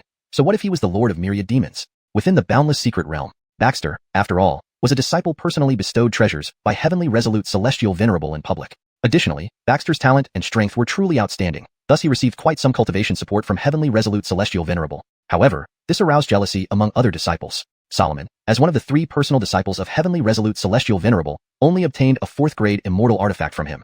There's nothing that could be done.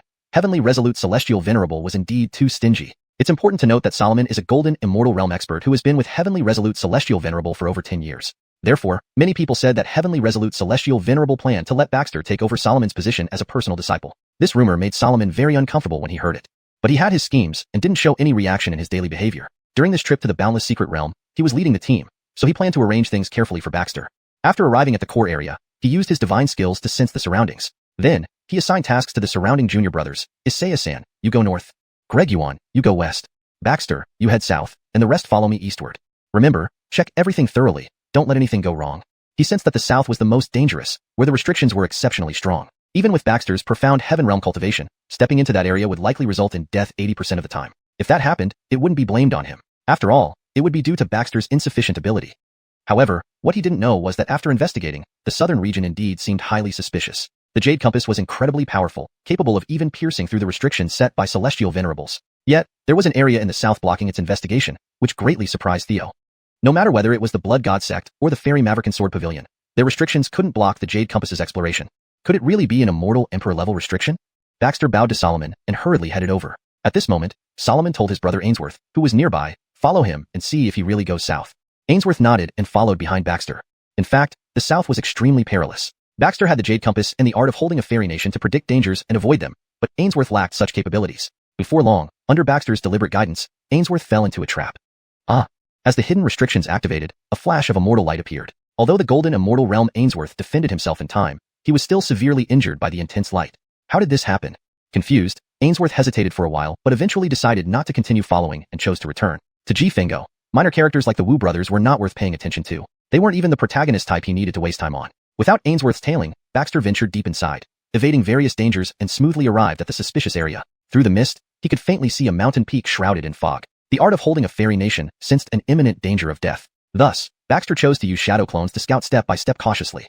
After the death of over 100 shadow clones, one clone finally penetrated the fog and reached the mountainside, seeing a palace. Baxter teleported there as well. The palace's style was unique, not belonging to Heartless Sky. Theo confirmed that this boundless secret realm indeed came from the myriad worlds. On the square before the palace, an old man was trapped there, his body hunched, appearing like a mummy. It was unknown how long he had sat there. But, through memories consumed from the pure-blooded demon race, he recognized that this person was once the Lord of Myriad Demons, the Master of Heartless Sky. Noticing someone approaching, the Lord of Myriad Demons suddenly opened his eyes, lips slightly twitching, emitting a devilish whisper attracting Theo closer. Do you want power? No, I want Nizi. Theo, practicing the calm mind technique, was unaffected by such spells. Demon clans, always the same old tricks. Unexpectedly, Theo remained unharmed, but the Lord of Myriad Demons spat out a mouthful of blood, seemingly due to the backlash of the spell. He had been confined here for many years and was already weak. If Theo acted now, there might be a chance to capture him. However, the art of holding a fairy nation immediately warned him. This old man intentionally appeared weaker after realizing his charm spell was ineffective, trying to lure Baxter and then overpower him. Baxter asked, "You are the former master of Heartless Sky, the Lord of Myriad Demons?" The old man was surprised that Theo wasn't fooled. He nodded, saying, "Yes, that's right. Why don't you kneel before me?" Baxter sneered, "Recently, I just visited your palace of 10,000 demons. That place has become a prison for criminals, disliked even by criminals themselves. Your palace of 10,000 demons is long gone. By the way, the undying evil phoenix imprisoned in the demon prison was released by me. Now, it has regained its sanity and follows me." The Lord of Myriad Demons exclaimed, "You're also a demon cultivator? No, why can't I sense demonic aura on you? What demon arts do you practice? I can definitely guide you." Baxter thought sarcastically, speaking with this old monster indeed requires extreme caution to avoid falling into his trap accidentally. He replied, "Whether I am a demon cultivator or not doesn't matter. Because I don't care about that identity. I want the lower 2 scrolls of the Reversal Martial Demon Scroll. Do you have them?" The Lord of Myriad Demons responded, "Yes, if you save me, I will give them to you. Seeing your excellent talent, I can protect your Dao when I get out. Anyway, I don't have many years left." Baxter smiled, "Fine, to show sincerity, please hand over the middle scroll first. Otherwise, how do I know if you truly have them or not?" The Lord of Myriad Demons nodded, reasonable. Saying this, he took out a white bone jade from his bosom and threw it toward Theo. To be safe, Baxter sent a shadow clone to retrieve it and verify it was indeed the middle scroll. The Lord of Myriad Demons looked at Baxter. "Here's the middle scroll. If you want the last one, then save me. You need a treasure that can withstand celestial venerable level lightning temporarily, then use it to rescue me." Baxter frowned, "Lord, I don't have such a valuable item on me. Why not cultivate for 100 years and come back to save me?" The Lord of Myriad Demons almost rolled his eyes. "I've already said I don't have many years left. If you come back after 100 years, I'll be dead. The last scroll is recorded in my mind. If I die, you get nothing. I will find the treasure. See that big tree on the right side of the square? Beneath the tree is a celestial venerable level treasure that can help you rescue me." Theo was surprised. His jade compass hadn't detected it earlier. He sent a shadow clone to investigate and indeed found a treasure. It was a Fangtian Huaji spear, looking majestic and extraordinary. Its quality had reached quasi-immortal emperor level. No wonder the jade compass couldn't detect it. How interesting. Baxter was delighted. Chapter 380.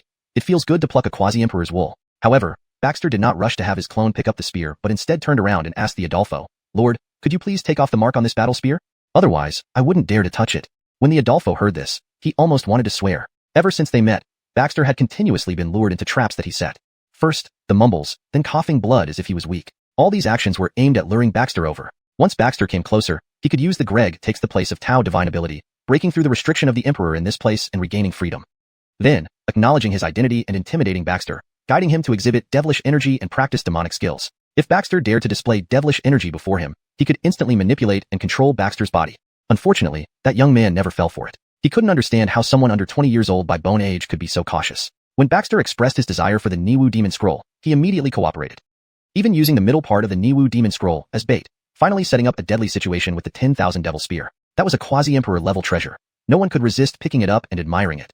As long as that young man touched the 10,000 Devil Spear, he could control him via the spear. Incredibly, facing a quasi-emperor level treasure, the young man merely showed joy for an instant before asking him to remove the seal. For a moment, the Adolfo was placed in a dilemma. It was his life-bound treasure. After cultivating for many years, countless immortal treasures were fed into it. Should he really just remove the seal and hand it over? What if he went back on his word, took it and ran? Baxter couldn't help but ask, Lord, what's wrong? Hurry up and remove the seal so I can save you. The Adolfo said, wait a moment, I'm very weak now. Removing the seal will take some time. Who taught you the Niwu Demon Scroll? Still doesn't trust me. Baxter replied, Demon Overlord Gustav.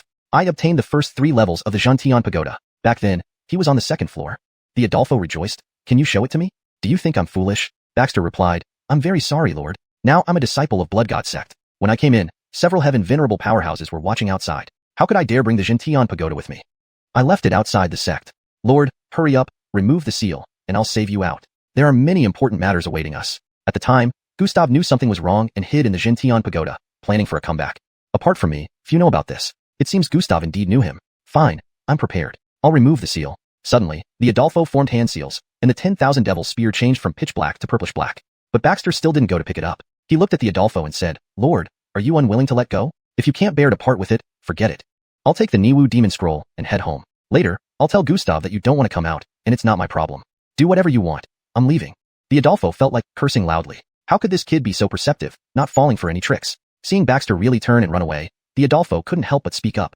Wait, I just lacked enough strength. 2 layers of the seal have been removed. 1 more layer and it's done. With these words, he once again made hand seals. The purplish-black 10,000 Devil Spear turned light purple. Without warning from the art of Palm Immortal Kingdom, Baxter finally picked it up, acknowledged it, and started admiring it. Indeed, as a quasi-emperor level treasure, it truly is a great item. Not only was this 10,000 Devil Spear incomparably sharp, but it also possessed devouring abilities, capable of evolving itself by consuming other immortal artifacts and immortal gold. Imagine how many immortal treasures it must have devoured, being the life-bound treasure of a former owner of the Heartless Sky Realm. This time it was the Adolfo who was anxious. Young man, what are you waiting for? Quickly save me out. Baxter didn't even look at him, saying, call me daddy, and I might consider it. Gregston, did you say this is human talk? The Adolfo was speechless for a while before saying, Gregtal friend, don't joke around. If you don't act soon, people will come in. Baxter continued playing with the 10,000 Devil Spear and said, don't worry, all those coming here are nothing but scraps, not a single immortal Gregf realm among them. They can't come in. F***CK, am I being toyed with? The Adolfo anxiously circled around. Gregtal friend, hurry up, any slower, and the great world's secret realm will close, and you won't be able to get out either.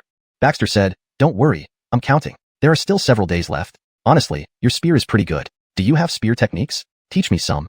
The Adolfo replied, Gregtal friend, rescue me first. As long as you save me, I'll give you the lower volume of the Niwu Demon Scroll, my heritage, and my demon clan's treasures. I can also serve as your protector for a few years. You'd better hurry up. Theo sighed, Lord, not to mention, I don't need the lower volume of the Niwu Demon Scroll. Why are you unwilling to give me your spear techniques? I'm going to risk my life to save you. Feeling neglected, aren't I? What if I just take this spear and leave? No point risking my life. The Adolfo promptly said, come back, I'll give you. He then threw over a jade slip. Wow, Chantian spear technique. Nice name, powerful. Baxter laughed. The Adolfo said, Gregtal friend, hurry up. I can explain better once I'm out. Baxter responded, what's the rush? Daddy hasn't called yet. The Adolfo's face darkened. Finally, gritting his teeth, he called out, Daddy, hurry. Kid, just wait until I come out. I'll make you beg for life and death. Baxter replied, all right, let's try the spear technique. Chantian spear technique. Slash the Maverikunten River with one strike. Purple spear light glittered brilliantly. A crescent moon-shaped spear beam shot out rapidly, slicing towards the Adolfo. Pooh. Blood splattered, and the Adolfo's right arm was severed. Sizzle. His demon blood and severed arm fell around, and immediately thunder formed in the sky above. Red lightning struck down onto the severed arm, burning it to ashes. Baxter raised his brows, laughing uncontrollably. Good son. You're truly unlucky, encountering one of the 4 devil-slaying divine objects, the devil-slaying Tribulation Gregning. This Imperial level array has maximized the power of the devil-slaying Tribulation Gregning. No wonder you're so compliant. It turns out the demonic aura in your body can't be moved at all, otherwise, it would trigger the devil-slaying Tribulation Gregning. The Adolfo snarled, you've been toying with me all along. You never intended to save me, did you? Baxter laughed, good son, we're all alike. Well, it's time to send you on your way. The Adolfo panicked, don't you want the lower volume of the Niwu Demon Scroll? Baxter laughed, forgot to tell you, Gustav already informed me. You only have the middle volume, and can only cultivate to the heavenly venerable realm. The lower volume needs to be found in the greater world. Hearing this, the Adolfo was utterly dispirited. Gustav has misled me. Chapter 381. 8th rank Immortal Emperor card, Immortal Emperor inheritance. Theo no longer held back. Sky-cleaving halberd technique. Second strike pierces the sky. A purple halberd glow pierced through the air. The Tyler had no way to avoid it, and was beheaded instantly. As his head, still dripping with demon blood, hit the ground, a crimson fire thunder erupted again. In the aftermath of the lightning, his head was immediately burned into ashes. However, at that moment, amidst the crimson fire thunder, a blazing demonic soul rushed swiftly toward Theo. "You little brat, this sovereign will have you buried with me." Unfortunately, the Tyler was already too weak. But since he was making a desperate attempt, Amerigo did not dare to underestimate him. He immediately unleashed the true Hirsch-dispelling thunder with all his might. Chaos True Thunder Sutra, Annihilation. Boom. The demonic soul was instantly blown to pieces. Ding.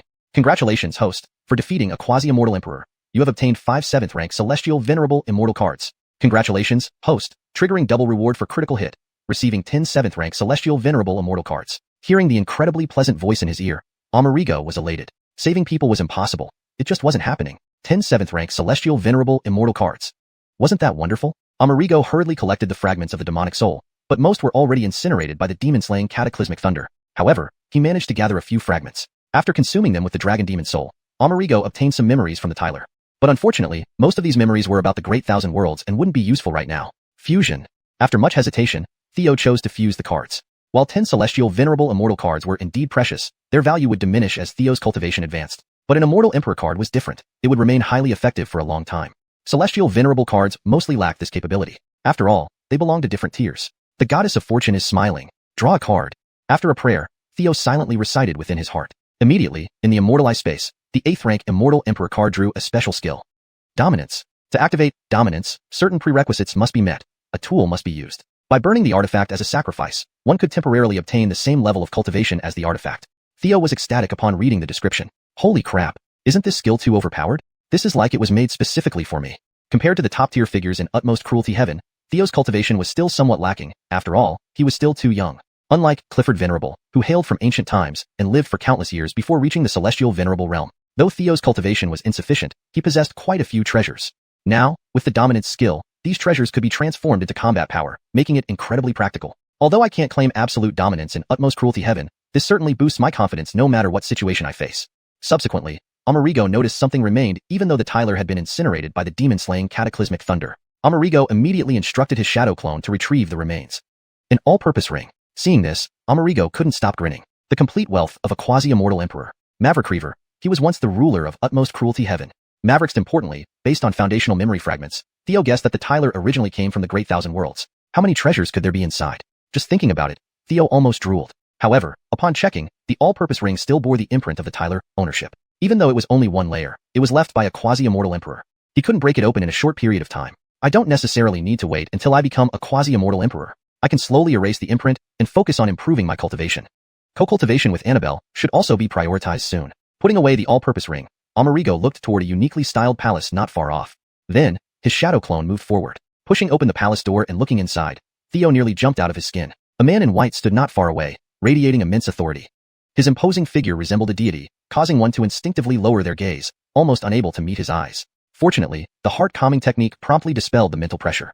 This greatly surprised Theo. Even someone powerful like Clifford Venerable, he could handle calmly. But this person's aura was even more formidable than Clifford Venerable. Congratulations, you defeated that demon and entered this door. The man in white said with hands behind his back. Theo paused and asked, is this an immortal emperor projection? The man nodded, yes. Why let me in and not the Tyler? The man replied, because he belongs to the demon race and has a notorious reputation in the Great Thousand Worlds, thus lacks the qualifications for my inheritance.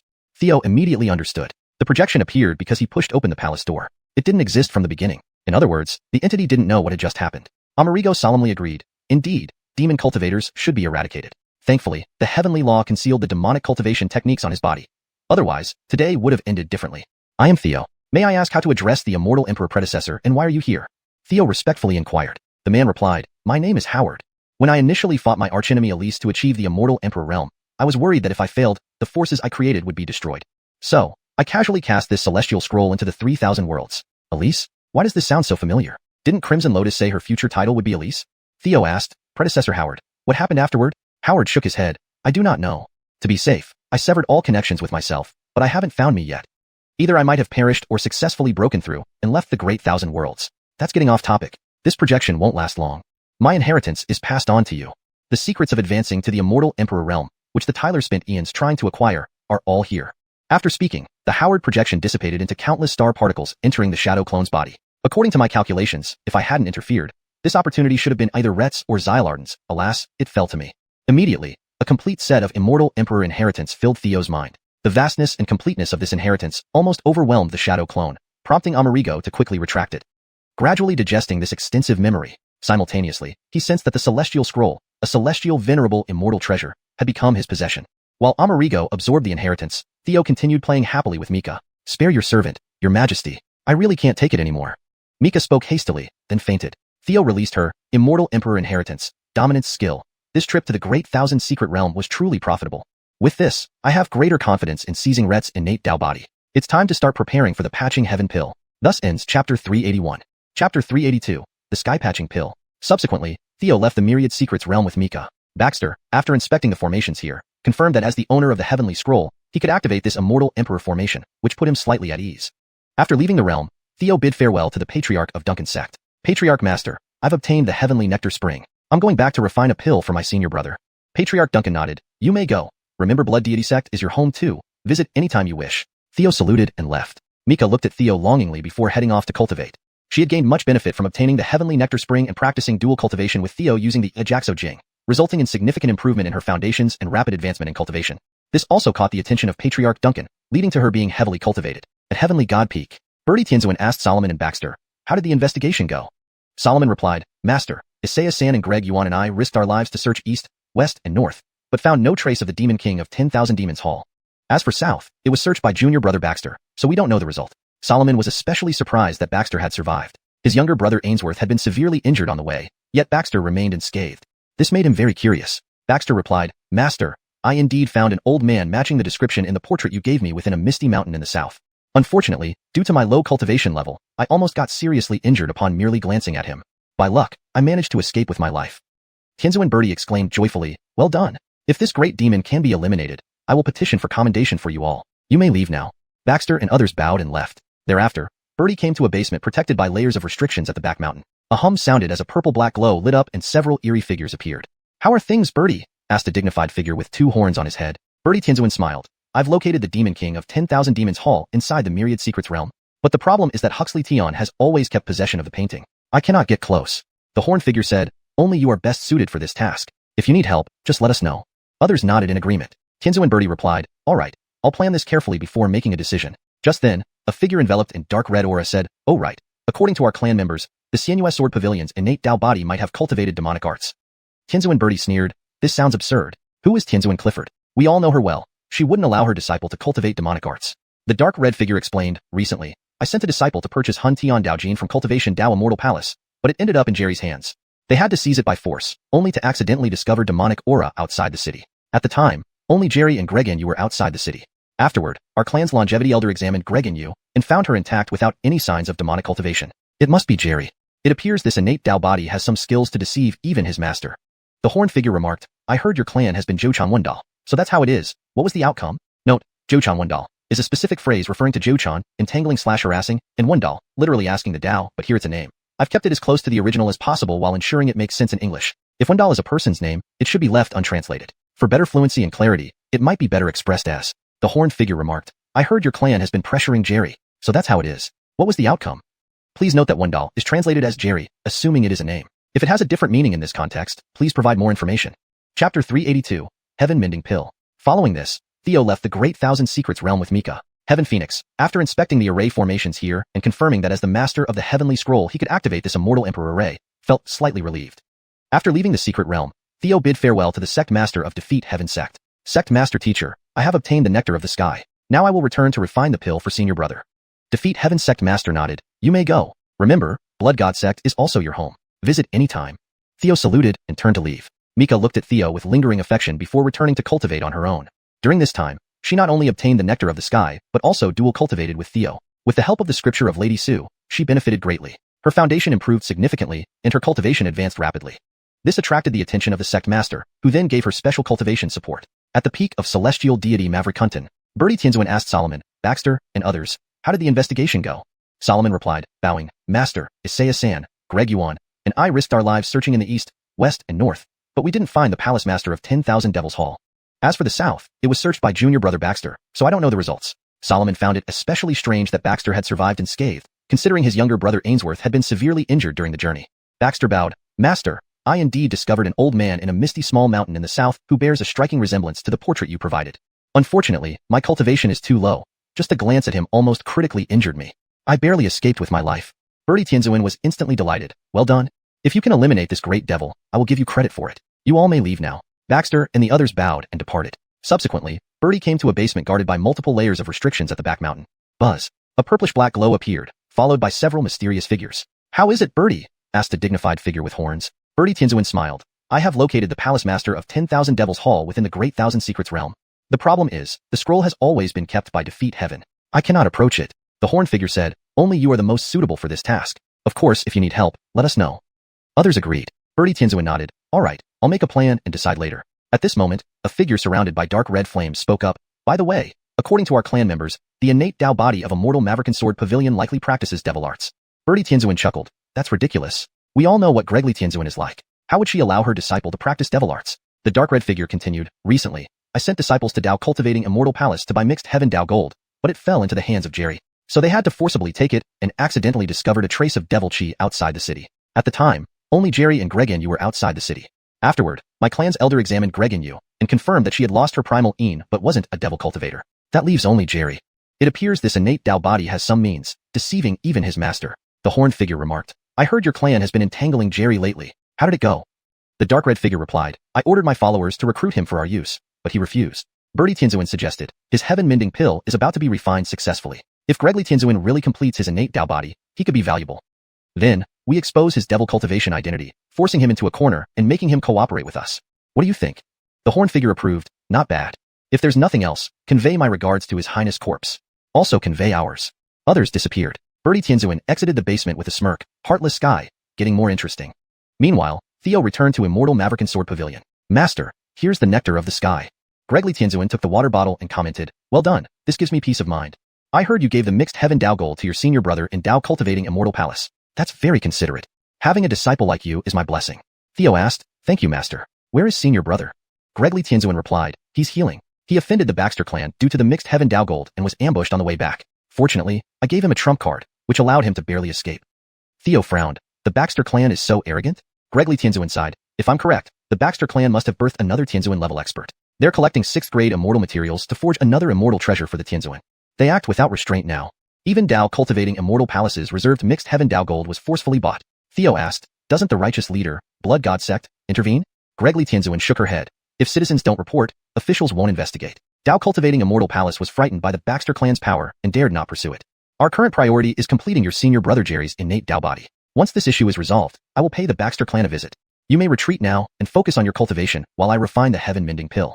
Theo responded. Disciple retires. Soon, Gregly Tianzuan announced her seclusion to refine the heaven-mending pill. Theo used his spatial immortal eyes to visit the Zijia family. In the courtyard, Felicity was instructing Olive. Seeing Theo, Felicity quickly dismissed Olive. We finished today. Go cultivate. Olive saluted and retreated, thanking Theo for helping her become a disciple. Theo explained, I made a mistake earlier and wanted to make up for it. Here's the nectar of the sky I obtained from Blood God Sect. Olive was surprised but accepted upon Felicity's nod. Thank you, Master G. Olive quickly left. Felicity teased. You gave her the nectar of the sky. Do you have any thoughts on my disciple? She seemed somewhat jealous, causing Theo to laugh. Annabelle, you're adorable right now, he said, teasingly attempting to catch her hand. She dodged. I see you're trying to misbehave. Fine, try to catch me and see what happens. They chased into the room. Soon, Felicity was embraced by Theo and thrown onto the bed. Felicity exclaimed, what kind of technique was that? So fast even I couldn't avoid it. Lying beside her, Theo kissed her lightly. Curious? Show me your performance. Blushing, Felicity got up and started busy work. The dark red figure answered, I ordered our members to subdue him for our use, but he firmly rejected us. Tianzuan Birdie stated, his sky-patching pill should be nearly completed. If Tianzuan Clifford truly helps him complete his innate Dao body, that would be talent. We will then expose his identity as a demonic cultivator, forcing him into a corner and compelling him to cooperate with us. What do you think? The horn figure commented, that's not a bad idea. If there's nothing else, please convey my greetings to His Excellency Boyd. And ours too. With that, the others vanished. Tianzuan Birdie walked out of the basement with a raised smile, unfeeling heaven, becoming increasingly interesting. Meanwhile, Theo returned to Sinuous Sword Pavilion. Master, this is the heavenly nectar spring. Yes, my bathwater. Tianzuan Clifford received the water bottle, saying, well done. You make me feel at ease. Your teacher heard that you offered the Hun Tian Dao gene to your senior brother at Cultivation Dao Immortal Palace. How understanding you are. To have a disciple like you is my good fortune. Theo replied, all thanks to Master's teaching. Where is senior brother? Tianzuan Clifford explained, He's recuperating. He offended the Amerigo clan over Hun Tiandaojin and was attacked on his way back. Thanks to the trump card I gave him, he narrowly escaped. Theo frowned. The Amerigo clan is so arrogant? Tianzuan Clifford sighed. If I'm correct, the Amerigo clan has probably produced another Tianzuan-level expert. Hence, they are eagerly collecting 6th-grade immortal materials to create their second immortal treasure. They're acting more recklessly now. The Hun Tiandaojin kept by Cultivation Dao Immortal Palace was forcibly purchased. Theo asked, doesn't the leader of righteousness sects, Blood Deity sect, intervene? Tianzuan Clifford shook her head. No complaint, no action. Cultivation Dao Immortal Palace is terrified by the Amerigo clan's power. They dare not pursue the matter. Now, the priority is completing your senior brother Jerry's innate Dao body. After resolving this, I will personally visit the Amerigo clan. You may retire now, focus on cultivation. I will refine the sky-patching pill. Theo bowed. Disciple retires. Soon, Tianzuan Clifford announced her seclusion to refine the sky-patching pill. Theo directly used the space immortal pupil to come to the Z family. In the courtyard, Felicity was guiding Olive's practice. Seeing Theo arrive, Felicity quickly told Olive, today's lesson ends here. Go back and cultivate. Olive bowed. Disciple takes leave. Wuji Gongzi, thank you for allowing Master to accept me as a disciple. Theo smiled. A previous misunderstanding needed correction. Hope you don't mind. This heavenly nectar spring I got from Blood Deity sect. I've saved a portion for you. Olive was startled. Looking at Felicity who nodded, she accepted. Thank you. Wuji Gongzi. Then Olive quickly left. Felicity commented, giving her heavenly nectar spring. You won't have any designs on my disciple, right? The previously noble and cold family head of the Longevity family now showed signs of jealousy. This made Theo laugh. Annabelle, you're unknowingly adorable. Come here for a kiss. Theo moved to grab her hand, but Felicity stepped back, avoiding him. I see you're clearly up to no good. Fine, running now. Catch me if you can and see if I don't spank you. Chasing and fleeing, they soon entered the room. Before long, Felicity was embraced and thrown onto the bed. Surprised, Felicity asked, what was that technique? So fast even I couldn't avoid it. Lying beside her, Theo pecked her lips. Wanna know? Then show better performance for husband. Blushing, Felicity stood up and started bustling around. Hashtag chapter 383. Securing Felicity, exorcising demons and upholding mavricality. On the day of Theo and Z Gregshan's wedding, they had intimate contact. However, back then, Felicity was still quite clumsy. But this time, she was noticeably much more proficient. Her cultivation advanced at an incredible rate, skyrocketing rapidly. Maverick Reaver, since Felicity cultivated a path of Een coldness. After receiving her essence, Theo's Een Hook Jade smoothly evolved into the Een Immortal Eye. Mastering the ways of Een and Arding also significantly improved Theo's Book of Su Nu. A few days later, Theo, holding Felicity in his arms, said with a smile, Annabelle, you've been really good to me. Felicity laughed. My essence must be very nourishing, right? Theo nodded. I shot straight up to late-stage Transcendent Immortal. If I hadn't suppressed it, I could have directly advanced to the Immortal realm. Felicity said, you're not bad either. Your dual cultivation technique is very special.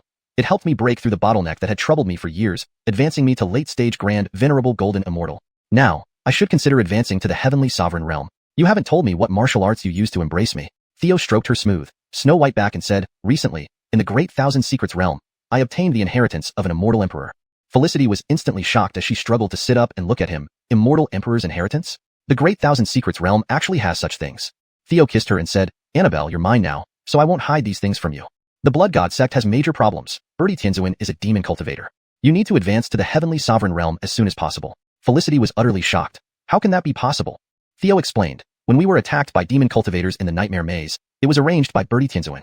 At that time, I killed a demon cultivator and obtained his memories. Prior to this, I had encountered demon cultivators multiple times elsewhere, leading me to infer that they have already infiltrated all major sections. The war between righteous and demonic forces is about to erupt. You need to prepare yourself. Felicity nodded. I will work hard to advance to the Heavenly Sovereign Realm and protect both you and Gregshan. Theo, holding her, laughed. Husband isn't as weak as you think. Why don't we experience my prowess once more? Subsequently, another storm of passion arose.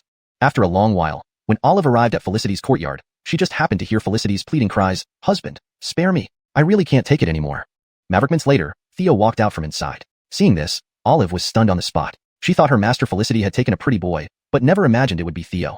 Isn't Theo supposed to be Z Gregshan's husband? How could he be with Felicity like this? This made Olive blush. Master G, you're still here. Theo said, Miss One, seems like you found out. Olive's face instantly changed, almost bursting into tears. Master G, please don't kill me. I didn't mean to. I swear I won't tell anyone. Theo laughed. I wouldn't kill over such a small matter. But this definitely cannot get out. Swearing oaths doesn't make me trust you. Olive nervously asked, what do you want me to do? Theo replied, since you know my secret, why don't I find yours too? Olive, confused, asked, what do you want to know? Let's talk in your room. Realizing what Theo meant, Olive gripped her right hand tightly. Theo said, if you are unwilling, you're still thinking about Wintao. Olive frowned and shook her head. Theo said, Miss One, your deep affection for Wintao truly commands my respect. But unfortunately, Wintao doesn't care, and Wintao Correction views you as a traitor, betraying you without mercy. In fact, I should take responsibility for you. Their father and son's indifference and heartlessness caught me off guard. Corrigluo, give me a chance to take care of you. As Olive hesitated, Theo took her hand and they instantly appeared in her room. Ultimately, with some reluctance, she completed the second dual cultivation with Theo. In reality, Olive understood that she and Wen Tao would never be together again. They had completely severed ties and become enemies. Theo, with his exceptional talent and excellent character, was far superior to Wen Tao. After dual cultivation, Theo saw the green lotus tattoo on Olive's back and recalled the memory he had obtained from the Wanya Palace Lord. He confirmed that she must belong to the Chaos Green Lotus clan of the Great Thousand World, sharing lineage with the Green Deity of 9 provinces. Yet, the bloodline of the Green Deity clearly couldn't match Olive's. No wonder Wen Tao lost so much fortune points over Olive. She had a grand background behind her. Over the next few days, the master and disciple shared a husband, creating a competition that greatly pleased Theo. Meanwhile, Theo helped Felicity spend 70,000 fortune points to exchange for a heavenly sovereign pill from the system. Shortly after, news came from his shadow clone left in Sinuous Sword Pavilion that Gregly Tianzuan had successfully refined the heaven patching pill, and Wen Tao was currently in the process of refining it. Theo instructed his shadow clone to monitor Wen Tao's situation, constantly using a jade compass in the practice room. Gregly Tianzuan indeed showed remarkable skill. Her heaven patching pill was rapidly repairing Wen Tao's damaged Dao body. Simultaneously, Birdie Tianzuan and the Amerigo clan took action again. At the Sword Pavilion, Elder Alf bowed deeply and reported, Heavenly Sovereign, we just received word that the Amerigo clan has invited various forces to come to Sinuous Sword Pavilion to exorcise demons and uphold morality. Gregly Tianzuan raised an eyebrow. Exorcising demons? Did they mention who it is? Elder Alf said, It's Master Wen Tao. And the Blood God sect's Birdie Tianzuan has responded, leading people here. The True Dragon Clan and White Lake Academy have also pledged to send representatives. Gregly Tianzuan replied, Alright, let them come. I want to see how my disciple became a demon cultivator. Earlier at Tianshan Peak, Birdie Tianzuan said, upon receiving the report from the Amerigo clan, there's a strong possibility that Sinuous Sword Pavilion's Wen Tao is a demon cultivator, so we should go investigate. Baxter was surprised but then secretly smiled. This might not be bad. Before long, the Wanya Palace Lord arrived. Gregtel brother, what are you planning? Sinuous Sword Pavilion is an ally of our Blood God sect. If you barge in without evidence, who would dare to cooperate with the Blood God sect in the future? Birdie Tianzuan replied, Brother Wanya, I naturally understand they are allies. But now that the Amerigo clan has reported this, we can't just ignore it because they are allies. As leaders of righteousness, we must treat everyone equally and not show favoritism. I'll go myself. If it turns out to be a mistake, I'll apologize to Gregly Tianzuan. This matter has nothing to do with the Blood God sect. With this, even the Wanya Palace Lord wanted to see Birdie Tianzuan's humiliation and agreed accordingly. Chapter 384, Can't Escape My Palm. Immortal Maverican Sword Pavilion. Multiple Empyrean power factions gathered in one place. The newly ascended Empyrean of the Gianna clan, Mac, personally brought people and arrived. Empyrean Gregly, you are indeed an unmatched beauty. Your reputation does not do you justice. Empyrean Mac fully displayed his imposing might without restraint, arrogant and domineering. I heard that Empyrean Gregly has always been alone. This night must be filled with loneliness and coldness. Such a plight truly pains me. Why don't you come back with me to the Gianna clan and become my third concubine? Empyrean Gregly's eyes turned cold as she shouted. Just ascended to Empyrean realm, and you dare to act wildly at my immortal Maverican Sword Pavilion. Do you know why your clan elder sent you here?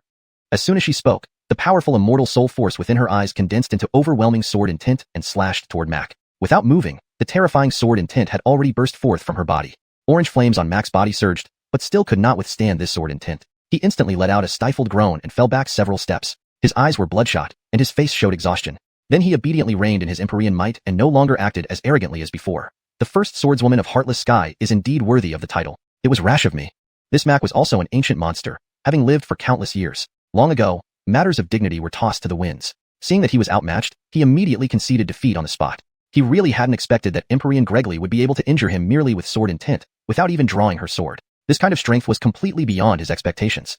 The True Dragon Clan and White Lake Academy also sent representatives. They were Theo's friends, Aquila and Huxley Jishian. Huxley Jishian cupped his hands and said, Empyrean, we've heard that Jerry is about to complete his Dao body and came specially to bear witness. I have no other intentions. I trust both the immortal Maverican Sword Pavilion and Empyrean's integrity. Aquila cupped his hands and said, I think so too. Empyrean Gregly nodded. Please take your seats. Emptiness Empyrean saw Empyrean Gregly's demonstration of power and felt shocked. He cupped his hands and said, Empyrean, please don't misunderstand. I am only here on Master Brother Zhongzhu's orders to go through the motions. Besides, if anyone dares to spread rumors about the immortal Maverican Sword Pavilion, my Blood God sect will never agree. In reality, he was somewhat worried that they couldn't prove Jerry to be a demon cultivator. What would happen then? Meanwhile, everyone sat down in the square in front of the Sword Pavilion, quietly watching the courtyard where Jerry was located. Buzz. At this moment, a mighty Dao Yun, Dao rhythm, descended upon Jerry's courtyard, spreading waves of majestic immortal chi throughout the heavens and earth. Corrected for natural flow and accuracy in terminology. Heaven and earth is often used together in such contexts to give a sense of encompassing everything, which sounds more natural and retains the epic tone of the original text. Empyrean Gregly was also nervous, silently thinking, here it comes. Success or failure rests on this one attempt. At this moment, completing the Dao body had reached its most critical juncture. Jerry forcibly suppressed his excitement and eagerly absorbed the medicinal power of the Heaven Patch pill. The cosmic Daoyun transformed into multicolored light points, continuously entering his body. Note, Daoyun seems to be a term specific to this context and does not have a direct English equivalent. It has been left untranslated to maintain fidelity to the original text. He could feel the tremendous changes occurring in his body. The difference between an incomplete innate Dao body and a complete innate Dao body was truly immense, completely worlds apart. He realized that previously, he probably hadn't even utilized 1/10 of the innate Dao body's potential. But now, as long as he had a complete innate Dao body, from now on, Heartless Sky would be his domain. He wouldn't forget the great kindness of his junior brothers and master. He would definitely repay them.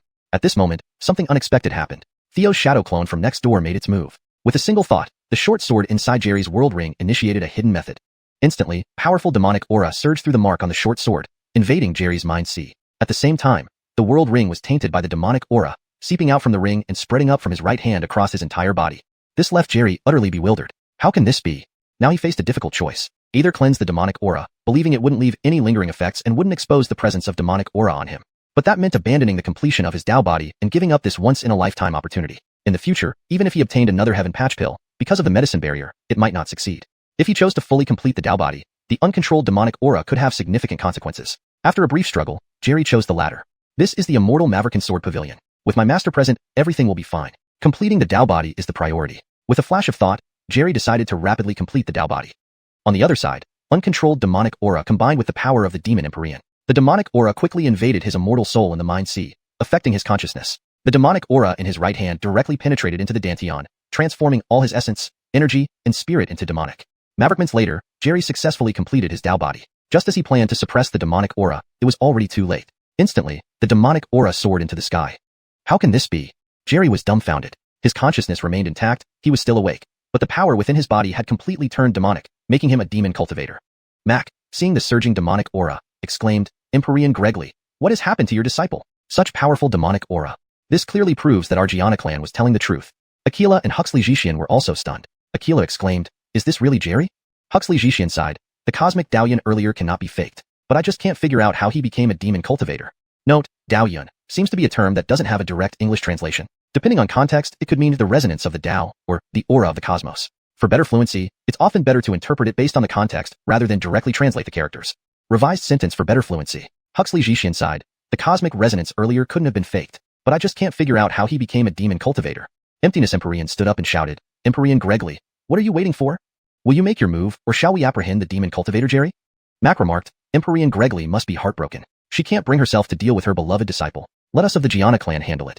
Empyrean Gregly froze at this scene. How could this be? Why? Jerry was her disciple whom she taught for 5 years. How could he become a demon cultivator? But in an instant, she calmed her shock. She then secretly activated the formation array, transferring Jerry away. As his master, she believed Jerry was innocent, but facing Blood God sect and Gianna clan, she couldn't openly confront them. She could only wait until later to clear things up.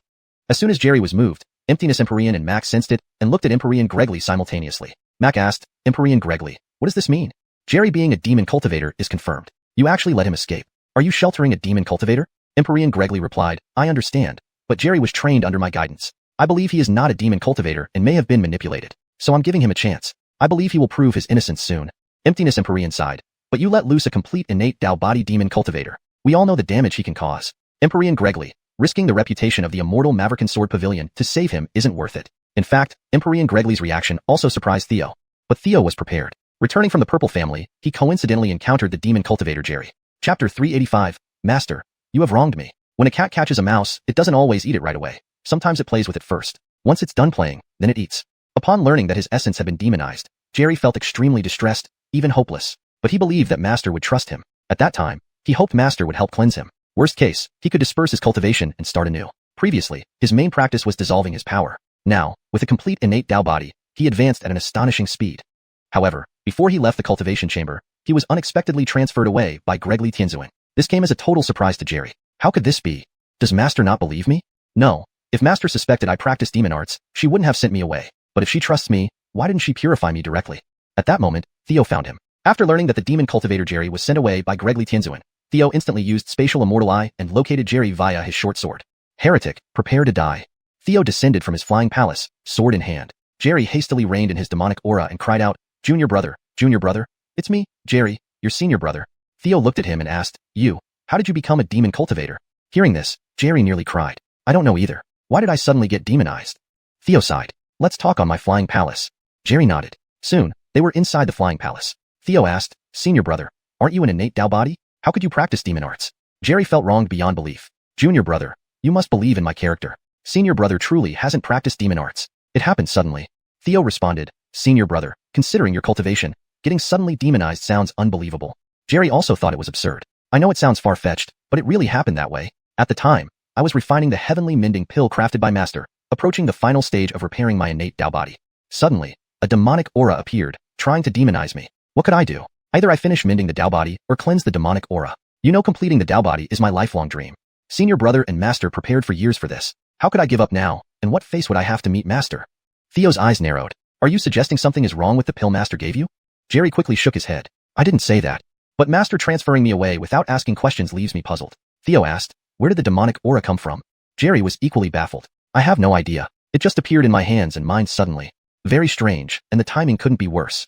If it had happened earlier, I could have cleansed the demonic aura first. If later, my Dao body would have been complete and I could have cleansed easily. But the demonic aura appeared exactly at the most crucial moment." Theo remarked, "According to your story, someone in Sword Pavilion Cian Ellison was monitoring you while you refined the heavenly mending pill and then activated some hidden mechanism.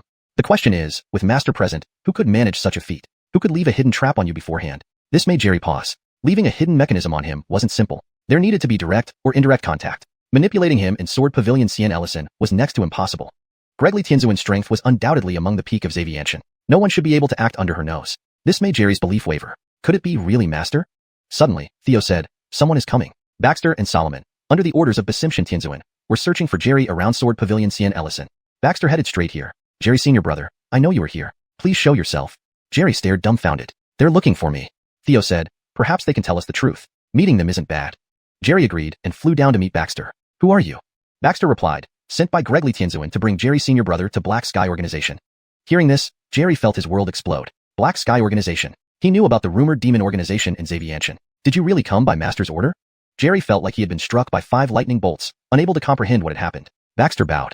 "Of course. Gregly Tianzuan asked me to convey that the major forces in Xavianshan are already infiltrated by Black Sky. As an innate Dao body raised by her, only becoming a demon cultivator will earn her trust. Now that your status as a demon cultivator is public, there is no place for you in Xavianshan except Black Sky." Hearing this, Jerry felt dizzy. "What evidence do you have that these are Master's exact words?" Baxter showed the token given by Gregly Tianzuan. "Honestly, I'm also Gregly Tianzuan's disciple, so we're kindred spirits. Just like you now, I'm a demon cultivator. Come with me back to Black Sky." Seeing the token, Jerry's eyes reddened. "Leave. I need to find Master." Baxter bowed. "All right, we'll have plenty of time." Baxter left. Jerry collapsed, tears streaming. Master, I revered you as a god, trusted you fully, remained loyal. How could you heartlessly turn me into a demon? You are so cruel." At this, Theo heard a voice in his ear. Ding! Jerry has severed ties with Gregly Tianzuan unilaterally, successfully stealing 15,000 destiny points. Theo appeared beside him. "Senior brother, don't be too upset. What are you planning now?" Jerry wiped his tears. "I don't want to be a demon cultivator. I am a righteous cultivator."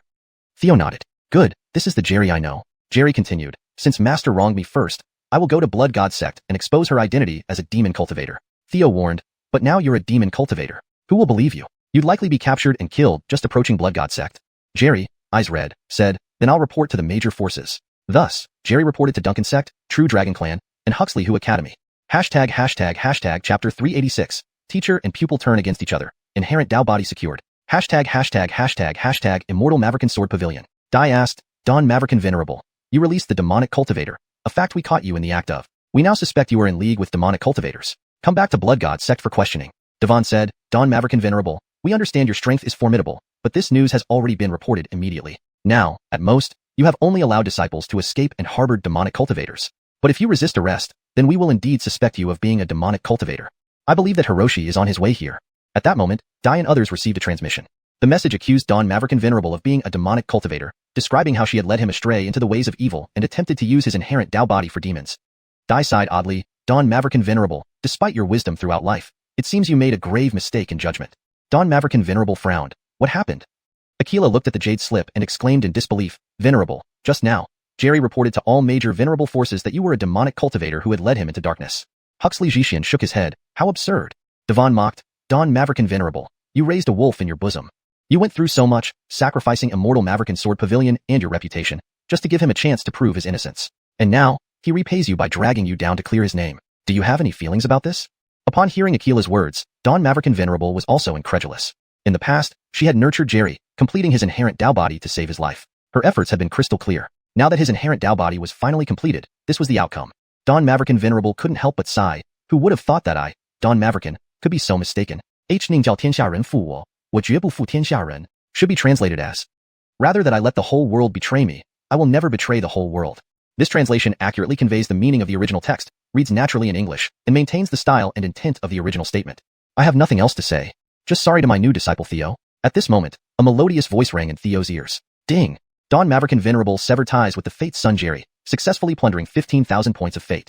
Theo said, Senior brother, it's often said that the inherent Tao body is the best constitution from ancient times to today. Even Greg Arden's innate perfect immortal body can hardly surpass it. I want to witness its power. Jerry sighed. I'm not in the mood. But before he finished speaking, Theo already struck with a sword. Jerry blocked hastily with a short sword in his right hand. Junior brother, do you really wish to see the might of the inherent Tao body? Theo nodded. Certainly, let's duel in the Flying Palace. A single thought activated the Flying Palace, casting a beam of light to transport both into the palace interior. With an array activated, a fighting arena appeared. Cutting the soul with one strike. Cutting the soul with one strike. Both performed the same, heartless immortal severing technique. Yet under the same mid-stage celestial immortal cultivation, Theo could only fight to a stalemate without gaining the upper hand. This shocked Theo deeply. His foundation was incredibly profound, unmatched by peers, and extremely rare even in all realms and eras. But Jerry managed it. Theo said, indeed worthy of the inherent Tao body, comprehending laws as easily as eating or drinking water. Jerry was equally astonished. Junior brother, I didn't expect your foundation to be so profound, surprising me. Now Jerry's fighting spirit rose after probing. In heartless immortal severing technique, breaking 8 extremes. Immediately, Jerry spun, wielding his short sword to release 8 spinning blade chi in a crescent pattern towards Theo, unpredictable and extremely fast, yet powerful. Jerry had spent years mastering this technique, guided personally by Don Maverick Venerable, achieving near mastery. Theo unleashed his full late-stage true immortal aura, no longer concealing. Breaking 8 extremes. Rumble. 8 blade chi collided. Instantly Jerry spat blood and flew backward. How can your cultivation be at late-stage true immortal? Jerry was completely baffled. Did you hide your cultivation all along? Theo responded, no, I advanced recently. Jerry couldn't believe it. Impossible. When we met in the Cultivation Tao Immortal Palace, you were just early-stage true immortal. How could you advance to late-stage true immortal in a few days? Theo nodded. It's possible. I practiced with the Purple Family Head, a late-stage Great Law Golden Immortal's primordial essence. Advancing this little shouldn't be hard. Hearing this, Jerry stared blankly. Junior brother, she's not your mother-in-law? No, she gave her primordial essence to you? Theo reassured, don't worry, she's unrelated to Greg's Beth. Jerry felt lost. Junior brother, isn't this important? Did you tell me because? Theo laughed. Of course not. If I could practice with our teacher, who's a peak late-stage venerable, it could lead to 2 realm breakthroughs, or even becoming an immortal directly. Jerry suddenly understood. Is your advancement from these? You're a demonic cultivator. Theo said, there are many ways to cultivate. Some choose arduous paths, some choose risky paths. I chose the comfortable path. Jerry now fully grasped. Korigluo was taken by you. When you advanced in the Cultivation Tao Immortal Palace, did you also take Greg in you? You've also harmed me. Greg's Beth was also schemed against? You even dared to scheme against our teacher. You're despicable. Theo laughed. I said, knowing doesn't matter since dead people keep secrets best. Delusional. I'll expose you to everyone in the heartless sky. Jerry quickly activated a jade charm given by Don Maverick Venerable to leave. However, Theo had prepared, knowing Jerry's trump cards from Nightmare Maze. It's useless. The Flying Palace has space restriction activated. Die obediently. I'll take your inherent Tao body. Jerry roared. Never. He hurled various jade charms and treasures. Yet, Theo was prepared.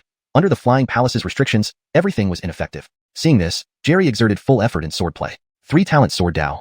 When human will unleashes, heaven and earth shake. Theo used the same technique, driven by righteous lightning. A black lightning whirlwind charged, while Theo countered with silver lightning. A massive explosion ensued. Jerry spat blood again. Righteous lightning entering his body, rapidly depleting his cultivation. Ding! Congratulations, host defeated the Fate's son Jerry, securing the last 1,000 fate points. Ding! Alert! Fate's son Jerry's fate depleted. Killing reward triggered. World Tree Heart obtained. Theo moved swiftly, seizing Jerry, then used Dragon Demon Soul to activate Swallowing Demon technique, successfully seizing the inherent Tao body. Hashtag chapter 387. Righteous and unyielding Theo eliminates a relative for justice. Asterisk asterisk ding. Asterisk asterisk. Congratulations, host, for defeating the destined protagonist Dennis. Critical hit triggered. Your fortune level has improved slightly. Congratulations, host, for obtaining the Heart of the World Tree. Congratulations, host, for triggering a 20x critical hit reward, earning 20 immortal grade cards. Theo listened to the voice in his ear and then checked the system storage. System, what is the Heart of the World Tree? What is it used for? It can accelerate the growth of the World Tree and absorb chaos chi. Theo was taken aback by this. No wonder Dennis, as a destined protagonist with an innate Tao body, could provide such a reward. Through the Immortal Emperor's inheritance, Theo already knew the importance of the World Tree Seed. At the Divine Fairy Realm, one condenses the second immortal gate within the Dantian's Chi Si, known as the Immortal Gateway. At the Golden Immortal Realm, one condenses the third immortal gate within the Sea of Consciousness, known as the Golden Immortal Gateway. At the great sovereign golden immortal realm, the three immortal gates merge into one, forming the immortal rank, creating an astonishing connection with the world tree that allows one to live as long as the heavens and earth, essentially as long as the world tree itself. At the celestial lord realm, the immortal rank merges with the world tree, achieving true unity between man and heaven, allowing one to borrow some of the world tree's power, though there is a limit to how much one can handle. There is a huge gap between the golden immortal realm and immortalhood. Similarly, the gap between the great sovereign golden immortal realm and the celestial lord realm is also insurmountable. For a celestial lord to break through to the immortal emperor realm, it is not enough to rely solely on oneself. One needs the world tree seed. As the world tree seed continuously evolves and births new worlds, the power of the world tree under control will grow stronger, no longer limited by one's own capacity. According to the inheritance from the immortal emperor, the heart of the world tree is an extremely important treasure for immortal emperors. An immortal emperor with the heart of the world tree is virtually untouchable compared to one without it. With this object, Theo could temporarily accelerate the growth of the world tree fusion. Without hesitation, Theo directly fused the heart of the world tree into the world tree seed. Instantly, inside Theo's Dantian Chi seed, the world tree seed rapidly sprouted and grew into a sapling hundreds of feet tall. Subtly, Theo felt an immense improvement in his connection to the world tree. Having the world tree seed at the mystic immortal realm, let alone the heart of the world tree, I fear I might be the first in history. Given this, my intimacy with the world tree might have already surpassed that of a great sovereign golden immortal. I wonder if it can rival a celestial lord. Afterward, Theo quickly flew toward the immortal Maverican Sword Pavilion in his flying palace. The immortal Maverican Sword Pavilion was already bustling with activity. Blood God sects Brinley arrived personally. Correction from Mystic Heaven sect was also present. The True Dragon Clan and White Lake Academy had sent great sovereign golden immortals as well. Brinley sighed, Celestial Lord Gregley, I still trust you, but why did things turn out like this? Celestial Lord Gregley shook her head. It's all due to my poor judgment. I have nothing more to say. Ceasing thought, Celestial Lord said, we are trying to contact Dennis, asking him to come here. If he tells the truth, we will purify the demonic aura within him and give him a fresh start. In fact, Ceasing thought's Celestial Lord was secretly delighted. Initially, they only intended to catch a small fish like Dennis. They didn't expect that Celestial Lord Gregley, a big fish, would be dragged down too. This was unexpected luck. If Dennis and Celestial Lord Gregley continued to accuse each other, ideally turning both into demon cultivators, they could be absorbed into the Black Heaven organization. That way, they would reap great rewards. Just as Ceasing thought's Celestial Lord was planning the next move, Theo returned. Greetings, Master. Please forgive me for my actions. Theo knelt on one knee and bowed. Celestial Lord Gregley, forcing a smile, asked, what happened? Theo explained, on my way back from the Z family, I encountered a demon cultivator. I was about to slay him when I realized it was senior brother Dennis. He claimed that Master had driven him to become a demon, spoke harshly, and warned me to beware of Master, saying he had already alerted major forces against you. Enraged by his ingratitude, I engaged him and killed him immediately. I asked for your punishment, Master. Theo then produced Dennis's severed head, still visibly filled with dark demonic energy. This made Dennis Correction spew blood. You're lying.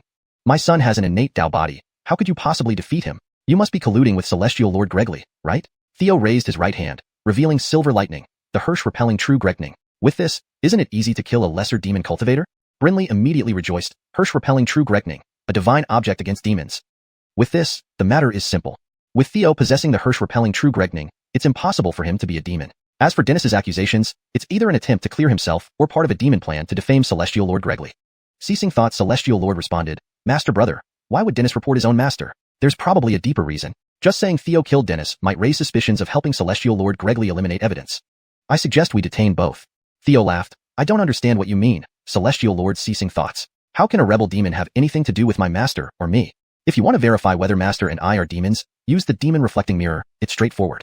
Brinley nodded. That makes sense. He then took out the Blood God sect's self-developed demon reflecting mirror and activated it. Theo's heavenly law had already altered the demonic attributes, so there were no issues. Maverick Reaver, Celestial Lord Gregley was impeccably righteous, presenting no problems either. Brinley announced, the demon Dennis has been dealt with. Celestial Lord Gregley did harbor suspicion of protecting Dennis, but considering her deep teacher-student relationship and her contributions to the righteous path, she will be penalized by removing her statue from the Celestial Temple, ceasing earthly worship. As for Theo, possessing the Hirsch-repelling true Gregning and eliminating a lesser demon cultivator, he indeed mends the mistakes and stands as a pillar of righteousness with a bright future. With this, the matter is settled. Everyone may leave. Ceasing thought, Celestial Lord was enraged. Now they had wasted their efforts, catching neither Dennis nor Celestial Lord Gregley. He left in frustration. Aquila and Huxley Jishin briefly acknowledged Theo before leaving, sensing the tense atmosphere. Celestial Lord Gregley led Theo into the sword pavilion and sat down, laughing bitterly. Caleb, am I a failed master? Theo poured her a cup of tea. Having a master like you, I feel blessed. Why did Dennis betray me? I devoted myself to him, believing I had done nothing wrong. How could he choose to betray me? Tears welled up in Celestial Lord Gregley's eyes. The impact of this event was severe. Theo comforted her. Perhaps senior brother Dennis was deceived by a demon. Master, you still have me. I will redouble my efforts to honor you. Celestial Lord Gregley couldn't help but embrace Theo, crying softly. Theo gently patted her back, breathing in her fragrance, feeling somewhat moved. Indeed, Celestial Lord Gregley was still untouched. Chapter 388. The Yuri. After leaving the immortal Maverick and Sword Pavilion, Heavenly Venerable Birdie secretly transmitted a message to Mac, saying, "The true exorcism thunder has reappeared. This Theo must be dealt with." Mac agreed, "Indeed, but among our peers, even those with innate magical bodies aren't his match. It's going to be very difficult to find an opponent for him. Truly, if we are to act, we need a flawless plan. We can't do things as carelessly as before." To kill Gregnian resulted in helping her obtain the Grand Clarity Immortal Fire, Heavenly Venerable Birdie said irritably. He continued, "I still have matters in the Great Thousand Secrets realm to resolve. As for Theo, you'll handle it as you see fit." Mac nodded, "Understood. Oh right, I noticed that your disciple has the bloodline of our Gianna clan. What's going on?" Heavenly Venerable Birdie explained, "He hails from the Leaf World and is likely one of our clan members left outside. He possesses both great talent and loyalty. He can be taken back to meet your clan leader." Mac nodded again, agreed. Then Heavenly Venerable Birdie spoke again, "Amerigo, as a member of the Gianna clan, you should accompany this venerable Mac to visit the Gianna clan. It might greatly benefit your cultivation." Amerigo bowed, "Understood." In fact, even if Heavenly Venerable Birdie hadn't suggested it, Amerigo had already planned to bring up the idea. He had set a deadly trap for Heavenly Venerable Birdie which was about to come into effect, so it was imperative to leave and seek shelter elsewhere immediately. The Gianna clan was undoubtedly a good choice. As an ancient hidden clan, the Gianna clan possessed unfathomable strength, having been lying low for many years. After parting ways with Heavenly Venerable Birdie and others, Mac activated a jade talisman, enveloping everyone in a teleportation array that transported them back to the dwelling place of the Gianna clan, the legendary Phoenix Island. Amerigo surveyed his surroundings. Indeed, it was a peculiar place. This island was massive, almost as large as half the continent. Yet, it was filled with bird songs, flower fragrances, waterfalls, and strange rocks, resembling a paradise away from the mundane world. Soon, Mac introduced Amerigo to the clan leader, Azriel Shao. Mac bowed and said, "Brother, this person is under Heavenly Venerable Birdie, but also has our Gianna clan's bloodline, quite pure." Azriel Shao nodded, scrutinizing Amerigo for a while before asking, "Your cultivation techniques seem very unique, not like those of our Gianna clan." Amerigo respectfully replied, "I dare not deceive you, Venerable. My disciple once had the fortune to meet a great being from the Phoenix clan, who took me as a disciple and imparted their skills." Azriel Shao frowned, "So it's the Phoenix clan." Mac commented, "Isn't it a strong clan from the Great Thousand World? How did it produce someone like this?" Azriel Shao responded, "You've indeed had good luck. Since I have a decent relationship with Heavenly Venerable Birdie, and you are one of our own. With this in mind, I will provisionally accept you as my disciple. Stay here and cultivate within our Gianna clan. If you need anything, just ask." Amerigo bowed deeply, "Thank you, Master." At the Blood Deity Sect, on Tian Shan Peak. After returning, Heavenly Venerable Birdie thought it over and decided to steal the heaven-altering scroll. Before taking action, he visited the forbidden area of the Blood Deity Sect. This place was surrounded by cold and eerie aura, looking extremely sinister from afar. Publicly, they claimed it sealed an absolute devil. Except for the 4 venerable level experts, no one else was allowed to approach it. Upon entering the forbidden zone, he navigated through multiple layers of restrictions and encountered a man carrying a bronze coffin. Both he and the coffin were tightly bound by layers of rune chains. In front of this strange coffin-bearing figure, a powerful individual with 6 eyes sat cross-legged. He was the Blood Deity Sect's founding master, besides its current leader Defeat Sky Master, Albi, and Heavenly Venerable Birdie, making him the 4th Venerable, the Thousand Eyes Venerable. He was also Heavenly Venerable Birdie's ally. Seeing the coffin-bearing man, Heavenly Venerable Birdie bowed and addressed him, "Yuri." This mission had an unexpected twist. The innate Tao body died. Suddenly, the man opened his emerald green eyes and laughed mockingly. "Birdie, how many times have there been twists? You kept targeting the innate perfect immortal body, yet not only did you fail to kill her, you instead helped her obtain the Grand Clarity Immortal Fire. Now, the innate Tao body was supposed to be food for us, but she unexpectedly died. Birdie, I have doubts about your abilities." Heavenly Venerable Birdie broke into a sweat, hurriedly saying, "Prince, I haven't been idle these days." "Speak." Heavenly Venerable Birdie hastened to explain, "I've confirmed the true exorcism thunder has appeared, now in possession of Gregly Venerable's new disciple, Theo. Secondly, we found the Tyler in the Great Thousand Secrets realm. I'm here to ask for the prince's help to restrain Defeat Sky and Blood Shadow, allowing me a chance to obtain that scroll. Then, I will enter and release the Tyler. When that time comes, our chances of victory will be much higher." Yuri replied, "Very well, I'll trust you one more time." Heavenly Venerable Birdie immediately relaxed. "Thank you, Prince." Shortly after, eerie blood mist enveloped the entire Blood Deity Sect. Although rare, the disciples weren't alarmed, following the elders' instructions to stay indoors. Defeat Sky Master and Albi rushed to the forbidden area. "Prince." Defeat Sky Master bowed. "What brings you to call us?" Yuri said, "Defeat Sky. I've fulfilled my promise, putting you in charge of the Blood Deity Sect, but you keep postponing your part of the deal. Do you intend to break your word?" Defeat Sky Master replied, "I can try to send you back to the Great Thousand World, but I cannot let you cause havoc in the emotionless heaven." Yuri laughed. "Is this your true intention? I can make you a venerable and grant you supremacy in the emotionless heaven, but I can also destroy your reputation and leave you dead and buried." Defeat Sky Master retorted, "With the Blood Deity Sect's protective formations, don't dream too big." Hearing this, both Albi and Thousand Eyes Venerable were startled. They realized he was no longer trying to conceal the truth, having openly broken relations. Yuri laughed, "Fine, we'll see. Within 10 years, I will break free, and you will be the first sacrifice for the Imperial coffin behind me." Defeat Skymaster answered, all right, I'm waiting. With that, he activated the sect leader order, causing the rune chains around the Yuri to glow, plunging him into a deep sleep state. The blood mist within the sect also dissipated. Under Defeat Skymaster's control, 2 additional rune chains bound the prince. Thousand Eyes Venerable said, Master Defeat Sky, originally, we 4 were merely obscure figures in the blood deity sect. Only through Prince's nurturing did we become today's 4 venerables. Your words today imply a betrayal of sorts. Defeat Skymaster sighed, brother, don't you understand? This fellow never acted out of goodwill. He is the biggest threat to the emotionless heaven. Thousand Eyes Venerable argued, back when the emotionless heaven suffered at the hands of the demon race, the blood deity sect was merely a pawn for them. He gave us hope, enabling us to overthrow demon rule and elevate the blood deity sect to its current status. He bestowed great favors upon the emotionless heaven, the blood deity sect, and all of us. Defeat Skymaster paused for a moment before sighing, brother, don't idealize him. He did help us, but he also gained much, devouring countless demonic cultivators, restoring his powers continually. The emotionless heaven owes him nothing. Why would our ancestors sacrifice themselves to seal him if they didn't recognize his nefarious intentions? Brother, I know you and Brother Birdie feel grateful to him, but you must realize that once he is released, the emotionless heaven will become a realm of demons. Worse than the last calamity. Last time, we won due to the disappearance of the Tyler. This time, we might not be so lucky. Think carefully. Blood Shadow, starting today, you and Brother Thousand Eyes stay here to guard him. Hashtag chapter 388. The Yuri. After leaving the immortal Maverick and Sword Pavilion, Heavenly Venerable Birdie secretly transmitted a message to Mac, saying, the true exorcism thunder has reappeared. This Theo must be dealt with. Mac agreed, indeed, but among our peers, even those with innate magical bodies aren't his match. It's going to be very difficult to find an opponent for him. Truly, if we are to act, we need a flawless plan. We can't do things as carelessly as before. To kill Gregnian resulted in helping her obtain the Grand Clarity Immortal Fire, Heavenly Venerable Birdie said irritably. He continued, I still have matters in the Great Thousand Secrets realm to resolve. As for Theo, you'll handle it as you see fit. Mac nodded, understood. Oh right, I noticed that your disciple has the bloodline of our Gianna clan. What's going on? Heavenly Venerable Birdie explained, he hails from the Leaf World and is likely one of our clan members left outside. He possesses both great talent and loyalty. He can be taken back to meet your clan leader. Mac nodded again, agreed. Then Heavenly Venerable Birdie spoke again, Amerigo, as a member of the Gianna clan, you should accompany this venerable Mac to visit the Gianna clan. It might greatly benefit your cultivation. Amerigo bowed, understood. In fact, even if Heavenly Venerable Birdie hadn't suggested it, Amerigo had already planned to bring up the idea. He had set a deadly trap for Heavenly Venerable Birdie which was about to come into effect, so it was imperative to leave and seek shelter elsewhere immediately. The Gianna clan was undoubtedly a good choice.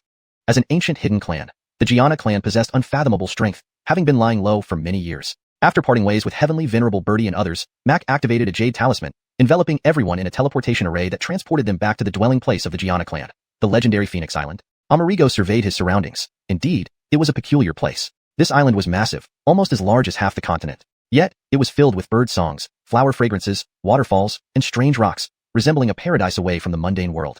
Soon, Mac introduced Amerigo to the clan leader, Azriel Shao. Mac bowed and said, brother, this person is under Heavenly Venerable Birdie, but also has our Gianna clan's bloodline, quite pure. Azriel Shao nodded, scrutinizing Amerigo for a while before asking, your cultivation techniques seem very unique, not like those of our Gianna clan.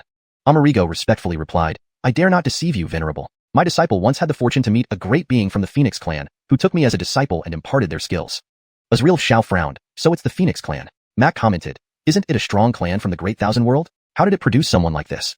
Azriel Shao responded, you've indeed had good luck, since I have a decent relationship with Heavenly Venerable Birdie, and you are one of our own. With this in mind, I will provisionally accept you as my disciple. Stay here and cultivate within our Gianna clan.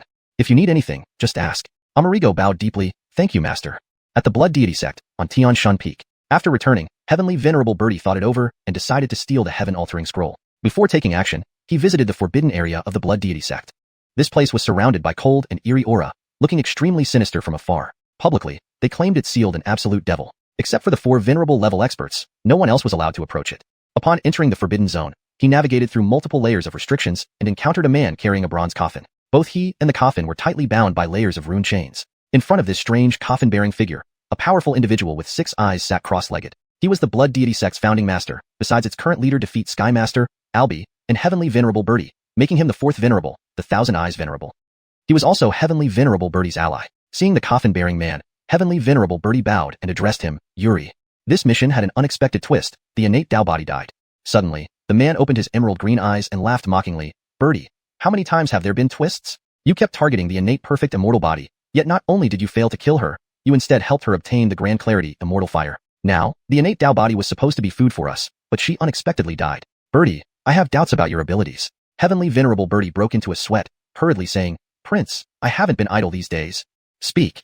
Heavenly Venerable Birdie hastened to explain. I've confirmed the true exorcism thunder has appeared, now in possession of Gregly Venerable's new disciple, Theo. Secondly, we found the Tyler in the Great Thousand Secrets realm. I'm here to ask for the prince's help to restrain Defeat Sky and Blood Shadow, allowing me a chance to obtain that scroll. Then, I will enter and release the Tyler. When that time comes, our chances of victory will be much higher. Yuri replied, very well, I'll trust you one more time. Heavenly Venerable Birdie immediately relaxed. Thank you, Prince. Shortly after, eerie blood mist enveloped the entire blood deity sect. Although rare, the disciples weren't alarmed, following the elders' instructions to stay indoors. Defeat Skymaster and Albie rushed to the forbidden area. Prince. Defeat Skymaster bowed. What brings you to call us? Yuri said, Defeat Sky. I've fulfilled my promise, putting you in charge of the blood deity sect, but you keep postponing your part of the deal. Do you intend to break your word? Defeat Skymaster replied, I can try to send you back to the Great Thousand World, but I cannot let you cause havoc in the emotionless heaven. Yuri laughed. Is this your true intention? I can make you a venerable and grant you supremacy in the emotionless heaven, but I can also destroy your reputation and leave you dead and buried. Defeat Skymaster retorted, with the blood deity sect's protective formations, don't dream too big. Hearing this, both Albie and Thousand Eyes Venerable were startled. They realized he was no longer trying to conceal the truth, having openly broken relations. Yuri laughed, fine, we'll see. Within 10 years, I will break free, and you will be the first sacrifice for the Imperial coffin behind me. Defeat Skymaster answered, all right, I'm waiting. With that, he activated the sect leader order, causing the rune chains around the Yuri to glow, plunging him into a deep sleep state. The blood mist within the sect also dissipated. Under Defeat Skymaster's control, 2 additional rune chains bound the prince. Thousand Eyes Venerable said, Master Defeat Sky, originally, we 4 were merely obscure figures in the blood deity sect. Only through Prince's nurturing did we become today's 4 venerables. Your words today imply a betrayal of sorts. Defeat Skymaster sighed, brother, don't you understand? This fellow never acted out of goodwill. He is the biggest threat to the emotionless heaven. Thousand Eyes Venerable argued, back when the emotionless heaven suffered at the hands of the demon race, the blood deity sect was merely a pawn for them. He gave us hope, enabling us to overthrow demon rule and elevate the blood deity sect to its current status. He bestowed great favors upon the emotionless heaven, the blood deity sect, and all of us. Defeat Skymaster paused for a moment before sighing, brother, don't idealize him. He did help us, but he also gained much, devouring countless demonic cultivators, restoring his powers continually. The emotionless heaven owes him nothing. Why would our ancestors sacrifice themselves to seal him if they didn't recognize his nefarious intentions? Brother, I know you and Brother Birdie feel grateful to him, but you must realize that once he is released, the emotionless heaven will become a realm of demons. Worse than the last calamity. Last time, we won due to the disappearance of the Tyler. This time, we might not be so lucky. Think carefully. Blood Shadow, starting today, you and Brother Thousand Eyes stay here to guard him. Hashtag chapter 389. Supreme Venerable Birdie meets his doom. Just as the Blood Shadow and Supreme Venerable Huxley Tion were rushing to the forbidden area, Supreme Venerable Birdie successfully infiltrated the Blood Divine Sect's treasure vault and found the Scroll of Heaven. He quickly left. At Heavenly Deity Peak, inside a cultivation chamber, Supreme Venerable Birdie placed the Scroll of Heaven in front of him and entered the Great Millennium Secret Realm. Following the location provided by the Celestial Phoenix, he rushed there swiftly. Soon, he discovered a mist-covered mountain peak. Seeing this place, Supreme Venerable Birdie was greatly surprised. An immortal emperor's restriction. It is absolutely an immortal emperor's restriction. No wonder the Hue would study this painting so intently that even Xavian Tion could be neglected. Once one becomes an immortal emperor, what does Xavian Tion matter? Now, let me see what secrets are hidden here. Knowing the danger of this place, Supreme Venerable Birdie did not recklessly enter, but instead took out a great law golden immortal puppet to go in for him. Far away at the immortal Maverick and Sword Pavilion, Theo had been trying every means to cheer up Supreme Venerable Clifford, finally managing to slightly ease her mood. Then, Theo spent 10,000 destiny points to exchange for a world tree seed from the system all for her. Master, this is a treasure I obtained by chance in the Great Millennium Secret Realm. You will need it to advance to the Immortal Emperor Realm. Seeing the world tree seed, Supreme Venerable Clifford was also greatly surprised. In fact, she had also been fortunate enough to go to the Great Millennium World and knew that reaching her current level of cultivation required a world tree seed to break through. Therefore, she originally planned to leave Xavian Tion after helping Theo complete his Dao body and teaching him for some time, heading to the Great Millennium World to search for a world tree seed. She never expected that Theo would find it for her. This deeply moved Supreme Venerable Clifford, and their intimacy level successfully increased to 60 points. Afterward, Supreme Venerable Clifford entered seclusion. Theo noticed that Supreme Venerable Birdie indeed fell for the trap and entered the Scroll of Heaven. This made Theo smile, and he flashed into the palace halfway up the mountain. Seeing a great law golden immortal ape-shaped puppet pass through the mist and approach the palace from afar, Theo immediately performed a hand seal and pointed. Instantly, the Demon Annihilation Thunder activated, striking the puppet. Theo controlled it well. The red fire thunder only destroyed the marks on the puppet without damaging the puppet itself. Then, Theo casually put the ape-shaped puppet into his storage. You're really generous, sending a great law golden immortal puppet right away. Down below, Supreme Venerable Birdie sensed this scene and frowned. That red fire thunder should be Demon Annihilation Thunder. But judging by its power, it's not very strong and poses no significant threat to me at the Supreme Venerable stage. It seems the Hue successfully weakened the power here when he was trapped. After being confined for so many years, he must be very weak. If I can enslave him and help him recover, the the future of Xavier will belong to me. With this thought, his heart raced, and he personally climbed the mountain. Not long after, he successfully passed through the mist and reached the plaza before the palace. Sure enough, he saw the weak-back figure of the Hugh sitting before the palace just as it was back then. Hugh, you're still alive? Theo opened his eyes and said, Demon Cultivator. Supreme Venerable Birdie was greatly startled. Indeed, the Hugh lives up to his name, seeing through my disguise at a glance. Yes, I am a Demon Cultivator. Theo mimicked the tone of the Hugh and asked, how are things outside? Supreme Venerable Birdie replied, Demon Cultivators have long been treated like rats, hated by all, but fortunately, with my help, we manage. Lord, please come out of seclusion and let us restore the glory of our demonic cultivators. This was a probe to test the Lord's strength. It seemed he also suspected there were restrictions nearby. Theo shook his head and said, I am not what I used to be. My strength has declined, but fortunately, I've almost cracked the restrictions here. In 1 or 2 months, I will enter the palace and obtain the secrets of advancing to the immortal emperor realm. Go back first, return in 2 months. I should be an immortal emperor by then. When that time comes, won't Xavier be at my disposal? Upon hearing this, Supreme Venerable Birdie was shocked. If you become an immortal emperor, why should I stay? From working for Huxley Tion, now I be working for you? What's the difference? Supreme Venerable Birdie immediately said, Lord, you may not know, but the situation is urgent. I risked much to steal this painting. Now, you are under the leadership of the righteous sect Blood Divine sect. If your breakthrough causes too much commotion, it might attract the attention of the Blood Divine sect leader and disrupt your attempt. Why don't we work together and enter the palace as soon as possible? Theo shouted sternly, you wouldn't dare think of taking over this immortal emperor's palace, would you? Supreme Venerable Birdie replied, Junior dares not, truly wishing to assist you. All the demon cultivators in the world are waiting for you. Theo nodded, good to know. Come this way. Take the middle path, the one I've walked through. Its restrictions have already been broken. Supreme Venerable Birdie nodded. However, just as he took a few steps onto the plaza, the immortal emperor's restrictions suddenly activated. Lord, what's happening? Supreme Venerable Birdie was also greatly startled. At this moment, he realized the Hugh before him had transformed into Theo. TSK, Supreme Venerable Birdie, you're really stupid. To fall for it so quickly. You dared to deceive me. Die. Supreme Venerable Birdie shouted, unleashing a massive torrent of demonic chi towards Theo. Instantly, the demon annihilation thunder struck down, annihilating him into dust. Originally, with Theo's cultivation, even activating the restrictions, it would be very difficult to kill him. But because he himself activated demonic chi, triggering the restrictions to attack automatically, this was precisely what Theo had planned. Ding! Congratulations, host, for killing a Supreme Venerable level powerhouse, triggering double critical strike rewards. You have received 2 6th rank immortal cards. The only pity was that Supreme Venerable Birdie's spatial ring and other treasures were also destroyed into nothingness, leaving nothing behind. Before his remnant soul vanished, Theo quickly sealed it and entered the palace, using the dragon demon soul to devour it. This time, not only did the dragon demon soul successfully reach the golden immortal realm, but Theo also gained all of Supreme Venerable Birdie's memories regarding the Black Sky demonic organization. I never expected the situation in Xavier Tion had deteriorated so much. Draw cards. Theo then took out the 2 immortal cards. As divine light shone, Lady Luck once again favored him. The first card drew was a Supreme Venerable Puppet. Faceless Puppet. It can mimic anyone's aura and possesses late-stage, peak Supreme Venerable cultivation, making its combat power absolutely formidable.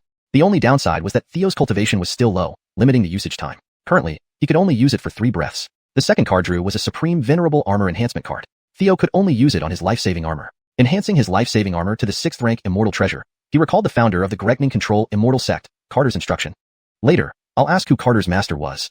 Hashtag chapter 390, new leaks. After leaving the Daiqian secret realm, Theo took the opportunity to also take away the Tianzuan Immortal Treasure. Soon after, news came from the Blood God sect that Tianzuan Birdie had died under mysterious circumstances shortly after announcing his seclusion. This greatly shocked the patriarch of Huxley Tion sect. Inside the Forbidden Area, Tianzuan Qianmu and Tianzuan Celine were equally stunned upon hearing the news. However, after investigation, apart from a shattered soul token, no trace of his body could be found. Such an eerie scene made the patriarch of Huxley Tion sect suspect whether it was the work of Crown Prince Boyd. On the other hand, Tianzuan Qianmu suspected the patriarch of Huxley Tion sect. After all, they had been on bad terms for a long time. Suspicion had already been planted, and a rift had appeared. Meanwhile, after returning to Immortal Maverick and Sword Pavilion, Ji Fengo had nothing else to do and sent a message to Alanis. Speaking of which, Alanis and her group had gone into seclusion in the first desolate place of Tianyan City several months ago. He wondered how things were going. However, there was no reply from the other side. This made Theo frown, and he quickly used spatial immortal eyes to come to the first desolate place. Using the Jade Compass, he was surprised to find that there was no one here at all. Where are they? Theo hurriedly rushed to the core area of the first desolate place. Soon enough, he confirmed that there was indeed no one around. In the center was a huge one-time ultra-large teleportation array that had already been used. Not far away, there was a jade slip with a recorded message left by Alanis. If you didn't come when we called, we went to the Daoqian world. Now you must regret it, huh? Theo couldn't help but laugh wryly. Initially, in order to reap the benefits at a later time, he hadn't gone to the core area to meet up with Alanis. On one hand, he also didn't want to snatch their opportunities, planning instead to scout ahead in Heartless Heaven for them. Who would have thought that Alanis would directly take them to the Great Thousand World? Note: I've maintained the style and terminology consistent with what appears to be a novel or story translation. Reap leaks is translated to reap the benefits for better fluency in English. Wu Qing Tan is translated as heartless heaven for consistency. Normally, shouldn't they go to the heartless heaven's Tianhua immortal palace first? This doesn't follow the playbook. It seems that after obtaining sufficient materials, this former immortal emperor, Alanis, is gradually displaying extraordinary strength. No worries, you can't escape my hands.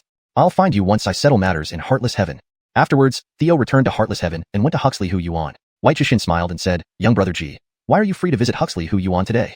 Theo saluted and replied, I finally have some spare time, but it's not like visiting without reason. I have something I'd like to consult brother Huxley about.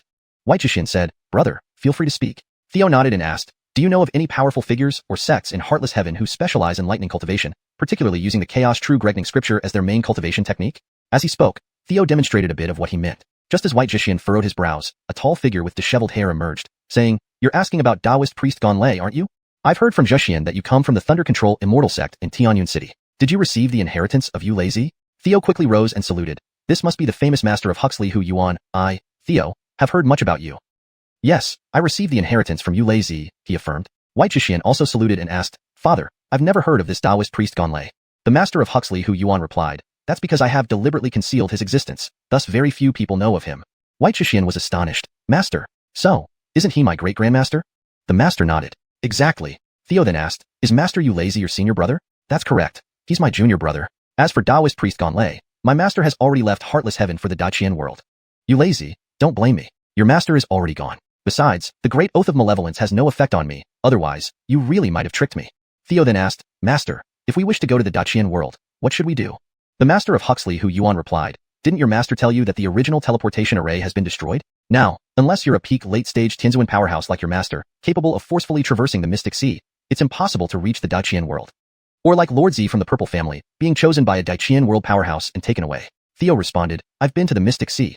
There seem to be many people there. The master laughed. What you saw barely counts as the outer Mystic Sea. When I was newly advanced to the Tianzuan realm, I sent a projection. Without rest, it traveled for 10 years and still couldn't see the end. Then it encountered a Tianzuan insect demon and was destroyed. A Tianzuan expert traveling nonstop for 10 years and still couldn't see the end. What kind of situation was this? It wasn't just the distance that was an issue. Theo was also deeply shocked. He chatted with the two for a while before leaving. Currently, Eve, Zikui Gregly Tianzuan, and even Aquila were all in seclusion. Tianzuan Birdie's death seemed to have caused panic, so the Black Sky organization was temporarily inactive.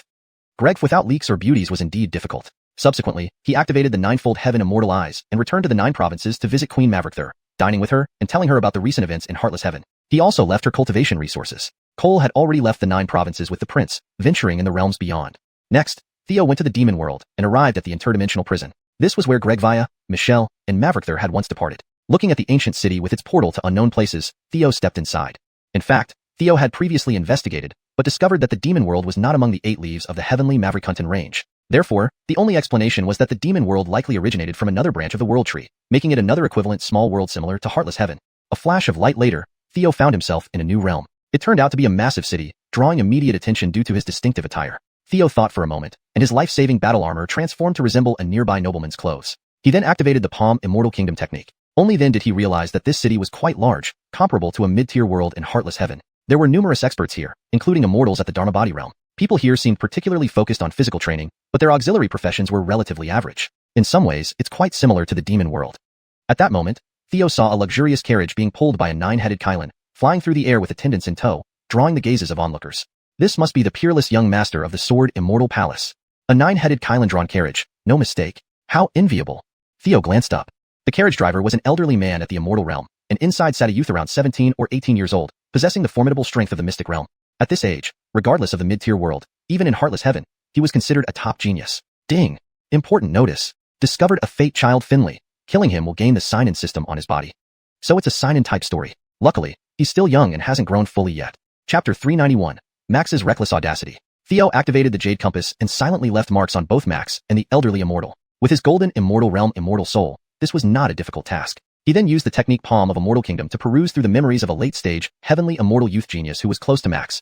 This place was called the Wilderness Sky City, located in the southern Ridge metropolis. Within its borders, 2 major powers existed, the Palace of Sword Immortals and the Great Wasteland Sect. The youth named Jerson was the young master of the Silver Wolf clan. Not long ago, Max emerged, unparalleled in his prowess, and became the undisputed first among the younger generation at the Palace of Sword Immortals. Recently, he had even killed the holy son of the Great Wasteland Sect, making him the most popular person around. The Silver Wolf clan, being under the command of the Palace of Sword Immortals, had sent Jerson to improve relations with Max by his father's order.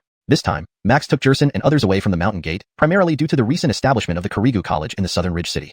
Originally, after the group from the Demon Realm came to the Southern Ridge metropolis, they decided to establish a college to earn a living once they understood the situation here. This idea was second nature to Seamus, the elder leader of the Nine-Tailed Foxes. Initially, it was small scale, but as Gregvia, Genie, the Trista Amerigo, and others' strength increased rapidly, so did the fame of Kurigu College, drawing attention from all sides. However, more attention was drawn by the two world-class beauties, Gregvia and Genie. Many wealthy young men joined the college just to get closer to these two women. Forced by circumstances, Genie and Gregvia joined the Great Wasteland sect to find a patron. With their talent, they soon caught the attention of the sect, especially Gregvia, who was exceptionally admitted by the Great Wasteland sect's leader. Recently, Kurigu College hosted a grand martial arts contest that would determine the top youth of Southern Ridge Metropolis. Max and his group represented the Palace of Sword Immortals in this event. Theo couldn't help but smile. Looks like I've arrived just in time. Theo used the Jade Compass to locate Kurigu College and hurried over. Upon his arrival, the area was already bustling with activity. Maverick's participants were young people, including many young elites from various factions. Sir, are you also participating in the martial arts competition? Asked a well-dressed man beside him. Theo replied, I am Theo. I heard Kurigu College has two great beauties, said the man named Isaiah Arding, quickly hushing himself. Brother G, those words shouldn't be spoken out loud. Kurigu College is different now, especially Fairy Gregvia, who is the sacred maiden of the Great Wasteland sect and whose talent has attracted the attention of higher worlds. And there's the new holy son of the Palace of Sword Immortals, Max, who has declared that the three beauties of Kurigu College belong to him. 3? Not 2. Theo's eyes flashed with a cold light as he recalled something. Isaiah Arding explained, Max mentioned that the female cultivator from the Amerigo clan is particularly charming and his favorite. Hearing this, Theo clenched his teeth. F***K. You dare to have ideas about my wife and mother? Are you tired of living? The ease and speed of gaining power through daily check-ins contrasted starkly with other geniuses' rigorous training. Therefore, Max felt content enough to swagger around and gather a harem. However, what he didn't know was the essence of the signing-in system. It revolved around one word, survive. Being so arrogant and domineering would inevitably attract attention, especially from someone like Theo. Most importantly, Max dared to lay claim to Theo's family. If Theo didn't grind him into dust, it would betray his villainous nature. After some brief conversation, Theo realized that Seamus, the Trista Amerigo, and others were cultivating here, and their strength had grown significantly, especially the Trista Amerigo, who was now at the mystical immortal realm. However, Gregvia and Genie were not present. But today, they were sure to attend the martial arts gathering. As Theo was about to find Trista Amerigo, Max and his group arrived. Everyone at Kurigu College rushed out to greet them. Given that Kurigu College was subordinate to the Great Wasteland sect, Seamus and company maintained appearances for the Palace of Sword Immortals, but were not too enthusiastic. Welcome, Holy Son Max, Seamus greeted politely. Trista Amerigo disliked Max and didn't come out. This slight displeased Max. Why only you, old fox? Where's my beautiful Amerigo lady? Why doesn't she welcome me? His arrogance was unbearable. Theo's eyes flickered with anger. If it weren't for Max's protective luck, Theo would have strangled him right there. System, show me information on Max. Child of Luck, Max. Luck rank, 8 circle halo, red, orange, yellow, green, blue, purple, black. Luck points, 70,000. Intimacy level, unacquainted. Seamus awkwardly responded, Dean Amerigo is currently in seclusion and cannot see guests. At this moment, Gregvia and Genie arrived with the Great Wasteland sect. Although the sect made a grand entrance, it still couldn't match Max's 9-headed Kylandron carriage. Gregvia's demeanor was even more enchanting than before, having reached the mystical immortal realm. Genie wasn't far behind, being a near mystical immortal herself. Max, waving a folding fan, said mockingly, Ladies, we meet again. How happy are you to see your future husband? A young genius from the Great Wasteland sect shouted, Max, show some respect. This is our sect's sacred maiden. Max glared coldly. In my presence, trash has no right to speak. He waved his fan, unleashing a fierce gust filled with sword intent, which swept towards the genius. Despite full defenses, the genius was knocked back. Only Gregvia's timely intervention prevented severe injury. Gregvia scolded, Max, I've told you multiple times, we are married. Do not continue harassing us. Kurigu College does not tolerate your arrogance. Just then, Theo approached. Isaiah Arding tried to stop him. Brother G, while I understand your admiration for Saintess Gregvia, you should not provoke her. Just admire from afar. Theo laughed. No worries, they are my wives. Isaiah Arding and others stared blankly, thinking Theo insane, while many distanced themselves. Seeing this, Theo walked forward. Max's face darkened seeing Theo ignore him and head toward Gregvia and Genie. You can't even see I'm flirting with a lady? Beat it. Isaiah Arding suddenly panicked, knowing Max was enraged. Theo simply said, It's good to see you safe. Your Highness, you finally arrived. Genie exclaimed, rushing into Theo's arms. Even the usually reserved Gregvia's eyes shone brightly, a mix of joy and reproach making her expression even more captivating, leaving everyone stunned. Chapter 392. Absolutely no indulgence. Before Theo could catch up with the two women, Finley couldn't hold back any longer. He immediately pointed at Theo and shouted, Brat, who do you think you are to lay hands on my woman? Sever your own legs now, or don't blame me for exterminating your entire clan. Gregvia retorted loudly, Finley, stop deluding yourself. He is our husband, Theo. Finley sneered. Theo? Never heard of him. Whoever you are, kneel down and sever your own legs right now. Otherwise, this holy son will exterminate your entire clan. Theo released Genie and looked at Finley, shouting, "Enough racket!" With that, he slapped through the air toward Finley. Finley's profound immortal cultivation burst forth, and he struck out with a palm. However, the difference in their cultivation realms was immense, and Theo had an incredibly solid foundation, enhanced by his innate Tao body. Without any doubt, Finley's palm collapsed upon contact and was instantly slapped to the ground. Seeing this scene, everyone around was dumbfounded. That was Finley, the #1 genius of Sword Immortal Palace, nearly the top young genius in Nanjing City. And he was taken down with just one slap. Isaiah Arding and others looked at Finley's face swollen like a pig's head and were momentarily stunned. Damn, am I dreaming? That's Finley. Langya and the others also didn't react for a while. They had witnessed firsthand how brilliant Finley was over these days. Things that seemed difficult to them were easily handled by Finley. Yet, now, in the hands of Theo, Finley hadn't lasted even one move. This left them all in disbelief. Finley also stood there in shock before crawling up from the ground, roaring like an angry lion, "Brat, I'll kill you." As he spoke, he threw a talisman. It was one he had acquired through a signing event, a Divine Realm talisman equivalent to a full-strength attack by a Divine Realm expert, capable of effortlessly killing a profound immortal. Instantly, the talisman glowed, transforming into a blue-white fireball hurtling toward Theo. "Watch out." Genie saw this and was greatly alarmed. She never expected Finley to be so enraged, and to attempt such a ruthless strike in front of so many people.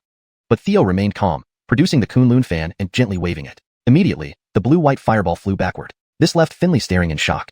This talisman, system-produced, could easily eliminate ordinary Divine Realm experts, and it was blown back. Behind him, the Divine Realm Protector hurried forward to activate defensive abilities. Boom! A fierce explosion echoed, leaving Finley unharmed but causing blood to trickle from the old man's mouth. Artemio! Seeing the old man injured, Finley's rage intensified. Just as both sides were about to engage in a big fight, a middle-aged sword immortal from Sword Immortal Palace stepped out. "Enough! Wushuang, this ends now." He had a full beard and a long mustache, looking very dashing, with powerful sword intent, far from being an ordinary character. He clasped his hands and said to Theo, "I am Abner, Deputy Palace Master of Sword Immortal Palace." "What's your name, sir? Where did you come from?" Not only was he dignified, but his cultivation was exceptionally strong, already at the Golden Immortal Realm. Theo said with disdain, "You have no qualifications to know my origins." Saying this, he turned his gaze to Finley. "Just now, you told me to sever my own legs, correct? I'll repay you in kind. I'm going to sever your legs now. Are you prepared?" Finishing, Theo closed his Kunlun fan, using it as a short sword. This seemingly casual strike was actually the supreme technique from the Heartless Immortal Slaying Art. Sword cutting through 9 heavens. Before the sword beam arrived, the overwhelming sword intent surged like a death hurricane. Finley, usually a prodigy in swordsmanship, felt Theo's sword intent pressing down on him like a divine mountain, immobilizing him. Watching the sword beam coming, he was unable to defend himself. This left him in utter despair. Abner couldn't stand it and slashed with his finger as a sword. Sword Immortal Art, Destruction Wind. The storm of sword energy carried the law of annihilation, yet it was sliced through by Theo's void-cutting sword beam. Immediately, Finley's legs were severed. "Ah!" Finley screamed and fell to the ground. To his horror, the power of the Shinpin Gate couldn't restore his severed legs. He quickly swallowed a handful of precious pills, but they barely stopped the bleeding. The legs wouldn't regrow. This filled Finley with terror. But what scared Abner was that his earlier slash hadn't blocked Theo's fan strike. He was hardly believable, considering he was a Golden Immortal, 2 realms higher than Theo. What Abner didn't know was that Theo had been able to battle Golden Immortals since entering the Profound Immortal Realm. Now, having reached the peak of the Profound Immortal Realm and possessing the innate Tao body, not to mention wielding the 10,000 Demon Spear, Theo wasn't afraid of even great Luogene immortals. Abner, with a grim expression, said, "Sir, humiliating our palace's holy son like this is a great insult to Sword Immortal Palace." "Honor?" Theo sneered. "My beloved wives have already rejected him, yet this guy still persists. And Sword Immortal Palace allows it. Are you concerned about honor?" "Maverick Reaver, Dean Amerigo of Kariga College, is my mother. How dare this fellow set his sights on her? I've only broken his legs, not killed him. You should thank me for my mercy. Not to yell and shout here. Otherwise, destroying Sword Immortal Palace would be a trivial matter. As for Finley, he shall kneel here in reflection during the grand gathering. No one can take him away." Having said that, Theo took Gregvaya and Genie and turned to leave. Abner watched with a grim face but, hesitating, chose not to act. "Artemio, handle this situation. I need to leave for a bit." Finley raged, "Abner, kneeling here disgraces Sword Immortal Palace. Quickly kill him and take me away." Abner replied, "Earlier, I warned you about offending Gregvaya as she has caught the attention of the upper worlds. Who knows if this Theo is from the upper worlds? I'll investigate." Abner quickly departed. Originally, followers like Langya, seeing Finley's pitiful state, exchanged glances. Many chose to leave and enter Karigu College for the grand gathering, but Langya decided to stay. Ding! System child Finley was publicly humiliated, some subordinates defected, successfully plundered 10,000 destiny points. Hearing this melodious voice, Theo smiled. Clearly, some had seen Theo's extraordinary background, fearing they might get dragged into the trouble. Hence, they left. Chapter 393, Let Them Come. Karikyu Academy. As Finley knelt on the ground, it rendered this martial arts competition entirely predictable. Everyone was waiting to see how the Sword Immortal Palace would respond next. At that very moment, when Theo, Gregvaya, Genie, and Trista Amerigo were enjoying a family lunch together, Deputy Master of Sword Immortal Palace, Abner, arrived at an unassuming tavern in the city. The Flowery Splendor Tavern. 1 bowl of flowery splendor, Abner said to the innkeeper. The innkeeper promptly replied, "Please, honored guest, go upstairs." They ascended, entering a private room on the second floor. Afterward, the innkeeper activated a protective barrier and asked, "What does Master Luo wish to know?" The Flowery Splendor Tavern appeared to be a regular tavern, but, in reality, it specialized in selling information throughout the wild sky. Abner said, "I'm looking for a person named Theo." The innkeeper frowned and asked, "Mavericker details, please." He's at peak late-stage Shinxian realm, yet his combat strength rivals that of a Jinshin. He has just recently arrived in Southridge City, explained Abner. The innkeeper took out a jade slip and transmitted a few messages. Maverickments later, he responded, "Unfortunately, this person's information is blank." Blank. This made Abner frown deeply. It meant two things. First, even the Flowery Splendor Tavern had no information on him. Second, the tavern couldn't or wouldn't sell his information. Such a talented individual should stand out like the sun and moon wherever they are. The Flowery Splendor Tavern wouldn't possibly overlook such a person. Given this context, a blank record was indeed peculiar. Abner then asked, "Then let me ask another question. Recently, there have been people from the upper world of the wild sky aiding Dahuang sect's Gregvaya. Who are they, and where are they?" The innkeeper showed 2 fingers, indicating his price. Abner nodded in agreement. "They are the prodigies of the G clan, led by Jesus, who are still on their way here," answered the innkeeper. G clan. Abner had heard of them. They were a renowned eternal level power in the upper echelons of the wild sky. Though the Sword Immortal Palace was also an eternal level power, the two could not be compared. The Sword Immortal Palace had only just entered this rank and wasn't even firmly seated yet. In contrast, the G clan was one of the top-ranked powers in the wild sky, existing for countless ages. Abner understood that the Flowery Splendor Tavern would not fail to collect information on the G clan's prodigies, nor would their records be blank. This clearly indicated that Theo was not from the G clan. Although exceptionally talented, he seemed to have emerged from nowhere. It was highly likely he came from the tree world, just like Gregvaya and the others. After paying, Abner left the tavern immediately, informing the master of the Sword Immortal Palace, Luo Juxian, about everything he had learned. "Master, this is the situation. What should we do?" Luo Juxian had already received word of Finley kneeling before Kurikyu Academy. She had been awaiting Abner's report. In Southridge City, no one can bully those of the Sword Immortal Palace without facing consequences. Even more so for bullying my disciple. I will go to welcome the G clan's geniuses. I want to see what kind of background this Theo has, daring to claim he can destroy our Sword Immortal Palace. Back at Kurikyu Academy, after dining with Trista Amerigo, Theo eagerly entered an inner chamber with Genie and Gregvaya to hone their skills. Gregvaya remained as serious as ever and showed no shyness whatsoever, driving Theo nearly to his limits. Genie, with her 10-tailed lineage awakened, exuded irresistible charm in every gesture. Her talents and cultivation techniques were exceptional, surpassing even Theo's, equipped with powerful dual cultivation secrets. Despite her attempts to challenge Theo, she was ultimately no match for his Sushu Jing. "Master, mercy. I can't take it anymore. Spare me. Do you dare challenge your master again?" "No, never again. I really can't take it anymore." Only then did Theo relent, watching the 2 women fall into a deep sleep. Refreshed, he stepped out of the room. Outside, members of the Nine-Tail tribe immediately bowed. "Young Master G, the elder invites you. The patriarch of Dahuang sect has arrived." Theo nodded. "Lead the way." In previous years, Dahuang sect and the Sword Immortal Palace had been locked in intense conflict. But lately, Dahuang sect had become noticeably weaker. Especially after Finley killed their holy son, Dahuang sect's decline accelerated rapidly. Desperate times called for desperate measures, leading to Gregvaya being quickly brought in to counterbalance the situation. Now, hearing that Theo easily subdued Finley, Dahuang sect could not remain passive. If Theo lacked significant background, recruiting him would be advantageous. Even if he did have a background, with Gregvaya and Genie, forming closer ties would be beneficial given their common enemy, the Sword Immortal Palace. Soon, Theo reached the main hall. Seamus and another old man with white hair and youthful features hurriedly stood up and bowed to Theo. "I assume you must be young Master Theo." This old man is Beryl, patriarch of Dahuang sect. Beryl was already a Daluo Jingxiang immortal. Theo gave a slight nod and sat at the highest position. "Patriarch Hoyt, what brings you here?" Theo's demeanor was casual, showing no respect for the other party. However, this only made Beryl more attentive, for although Beryl didn't know Theo's background, Theo already knew his. Beryl cupped his fists. First, to strengthen cooperation with President Huxley. Second, to pay respects to young Master G. Dahuang sect has nothing much to offer, only some local specialties. Please don't despise them. With that, he waved his duster, and several top-grade immortal herbs immediately appeared on the table before Theo. Though only 3rd and 4th grade, they included rare herbs like Huxleyujin Ginseng and Fire Dragon Immortal Jur. Asterisk correction for better flow and accuracy.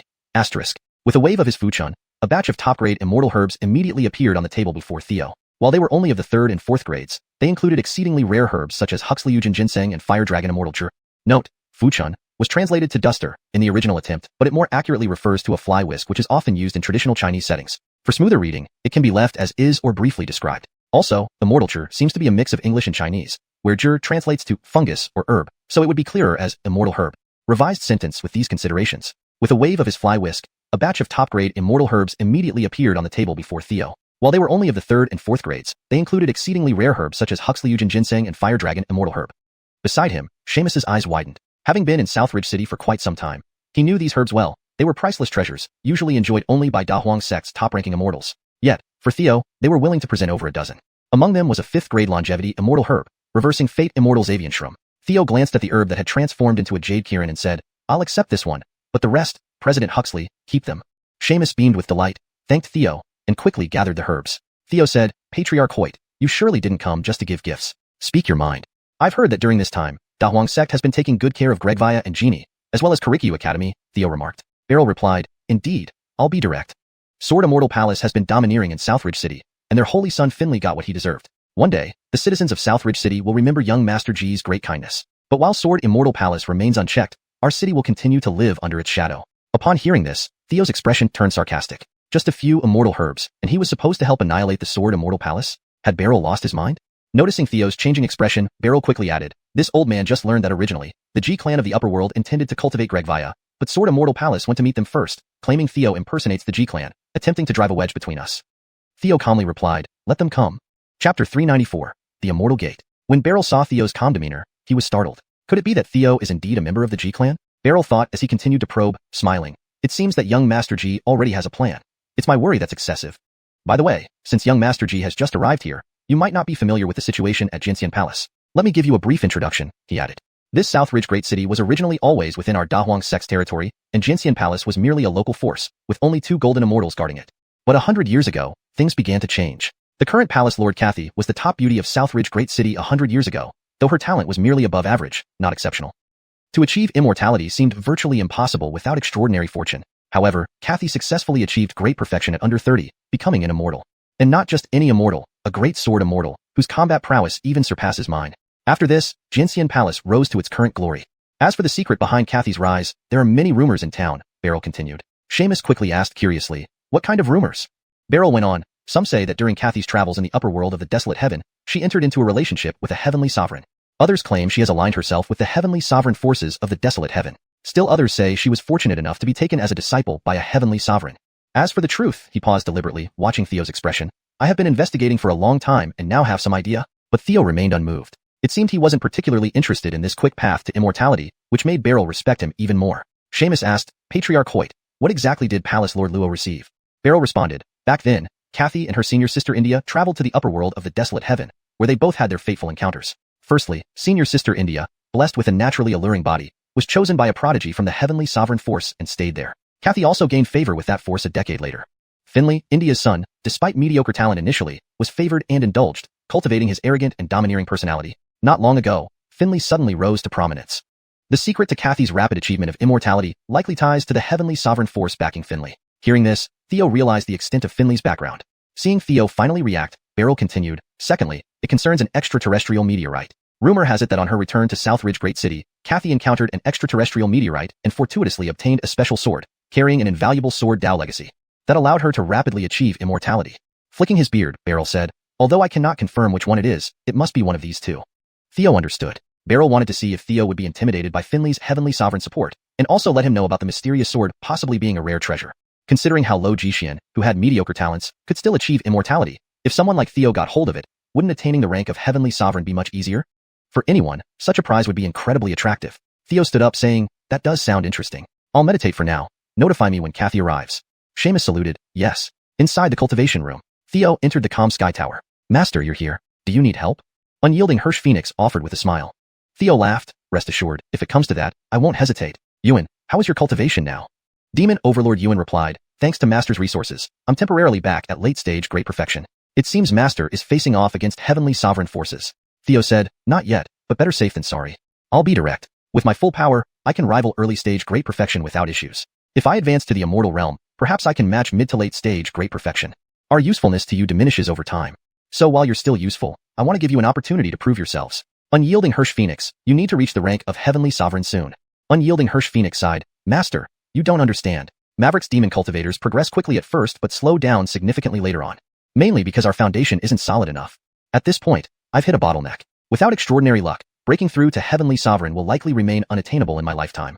But if Master gives me the blood of demon emperor, I can definitely break through. So that's why he's so eager to please," Theo thought. Theo laughed, "Then hope I open the seal soon." He handed a small bowl of 9 heavens bright spring to Yuan, saying, "This will help restore you to peak condition." Given Yuan's cunning nature and Theo's earlier limitations, along with the calm sky tower being only a 3rd level 4 rank immortal artifact, caution was necessary. But now, With his dominant skill and the maskless puppet at the heavenly sovereign level, Theo felt somewhat relieved. Yuan, seeing the 9 heavens bright spring, instantly understood Theo's intentions, smiling, "Thank you, Master." Yuan will face any danger for Master without hesitation. With a new heavenly sovereign under his command, Theo felt slightly reassured. Next, he prepared to advance to the immortal realm. The immortal realm required forming an immortal gate within the Dantian Sea of Qi. This required substantial immortal energy and a sufficiently powerful immortal soul to deepen the connection with the world tree. Both immortal energy and soul, Theo had long surpassed the requirements. Deepening his connection with the world tree made him think of his own world tree seedling. Becoming an immortal simply means sharing the same lifespan as the world tree. According to the legacy of Everett, even the world tree has a finite lifespan. Instead of binding to an older tree, it's better to cultivate a young one for longer life. Additionally, this strengthens the connection with the world tree below. One benefit with multiple gains. Realizing this, Theo murmured, "To advance, I must use the immortal energy from the small world tree, not the big one beneath." Luckily, with the heart of the world tree, refining a strand of chaos energy provides ample immortal energy. Within his Dantian Sea of Qi, the heart of the world tree merged, causing the young world tree to grow rapidly, delighting Theo. 2 days later, having collected enough immortal energy from the young world tree, Theo successfully formed the immortal gate, advancing to the immortal realm. At the same time, Abner from Jinxian Palace arrived at the Blue Hill Academy once again. Chapter 395, Ascending to the Sword Immortal Palace. By the time Theo received the news and emerged from seclusion, he discovered that Genie had successfully condensed the Mystic Gate and advanced to the Profound Realm. It appeared that their dual cultivation with Theo had greatly benefited him. In the Grand Hall of the Chocho Academy, they met again. This time, Abner seemed much more confident. "Master G, it's a pleasure to meet you again," said Abner, his hands behind his back, chin slightly raised, eyes filled with arrogance. Theo responded, "The martial art festival hasn't ended yet. I heard you brought Finley back to the Sword Immortal Palace." Abner's eyebrows twitched. "So what if I did?" Seeing Theo's gaze, he felt an inkling of unease. At that moment, Theo made his move. Instantly, the aura of the immortal realm enveloped the entire area. However, this power was overwhelming. Despite being a golden immortal, Abner's face turned pale as he was suppressed by this formidable might. He was utterly baffled. Who is the real golden immortal? Theo pushed forward, showcasing his innate Tao body power for the first time, causing space to rumble and resonate with the great Tao. Countless thunder laws converged, forming an enormous hand of lightning that sped towards Abner. Realizing the situation's gravity, Abner activated his protective immortal artifact for full defense. Boom! Energy rippled through the air, resolved by Beryl. But at the center, Abner was kneeling on the ground, trembling and bleeding from the mouth, seriously injured. He couldn't believe it. Previously, Theo could sever Finley's legs with a single finger in the Profound Realm. Now, Theo could suppress him with just a gesture. The gap between them was too vast. "You've only recently ascended to the immortal realm from the later stage Profound Realm. How can your combat strength increase so much?" Abner questioned, unable to comprehend it. Theo replied, "It simply means you are too weak. Bring him outside the Chocho Academy and have him kneel there. The festival isn't over. Don't let him leave." Panicking, Abner shouted, "You dare! I'm here on behalf of Sword Immortal Palace Master Venus and the Upperworld G-Clan to deliver a message. Are you insulting the Sword Immortal Palace or the G-Clan?" Theo responded, "Enough babbling." He sealed Abner's cultivation with a palm strike. He ordered me to go see the leader of Dahuang sect, Beryl, at the Sword Immortal Palace. Drag him out and make him kneel. The Nine-Tailed Fox clan immediately complied. Seamus and Beryl were anxious. Seamus asked, "Your Highness, won't this anger the Sword Immortal Palace?" Theo replied, "So what? The mere Sword Immortal Palace isn't worth my concern." Beryl cautiously inquired, "Don't you know the G family prodigy?"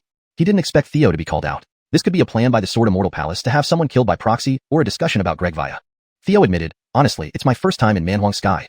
Beryl was dumbfounded. He thought Theo was from the upper world of Manhuang Sky. Now what do we do? That G family prodigy has some nerve to order me around. Who does he think he is? Also, I want to question Venus about how he teaches his disciples. And as for Finley, I haven't forgotten him either.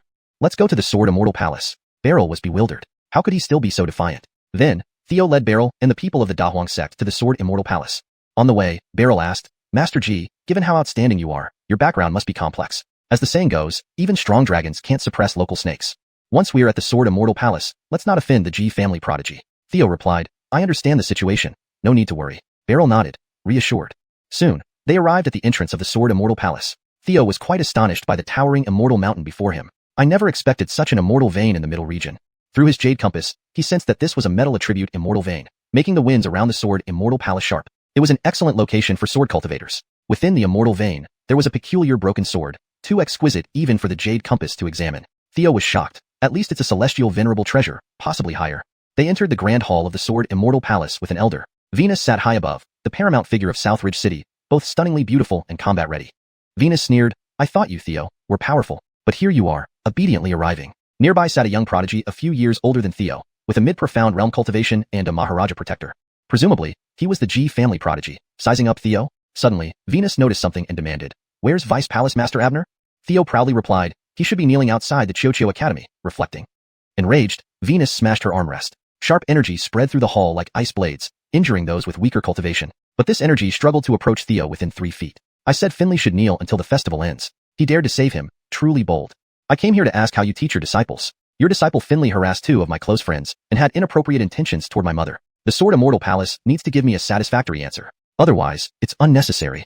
Behind him, Beryl was sweating profusely. Even strong dragons can't suppress local snakes. Didn't I say that already? Why are you so stubborn? Venus laughed. Theo, your true colors are revealed. Allow me to introduce you to Lord G. Rudong, a young lord from the upperworld G family. Lord G, tell me, is he part of the G family? G. Rudong shook his head. No. Venus coldly remarked, not from the G family but daring to use their name to defraud others. Truly audacious. Theo, kneel and beg for forgiveness from Lord G. Maybe he'll be pleased enough to spare you. Hashtag chapter 396, dominance to the end. Theo couldn't help but laugh after hearing this. Kathy frowned and said, you're still laughing in the face of death? Theo replied with a smile, firstly, I never claimed to be from the G family, so your accusations of fraud are unfounded. Secondly, I would like to ask the young master who came from the G family. Just now, Abner at the Kurikyu Academy said that a G family prodigy ordered me to come see you here at the Sword Immortal Palace. Is that true or false? Upon hearing these words, Beryl broke out in cold sweat and almost had a heart attack. Was it not enough to offend Kathy? Now he was also challenging the young master of the G family? Jesus furrowed his brows and said, yes, those were my words. Theo looked at him coldly and laughed. To dare command me around, you have some guts. With that, he moved, grabbing through the air and pulling. Instantly, Jesus flew off the chair. The protectors behind him hurried to react, casting a gentle wind to shield Jesus. Beryl and Kathy were thoroughly bewildered by the scene. Beryl didn't expect Theo to be this domineering, showing no signs of backing down. Kathy was equally bewildered. He did indeed intend to let others do the dirty work for him, which was already quite evident. Theo saw right through it. Yet he chose to act against Jesus instead of attacking the Sword Immortal Palace. What did this mean? Disrespect towards the Sword Immortal Palace. You have tremendous gall. Do you know whom you're confronting? Roared the longevity level protector. But he was horrified to find that at his peak mid-stage Great Law Golden Immortal realm, he wasn't even a match for Theo in sheer power. Jesus was forcefully pulled out and forced to kneel before Theo. Beryl was startled. Great Law Golden Immortal level combat strength. Kathy's face darkened as he secretly sent out a message. A heavenly pride who had just entered the celestial realm possessed Great Law Golden Immortal combat strength. What did this mean? Everyone knew clearly. Theo must have at least one celestial sovereign powerhouse backing him up. Facing the protector's questioning, Theo smiled. Though it's my first time in mysterious heaven, it doesn't mean I will bow down to its forces. The middle-tier world's Sword Immortal Palace has no such qualification. Neither does the upper-tier world's G family. As he spoke, he looked at Jesus. Seeing as we share the same surname, if you kneel and apologize now, I'll let this go. But if you seek revenge, I, Theo, will accompany you to the end. Jesus looked up at the youth, 2 to 3 years younger than himself, breaking into a cold sweat. He was already a mid-stage mystic immortal, ranking among the best in mysterious heaven. Yet just now, Theo made him feel utterly helpless. He found himself powerless to resist. It was complete annihilation. Could a Great Law Golden Immortal cultivate such a genius? Absolutely impossible, because the G family also had many Great Law Golden Immortal powerhouses. Maverick Reaver, throughout mysterious heaven's history, there was no precedent for such a talent. This led Jesus to suspect that Theo might have come from the greater world. Thinking this, Jesus immediately knelt. Jesus offended you. Please forgive me, Master Theo, considering we share the same surname. Kathy nearly collapsed in her seat, her face pale. She hadn't expected Jesus to cave so quickly. Theo nodded. I stick to my word. This matter is settled. Kathy, it's time we settle the accounts concerning Finley. At this point, Beryl's fear turned into joy. He knew that as long as Da Huang's sect clung to Theo's coattails, it would rise from then on. Kathy frowned and said, Master Theo, I admit I underestimated you, but Finley also has a celestial sovereign supporting him. Why don't we just put an end to this? As a mentor, I can apologize for him. Let us arrange a banquet to apologize to you. Theo responded coldly, is that all? Kathy frowned. If you have any demands, please speak freely. If within reason, I will do my best to comply. Theo said, first, expel Finley from the Sword Immortal Palace.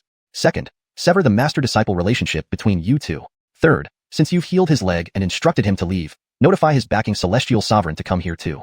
I've been in mysterious heaven for some time. I'd like to see how strong their celestial sovereigns are. These words left Beryl stunned. Jesus' eyes lit up, lost in thought. Kathy laughed. So my minor maneuver didn't escape your notice, Master Theo? But no worries, our Sword Immortal Palace's protective array is fully activated. Considering your extraordinary talent and background, we do not wish to offend you. If you withdraw now, we won't pursue matters with Abner and Finley. From now on, we will coexist peacefully. What do you think? As she spoke, countless light swords appeared in the sky above the grand hall, terrifying in their might. Even Beryl, also at the Great Law Golden Immortal level, felt a profound dread. Once these light swords fell, he would have no way of escaping certain death. However, Theo smiled. Kathy, I overestimated you. From the moment I entered the Sword Immortal Palace, I knew you were activating the array in secret, but I chose not to stop you. Secondly, I've already asked you to notify Finley's backing celestial sovereign. Yet, you think this mere 5th grade sword formation can threaten me? TSK, what are you waiting for? I accept no threats. Release the full force of this sword formation. Theo's calmness left Kathy hesitant. But if they conceded, how could the Sword Immortal Palace maintain its position in Southridge City? Then Kathy pointed her sword finger at Theo. Immediately, the countless light swords hanging overhead formed a river of light, slicing down with boundless sharpness toward Theo. Theo waved his left hand, summoning the undying Hirsch Phoenix. Finally, it's my turn. The undying Hirsch Phoenix punched upward. Violent emerald flames erupted skyward like a sea of fire, instantly shattering the countless light swords and destroying the entire ceiling of the Grand Hall. With one punch, the protective array was shattered. Kathy was shocked. Late-stage Great Law Golden Immortal. Fortunately, Theo had concealed the malevolent aura, preventing detection. That array, you controlled it, didn't you? The undying Hirsch Phoenix sneered and lunged at Kathy. Behind them, Theo ordered, capture her alive. No problem. Kathy was at the mid-stage Great Law Golden Immortal realm, very strong, but still not strong enough. Chapter 397, Sword Attendant Maid. Inside the Grand Hall, Venus, the top figure of Southridge City, was completely overwhelmed by the immortal Hirsch Phoenix. There was absolutely no room for retaliation. On this side, the immortal Hirsch Phoenix, in its first offensive move, aimed to leave a good impression on Theo. Consequently, it exerted all its combat strength without giving Venus any opportunity. It immediately engaged in its most proficient close-quarters combat, relying on its extremely powerful physical body and preventing Venus from gathering enough chi to launch major attacks. If Theo hadn't wanted her alive, Venus would have been killed by the immortal Hirsch Phoenix long ago. Despite this, after 10 moves, Venus was still captured by the immortal Hirsch Phoenix, her cultivation sealed and thrown before Theo. Theo smiled and said, "Well done. You get 1 merit." The immortal Hirsch Phoenix instantly rejoiced greatly. "Thank you, master." It knew that it now also possessed a drop of the Devil Emperor's essence blood. The immortal Hirsch Phoenix then stood behind Theo like a loyal guard. Theo looked at Venus on the ground and asked, "Palace Master Luo, are you truly willing to risk the entire Sword Immortal Palace for the sake of Finley?" Venus replied, "Young Master G, I admit that I indeed underestimated you. I didn't expect you to have a late-stage Great Sage Golden Immortal Guard. But our Sword Immortal Palace is not a place for others to bully either. As long as I die, all of you will be buried with me." Upon hearing this, Jesus also frowned. Theo laughed and said, "Palace Master Luo, you truly care deeply for your disciples. Unfortunately, you've miscalculated once again." While speaking, Theo grabbed into the air towards the outside. By invoking the Everett's Legacy sword control technique, the broken sword hidden within the golden immortal vein automatically flew over and landed in Theo's hand. Seeing this, Venus's expression turned horrified as if she had seen a ghost. Theo remarked, "This sword is your final trump card, isn't it? You placed an array around this weapon. As soon as you die, this broken sword's power will also be triggered by the immortal vein. Then, the entire Sword Immortal Palace will be destroyed. It's indeed mutual destruction, but unfortunately, the sword is now in my hands." Venus exclaimed in shock. "I have had this sword for almost 100 years, yet I've never been able to control it. What method did you use to activate it?" Jesus gasped in surprise. When this item was whole, it was at least a venerable immortal sword. "I didn't expect the Sword Immortal Palace to have such treasures."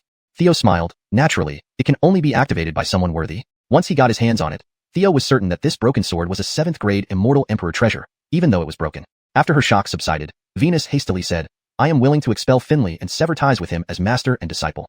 Please, young Master G, do not attack the Sword Immortal Palace." Theo chuckled, "I have no interest in your Sword Immortal Palace. If you agreed just now, I would have accepted 2 conditions. But now, I need one more." Venus replied, "Young Master G, please tell me what it is." Theo said, "Considering your level of cultivation, serve as my sword attendant maid. Of course, you can choose to vanish along with the Sword Immortal Palace. I won't force you." The immortal Hirsch Phoenix added, "To be chosen by Master is your fortune and the greatest opportunity of your life. In short, as long as you follow Master loyally, immortality awaits you in the future." Hearing this, Venus's heart raced. She was fully aware of her own potential. With the help of the immortal Emperor Broken Sword last time, she had quickly advanced to the late-stage Great Sage Golden Immortal Realm. However, a century had passed, and she was still at the mid-stage Great Sage Golden Immortal Realm. Though immortals shared the same lifespan as heaven and earth, she knew that even continuing this way, without extraordinary opportunities, reaching the late-stage Great Sage Golden Immortal Realm would be her limit. Becoming a venerable was something she could only dream about in her lifetime. With this thought, Venus nodded, "All right, I agree." Ding! The fated son Finley has been expelled from the Sword Immortal Palace, successfully seizing 5,000 destiny points. Ding! The fated son Finley has severed ties with Venus as master and disciple, successfully seizing 10,000 destiny points. Hearing these words, Beryl was undoubtedly the happiest. His biggest rival was gone, and henceforth, he would be the one calling the shots in Southridge City. At this moment, Jesus stepped forward and clasped his fists. "Young Master G, since you're new to the wilderness heaven, are you interested in touring around? So I can fulfill my duty as a host." Theo replied, "Usually, upper realms select geniuses from lower realms with very challenging tests. They don't come to greet until someone passes the test. But if I remember correctly, there were no remaining tests from the G family in Gregvia. To make the G family from the wilderness heaven known just to arrive doesn't make sense. The G family must be facing some trouble. So, you'd better tell me directly what's going on. If you dare to trick me, well, wouldn't dare. Jesus hastily clasped his fists and said, "Young Master G, truthfully speaking, the G family is indeed facing difficulties right now. I absolutely wouldn't dare offend young Master G at this time. In fact, I have something to ask." Theo said, "Speak." Jesus clasped his fists and replied, "Speaking of which, this matter is somewhat related to Finley." Venus was also surprised. "Our current situation is complicated. In summary, we're being oppressed by a venerable level power, the Transcendent Hall, which Palace Master Luo should be familiar with." Venus remarked, "It seems young Master Jesus already knows Finley's identity." Jesus nodded. "He looks so much like his father, almost identical. The Transcendent Hall is the strongest force in the wilderness heaven, and the only venerable level power. After many years, while it appears unified, internally it's full of factions and complexities. Maverick's immortal level powers like the G family nearly have to depend on one lineage of the Transcendent Hall to survive. The G family depends on the Primordial Celebration Hall, where the current head, Mason, looks 90% similar to Finley. If younger, they'd be exact copies. There's no doubt it's a father-son relationship. With the decline of the Primordial Celebration Hall, our G family has also faced pressure from the tyrannical Tyrant Hall." Theo asked, "Doesn't the Palace Master of the Transcendent Hall handle matters?" Jesus replied, "The Palace Master has been in close seclusion for hundreds of years. The true situation is unknown. There's speculation that he might have already gone to the macrocosm, or perhaps been secretly assassinated. Therefore, recently the Transcendent Hall plans to elect a new Palace Master. Our immortal level support is crucial. Hence, the Tyrant Hall has started causing us trouble to gain our support, while the weakened Primordial Celebration Hall feels helpless." Theo couldn't help laughing upon hearing this. If he hadn't interfered, following the normal storyline, Jesus would have definitely taken Finley back to the Transcendent Hall. With this son aiding, Mason would smoothly ascend to the position of Palace Master after some twists. What a pity it was ruined by him. According to his imprint senses, Finley was now fleeing Southridge City like a homeless dog. And coincidentally, Venus, another key character, was also intercepted by him. Chapter 398, Journey to the Upper Reaches of Wilderness Sky. Jesus said, "With young Master G's strength and status, once he arrives at Wilderness Sky, he will surely receive the highest honor from the Yuanqing Hall." Theo replied, "Even if the Yuanqing Hall can't protect you, you still try to win me over for them. Your loyalty is commendable." "This matter requires some thought," Theo said. "Palace Master Luo, take me to your palace," Theo ordered. Kathy saluted and responded, "As you wish." Thereupon, Theo, Kathy, and Andreas made their way to Kathy's palace. "Remove her seal," Theo commanded. Andreas immediately complied. "Thank you, sir," Kathy said gratefully. Theo said, "I know that having someone of your caliber, a Dalua Jinxiang Immortal, Palace Master of the Sword Immortal Palace, and the top figure in Southridge City, serve as my sword maiden must feel like an injustice to you." Note: I made some adjustments for it to read more naturally in English while preserving the meaning and tone of the original text. The wordling was unclear out of context, so I used ridge, as it commonly refers to a geographical feature, fitting the context better. "You didn't have the chance to showcase your sword art just now. Now, I give you the opportunity to demonstrate." Kathy immediately grasped her sword and commenced her demonstration. Andreas exclaimed in surprise, "Master, this little wench's sword skills are pretty decent. Otherwise, I'd probably have had a tough time beating her. Too bad her foundation isn't solid enough." After her demonstration, Kathy asked, "Sir, how was my swordplay?" Theo nodded, "Not bad." Kathy frowned inwardly. She was not entirely convinced by his assessment. The sword techniques she mastered were incredibly powerful, even if not complete. They undoubtedly came from a celestial emperor's hand. Seeing this, Theo pointed out, "You used 5 moves, but only the first one was good. The other 4 moves had flaws." He then proceeded to detail each flaw meticulously. Offering celestial level guidance to a Dalua Jinxiang expert relied on the CND inheritance from Everett, a vast collection of knowledge encompassing various auxiliary professions, as well as unparalleled expertise in swords and blades. After listening intently, Kathy's expression changed dramatically. She immediately reenacted her sword movements based on Theo's instructions, resulting in a significant boost in power and ferocity in her sword intent. This breakthrough pushed her cultivation straight to the peak mid-stage Dalua Jinxiang realm. Kathy clasped her hands and laughed. "Young Master G, you are truly impressive. I never expected that your cultivation could instruct me so effectively. Your understanding of swordsmanship is simply beyond imagination." Theo smiled. "Let's discuss Finley next." Kathy explained, "In fact, I am aware of the issue with Finley. He was already quite spoiled and arrogant when I took him from my senior sister 10 years ago. He was the epitome of a wastrel. But given his distinguished background, I couldn't be too strict, hoping he could connect us with Ethereal Palace, potentially benefiting our Sword Immortal Palace.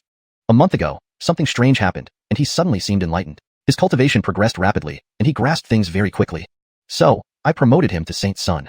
Subsequently, you know what happened. Just now, foreseeing trouble, I let him run ahead to return to the upper reaches of Wilderness Sky to find his parents. Please forgive him." Theo responded calmly, "It's fine. What matters is whether you have feelings for him." Kathy hesitated. "Given the 10 years, there is some teacher-student affection, but this time, I've done everything I can for him." Theo nodded approvingly. From this account, it appeared Finley hadn't managed to win over Kathy in time. This turned out well. Pity, having just broken through to the celestial realm, I need more time to consolidate my power. I'll leave feasting on Kathy for later. The next day, Kathy stepped down from her position as the Sword Immortal Palace Master. Theo brought her along with Jesus and his guardians back to Correction Academy. After bidding farewell to Phoenix Trista Amerigo and Huxley Zyron, he set off to the upper reaches of Wilderness Sky with Gregvia and Michelle. Theo's willingness to go delighted Jesus greatly. "Young Master G, with your assistance, the chances of success for the Yuanqing Hall increase significantly, and our G family would gain greatly. We will certainly reward you generously," Jesus cheered. Theo clarified, "I didn't say I would assist, just observe." Jesus smiled, "Observation is also welcome, and we, the G family, We'll do our best to treat you well. On the other side, Finley experienced exceptional luck. On his journey to Ethereal Palace, he stumbled upon a hidden realm where he met a young elite from the Chongqing family of Zhuge from the upper reaches. Gaining treasures within, he quickly headed towards Wilderness Sky. As his cultivation improved again, and his power strengthened further, Finley felt his confidence returning. Theo, just wait. It won't be long before I return to Ethereal Palace and personally bring you back, and make you beg for mercy. Beside him, a robust man approached curiously. Brother Wushuang, what happened? Why does your face look troubled after arriving at Wilderness Sky? Do you have enemies here?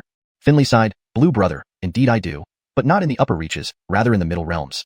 Daisy offered. If you had mentioned it earlier, Brother Wushuang, we could have gone straight to the middle realms to avenge you. Finley shook his head. That person is extremely strong, and likely has Dalua Jinxiang protectors, making it dangerous. But no worries, now I'm in Wilderness Sky soon. I'll settle accounts with him. Daisy was intrigued. Oh, can Brother Wushuang deal with Dalua Jinxiang experts? Finley chuckled. I can't, but someone from my family can. Daisy agreed. I knew it. To raise such an outstanding talent like Brother Wushuang, your family must be extraordinary. Finley inquired. Do you know Ethereal Palace? Daisy replied. Everyone knows about Ethereal Palace. My Zhuge family has close ties with Tyrant Hall. Why, Brother Wushuang? Are you from Ethereal Palace? Caught off guard, Finley responded. My ancestors had connections. Aware of Ethereal Palace since his departure from the Yuanqing Hall a decade ago, Finley hadn't anticipated forming sworn brothers within Tyrant Hall. However, pulling Zhuge family into Yuanqing Hall would strike hard against Tyrant Hall. Thinking about this, Finley asked, Are you searching for Cold Scale Jade to save someone? Daisy nodded. Yes, for my grandfather. A Dalua Jinxiang of the Zhuge family who faced cultivation mishaps. Cold Scale Jade might help him. Finley offered, If so, I have a pill that might aid your grandfather. Daisy smiled. That's excellent. Brother Wushuang, please come back to Zhuge family with me. Chapter 399. Avon's Opportunity? No, Avon's Calamity. On one side, Avon and Daisy were cheerfully making their way to the Zhuge family. On the other side, Theo watched this scene through the mark. After ensuring no one was around, he quietly dispatched the demon lord Gustav. The old ancestor of the Zhuge family has run into cultivation issues recently. Go there now and give Avon the pill. Take advantage of his seclusion and plant this heart-servant seed within him. Demon lord Gustav saluted and said, As you command. Gustav was a smart person and didn't ask any unnecessary questions. Subsequently, Theo drew him a simple map, pointed out the direction, and Gustav swiftly headed toward the Zhuge family. During the long journey, Theo also imparted the Everett's inheritance to Gregvia. Jeannie had her own lineage inheritance, so she didn't need it. But with this knowledge, Gregvia's horizons rapidly broadened, leading to an entirely new perspective on cultivation. Gregvia then began her seclusion. Theo took this time to gradually stabilize his own cultivation. He also gradually learned about the Ethereal Palace in the Desolate Heaven from Jesus. Desolate Heaven only had one celestial sovereign power, far fewer than the world tree branches below. At first glance, it seemed much weaker. However, that wasn't the case. According to what Theo knew, the world tree branch corresponding to Desolate Heaven was located higher up, which explained its later emergence compared to Heartless Heaven. It being weaker was quite natural. In reality, Desolate Heaven was not as weak as imagined. It might even surpass Heartless Heaven. Because the Ethereal Palace wasn't native, it came from the Grand Millennium World. Unlike Heartless Heaven, the Ethereal Palace maintained a portal to the Grand Millennium World under its control. Upon hearing this, Theo was quite surprised. So, isn't Desolate Heaven like the backyard of the Ethereal Palace? Jesus nodded. Exactly. Adeline added, I've heard this rumor before. It is said that Desolate Heaven once had several celestial sovereign forces, but with the arrival of the Ethereal Palace, they either submitted or were eradicated. Now, only the Ethereal Palace reigns supreme. I don't know why, but in recent years, the internal situation of the Ethereal Palace has worsened, known to all who have visited the upper worlds. G. Fingo remarked. Isn't it because the palace master has been in seclusion for centuries? Adeline shook his head. The instability began even earlier, but due to the current palace master's unexpected long seclusion, many problems became apparent. Jesus explained, in fact, everyone knows this. The Ethereal Palace in the Grand Millennium World has encountered issues and can no longer pay attention to the branch in Desolate Heaven.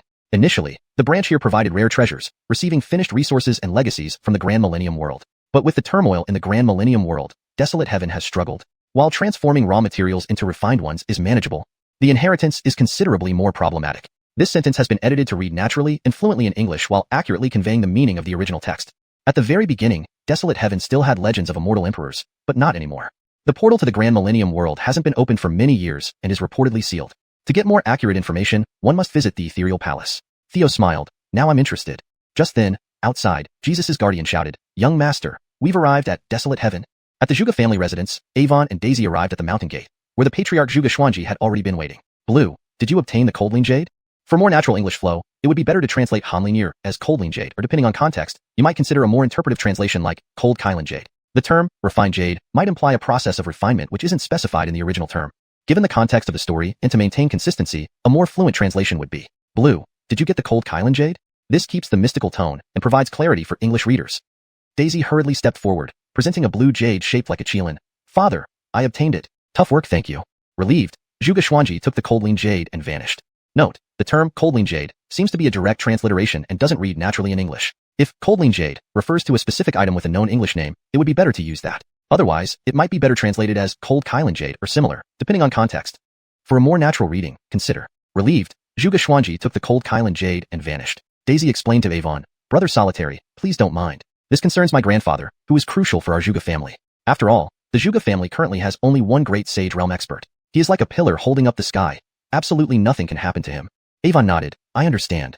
En route, he also gradually understood the crisis facing the Primordial Celebration Hall through Daisy's account. The Primordial Celebration Hall once had a celestial sovereign, his grandfather. However, following a recent relapse, his grandfather fell from celestial sovereign level. Despite efforts to conceal the news, it eventually leaked. Since then, the Primordial Celebration Hall has begun to decline. Under the pressure of the Tyrant Hall, it has struggled to breathe. Though Avon may be arrogant, after this defeat, he realized the importance of his family in the Primordial Celebration Hall. Without these supports, relying solely on his current strength, even with the sign-in system, he wouldn't amount to much. If he chose to retreat to the mountains for 15 to 20 years, he could naturally dominate desolate heaven upon return. But could a pampered young master like him endure such hardship and solitude? As they walked and talked, they reached the Zhuge family. Soon, news came that the cold Kylan jade was ineffective. Note, cold lean refined jade seems to be a mistranslation or typo. The correct term based on the original text should be cold Kylan jade or Hanlin in Chinese. Feeling hopeless, Zhuge Xuanji agreed when Avon offered to try. Daisy quickly added, earlier, in the secret realm, Brother Solitary casually used a pill that cured my poison injuries. It was indeed miraculous. Father, perhaps he really has a solution.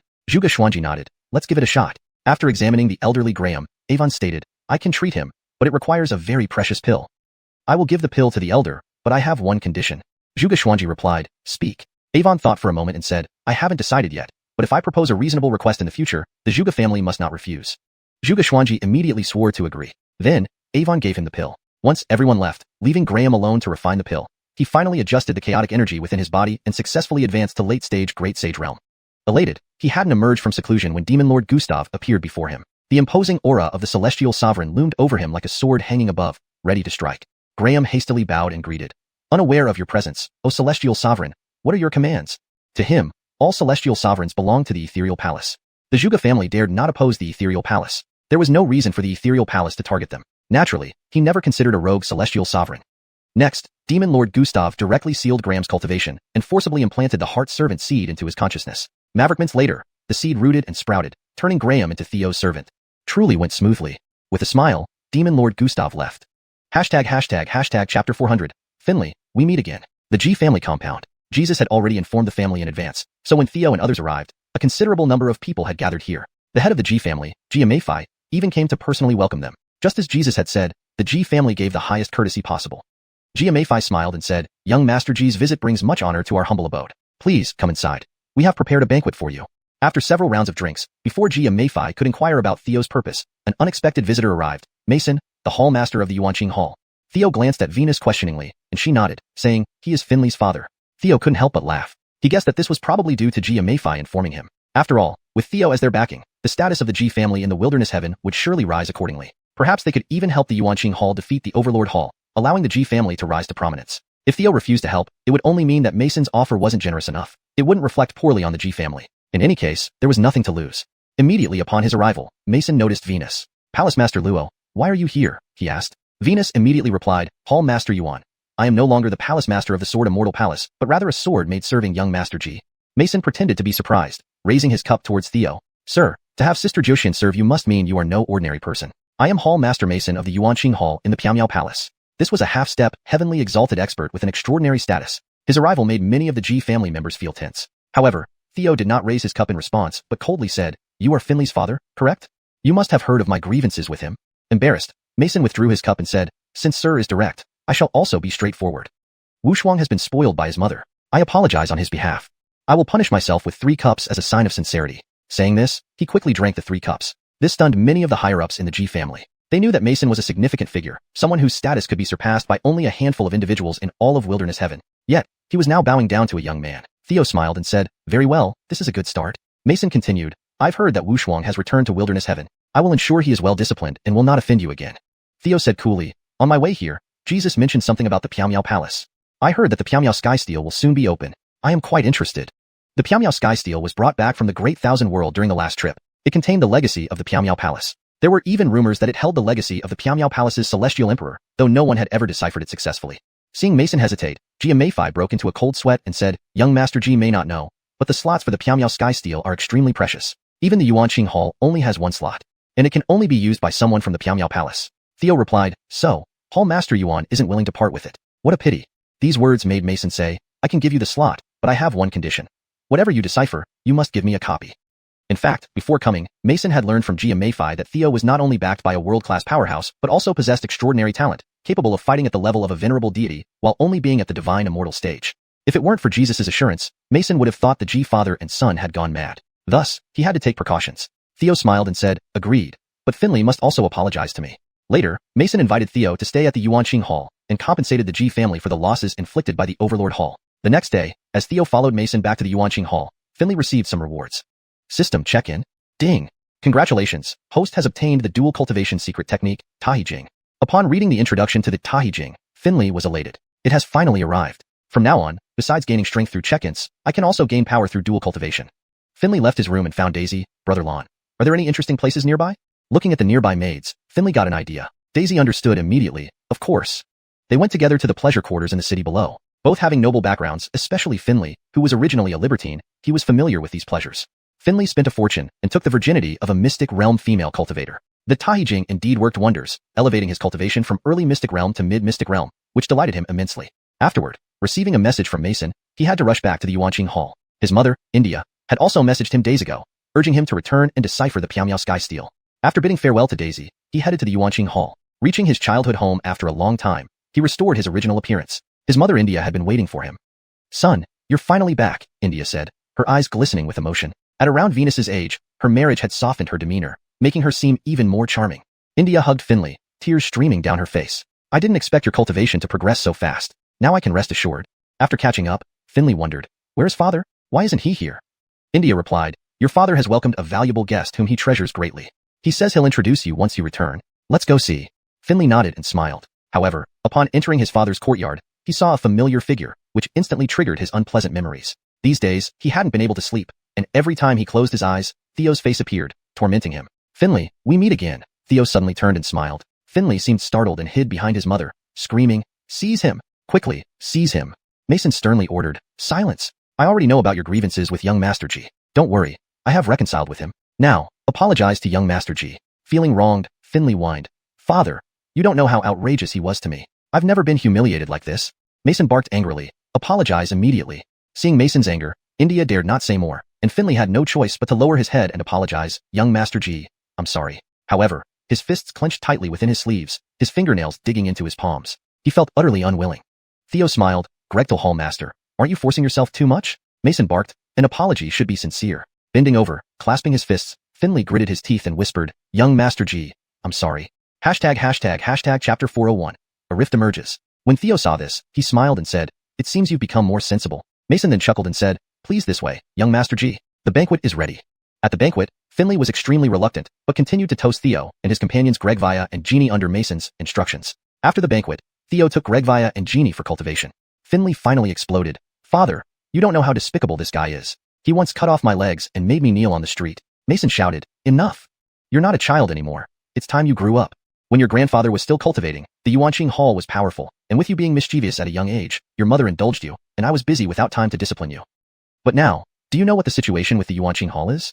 I am in full competition with the chief of the Overlord Hall for the position of new palace master. If I succeed, everything will be fine. If I lose, given the relationship between our Yuan family and the Kori family of the Overlord Hall, do you think they would let us live? The Yuanqing Hall is already on the brink of collapse, yet you dare to offend someone like young Master Ji. Do you want us to die as soon as possible? Finley grumbled unconcernedly, it's just about having a late-stage Deluo Jinxian protector. Is it really that big of a deal? India also said, Gregfi, that's enough. Wu Shuang knows he was wrong. Mason snorted coldly, he doesn't. Look at him. His face clearly shows that he's not convinced. He's probably thinking of getting revenge on young Master Ji later. Finley didn't pretend anymore and said indignantly, you're right. That day I suffered a great humiliation. If I don't avenge this, I won't be able to swallow this resentment. Mason barked, you must swallow it even if it kills you. Do you know that he, now at the deity realm, already possesses the combat strength of a Deluo Jinxian? Finley was shocked. How is that possible? India was also startled. Gregfi, don't scare the child. Scare? Mason snorted coldly. A few days ago, I received a message from the Ji family. Just now, I confirmed it with Luo Juxian. It's true. Not only that, but young Master Ji has declared his intention to see the methods of the Venerable of the Wilderness Sky. In other words, he likely has a Tianzuan realm protector. Such a person could possibly help the Yuanqing Hall and assist me in becoming the palace master. And you are still thinking of taking revenge. If you turn to the Overlord Hall, everyone in our Yuan family will have nowhere to bury their bodies. Finley's face turned pale. He originally thought that with the help of the Zhuge family and the affair of the ethereal heavenly steel, he should be able to help the Yuanqing Hall turn things around. Then avenging himself would be a piece of cake. But he never expected that Theo's influence was so heavy. This made Finley somewhat surprised. Mason shouted, "Now, do you understand why I treat young Master Ji so well?" Finley timidly replied, "I understand." India said, "Wushuang, stay away from young Master Ji from now on." Finley said, "Father, rest assured, once I return from the ethereal heavenly steel, I will surely bring glory to the Yuanqing Hall." Mason said, "I've given the spot at the ethereal heavenly steel to young Master Ji." Finley was greatly shocked. "Father, this matters a lot to me. Haven't I already told you that my talent is starting to show? Understanding the ethereal heavenly steel will certainly yield significant benefits for me." Mason glanced sideways. "Are you saying you're more talented than young Master Ji?" With that, he turned and left. Finley was speechless, with a sour look on his face. Ding. The protagonist has developed a rift with Mason. Successfully looted 5,000 destiny points. India consoled, "Wushuang, you're still young. There will be another chance. Let the Yuanqing Hall survive this crisis first." Finley whined, "Maverick there. The next opportunity would take 10 years. India said, "Concerning the Yuanqing Hall, there's no choice. Be patient, Wushuang. There will be chances." Subsequently, the disgruntled Finley returned to his courtyard. On the way, he unexpectedly met Luo Juxian. "Master, it's good to see you again," Finley smiled. Luo Juxian said, "I'm no longer your master, and you're no longer a disciple of the Sword Immortal Palace." Finley said, "That's okay. After all, we were master and apprentice for 10 years, and the feelings remain. And if it weren't for you spotting something amiss at the Sword Immortal Palace and letting me leave early, I might have been harmed. I know you had no choice but to expel me. I understand. Master, I encountered a problem in my cultivation and wanted to ask you. This place isn't suitable. Why don't we go to my courtyard?" Considering India, her senior sister, Luo Juxian hesitated but nodded in agreement. All right. Soon, they arrived at Finley's courtyard. "Master, please sit while I get some tea." In a short while, Finley came out with the tea, which naturally contained additives. Afterward, Finley asked questions, and Luo Juxian answered thoroughly and meticulously. Soon, Luo Juxian noticed that Finley wasn't paying attention and shook her head. "That's all. I have matters to attend to and must leave." Finley stood up. "Master, we barely got to meet. Why don't you stay today?" Luo Juxian snapped. "What nonsense are you talking?" Finley said, "Master, with your beauty and high cultivation, it's insulting for Theo to treat you like a servant. Master, although you aren't the palace master of the Sword Immortal Palace, the Yuanqing Hall can offer you a place." Saying this, he grabbed Luo Juxian's hand. She quickly pulled away but found her powers seemingly gone, unable to free herself from Finley's grip. You drugged me." Luo Juxian couldn't believe it. This was her disciple whom she had taught for 10 years. But the drug had taken effect, and she felt an intense heat and dizziness. Finley laughed. "Master, I know you've hit a bottleneck in your cultivation. I have a dual cultivation secret technique that can definitely help you break through. Of course, I'll also gain enormous benefits. We each get what we need. From now on, I won't mistreat you. Being my woman is better than being Theo's servant, right?" Just as Luo Juxian was about to be violated, the door suddenly opened, and Theo, Mason, India, and others appeared. Theo spoke coldly, "Young master, what a delightful pastime. Father, why are you here?" Finley was completely stunned, hurriedly releasing Luo Juxian. "It's not what you think. Vile son." Mason kicked Finley in the knees, shattering both legs and sending him crashing to the ground. India rushed forward to support Luo Juxian. "Junior sister, I'm so sorry." But Luo Juxian pushed her away. Theo stepped forward and scooped her into his arms. "Hall Master Yuan, I hope you can give me an explanation for this." Mason's face immediately turned incredibly grim. Chapter 402. Ethereal Heaven Steel, the Sword-Obsessed Immortal Maiden. Theo carried Venus away, hearing a pleasant voice in his ear. "Ring. Chi Amy Z. Finley has a falling out with his father Mason, successfully plundering 5,000 Chi Yun points." Theo and his group had arrived just in time to save Venus. This was no coincidence, but rather the result of Theo's calculation. When Finley met Venus, Theo noticed his intentions and used this as an opportunity to find Finley's courtyard while searching for Venus. On the way to Theo's courtyard, the already restless Venus clung onto Theo, hugging his neck and occasionally kissing him. Soon, her words grew more enticing, stirring desire within. "Hot. Mister, I'm so hot. Please help me."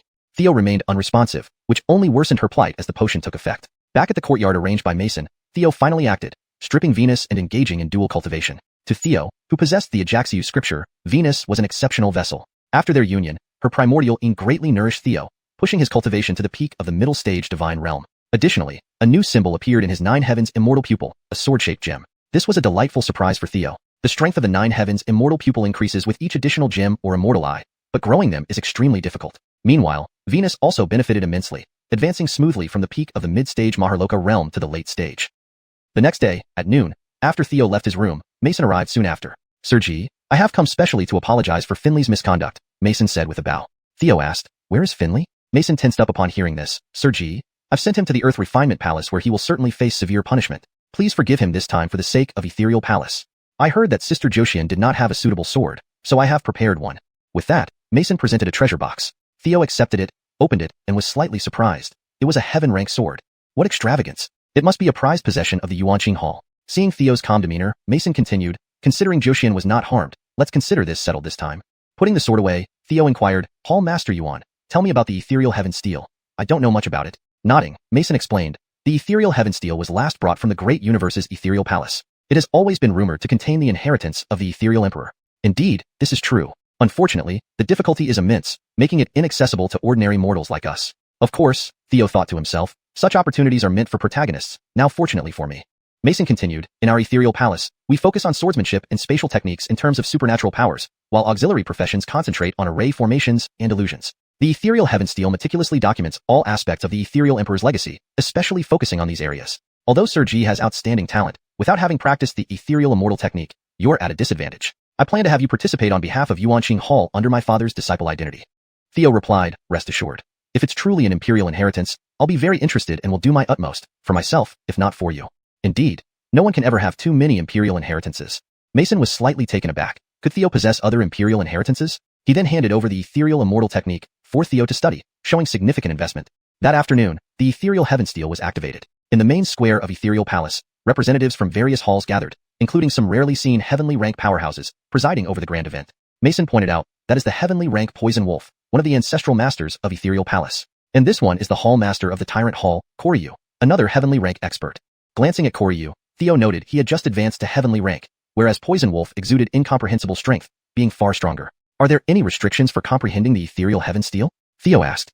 Every 10 years, it activates once, only open to cultivators above the immortal realm, aged 30 or younger, Mason clarified. Others, even someone with your talent, needn't worry except for Koryu's daughter, Adeline. She is an unparalleled genius who has studied the ethereal immortal technique 4 years, giving her a considerable edge. Known as the first genius of Ethereal Palace and often called the sword-obsessed immortal maiden, she is quite eccentric, focusing solely on the path of swords. Theo saw Adeline standing behind Koryu, clad in white robes, her eyes closed, a faint sword aura enveloping her, deterring anyone from approaching.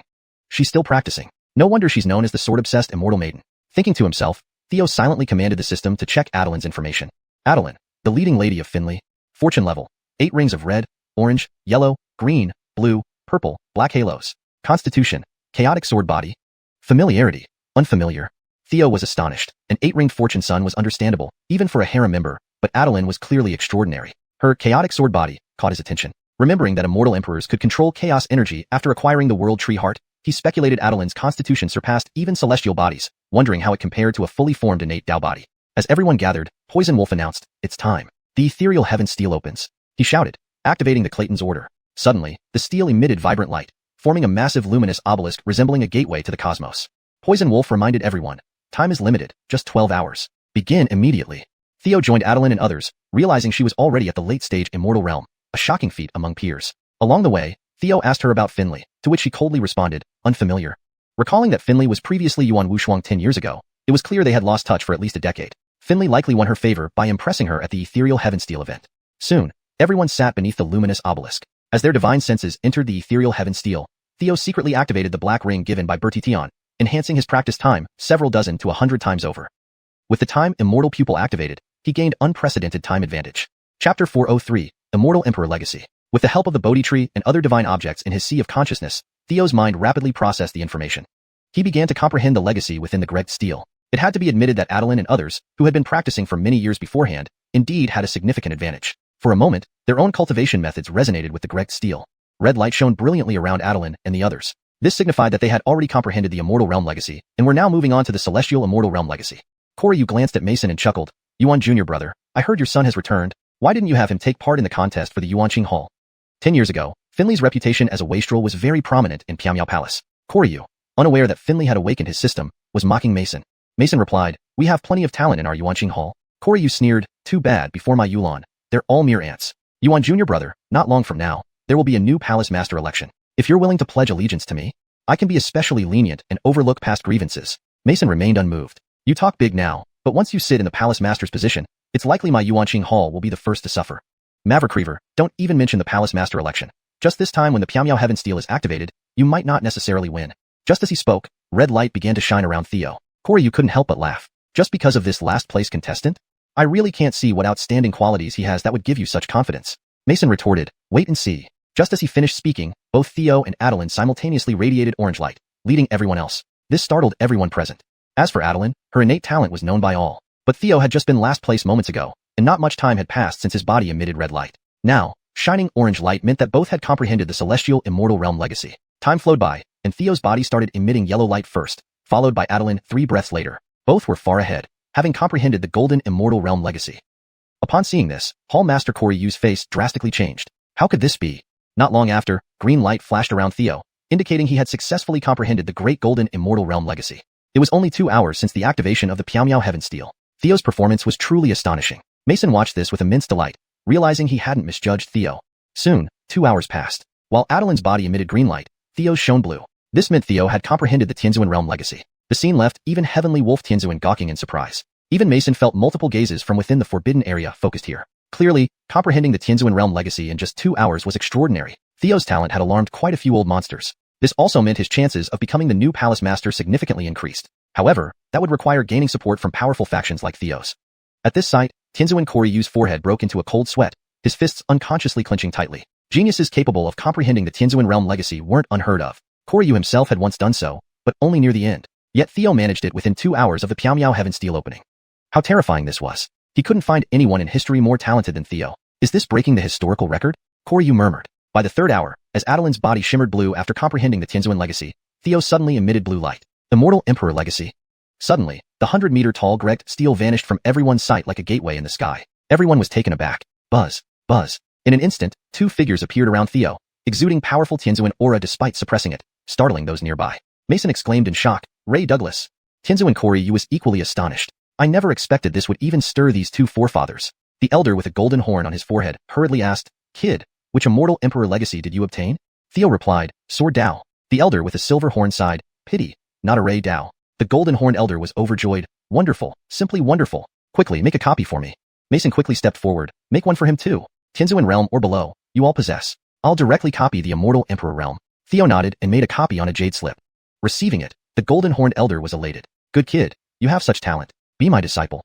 As gratitude for the legacy you obtained. Theo shook his head. Not interested. Everyone present was stunned at his response. The silver-horned elder couldn't help but burst out laughing. Brother, you've really lost face. In the past, people begged to be disciples, but now, when you want a disciple, he refuses. Ha ha ha.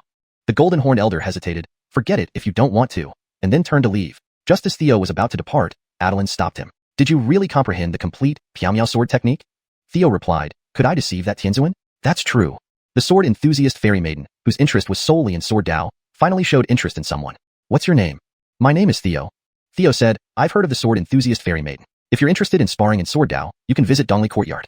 Adeline's eyes lit up, nodding with a smile, sure. Afterward, Theo returned to Dongli Courtyard. On the way back, Mason laughed. Master G, as expected, you succeeded in obtaining the immortal emperor legacy, creating history for Piao Heaven.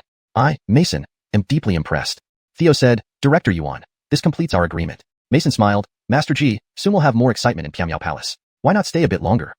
He whispered, also Master G, having just obtained the immortal emperor legacy, if you leave suddenly, Korihai Palace might use it as an excuse to attack. With your identity, you have nothing to fear, but Kurikyu Academy in Southridge City might be affected. In a few days, you can say you're leaving for training. Theo nodded. Very well, I'll stay a few more days. Mason actually wanted to ask Theo directly to help him become the palace master, but he had no convincing leverage. Meanwhile, at the Tyrant Hall, Tenzo and Koryu asked Adeline, Yulan, what do you think of Master Theo? Adeline replied, a supreme genius, stronger than me. Koryu said, to receive such praise from you, it means he's the only one worthy to be your husband in Piao Heaven. I've already investigated him. Mysterious origins, exceptional talent, outstanding combat skills, and even Director Mason flatters him. Now, he has obtained the immortal emperor legacy, catching the eye of our forefathers. If we gain his support, I'm certain to become the palace master. Yulan, it's all up to you. Chapter 404, Adorably Clumsy First Genius of the Savage Sky. Adeline's fair face turned slightly red as she said, Father, I don't know what to do. All I know is practicing the sword. Emperor Koryutin laughed and replied, no problem, then practice more with young Master G. With your beauty and talent, no man can remain unmoved. All right. At Dongli Courtyard, Greg Vaya was in seclusion, digesting the immortal emperor inheritance given by Theo. Adeline was consolidating her new realm, and only Genie served by Theo's side. Theo also gave occasional guidance to Genie. Genie said, I am now a 10-tailed fox demon, but according to the inheritance, I need to unify my 10 tails to evolve into a celestial fox. But this is difficult. It requires a lot of resources and moreover, my foundation may not be sufficient. Theo said, Genie, just focus on cultivating. If you need any resources, just tell me. I will find a way for your foundation. Then, Theo took out the 9 Heavens Clear Spring and Heavenly Immortal Spring and handed them to Genie. The next morning, Adeline came to visit. Young Master G, I specially came to ask about the way of the sword. Theo smiled and said, Miss Corey, please don't be so formal. I've heard of your fame as the top genius in the Savage Sky. I look forward to exchanging skills with you. Adeline said, how could I call myself the first genius before someone like young Master G? Afterwards, they began discussing the ethereal sword technique. Initially, their conversation revolved around verbal exchanges. Indeed, Adeline, as a chaotic sword body, displayed extraordinary talent in the way of the sword. If Theo didn't have the Everett inheritance, he might have struggled just with the Bodhi tree and his own cultivation level. However, with the Immortal Emperor inheritance as his foundation, along with personal teachings from Gregly Tianzuan, 3 types of sword arts intermingled. This allowed Theo's expertise in the way of the sword to far surpass his peers. Dealing with Adeline was effortless. This made Adeline increasingly admire Theo. Their relationship grew warmer over time. By evening, Adeline said, I didn't realize the day passed so quickly. Time flies when I'm with young Master G. Theo smiled. Indeed, spending a day with Miss Corey has truly benefited me greatly. Adeline said, I should be the one saying that. Your mastery of the way of the sword is unfathomable, making me improve immensely. Theo said, it sounds too formal calling me young Master G. Just call me Caleb. Adeline replied, then call me Yuan. My father calls me that too. I'll come again tomorrow. Theo nodded. Let me escort you. At Yuan Mansion. How is it? Mason frowned at his subordinate. Report, Lady Adeline spent the day with young Master G at Dongley Courtyard. Just now, young Master G personally saw her off, looking quite delighted. Mason's frown deepened. What a pity I don't have a daughter. If this continues, bringing in young Master G would only help Koryu. But I have nothing to offer him in return. It's really frustrating. At that moment, India walked in and dismissed the subordinate. Yes. Then, India told Mason, I just returned from the Earth Refinement Palace. Mason snorted, you're not pleading for that kid, are you? India said, no, Wushuang just told me something. He said he might have a way to treat father's condition after hearing about it from me. Mason's brow lifted, then he shook his head. How old is he? We all know father's injuries. Even the Divine Medicine Hall can't do anything. How could he? India said, Greg Phi, we know father's condition won't get better if left untreated. Why not try desperate measures? Let Wushuang try. Maybe he can cure it. If father recovers, he still has a chance to become Palace Lord instead of Koryu. And he said he has a surprise for you as a father. Mason said, he needs to pass the trial of the Earth Refinement Palace first. Otherwise, it's off the table. India replied, all right, I'll pass that message along. Over the days, Theo and Adeline became very close, their relationship deepening. One evening, after finishing their sword practice, Theo wiped his sweat and couldn't help asking, Yuan, do you have any impression of Yuan Wushuang? Adeline thought for a moment and said, he's probably Palace Lord Yuan's son, right? I've met him a few times before, but he's naughty, and my father forbade me from interacting with him, focusing solely on my sword practice. Theo confirmed that he had indeed taken Wushuang's opportunity. Do you have anyone you liked, or who liked you during your time at Ethereal Palace? Adeline shook her head. I only love the sword. Since childhood, I have always loved it, truly from the bottom of my heart. At first, other seniors practiced with me, but later, they were too slow, and gradually stopped practicing with me. Theo understood immediately. Those peers must have been intimidated by her exceptional talent as a chaotic sword body. Naturally, they lost face in front of her. This led to Adeline being alone, becoming somewhat reclusive, and labeled as an oddity in Ethereal Palace. Adeline smiled, but practicing with you makes me very happy, and I progress faster than practicing alone. Suddenly, she remembered something and added, my father said this means I like you. Theo knew Koryu's intentions, trying to ally with him. Yet, Koryu seemed overly cooperative. Theo's eyes twinkled mischievously. Do you like me? Adeline replied, actually, I don't know. When I was little, practicing the sword made me very happy. My father said it was liking. Now, practicing with you also makes me very happy. This might be liking. Theo suddenly found Adeline endearingly naive. He asked, if we spend time together without practicing the sword, would you still be happy? Adeline hesitated. Without practicing the sword, what would we do? Theo replied, from these past days, I have gained some understanding of your sword technique. In fact, there is a bit of a problem. Adeline instantly became concerned. What problem? Theo explained. You have traversed mountains and rivers, grasping the sword of land and rivers. You've gazed at the stars, comprehending the sword of the Ionary sky. This indeed makes your sword momentum boundless and unparalleled. But your sword heart isn't enough. Adeline asked, puzzled. But father says my sword heart is pure and unmatched. Theo nodded. To cultivators, purity of the sword heart is important, but at your current realm, it's not enough. My master once said, the realm of the sword heart has 3 layers. The first layer, seeing mountains as mountains, seeing water as water. The second layer, seeing mountains not as mountains, seeing water not as water. The third layer, again seeing mountains as mountains, seeing water as water. Seeing Adeline's confused expression, Theo said, you are currently at the peak of the first layer. To reach the second layer, you need to experience hardships. Adeline asked, perplexed, what hardships? Theo smiled, we'll talk about that tomorrow. She seems hooked. ##### Chapter 405. Sword Demetrius's Maverick, Emotional Tribulation. Overlord Hall. Father, that's the situation. Adeline asked doubtfully, does the sword heart realm really have 3 layers? I've never heard of it before. Emperor Koryutian smiled and said, yes, indeed it has 3 layers. Just follow young Master G well. He naturally knew that Theo was planning to court Adeline. Next day, Emperor Koryutian had Adeline groomed beautifully before she went to Dongli Courtyard. She was already a heavenly beauty, and after this meticulous grooming, she looked even more stunning. Theo remarked with a smile, "You look really beautiful today." Adeline responded lightly, "My mother helped me with my makeup. I'm glad you like it." Theo asked, "Don't you like it?" Adeline replied truthfully, "Actually, this outfit makes me a little uncomfortable, but if you like it, that's enough. You mentioned yesterday that going through trials would help me enter the second realm. What kind of trials?" Theo answered, "An emotional tribulation. Your sword heart was previously too pure and simple. I will be your emotional tribulation. During our time together, don't practice sword techniques. Don't even do so in private. You should focus on me. Love me wholeheartedly. I will do the same." Adeline asked hesitantly, "What about my sword path?" Theo smiled and said, "Good question. From now on, courting and loving each other is part of your cultivation. When I become more important to you than your sword, this emotional tribulation will be completed. Afterward, the choice will be yours." Adeline nodded, "All right, I'll do my best. Let's go out and enjoy the scenery for these few days. Learn from Jeannie and Jusian first." "Okay." Then, Theo took Heather, Jeannie, and Adeline, who were all fresh out of their respective closures, to Piao Palace for an outing. This allowed Theo to enjoy the blessings of polygamy. Heather was still fine. Theo had given her a heavenly emperor-grade sword weapon which she carried like a maid. Although they had already practiced dual cultivation, their intimacy level wasn't that high yet, so she maintained a certain distance from Theo intentionally. However, Jeannie paid no heed to such considerations. Having competed in the same chamber as Gregvaya, she felt threatened by the presence of Heather and Adeline. She didn't hesitate to feed Theo mouth-to-mouth and kiss him openly, seemingly vying for his affection or showing off. This made Heather somewhat resentful. Adeline watched curiously and planned to try some things with Theo upon returning. After spending the whole day together, on the way back to Dongli Courtyard, Ji Fingo intentionally slowed down the flying palace to create foreplay, causing Jeannie to initiate advances. Soon, Heather joined in. This left Adeline blushing and peeking through her fingers despite covering her face.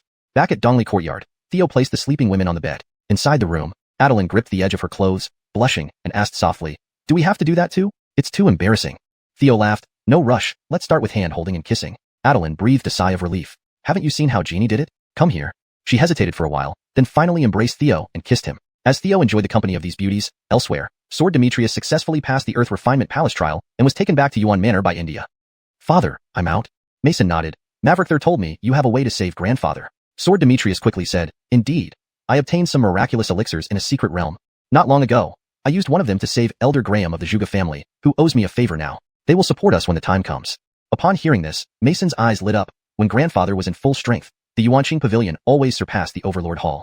If you can heal him and bring over the Zhuge family, the position of Palace Master will undoubtedly be mine. Come, let's see him.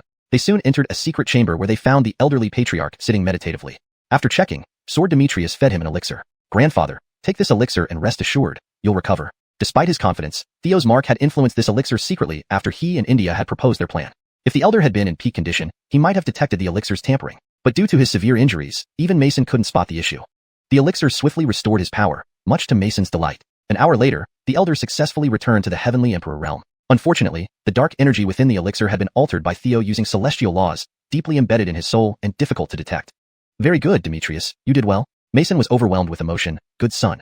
If you maintain this composure without mistakes, the Piao Palace Master seat will be yours." Sword Demetrius bowed. "Thank you, father. Thank you, grandfather." "Rest well, grandfather. We'll leave now." Shortly after, Mason brought Sword Demetrius to Dongli Courtyard. "Father, why are we meeting Theo? Isn't the Palace Master seat within our grasp?" "Be cautious," Mason said. "He has inherited the immortal Emperor legacy. If he wishes, he can join Venerable Ahil, which carries significant weight. Until now, I lacked leverage to get his support, but now, I only need him not to support Koryu." Sword Demetrius felt uneasy. "Then I won't go." Mason agreed. "That works too." At Dongli Courtyard, Theo and Adeline stood closely together, her hands around his neck. Theo held her slender waist with his left hand, while caressing her with his right. Adeline felt weak and tingled all over, humming softly. Suddenly, Mason's voice rang outside. "Is young Master G available? Could you spare a moment?" Adeline darted out like a frightened rabbit. When Theo came out, Mason entered, slightly surprised. As an experienced person, he recognized what Adeline's appearance implied, leading to some concern. "Master G, Yuan has something to request." Theo replied, "Speak freely. With the upcoming election, I know you cannot fully support me, but please don't support Koryu.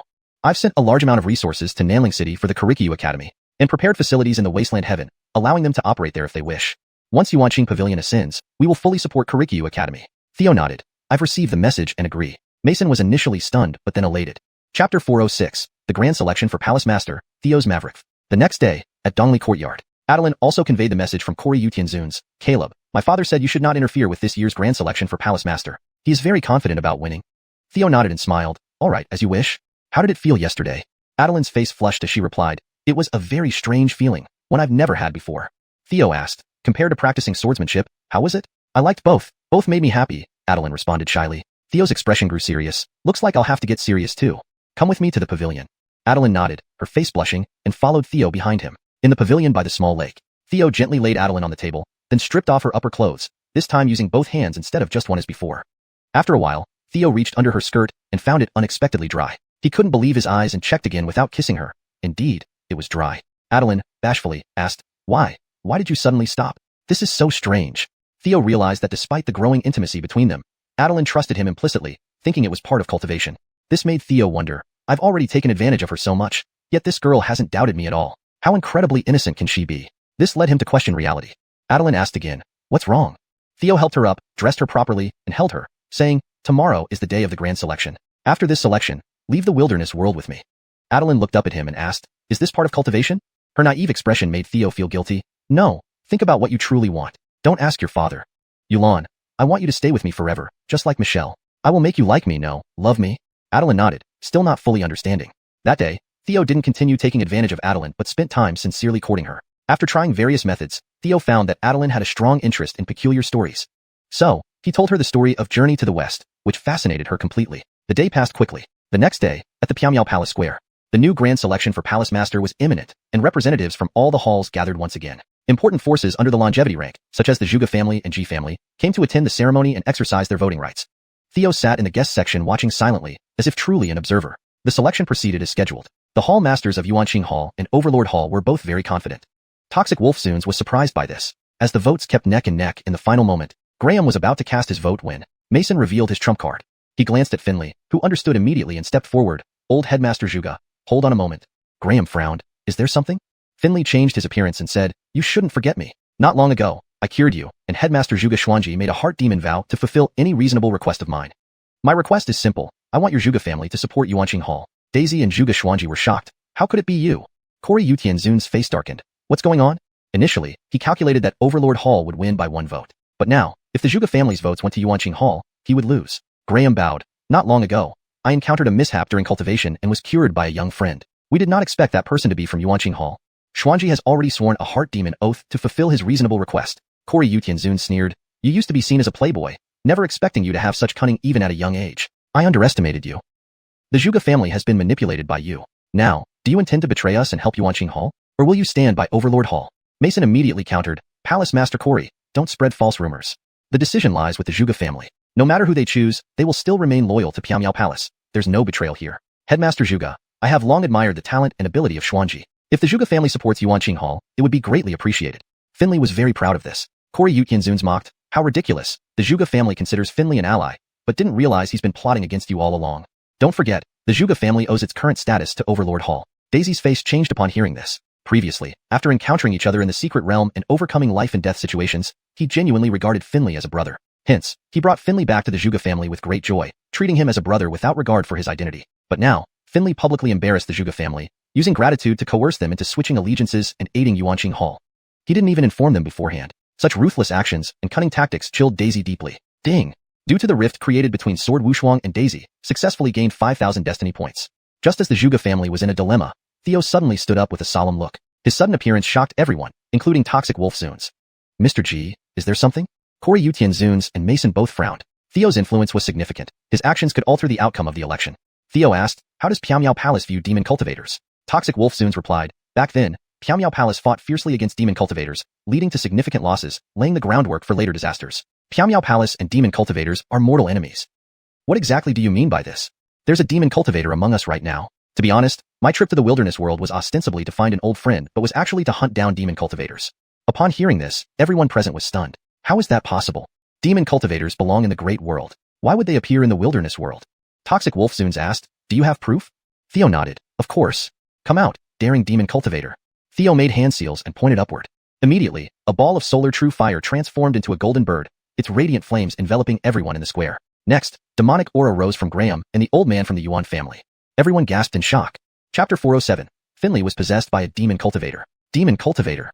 Really, there is a demon cultivator. Everyone around was shocked and moved away from the two people. Meanwhile, Graham, the old patriarch of the Zhuge family, had already completely lost his mind and started attacking people nearby. The first to suffer was his son, Ash. Ash, at the peak of the golden immortal realm, was directly slapped away by his father, dying instantly. This change came too suddenly and shockingly, giving Ash no time to react. Dad. Daisy's mind buzzed when he saw his father die. It was as if a thunderclap sounded inside his head. Stunned for a moment, tears streamed down his face as he grieved bitterly. The two most powerful pillars of the Juga family, one turned demonic and the other dead, made it hard for Daisy to accept this reality. But people from the ethereal palace were not idle. Seeing that Graham could not distinguish friend from foe, even killing his own son, the other martial artists immediately acted. Mason flew straight toward Graham, unleashing his quasi-Tianzuan realm power. Ethereal sword technique, swift sword. Mason wielded his immortal sword, generating sword chi illusions that swiftly converged on Graham. After entering the demonic state, Graham struggled to discern between illusions and reality, launching full attacks on the figures. However, his cultivation was insufficient. Despite shattering several illusions, he was struck back with mouthfuls of blood, severely wounded, and subsequently captured. Mason's approach was relatively gentle, but Corey Yutian, the Venerable, was far less courteous. Seeing that Elder Yuan quietly recovered his cultivation, which surprised him, Corey Yutian entertained the thought of silencing him permanently. Overlord Decree, Heavy Maverick Hunton.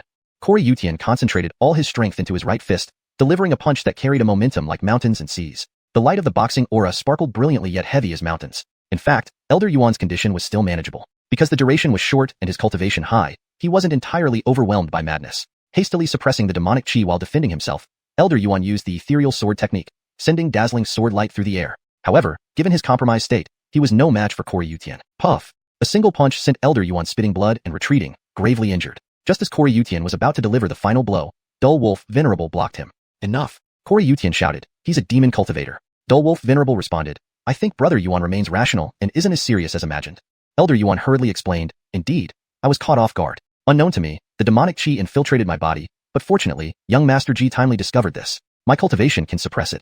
Theo then intervened, summoning Solar True Fire to shine upon both men. Soon, the demonic chi in Graham and Elder Yuan was thoroughly removed. Thank you, young Master G. Thank you, Master.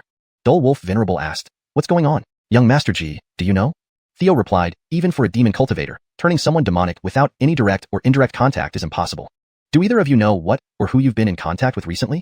Graham looked at his dead son on the ground, his eyes red, seemingly aging many years. Old man made a mistake during cultivation and has been adjusting since then. I didn't want to publicize this or seek help from anyone, except for young Master Finley from Yuensa Hall. I took the elixirs he provided and recovered.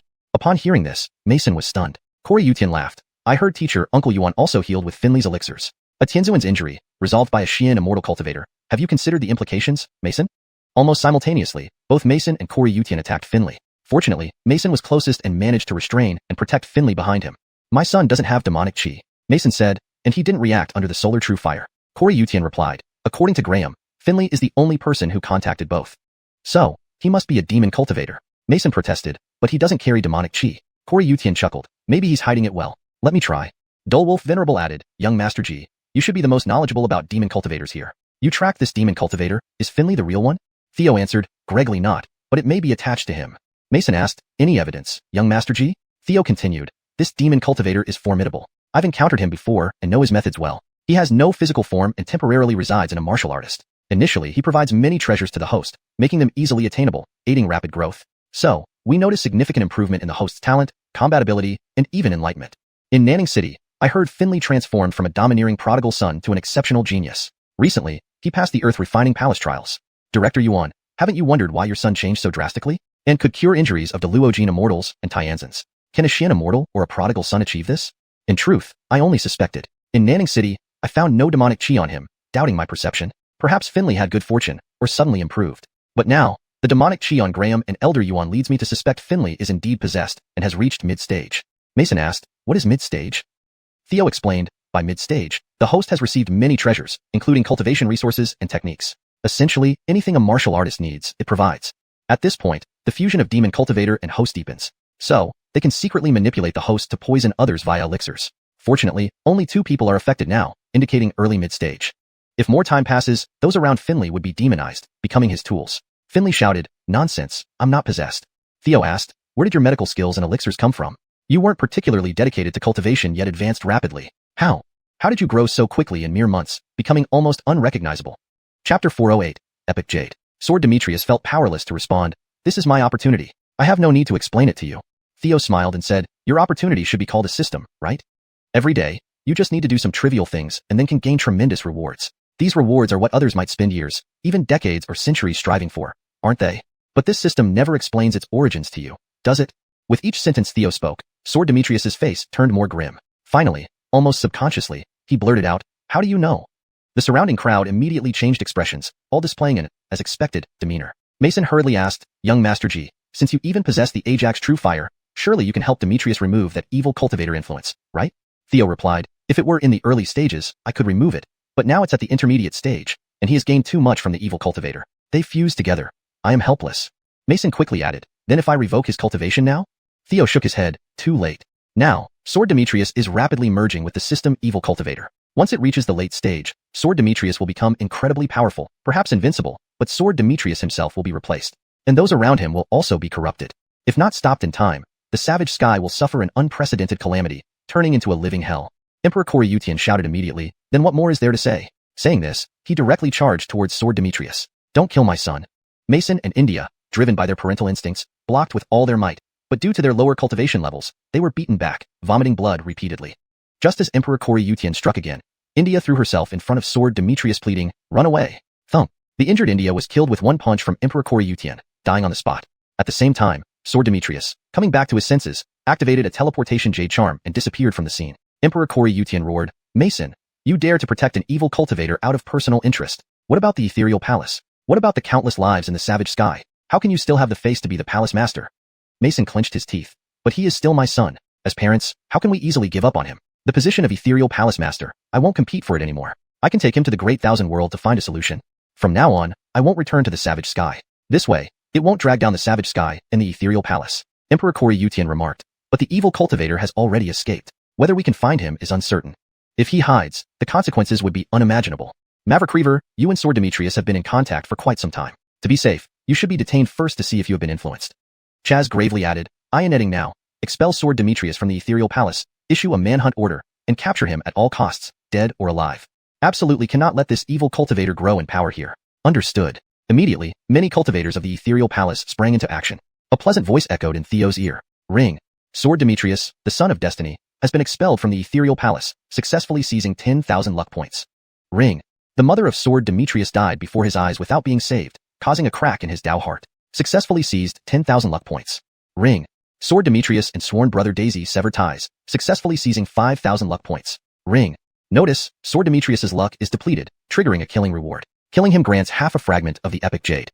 Chaz hesitated for a moment and then said, Gregfi, you who have interacted with Sword Demetrius, to be safe, temporarily imprison yourselves in the Yuanqing Hall until after this matter is resolved. At this moment, Mason looked at Theo and clasped his hands. Young Master G, things have come to this point. Please find a way to quickly resolve this and prevent further harm to the innocent.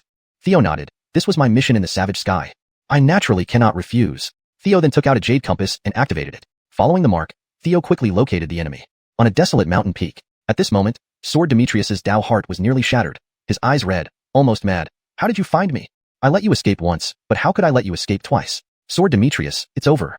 Theo pointed his finger like a sword. Ethereal sword technique. Swift shadow. Immediately, sword chi transformed into shadows. Numerous images of Theo, emitting an overwhelmingly sharp aura, rushed towards Sword Demetrius. He hastily tossed out jade charms. Boom. Amazingly, he managed to block this attack. Just as he was about to activate the teleportation jade charm to flee, Theo's spatial immortal eye glowed. Suddenly, space was sealed, and the jade charm failed. This startled Sword Demetrius greatly. How is this possible? Dying struggles. Speaking, Theo's sword finger stabbed again. Ethereal sword technique, Phantom. Instantly, Theo's figure vanished from the spot and reappeared behind Sword Demetrius. This time, Theo was so fast. Sword Demetrius had no time to react and was instantly slain on the spot. Ring. Congratulations, host. Successfully eliminated Sword Demetrius, the son of destiny, obtaining half a fragment of the epic jade. Ring.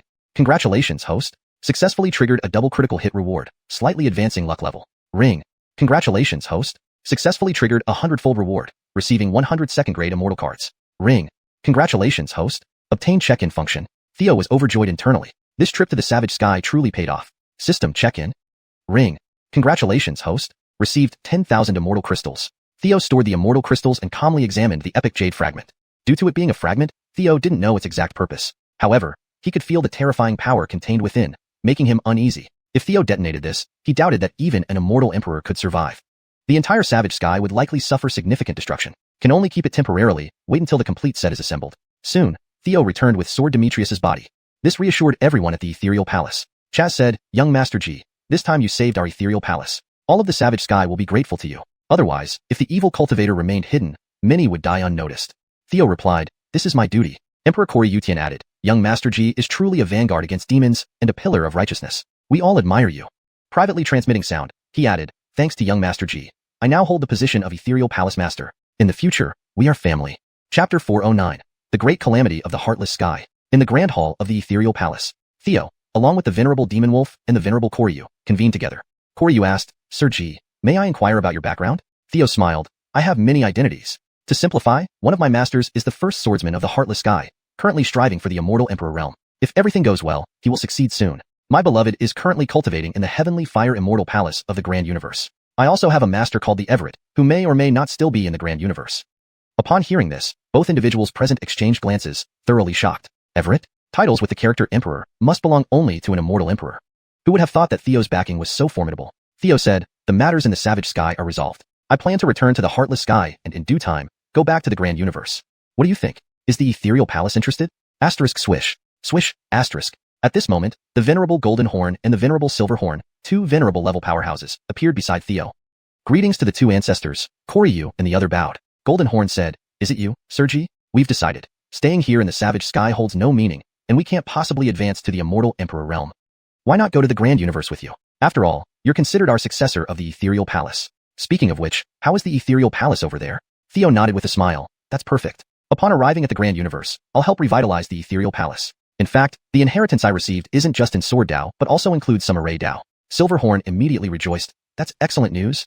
Subsequently, Koryu officially took up the position of new Palace Master. After much hesitation, Adeline ultimately followed Theo out of the Savage Sky. Following this, Theo bid farewell to Trista Amerigo and Seamus, who had come to the Savage Sky, and brought Michelle, Bregvia, Kathy, Adeline, as well as the two venerable ancestor masters, back to the Heartless Sky. Coming here was somewhat troublesome, but returning was simple. Theo directly used the Space Divine Eye to construct a void passage, traversing the realms, while everyone hid inside the Three Immortals Pagoda. However, upon Theo's return to the Heartless Sky, information from his scattered avatars and marks sent him into shock. The demonic cultivators finally made their move. The White Lake Academy was the first to suffer. Not long ago, the True Dragon Clan's venerable misfortune invited the White Lake Academy Master for an expedition in a dangerous territory. The Academy Master ended up severely injured and missing. People believed it was due to the perilous environment. But through a Amerigo clan avatar, it was discovered that the True Dragon Clan's venerable misfortune, alongside Phoenix clan leaders Azrael and Phoenix Shinhua, had heavily wounded the Academy Master.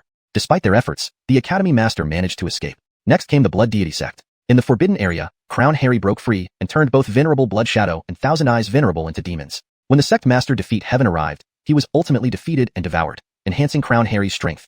He then cast a spell to demonize the entire Blood Deity sect. Yemingwei carried Theo's mark and thus wasn't demonized. However, with no options, she pretended to be demonized, mimicking those around her. Fortunately, Crown Harry and others paid little attention to her. News spread, shocking the world. When Theo and company returned, powerful members of the True Dragon Clan and Amerigo Clan came to the Ajax Maverick Sword Pavilion, summoning Venerable Gregly from seclusion.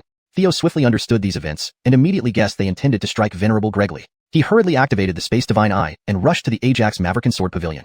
At the Ajax Maverick Sword Pavilion, Venerable Gregly emerged from his secluded place and greeted the True Dragon Clan's venerable misfortune, Amerigo Clan's Azrael and Phoenix Shinhua at the pavilion. Why did you call me out of seclusion so urgently? Gregly asked. Venerable Misfortune sighed. Brother Gregly, the situation is critical. The Blood Deity sect has been invaded by demonic cultivators. Sect Master Defeat Heaven has perished, and his head hangs at the gate of the Blood Deity sect. Gregly was astonished. What happened? Azrael responded gravely, we don't fully understand the situation, but we fear we need you, Venerable Gregly, to lead now. Otherwise, the Heartless Sky is doomed. We intend to issue a statement, rallying righteous people to the Ajax Maverick Sword Pavilion for a decisive battle against the demons. Gregly nodded. My duty is unavoidable. Venerable Misfortune produced an order and said, then please sign this decree. Just as Gregly was about to sign, Theo suddenly appeared, snatching the decree and sending a warding True Gregning towards Venerable Misfortune under the influence of the supreme skill. Scripture of Chaos True Gregning, Annihilation. Gregning storms erupted terrifyingly. Venerable Misfortune subconsciously punched, his fist wrapped in dragon scales emitting demonic energy, revealing his true nature. Boom. Though the lightning storm dissipated, Gregly instantly realized the plot. Phoenix Shinhua and Azrael attacked hard, massive phoenix wings flaring, casting dark magic flames. Prepared, Gregly wielded his sword, sweeping the flames away, causing them to retreat, bleeding. Leave. Realizing Gregly was prepared, the trio knew they were no match and fled. Stunned, Gregly remarked, they're all demonic cultivators? Misfortune and I have known each other for years. He even taught you boxing techniques. To think he's a demonic cultivator. Theo nodded. Fortunately, nothing happened to you, Master. Otherwise, the Heartless Sky would truly be beyond salvation. Pity you haven't yet ascended to Immortal Emperor, Theo added. Gregly sighed. It's fortunate you returned on time, or I might have fallen for their trap. Their intimacy increased again, reaching 75. Gregly asked, what are your plans next? Theo replied, gather righteous people for a final battle. Crown Harry, who controls the Blood Deity sect, will likely attack soon after this failure. Also, let's try to find the White Lake Academy master. I'll visit the Purple family. Their patriarch might soon become a venerable. Gregley nodded. Hashtag chapter 410, slaying the venerable. The Z family. As Karen was attempting to break through to the venerable realm, a massive amount of immortal energy gathered above the Z family compound, forming dense immortal mist that enveloped the entire residence. When Theo arrived, the Z family had already activated their clan's protective formation, fearing any disturbances. Hello, son-in-law. Seeing Theo, the butler quickly greeted him. Theo asked, has everything been fine? The butler nodded, his expression heavy. So far, nothing has happened, but I heard that the Blood Deity sect has fallen, so we immediately placed this place on full alert. G. Fingo nodded. Good job. Just then, a blood-colored figure appeared before them, and with it came the imposing aura of a powerful venerable. Fortunately, the venerable realm formation provided protection, leaving everyone unafraid. I will count to 3. Open the formation, and I will only take Karen away. Otherwise, I will massacre the entire Z family, leaving no one alive. Recognizing the familiar voice, Theo immediately confirmed the identity of the intruder. It's Venerable Blood Shadow. At least only one of them is here. The butler worriedly said, one is still too many. We can only hope that the patriarch will emerge from seclusion soon.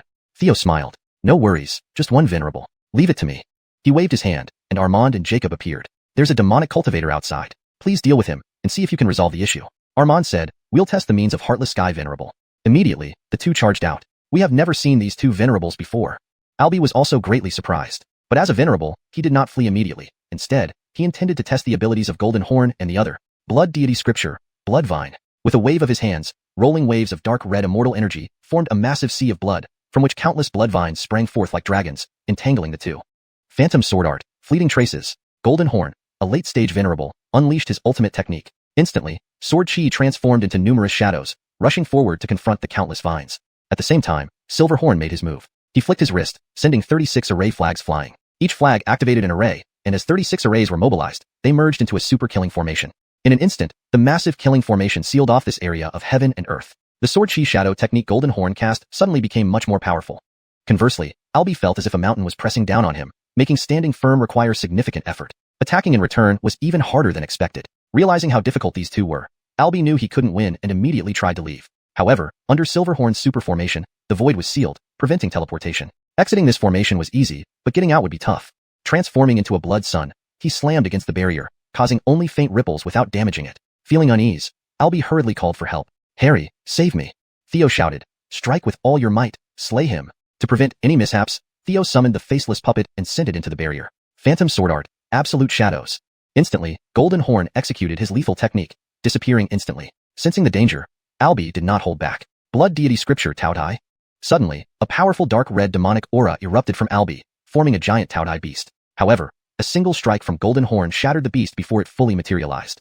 Hidden within, Albie spat out a mouthful of blood. Next, Silverhorn cast a seal and pointed at him from a distance. Instantly, bolts of heavenly thunder exploded, striking Albie. ZZZD. The blue-white lightning intensified Albie's injuries. Under Theo's command, the faceless puppet burst into venerable realm power, wielding the broken immortal Emperor Sword. Human Sword. The moment human intent to kill arises, heaven turns upside down. Instantly, an immensely powerful sword cyclone erupted, enveloping Albie. Unable to escape, the heavily injured Albie perished on the spot. Ding! Congratulations, host, for defeating a venerable realm powerhouse. A triple critical hit reward has been triggered, gaining 3 6th-rank venerable immortal cards. Theo let out a sigh of relief. At this moment, the thick immortal mist was absorbed by Karen. Soon, she emerged from seclusion, her cultivation now reaching the venerable realm. Karen asked Theo, what just happened? Theo replied, it's complicated. Let's take the Z family to the immortal Maverican Sword Pavilion. The demonic calamity has returned, and we need to concentrate our forces. Karen was shocked but nodded. Shortly, Theo and company returned to the immortal Maverican Sword Pavilion. Before long, Venerable Dawn Maverican arrived with a severely wounded Master Huxley who. Theo quickly handed over a small bowl of 9 Heaven's Bright Spring. Master, please restore your strength. Thank you. Master Huxley who was equally surprised and thanked him. As expected, Theo sensed through Mika that Harry was leading the Blood Deity sect rapidly approaching. These two are.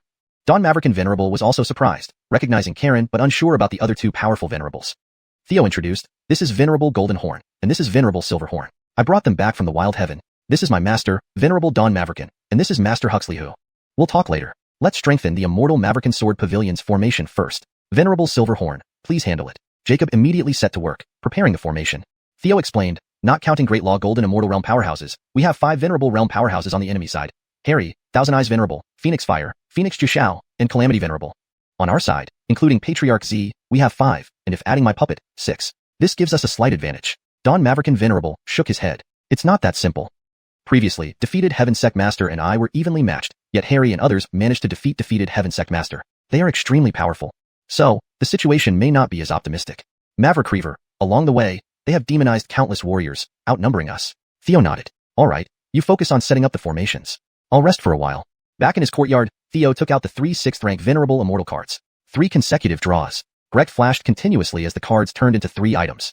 The first card yielded an Immortal Talisman equivalent to the full force attack of a peak late-stage Venerable. If used correctly, it could slay a Venerable. The second card drew an Imperial Venerable Armor, a good find. The third card drew an array disc containing a continuous Venerable array. Theo glanced at the array description and was overjoyed. Chapter 411. Fierce Battle with the Yuri. The Everlasting Greg Formation. Its primary function is to preserve lives. During battles, this massive formation covers an extensive area and allows friendly martial artists to rapidly recover from injuries according to their will. This ability is incredibly formidable and highly vexing, akin to having a mobile water spring. Imagine fighting inside a water spring. The damage you take might not even match what you can recover.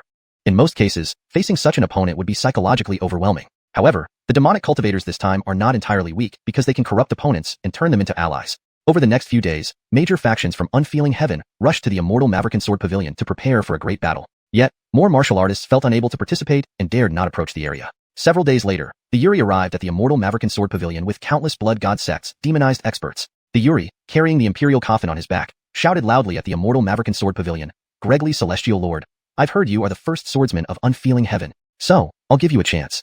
Become a demonic cultivator, and I will assist you in advancing to the Immortal Emperor realm." His voice resounded across the entire sky but was unbearably grating. At the Immortal Maverick Sword Pavilion camp, Gregly Celestial Lord shouted back, "We righteous cultivators will never yield to devilish heads. Whoever dares to disrupt Unfeeling Heaven shall not be forgiven." The Yuri laughed out loud. Disrupt Unfeeling Heaven? Do you think Unfeeling Heaven could have ended the demonic calamity initially without whom? It was me. I helped Blood God Sect defeat the 10,000 demonic hall at that time. But those people from Blood God Sect betrayed me by sealing me away. Now, I'm merely reclaiming what should belong to me. If you do not submit, then die. Attack. With his shout, the Blood God Sect's formations were immediately activated. Streams of blood rivers surged up into the sky, like blood dragons, continuously slicing through the defensive formations of the Immortal Maverick Sword Pavilion. Ajay and Gregly Celestial Lord also activated their formations. Instantly, bolts of heavenly thunder rained down with astonishing power. Simultaneously, terrifying sword lights emerged from Gregly Celestial Lord's sword fingers, striking continuously. While the intense battle unfolded, Theo unexpectedly noticed that the heart suspected to belong to a demon emperor, sealed within the box, was now wildly beating. Clearly, something was wrong. This alarmed Theo greatly. Could it be because of the Yuri? Or is it due to the Imperial coffin behind him? Thinking about this, Theo grew even more astonished. He had already concluded that the Yuri must originate from the Great World. However, he couldn't figure out why a fellow demonic cultivator would attack the 10,000 demonic hall of Unfeeling Heaven. Evidently, demonic cultivators were not unified either. But the Yuri's cultivation was overwhelmingly powerful. Even the Jade Compass and the 9 Heavens' immortal eyes could not penetrate his defenses or see through the Imperial coffin. This made Theo frown. At this moment, the skill country in the palm seemed rather mediocre. System, integrate my country in the palm skill into the 9 Heavens' immortal eyes. This fusion costs 10,000 luck points. In reality, Theo had been contemplating this integration. Had he acted earlier, he would have succeeded without using so many luck points. Instantly, within the 9 Heavens' immortal eyes, celestial hooks appeared. Enhance the celestial hooks. This enhancement costs 100,000 luck points. Enhancement successful. Celestial hooks evolved into the heavenly immortal eye. With the appearance of the 5th immortal eye, Theo's eye power surged dramatically. The previously mediocre country in the palm skill also received a significant boost. As Theo activated the heavenly immortal eye and looked at the Yuri again, a change occurred. To Theo, the Yuri was no longer just the Yuri. His past was revealed entirely. It was unimaginable. After all, this was a celestial lord, even reaching the quasi-immortal emperor realm. Yet, he now had no secrets before Theo. He had once been injured by an arrow burning with golden flames, piercing through his heart. That arrow nearly killed him. Although his cultivation had recovered somewhat, his heart remained vulnerable. Theo discreetly relayed this information to Gregly Celestial Lord. Next, Theo focused on the Imperial coffin. Upon doing so, a terrifying demonic shadow appeared in his eyes, causing immediate pain, preventing further observation. Theo quickly closed his eyes, realizing that the heavenly immortal eyes limit was the quasi-emperor level, and his cultivation wasn't enough yet. But the current 9 Heavens immortal eyes were still incredibly powerful. As the battle intensified, everyone below was driving the formations while Celestial Lord level fights erupted as well. The Yuri flew up and shouted, "Gregly Celestial Lord, dare you join me in a battle in the 9 Heavens? Why not?" Gregly Celestial Lord responded aggressively, and they engaged in combat. White Lake College Head challenged Azrielu Shao. Willis faced off against Goldhorn. Thousand Eyes Celestial Lord battled Silverhorn. Phoenix Immortal Fire fought against Purple Jadeite. Amidst the intense combat, the only remaining Celestial Lord level fighter was Ji Fingo. Below, the formations continued to counter each other, creating a deadlock. The Everlasting Greg formation activated, enveloping the entire battlefield and providing an advantage to the defenders. Seeing the immortal Maverick Sword Pavilion's relentless offense dominating the field, the Yuri finally revealed his trump card. Another Celestial Lord level expert from the Blood Sword sect emerged, ready to join the battle. This person, like Purple Jadeite, had recently advanced to the Celestial Lord realm after being enhanced by the Yuri. He gained the strength of defeated Sky College head, while others exploded to death. Upon observing him, the heavenly immortal I instantly understood the situation. Theo stopped hiding. He summoned the ape-shaped puppet, which he had captured during an exploration by Broken Vow Celestial Lord. Now under Theo's command, the ape-shaped puppet summoned a faceless puppet at the Celestial Lord level, intercepting the new Celestial Lord. If summoned directly by Theo, the faceless puppet could only last a few breaths, but through the ape-shaped puppet's Mahayana Golden Immortal Realm, it could sustain much longer. However, this would cause irreparable damage to the ape-shaped puppet, rendering it useless after one use. The appearance of the faceless puppet startled the Yuri. Thus, the Blood God sect's disadvantage persisted. As time passed, the powerful effects of the everlasting Greg formation gradually became apparent. The immortal Maverick Sword Pavilion gained an increasingly advantageous position. Seeing the Blood God sect's continuous defeats, the Yuri gritted his teeth and revealed his ultimate secret weapon. Suddenly, Gregly Celestial Lord slashed with a dazzling sword beam accompanied by the power of the World Tree, exhibiting unmatched might. The Yuri turned around and used the Bronze Imperial Coffin to block the attack. Then, both hands pushed back Gregly Celestial Lord, followed by forming seals, emitting horrifying dark magic light that condensed into a terrifying black sphere, resembling a cosmic black hole. Gregly Celestial Lord's sword beam was effortlessly swallowed. Next, Willis and other demonic cultivator Celestial Lords were uncontrollably drawn towards the black sphere. Subsequently, the black sphere vanished, and the Yuri's cultivation temporarily elevated to the immortal Emperor realm. An overwhelmingly powerful aura descended from above, enveloping the entire sky and earth. For a moment, the operations of both superformations halted. Both sides instinctively opted for full defense, abandoning attacks. Gregly Celestial Lord and other Celestial Lords gazed at the Yuri with sheer terror. Chapter 412. The Bronze Emperor Coffin, Great Harvest. Emperor Realm. Absolutely the Emperor Realm. Ahil was screaming in terror. Gladys observed clearly, he's only temporarily at the Emperor Realm. If I can hold on a bit longer, he will become weak because of the immense burden. The Gaspard clenched his fist and smiled. Indeed, your eyesight is excellent. Pity, with your current strength, how could you possibly be my match? As he spoke, the Gaspard sent out a palm strike toward the strongest Gladys from a distance. Instantly, demonic energy surged, transforming into a world-destroying palm strike. Gladys struck back with all her might. Three-talent sword Dao, Heaven's Sword. Heaven unleashes its wrath, shifting the stars. Suddenly, boundless sword chi erupted around Gladys, turning into countless suns, moons, and stars. Following her sword thrust, it seemed like an entire cosmic sky rushed forward. Others also joined in, resisting with all their strength. Mist Sword Technique, Void. Ahil and Agneta teamed up, slashing out a void storm to maximize the power of the sword technique. Karikbing Sword Strike. Huxlelu Yuanju also unleashed his strongest attack, just like Nikita, having received the Karikbing sword legacy from the Bishi Palace. His sword slashed through, the green blade light seemingly splitting heaven and earth as it attacked. April also fully participated, but focused on defense. Eternal Seal, Frozen Boundary. A massive ice shield appeared before everyone. However, the gap between a true Emperor realm and a near Emperor was truly enormous. With just one palm, all of Gladys's attacks crumbled. The remaining force shattered the ice shield instantly, sending all the Tianzans flying back, spitting blood. How is this possible? Is this what a true Emperor looks like? So incredibly powerful. In this battle, we have no chance of winning. At this moment, Theo, holding the broken Imperial sword, sighed involuntarily. Even if I'm reluctant, there's no other way. Domination. With a deep shout, the skill, Dominance, activated, sacrificing the broken Imperial sword in his hand. Immediately, the broken sword emitted terrifying Imperial light, forming an armor around Theo. At that moment, Theo felt like he was controlling an Emperor-level mech, yet it fused with him. With one step, Theo instantly appeared before Gladys and others, blocking the second palm strike with a punch. Seeing this, Ahil and Agneta were stunned. But they soon nodded. It makes sense. Given young Master G's identity, having an Emperor-level trump card is not surprising. Theo then fully activated the Nine Heavens Immortal Eyes. Space. Under the powerful cultivation of the Emperor realm, the power of the Nine Heavens Immortal Eyes fully manifested. In an instant, infinite spatial energy surged towards the Gaspard from all directions. At this moment, the Gaspard felt as if the entire universe was against him, the terrifying spatial power pressing inward. He desperately channeled his imperial strength to resist this overwhelming energy. Then, Theo tightened his right hand, fusing the power of the Solar Immortal Eye, Exorcism True Gregning, and Solar True Fire into a golden flame-laden lightning spear, which he hurled forward. Chaos True Gregning Scripture, Destruction. This scripture's strongest move shot out like a meteor piercing the sky. Its target, the enemy's heart. The Gaspard pupil shrunk to pinpricks as he tried to turn fully and use the Bronze Emperor Coffin to block the strike. Time. Theo roared, activating his Nine Heavens Immortal Eyes to their full extent, blood streaming from his eyes.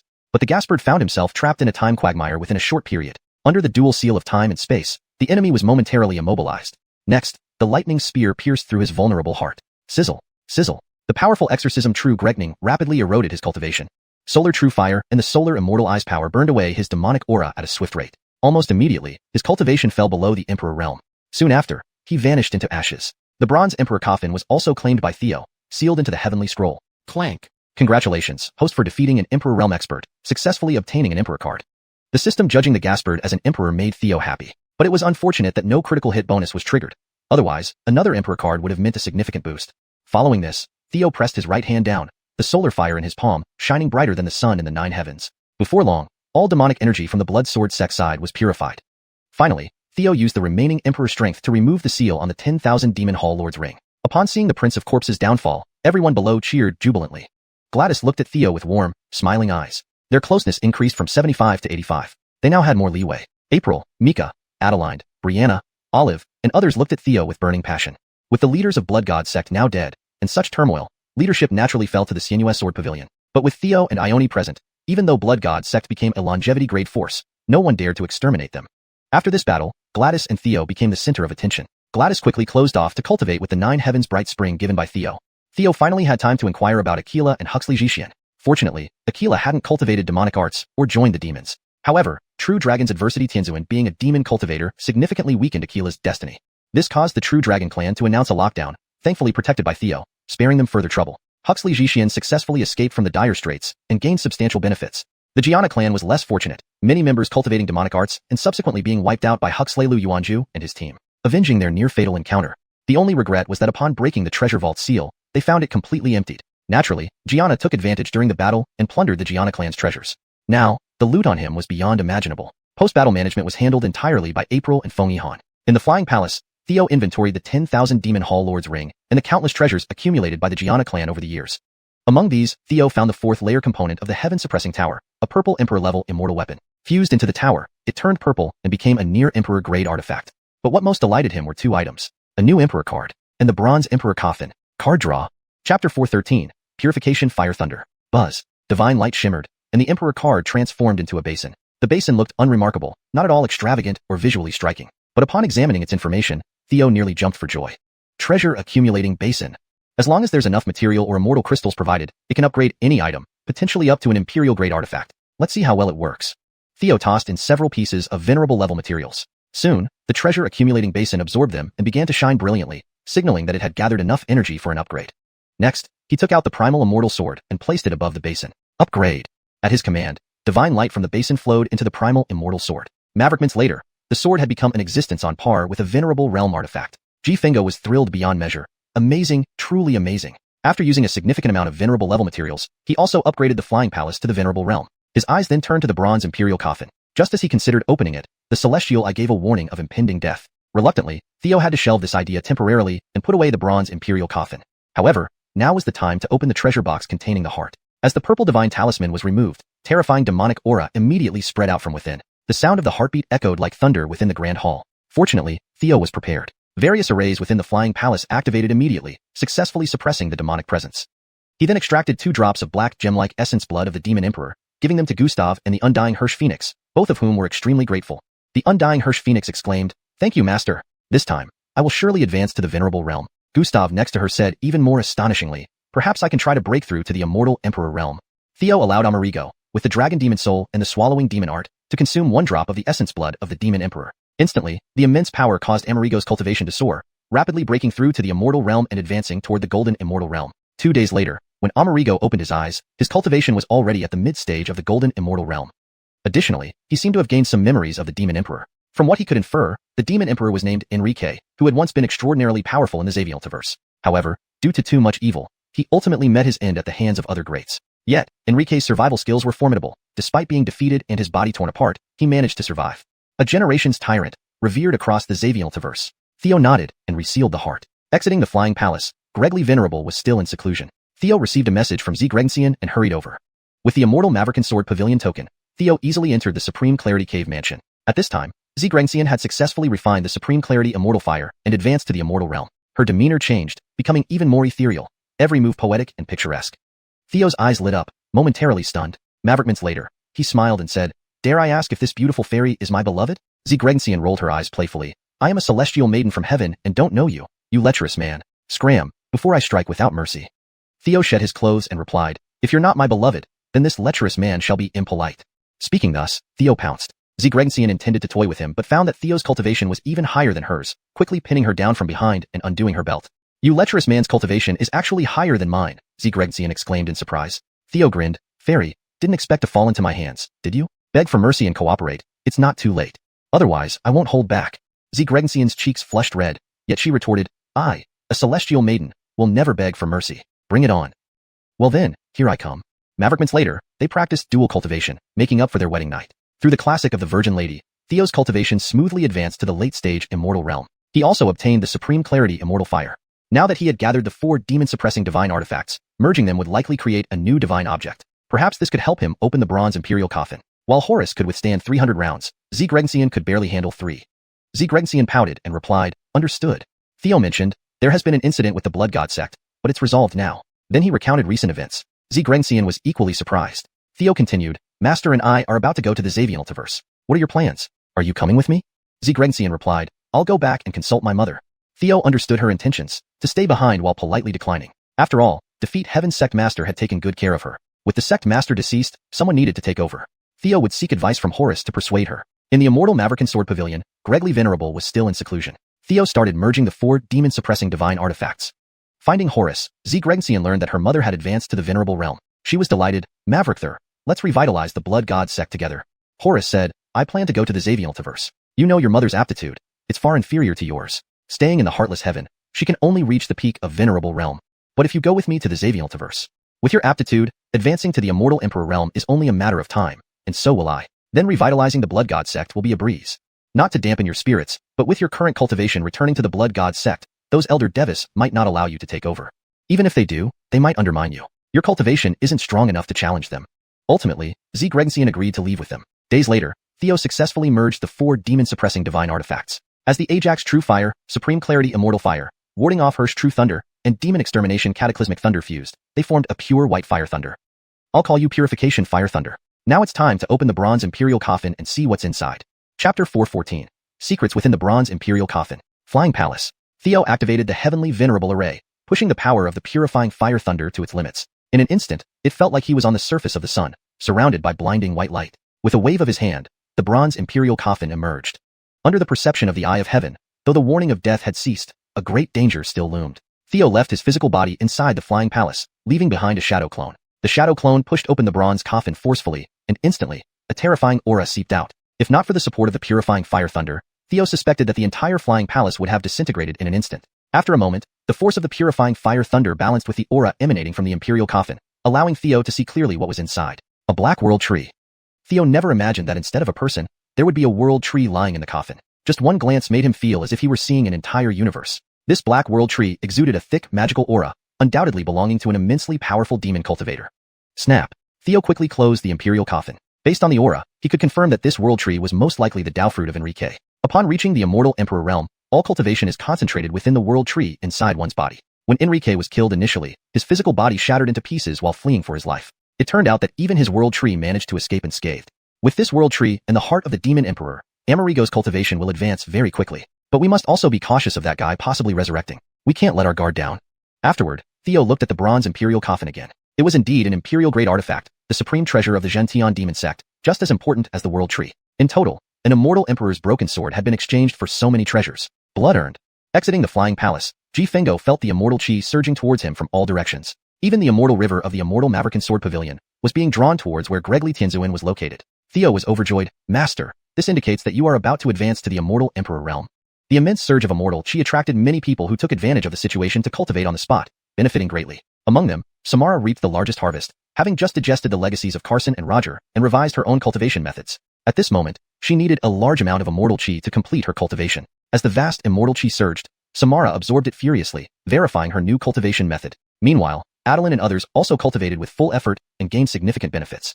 A few days later, the vast immortal chi gradually diminished. Gregly Tianzuin successfully advanced to the immortal emperor realm.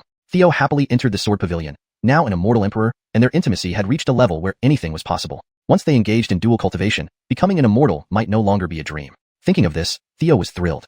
However, soon after, Theo became disappointed. Inside the inner chamber of the sword pavilion, Gregly Immortal Trista clung to Theo, her face flushed and biting her lips, not daring to make a sound. After much effort, Theo finally gave up gloomily. Why like this? This relieved Gregly Immortal Trista slightly. While the idea was wonderful, practice always comes with many unexpected twists. Theo discovered that his physical strength couldn't break through that layer of skin. Immortal emperors are too absurd. Their bodies are incredibly strong. Gregly Immortal Trista, blushing, said, "Then you should focus on cultivating harder. Have you been thinking about me this whole time?" Theo kissed Gregly Tianzuan's lips and replied, "From the first moment I met you, you took my breath away. You've been in my heart ever since. That kept me sleepless for quite some time. Fortunately, we've finally met again." After a long conversation, Theo got dressed and asked, "Master, what are your plans next? Are you going directly to the macrocosm world?" Gregly Immortal Trista nodded. "I will check the unfeeling heaven first to ensure there are no other demon cultivators before heading to the macrocosm world." Theo remarked, "I heard the portal to the macrocosm world was destroyed, and one can only depart from the enchanted sea." Gregly Immortal Trista replied, "Don't worry. Now that I have reached the Immortal Emperor realm, getting to the macrocosm world won't be such a hassle." Days later, Gregly Tianzuan cleared out the remnants in the unfeeling heaven, and Theo brought Aunt Trista and Queen Amerigo to the Immortal Maverick and Sword Pavilion in the unfeeling heaven. What surprised Theo was when he tried to visit Russell using the spatial immortal eye, the small courtyard had disappeared. Only a mysterious vine remained, leading to an unknown place. Eye-nettled, Theo raised his head, activating the Eye of Heaven to find where Russell had gone. Unexpectedly, even the powerful Eye of Heaven could only see a blur, unable to discern anything clearly. After bringing back the two women, they briefly reunited, and Gregly Immortal Trista successfully constructed a passage to the macrocosm world. She explained, "Actually, the macrocosm world is inside the world tree beneath us." Yes, the macrocosm world isn't outside the world tree but inside, within the inner world. The surface of the world tree is extremely vast yet dangerous, far more perilous than the lesser world on the branches. This realization came after I reached the Immortal Emperor realm and my connection with the world tree deepened. Now knowing where the macrocosm world is makes it easier to find. Theo and Gregly Immortal Trista, along with Felicity, Zegregnian, Adeline, Olive, and others, traveled together through the spatial channel to the macrocosm world. Gregly Immortal Trista and Felicity had previously been to the macrocosm world, and Theo had obtained memories from Wanma Hall Master and Enrique. Furthermore, some records remained in PMA Palace, which Ahil and Injiao had memorized. Upon arriving in the macrocosm world, looking up, one could still see the projection of the Supreme Ioni Ajax. The surrounding mountains and rivers resembled those of the Nine States world, but were magnified several times. 10,000-foot-high mountains here appeared like small hillocks. Far away, towering trees pierced the sky, some as thick as 12 miles, leaving one awestruck. Gregly Immortal Trista explained, "Below the unfeeling heaven lies the martial heaven territory within the macrocosm world, covering an area roughly tens of times larger than the unfeeling heaven. And this is just an inconspicuous corner of the macrocosm world." Ahil exclaimed excitedly, "The PMA Palace main hall is within the martial heaven territory. Let's go look for it." Felicity responded, "I plan to take Gregnian to the Windwalking territory to find her parents. It's right next to the martial heaven territory." Theo frowned, "Can't you wait until we finish visiting PMA Palace before going together?" Felicity laughed, "No need to worry. Even in the macrocosm world, immortal venerables are among the top-tier powers, basically walking freely. We'll explore the path first, then you can follow later." Zegregnian nodded earnestly, "Miss me? Come and find me quickly." Seeing their determination, Theo was concerned and took out a late-stage immortal venerable level talisman he had drawn earlier and handed it over. "Be careful. Take this for protection." Chapter 415. The new cilantro grass brings his sisters online. On the way to Piamiao Palace, Ahil said, "According to the records of our Piamiao Palace, the Rider territory is vast, and within this domain, there are countless powerful individuals. There are no less than several hundred Everlife-level factions alone. There are also more than 30 Empyrean-level forces. Even an immortal Emperor-level force exists. Back then, only the Wu family was stronger than Piamiao Palace. This Wu family is no ordinary entity. It has a long lineage and stands as the peak in Rider territory, even overshadowing Piamiao Palace." The two recounted all they knew without any concealment. 3 days later, when the group arrived at the former site of Piamiao Palace, they were met with an unexpected scene. Piamiao Palace? The main gate? Ahil and Ernesto were dumbfounded. Where the mountain entrance of Piamiao Palace should have been, not only was the palace missing, but the entire mountain range had vanished. Theo immediately activated his Time Immortal Eye to rewind time. Maverick minutes later, he sighed, "It was destroyed by the Wu family." Ernesto and Ahil clenched their teeth in anger. Ernesto gripped his fist, saying, "How despicable." Back then, Piamiao Palace did everything it could to fight the demonic calamity, suffering great losses as a result. The Wu family is truly outrageous. Ahil clasped his fists and said, "Gregly Immortal Emperor, young Master G, if this Piamiao Palace was wicked, then its destruction would be justified. But if the Wu family betrayed us, we must seek vengeance. I ask you to uphold justice for Piamiao Palace." He knew well that Theo was a pillar of righteousness and would not stand idly by. Theo nodded and said, "Although the mountains here are destroyed, the geomantic veins remain. Let's rebuild Piamiao Palace here. I'll head to nearby Gregyong City first to gather information." As soon as Theo finished speaking, Jeannie, Adeline, and the other women spoke up simultaneously. "I want to go with you." Theo coughed, "Stay here. I can manage on my own." With a resentful gaze from the women, Theo cast the Golden Greg spell and quickly left for Gregyong City. This city was massive, clearly having been established around Piamiao Palace long ago. Although the palace was gone, the city remained prosperous. Standing above the city, Theo activated his Heaven Immortal Eye to observe everyone below. Just as Theo was about to review memories, the system suddenly responded. "Ding! Rider, Son of Destiny, discovered. Son of Destiny, Rider, Aura level, 8 halos, red, orange, yellow, green, blue, indigo, violet, black. Fortune points, 90,000. Theo's eyebrows raised, 90,000 points of fortune. Daring to take the name of a domain, this guy must not be simple. Theo focused and saw a young man, accompanied by a one-eyed old servant, entering the city. Heaven immortal eye, review memories. After just a moment, the one-eyed old servant seemed to sense something and looked up at him.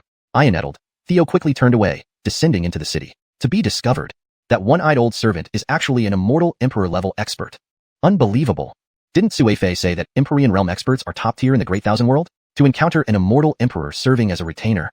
But at least I have a general idea of Ryder's memories now. Meanwhile, at the city gate, Ryder asked, Mark, how does it look? The one-eyed old servant replied, someone seemed to be observing you earlier. Ryder laughed. Has it really been 10 years since I went down the mountain for the first time? Could the Wu family already know? The old servant shook his head. They probably don't know yet. Ryder smiled. Forget it. Let's go. I came specifically because I heard fifth sister is here. I'll ask around. A few moments later, he asked a passerby on the street, excuse me, I've heard that Carol of the Wu family is in Gregyeong City. Do you know where she is? The passerby smiled. The arrival of a Wu family prodigy is a huge event for our Gregyeong City. Everyone knows, sir. She's currently at Yujing Tower, the largest building. But let me give you some advice. Many nobles have come to meet her, but none have seen her face. A few managed to meet her, but they got thrashed and humiliated. That Carol is beautiful and talented, but she has a terrible temper. Ryder laughed, bowed slightly and said, thank you for the information. It seems fifth sister hasn't changed in 10 years. Only I can handle her.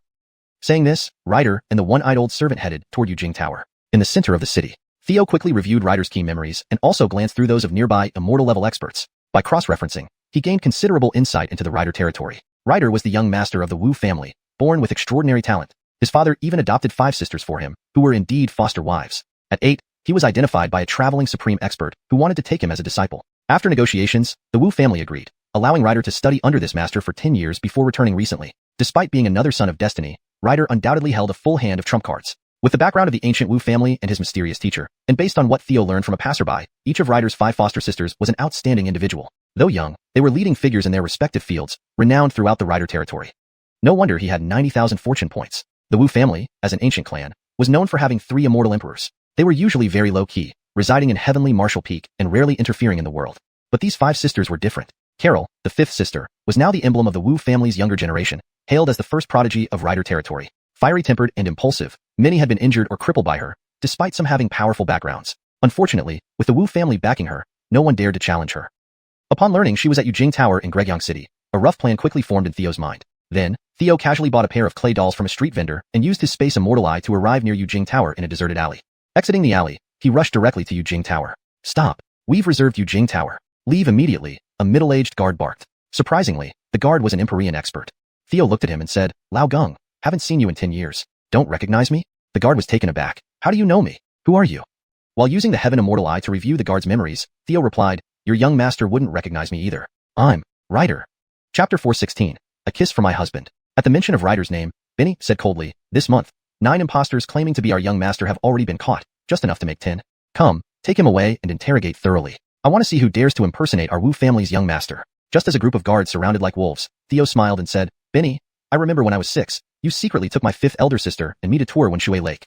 Unfortunately, we encountered a cluster of void soul devouring dragons. To protect us, you stayed behind. You survived by chance, but were still subjected to family punishment. Afterwards, though you advanced to the heavenly venerable realm due to this misfortune, you suffered from heart spasms and could only relieve it with alcohol. Speaking up to this point, Theo sighed, I often stole my father's fine wine for you to drink. In these 10 years while I've been gone, how many times did you try 1000-day drunkenness? Upon hearing these undisclosed details, Faxon was startled and quickly halted the guards. Hold it. The prodigy of our Wu family has returned. Though it seemed insignificant, this sentence was actually Faxon's probe. But how could it fool Theo, who already knew the answer? He sternly replied, I remember saying that I detest the title prodigy, because I wanted to grow up early to marry my 5 sisters. I missed them after not seeing them for 10 years. Theo mimicked Ryder's childhood tone. This made Faxon tear up, immediately kneeling down with clasped hands. Faxon pays respects to young Master Ryder. Other guards also followed suit, bowing deeply. Greetings, young master. Stand up, take me to see my 5th elder sister. Theo commanded. Faxon replied, you all stay here. Young master, please follow me. Once on the 3rd floor, with no one around, Faxon suddenly knelt. I failed to protect Miss 5th, deserving capital punishment. Please, young master, punish me. Theo frowned. What happened?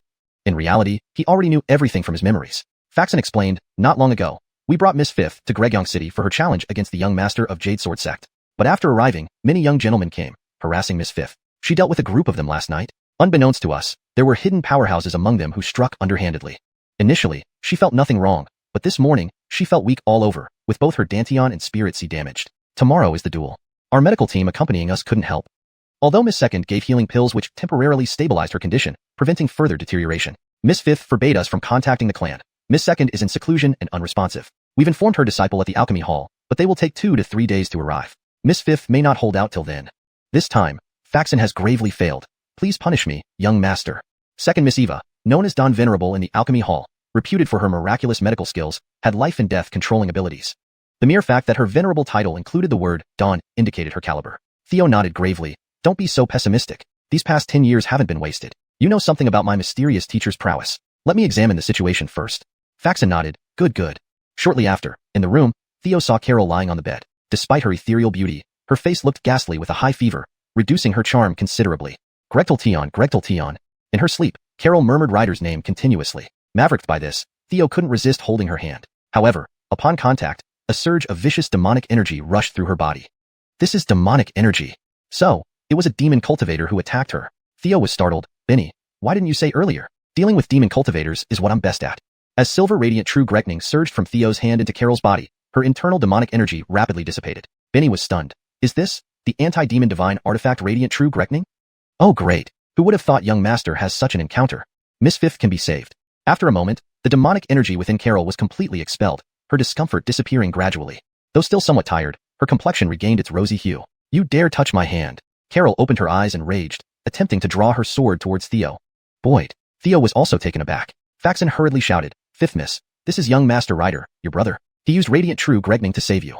Carol was shocked. Your Gregtal Tion? Theo affirmed, absolutely genuine. Carol asked, are you from the Wu family? Theo shook his head. I just returned to Ryder territory, conveniently transported near Gregyong City. Upon learning you were here, I rushed over.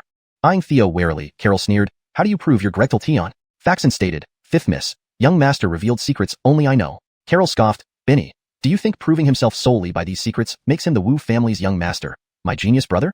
Theo laughed, of course not. He then presented 2 clay figurines. These were bought from a vendor. Remember when I bought identical ones at 4, one of which you seized and broke the next day. Then, late at night, you took the other from my hand. Don't think I didn't notice. I just pretended to sleep to avoid getting beaten again. Carol paused, producing a treasure box. Opening it, she revealed 2 clay figurines inside. One with cracks from being re-glued, and the other perfectly preserved. Faxon exclaimed, exactly the same. Theo was surprised. To my astonishment, you kept these figurines. Do you have feelings for me all along but denied it, thus keeping them as tokens of love? Come on, give your husband a kiss. Theo had comprehensively understood Ryder's personality through heavenly eye reading Carol's memories. Being the most outstanding scion of Ryder territory, Ryder was strictly disciplined by his parents, always polite before them. However, before Carol and the 4 other consorts, he often acted flirtatiously and glibly, taking pleasure in teasing them. Chapter 417. Ryder's bafflement. Theo pretended to go in for a kiss, and as expected, was met with Carol's playful punch. Go die.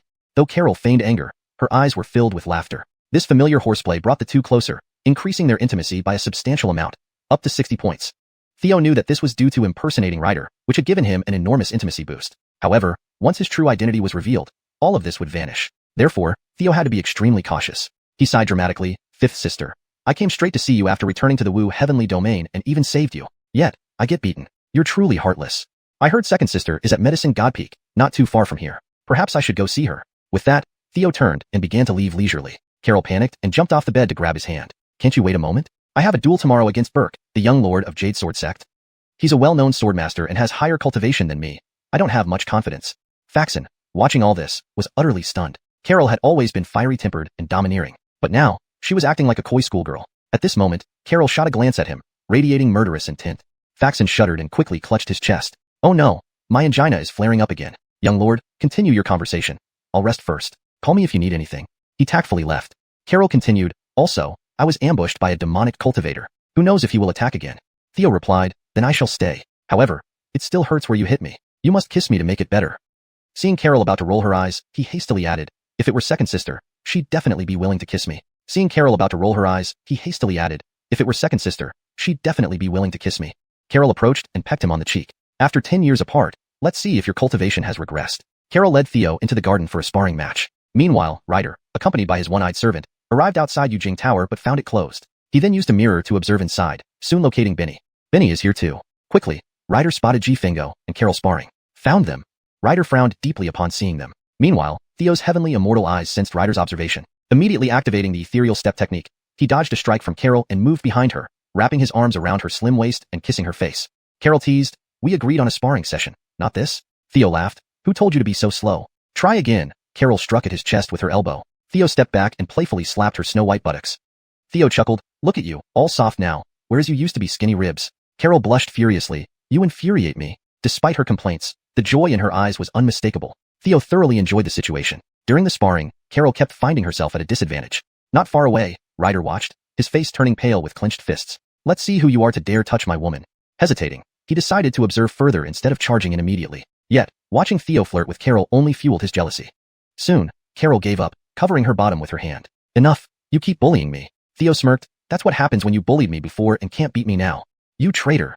Grinning wickedly, Carol lunged at him with her fangs bared, just as she used to do when they were kids. Theo sidestepped and pulled her into his embrace before flying up and spinning them. Dizzy, Carol instinctively held onto him as he kissed her. She felt electricity coursing through her body.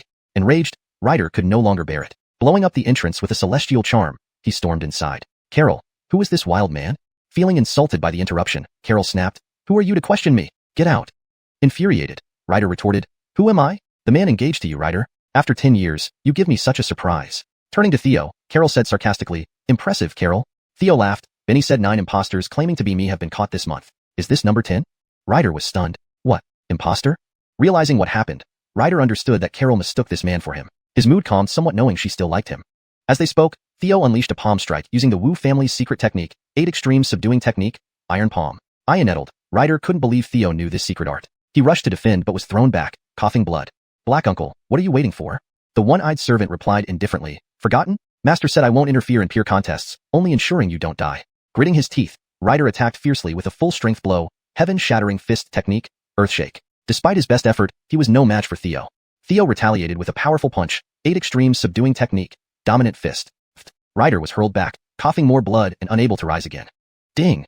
Congratulations on defeating Ryder, gaining 10,000 destiny points." Theo sneered, "Wu family's heir, renowned for unparalleled talent. Yet you show up with this pathetic strength, courting death." Carol added coldly to the servant, "Take him away. What a disgrace." This caused Ryder to spit blood and faint from humiliation. The servant carried him away. Translation provided adheres strictly to the guidelines outlined. It uses English only, maintains character names in pinyin, preserves tone and style, ensures natural and fluent language, and retains the paragraph structure and line breaks from the original text. Chapter 418. Ryder's rage to the point of spitting blood. The next day, when Ryder woke up, the one-eyed old servant had already healed his injuries. "Mark, who exactly is that boy? I couldn't even defeat him." Yesterday's battle left Ryder in a state of shock. He came from a noble background, never lacked resources, and trained under a master for 10 years. He was confident that among his peers, few could match him. But he never imagined that he would be thoroughly outmatched, with no room for retaliation. The one-eyed old servant replied, "I can only tell that he used our Wu family's secret technique. Other than that, I can't discern much else." Ryder pondered, "That boy's talent doesn't fall short of mine, and he possesses the Wu family's secret techniques. It seems there must be an insider within the Wu family. So, he was able to impersonate me and deceive fifth sister. For him to have such cultivation at this young age, he probably isn't part of the Wu family but must come from a distinguished lineage." The one-eyed old servant suddenly added, "Right, yesterday, he was investigating something above Gregyong City. It seemed like he was observing you." Ryder said, "So it looks like he's specifically targeting the Wu family. It appears that our family has made too many enemies over the years, catching the attention of some people. This boy is likely their pawn, impersonating me. Yesterday, although fifth sister still loves me, she was deceived. I must find a way to be alone with her to expose that imposter. The Wu family is in trouble, and I must resolve this disaster for them." Luckily, that imposter thinks I'm the one impersonating him and hasn't noticed the real Ryder's return. "There's a spy in the Wu family, but I'm unsure who it is, so I can't return yet. I need to meet my parents alone before anything else. I wonder when this imposter appeared and who he convinced. Right, today is fifth sister's duel. I should go and make sure nothing happens to her." Just as Ryder hurriedly arrived outside Gregyong City at Broken Dragon River, the place was already crowded with people. At that moment, the Wu family carriage arrived, and Carol and Theo walked hand in hand. This scene caught the attention of many people nearby. "Who's the guy? He seems quite close to Carol. Could it be that the Wu family heir has returned? That can only be him. I heard Ryder has marriage contracts with all 5 of Carol's child brides. If not for him, how could Carol be holding hands with him in public?" Seeing this, Ryder gritted his teeth but could do nothing. Carol believed Theo was the real deal while considering him the imposter. On the other side, the Jade Sword sect's young lord had been waiting. Yale, already over 30, had reached peak immortal realm and, like Carol, was also a sword cultivator. Seeing Carol arrive on time, Theo's heavenly eye clearly observed Yale's startled expression. Then, he read Yale's memories. It turned out that the Jade Sword sect was one of the strongholds of demon cultivators in Ryder's territory. The duel was arranged to eliminate the Wu family's talented members, weakening their future strength as revenge against the Wu family. Hence, demon cultivators were prepared to ambush Carol. However, someone had unexpectedly healed her. In the crowd, more demon cultivators were hiding. ready to ambush Carol. Through Yale's memories and Theo's own perception, they immediately identified those individuals. Theo told Faxon, "There are demon cultivators hiding in the crowd. I sense demonic aura." Faxon was alarmed. Could it be? Theo said, "Don't make a fuss. They're likely the same ones who attacked Fifth Sister earlier. Those few might try to ambush her again. Let's quietly apprehend them." Faxon nodded. Theo then informed Faxon about the positions of the culprits. By the river, Carol and Yale fought intensely, causing the river water to stop flowing. Suddenly, the sky was clear, and then heavy rain poured down. As everyone focused on the battle, Theo and Faxon secretly acted, subduing and capturing those demon cultivators. Ryder's attention was entirely on Carol. After all, they hadn't seen each other for 10 years. He genuinely missed the 5 child brides. But unfortunately, upon reuniting, she had already become someone else's. At Broken Dragon River, during a clash, Yale retreated as Carol prepared to chase after him. Suddenly, a figure emerged from beneath the river and attacked Carol from behind. Almost simultaneously, Ryder, Theo, and Faxon acted together. Theo sent a powerful palm strike toward the attacker. Looking for death. The solid palm imprint instantly killed the attacker. On the other side, Faxon mistook Ryder for an assassin and sent a powerful strike towards him. This was a heaven-venerated expert's furious blow. Damn it! Ryder screamed as he was about to perish, but the one-eyed old servant intervened, sweeping him away with a large sleeve. Meanwhile, Carol successfully defeated Yale, winning the battle. Afterward, Ryder watched Theo holding hands with Carol, riding away from Gregyong City. I understand now. These assassins were certainly arranged by him. Then he saves the damsel in distress to win Fifth Sister's favor. Annoying. There is definitely someone backing this kid. I can't rush. I must uncover who's behind him before exposing him. Ryder clenched his teeth. Although he didn't want to see Carol being intimate with Theo, he had no choice. After all, as the Wu family heir, he was raised with the belief that the Wu family came first. Inside the carriage, Carol said, "Gregtel Tion, thanks to you. I avoided losing from 2-sided attacks. Thank you." Theo laughed. Is just a thank you enough? Carol blushed and closed her eyes, intending to peck Theo's face. But Theo pulled her into an embrace, prying open her lips and kissing her passionately. Under Theo's skillful kisses, Carol lost control, her defenses falling one by one. When she regained consciousness, Theo had already removed her top and was preparing to take off her skirt. She firmly held Theo's hand and shouted, "No way." Theo said, "Didn't you enjoy it just now? You're soaking wet." Carol insisted, "Not until we're married. No doing that." Sigh. Intimacy is only at 70 points, not reaching the required 85 points yet. Still not free to do as he pleases. Theo sighed, "All right, let's change tactics." Elsewhere, Ryder sat in his flying palace, trailing behind the carriage, finally deciding to use the sky-observing mirror to see what was happening inside. He saw Carol half-naked, kneeling before Theo, her head bobbing up and down around the precious sword. Puff. Ryder was struck as if by lightning, spitting out a mouthful of blood. "You damn fool, whoever you are, I will tear you apart." Chime. Ryder, the son of Destiny, suffered a mental blow, successfully acquiring 5,000 Destiny points. Chapter 419. Trouble falls from the sky. To Ryder, although he had 5 child brides as sisters, the 4 elder ones were all more than 5 years older than him and much more mature. They cared for him greatly, but there was still a psychological distance between them. Only Carol was around his age, and they often played together as children, developing the closest bond. Thus, upon returning, he immediately sought out his 5th sister, Carol. However, he was shocked to see Carol displaying her skills before Theo. It felt like he was struck by lightning. His brain buzzed, and he was so furious that he spat blood. Soon after Carol finished, Faxon's voice came from ahead. "Young master, there's a flying palace following us from behind." The aura seemed similar to the previous assassin. Carol was surprised. "Assassin?" Faxon explained, "When you and Yale fought, the young master and I dealt with several assassins. But one young assassin was rescued by an expert." Theo suddenly sensed something and hurriedly said, "Alert everyone to be on guard. We might be under surveillance." Just as he finished speaking, a powerful sword beam shot towards the carriage from below. Faxon shouted, "Be careful, it's a celestial venerable attacking." As he spoke, he appeared below the carriage, delivering a punch. The dominating 8 Desolation's fist technique's power was maximized, successfully blocking the sword beam. Simultaneously, hidden in the clouds, an assassin suddenly attacked. It was a celestial venerable accompanied by several longevity-level great emperors, assaulting the carriage full force. The terrifying sword beams descended like falling stars, too fast for the carriage to avoid. At this moment, Carol and Theo simultaneously reached the top of the carriage. "Adele, you handle the rear. I'll take the top." As she spoke, Carol threw out a puppet. A towering figure appeared in front of her, exuding the powerful aura of a celestial venerable, rushing towards the star-like sword beams. Being the flagship heir of an ancient family, Theo wasn't surprised by her having such a trump card. Meanwhile, Theo confirmed that the person in the flying palace was Ryder. Seeing someone attack Carol from above and below, Ryder hurried to help, throwing out a rare celestial venerable level divine rune. Ji Fengo warned, "Be careful." Carol turned around and saw Ryder throw the divine rune, confirming Faxon's words. That guy had gone from impersonation to assassination. Simultaneously, Theo attacked Ryder in the flying palace. Wu Zhenba Huan arrow.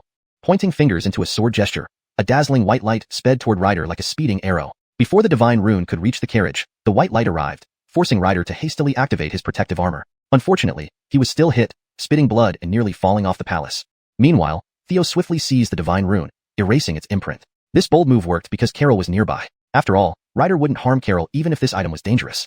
Thus, Theo obtained a celestial venerable level divine rune for free. Ryder watched this and almost exploded with rage. Seeing that he was being watched by Theo at all, Ryder left, not daring to follow closely behind. As the two sides became deadlocked, another flying palace arrived. Carol was elated. It's the Dan Hall. Second sister's people have come. Other assassins also left upon seeing this. Theo remembered that Faxon mentioned requesting aid from the Dan Hall due to Carol's injuries. Now these people had arrived. Miss Bingbing, we are here per the palace master's orders. Seeing you safe reassures us. Who were those people?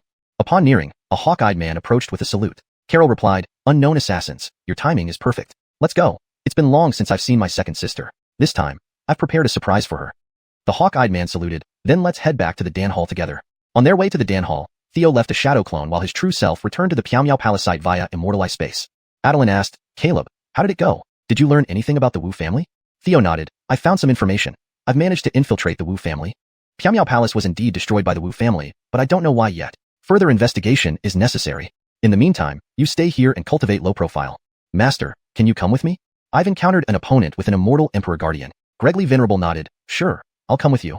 Gregvia, I still have immortal Emperor inheritance records. Take a look at them. This time, besides the Piao Palace inheritance, Theo also brought Wu family inheritance and fragments from Ryder's memory.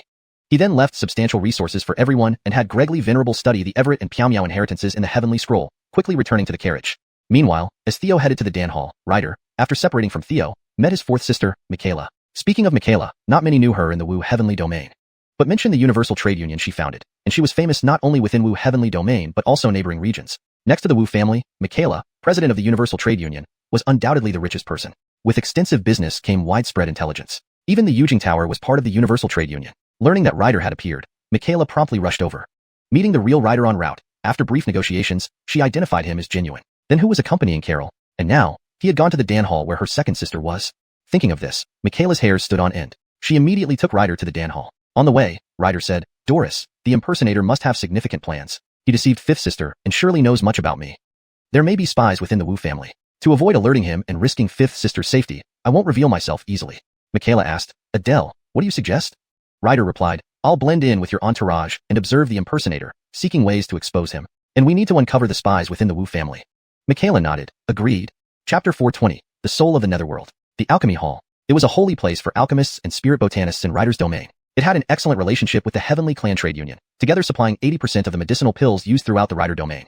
The second eldest sister, Eva, was the master of the Alchemy Hall. However, when Theo and others arrived at the Alchemy Hall, the vice master looked grim. Miss Bingbing, you may come with me alone. Please ask the others to wait and rest in the guest hall. Carol clutched Theo's hand and insisted, he will accompany me. The vice master responded, Miss Bingbing, this matter is very important. Please don't make things difficult for me. Carol replied reassuringly, don't worry, he is one of us. When Sister 2 sees him, she will surely be very happy. After a brief hesitation, the vice master nodded. Very well, please follow me then. In no time, they passed through multiple layers of halls and arrived at the Ascension Hall, heavily protected by numerous barriers. Second sister, look who I've brought to see you, Carol announced joyfully. But there was no response from inside. As they entered the Ascension Hall, they saw Eva lying on a sickbed, her face darkened and her breath weak. Theo and Carol were startled, shouting in unison. How did this happen? Carol demanded answers. Vice Master Norris, what is going on? Second sister is a revered figure. Not only does she possess outstanding alchemy skills, but also the finest medical expertise. It's clear that she has been poisoned, said Norris. Wasn't she in seclusion before? Norris sighed deeply. It was our negligence. She was indeed in seclusion, but suddenly, both Vice Master Greg and I received an urgent message from her. By the time we reached her seclusion room, she was already unconscious. Carol asked anxiously, have you found a physician? What kind of poison did second sister suffer from? Norris replied, I, Norris, am a physician, taught all my medical knowledge by the Hall Master. If I'm correct, Hall Master must have been poisoned by Soul of the Netherworld. Carol was puzzled. What is it? Theo explained. A highly potent and deadly parasitic poison. I've heard tales of it. Those affected are said to have their souls transported far away, unable to approach their physical bodies. Maverick Reaver every moment drains a massive amount of essence, energy, and spirit from the afflicted, causing even the mightiest of celestial emperors to wither away without prompt removal. Norris marveled. This young friend is indeed knowledgeable. I searched long and hard before discovering information on the Soul of the Netherworld. Theo knew this because of his association with Ryder. Had Theo not appeared, Ryder would have taken the lead in outwitting and impressing his 5 elder sisters, leading to shared blissful nights. So, logically, Ryder would have had solutions for all problems. However, Ryder had an old servant at the Celestial Emperor level beside him. This was why Theo sought help from Clifford Celestial Trista. Carol grabbed Theo's hand eagerly. Adele, since you know about this Soul of the Netherworld poison, do you have a solution? Theo smiled, yes. How serendipitous, he mused as he raised his hand. A 7-colored butterfly emerged from his palm. This is a dream-devouring fairy butterfly, Norris exclaimed in shock. There's hope. It's the nemesis of soul-inflicting poisons. With a wave, Theo guided the dream-devouring fairy butterfly into Eva's body. Soon, it extracted a small worm and devoured it piece by piece, then returned into Theo's body. Quickly, Eva's soul returned. She woke up and, after swallowing a pill, her condition improved rapidly, black spots vanishing swiftly. Soon, Eva recovered fully. Carol fretted, "Second sister, you scared me half to death. How could you, who was safe in the alchemy hall, be poisoned?" Eva surmised, there might be a traitor in the alchemy hall. Just now, I sensed the presence of a dream-devouring fairy butterfly. Theo chuckled, "Second sister, it's mine. Don't you remember? It was you who gave it to me when I was a child." Indeed, Ryder could resolve the issue as he also possessed a dream-devouring fairy butterfly. "Adele, it really is you." Eva embraced Theo joyfully. "You've finally come back." Feeling the warmth of her embrace, Theo was also delighted. "Vice Master Norris, please excuse us while we talk privately." Norris nodded and left. Theo continued, "Second sister, if there truly is a traitor in the alchemy hall, your illness wouldn't have healed so early." "What do you mean?" Eva queried. Theo elaborated. "If it's just someone from within the alchemy hall, their goal would be the alchemy hall itself. He would delay until you died, and then step forward to claim the leadership. The most likely successor would be Vice Master Greg. He is popular in the alchemy hall, and the only other celestial emperor besides me. Vice Master Norris cannot compete with him. This poison might have been administered by him. A pity, this soul of the netherworld poison is extremely rare. Even I encountered it for the first time." Theo nodded. "If he acted alone, he would eventually slip up and pose no real threat. But if he is just a pawn for others targeting our family behind you, that's far more dangerous." Eva agreed. "Then they wouldn't want me dead?" Carol was confused. "Wait, if someone poisoned you, wouldn't they want you dead? Why wouldn't they let you die?" Theo laughed. "They plan to cure you and gain trust, infiltrating us for more information and favor." "Carol, think about it. Which is more terrifying, an external celestial emperor, or one rising within our own family?" "Definitely within the family," she conceded. "Exactly," Theo affirmed. "My guess is that the next move will involve curing you. So, second sister, you must still pretend to be ill." Eva laughed. "Adele, you've grown wiser during your 10 years outside." Theo grinned. "Of course, being the younger brother of Don Tianzuan, I couldn't remain ignorant." Ryder should be arriving soon too. That afternoon, Eleanor arrived at the alchemy hall with Ryder. "Why are you here, Doris?" Carol greeted happily, knowing her generosity and kindness. Theo added, "Doris, it's been 10 years. I hope you're well." But Eleanor eyed him coldly. "You call me Doris?" Carol defended. "This is Adele. His changes over the past decade made it natural for you not to recognize him, Doris." Theo noticed Ryder's presence via the heavenly immortal eye and, scanning Eleanor's memories, learned that Ryder had already revealed himself and infiltrated their group. Unfortunately for them, Theo had anticipated this move and laid his plans accordingly. ###Chapter 421. Confrontation in the Alchemy Hall. Michaela sneered coldly. "You say you're Adele. Fine, let me ask you this. What was the birthday gift I gave you when you were 6 years old?" Theo replied, "Of course I remember. It was the money you earned from your first business venture, and you secretly bought me a skewer of candied haws. That made me so happy for a long time. At that time, Father always forced me to practice martial arts, but I loved playing and eating sweets. Thanks to Doris, I had a happy childhood. Not like someone who only beats me up and steals my things, with not a bit of sisterly grace." Carol immediately bared her little fangs, glaring menacingly. Michaela frowned. This was a secret between the two of them. How could this imposter know? That made sense. Only this way could Bingbing believe he was real. Michaela then asked, "When you were 4 years old, where did you get injured during martial practice?" Theo said, "On my knee. It was my first time practicing martial arts, and it hurt so much I didn't want to continue. Still, it was Doris who applied ointment and comforted me for a long time." Michaela proceeded to ask many more questions, but Theo answered fluently, giving responses identical to Ryder's previous answers, even mimicking his expressions. This caused Michaela to fall into deep thought. Who was real and who was fake? Was the one she found first definitely the real one? Beside her, Ryder was also deeply shocked. These secrets were known only to him and his sisters. How did this person know? His mind raced with confusion and wild thoughts. Carol said, "Doris, you don't know. Some people tried to impersonate Adele and even hired an assassin of the heaven venerable realm to attack me, which nearly drove me crazy. If I had known back then, I should have killed him." Michaela replied, "It's good that you're all safe." At this moment, she dared not claim Theo was fake, but kept her distance from both him and Ryder. Ding! Ryder, the child of destiny, was questioned by Michaela, successfully stealing 3,000 destiny points. Theo said, "Doris, second sister has been poisoned. Please check on her." Michaela was instantly startled by these words. At this moment, the servant disguised as Ryder hurriedly said, "President, I am skilled in medicine. Let me take a look as well." After frowning, Michaela nodded. Subsequently, they all went to the deepest part of the alchemy hall, the medicine fragrance hall. Michaela asked, "There should be quite a few physicians in the alchemy hall, second sister. What kind of poison did you encounter?" Ryder glanced and said, "I know. It's the soul beyond the netherworld poison, a kind of spirit curse. I can treat it." With that, he summoned the dream-eating fairy butterfly. At this moment, Theo reached out and caught the dream-eating fairy butterfly, asking, "Doris, isn't this subordinate of yours truly remarkable?" The soul beyond the netherworld spirit curse exists only in legends, incredibly rare. Even a master physician like second sister has never seen it before, yet he recognized it at first sight. The dream-eating fairy butterfly used to cure spirit curses is also extremely rare, and he just happens to have one. He must not be an ordinary person, right? Hearing this, Michaela's suspicion deepened but decided to hide Ryder's identity. "First, we need to treat second sister. At this moment, Eva sat up, the black spots on her body disappearing instantly. Theo said, I've already cured second sister. By the way, how do you recognize the soul beyond the netherworld and how did you obtain the dream-eating fairy butterfly? Eva loudly demanded, I also want to know. Ryder said, my master taught me all this. Do I commit a crime by wanting to save people? Theo replied, wanting to save people is commendable. But, for you to be young and just happen to recognize the soul beyond the netherworld, have the dream-eating fairy butterfly, and appear in the alchemy hall, it's all too coincidental. Carol said, Doris, I've never seen this face before. I never saw him around you. Michaela said, he is indeed new here. Theo laughed, see, isn't it too coincidental? Do you know your master's name and sect? With such capabilities, he must be no ordinary person. Ryder replied, my master is a wandering Taoist who taught me for a while. He calls himself Mangekyō Rinnegan. He never told me about his background or sect. Through memory, Theo confirmed that Ryder was telling the truth. Though they had spent 10 years together, Mangekyō Rinnegan remained mysterious and hadn't revealed his origins. This made Theo secretly pleased. There was room to maneuver here. Theo continued, can anyone verify what you say? Find your master? Ryder replied, he has gone wandering again. Where can I find him? Just now, you claim to have cured Heavenly Venerable Dawn. Isn't the most suspicious person you? How do you recognize the soul beyond the netherworld? How did you get the dream-eating fairy butterfly? Theo laughed, I don't recognize the soul beyond the netherworld. I've only heard of it. Deputy Director Norris recognized it. As for the dream-eating fairy butterfly, second sister gave it to me. Eva nodded. I can attest to this. It seems you knew something about my poisoning. Otherwise, wouldn't everything be too coincidental? While speaking, the powerful aura of a Heavenly Venerable emanated from Eva, pressing down on Ryder. Seeing the hostile looks from everyone around, Ryder no longer hid, his face glowing momentarily as he revealed his true identity. Second sister, I'm the real Ryder. This kid is impersonating me. Ryder had never imagined that Theo would know so many hidden secrets, leading to such a deadlock. Seeing his true face, Faxon immediately exclaimed, he's the assassin from that day. Carol pointed her sword at him, injuring him directly. Theo quickly stepped forward, grabbing him. Hold on. Ryder shouted, you say it's coincidental for me to appear, but isn't it also coincidental for you, the fake one, to appear? I remember. Right after fifth sister was attacked in the Imperial Scenery building, you appeared and cured her. Then when second sister fell ill, you cured her too. Isn't that also too coincidental?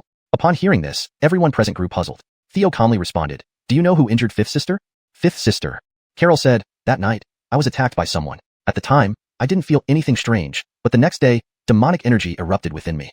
It was Adele who cured me using the exorcism True Gregning. Theo spread his palm, revealing the silver exorcism True Gregning. Possessing this, I would be the enemy of all demon cultivators. Everyone knows this. So, who among us, possessing the exorcism True Gregning, is more likely to collaborate with demon cultivators? As he spoke, Theo pressed his palm down. The exorcism True Gregning struck directly at Ryder's back. ZZZ. Instantly, demonic energy surged from Ryder's body, shocking everyone around. Chapter 422. Deceived out of his wits. Devil cultivator. Indeed, a devil cultivator. Those around exclaimed in shock. Carol sneered, I knew you weren't a good person. Faxon had a look that seemed to say, just as I thought, indeed. He's with the same gang who plotted against 5th Mississippi. Michaela was greatly surprised. He is actually a devil cultivator. Eva looked at Ryder with disgust.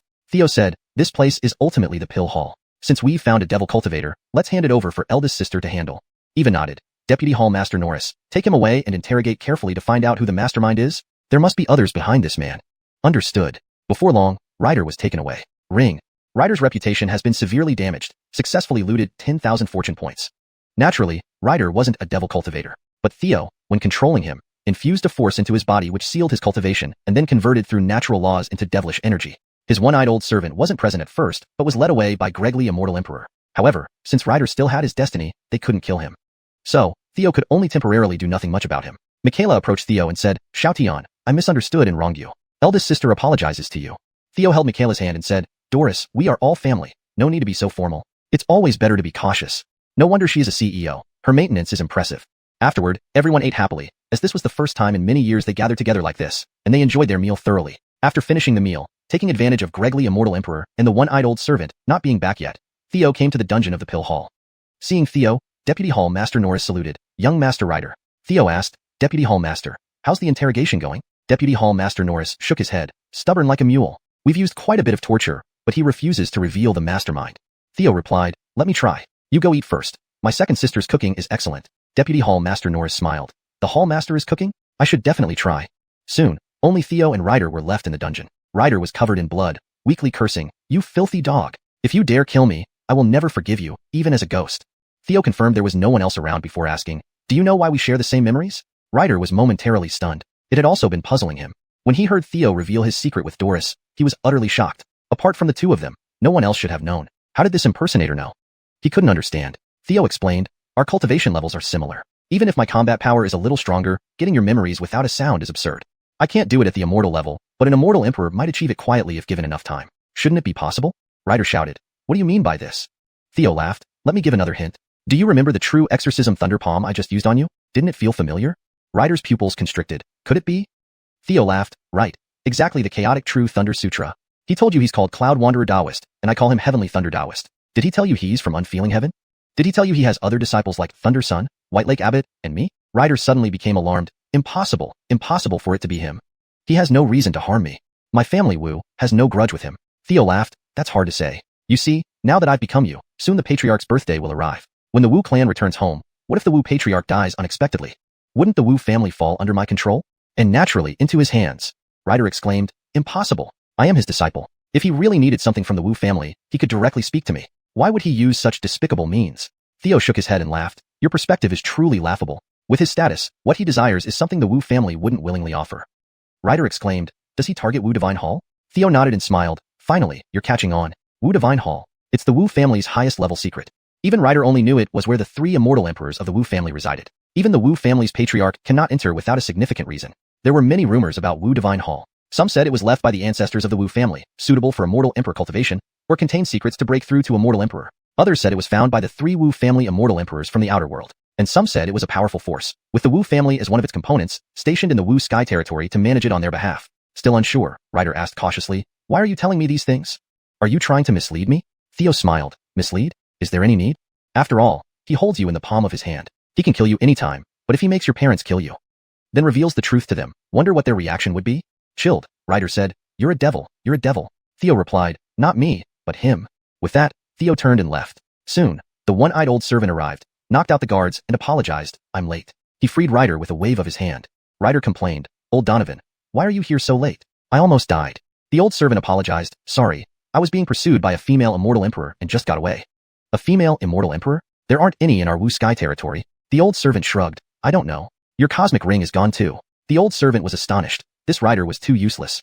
Just leaving him alone, he gets captured and loses his cosmic ring. While Ryder pondered on Theo's words, he said I'm always in Cloud Wanderer Taoist's grasp, he can kill me anytime. Which isn't unreasonable since Old Donovan is by my side. Ryder continued, Old Donovan, my opponent is incredibly powerful. Now I don't even have the cosmic ring. Can't you help me? The old servant shook his head. My master clearly ordered me only to ensure your safety. I won't act otherwise. Ryder inwardly raged, you're just monitoring me. Seems the guy didn't lie. Cloud Wanderer Taoist is plotting against Wu Divine Hall, intending to harm us. Ring. Ryder begins to doubt his master, successfully looted 5,000 fortune points. Elsewhere, hearing this, Theo couldn't help but smile. Chapter 423, The Immortal Burial Cavern. After leaving the Alchemy Hall, Ryder pondered in his heart. Now that the Wu family is in grave danger, even if I return to warn them, they likely won't believe me. So that guy dared to tell me this openly. I absolutely cannot sit here and wait for death. How can I face my parents who gave me life and raised me? But with that imposter causing trouble from outside and a spy by my side, what should I do? Suddenly, his eyes lit up as an idea came to him. Old Master Donovan, you are certain that if I'm in danger, you will act to save my life. The one-eyed old servant nodded expressionlessly. Master said so. Ryder said, since I'm already in a tight spot, it's better to risk everything to gain a new life. Let's head to the Immortal Burial Cavern. Thereupon, the two rushed toward the Immortal Burial Cavern overnight. Meanwhile, Theo had already left a mark on Ryder and was monitoring his every move from the very beginning. Learning that Ryder was heading to the Immortal Burial Cavern, he quickly made arrangements. The Immortal Burial Cavern was a famous forbidden zone within Ryder's territory. It was rumored to have been the battleground for 2 immortals who were top-tier divine array masters, competing with their arrays until both died there. This place, filled with complex arrays, caught the attention of many. Mavericker and more people came to study it, only to die mysteriously. As more Great Law venerables and celestial nobles perished, the area became increasingly ominous and dangerous. Some believed that the remains of an immortal emperor were buried there, and those immortals had tried to rob the tomb, leading to their tragic end. Clearly Ryder, having almost no way out, intended to take a desperate gamble, leveraging Black Elder's capabilities. Theo, upon learning this news, promptly responded. He left behind a shadow clone while his true self used the immortal eye space to leave and arrived at the Immortal Burial Cavern ahead of time. A few days later, at dawn, Theo finally reached the Immortal Burial Cavern. Surveying the mist-covered mysterious mountains before him, Ji Fengo furrowed his brow slightly. Even the celestial immortal eye was affected here. It seems this place truly has something to do with an immortal emperor, or it wouldn't block the celestial immortal eye, Theo thought with growing interest. System check-in. Ding. Congratulations, host. You've received the heart-bewitching parasite. For some time, Theo had been checking in consistently, receiving various items such as immortal crystals, immortal talismans, immortal artifacts, elixirs, puppets, and cultivation methods. Now, he received a parasite, which left him speechless. However, given his higher strength compared to Finley, The quality of treasures he obtained was also exceptionally high. The heart-bewitching parasite resembled a seed of Mindslave, but was hidden better within healing pills, making it impossible to detect before activation. After reviewing the description of the heart-bewitching parasite, Theo hatched a plan. He summoned his shadow clone to explore the immortal burial cavern. Over 2 days of investigation, he gained a general understanding of the area. This place lived up to its reputation as the immortal burial cavern. Indeed, many great law venerables and celestial nobles had died here, leaving numerous immortal legacies, explaining why many ventured into this place. However, it was perilous, with records of celestial nobles meeting their ends here. Upon further investigation, Theo discovered that this was actually a necropolis. The bodies of many great law venerables and celestial nobles might not have died here but were moved here. The so-called immortal legacies and treasures he found were mostly damaged, barely suitable as fuel for a treasure basin. The core area, however, remained a mystery. The celestial immortal eye warned of mortal danger, but after sending his shadow clone, Theo found that it was permeated with a strong corpse aura rivaling an immortal emperor, possibly indicating that a dead immortal emperor had been transformed into a zombie through secret techniques. Theo even had Gregly immortal emperor inspected, discovering that it was likely newly awakened, somewhat resilient but lacking intelligence. It possessed immortality properties, virtually unkillable unless instantly annihilated. Gregly immortal emperor explained, this zombie was not an ordinary immortal emperor, at least late stage, before its transformation. To instantly annihilate it, I lack the power. Theo asked, compared to the one-eyed old servant who fought you? Gregly immortal emperor replied with a smile, that old servant is inferior to me. Theo nodded, understood. Teacher, go back to cultivate. I'll call you if I need anything. Gregly immortal emperor returned to the heavenly scroll. 3 days later, Ryder and the one-eyed old servant arrived. The one-eyed old servant observed and frowned. This place is eerie. Your current cultivation is insufficient. I advise against entering.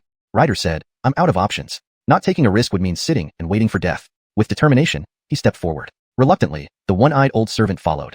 Under Theo's calculations, Ryder delved deeper, finding several fragments of immortal-grade treasures and legacies, filling him with joy. My luck has returned.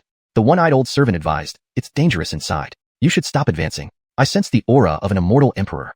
Ryder asked, Black Elder, how does it compare to you? The one-eyed old servant said, it's a zombie, indestructible but unlikely to leave. If I can't defeat it, I can still flee. Ryder nodded. That's fine. Let's continue. Ignoring warnings, he pressed on. The one-eyed old servant fumed, we mustn't go deeper. It's incredibly dangerous. He refused to move further. Ryder insisted, our journey has been safe. You've seen my good luck. The one-eyed old servant retorted, you're risking your life foolishly. I can't guarantee your safety. Subsequently, Ryder inspected the core area and spotted 3 celestial noble-grade immortal treasures. Tempted, he proposed, let's make a deal, Black Elder. Either you help distract the zombie, or you retrieve the 3 celestial noble immortal weapons for me. The one-eyed old servant scoffed, you want my help again? Ryder replied, if neither option works, then I'll do it myself. Just as he was about to step forward, the one-eyed old servant stopped him, wait. I'll help you once, just this once. Striking toward the core area, a figure emerged, shrouded in corpse energy, swiftly chasing the one-eyed old servant. Hiding nearby, Theo froze upon seeing the figure. It's him. Chapter 424, Trap. The immortal emperor's body that had been cultivated into a zombie was none other than Ebert. It seems Ebert lost in the battle against his archenemy, Elise, Theo sighed softly. Meanwhile, the one-eyed old servant quickly led Ebert's corpse away. Seeing this, Ryder rushed into the core area to grab the Celestial Lord immortal artifact. But just then, the faceless puppet appeared. The formidable aura of the Celestial Lord instantly enveloped Ryder. Thud. Under the powerful aura, the deity realm Ryder immediately knelt down. Senior, let's talk this through. No need for violence. Do you know that this is where I cultivate my zombies? You dared to intrude and take treasures, and even led away my immortal emperor zombie. Who exactly sent you? Is it that damned Wu family? Ryder initially wanted to reveal his identity, but after hearing this, it was clear the person held a grudge against the Wu family. He hurriedly shook his head. Not the Wu family. I'm not from the Wu family. Controlled by Theo, the faceless puppet demanded. Then who are you? I'm merely an adventurer, Ryder replied. Senior, I didn't know this place belonged to you. Please let me leave. I swear I won't come back. The faceless puppet barked. You think you can come and go as you please here? Ryder was so scared he nearly wet his pants. This wasn't good. He might have gotten himself killed. Seeing Ryder terrified, the faceless puppet changed its tone. However, since you seem to have potential, I'll give you a chance. How about becoming my disciple? You won't feel humiliated, will you? Ryder was overjoyed. Not at all, not at all. I agree. Just surviving this ordeal was a blessing. The faceless puppet commanded, excellent. Here's the cultivation technique. Theo then handed him the first volume of 10,000 Demons Suppress Heaven scripture, which Empyrean Demon Emperor used to practice. Seeing it, Ryder was startled. It's indeed a demonic art, but what a powerful demonic art. The faceless puppet said, your master once suppressed immortal emperors with ease. Sadly, I was betrayed by my subordinates, leading to my current downfall. Since you are now my disciple, loyalty is paramount. With that, the faceless puppet produced a heart-bewitching poison. After Ryder took it, the faceless puppet yelled, who told you to eat it, idiot? Your master wants you to feed it to the immortal emperor beside you. As for you, you're not worthy of wasting my heart-bewitching poison on you. The immortal emperor is more suitable. Ryder responded, I understand, master. The faceless puppet declared, when you touched the pill earlier, I placed a curse on you. undetectable even to an immortal emperor. If you feed the pill to him, the curse will be lifted. Otherwise, you will die. This is also a test from your master. Ryder realized the person before him had targeted Howl all along. It made sense. Someone strong enough to cultivate an immortal emperor's body into a zombie would naturally aim for another immortal emperor. Although Howl constantly monitored him, he also protected his safety and had saved him several times. Now attacking him seemed like repaying kindness with ingratitude. Ryder hesitated. The faceless puppet shouted, "Rest assured, the pill won't kill him. Before my dark arts are complete, I just don't want anyone knowing my current state. Of course, if you're willing to risk your life for that black-robed servant, I'll consider disowning you as a disciple." Hearing this, Ryder clenched his teeth. Master is right. We demon cultivators must act cautiously. Master, about the Celestial Lord immortal artifact on the ground, could I possibly borrow it? Take it. Leave now, and I'll find you later. The faceless puppet waved its hand, and 2 damaged and 1 intact Celestial Lord artifacts flew toward Ryder. For Theo, acquiring hundreds of Celestial Lord artifacts wasn't difficult, especially with the treasure pot. These 3 were just things found here, not worth his attention. With that, the faceless puppet disappeared into the corpse chi. Ryder swiftly left the longevity burial cavern. As soon as he emerged, the one-eyed old servant came over, clutching his chest, looking pale. Howl, how are you? Ryder asked urgently. The old servant coughed, underestimated that emperor's body. A slight collision injured me. Don't worry, it should heal within half a month. Ryder hesitated and then produced the heart-bewitching poison. This is a healing pill I found. Howl, take it quickly. It should speed up recovery. The old servant nodded. You're thoughtful. He took and swallowed it. They quickly departed. Theo observed from afar. As the old servant absorbed the pill's power, his injuries healed rapidly. Suddenly, the poison within the pill surged, unexpectedly entering his system. The old servant tried to stop it, but it was too late. The heart-bewitching poison had already invaded his world tree. It seemed like parasites growing on his world tree, spreading across all branches and trunks rapidly. Although his injuries healed faster, no matter how he tried, he couldn't remove the parasites, which had fused with his world tree. Realizing the severity, he grabbed Ryder's collar. What did you give me? Caught off guard, Ryder was startled. A healing pill found in the core area? Don't try to fool me. Black exposed a hint of a mortal emperor's might, pressing down on Ryder. Thud. Ryder fell to his knees, forehead hitting the ground, unable to stand up straight. Ryder finally realized the gravity of the situation but knew better. If admitted, it would be intentional harm. If denied, it would be unknowing innocence. Confess and get leniency, serve time. Resist and be strict, go home for New Year. Ryder gritted his teeth. Howl, is there something wrong with the pill? You checked it before eating it. If you couldn't see anything wrong, how could I? And without any heavenly ruler ring, where else could I get pills except from the core area? After hesitating, Black withdrew his imperial might and forgave Ryder. Seems I underestimated it. Ryder breathed a sigh of relief. At this moment, Theo heard a melodious voice. Ding!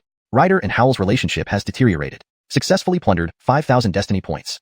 Ryder thought denying everything would be safe. But alas, as an immortal emperor, though subdued by Taoist wanderer, Black was still wise. He saw through Ryder's intentions, but remembered his promise to protect Ryder's safety. If Ryder died, he wouldn't fare well either and couldn't personally kill Ryder. Still, his heart grew colder towards Ryder.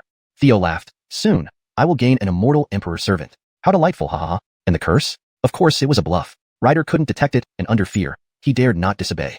Chapter 425. Master of the Wu family. Because of the one-eyed old servant's presence, Theo could not overtly follow them. Therefore, he had no choice but to remotely observe using a mark. After distancing from Theo, Ryder's luck returned once more. As he continued his journey with stops along the way, he gained many rewards and his strength increased rapidly. However, Theo kept a close eye on his progress. Meanwhile, Theo, along with his 3 elder sisters, headed for the Wu family to congratulate their patriarch on his birthday. Throughout the journey, they also worked on deepening their relationships. Intimacy levels improved to varying extents, but no one reached 85 yet. It was at this time that Ryder stumbled upon another opportunity. Ryder still pulled the one-eyed old servant towards dangerous places, hoping to maximize the servant's value. One day, they arrived at Wanjian Peak. According to legend, it was the place where an ancient sword Dao immortal emperor ascended, making this peak extraordinary. The aura of swords lingered year-round. For sword cultivators, it was a priceless holy ground. If one's cultivation or understanding of the sword Dao was insufficient, danger would arise. However, it wasn't nearly as perilous as the Eternity Burial Crypt. While Ryder was pondering over the sword Dao at Wanjian Peak, a figure gracefully approached after some time. Upon seeing the newcomer, Ryder was overjoyed and quickly stepped forward to greet him. Third sister. The visitor was none other than Sherry, the third-ranking in-law wife in the Wu family. At this point, Sherry was already renowned across Ryder's territory, her name widely recognized. She was respectfully called Absolute Heaven Sword Venerable, and was self-styled Maverick Lord Swordwind. When Wu family didn't make a move, she was considered the strongest person in Ryder's territory. Unlike second sister's quirky temperament, Sherry was warm-hearted and helpful, never hesitating to impart her knowledge of sword Dao to anyone. Thus, Absolute Heaven Sword Venerable was quietly regarded as a leader within Ryder's territory. After several rounds of conversation, Sherry acknowledged Ryder. Subsequently, Ryder followed Sherry back to Maverick Lord Swordwind, where eldest sister Kimura was waiting. They had previously agreed to return to the Wu family together. Securing 2 elder sisters at once made Ryder particularly happy. When Theo found out about this, there was nothing he could do but sigh, truly deserving of being a son of fortune with 90,000 chi points. This kind of luck, truly unprecedented. Swordwind Manor. Eldest sister Kimura looked vigilantly at Ryder and said, I received word from Doris earlier. Someone impersonated you and even managed to deceive her. It's you, right? As the eldest sister of the Wu family, Kimura's name was almost unknown to the public. However, mention the assassin organization Jiaxing Tower, and everyone knew it, controlled secretly by Kimura herself. Ryder said, Elder sister, I know that imposter has considerable means and almost replaced my identity completely. However, I believe that sooner or later, he will slip up. Before that happens, you can choose not to trust me. But please don't believe him either. In Dan Hall's prison, he confessed to me that someone behind him intends to plot against Wu family's Wu God Hall. This concerns the survival of our Wu family, so I suggest contacting Father directly to inform the Wu God Hall and take precautions. If necessary, we can be executed together. The Wu family may lose one rider, but it eliminates a significant threat. These words left Kimura stunned. Sherry's eyes welled up. Elder sister, I believe he is genuine. If he were fake, how could he sacrifice himself for the Wu family? Kimura said, idiot. It's because he knows Father wouldn't easily kill Ryder. Ryder said, given the gravity of the situation, please inform the Wu family immediately, elder sisters. There's absolutely an immortal Emperor Realm powerhouse behind him, so alarming the Wu God Hall sooner is better. Sherry asked, elder sister, what do you think now? Kimura replied, let me ask you this. What did I say the last time we met 10 years ago? Ryder said, back then before I left, elder sister came to me and said you hated farewells and wouldn't see me off the next day. But you instructed me to cultivate diligently and strive to achieve proficiency quickly, waiting for me in the Wu family. Kimura frowned. Every detail is accurate. Sherry smiled. I told you he's real. Ryder shook his head. It's not that simple. What I shared with Doris privately should have been known only to us two. But that imposter also knew it clearly. I suspect that at some point, someone tampered with or even copied my memories. It's a setup, one meticulously planned for over a decade. He recounted his experience in Dan Hall. Elder sisters, please check me thoroughly. I've definitely not practiced any demonic art, but when the righteous lightning struck me, it revealed demonic chi. Even I was surprised. I suspect that someone manipulated me over these 10 years. My cultivation is too shallow to notice it myself. If we hadn't left the Wu family, perhaps none of this would have happened.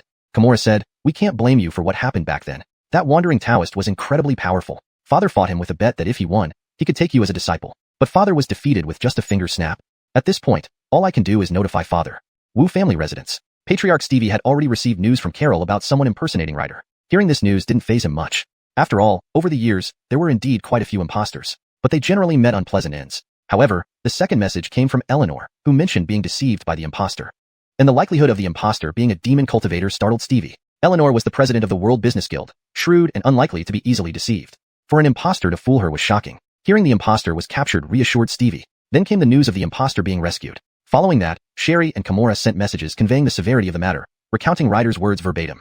After listening, Stevie's expression turned peculiar. Memories altered by demon powers? That wandering Taoist, indeed suspicious. Have demon cultivators risen again? The existence of two Ryders, it seems someone intends to strike against the Wu family. Well then, let's see what tricks they have up their sleeves. He messaged Kimura, you and that Ryder stay at Swordwind Manor, temporarily. I'll send someone over shortly. Then he messaged Eva, second daughter, where are you now? Eva replied, Father, Doris's World Business Guild has some issues. We're dealing with them and will return soon. Stevie said, no need to rush back. I'll send someone to meet you. Just wait. Eva frowned, all right, Father. Father wants us to stay here temporarily and will send someone. There must be something happening. Chapter 426, The Reincarnation Organization. At the Wu family estate, the head of the Wu family, Stevie, commanded, pass on my orders. Send the Fiery Blaze military unit to Swordwind Manor to bring back Sherry and the others. Send the Swift Gale military unit to Treasure Hub Merchant Capital to bring back Eva and the others. Soon, 2 squads from the Wu family quickly departed. In a mysterious and unknown location within the Ryder territory, Palace Master, we just received news that the Wu family has dispatched the Fiery Blaze and Swift Gale military units to Swordwind Manor and Treasure Hub Merchant Capital. On the throne, a powerful figure cloaked entirely in black could still reveal an exquisite silhouette, saying, the Jade Sword sex action in Gregyong City failed before. It is rumored that Ryder has returned. Whichever way, bring him back to me at all costs. Someone below replied, Palace Master, but the Absolute Heaven Sword Venerable Sherry and Dark Knight Celestial Kimura are no ordinary celestials. If we clash head-on, we might risk exposing our true strength. The superior under the black robe said, it's not necessary. Diverting the tiger away from the mountain will suffice. Therefore, the Demonic Cultivation Organization also dispatched 2 teams to proceed to Swordwind Manor and Treasure Hub Merchant Capital. Within Treasure Hub Merchant Capital, Theo and the others were all in the Worldly Chamber of Commerce, waiting for Michaela to finish handling chamber matters before they could head to the Wu family. Just then, a fierce battle broke out outside the city. Energy waves soared into the sky, presenting a spectacular scene. These are immortals battling, and there are quite a few of them. Theo and the others were all startled. Carol quickly recognized, that's not right. It's the Swift Gale military unit from our Wu family. Let's go. Let's support them. Then, Theo, Carol, Eva, and a few others quickly rushed towards the outskirts of the city. They saw a squad of over 50 people, including 40+ Golden Immortal Realm powerhouses, about 7 or 8 Great Golden Immortal powerhouses, and led by a Celestial powerhouse, battling a group of black-clothed figures. Theo noticed that the techniques used by these black-clothed individuals were strange and peculiar, clearly unlike martial arts from Ryder domain. but he clearly identified the technique used by the leader. It was indeed the Phantom Inheritance. Seeing this, Theo roughly understood that the opponents were likely descendants of Phantom Palace, seeking revenge. Both sides clashed fiercely, resulting in a deadlock. Commander Feng, hold on. We're here to assist you. As Heavenly Emperor Eva joined the battle, about to turn the tide, 4 celestial-level auras suddenly erupted around them. And all were demon cultivators. The 4 formed a combined array. Buzz. Purple light filled the sky, trapping everyone within the formation. In an instant, demonic energy permeated the area, reducing combat intensity as everyone struggled against it. Meanwhile, the black-clothed figures flourished within the demonic field, their combat power surging. The situation instantly reversed. Turns out, this was all an ambush. Eva frowned. Damn, this was a trap set up to lure us in. Carol clenched her teeth. This is all because I acted rashly and brought everyone out without fully understanding the situation. No distress signal can be sent. Theo found the situation rather intriguing. The people of Phantom Palace are actually with demon cultivators. Could they also be demon cultivators? Thus, he stayed out of the fight. Unsurprisingly, soon everyone, including the Swiftgale military unit members, were captured alive. With the spatial formation activated, Theo and company were transported away. In a nameless underground palace, Theo and the others were transferred here and imprisoned, surrounded by restrictive wards and intense demonic aura. Everyone had to constantly mobilize their cultivation to defend against the demonic energy. Commander Feng Yanataneo apologized guiltily. This is all due to my inadequacy that you all have suffered. Theo responded, now is not the time to place blame. Be quiet, someone is coming. At that moment, a graceful figure clad in a dark cloak walked over and loudly demanded, who is Ryder? Carol quickly pulled Theo's hand, shaking her head. Feng Yanataneo stepped forward. I am. The black-cloaked figure sneered, Commander Feng Yanataneo of the Swiftgale military unit. Don't take me for a fool. I know the Wu family better than you do. Everyone fell silent upon hearing this. Clearly, there was a traitor who had sold out their movements. Otherwise, it wouldn't have been possible for such an ambush to be set up perfectly. Theo stepped forward. I am. The black-cloaked figure looked him over, smiling. Indeed, outstanding talent. Come with me. She waved her hand, and the cell door opened. As the others tried to rush out, chains of demonic energy bound everyone except Theo. Eva hurriedly shouted, don't move. We're inside a vast demonic array. Theo walked out, following the black-cloaked figure. He could see that the black-cloaked person had an excellent figure, curvaceous and well-proportioned. Inside an abandoned palace, the black-cloaked figure sat high on the throne, demanding, are you truly Ryder? Theo observed for a moment. No, I'm not. The black-cloaked figure froze. You're straightforward, aren't you? Aren't you worried I might be collaborating with the Wu family, testing you? Theo smiled. There's no need. You carry the aura of Phantom Inheritance. Are you from Phantom Palace? As he spoke, Theo raised his hand, pointing his sword tip at the ground. It was the Phantom Sword technique. The black-cloaked figure was greatly shocked. You also know the Phantom Sword technique. Who are you? Theo chuckled. Before this, shouldn't you first reveal your identity honestly? The black-cloaked figure scoffed. You are merely my prisoner now. Be mindful of your position. Theo smiled. Thank you for reminding me. He waved his hand, summoning the Undying Hirsch Phoenix and Gustav. The Undying Hirsch Phoenix had successfully advanced to the Celestial Realm after refining Demon Sovereign's essence blood, while Gustav had become Demon Sovereign Gustav. An overwhelming pressure of a mortal sovereign enveloped the black-cloaked figure, making her body tremble as she clutched the armrests under her black cloak.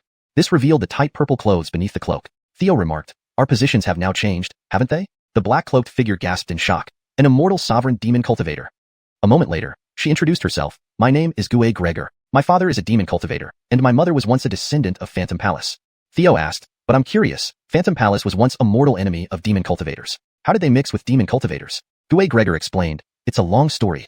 At the start, during the calamity caused by the sky-suppressing devil sect, our Phantom Palace was always on the front lines, performing exceptionally well. Although we suffered heavy losses, the geniuses across the entire Ryder territory wished to join our Phantom Palace. However, unbeknownst to us, the Wu family pretended to be friends with us but secretly supported other factions, undermining Phantom Palace. Eventually, seeing their lackeys unable to defeat us, they even dispatched 3 immortal sovereigns under the cover of night to wipe out Phantom Palace.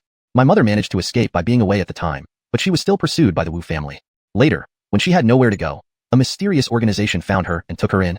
Theo asked, mysterious organization?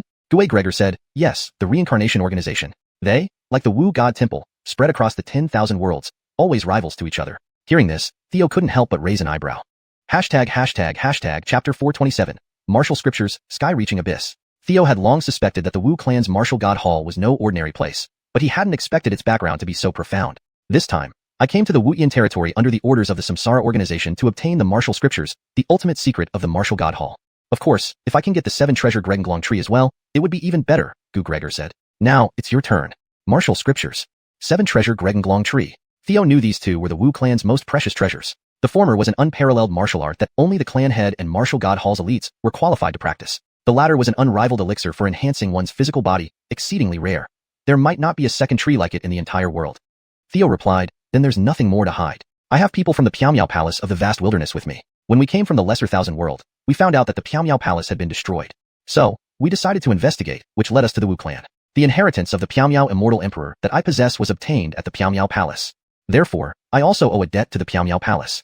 Hearing this, Gu Gregor lifted her black hood, revealing a bewitchingly beautiful face. Unquestionably, she possessed an eerie beauty due to cultivating both demonic techniques and the Piao inheritance. Theo couldn't help but feel a flicker of admiration. Clearly, this girl was another villainess. System, check her information, Theo instructed. Gu Gregor, one of Ryder's harem among those blessed by fortune. Aura rank, 8 halos, red, orange, yellow, green, blue, indigo, violet, and black. Intimacy level, 45. Theo thought to himself, just as I suspected. Such a stunning beauty must be prepared for Ryder. But sensing something from her aura, Theo suddenly recalled something and asked, the everlasting burial tomb, did you set that up? Gu Gregor was startled when she heard this. She nodded after a moment's hesitation. I didn't expect you to know that. It cost my lineage everything, exchanging all our resources with the Samsara organization. The goal is to cultivate an imperial corpse puppet that I can command to challenge the Wu clan's martial god hall. Theo shook his head. That imperial corpse isn't enough to take on the martial god hall. Gu Gregor replied, I can wait. Theo shook his head again. You won't have the chance.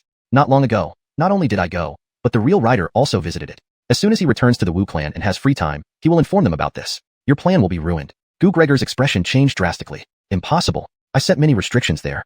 Theo countered, Ryder has immortal Emperor realm protectors with him. You can't solve the problem unless you cooperate with me. At this moment, Gu Gregor received a message. Palace Master, we failed in the Swordwind Manor battle. Absolute Heaven Sword Respecter and Dark Knight Heavenly Sovereign are too powerful, and Ryder seems to have protectors as well. Gu Gregor replied, understood. Return immediately. She then asked Theo, how do you propose we cooperate? Theo replied, just follow my lead. Gu Gregor frowned and asked, do you dare confront such an ancient family as the Wu clan just to avenge the Piao palace? What do you truly intend? Theo smiled. I naturally have my own plans, but they don't concern you yet. After I enter the Wu clan, I will eventually hand over the martial scriptures to you. Since this is a collaboration, I provided what you need. You also need to contribute. Gu Gregor asked, what do you want? Theo laughed. We'll discuss that later. Now, I need to return and relax their guard so I can escape with my people and head back to the Wu clan. Gu Gregor watched as Theo left and muttered, you'd better keep your word. By the way, what's your name? Theo. She knew she lacked the power to detain Theo. Maverick Reaver. Informing her about the exposed imperial corpse in the everlasting burial tomb was crucial information. If handled poorly, it could ruin years of preparation for her lineage. Thus, cooperating with Theo became a necessary choice. Let Theo handle the Wu clan matters first. Moving the imperial corpse is more urgent. Soon, Theo returned to the underground palace and reunited with Eva and others. They were carried back by 2 individuals, appearing pale and weakened.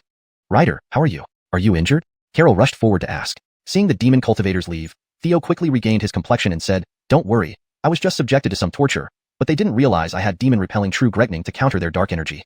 I was just pretending. Using that opportunity, I surveyed the outside environment and terrain. There's a chance to escape, but we need to act fast. Immediately, he activated the demon-repelling true Gregning, severing the dark chains on everyone and breaking down the prison door. With Gu Gregor deliberately loosening the defenses, they escaped easily and used a spatial tunnel to quickly return to the treasure-gathering city. This time we managed to escape thanks to Ryder, Carol remarked happily. Eva nodded. Indeed, I never expected the demon cultivators to have so many heavenly sovereign experts.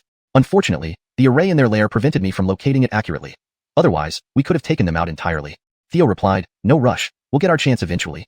Afterwards, Eleanor hurriedly arrived, relieved to see they were unharmed. Where did you go? The city outskirts were filled with terrifying demonic energy, and you didn't respond to my messages. I was worried something happened to you. Carol explained, Doris, just as you feared. We were captured by demon cultivators, but managed to escape thanks to Ryder. Subsequently, she recounted the events. Eleanor commented, demon-repelling true Gregning lives up to its reputation, but we must keep it a secret, or it will attract attention. Everyone nodded in agreement. Theo noticed that through this experience, the intimacy levels of the 3 women had improved to varying degrees. Carol was now at 80, Eva at 68, and Eleanor at 53. He realized that the biggest gain from this trip was meeting Gu Gregor. This should have been Ryder's opportunity, but now it's mine, Theo thought gleefully. Meanwhile, at the Swordwind Manor, the group successfully repelled the invading demon cultivators. Both parties then followed the Swiftwind army and the Firestorm army to the Wu clan. Theo enjoyed traveling with the 3 women, engaging in conversation and becoming closer. On the other side, Ryder wasn't so cheerful. Although he gained opportunities while staying with Sherry, especially in sword technique improvement under her guidance at Swordwind Manor, every time he thought of Theo's strength, he felt immense pressure. On the journey, Ryder said to Sherry, third sister, the sky-reaching abyss is ahead. Let's explore it. The leader of the Firestorm army responded, we should hurry to the Wu clan instead. Ryder insisted, what's there to fear? The demon cultivators have been repelled. A simple sky-reaching abyss isn't much of a threat without our intervention. Sherry nodded. I've heard the sky-reaching abyss is extremely perilous, having claimed many lives. Let's explore it together and uncover its secrets. From afar, Theo, hearing this through a marking spell, his eyes lit up. He knew an opportunity had come once more. Chapter 428, Ryder's Despair. Theo understood that Ryder was still trying to squeeze the last bit of utility out of Paco. Throughout their journey, Ryder had benefited immensely from these perilous ventures, significantly improving his cultivation. This time, after hearing the news, Theo left a shadow clone behind while he swiftly headed towards the boundless abyss. Traveling at super speed within the flying palace of the celestial sovereign realm, Theo arrived at the boundless abyss before Ryder. Under the observation of the heavenly immortal eye, there were no treasures in the boundless abyss, only dangers. It housed the remains of an ancient beast from the celestial sovereign realm, whose corpse gas had merged with the earth's veins to form an eerie mist capable of devouring life forms. With a wave of his hand, Theo summoned the undying Hirsch Phoenix and Demon Emperor Gustav. Master, they greeted with a salute. Theo said, prepare for an ambush. Soon, Ryder and his group arrived. Commander Greg Huojuan said, hold on, this place is extremely dangerous. If Sword Venerable Ju Tian wants to enter, that's fine. But Ryder's cultivation isn't enough. Don't send him to his death. As he spoke, he pointed at Ryder. Ryder replied, it's fine. I have means to save myself. You don't need to worry about me. Sherry said, Commander Arden, rest assured. With the two of us here, no one will harm him. You all wait outside. Adele, let's go in. Ryder smiled. Thank you, third sister, elder sister. Then, the three stepped into the boundless abyss. The one-eyed old servant moved stealthily, waiting for an opportunity. Shortly after the three entered, the one-eyed old servant was spotted by Gustav. Being at the same immortal emperor level, the old servant immediately noticed Gustav's presence, but couldn't warn Ryder in time as Gustav charged forward. Fearing that the clash between immortal emperors might affect Ryder, Paco quickly retreated to draw Gustav away. At the same time, the undying Hirsch Phoenix struck. With a full-force attack, the strange mist within the abyss was drawn up like clouds enveloping Ryder and the others. Be careful. There's a celestial sovereign-level expert attacking. Sherry immediately sensed the danger and slashed with her sword, splitting the fog-like mist into two. The undying Hirsch Phoenix, hidden within, attacked Sherry remotely. Simultaneously, Theo summoned the faceless puppet to confront Kimura. Adele, stay here, don't leave. Sherry left a sword scabbard forming a protective barrier and charged towards the undying Hirsch Phoenix. Meanwhile, Kimura, worried about the impending battle involving celestial sovereigns affecting Ryder, quickly withdrew to lure away the faceless puppet. Theo instructed the faceless puppet and the undying Hirsch Phoenix to quickly retreat, leaving Ryder and himself amidst the mist. A celestial sovereign talisman flew out, exploding violently and instantly shattering the sword barrier. Seeing this, Ryder was taken aback. Recognizing it, this celestial sovereign talisman was originally the item given to him by Taoist Amy Yu for survival purposes. It had fallen into Theo's hands earlier. It's you. Recognizing Theo, Ryder was alarmed, fully bracing himself and readying for battle. Chaos True Gregning Sutra, Thunder Beast. This was precisely the lower volume of the Chaos True Gregning Sutra that Theo had inherited from Ryder's memories. With a golden bolt of lightning, a brilliant thunder dragon surged forth, displaying formidable power. Sword Wind Technique, Vacuum Slash. His recent cultivation had advanced rapidly to the middle stage immortal realm under Sherry's guidance. Ryder did not retreat, unleashing his full force, clashing head-on with Theo. He wanted to gauge the current gap between them. Unfortunately, Theo's foundation and cultivation far exceeded his own. Sword Chi cleaved through the air, slicing through everything, even dispersing the mist. But the Thunder Dragon shattered the Sword Chi upon impact. In just one move, Ryder was struck, spitting blood and collapsing to the ground. Clank. Congratulations, host has defeated Fate Sun Rider, successfully plundering 5,000 Fate points. A second defeat have the Fate points gained. Damn. At this moment, Sherry repelled the undying Hirsch Phoenix and rushed over. Theo immediately withdrew, calling back Gustav and leaving the scene. How are you, Adele? Sherry was surprised. Despite her powerful divine sense, she hadn't detected where they came from. Ryder shook his head. I'm fine. Meanwhile, Kimura wasn't so fortunate. As the Queen of Assassins, her agility was unmatched, and her stealth unparalleled. But she was completely countered by Theo's heavenly immortal eye. Now, the shadow clone of Baxter, attached to the faceless puppet, wielded the quasi-emperor weapon, Myriad Demon's Halberd. Kimura, hidden in the void, suddenly appeared above the faceless puppet, short sword in hand, aiming for its crown. However, Baxter was prepared, swinging the Myriad Demon's Halberd. Heaven-cleaving halberd technique, 2 strikes split heaven. With the full force of a quasi-emperor weapon, it blocked the strike and sent Kimura flying, spitting blood. Theo had no intention of killing her. Upon landing, Kimura suppressed her injuries and retreated. Realizing the danger, the three quickly left the boundless abyss. Seeing Ryder injured, Commander Arden couldn't help but mock him. Just as I said, the boundless abyss is dangerous. Your cultivation is too low. Don't be reckless. You got lucky this time. You won't be so lucky next time. But seeing Kimura also injured, Commander Arden's expression changed drastically. He was about to speak when Sherry interrupted. All right, let's get back to the Wu family. Ryder, choked up, couldn't say a word, feeling deeply hurt. Mavericks importantly, he was crushed by Theo. While the past 10 years by Taoist Amy Yu's side involved diligent cultivation, this period was filled with relentless efforts, seizing every opportunity to improve. Several times, he risked his life. After experiencing the terror of near-death situations, he made rapid progress. In just half a month, he advanced from early-stage immortal to mid-stage immortal. If this pace continued, his improvement would be terrifying. He could have kept up this pace. But Theo came not just to harvest fate points, but also to demoralize him. And Ryder was indeed demoralized. Taking the pill from Sherry, his physical injuries healed quickly, but the emotional wounds lingered. In the solitude of the flying palace, Ryder lay on his bed, distraught. Why is it like this? I've been so hard-working, why can't I beat him? Thinking back, he recalled the Myriad Demons Subduing Heaven Sutra, obtained in the Eternal Burial Catacombs. He had carefully studied it, This demonic technique was among the top in immortal emperor-level skills, likely more potent than any other legacy he possessed. Perhaps it was worth a try. No, we're going back to the Wu family. That guy might be there. If I practice demonic techniques now and get caught, I'm dead. Despite retaining his final ounce of reason, the thought refused to subside. Maverick Reaver, he saw the myriad demons subduing Heaven Sutra as his last hope to defeat Theo. Hashtag chapter 429. The Wu family celebrates a birthday, the last chance to Greg. The Wu family residence. A place he had dreamed of coming back to many times, yet standing here now, Ryder felt far from happy. He was worried about Theo's potential threat to his family and realized he still had no way to deal with her. This left him looking troubled and ashamed to face his parents. He felt deeply guilty. However, this sentiment was entirely misunderstood by Pierce from the Greguo army. Unaware of the existence of the one-eyed old servant, Pierce could not comprehend why someone with Ryder's divine realm cultivation would attempt to venture into the perilous Mighten Abyss. To him, such an act was either foolish or malicious. It made him suspect that this Ryder before him was fake. Why else would he want to go to the Mighten Abyss where there were definitely demon cultivators lying in wait? Observing Ryder's troubled expression only reinforced this suspicion.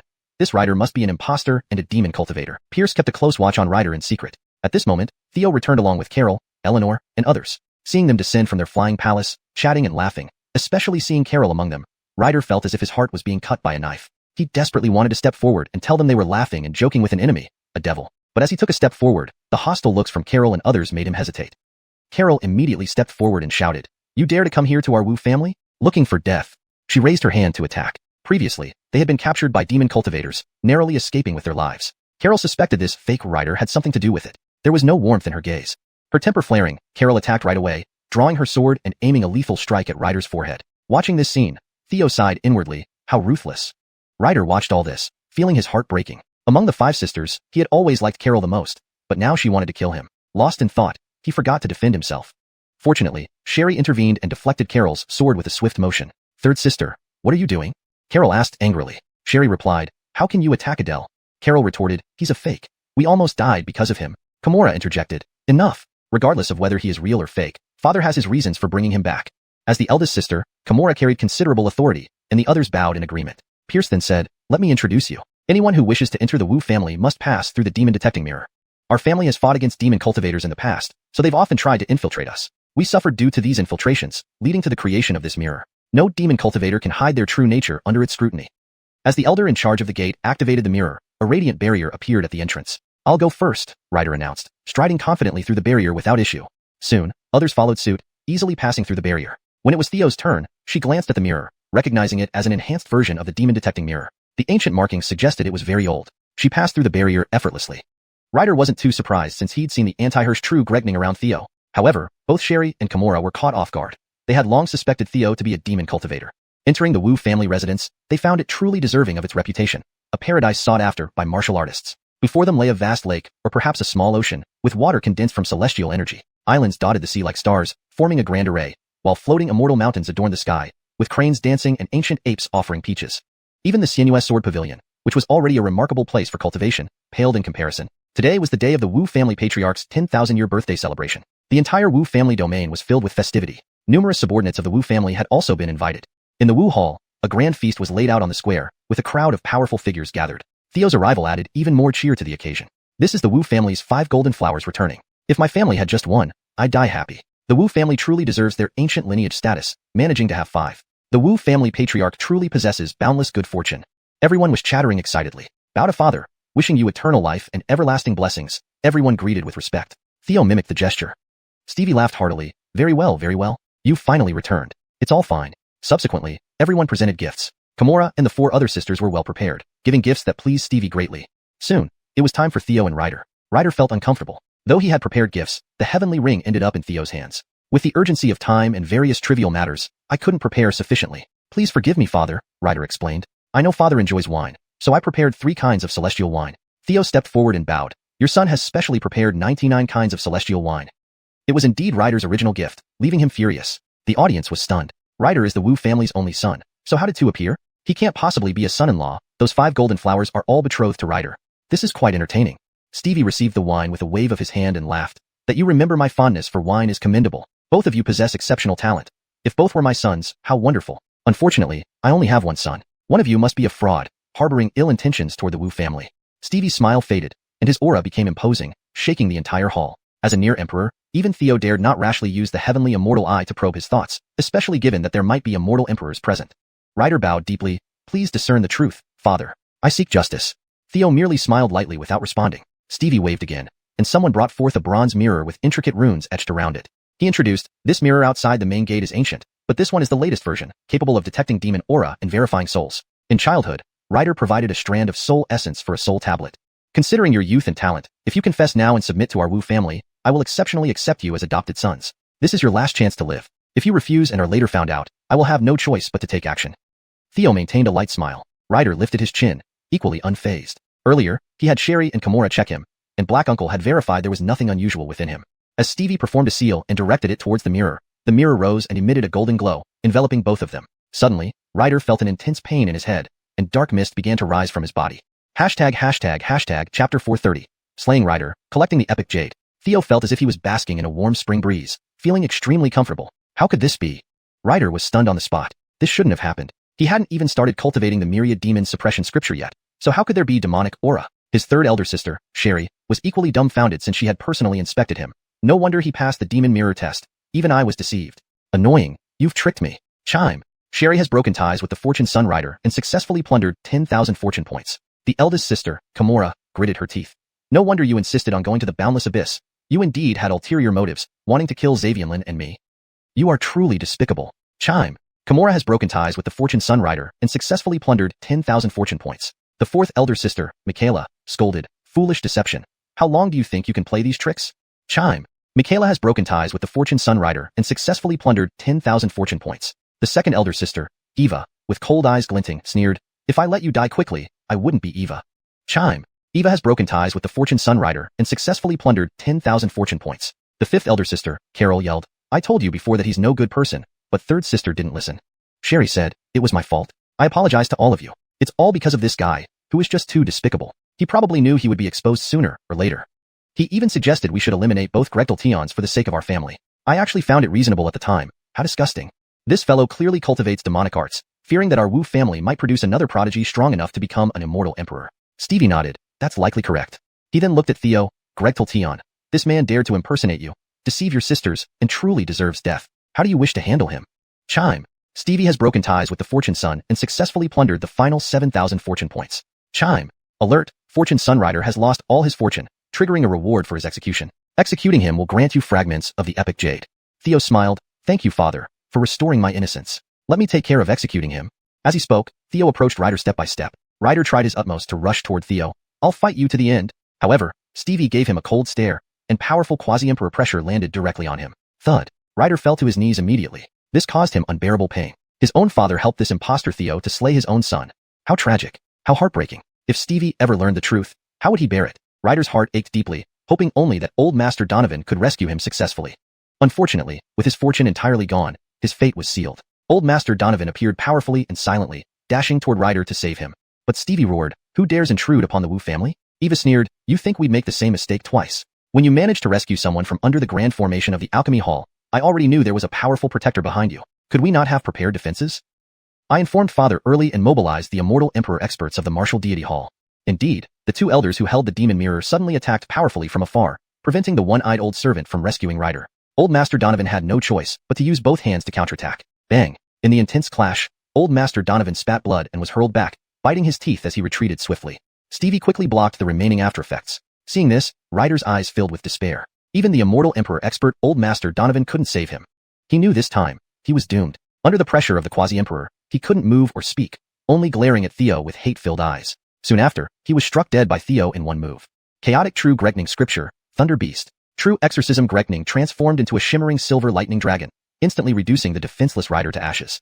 Chime. Congratulations, host, for slaying the Fortune Sun Rider, obtaining half a fragment of the epic jade. Chime.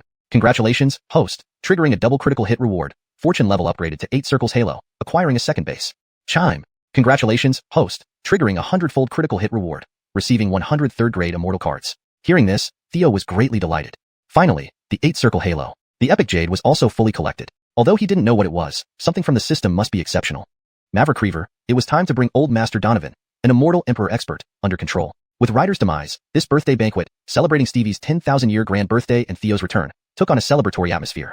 Ryder died unjustly. He never understood why he had been marked by demonic aura. In the end, he could only blame the wandering Taoist. In reality, The demonic aura originated from when Theo transmitted the myriad demon suppression scripture to him in the longevity burial cavern. At that moment, it was just a transmission of celestial consciousness, which he happily accepted. But who could have guessed that at Theo's command, that transmission turned into demonic aura? Regarding soul detection, Theo was unafraid of any investigation under the changes in heavenly principles. In terms of forging aura and attributes, I, Theo, am unparalleled in this craft. That night, everyone dispersed. Theo returned to the Tianwu Peak in the Wu family compound, his independent immortal peak. System, check the epic jade information. Theo thought inwardly. The world tree, despite its vast lifespan, does have an end. The destruction of each world tree signifies the end of an epoch. The epic jade is the fruit of cultivation for warriors within an epoch. Hearing this, Theo was startled. No wonder he felt the energy contained within it was terrifyingly immense. It was indeed exceedingly precious. System, if I fuse it now, wouldn't I gain an entire epoch's worth of cultivation? Unfortunately, Host's current cultivation is insufficient to fuse with the epic jade. You need to be at the immortal emperor realm.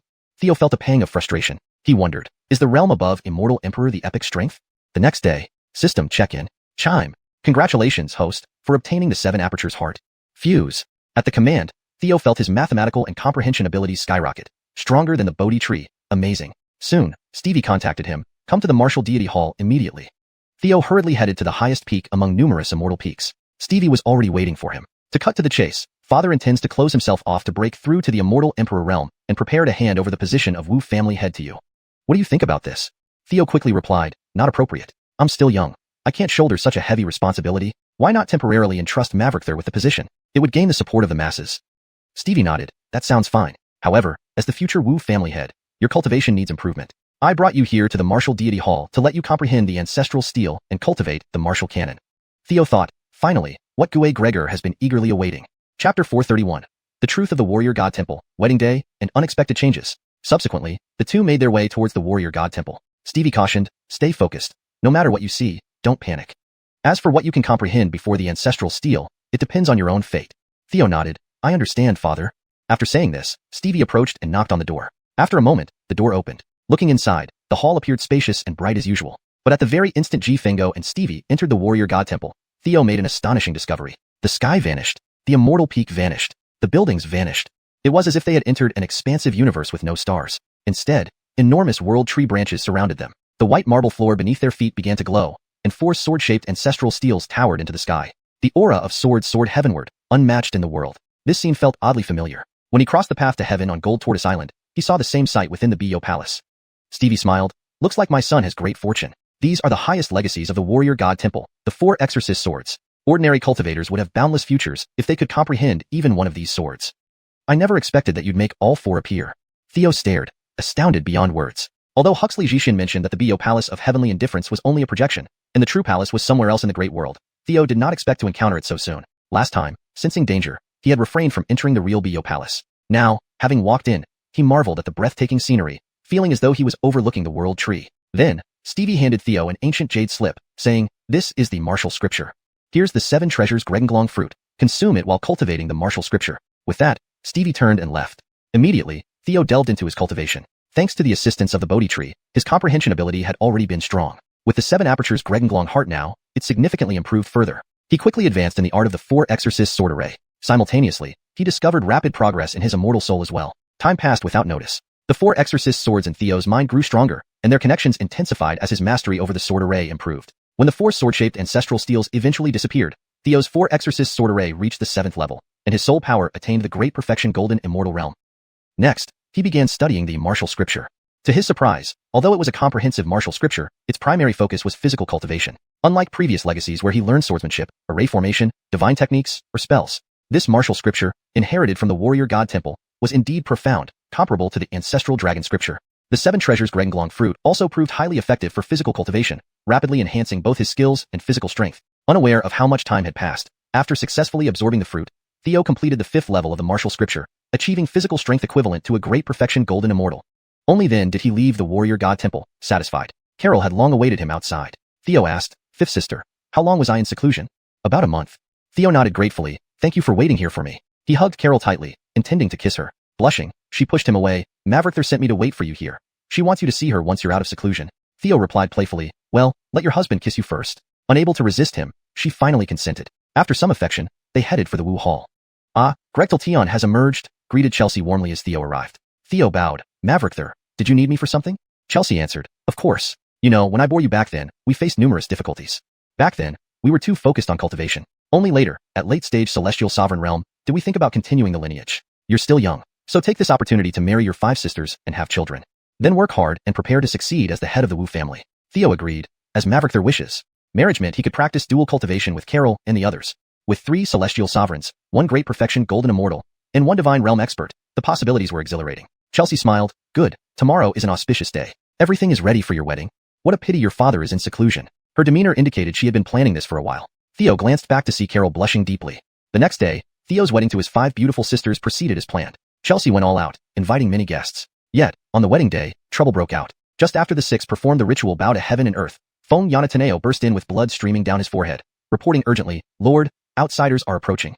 Suddenly, the festive mood turned somber. Who dared to disturb the Wu family during the heir's wedding? Before Chelsea could react, a towering figure appeared, tossing the severed head of the Flame Army commander onto the ground. I heard of Ryder's grand wedding, so I came under Lord Long's orders to extend congratulations. To our displeasure, the Wu family blocked us. Therefore, I acted. People around immediately protested. How dare you kill members of the Wu family? Chelsea growled coldly. If you truly wanted to wish us well, why not appear in person? Using projections is cowardly. I nettled by her words. People watched as the visitor laughed. You may soon meet my true self. Lastly, this order from my lord. He formed hand seals, causing the projection to glow, forming massive characters hovering in the air, radiating terrifying power. I am Huxleyard of Thundering Borderlands. Hearing of Wu family's might, submit, and a place awaits you under me. Refuse, and within a month, I will destroy the Wu family. His final words echoed, here is a token gift, celestial gold, for the groom. After speaking, the projection vanished, leaving behind a purple glowing fist-sized celestial gold piece. Everyone gasped. Even Chelsea was startled. Imperial-level material. Meanwhile, Theo heard the system's alert. Beep. Detected hostility from the destined child Huxleyard. This made Theo frown. Was this encountering a fully developed destined child? Hashtag chapter 432. The chosen son comes knocking, a windfall from heaven. The mighty warriors from the Thunder Domain came to the martial heaven domain to show off their strength. They deliberately chose the wedding of the Wu family's young master to cause chaos, not only slaughtering the Wu family's celestial respects but also forcing the Wu family to surrender. This was sheer audacity. Yet, a mere projection of Alden's subordinate possessed such formidable power. With one move, he displayed immortal emperor-level immortal gold. So, what level of power would Alden himself possess?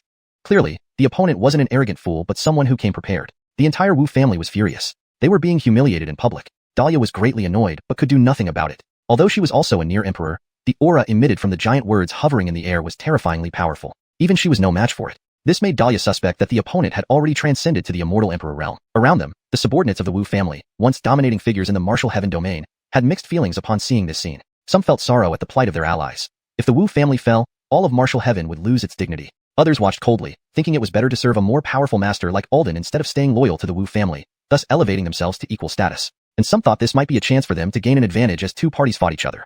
Just then, Theo stepped forward with a smile. This is the first time someone has dared to act so arrogantly before me. You can try to run after showing off, but don't think you won't face the wrath of heaven.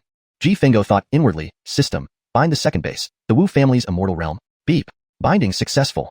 Immediately, the entire Wu family's immortal realm and even half of the martial heaven domain were enveloped by the base. Within the base, I am invincible. Theo reached out, grabbing the disappearing projection which had almost faded into mere specks of light. But under his grasp, the light points converged, and the projection reappeared, finally exploding in mid-air.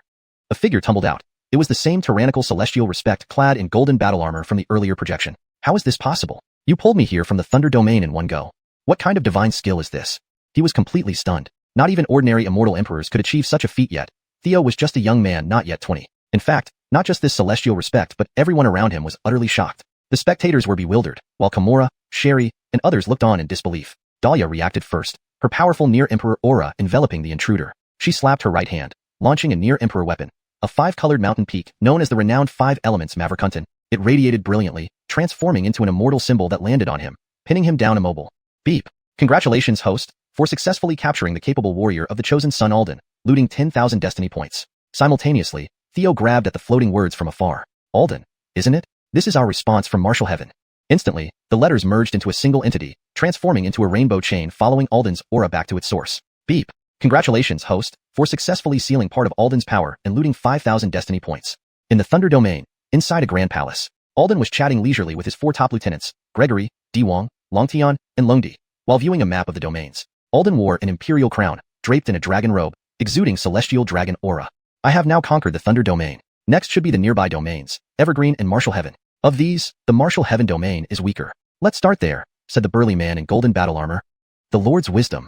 Calculating the time, my projection should be arriving at martial heaven now to assess their experts. Maverick minutes later, he laughed. Indeed, as the Lord said, martial heaven suffered heavily from demon disasters and is now quite weak.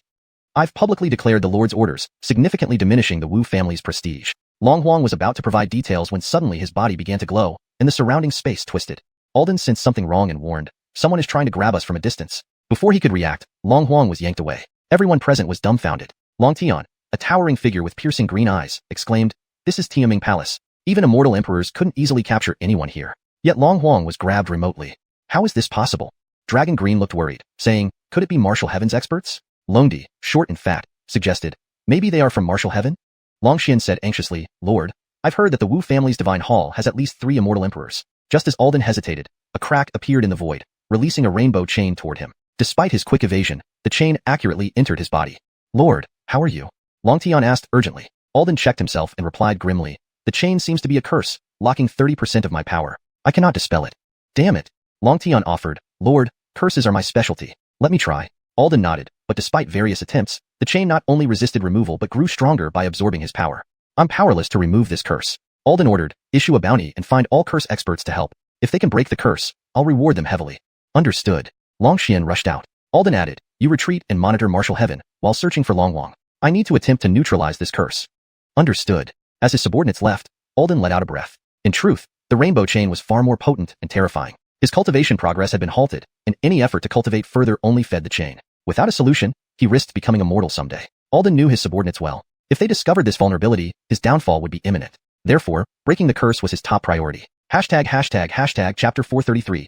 To dare doubt husband's combat power. Speaking of the Wu family's immortal realm, Theo's strong counterattack caught everyone off guard. For a moment, it effectively intimidated all subordinate forces, making them temporarily refrain from harboring ulterior motives. The wedding proceeded as usual, and after feasting, it was time for the honeymoon night. After sending the 5 sisters into their chambers, Natalia found Theo. "Xiaotian, this is a gift prepared by your mother. You might need it soon." "What is it?" Theo opened it to find a book on bedroom techniques and a small jade bottle containing blue pills. Natalia said, "Your 5 sisters are highly cultivated. You must take care of your body." With that, she left. Theo felt quite awkward. How could this book of bedroom techniques compare to his classic of pristine girl? As for the blue pills, he was now at the Deluo Golden Immortal Realm. Dealing with 5 sisters was definitely no issue. Theo entered the room and lifted the veil, grinning widely. "Sisters, it's dark now. We should rest." It was important to note that among them were 3 Empyrean Realm cultivators and 1 Deluo Golden Immortal. This would certainly be beneficial. Second sister Eva said, "All right, the formalities are done. I'll go back first. Xiaowu and Xiaoxi, have fun with Xiaotian." Theo asked, "Second sister, what do you mean?" "Tonight is our honeymoon night. How could my husband let you stay alone? Sharing a big bed, isn't it enjoyable?" Eva pinched Theo's cheek mockingly. "Gregtal rascal, with your small build, you'd better not overdo it." "Did Maverick give you those blue pills just now?" Theo explained, "That's because Maverick doesn't understand my capabilities." Elder sister Kimura added, "But Maverick understands us." "What do you mean?" Theo frowned. Third sister Sherry blushed and said, "Since childhood, apart from normal cultivation, we've also practiced the Grand Harmony in cultivation technique. It was originally prepared for you to use as a cauldron. However, our cultivation far surpasses yours. We'll wait until you reach a higher realm. Otherwise, our energy is too intense and could harm you." Second sister Eva, giving no quarter, remarked, "Xiaotian, in my view, dealing with just Xiaowu is enough. As for Xiaoxi, I suggest waiting until you reach the Golden Immortal Realm. Otherwise, you might not be able to get out of bed for days." Fourth sister Eleanor blushed immediately and scolded her. "Second sister, must you speak like that?" Elder sister Kimura added, "Xiaoxi, the Grand Harmony in cultivation technique is your main practice method. Be gentle, don't frighten Xiaotian. We're leaving." With that, the 3 Empyreans departed. Theo gritted his teeth. "You underestimate your husband. How outrageous." Second sister Eva sneered, "We'll see if you can even get out of bed tomorrow before talking tough." The 3 then left arrogantly. Eleanor blushed and said, "Xiaotian, I'll be careful." Theo shouted, "Absolutely outrageous. Tonight, you'll see the power of your husband."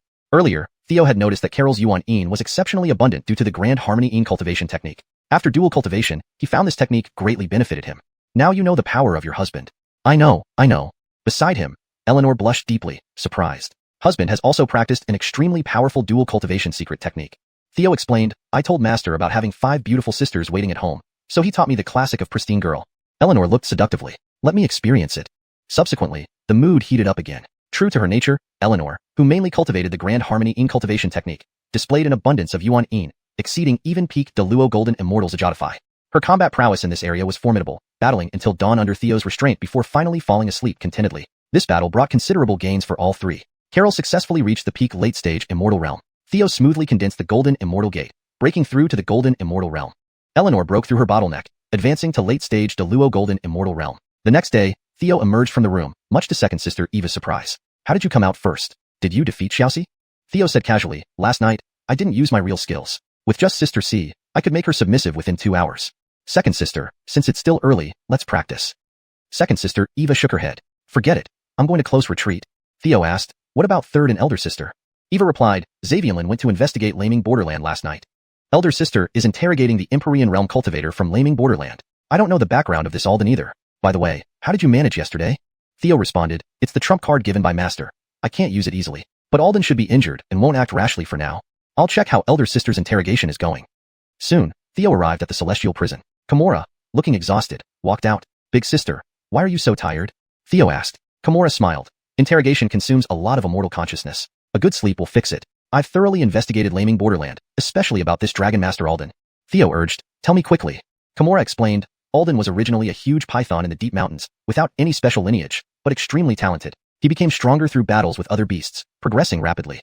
He eventually awakened the devouring dragon bloodline. From then on, he started recruiting followers, constantly waging wars in Laming Borderland. Through constant warfare, he amassed many strong allies. Not long ago, he successfully conquered the entire Laming Borderland. The one you captured is one of his 4 capable generals, Dragon Hoyt. According to Dragon Hoyt, Alden becomes stronger by devouring strong individuals, growing at an astonishing rate. Theo nodded. Understood. What's his current cultivation level? This should be the protagonist of the monster stream, but such arrogance. Could there be other destinies layered? Kimura replied, he's already on the Empyrean Gregst. Theo was shocked. Hashtag chapter 434. Rider territory will soon be Gregvly. The trend of beast protagonist involves the main character starting off as an unremarkable animal, like a tiger, snake, wolf, or any other creature. They gradually grow stronger by consuming others. Characters like Huxleard have already dominated a territory, awakened the bloodline of the sky-swallowing dragon, and advanced to the Heaven Lord realm. Even if not fully qualified as a major blessed figure, they are nearly there. Such figures possess numerous hidden cards and are incredibly powerful. The fact that Huxleard can make it onto the Heaven Lord Gregst is a testament to his strength. In the Great World, Longevity Gregsts exist for Great Sage Immortal Realm experts, while the Heaven Lord realm has its own Heaven Lord Gregst. The Immortal Emperor realm experts, on the other hand, are ranked on the Eternity Gregst. These 3 lists are extremely prestigious because they cover not just a region but the entire Great World, arranged by the World Tree. Being on one of these lists not only proves one's strength but also garners favor from the World Tree, improving intimacy and making it easier to tap into celestial energy during cultivation and combat. It's no secret that the Great World is teeming with powerful figures. Just within the Rider territory, there are at least several hundred Heaven Lord realm experts. In some strong territories, their numbers would be even greater. Heaven Lord realm experts share the same lifespan as Heaven and Earth. Some old monsters, despite lacking the World Tree seed, cannot become immortal emperors but have accumulated incredible hidden strengths over countless years. Only the top 100 qualify to be on the list, which is anything but a trivial matter. Even a quasi-emperor like Chelsea isn't eligible. Kimura said, according to Long Hoyt, Huxleard once fought 4-on-1 when unifying the Thunderstorm territory, devouring 4 immortal emperors. His combat power is unimaginably formidable. Theo remarked, they were probably immortal emperors without the World Tree Heart. Kimura frowned, the World Tree Heart exists only in legends. Who knows if it truly exists? Clearly, the Rider territory did not have it. Kimura continued, Huxleard approaching the Rider territory must mean he is prepared. The Wu family may not be a match for him. Adele, if Huxleard really attacks, you must take Xiao Wu and the others away to preserve seeds for the Wu family and plan for revival. Theo held Kimura's hands and said, Sister, I appreciate your kindness. I'm confident I injured Huxleard yesterday. He won't have time to bother with Rider territory soon. However, I'm worried about Elder Sister 3 going alone to Thunderstorm territory to gather information. Let me go too.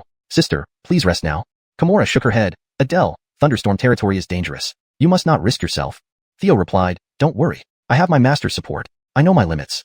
In truth, even using the Dominate skill to temporarily gain immortal emperor power, Theo doubted he could defeat Huxleard at his peak. But he relied on the invincible power of his stronghold. Leaving behind the rainbow chain was intentionally aimed at Huxleard, giving him maneuvering space. After sending Kimura back, Theo left Wu family immortal domain and contacted Ghost Gregor through a communication jade slip. I have obtained the martial scripture. How should we trade? Wait a moment. Maverick minutes later, spatial energy fluctuated around Theo, and he was directly transferred to the previous catacombs. Wearing a black robe, Ghost Gregor sat high above. Should I wish you a happy wedding? She asked. The young master of Rider? Theo laughed. Your intelligence network is indeed thorough. But you already know the truth. The real Rider is dead, killed by my own hands with Stevie's help. Ghost Gregor asked, how do you prove you're not the real Rider? Theo smiled. Does it matter? It does, Ghost Gregor said, as the Imperial corpse appeared beside her, exuding immense Imperial aura. Under the influence of the Calm Mind spell, Theo remained unperturbed. I remember you need the martial scripture to complete the Rebirth Organization's mission. Ghost Gregor retracted the Imperial corpse. That's correct. But the Wu family is my sworn enemy. Theo replied, then congratulations, you've avenged yourself. Stevie personally forced his only son to death. The future of Wu family is mine. By giving you the martial scripture, completing your mission equals your revenge. Ghost Gregor said, I also heard you've entered the martial god temple. Theo sighed, you're very loyal to the Rebirth organization. Could you have founded it? Ghost Gregor shook her head. Of course not. I'm just curious why, after joining the Martial God Temple, you still want to deal with our organization. Theo answered, neither the Martial God Temple nor the Rebirth organization concern me. I only care about my interests. Can we complete the transaction now? Ghost Gregor nodded. Sure. What do you want? An immortal artifact? Medicine? Cultivation techniques? Theo replied, you reminded me. Do you have the Rinnegan scripture?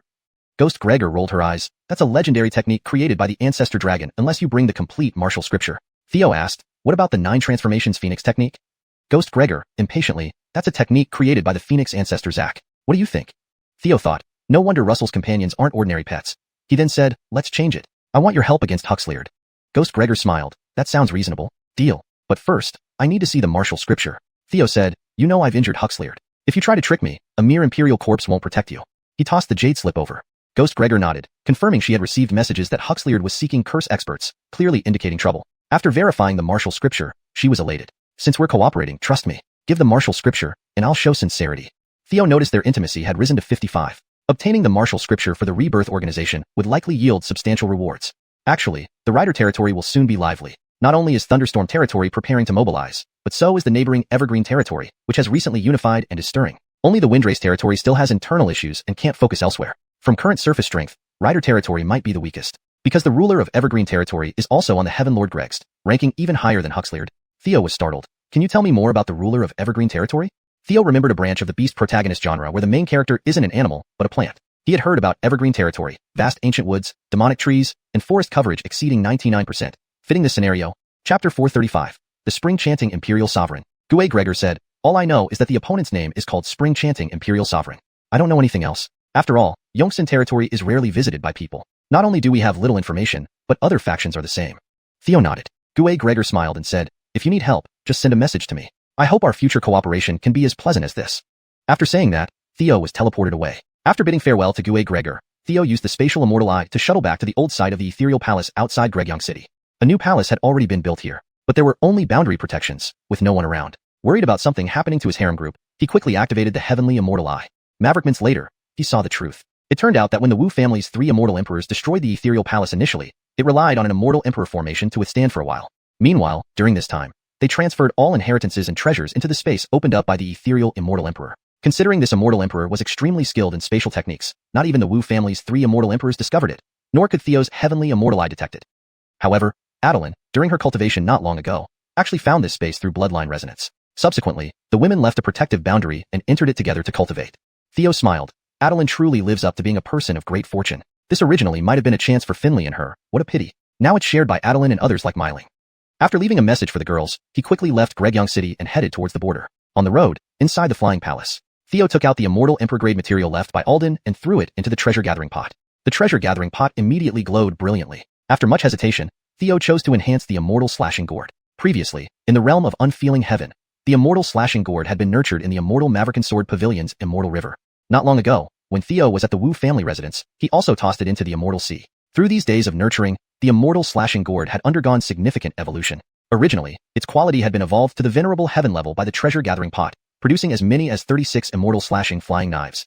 As Theo threw the immortal slashing gourd into the treasure-gathering pot, 7 colored light shone brightly, gradually permeating into the gourd. Shortly after, the original jade green gourd had transformed into an emerald gourd. The 36 immortal slashing flying knives within also improved in quality, significantly increasing in power. In this way, it adds another reassuring trump card. 2 days later, Theo arrived at the border.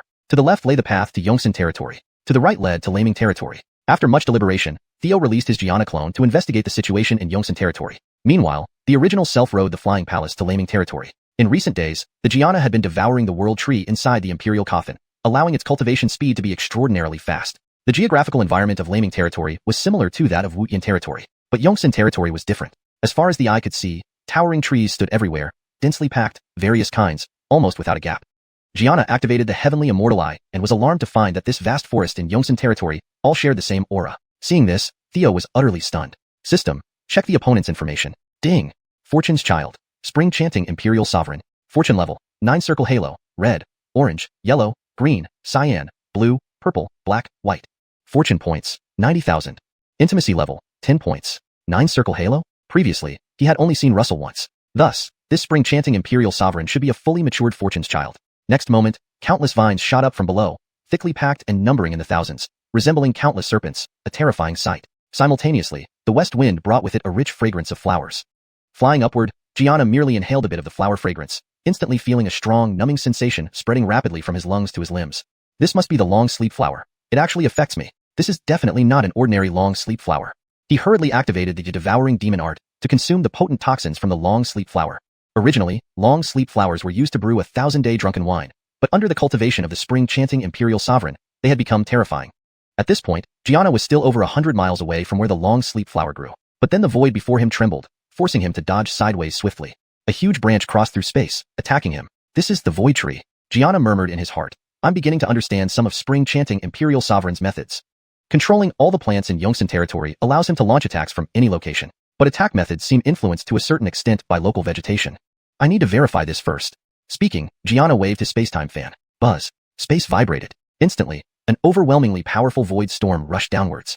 This ever-living immortal treasure, in the hands of the peak golden immortal realm Gianna, now unleashed its full potential. In an instant, the countless flying vines were annihilated, turning into powder. Below, ancient trees and vines were cleared out to create a vast open space covering hundreds of miles. However, soon he saw countless roots sprout from the cleared land, growing rapidly. This time, it wasn't the previous ancient tree but a colossal tree spanning 100 miles, standing alone yet immense, emitting a strong demonic aura from its needle-like black leaves. A fearsome demonic tree at the venerable realm. Gianna raised an eyebrow. So, he can also deploy such formidable beings. Suddenly, a dark cloud rose from the fierce demonic tree, shooting like countless arrows toward Theo, fast as lightning, covering hundreds of square miles, engulfing everything. Its strength was enough to pierce through space itself. Gianna left a spatial imprint, and immediately left the immortalized space. Then, on the fierce demonic tree, a refined man murmured, a peak golden immortal realm powerhouse, probably here to gather intelligence. It seems not only am I interested in the outside world, but someone from outside is interested in me. It's time to explore the world beyond Yongsan territory. Maverick minutes later, the refined man sped toward Laming territory at an incredible speed, covering hundreds of miles with each step. Days later, Theo, riding the flying palace, finally arrived at Mangekyō City, a large city in Laming territory. When Theo descended from the flying palace, he just happened to encounter the refined man rushing from afar. Upon sensing the aura of the man, Theo immediately understood who was before him. Indeed, this was a clone of the spring-chanting imperial sovereign. Isn't this quite a coincidence?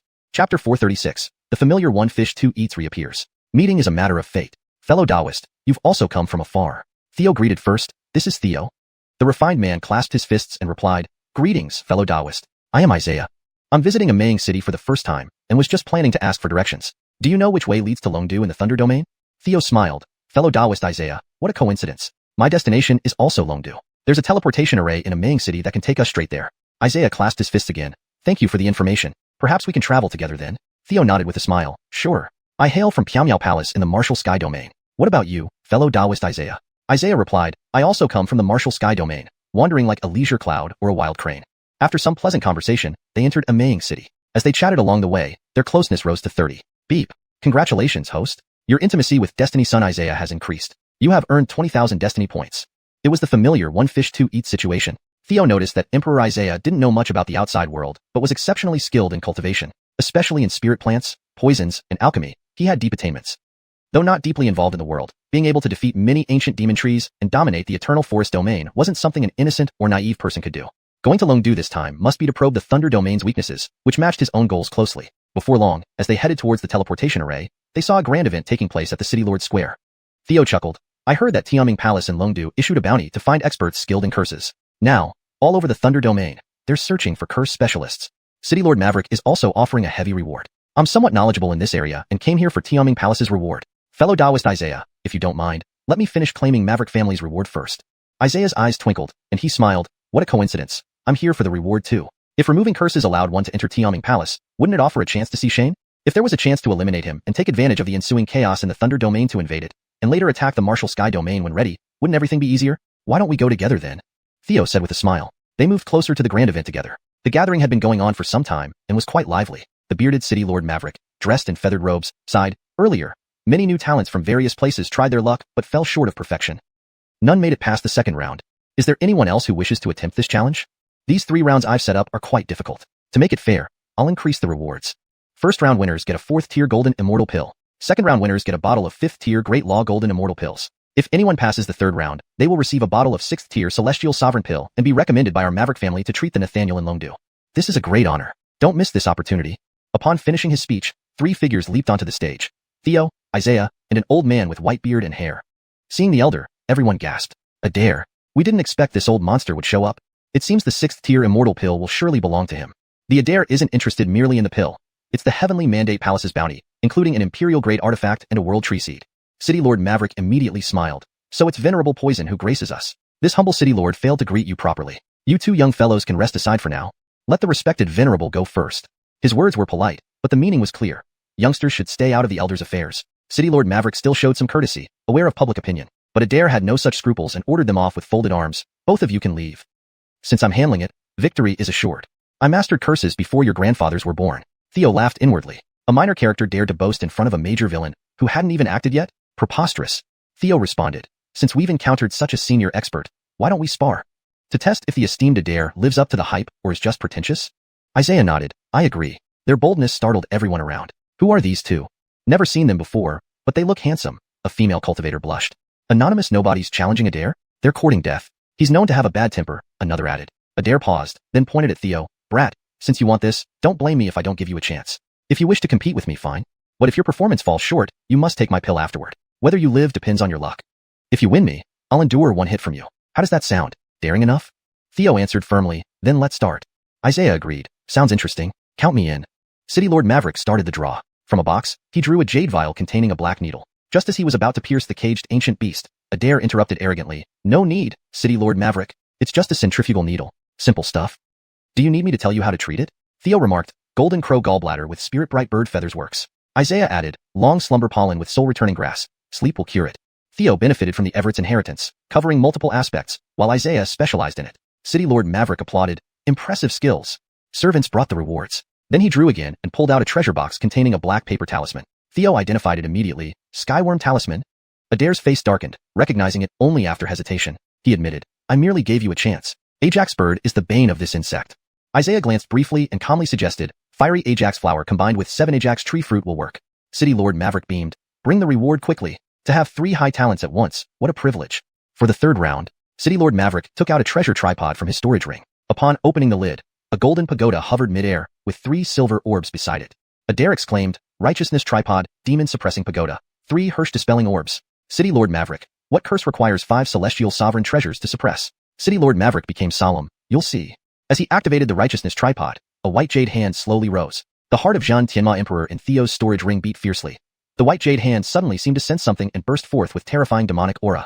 Chapter 437. The consequence of showing off before the Son of Destiny and the Great Villain. To have this level of demonic aura, there was no doubt that the owner of this white jade palm must be the former Ben. At this moment, within the white jade palm, the demonic aura suddenly burst forth like surging waves, battering against the seal. As its master, Juan immediately started bleeding from the corner of his mouth. Theo saw how terrifying the demonic aura from the white jade palm was and instantly realized that it likely harbored a remnant soul of the Ben. Juan hurriedly asked, Ladies and gentlemen, you've seen this palm. What can be done? If it can be completely destroyed, I would be eternally grateful. Adair laughed loudly, saying, People think I only specialize in poisons, but in fact, anything harmful can be called a poison, and I am very interested in researching all sorts. Regarding demonic entities, I have been studying them for a long time, he added. Then, turning to Juan, he said, Juan, please release the seal. I will subdue this entity in front of everyone. Not possible. Almost simultaneously, Theo, Eternal Emperor Eden, and Juan spoke firmly with a strong attitude. Theo knew very well. It's the hand of a demon emperor. Maverick Reaver. It contained a hidden remnant soul. Once released, unless Theo and Eternal Emperor Eden put in their full efforts, everyone in the city would die. This man was asking for death just by daring to say such things. Juan suggested, if Venerable Poison wants to feel the power of this entity, you can place your hand on the Justice Cauldron. But I must warn you, this demonic entity is extraordinary.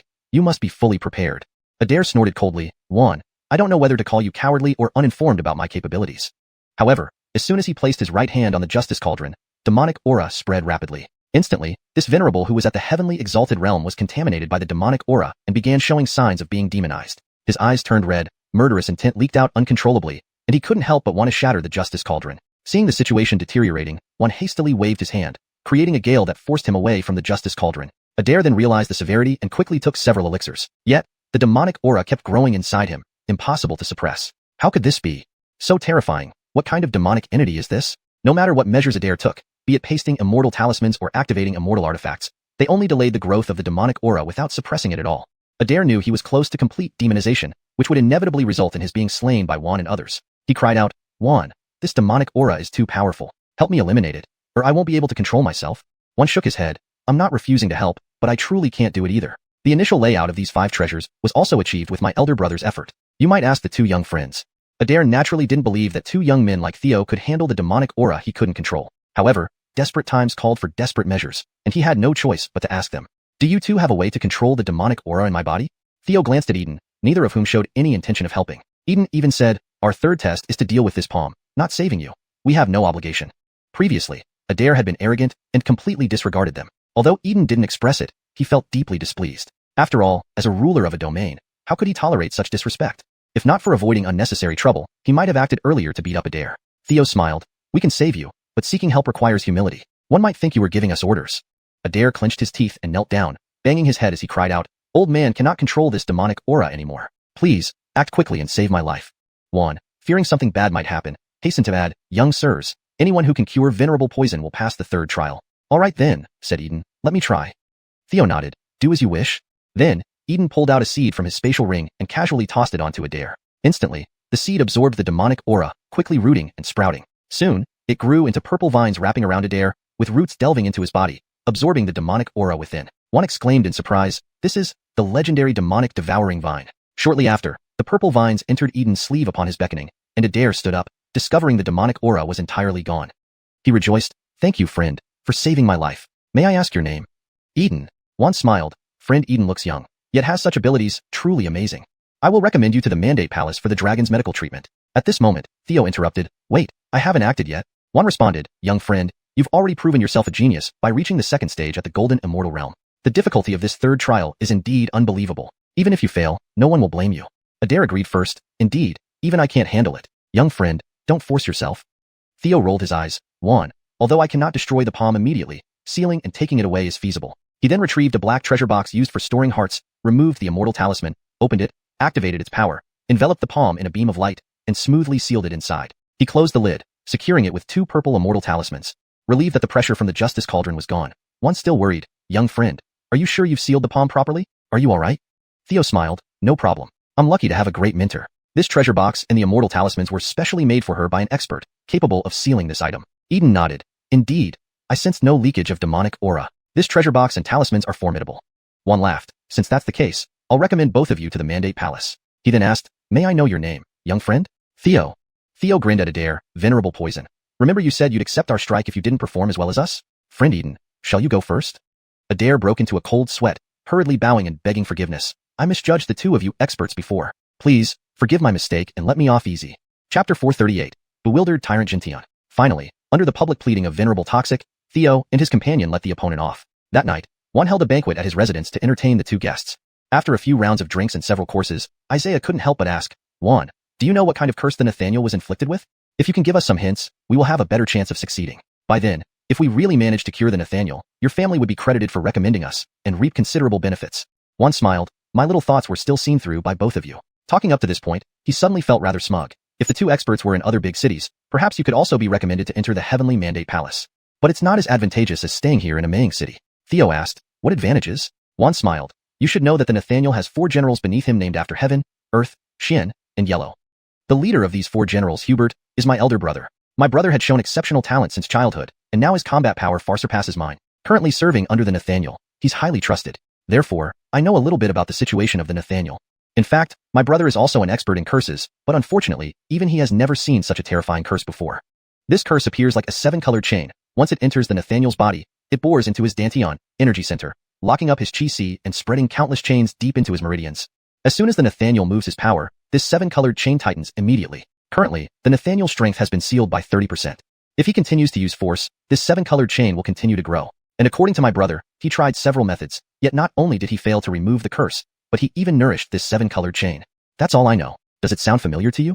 Isaiah frowned and said, such a curse is indeed bizarre and unheard of, but if we could see it in person, maybe we can figure out a way to solve it.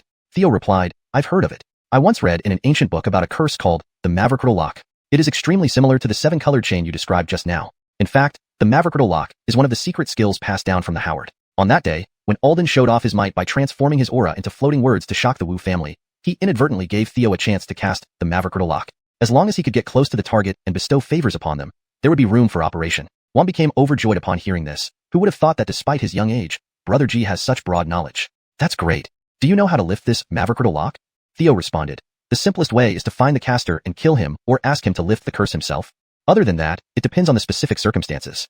The Mangekyō lock has many levels. The 7 colors indicate that it's at least at the Immortal Emperor level. It won't be easy to fully lift it. Even though it would not be easy, knowing the nature of the curse delighted one. Tonight, please rest well. Tomorrow, we'll use the teleportation array to reach the capital directly to Heavenly Mandate Palace. Afterwards, Juan relayed the news about the Mangekyō lock to his brother Hubert in the Heavenly Mandate Palace. Hubert was also overjoyed upon hearing this news and instructed Juan to entertain the two well and bring them to the Heavenly Mandate Palace as soon as possible. He promised that if the people recommended by Juan cured the Nathaniel, he would try his best to help Juan obtain a world tree seed for advancement to the Immortal Emperor realm. Back in the private room, Theo took out a black treasure box and laughed. I didn't expect to meet the remnant soul of Enrique here. As the purple immortal talisman was removed, the residual soul power immediately penetrated the treasure box and materialized. You boy, you truly have great courage daring to face me alone. No wait, your Chinkuan ring contains my body. Enrique roared. You are collecting my body? You practice demon cultivation. You want to resurrect me? Ha ha ha ha. It seems Argentine demon sect hasn't completely perished. Descendant, don't worry. As long as you listen to me obediently, I'll assist you in collecting my body quickly. Under my help, advancing to Celestial Sovereign Realm and Immortal Emperor Realm is no problem. For now, I need to attach myself to your body first. Don't worry, this will greatly benefit your cultivation. However, just as Enrique intended to possess Theo's body, silvery lightning flashed around Theo, warding thunder. Enrique was shocked. Theo laughed. Who says collecting your body is to resurrect you? Maybe it's to annihilate you thoroughly. Although I just wanted to obtain your power, it's just your bad luck meeting me. Saying so, Theo flicked his finger and a silver arc of lightning struck towards Enrique. Darkness emanated from the remnant soul as it lunged toward Theo. Young man, although you obtained warding true Gregning, with your current level, you can't unleash its true power. Dreaming to kill me. Yet, as the remnant soul approached, crimson fire thunder appeared in Theo's other hand. Its extermination devil thunder. How could you have 2 divine artifacts effective against demons on you? Suddenly, dual thunder merged into a white lightning strike. The defensive barrier formed by darkness on the remnant soul managed to block the attack, but it was knocked back, now filled with apprehension. Didn't think I'd encounter such a monster right after escaping confinement. Fortunately, your cultivation is shallow and not threatening. Then, Enrique's remnant soul attacked again, determined to kill Theo this time to destroy this demon-slaying nemesis. Seeing this, Theo laughed. You're really stubborn, unable to be handled by 2 divine artifacts. What about 4? Then, Theo gathered 2 hands together, revealing pure white fire thunder, the purification fire thunder. Holy sh*T. Merciless. Enrique was dumbstruck. Why did I encounter such a freak just after breaking free? I've never met anyone who gathers 4 anti-demon divine artifacts. Seeing Theo's palms spread out, a net of purification fire thunder enveloped Enrique's remnant soul. The true chaos thunder scripture, Skynet. Enrique tried to flee, but the speed of the fire and thunder was too fast, instantly capturing him tightly. Crackle. Pure white lightning surged inside his soul, while pure white flames covered his entire remnant soul. Maverickments later, his demonic soul was refined into a soul bead, rich in pure and powerful soul energy. Enrique's consciousness ceased to exist. Theo immediately swallowed the soul bead and rapidly absorbed it. That night, Lord Maverick held a feast at the City Lord's mansion to entertain the 2 guests.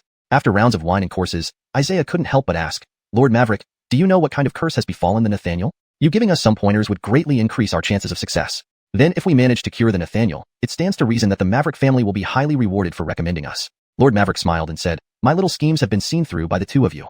At this point, he seemed somewhat pleased with himself. If the 2 masters were in other major cities, you might also be recommended to enter the Mandate Palace. But there's an advantage here in Amying City. Theo asked, what advantage? Lord Maverick smiled.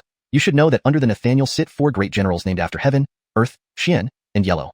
The leading one among them, Hubert, is my older brother. My elder brother was exceptionally gifted from a young age, and he surpasses me greatly in combat prowess. Nowadays, he holds a very esteemed position under the Nathaniel. So, I do have some knowledge regarding the Nathaniel situation. In fact, my elder brother is also an expert in curses, but even he has never seen such a terrifying one. The appearance of the curse is like colorful chains which enter the Nathaniel's body, drill into his dantian, seal off his chi-si, then split into countless chains deep within his meridians. As long as the Nathaniel tries to channel energy, the 7 colored chains tighten immediately. Now, the Nathaniel's power has been sealed to 30%. If he continues to use force, the chains will continue to grow. And according to my elder brother, he tried several methods, but not only did it not release the curse, it instead nourished the colorful chains. I know roughly this much. Does it sound familiar? Isaiah frowned and said, a curse like this is indeed quite bizarre. I've never heard of it. But if we can witness it firsthand, perhaps we could find a solution. Theo remarked, I have heard of it. I once read about a curse called Fangsu chain in an ancient text. It closely resembles the 7 colored chains described by Lord City. In truth, Fangsu chain is one of the ultimate skills inherited from the Howard. That day, when Huxley showed off by transforming his aura into floating characters to intimidate the Wu family, it inadvertently gave Theo the chance to employ the Fangsu chain. As long as he could get close enough to benefit the other party, there would be room for operation. Upon hearing this, Lord Maverick instantly rejoiced. It's amazing, young Taoist Ji, so knowledgeable at such a young age.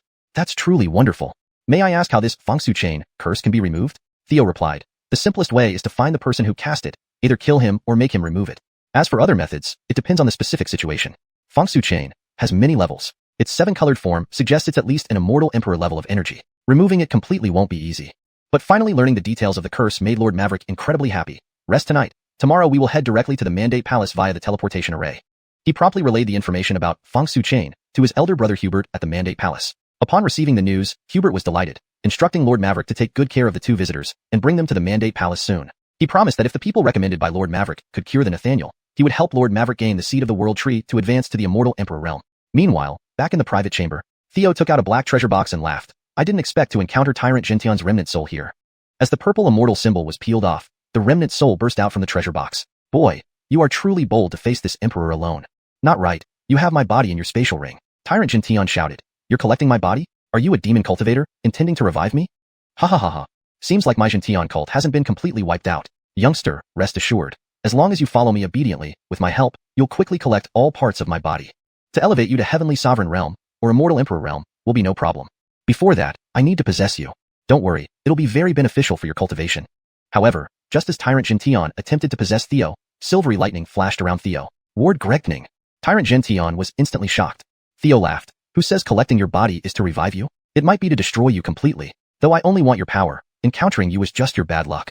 Saying this, Theo flicked a finger, sending a silver arc towards Tyrant Gention. Magic vapor steamed up from the remnant soul as it continued rushing toward Theo. Young man, although you have Ward Gregning at your current level, it's impossible to unleash its true power. Wanting to kill this emperor is merely a delusion. But as Tyrant Gention's remnant soul attacked, a red fire lightning suddenly appeared in Theo's other hand. Demon-slaying thunder. How can one person carry 2 powerful anti-demon artifacts? Suddenly, both thunders combined into a white lightning bolt striking upward. Tyrant Gention's remnant soul formed a protective wall of dark mist to block the attack but was still knocked back, feeling extremely wary. I didn't expect to run into someone like you right after escaping confinement. But luckily, your cultivation is shallow, nothing to fear. Immediately, Tyrant Gention's remnant soul charged again, willing to suffer great injuries just to eliminate Theo, the bane of demon cultivators. Seeing this, Theo laughed. You're really tough. 2 anti-demon artifacts can't handle you. Then how about 4? Theo clapped his hands together, causing pure white fire lightning to emerge between his palms, precisely the cleansing fire thunder. Damn, unrelenting. Tyrant Gention gawked. Why did I have to run into you, a freak, right after getting out of confinement? In my prime, I never met someone who had collected all 4 anti-demon artifacts. Why now? Theo spread his hands, causing the cleansing fire thunder to weave into a giant net, enveloping Tyrant Gention's remnant soul. Chaos True Gregning Scripture, Heavenly Net. Tyrant Gention tried to escape but was caught by the speed of the lightning and fire. Zzz. The moment his magic soul touched the cleansing fire thunder, pure white lightning surged inside him while white flames covered his remnant soul. Maverickments later, his magic soul was refined into a spirit pearl filled with incomparably pure and powerful soul energy. Tyrant Gention's remnant soul consciousness was utterly destroyed. Theo swallowed the spirit pearl, rapidly absorbing its energy. Chapter 439. First encounter with Emperor Alden, Brazen Provocation. The next morning, when Theo opened his eyes in the meditation chamber, the power of his immortal soul had already advanced to the late-stage Great Luo Golden Immortal Realm. Quite a boost indeed. Recalling the lingering power from the heaven-suppressing demon emperor, Theo couldn't help but smile. System check-in. Chime. Congratulations, host. You have obtained a 6th grade Heavenly Venerable level immortal artifact, the Blazing Ajax Pearl. Theo extended his hand, and a crimson pearl appeared. After claiming ownership, he was pleasantly surprised. It turned out this was also an object capable of exorcising evil. By the time he walked out of the room, Isaiah and Juan were already waiting outside. Juan said, Mr. G, the teleportation array specifically leading to Dragon Capital's Fate Palace has been readied. I will personally escort both of you to Dragon Capital to meet the Nathaniel. Theo smiled. Then thank you, Mayor. Maverickments later, the trio disappeared into the teleportation array. When they reappeared, they were already at the Fate Palace. Hubert was waiting for them there. Brother, let me introduce you. This is Mr. Theo, who identified the transformation lock. And this is Lord Isaiah, whose abilities are equally extraordinary and unprecedented, Juan said with a smile. Hubert asked, Are you 2 disciples of the same master? Theo shook his head. No, we just met on the journey. Hubert nodded. Follow me. Recently, the Fate Palace has gathered many experts proficient in curses from various regions. If you can cure the Nathaniel, your rewards will be substantial. On the way, Juan introduced the palace. The Fate Palace was expanded twice its original size after the Nathaniel took control of Thunder Realm and eliminated the ancient Norris family. In terms of opulence and strength, it far surpasses the former Norris family. The first thing that came to Theo's mind was one word, new money. Indeed, while Emperor Alden's rise to power was smooth, it was fraught with difficulties and hardships. Now, finally as the ruler, extravagance naturally followed. However, Theo and Emperor Isaiah observed that this Fate Palace was indeed filled with high-caliber experts. Juan continued, the guards within the Fate Palace are not simple. They are the elite dragon guards meticulously trained by the Dragon Bead. Each one has reached the Great Luo Golden Immortal Realm, making them immortals. This statement left Theo and the others quite astonished. Soon, they arrived deep within the Fate Palace, where several people were waiting in the courtyard before a grand purple hall. At the front, Dovey spoke up. Big brother, now that you're here, we can start. Hubert nodded and announced. Everyone here is an expert in curses from the Thunder Realm. Standing here itself is proof of your remarkable skills. But the condition of the Nathaniel is very special. Therefore, before treating the Nathaniel, a small test is required. I specialize in curse techniques, so I have replicated the type of curse on the Nathaniel, albeit much weaker. Anyone who can remove my curse qualifies to treat the Nathaniel. From below, someone shouted impatiently, let's get started then. I can't wait to claim the Imperial Artifacts and World Tree Seeds. Among this crowd, there were many heavenly venerable level experts. Imperial Artifacts and World Tree Seeds were highly desirable prizes. Hubert nodded and waved his hand. A black chain shot out from his sleeve and entered Dovey's body. As everyone crowded forward, Hubert called out, form a line, one at a time. Sure enough, Hubert, as the top of the four great generals, showed extraordinary skill. Even though this black chain was a hastily replicated curse, it still carried considerable power. However, despite examining Dovey thoroughly, the group could do nothing. This made Hubert and Dovey somewhat disappointed. Finally, it was Theo's turn. One held his breath, knowing that Hubert had promised him advancement resources to the immortal Emperor realm if Theo could cure the Nathaniel. These resources included World Tree Seeds, a rare treasure. After briefly examining Dovey, Theo produced the blazing Ajax Pearl and activated it. The red pearl turned golden, radiating a brilliant light like sunlight. Instantly, dark vapor rose from Dovey's body. Soon, Dovey exclaimed joyfully, it worked. What an incredible pearl. Juan beamed. Mr. G, you did not disappoint. Hubert relaxed slightly, continuing the test by implanting another black chain into Dovey. Next, Emperor Isaiah stepped forward and, without difficulty, neutralized the curse using the same method. One almost leaped with joy. Lord Isaiah, amazing. Attempts by others failed miserably. Following this, Hubert and Dovey led Theo and Emperor Isaiah into the Purple Hall. Emperor Alden sat on the bed and said, I have seen what happened outside. Let's begin. You first. He pointed at Theo. Theo approached and quickly realized the power of the transformation lock was even greater than expected. Clearly, Emperor Alden had tried many times himself, but only managed to nourish the lock's power. Can you cure me? Emperor Alden pressed. If you succeed, I will reward you greatly. Theo thought for a moment. There are two methods worth trying, which might yield some results. Speak freely, Emperor Alden urged. First, I've heard that within Ryder's territory, there's a 7-treasure spirit tree. Its fruit is incredibly beneficial for physical cultivation, while its roots can drastically enhance the body. If you can obtain this treasure, it should be effective. Come on, try sending troops to the Wu family, or better yet, come yourself. In my base, you'll find no match. If you dare, bring it on. However, he knew this was unlikely given Emperor Alden's recent losses to the Wu family. Emperor Alden frowned. What's the second method? Theo replied, Fierce Demon Tree Seeds love devouring evil energy. If you can find a Fierce Demon Tree Seed at the Heavenly Venerable or Immortal Emperor level, it should be effective. Go to the Evergreen Realm, challenge Emperor Isaiah, and see if he can get you a Fierce Demon Tree Seed. Chapter 440. Adversaries of the Fate-Blessed Sons, Reunion. Emperor Jonas asked, but the problem is, the Sinister Demon Tree is rarely seen. Do you know where one might find the seeds of the Sinister Demon Tree?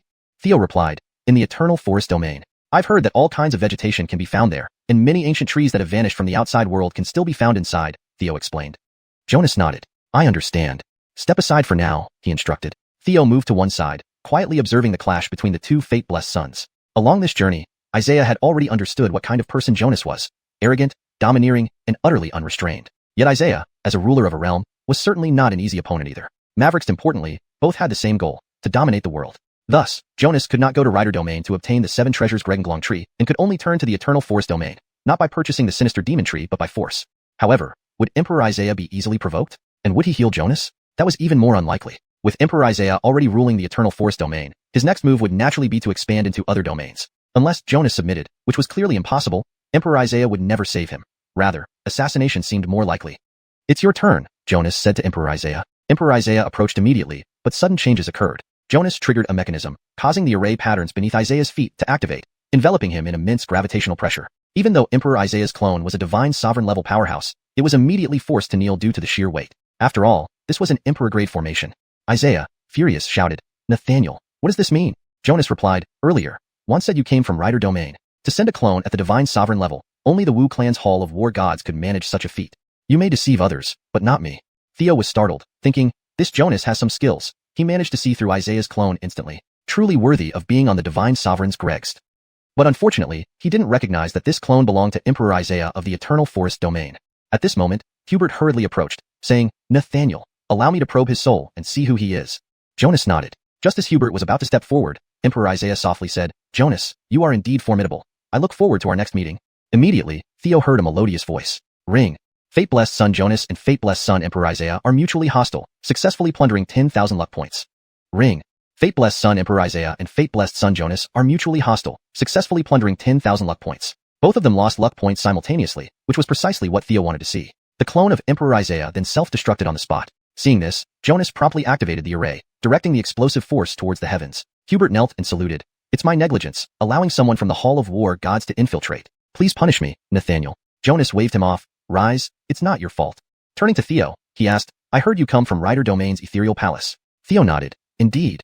If I knew he was from the Hall of War gods, I wouldn't have walked alongside him, Theo added. Just then, Truman entered, asking, Nathaniel, did you summon me? Jonas responded, Truman, this person claims to be from the ethereal palace. Help me verify if it's true. Truman then faced Theo and extended his sword finger, using the ionettled swallow technique. Theo countered with the same move. Truman followed with several more techniques, but Theo deflected them all identically. Truman happily saluted, Nathaniel, I've confirmed that he is indeed from our ethereal palace. Theo realized that like Geilinger, this person was also a descendant of the ethereal palace scattered outside. Jonas said, you traveled here specially from Ryder Domain to treat me because of enmity with the Wu clan? Theo bowed, correct. I heard Laming Domain intends to oppose the Wu clan. I came specifically to assist Nathaniel.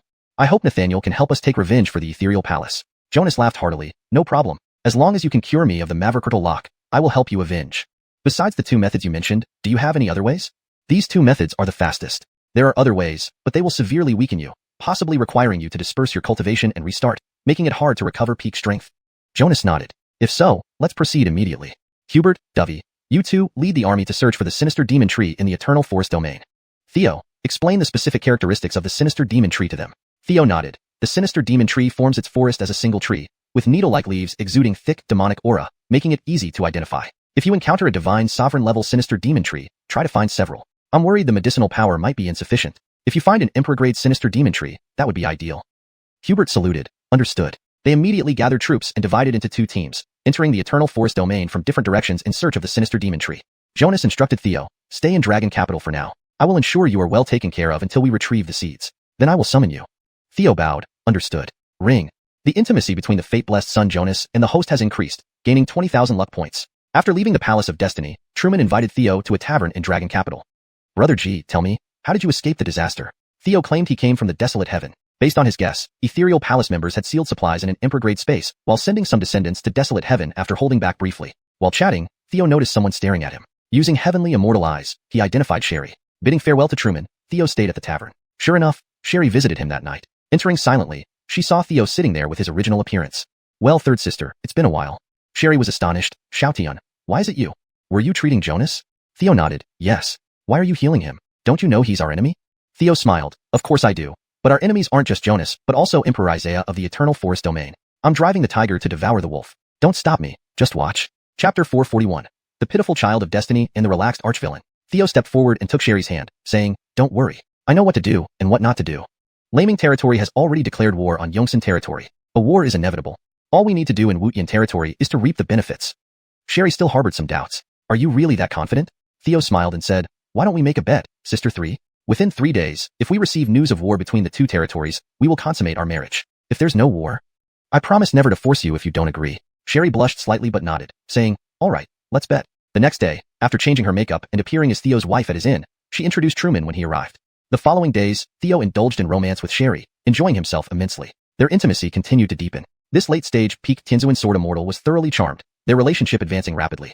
On the other side, however, things weren't so favorable for Shane and Armin, the two children of destiny. Armin had learned about Shane's situation, and one of his avatars had been destroyed by the latter. He also knew Shane would soon arrive in Yongsan territory to seize the seed of the ferocious demon tree. Without waiting for Shane's troops to reach Yongsan territory, Armin struck first. He headed straight for Maying City, thoroughly familiar with the geographical environment on the western border of Laming territory. Soon, countless roots and vines from Yongsan territory crossed the Hoitshan Maverikunten, separating the two territories. Seeds sprouted rapidly in Laming territory. Standing on Hoitshan Maverikunten, Armin watched multiple towns being engulfed by the forest without blinking an eye. Shane's curse isn't easily treatable. I must seize this opportunity to capture Laming territory, he thought. Otherwise, it could be troublesome once he recovers. Millions of strong beings across those towns were sucked dry by monstrous trees, becoming fertilizer. In less than half a day, those towns collapsed into small hills, erasing all traces of their existence.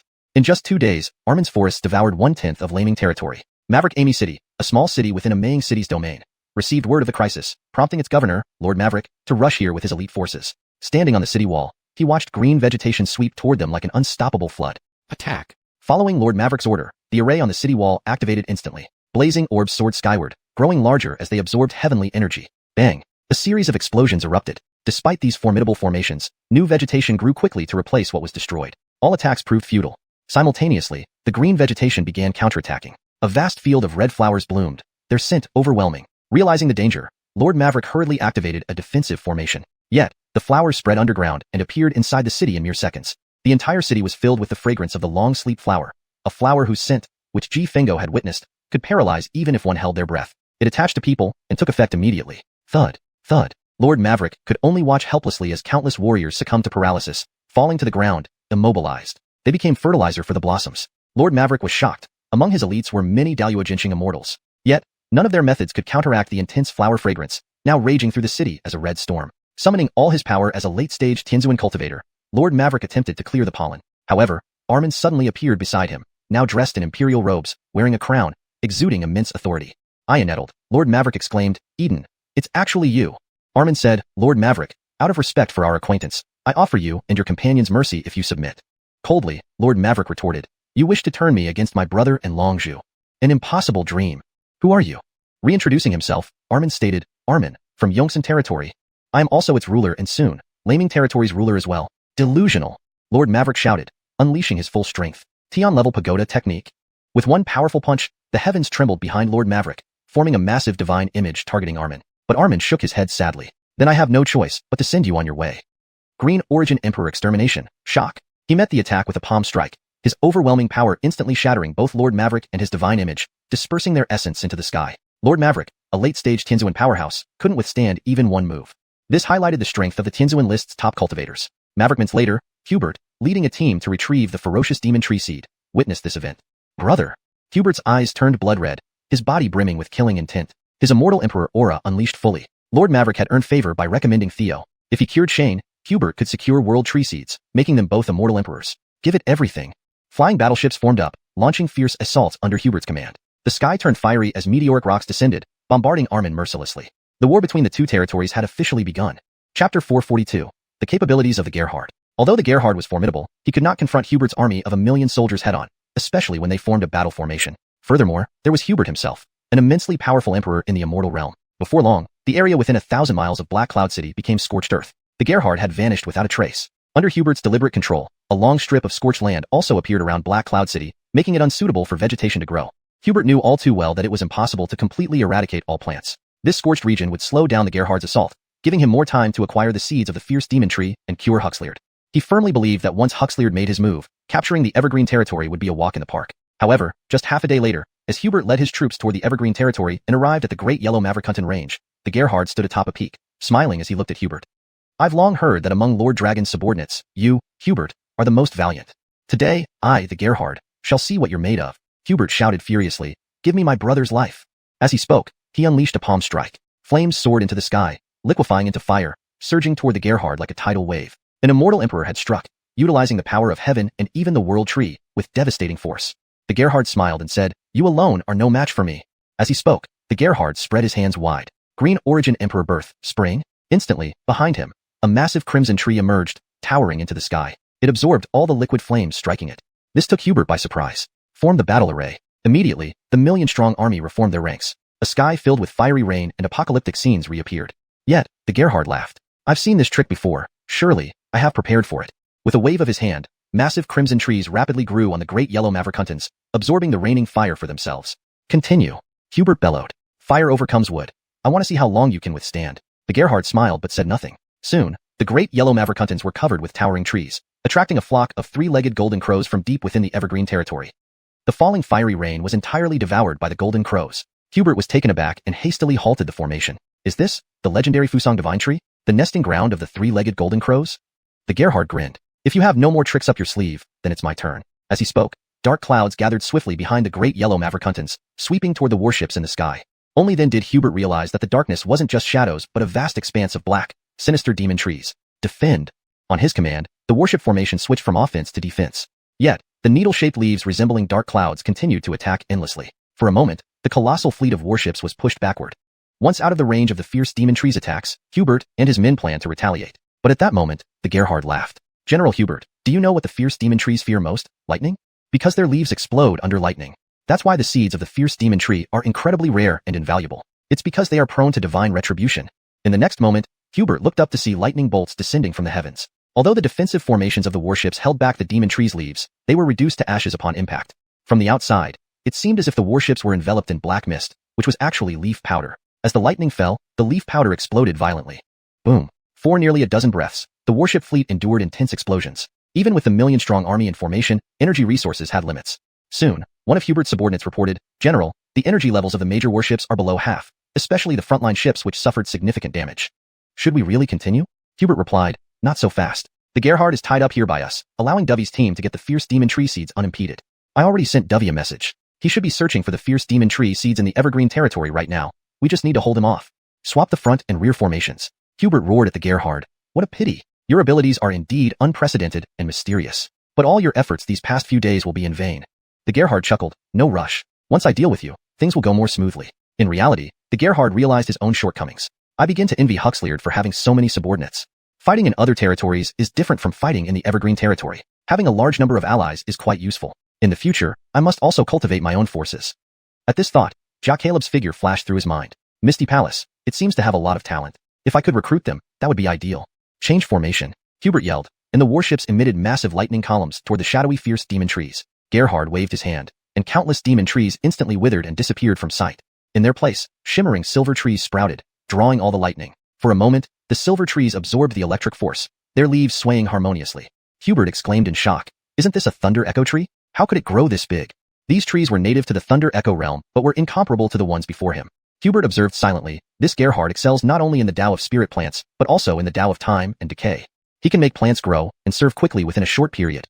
Mavericker importantly, he seems capable of combining the strengths of different plants. How many kinds of plants does he actually possess? Afterward, Hubert and his men employed nearly a dozen attack methods, but the Gerhard easily defended against each, displaying boundless depth. Fortunately, the distance was enough to hinder the Gerhard's counterattacks. Just then, a message came from Dovey. "We have the fierce demon tree seed." Hubert rejoiced, shouting, "Retreat." At that moment, the Gerhard laughed, "Too late to leave. Did you think I didn't know Dovey led people into the inner regions of the evergreen territory? No rush. Once I eliminate you here, I can still intercept them. Then I will finish them off. By cutting off 2 of Huxleard's key supporters and countless elite armies in one go, the Thunder Echo realm will fall effortlessly." As he spoke, countless purple vines emerged from the void, binding all the warships instantly. In moments, the formation was torn apart. Chapter 443, The Choice of Alden. In the Imperial capital, Theo used Wutian's skywatching mirror to observe the entire battle with Scarlet. Scarlet asked, "What is that thing? How could it appear out of nowhere?" Theo replied, "It should be a vine that Armin grafted onto the Void Tree. Therefore, this vine also possesses the spatial abilities of the Void Tree." Hubert's fleet isn't small. Armin must have prepared for a long time to consume so many at once. Perhaps from the moment he appeared and blocked Hubert and his people. He was buying time for these vines. Scarlet laughed. "So it seems that while Armin is powerful, his weakness is very obvious. He relies too much on geographical conditions. He can't match our family." Theo shook his head and said, "Before, Armin hadn't engaged in battles with external forces, which is why he showed such a weakness. Now, having gained combat experience, he won't expose his weaknesses again. He will certainly find ways to make up for it." As they were talking, under the entanglement of countless purple vines, one warship after another had their energy drained until they fell from the sky. Some soldiers emerged from them but were immediately strangled by the purple vines, turning into dried corpses within moments. Inside the warship, Hubert's subordinates shouted urgently, "General, let's go. We can't save them anymore." Hubert's face was filled with disbelief. Initially, the battle was balanced, and he had successfully obtained the seed of the fierce demon tree from his opponent through Dovey's help. He had thought himself to be on the path to absolute victory. Next, he planned to sweep through the Yongsan territory easily once Alden recovered. However, he never expected that Armin still had hidden cards. In an instant, the million-strong army was completely annihilated. This left Hubert utterly helpless. He could sense that the purple vines outside the warship were terrifying. Even if he went out, he might not be able to handle them. With gritted teeth, he could only take a few key subordinates on board and teleport away. Ding! Alden loses a million-strong army but successfully acquires 20,000 luck points. Theo put away the skywatching mirror and held Scarlet's hand, saying, "My dear, did I win our bet? You should keep your promise and complete our wedding night." As he spoke, Theo reached to untie Scarlet's sash, but Scarlet blushed and stopped him, holding his hand. But it's still daytime. It's too embarrassing." Theo smiled. "In broad daylight. Wouldn't that just show how honest we are?" Following this, Theo and Scarlet embarked on a prolonged cultivation session. After practicing the Wu Jing and Derek Jing, Theo's physical body improved dramatically. He avoided the awkward situation that happened last time with Clifford Fairy Emperor. With each successful practice with Scarlet, his cultivation advanced rapidly, far exceeding his expectations. He originally thought reaching the peak of Golden Immortal Realm would be impressive. However, the Tahi Ardingian decree proved extraordinary, boosting his cultivation directly to the late stage of the Golden Immortal Realm. His soul realm even jumped from mid-stage Great Luo Golden Immortal to early stage D-Zone.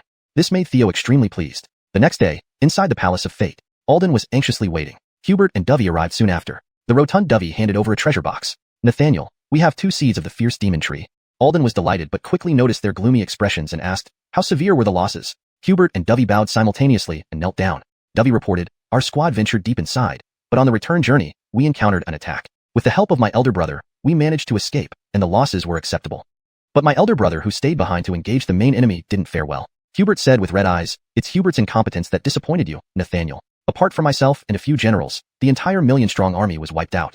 I have damaged your reputation. Please punish me. Alden pulled them up, saying, both of you rise. What fault do you bear? All this was because I underestimated the Wutian territory, leading to your risky mission against the Yongsan territory. Rest now. I have already opened the royal forbidden zone for you both. Hope this will advance your cultivation. They bowed gratefully. Thank you, Nathaniel.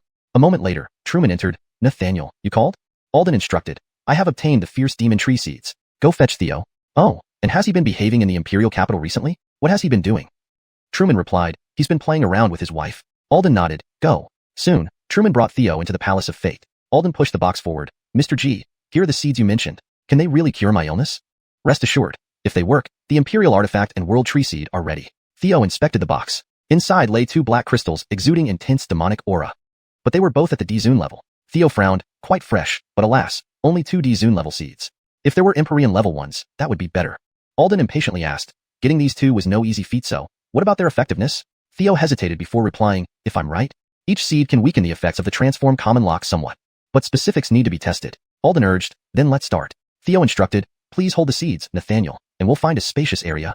In the yard, I will activate the seed's growth. Roots will enter your body, please don't resist. Theo produced a green celestial charm, triggering a surge of mighty wood chi into the fierce demon tree seed. Buzz. Purple-black demonic light flashed, and the fierce demon tree began rooting and sprouting, rapidly embedding itself into his body. Could fierce demon tree seeds weaken the transform common lock? Of course not. This was just Theo making things up. However, the seed indeed had some devouring effect on regular demonic chi. But the transform common lock was an invincible force controlled only by Theo. As the roots entered his dantian, Theo secretly manipulated, suppressing the transform common lock's influence. Seeing this, Alden exclaimed, it works, it really works. These days, he tried various methods but none worked. This was the first time he saw any suppression of the transform common lock's power. Excited, he said, I can feel the transform common lock's power weakening. As the fierce demon tree spread across the yard, Theo stopped. Alden was briefly happy before stating, it's no longer effective. Theo ordered Truman, quick, cut down the fierce demon tree. It will continue to devour the Nathaniel's essence if it grows further. Truman struck with a palm, reducing the fierce demon tree to powder. Looking at the scattered dust, Alden sighed, such a pity. If the tree grew fully and produced seeds, we could use it repeatedly. Theo inwardly chuckled. Repeated use? You wish. Theo explained, Nathaniel, based on this situation, using this seed won't solve the transform common lock issue. And repeated use might weaken the fierce demon tree seed's power. The best solution is to find an Empyrean level fierce demon tree seed, or a 7 treasures Gregenglong tree. That's the only way to eliminate all future troubles. Alden, now there is only 1 seed left. But it cannot completely solve the issue of the transform common lock. So what is your choice? Would you like to come to my Wu family immortal realm for a visit? Or continue to wage war on the Yongsan territory? Chapter 444. Setting out personally, unexpected reinforcements. At this moment, Truman took out a jade slip and examined it before bowing to Shane. Report to Lord Dragon, the Yongsan territory is once again encroaching on the western borders of our Laming territory. This time, they are more formidable, advancing faster than last time. It's estimated that in just a few hours, they'll reach Amang City. Shane snorted coldly. Himph, do they really think our Laming territory is so easy to bully? After leaving a signal for Hubert and Dovey, he then turned to Theo, young Master G. You've proven your capability. My healing can be considered halfway complete. Thus, I shall give you half of the reward now. Choose between the Imperial Artifact or the World Tree Seed. Theo replied, I choose the Imperial Artifact. Shane immediately tossed out a Starbright gem, which Theo promptly received. Next, Shane instructed Truman, gather the dragon guards and follow me. By the time Theo left the Tianming Palace, Shane and his companions had already used a teleportation array to arrive directly in Amang City. On the way to the tavern, Theo asked Amerigo within the immortal pupil space to examine the Imperial Artifact gem. Upon careful inspection, he confirmed it was an authentic gem, likely the previous myriad ancient Norse family's Ione Pearl. Unfortunately, during the battle with Shane, cracks were inflicted upon this Imperial Artifact. Well, no wonder Shane isn't that generous. So it's a substandard item. Then, Theo threw the gem into the treasure-gathering basin. Enhance, Greg-saving armor. With a hum, multicolored light shimmered as the basin's brilliance infused the Greg-saving armor. Instantly, Theo mentally directed the Greg-saving armor back under his clothes. A significant boost in safety. Back at the tavern, Sherry anxiously asked, how did it go? Did you heal him? Theo smiled, sister, have a little faith in me. How could I do such a thing? I only temporarily weakened the power of the Huafan lock. Now, he has personally set out to engage Emperor Eden. Let's just sit back and watch the show, and prepare to reap the benefits. Then, both of them picked up the heavens viewing mirror to watch. The heavens viewing mirror was a treasure bestowed by wandering Taoist to writer, allowing one to view situations within an entire territory, but its effectiveness depended on the soul force of the holder. Currently, the holder was Sherry, a peak late-stage great sword immortal. Thinking of sword immortals, Theo felt somewhat regretful. Though Sherry's primordial significantly improved his sword jade, it was still a pity that she hadn't helped him develop the sword immortal pupil. It seemed this honorable and significant task would have to fall on Gregly Fairy Emperor's shoulders. Unfortunately, over this period, Master Gregly had been in seclusion, digesting the legacies of Howard and Piao Miao Fairy Emperor, leaving no time. Inside the heavens viewing mirror, Shane stood majestically on the city walls of a Mang city with Truman and 3,000 dragon guards. In the distance, Emperor Eden approached with countless plants, creating a scene reminiscent of mountains being overturned and seas overturning. 3,000 miles away, Emperor Eden suddenly stopped. Instantly, red flowers rapidly grew and bloomed before him. With a wave of his hand, red pollen formed a storm-like cloud sweeping toward them. Shane shouted, "Trifling tricks, not worth mentioning." Meanwhile, Truman activated a Mang city's defensive formation to counterattack. Among large cities like a Mang city in the entire Laming territory, only 7 or 8 existed, each accommodating more than hundreds of millions of people. Now, all the city guards rushed to the walls to assist in the battle. Additionally, this was a transformed Empyrean-level formation modified by Maverick Chengzhu from the Longtian gang. With Empyrean-level powerhouses like Truman activating it, a raging firestorm surged forth like waves. Both sides clashed intensely, and the flower pollen storm retreated after a brief standoff. Theo remarked, "Sometimes, having numbers can be very useful." Sherry nodded. Of course. Theo felt something was amiss but couldn't pinpoint what. Emperor Eden obviously came prepared and definitely had more cards to play. As the raging firestorm approached, Emperor Eden waved his hand, and before him grew a vast expanse of scarlet Fusang divine trees, absorbing the flames madly. Sherry frowned. "I previously thought Emperor Eden's seeds needed superior earth veins to grow rapidly. Perhaps I was mistaken." Theo added, "He is an Empyrean after all, capable of altering the heavens and earth." Theo had another guess he didn't mention yet. According to Howard's legacy, at higher levels, spiritual plant masters could also alter the heavens and earth. As long as their intimacy with the world tree was high enough, they could even create special environments at will. Emperor Eden clearly reached this realm and even surpassed it. Given his background as a plant-based Empyrean, Theo suspected that Emperor Eden might be able to provide energy directly to the world tree without relying on superficial earth veins. Thus, he could overcome geographical limitations and plant whatever he wanted anywhere and anytime. Seeing this, Shane commented, "I've reviewed detailed combat reports about this fellow, and he has no obvious weaknesses. Fire overcomes wood. Such a trick won't work on him." Truman asked, "Lord Dragon, what should we do?" Shane replied, "Raw power conquers all techniques." Truman nodded, "Understood, sir." Speaking, Truman flew up, and part of a Mang city's protective formation empowered him. Then, he shot forward swiftly. Piao Miao sword technique, shooting Ione, numerous shadows of Truman, created from sword chi, dashed towards Emperor Eden like a thundering army, incredibly terrifying. Emperor Eden waved his left hand, causing 2 rows of golden metal-like trees to rise behind him. Golden tree roots shot out from the ground like numerous divine spears, instantly piercing through the incoming figures. Shane saw this and laughed. Those are legendary adamantine ancient trees. They were supposed to have vanished long ago, but who knew Yongsan territory still had them? Formidable indeed. But ultimately, you're outmatched. In absolute strength, you amount to nothing. After probing, Truman attacked forcefully. Piao Miao sword technique, annihilation. Truman struck with his sword, combining his full cultivation with the protective formation's power into a formidable spatial force that surged towards Emperor Eden. Victory has been decided, Shane confidently declared. However, Emperor Eden laughed, "Last time, I defeated you despite being outnumbered. This time, since I came prepared, I naturally wouldn't put myself in such a disadvantage." As he spoke, a white light column sped from behind, blocking Truman's sword beam. Who would have thought Piao Miao Palace still had remnants? The newcomer was Chelsea along with a group of Wu family armies. Seeing this, Theo couldn't help but twitch his mouth in disbelief. Chapter 445, The Heavenly Secret Realm, and Plucking the Wool of the Edifier. He finally understood why the Edifier dared to take the initiative. It was because he had found allies. What he did not anticipate was that the Wu family would be among those helpers. Theo sighed, "I was careless. I didn't expect the Edifier to seek out the Wu family for help." Sherry comforted, "It's not your fault. Even Maverick III didn't know the situation with the Edifier. She only saw Huxleard as an enemy. So, at the first opportunity to remove Huxleard, she came over. Now, what do we do?" Theo replied, "Let's observe first." On the battlefield, as the Wu family army struck, the situation reversed. Chelsea, leading the Wu family troops, successfully thwarted Truman's deadly move. Boom! A thunderous explosion reverberated in all directions, obliterating everything within 100 miles. But at this moment, a peculiar sight appeared. After being hit by the shockwaves, the sky revealed a gray space. Theo frowned. "What is that?" Sherry was greatly alarmed. "It's the Heavenly Secret Realm. I read about it in ancient Wu family records. The Heavenly Secret Realm is the outer world of the world tree in the great universe. That place is extremely dangerous. Even immortal emperors dare not tread there recklessly." The gray space expanded rapidly, drawing everyone into its maelstrom. Huxleard, Truman, half the Cloud Shadow City warriors, the Wu family troops, all possibly numbering millions. Theo and Sherry were taken aback. Sherry exclaimed, "Can even immortal Emperor Realm powerhouses not resist that storm?" Theo frowned. "Mavericker than that, Truman, who has the strength of formations behind him, surpasses ordinary immortal emperors. Our relatives have also been swept in including fifth sister, eldest sister, second sister. Let's go see. As he spoke, Theo left a shadow clone and took Sherry's hand. Disguised, they activated the spatial immortal eye and arrived in Cloud Shadow City, flying up into the heavenly secret realm. Meanwhile, people in Cloud Shadow City watched the gray space anxiously, quickly sending messages to Dragon Capital for aid. On another front, Gianna emerged from his shadow clone and used a spatial mark in Yongsan territory to create a void passage. Arriving in Yongsan territory, he moved deeper without encountering much resistance. He noted, with the Adithier absent, the defenses are lax. He waved his hand, summoning Undying Hirsch Phoenix, Demon Emperor Gustav, and Black Old Servant. Master, they bowed. It's time to get rich. This place has many rarities. Take as much as you can, but be cautious, there may be danger. Delighted, they agreed to give their best and set off to plunder. With these two immortal emperors and a celestial sovereign acting as bait, the Adithier's remaining avatar wouldn't focus on me. Gianna smiled, hiding his aura via heavenly laws, sneaking towards the central region. Yongsan territory was a paradise for flora, teeming with ancient trees and immortal herbs. Various rare immortal herbs were swiftly collected by Gianna. Meanwhile, Demon Emperor Gustav and company successfully drew the attention of the Adithier. To avoid the battles, Gianna quickly bypassed the areas and activated his celestial eye and jade compass to clearly see the core area. Indeed, it was the lair of the Adithier, filled with extraordinary immortal herbs and ancient trees. Suddenly, an ancient tree caught his eye. It stood about 30 feet tall with no other trees for 10 miles around, but its fruits were strikingly noticeable, plump and white like newborns, exuding immense immortal energy. Holy crap, ginseng fruit tree.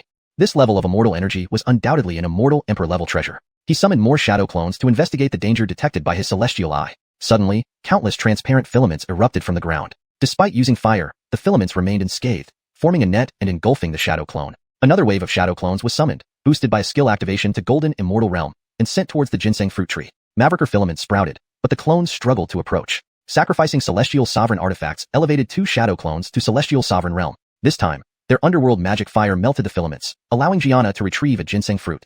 Realizing this might be an avatar of the Adithier, he stored the entire tree in the sky suppression pagoda. A spiritual light flew out of the tree and disappeared underground. System notification. Congratulations, host. Successfully acquired an important avatar of the Fortune Child Adithier and plundered 10,000 fortune points. Host subordinate, Demon Emperor Gustav, successfully destroyed an important avatar of the Fortune Child Adithier and plundered 10,000 fortune points. A figure in white emerged. Who are you? Daring to plunder my Yongsan territory? To defy the Adithier? Gianna laughed. Only because you attacked Thunder Sound territory first. I'm merely returning the favor. Avoiding the Space Vine's assault, he flashed away, shocking the white-clad Wing Xyler. From Thunder Sound territory? Just a golden immortal realm daring to act so arrogantly. Raising his hands, the ground produced countless transparent filaments, even from other trees. Heavenly wireless vines, realized Gianna, originally only reaching golden immortal maturity, yet you've cultivated them to celestial sovereign level, truly remarkable. Not playing anymore, time to leave. He rushed to reunite with Gustav, Undying Hirsch Phoenix, and Black Old Servant, storing them in the Sky Suppression Pagoda before leaving Yongsan territory. Inside the pagoda, Undying Hirsch Phoenix said, "We were having fun. With more time, we could strip this place clean." Gianna replied, "I have urgent matters elsewhere." Through the immortalized space, he reunited with his main body, reflecting on the dangers of the heavenly secret realm and his master's call. Hashtag chapter 446, familiar names on the immortal Grext. The secret realm beyond the heavens. As Theo and Sherry arrived here, they were immediately met by a gust of cold wind, mingled with grayish mist. Sherry instantly went on high alert. Be careful. She quickly pulled Theo behind her, unleashing the full power of her late-stage, heavenly venerable realm to form a protective sword chi barrier around them. Despite this, even a minor gust caused the sword chi barrier to tremble violently, almost shattering. However, what surprised Theo was that Heaven's immortal eye had not issued any warning. Sherry explained, that gray mist just now is chaos energy from the Sea of Chaos. The danger of the secret realm beyond the heavens comes from two major factors, bug demons and chaotic beasts. Chaos energy is the third reason. Without reaching the immortal Emperor realm, one cannot withstand the direct impact of chaos energy. Theo then recalled what the records inherited from the Origin Emperor stated. Immortal Emperor realm powerhouses have a chance to master chaos energy after obtaining the heart of the world tree. Why did Heaven's immortal eye not warn him? Was it because his world tree already had the heart of the world tree and could directly absorb chaos energy? Or perhaps it was because he had once obtained the law of chaos from the system's law treasure chest.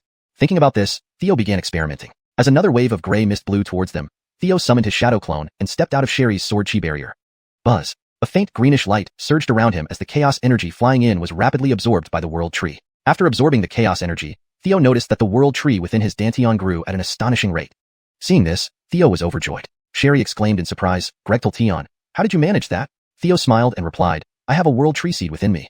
As more gray mist swept past nearby, Theo attempted to channel the law of chaos this time. With a wave of his right hand, a gray vortex appeared in his palm.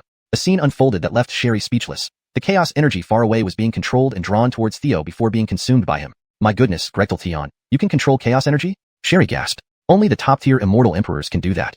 Theo laughed. Just a bit of it. This place isn't as dangerous for me as I initially thought. Let's go find Maverick there. Guided by the connection with Chelsea, they headed north. Before long, they came upon an ancient and massive city. Sherry said, according to my sensing, Maverick there should be inside. But this is the surface world of the world tree trunk, and there's actually a city here. It's unimaginable. Who built this? And who dares live here? With these questions, they cautiously entered the city. Theo found that the Jade Compass and Heaven's Immortal Eye were almost ineffective here. But when he used the Law of Chaos, the latter functioned smoothly again. At this realization, Theo felt excited. So, my divine sense is more useful here than an immortal emperor's. Before long, they smoothly entered the ancient city. Using Heaven's Immortal Eye, Theo traced back in time to see who had lived here. Soon, he saw several blurred figures entering the city. To Theo's surprise, he couldn't clearly discern their faces. Is it because the difference in cultivation levels is too great? Or are they deliberately shielding themselves from being discovered through temporal powers? From the aura, however, these figures seemed far stronger than the immortal emperors he had encountered. Theo warned, "Third sister, be cautious. This city is peculiar, and many strong beings have gathered here before." Sherry nodded, gripping the war sword she carried, ready to strike at any moment. Entering the city, they soon reached a plaza where other members of the Wu family were present, including Kimura. "Who's there?" Theo and Sherry hurriedly removed their disguises to reveal their identities. "Big sister, it's us and Gregtel Tion," Sherry sighed in relief. Kimura said, "Seeing you both safe makes me feel relieved." Sherry asked, "Where is Maverick there?" "Earlier, Gregtel Tion and I saw you all join forces with Eden Venerable, but we were all caught up in the storm. So, we hurried here to help." Kimura replied, "That storm was too powerful, and we got separated. Maverick Reaver, we recently encountered a chaotic beast, and many died." Sherry comforted her, "We're glad you're okay. Once we find Maverick there, we'll leave immediately." At this moment, Theo looked at 3 stone steels in the square and said, "These must be the legendary Longevity Gregst, Heavenly Venerable Gregst, and Eternal Gregst." 3 towering 100-jong-high stone steels stood like 3 holy swords, occasionally glowing as rankings changed. To Theo's surprise, there were familiar names on the Longevity Gregst. Alanis was second on the list, Nikita ranked 10th, Gregvia was 90th, Adeline was 99th. This left Theo astonished. Although he could understand Alanis and Nikita advancing to the Great Sage Golden Immortal Realm, Gregvia and Adeline had been far below him only 2 months ago. During this time, he had practiced together with Sherry, nearly elevating his realm entirely. And yet, he was still lagging behind. It seems the immortal emperor space within the ethereal palace has much faster time flow than the outside world. After obtaining the inheritance from 3 immortal emperors and digesting it, coupled with the abundant resources of the ethereal palace, Gregvia's combat power would naturally skyrocket. Thinking of this, Theo considered continuing to create his unique divine techniques. On the adjacent Heavenly Venerable Gregst, he indeed saw the names of Eden Venerable and Shane. Eden Venerable ranked 87th, while Shane was 93rd, not far apart. However, the Eternal Gregst appeared blurry. Sherry asked, "What's going on?" "The Eternal Gregst is unclear." Theo speculated, "They probably don't want us to see it." Suddenly, the Eternal Gregst changed, with a new name appearing at the bottom. It was Chintian Taoist. Immediately, Chintian Taoist's name was covered in a cloud of mist. Theo was quite familiar with him, the creator of the Chaos True Thunder scripture, who once disguised himself as a Mangekyō Taoist to take on Ryder as a disciple. He also had an immortal emperor realm servant like Donovan Bo. At that moment, a silver dragon descended from the sky, emitting terrifying ferocity as it charged toward Theo and company. Kimura shouted, "Not good, that guy is caught up." Chapter 447, Heavenly Silver Dragon. Kimura and the group of Wu family members around her quickly formed an array. Previously, this creature killed many of our people. It was a heavenly silver dragon, but it was a genuine chaos beast that could freely move through the chaotic sea, just like the world tree, absorbing chaos energy to cultivate. There was no doubt about its formidable strength. Seeing no way to avoid it, Sherry immediately took action. With a clanging sound, her battle sword was drawn from its sheath. Instantly, a brilliant sword light shone as a 100-jong-long sword beam slashed towards the dragon. Wind blade technique, Void Slash. Under Sherry's devastating strike, Theo felt that even a celestial emperor would have to take it seriously. However, the silver dragon abruptly turned, sweeping with its massive tail. With a crack, the sword beam was shattered directly. This shocked both Sherry and Theo. Sherry shouted, "This beast is tough. You all retreat first. I will hold the rear." Before her words faded, the silver dragon opened its mouth and let out a long howl in the air. The dragon's roar was so tangible it echoed across the 9 heavens and 10 earths. "Be careful." Sherry immediately blocked Theo, deeply moved by her gesture. But Kimura's formation wasn't strong enough, being instantly shattered by the impact. Many people had blood streaming from their ears, rolling on the ground. Some people fainted, uncertain if they were dead or alive. At this moment, the silver dragon swiftly lunged at Kimura. Kimura was about to retreat, but behind her lay the Wu family members writhing on the ground. With gritted teeth, she chose to withstand the attack head-on. Nightfall, Void Pierce. Kimura advanced rather than retreated. A large cloud of black mist enveloped the space before her, making her disappear from sight. In the next moment, Kimura appeared above the silver dragon, her short sword striking fiercely toward its neck. Kimura, the assassin queen of the Wu heavenly realm, assassinated celestial emperors as easily as eating or drinking water. However, facing this silver dragon, she found herself at a loss. The bright short sword carried terrifying void energy, yet it was blocked by the silver dragon's scales. In pain, the silver dragon abruptly lifted its head and collided with Kimura. Too close for her to escape, despite her speed. Bang! Kimura spat out blood, flying away. Seeing the silver dragon about to eat her, Sherry hurriedly saved her with a powerful sword slash toward its gaping mouth. Aware of the danger, the silver dragon released a silver breath to block the blow. Simultaneously, it swung its massive tail towards Theo. Seeing this, Sherry was dumbstruck. There was no doubt the silver dragon's intelligence rivaled that of humans. By then, it was too late for Sherry to come to Theo's aid. Theo had no choice but to recall the Gianna and prepare for a full attack. Sovereign! He shouted internally, sacrificing a celestial emperor-grade treasure, which boosted his cultivation to peak celestial sovereign realm. Then, Theo fully activated the immortal slaying gourd. Buzz!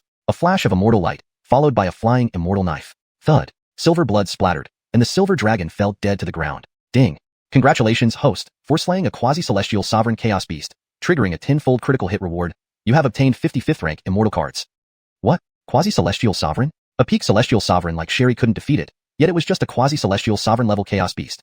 Theo was momentarily stunned. He quickly dispersed the celestial sovereign power, moving closer to the silver dragon, and examined it closely using his heavenly immortal eyes. It's similar to regular dragons, with dragon energy instead of chaos energy within, but there's a significant difference in strength. It seems it absorbs chaos energy instead of immortal energy during cultivation. In other words, one doesn't necessarily need to be at the immortal emperor level to absorb chaos energy. Sherry said, chaos beasts are valuable indeed. Adele, I didn't expect you to slay it. Theo replied, I relied on treasures. It's not real skill. After speaking, he put the silver dragon away and asked, how are the others? They then started treating the injured. Later, they continued leading the group into other parts of the city. Suddenly, fighting sounds came from ahead, putting them on alert. Let's check it out. In fact, Theo had already noticed Eden Dizun and his group, including Truman, engaged in a fierce battle. Without Amayang City's great formation enhancing their powers, Truman and his men were significantly weaker. However, within the heavenly secret realm, Eden Dizun also seemed somewhat weaker. After all, everything outside was desolate, lacking any signs of plant life. This place clearly did not support plant growth. Thus, the two sides fought back and forth. When Theo and company arrived, Truman's side was already at a disadvantage, defeat imminent. Of course, Theo believed this was because Eden Dizun hadn't used his true form. He still didn't know what kind of plant Eden Dizun's true form was. Wu family members, your timing is perfect. This person is Truman, the third major general under Huxleard. We must kill him here. Hearing this, Kimura wanted to help, but Theo said, please wait a moment. We need some time for the final move. Form the Heaven Wu breaking army array. Truman, not recognizing Theo's true appearance, thought to run upon seeing reinforcements arrive. He feigned a move and fled. Eden Dizun tried hard to control him with vines. Despite significant internal energy consumption, he barely managed to control the fleeing, heavily wounded Truman. Then, Theo, at the center of the formation, struck with perfect timing. Buzz. Under the Heaven Wu breaking army array, gathering everyone's strength, a 100-jong tall war deity manifestation delivered a powerful punch. Boom. Bound by Eden Dizun's purple vines and clearly poisoned, Truman could only accept his fate against this devastating strike. Thud. Truman was shattered into a blood mist, dead on the spot. Ding. Congratulations, host, for severing the arm of Fortune Huxleard, successfully acquiring 10,000 points of destiny. Ding. Congratulations, host, for killing a celestial emperor, triggering a double critical hit reward, obtaining 2 celestial emperor cards. Hearing this, Theo was overjoyed. Snatching this kill was excellent. Without Truman, a mainstay, the other soldiers were easily dealt with by Theo and his group. Eden Dizun gratefully said, thank you all for your help. Otherwise, subduing him would have taken much effort. To Theo's surprise, another pleasant voice sounded in his ear. Ding. The closeness between Destiny's child Eden Dizun and the host has increased, successfully acquiring 5,000 points of destiny. Oh, this is rather embarrassing. Chapter 448. The world-shocking scars beyond the immortal emperor realm. Previously, Theo had always felt that the Ruby was somewhat naive in dealing with worldly affairs. It now seemed to be true. He understood human treachery far too little. Kimura hastily asked, Empyrean Everspring, did you see my mother? Ruby shook his head. No, I didn't. But if you encounter Huxleard now, be cautious. Earlier, I saw him devour a chaotic beast, significantly boosting his strength. As long as one cannot escape the control of the Maverick realization lock, everything will be fine. He then secretly activated the heavenly immortal pupil and quickly found Chelsea and her companions. This way, said Theo, leading everyone towards Chelsea. At this moment, Ruby said, I suppose this is Lord Ryder. I've heard that despite your young age, you injured Huxleard, which truly commands admiration. Theo smiled. It was merely a trick or two. You, on the other hand, fought a battle against the armies of Thundering Territory all by yourself and even decimated millions of their troops.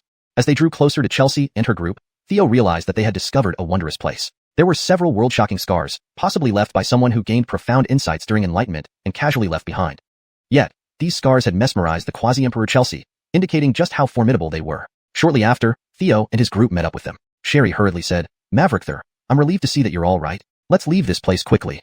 Chelsea laughed. Come over and take a look at these scars here. Even though they are ancient, the lingering Tao essence still leaves a breathtaking impression. I believe that a power like an immortal emperor definitely doesn't possess such ability. These must have been left by a power beyond the immortal emperor realm. Ruby immediately agreed. When I battled the immortal emperor Longshan previously, the battle hardly caused any damage to this ancient city. These few slashes penetrate the wall more than 7 inches deep. Indeed incredible. At this point, Sherry exclaimed in shock. The material of this wall seems to be black heaven imperial stone. an imperial-level material. Everyone was taken aback when she spoke. Theo scrutinized closely, seeing different traces of sword marks, knife cuts, and fist prints on the gray-black stone wall. It was evident that several people had left these marks. This made Theo recall the blurred figures he saw upon entering the city. He then used the heavenly immortal pupil to trace back in time. He saw two figures, one male and one female, simultaneously making moves. A slash from a sword and a cut from a blade left astonishing marks on the walls. Even watching it through the river of time, the terrifying sharpness almost blinded Theo. He quickly closed his eyes, stopping the temporal retrospection, not daring to look anymore. At the same time, he sensed someone noticing his presence and looking towards him. This sent chills down Theo's spine, filling him with confusion. What kind of strength do these people possess? Just as everyone prepared to deeply ponder these marks, a group of chaotic beasts, about 7 or 8 in number, flew towards their location in a powerful manner. Upon turning around, they saw 7 silver dragons. On the largest one sat a familiar figure, Huxleard. Earlier, Ruby saw him consume a chaotic beast, but now he could actually command chaotic beasts. As Huxleard's eyes turned menacing, casting glances at everyone, an ominous feeling grew within each person's heart. Gentlemen, it has been a long time. The cooperation between the Yongsan domain and Rider domain surprised me indeed, but you didn't expect that I could actually command the chaotic beasts here. In fact, I must thank you for this, Huxleard boasted proudly. Without opening this extraterrestrial secret realm, how could I obtain the bloodline of a chaotic beast? Now, with chaotic beasts aiding me, dominating the world has become much simpler. The offer remains. Submit to me now and live, or you'll die here. Theo could sense the mavericalization lock still in effect. However, due to obtaining the chaotic beast's bloodline, Huxleard's dragon chi greatly enhanced, weakening the lock's efficacy. Ruby coldly snorted, Huxleard, you still have the mavericalization lock on you. Do you really think you can kill so many of us single-handedly? A pipe dream. Theo, while causing chaos in the Yongsan domain with his 3 subordinates, never managed to find Ruby's true body. The Ajax tree, fierce demon tree, voidless thread vine, adamantine ancient tree, and void vine, all immensely powerful demonic trees, were defeated and brought under his control, suggesting his true form was incredibly formidable. Chelsea shouted, you're right, Huxleard. Virtue brings helpers, vice brings few friends. Who dies today is yet to be seen. Ruby said, help me hold off the chaotic beasts. Huxleard, I'll deal with him. No problem. Huxleard bellowed, since you insist on being stubborn, then die together. Kill. With a command, 6 silver dragons rushed toward the crowd below. Wu family members had already positioned themselves in formation. Once the formation was activated, all their strength was amplified onto Chelsea. A massive dermic manifestation rose, towering skyward, with 4 heads and 8 arms. Its power rivaled that of an early-stage peak immortal emperor. Its 8 arms continuously unleashed punches from the martial scripture, sending the 6 swooping silver dragons flying, dazed and battered. Henceforth, the silver dragons continually spat out silvery dragon breaths from afar, not daring to come close. Meanwhile, Ruby charged at Huxleard, initiating the showdown between 2 fated enemies.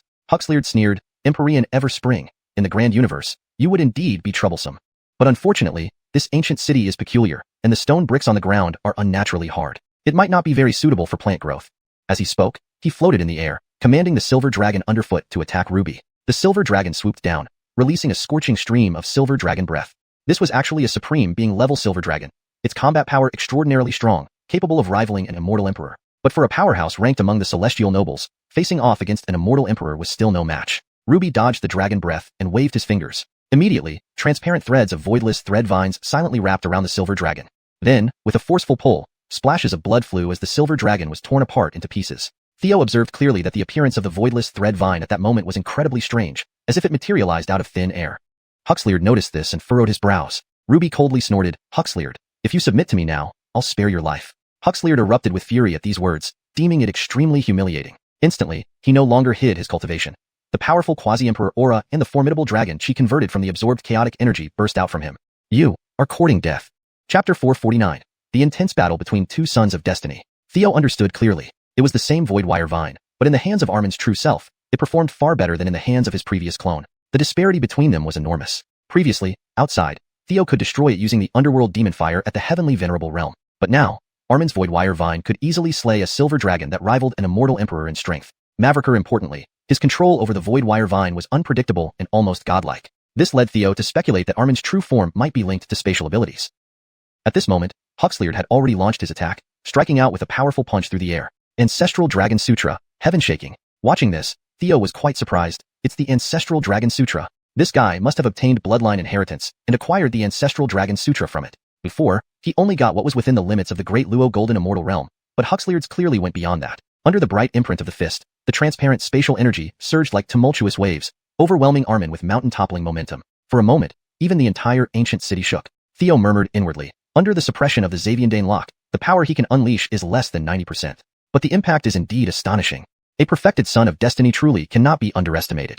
On the other side, Armin was no pushover either. Spinning around, he created a ring of transparent vortexes around him. In the next instant, the incoming spatial energy was disrupted by the vortexes, losing all its potency. Then, Armin launched a counterattack. His fingers snapped repeatedly, and countless void wire vines appeared from the spatial vortexes surrounding him. Seeing this, Huxleyd acted first, stomping on the ground. Ancestral Dragon Sutra, Earth Mavericking.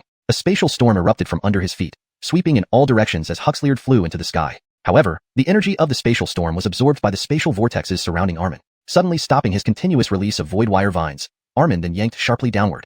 Huxleyd noticed that countless void wire vines had already formed a massive net in the sky. As this great fish entered the net, it tightened abruptly. Theo had no doubt that even if a group of immortal emperors were caught in the net, they would all be sliced into pieces and killed instantly. Yet, Huxleyd, with his arms embracing the sky, completely ignored these terrifying transparent threads. As he opened his mouth, blazing silver dragon breath rapidly gathered between his hands. In the next moment, the giant net woven from transparent threads tightly constricted him from all sides. However, something shocking happened. The silver battle armor on Huxleyd's body sparked under the cutting of the void wire vines, but remained unscathed. Armin was taken aback. Such a powerful physical body. Theo was also quite astonished. Without considering cultivation, this guy's physical strength alone is enough to kill immortal emperors. And yet, he's only ranked 93rd on the heavenly venerable Gregst. No, perhaps after devouring the Chaos Fiend beast, his ranking has changed. Ancestral Dragon Sutra, world-ending, Huxleyd lightly shouted. As the silvery fireball above his head rapidly expanded, the void wire vines disintegrated one by one. Next, the silver fireball, carrying devastating heat, struck Armin with world-ending force. From afar, it seemed like a daytime star had fallen to earth, destroying everything. This attack was too terrifying, with immense coverage, leaving no room for evasion. Armin's expression became extremely serious. Immediately, he clasped his hands together, red light shining, transforming him into a gigantic tree of dawn. Boom! The fiery silver dragon breath immediately set the gigantic tree of dawn ablaze, rapidly turning it into charcoal. Just as Huxleyd smirked, Armin's figure suddenly appeared behind him, ghost-like, wrapping around Huxleyd with purple vines. Instantaneously, countless purple vines grew on his body. This made Huxleyd's face change. Despite his formidable arm strength, he couldn't break free from the entanglement. At this moment, another Armin appeared right in front of him, launching a punch. As soon as the punch was thrown, it immediately transformed into an ancient diamond-hard tree, spiraling forward like a divine spear, piercing toward Huxleyd's chest. Sensing imminent danger, Huxleyd let out a long roar, reverting to his true form. A gargantuan swallow sky dragon, 10,000 feet long, with silver scales. Crunch! The purple vines broke instantly, and the ancient diamond-hard tree was grabbed by the dragon's claws. Puff! Following that, the swallowing sky dragon opened its mouth, spewing silvery dragon breath that incinerated the opposing Armin into ashes. However, Huxleyd didn't lower his guard. He wasn't sure if Armin was truly dead. Just then, the ancient city shook, and Armin reappeared on the ground, with a jade-green ancient tree forming behind him. It was crystal clear like jade, seemingly carved from stone. Others wouldn't recognize it, but Theo did instantly. After all, he had one in his Dantian Chi-Si. So, Armin's true form was a brand new world tree. No wonder he could appear behind Huxleyd silently. Considering his intimate connection with the world tree, finding a second person like him in this world would be nearly impossible. Returning to the battlefield, Armin slapped through the air. Behind him, a branch of the world tree phantom gently swayed. Bang! A thunderous sound echoed through the heavens and earth. The 10,000-foot-long dragon was hurled away by an invisible yet formidable force, coughing out silvery dragon blood that splattered the ground. Theo sighed, one is crazier than the other. Fortunately, I came to this outer secret realm. Otherwise, with just these two guys getting stronger, I'd be utterly outmatched. Although he didn't fully unleash his true form, from the perspective of the world tree, Armin is definitely not a perfected son of destiny. Originally, it was thought that only Huxleyd had become stronger. Now, it was clear that Armin, having been exposed to chaotic chi, had strengthened even more. As Armin continuously waved his hands in the sky, Huxleyd was battered like a sack of rice, his silvery dragon blood and scales falling like rain, offering no chance for retaliation. However, Huxleyd did not give up. His aura continued to rise. Theo saw this and realized that Huxleyd was about to reveal his ultimate trump card. Therefore, he secretly weakened the Xaviandane lock again, allowing Huxleyd to unleash 95% of his strength. Swallow sky. In the next moment, the 10,000-foot-long dragon slapped its claws outward to block the invisible attack from the world tree branches, though its claws were instantly shattered. Seizing this brief moment, it opened its huge maw. Suddenly, a massive black hole appeared, enveloping Armin. Chapter 450, Theo reaps the benefits. A massive black hole appeared, distorting the world tree phantom behind Zachary. The surrounding heavens and earth were being rapidly sucked into the black hole. Endless immortal energy, even chaotic energy. The once bloodied Huxleyd started healing his injuries by absorbing this energy. On this side, Zachary was dragged toward the black hole by its terrifying force, completely losing control of himself in midair. His right arm quickly expanded, transforming into a branch carved from jade. It lashed violently at the black hole. This wasn't a shadow attack as before but an authentic strike from the world tree itself. Bang! After a brief stalemate, the black hole burst apart under the powerful clash. The residual power from the world tree branch lashed out at Huxleyd. Huxleyd spewed blood and flew backward. Taking advantage of the situation, he vanished in a blink of an eye. Clang! The Fortune's son Huxleard has been heavily injured and defeated, successfully looted 10,000 destiny points. Zachary's right arm was swallowed by the black hole at the same moment. Upon landing, although his arm regenerated, his face turned extremely pale. Meanwhile, the 6 silver dragons were predictably slain by the Wu family army. Chaos chi surged in from all directions following the black hole's pull. Theo promptly said, "Zachary, the chaos storm is coming. We must leave now." Zachary nodded in agreement. The Wu family combined their powers to construct a spatial passage, evacuating everyone on the scene. Just as Zachary was about to engulf the incoming chaos storm, suddenly, a streak of immortality light slashed through the gray fog. A Shinfei flying knife sped towards him. In a single encounter, Zachary's shoulder bled. "Who's there?" He instantly became alert as multiple Vajra ancient trees appeared around him. Asterisk whoosh, whoosh, whoosh, asterisk. Then, 36 Shinfei knives charged forward like glowing fish. Asterisk clang, clang, clang, asterisk. The Vajra ancient trees, capable of defending against attacks from immortal emperors, crumbled before these knives. Though they somewhat weakened the knives' power, they were still easily pierced. Suddenly, Zachary was riddled with several bloody holes. Fortunately, he avoided hitting any vital spots, sparing him from severe injury. Yet, the fierce blade energy tore through his body, causing unbearable pain. Gritting his teeth, Zachary clapped his hands, invoking the World Tree Phantom behind him. A clap unleashed thunderclaps, dispersing much of the chaos mist, yet revealing no one.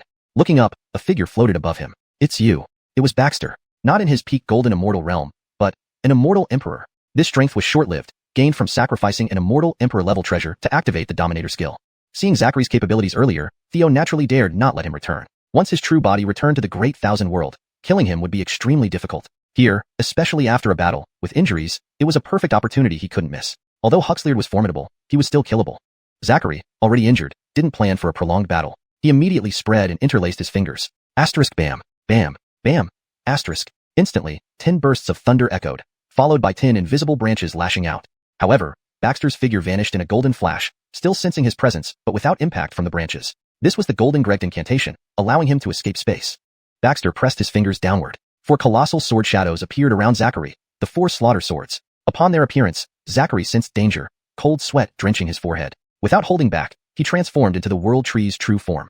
Instantly, a gigantic jade tree materialized, branches lashing out at Baxter. Simultaneously, Baxter activated the slaughter sword formation. The 4 swords moved into position, unleashing an overwhelming world-ending sword intent that instantly stopped the growing world tree, reducing it to dust. Descending, Baxter chuckled. "You really lived up to your reputation as a fortune son, escaping so fast. But I managed to catch your tail." Clang. "Congratulations, host, for defeating the fortune son Zachary and successfully looting 10,000 destiny points." Originally, while transforming into the world tree and attacking, Zachary had escaped underground. Finishing, Baxter raised his hand, sending a phantom jade branch to Theo. This was the reason Theo left Baxter to strike, utilizing soul fragments severed by the slaughter sword formation. While Zachary's avatars could be countless, he only had one soul. With this fragment, once his destiny depleted, killing him would become simple. Baxter hurriedly used the heavenly immortal eyes to sense Huxleard's aura, which had vanished. "You ran fast enough." He then formed a fist, condensing the surging chaos chi into a chaos pearl, storing it in his Chinkuan ring. His immortal emperor power dissipated as he approached the stone wall, silently studying the inscription marks upon it. With the aid of the 7 orifices Crystal Heart and Bodhi Tree, in the time ring, Theo's mastery over swordsmanship, saber techniques, and martial arts progressed rapidly. Outside Cloud Shadow City, the Wu family returned. Due to the battles, the city was nearly deserted, guarded by only a small group of soldiers. Hubert and Dovey were likely still in seclusion.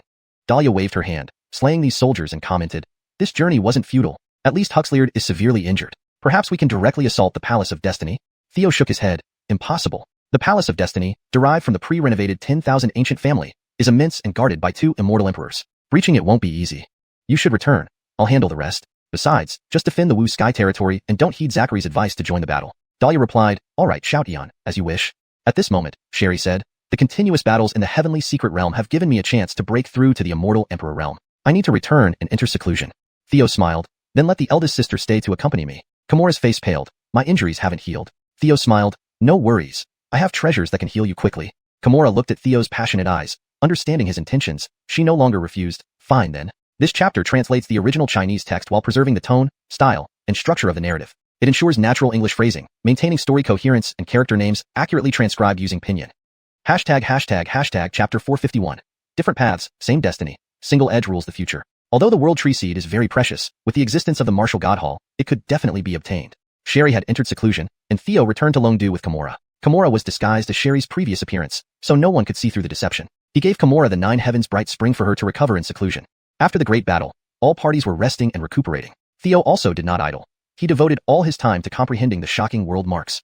10 days quickly passed, but with the time ring and time immortal pupil fully supporting him, Theo had already spent over 3 years in contemplation. Although he couldn't say he had completely mastered all the martial arts contained within the sword marks, Dao imprints, and fist prints on the stone wall, it had significantly advanced his martial arts skills at an unprecedented rate. The next step was to integrate everything into a coherent system and make them his own.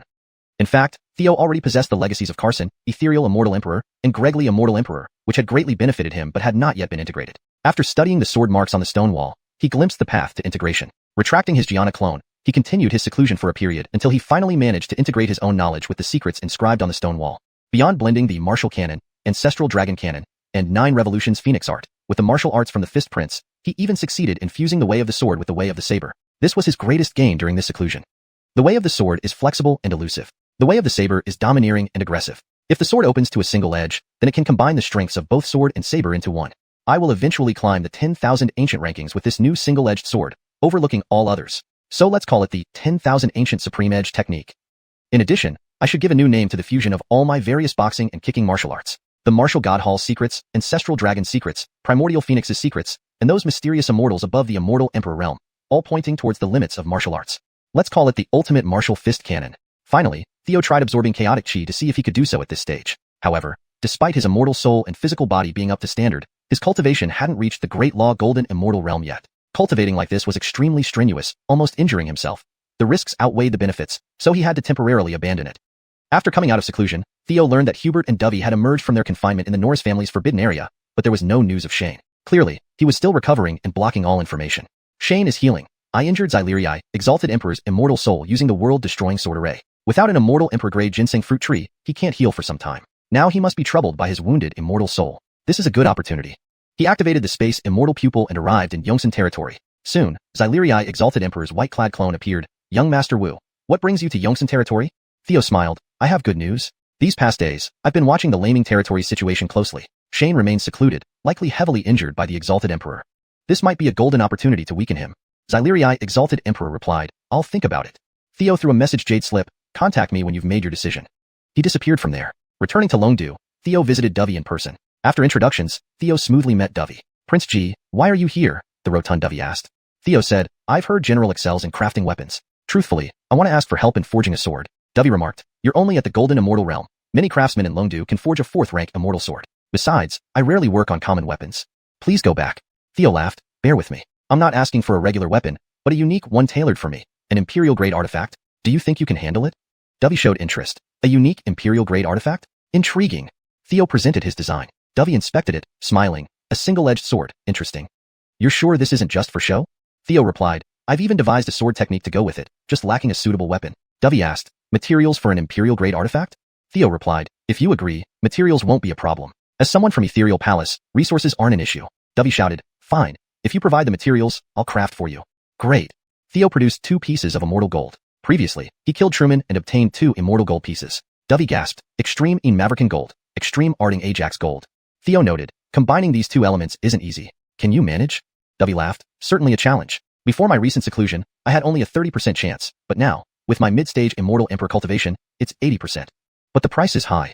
Theo offered, a mature ginseng fruit, deal? Delighted, Dovey said, let's get started. 2 days later, Dovey emerged holding a uniquely designed war sword. Its blade alternated black and white, with a Taiji symbol emitting yin-yang chi.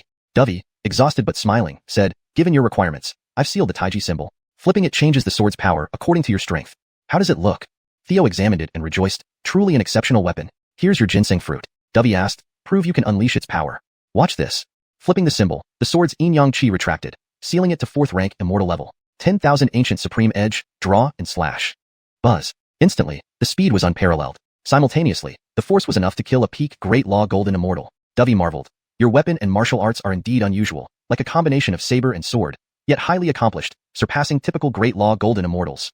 Especially the power, unmatched. Not disgracing my craftsmanship. Oh, what's its name? Theo bowed. I thought of a name, Half-Sky. Thank you, goodbye. Leaving Dovey's residence, Theo contacted Xylerii, Exalted Emperor via message Jade Slip. The reply came, I've decided, we can act. Theo grinned, perfect. Chapter 452. The fine leeks are due for harvesting. In fact, Hiram's condition was something he was very clear about. His immortal soul had been injured too severely. Even if he could recultivate the ginseng fruit immortal tree, it would only grow to be an Empyrean immortal tree. The effect on his injuries was rather limited. To fully recover from these injuries would probably take a very long time. But his current situation was not optimistic at all. The Thunder Realm and he were like fire and water. Once Carlton's injuries healed and he attacked with full force, He shuddered when he thought of that previous immortal emperor's flying dagger and sword formation. In such a heavily wounded state, what could he possibly use as defense? Thus, he must quickly find a way to recover. He either needed better elixirs, or had to devour the souls of other beings. For the former, he had no trading partner. Though he once approached Tabitha, this time Carl had preemptively sealed off all possible exits, leaving him no choice but the latter. This made war inevitable. Yongsan territory. Carl met Hiram in white robes once again. Your Excellency, after much deliberation, I have a plan for this battle, Carl began. Dizuin said, speak without reserve. This battle is aimed at weakening the Heavenly Mandate Palace's power while also testing if Carlton's injuries have healed, Yongchuan explained. Thus, we should avoid penetrating too deeply into the Thunder Realm. It's best to stay far from Long Capital. Carl nodded. Makes sense, please continue. How much force can Wutian territory muster? Yongchuan asked. Carl replied, as this is a probe, just enough to alarm the Heavenly Mandate Palace, and see who they send out will suffice. In that case, we should split our forces into two. I will accompany you, making disturbances at the periphery to draw out the Heavenly Mandate Palace troops. If Carlton personally moves, it means his injuries are likely healed. We should retreat immediately then. If he doesn't appear, it proves he is still healing. In that case, I'll have Wutian's forces ambushing in Long Capital launch a surprise attack on the Heavenly Mandate Palace. If we can eliminate Carlton, even better. Then, it will be your job to hold off any troops sent out by the Heavenly Mandate Palace. Yongchuan nodded. Good strategy. Any good locations? Carl suggested. Yulei City is perfect. It's far from Long Capital, but close to Yongsan territory, convenient for retreat. Previously, Carver and others attacked Yongsan from the direction of Yulei City. Yongchuan agreed. Very well, let's head there. After saying this, he took out a packet of seeds and handed them to Carl. These seeds will do. Once there, remember to scatter the seeds across the city first. I'll make an appearance and assist you. Carl smiled. Agreed. Then he accepted the seeds and hurried to Yulei City. Carl chose this place deliberately. It was where General Carver's family resided. Several days later, upon entering Yulei City, he revealed his true form. As Wu Yin was a young master of the Wu family, someone was bound to recognize him. Seeing people scurrying away after spotting him, he knew it wouldn't be long before the Heavenly Mandate Palace responded. Following this, Carl scattered the seeds and Yongchuan appeared, delightedly saying, "You've done well. Leave the rest to me." Instantly, colossal trees sprang up all over the city.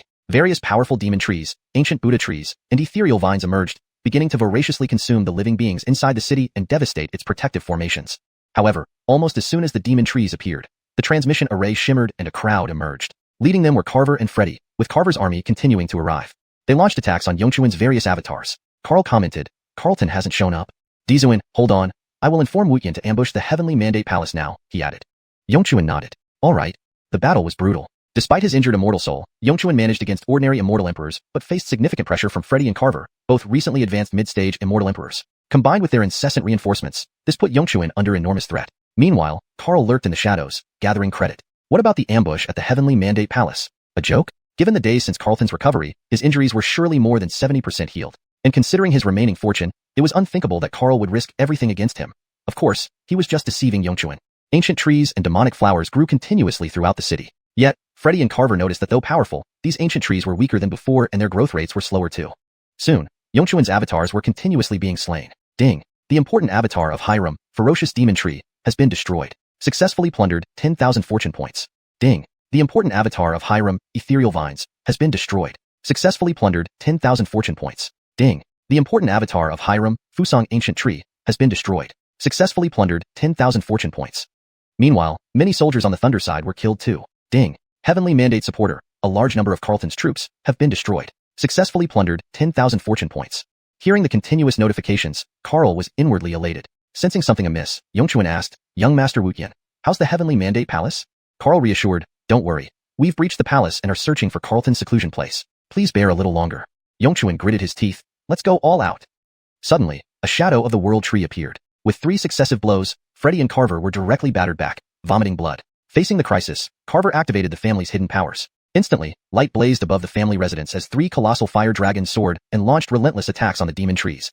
Immortal Emperor-level aura engulfed the entire city, leading to countless casualties. Despite Yongchuan's strength, his injured body couldn't keep up. After defeating the 3 fire dragons, the shadow of the world tree vanished. Yongchuan shouted, "Young Master Wutian, this is as far as I can go, let's retreat." Initially, he aimed to consume souls and heal faster through the battle. But unexpectedly, the swift response from the Heavenly Mandate Palace exacerbated his injuries further. At the same time, Freddy and Carver were also grievously injured.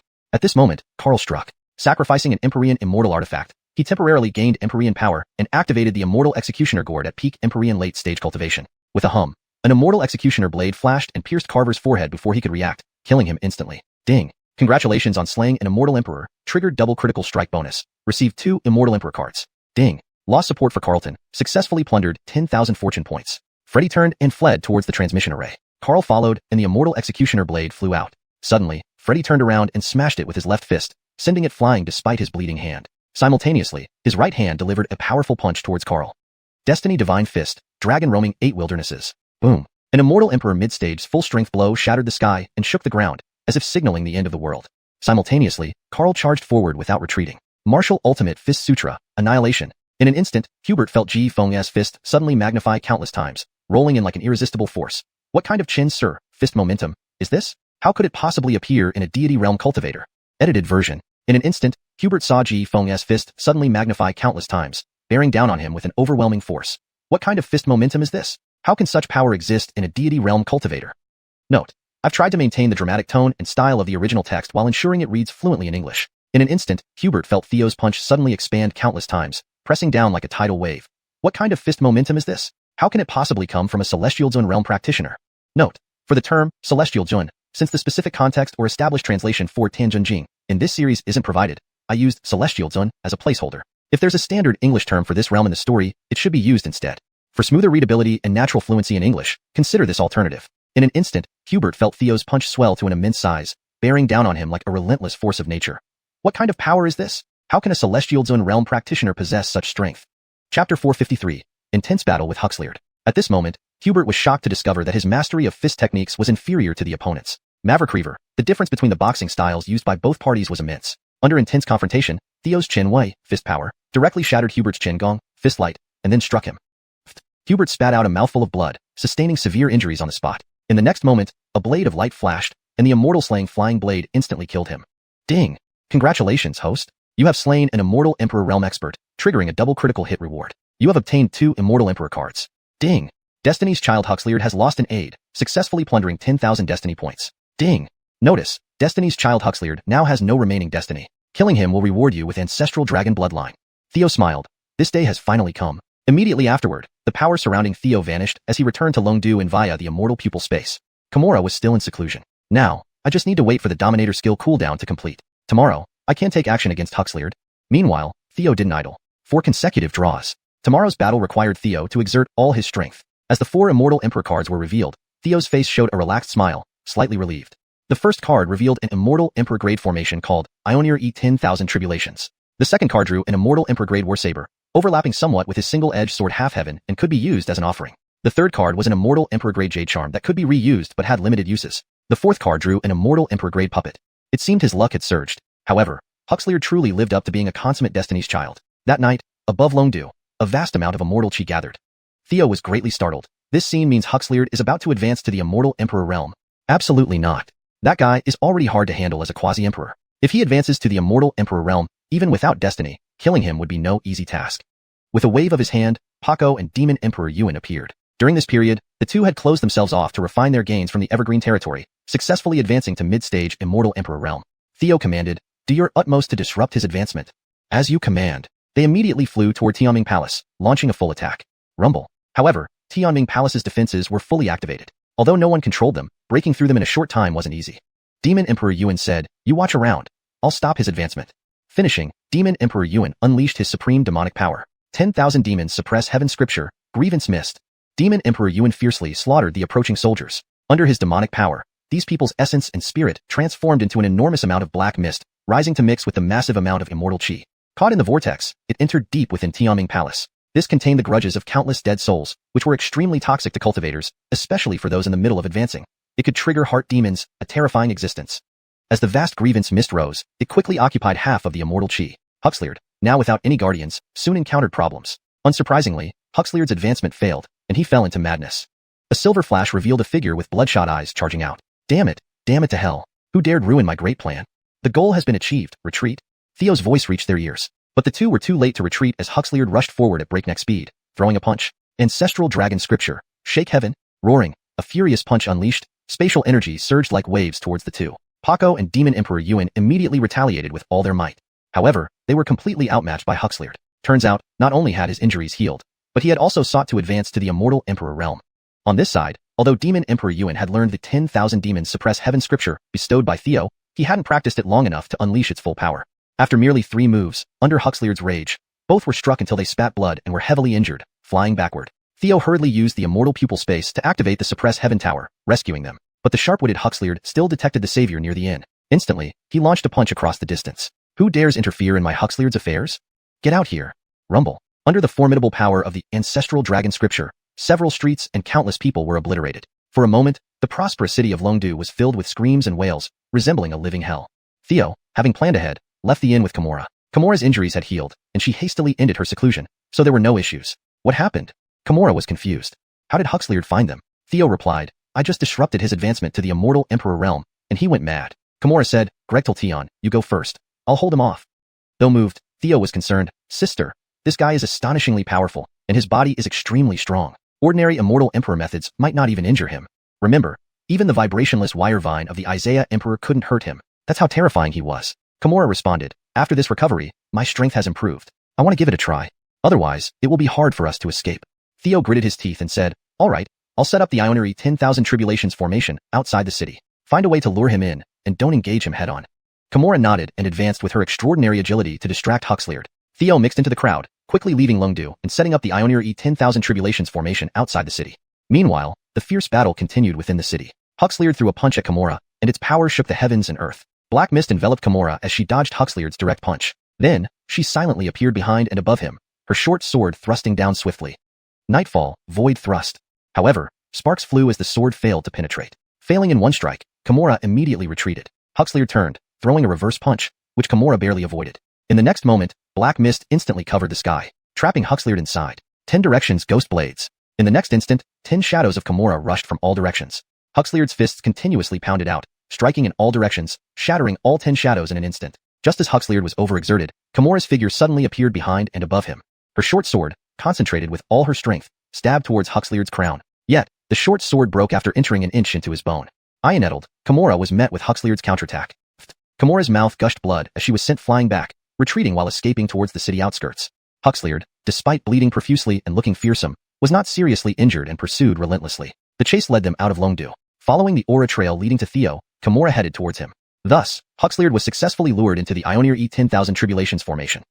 Hubert spat out a large mouthful of blood, severely injured on the spot. In the next instant, a flash of blade light appeared, and the immortal-killing flying blade instantly killed him. Ding! Congratulations, host. You have killed an Empyrean Emperor Realm powerhouse. The double critical hit reward has been triggered, and you have received 2 Empyrean Emperor cards. Ding! The Son of Destiny Huxleard has lost an aid. 10,000 fate points successfully looted. Ding! Notice, Son of Destiny Huxleard is completely stripped of fate. Killing him now will grant you ancestral dragon bloodline. Theo laughed. Finally, this day has come. Immediately after, Theo's power vanished as he returned to Longdu Tavern using the immortalized space. Kimura was still in seclusion.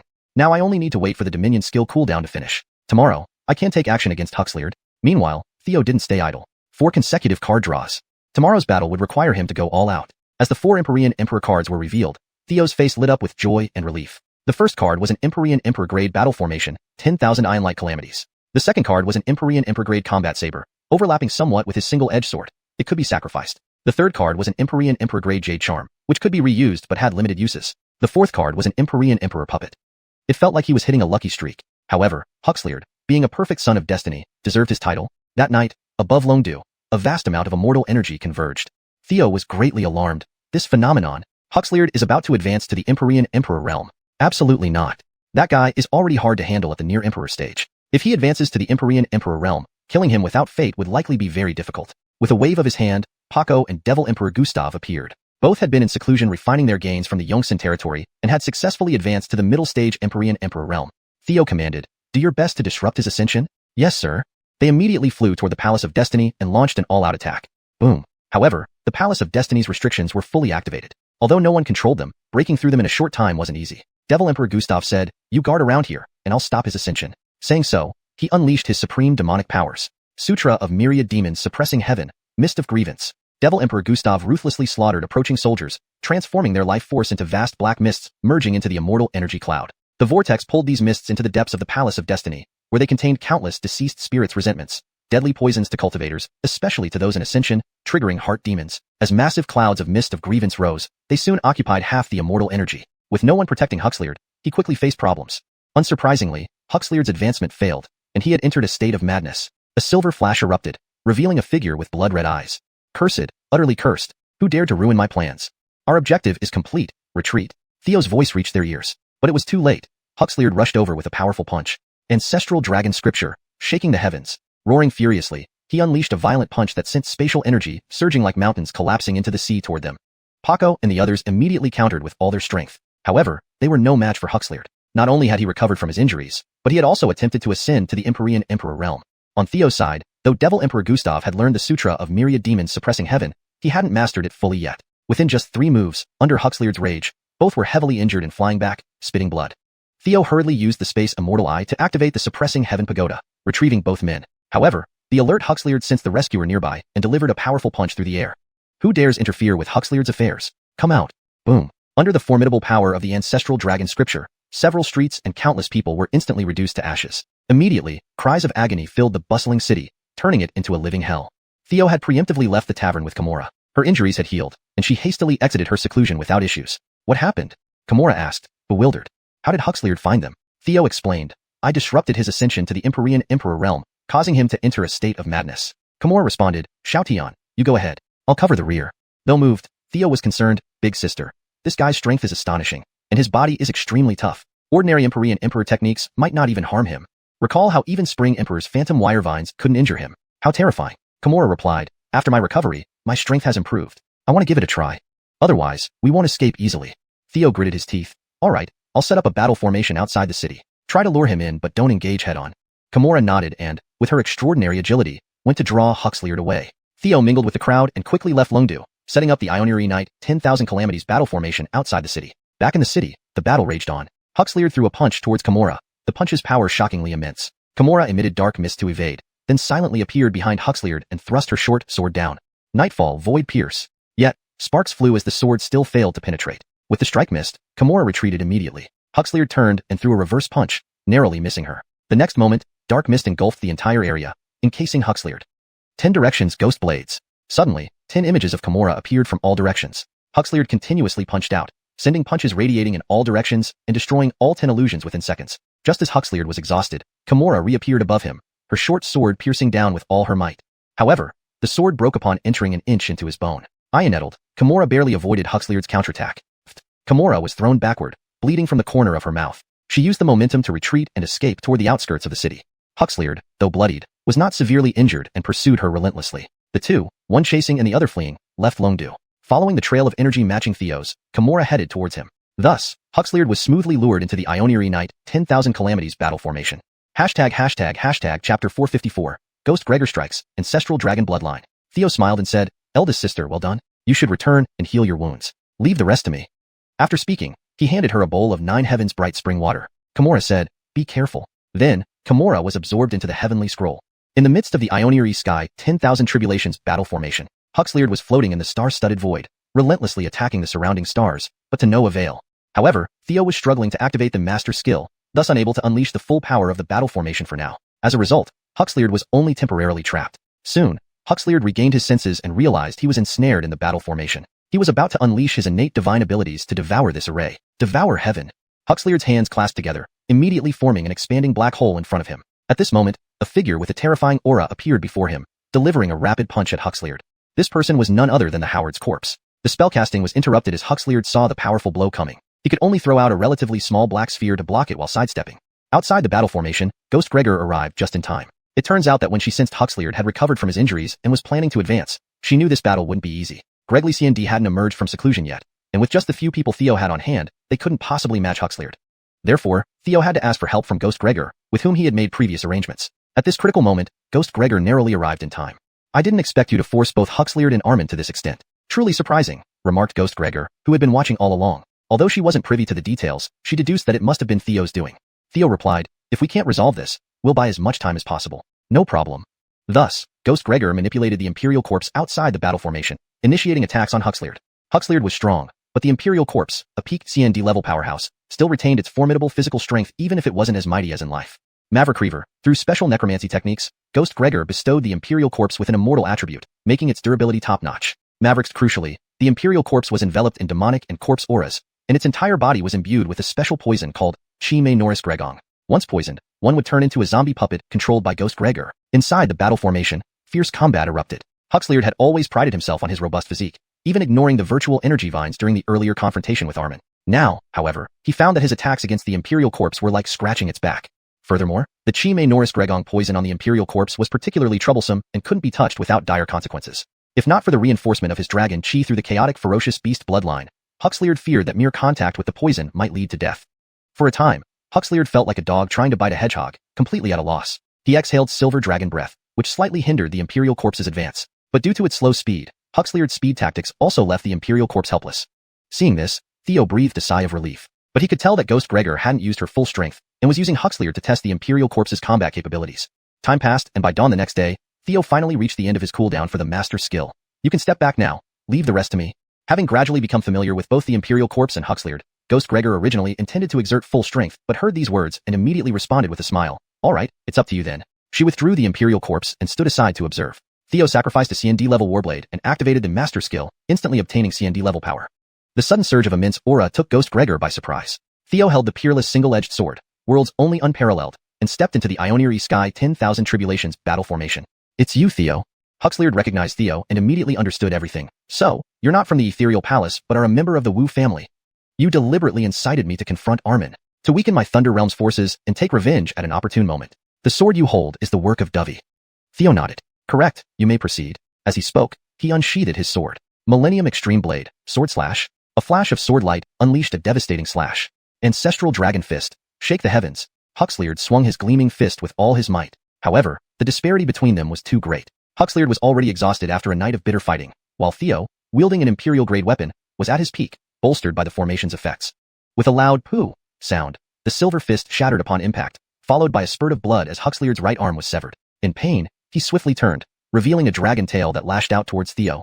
The powerful strike shattered the void. Ancestral Dragon Scripture, sweeping thousand armies. Millennium Extreme Blade, Maverick Splitter.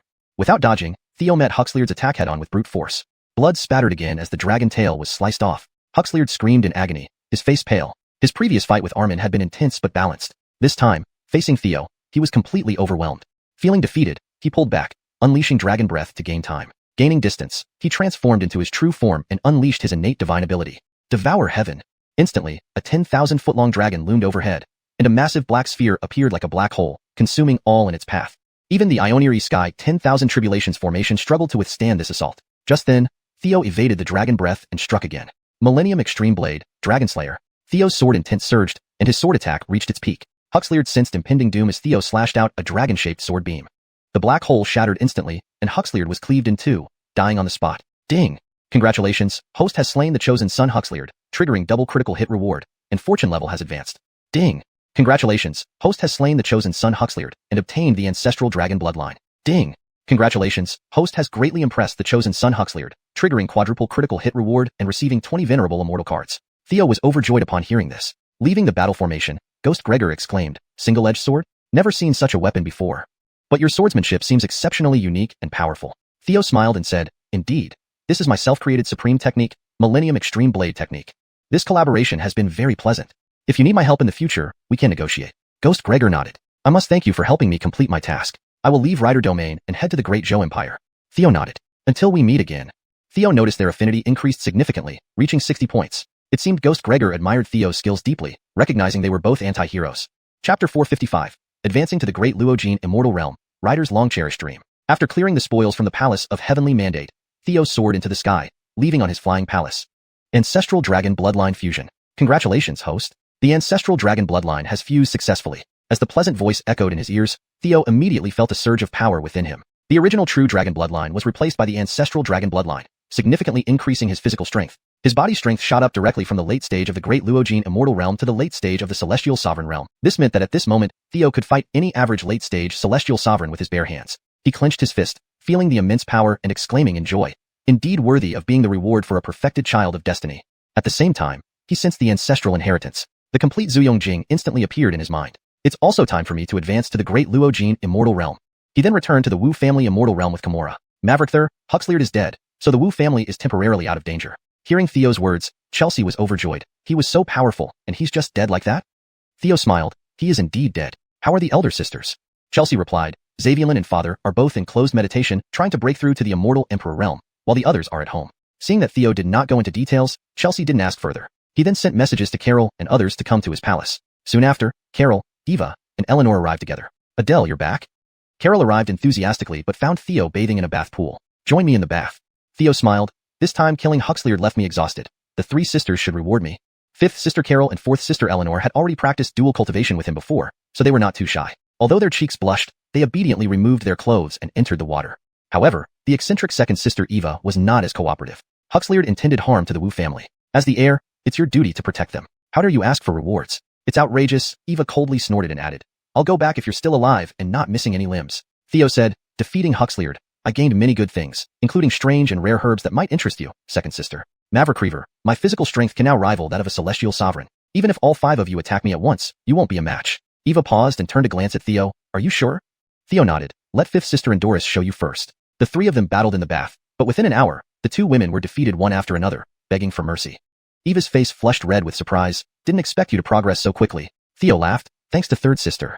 Then, Eva undressed and joined the battle. As a celestial sovereign practitioner, she possessed abundant primordial yin energy due to her cultivation of Taiha Ardang Yin Ju. Her combat power was incredibly strong. Ordinary celestial sovereigns would have been drained, but now Theo wasn't such an easy target. With the help of Su and Vijing, he subdued Eva, who kept begging for mercy. 2 hours later, harnessing the powerful energy from Eva's primordial yin, Theo advanced to the great Luo-Jin immortal realm. The 3 portals, Shin Pin, Immortal, and Golden Immortal, merged into an immortal mark, deepening his connection with the world tree. This step was crucial. With the immortal mark, Theo became an eternal being, sharing longevity with the heavens and able to wield the power of the world tree easily. Henceforth, the vast universe was open for him to roam freely. At this level, no matter where he went, he could be considered a formidable power. When Theo became an eternal being, he vaguely saw a familiar massive monument, the immortal Gregst. Under its influence, Theo felt the world tree's energy flowing naturally around him, making it easier to harness. With the new power, he qualified to be listed on the immortal Gregst. His first listing placed him at the 49th position. Theo found this acceptable. Entering the great Luo-Jin immortal realm and ranking in the top 50 isn't bad. After stabilizing his cultivation, the 3 women beside the bath had fallen into a deep sleep. Theo waved, summoning Kimura. Elder sister, are you fully recovered? Looking at Theo's intense gaze, her own exposed body, and the 3 satisfied-looking younger sisters, Kimura's face turned scarlet as she nodded. Yes, I've recovered. So, let's finally celebrate our wedding night. Amidst more turmoil, Kimura also offered her primordial yin energy. An hour later, Sherry came out of seclusion, rushing over. Adele, you're back?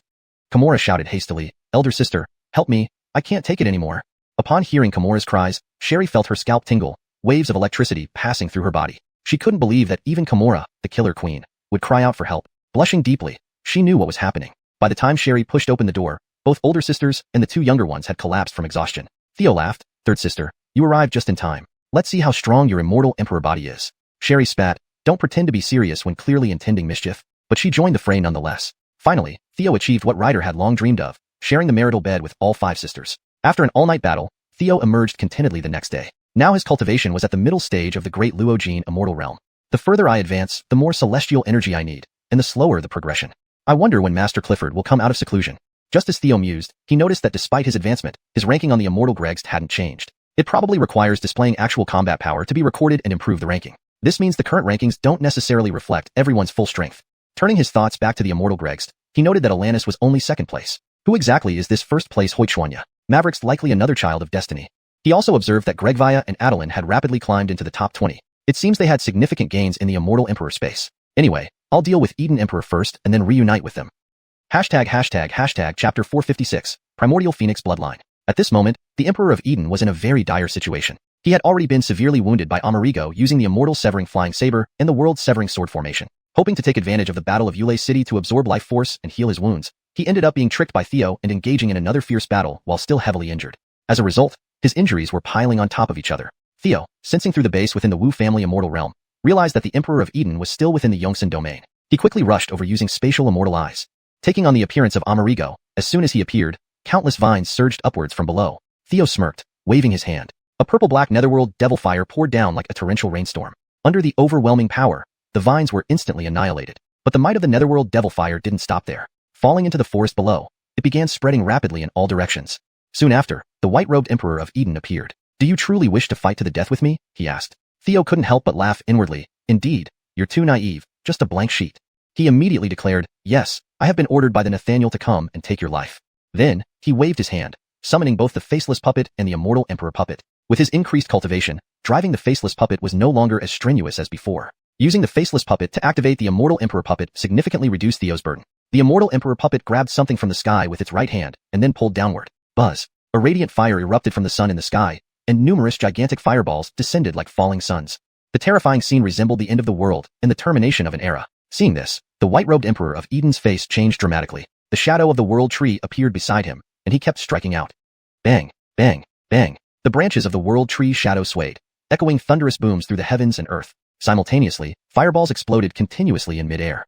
However, he was at the end of his strength and badly injured. After blocking over 10 attacks, more massive fireballs fell to the ground. Boom. Fire soared into the sky, igniting the entire Yongsan domain. Forests turned to ashes, and countless clones were obliterated. As the area expanded, Theo finally heard the sound he wanted to hear. Clank.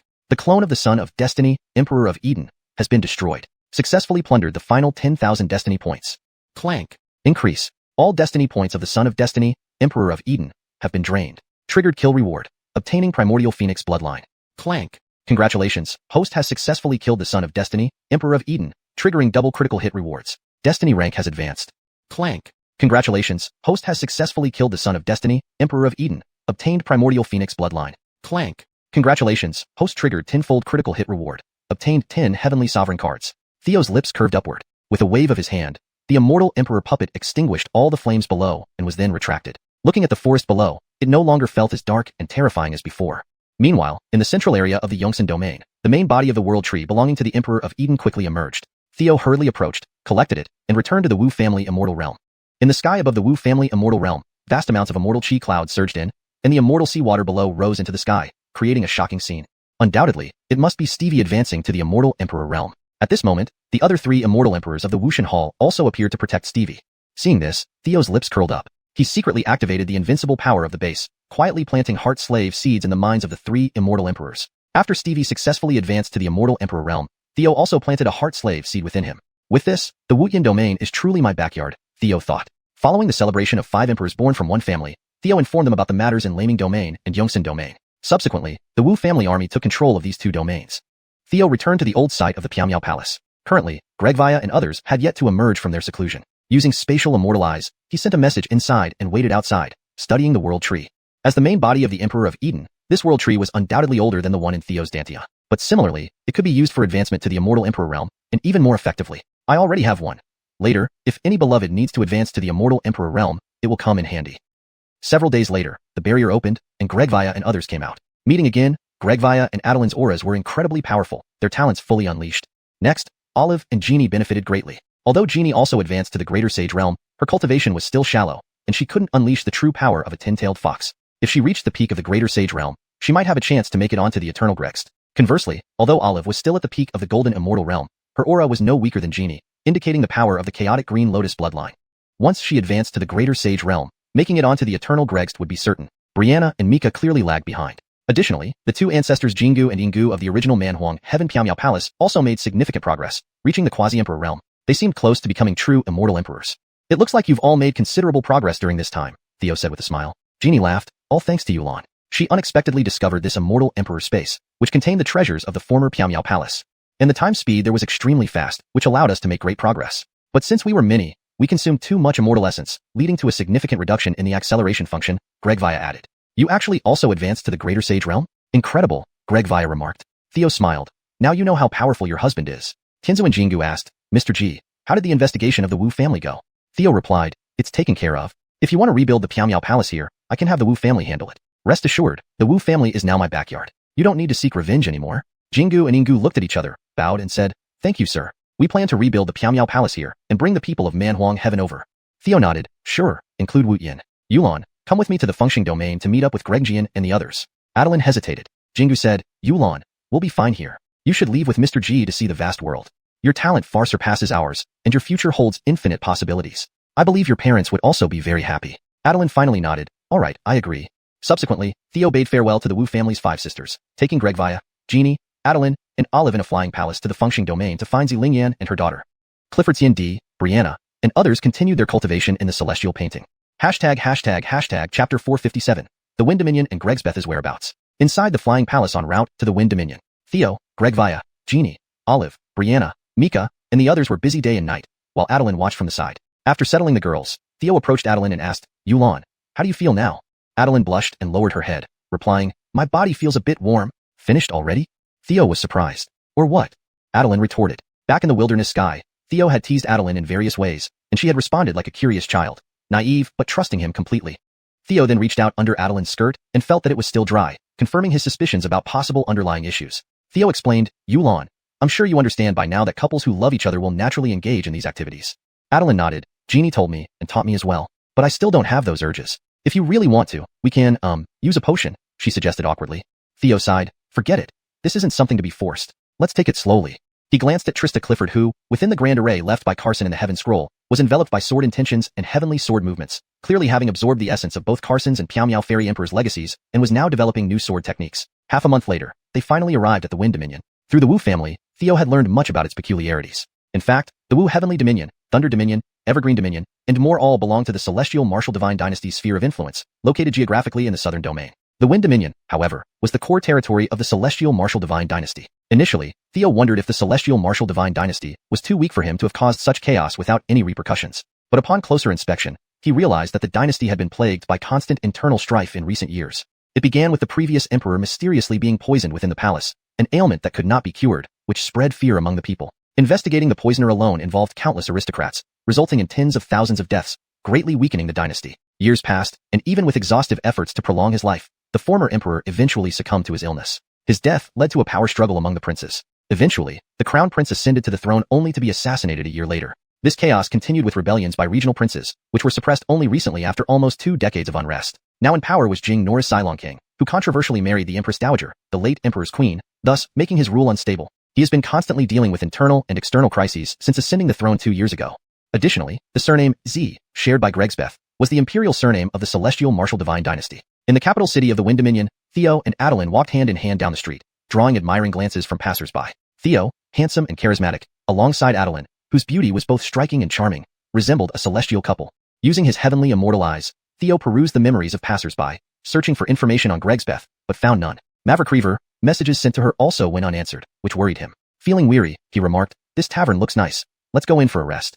Adeline agreed. As they entered, a young man in his 20s, dressed in fine attire with a noble demeanor and flanked by 2 Tianzuan realm protectors, emerged from inside. Recognizing the complexity of his identity, Theo quickly accessed their memories and discovered some clues about Gregsbeth, prompting further investigation. The young man looked at Adeline, eyes gleaming with interest. Miss, you look unfamiliar. Is this your first time in the Wind Dominion? What's your name? I am Prince Ezekiel of the current dynasty, he introduced himself arrogantly. Adeline frowned and replied coldly, none of your business. Prince Ezekiel sneered, Miss, few dare speak to me this way in the capital. Your companion looks equally unfamiliar. You must be newcomers to the capital. Why don't I treat you to a meal? Come try our Gathered Immortals Tower's specialties. Note, Jir Shanlo is translated as Gathered Immortals Tower to maintain fluency and convey the meaning accurately in English. Theo smiled. I wouldn't mind. Delighted, Prince Ezekiel led them to a private room on the 3rd floor, where the table was already set. Smiling, he said, now you can tell me your name, Mississippi. But before she could respond, the 2 Tianzuan realm guards beside him suddenly collapsed unconscious. There's an assassin. I nettled. Prince Ezekiel tried to remain calm. Don't be afraid, miss. No one dares attack me. We should hide. Adeline remarked. Won't all this commotion alert the outside? Theo assured her. I've cast a barrier around the room. No sound can escape. Hearing this, Prince Ezekiel panicked. You knocked out my guards? How did you manage that? Tossing out 2 Tianzuan-level jade talismans, 2 white thunderbolts transformed into white dragons charging at Theo. Swiftly, Adeline stepped forward, unsheathing her sword. A flash of light shattered the attacking dragons. As the 25th on the longevity chart, Adeline was formidable. Shocked, Prince Ezekiel stammered. Why you can match Tianzuan strength? Realizing his mistake, he pleaded, don't hurt me. I'm a prince of the Celestial Martial Divine Dynasty. My father is the emperor. You'll be in trouble if you kill me. But Theo was growing impatient. He talks too much. With a glare, he released his powerful immortal soul, causing Prince Ezekiel to collapse unconscious. Do we need to ask him for news of Gregjian? Adeline inquired. Theo chuckled. I prefer reading minds over asking. Although his status is high, he isn't favored by Jing Norris, now probably known as Jingdi, so his knowledge is limited. However, I've confirmed that Gregjian is indeed a princess. Gregli the Vinius, the favorite of the old emperor. Logically, Gregjian and the others should have arrived long ago, yet these 3 know nothing about them. Even if they changed their identities, they should have made some noise by now. Peculiarly, there's none. Contemplating, Theo placed himself in Gregsbeth's position. Facing the deteriorated state of the Celestial Martial Divine Dynasty, what could he do? He quickly found an answer. Chapter 458, Hostility from a New Recruit. In the Heavenly Martial Divine Dynasty, the most powerful force isn't the royal family. Instead, it's the Xaviandane Heaven Sect. Originally, the Heavenly Martial Divine Dynasty was established with the help of the Xaviandane Heaven Sect. And even looking across the myriad worlds, the Xaviandane Heaven Sect ranks as a superpower. Zigrexian wanted to clean up the entire mess, but knew she couldn't rely on herself alone. The most plausible option was to depend on the Xaviandane Heaven Sect. Therefore, since Zigrexian and her companion weren't in the divine capital, they must be at the Xaviandane Heaven sect. With Grexian's talents and her innate perfect immortal body, joining any sect would not be an issue. Let's go to the Xaviandane Heaven sect. Immediately, Theo took Adeline and left the divine capital, heading towards the Xaviandane Maverikuntan range. Just after they left, a golden projection appeared, gazing down at the unconscious trio led by Ezekiel. His eyebrows rose. To have such combat prowess at such a young age, they must be ranked geniuses on the longevity Gregst. And two appearing at once, this is truly a windfall. The Xaviandane Maverikuntan range wasn't far from the divine capital. Theo and Adeline rode in a flying palace, quickly rushing there. Half a day later, as they arrived at the base of the Xaviandane Maverikuntans, a stunning woman in a green robe gracefully descended from the flying palace, followed by an elderly woman in the late celestial sovereign realm. Are you two also here to join the Xaviandane Heaven sect? The green-robed woman asked with a smile. As she looked over Theo warmly, he heard the system's voice in his ear. Ding! Detected hostility from the son of destiny, Zaire. Zaire? Isn't that the guy ranked first on the longevity Gregst? A girl? Theo smiled and nodded. Yes, I'm Theo, and this is my beloved Adeline. What's your name? The green-robed woman laughed. I am Raquel of the Azariah Immortal Dynasty. Theo questioned. The Azariah Immortal Dynasty, quite a distance away, no? I've heard that their world-class divine sect rivals the Xaviandane Heaven sect. Why travel so far? Raquel smiled. Can't help it. The Xaviandane Heaven sect has many female experts, which I've admired since childhood. It was quite an opportunity to come here. Casually, Theo inquired, do you know the top-ranked Zaire from the longevity Gregst? Raquel replied, that's my third brother. He currently trains at the world-class divine sect. He's obsessed with martial arts, always in seclusion, never concerning himself with anything else. Worrisome. Theo inwardly chuckled. Is that so? Thus, the three ascended the steps together, chatting all the way to the gate of the Xaviandane Heaven sect. Besides the mountain-guarding elder, someone was already waiting. An elderly woman with frosty white hair greeted them. Gregtal sister, after so many years, we finally meet again. The old woman beside Raquel smiled. Elder sister, it's been a long time. This time I've come with a favor to ask. This girl is my descendant with exceptional talent. She's admired the Xaviandane Heaven sect since childhood under my influence. So, I've specially brought her here to join the sect. Please give me some consideration. Xia, this is my elder sister, Tapian Immortal Trista, the Clayton of the Xaviandane Heaven sect. Her strength far surpasses mine. Bow to her. Raquel promptly bowed. Raquel greets Elder Tapian. Tapian Immortal Trista smiled. Indeed impressive. From today, you're my disciple. These two. She noticed clearly that although Raquel had good talent, Theo and Adeline were even more remarkable. Raquel explained. They are friends who plan to join the sect as well, meeting us on our way. Their talents surpass mine. If Clayton doesn't mind, you can take them in too. Tapian Immortal Trista agreed. I intend to do just that. Theo immediately bowed. Meeting Clayton here means we have a connection. Being under Clayton's tutelage would be best. Disciple Theo. Beside him, Adeline also bowed. Adeline greets Clayton. Zaire isn't here, yet he feels hostile towards me. Yet, Raquel doesn't seem like a puppet, indicating subtler control. A mere recruit daring to scheme against me? A mouse pulling the cat's whiskers, tired of living? Let's see what you can pull off. Wonder what they have to do with Grexian? The group continued climbing. Along the way, the Clayton and the path-guarding elder introduced them to the relics and glorious history of the Xaviandane Heaven sect. Boyderly found this fascinating, reciting details effortlessly. Through this, Theo understood the prestige of the Xaviandane Heaven sect. It has produced numerous strong figures, especially female emperors, 8 out of 10 from here. Thus, the Xaviandane Heaven sect holds high esteem among female cultivators in its surrounding region. The Clayton inquired about Theo's and Adeline's backgrounds. Theo mentioned coming from the Wutian territory, descendants of the lost Piamiao Palace. The Clayton said, you will cultivate peacefully on my Lotus Peak henceforth. Any particular interests? Theo responded, we both cultivate swordsmanship. The Clayton nodded. Our sect has 3 main transmissions. Among them, Xaviandane Heart Sword is an ultimate path for sword cultivation. I'll teach you the first volume. If you have any doubts, ask me. Xia, what do you want to learn? Raquel answered, respectful teacher. I'd like to learn the illusion technique, 100 Gregfa times Xaviandane. The Clayton agreed. Coincidentally, it aligns with my cultivation. Soon, the group reached Lotus Peak. Suddenly, the Clayton handed out 3 celestial sovereign artifacts. These, crafted by me, contain a portion of my power. Keep them for protection. Those were 3-inch small swords, sword charms. Raquel gleefully accepted them. Thank you, teacher. But Theo sensed a critical warning from the heavenly immortal eye. He foresaw the curses embedded within the sword charms, similar to the seeds of mind slaves. Touching them could trigger immediate effects, mildly affecting consciousness or heavily controlling one's soul. No wonder Zaire in hiding could feel hostile towards Theo. It turned out Raquel was cursed, making her a puppet, influenced subconsciously. Understood. Zaire, a cunning veteran indeed, willing to manipulate his own siblings, emotionless and ruthless. Theo swept both sword charms into his Kunshian ring with gentle winds. Thank you, teacher. The Clayton reminded, remember, the sword charms need blood recognition to activate. The other one, give to disciple Yulan later. Theo nodded. I won't forget. This translation maintains the structure, tone, and style of the original text while ensuring fluency and accuracy in English. Chapter 459. The Heart Sword of the Maverickal World. Following this, the Iona had a young attendant lead Theo and Adeline to choose 2 empty rooms. Just in case, Theo and Adeline only chose 1 room. With the advancement of his cultivation, the Heaven's immortal eye was now capable of observing an immortal emperor without being detected. However, it could not manipulate or review memories as freely as with lesser powers like celestial respecters. Theo noticed that the Iona, lotus-treading immortal emperor, was observing them with divine sense. He asked Adeline, Yulan, what do you think of our master?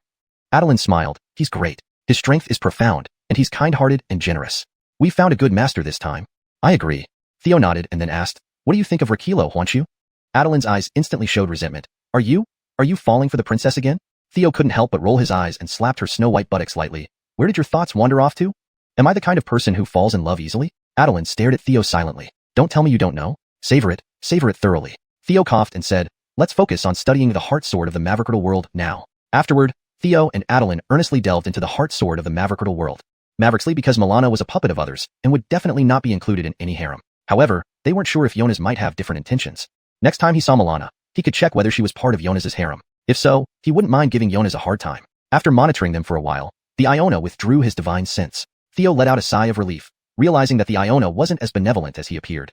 In his heart, Theo muttered, Milana mentioned before that Jonas is his third younger brother who has been secluded within the peerless divine sect for cultivation, making it difficult to ascertain the truth about him. Lotus-treading immortal emperor is after all the Iona of red dust, heavenly sect and far from Huanshu immortal dynasty. Who knows if he's under Jonas's influence? If so, Jonas truly has some cunning ways. Testing the method to identify the origin of the sword charm's curse was straightforward but perilous. The first volume of the heart sword of the Mangekyō world only reached the Great Law Golden Immortal Realm. It was a cultivation technique for refining the divine sense into a sword, enabling the killing intent to harm invisibly. Similar to the Executioner Sword Array, both belonged to soul arts, but each had different focuses. The Executioner Sword Array emphasized slaughter, whereas the heart sword of the Mangekyō world was less potent in destruction but exceptionally effective against illusions and curses. Given that Theo had already achieved Celestial Respecter Divine Sense, this cultivation method could unleash formidable power. While studying together, Theo didn't forget to send messages to Eve and Felicity. Unfortunately, neither responded. During this period, the Iona's divine sense frequently swept by, clearly indicating that he still wasn't entirely trusting of Theo and Adeline. Thanks to the warning from the Heaven's Immortal Eye, Theo wasn't worried. Initially, the Iona would intermittently use his divine sense to spy, sometimes sending cultivation items via the attendant. However, these visits gradually decreased. Theo noted this change with some bemusement. This wasn't someone else. Only old Silver Coin would do such things. Now he suspected that the Iona was indeed controlled by Jonas, and possibly even more influenced than Milana. That was intriguing. Fortunately, Adeline was simple-minded and innocent, obediently following Theo without spilling any secrets. Half a month passed. The Iona's divine sense hadn't come around for a whole day, signaling increasing trust in them. However, no response from Eve left him questioning whether he'd guessed wrong, wondering if they were not here at all. But finally, in the afternoon, Felicity responded. We are currently at Red Dust Heavenly Sect, but the situation between Tianwu Divine Dynasty and Red Dust Heavenly Sect is complicated. For now, we shouldn't meet.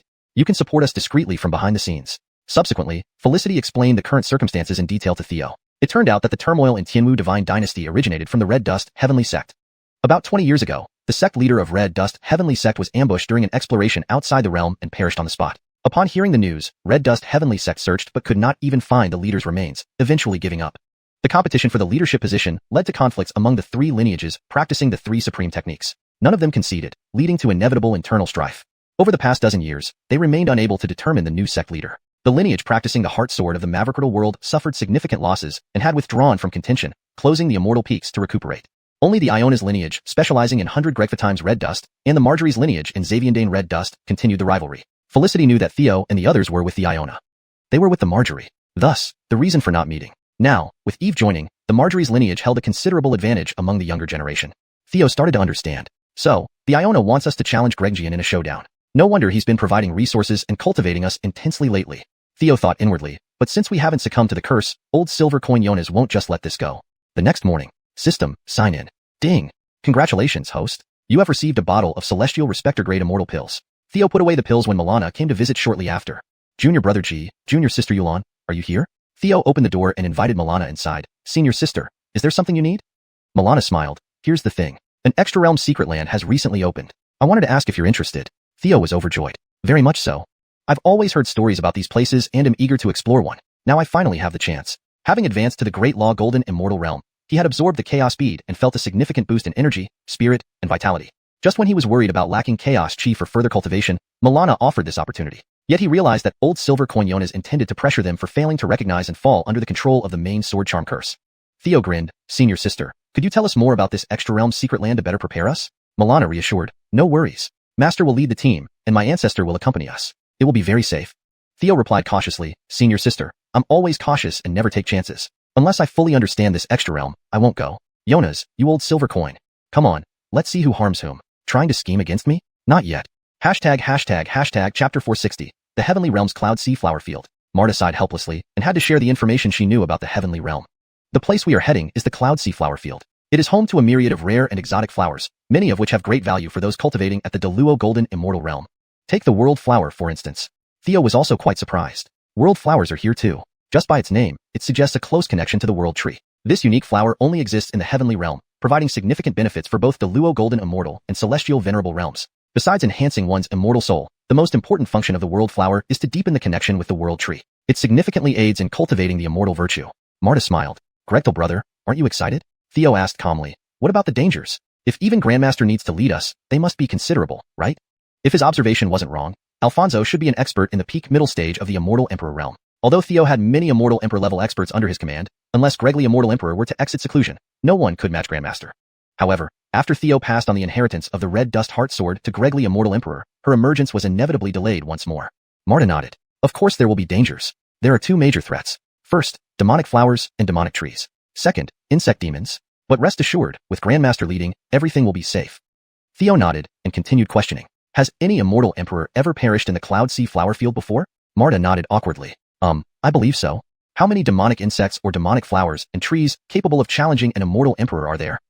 Probably not many. How often has a chaos storm invaded? How powerful are they? And what's the likelihood of encountering one this time? Unknown. How long has it been since someone last visited the current Cloud Sea Flower Field? Could anything unexpected happen? Have there been changes that can be predicted in advance? Marta hurriedly bowed. Elder sister, I admit my mistake. Theo nodded. Understood. Tell Master I'll go, but Yulan is still in seclusion. Why should he automatically regard her as an elder sister just because they entered together? Naive. Adeline was indeed in seclusion. Both the Red Dust Heart Sword and the Ethereal Sword technique share similarities and offer tremendous aid to her sword cultivation. Once she digests this sword technique, her combat prowess should improve further. That afternoon, Theo left his room to meet up with Grandmaster and others, then rode a cloud to the square. There, he met Zajati Annabelle and newly emerged Zajati Greggian. By now, Zajati Annabelle had advanced to the middle stage of the Celestial Venerable Realm. Zajati Greggian successfully ascended to the Deluo Golden Immortal Realm. Clearly, they received full support from the Red Dust Celestial Sect's Marjorie lineage. After all, their current advantage was thanks to Zajati Greggian's assistance. Unlike the elderly Grandmaster with gray hair and aged appearance, the Marjorie retained a youthful beauty despite being at the same cultivation level. She exuded a mature and elegant charm, somewhat similar to Zajati Annabelle, but colder and hotter, respectively. Zajati Annabelle was cold and icy on the outside, while the Marjorie was bewitching and enchanting. Smiling, the Marjorie looked at Theo and said to Grandmaster, Grandmaster, this is your new disciple? Truly handsome and ethereal like a celestial exile. Don't tell me you chose him just because he's good-looking. Grandmaster, you're becoming an old bull chasing young grass. She gave Theo a teasing look, her eyes like threads of silk, waves of temptation. Truly a top-tier vixen. The surrounding men blushed and palpitated, but Theo, already experienced, boldly returned her gaze, scrutinizing her beautiful figure. This made the Marjorie smile victoriously, casting a sideways glance at Grandmaster. Grandmaster coldly snorted. Don't project your dirty thoughts onto others. Well, it's almost time. The Cloud Sea Flower Field secret realm is about to open. She and the Marjorie cooperated, took out tokens, and activated the sect's protective formation. Instantly, the overwhelming power of the formation tore through the sky, opening the Heavenly Realm. Unlike the gray world Theo had seen in Rider territory, from the Red Dust Celestial Sect Square, it appeared as a colorful field of flowers. With a wave of her sleeve, Grandmaster enveloped everyone in a gentle wind, flying into the Heavenly Realm. The Marjorie led her group into it as well. They knew this trip to the Cloud Sea Flower Field was crucial, so each side brought many people, dozens each. To Theo's surprise, the lowest cultivation level among them was that of a Deluo Golden Immortal like himself. Mavericks were celestial venerable experts. Indeed, the Red Dust Celestial Sect, as one of the top forces in the universe, had deep reserves. Even after years of internal conflict, it still held impressive strength. After entering the secret realm, the Marjorie led her group to the left, while Theo followed Grandmaster to the right. Both seemed to have a tacit understanding. Given the abundance of strange flowers and trees, the chaos energy here was surprisingly thin, with few storms, unlike the previous area where storms occurred frequently. As they walked, several cultivators began picking valuable herbs and flowers. Grandmaster asked Theo, Caleb, what do you think of the Marjorie? Theo replied earnestly, reckless and immoral. The future of the Red Dust Celestial Sect cannot be entrusted to such a person. Grandmaster nodded approvingly. It's heartening to see you have discernment. Inwardly, Theo felt guilty for speaking against his conscience. Though the Marjorie was flirtatious and dressed revealingly, he didn't truly know her situation and had to say this given the circumstances. Marta remarked, I saw someone eyeing the Marjorie intently, as if wanting to stick his eyes on her body. Theo coughed twice. Well, it's not entirely my fault. At my young age and strong blood, how could I resist such a scene? Marta sneered. Don't you have junior sister Yulan? Theo responded. Can't you tell she's still innocent? I haven't touched her. This made Grandmaster's eyes light up. Yes, Theo was young yet able to rank on the Eternal Gregst. He wouldn't lack treasures. No wonder he didn't care much about that sword talisman. Just as he said, young and vigorous, how could he resist a woman's allure? Then, her eyes fell on Marta. Marta suddenly felt a chill. Master, is there something? Grandmaster ordered. Go check over there for valuable elixirs. We'll continue forward. Remember to follow? Yes, master. Brother, let's go. Theo nodded, his heavenly immortal eyes revealing Enarding flowers nearby. Clearly, Marta wasn't part of a harem, but merely a pawn of the silver-haired Berkeley. Chapter 461. The Treacherous Elder. The pollen of the Enarding flower was potent enough to bewilder even a celestial sovereign realm powerhouse, momentarily robbing them of their self-awareness. That old geezer, Senior Elder, actually sent me and Boiderly here together, Theo thought coldly. It's clear he didn't have good intentions. Sure enough, it wasn't long before the Enarding flower's pollen wafted over, silently entering their bodies. Theo's inner cannon of the Virgin rotated within him, neutralizing the yin-yang forces instantly. However, Boiderly wasn't as fortunate. Under the influence of the pollen, Boiderly began to feel hot. Her gaze on Theo turned fiery. Senior brother, I feel an intense heat in my body. Something is wrong. As she spoke, Boiderly moved closer to Theo. Now, if Theo didn't resist, he could easily take advantage of Boiderly. But the warning from the heavenly immortal eye curse appeared once more. That old silver coin Zaire certainly has ulterior motives. Pointing at the black and white flowers, Theo said, these are Enarding flowers. You must have been poisoned by their pollen. Don't worry, I'll help you eliminate it. With that, Theo pressed his palm against Boiderly's back and activated the inner cannon of the Virgin, easily neutralizing the yin-yang forces within her. Boiderly had been staring intently at Theo throughout, struggling hard not to kiss him, mesmerized by his godlike appearance. With the poison gone, her restlessness vanished too, though she couldn't help feeling a slight regret.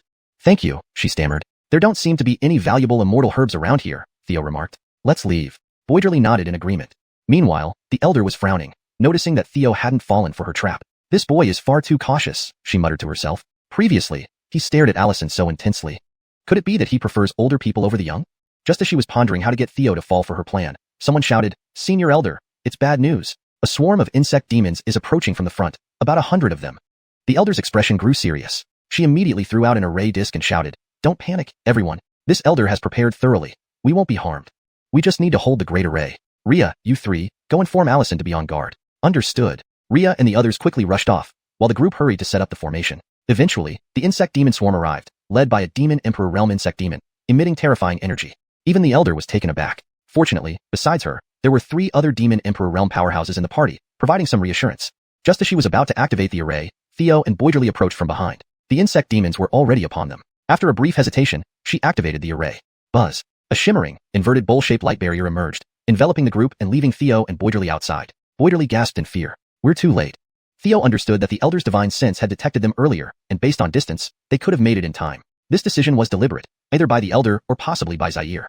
If it was the elder's decision, fine. If it was Zaire's, then Theo needed to reassess the ruthlessness of this scallion. We should find Allison while they keep the insect demons occupied.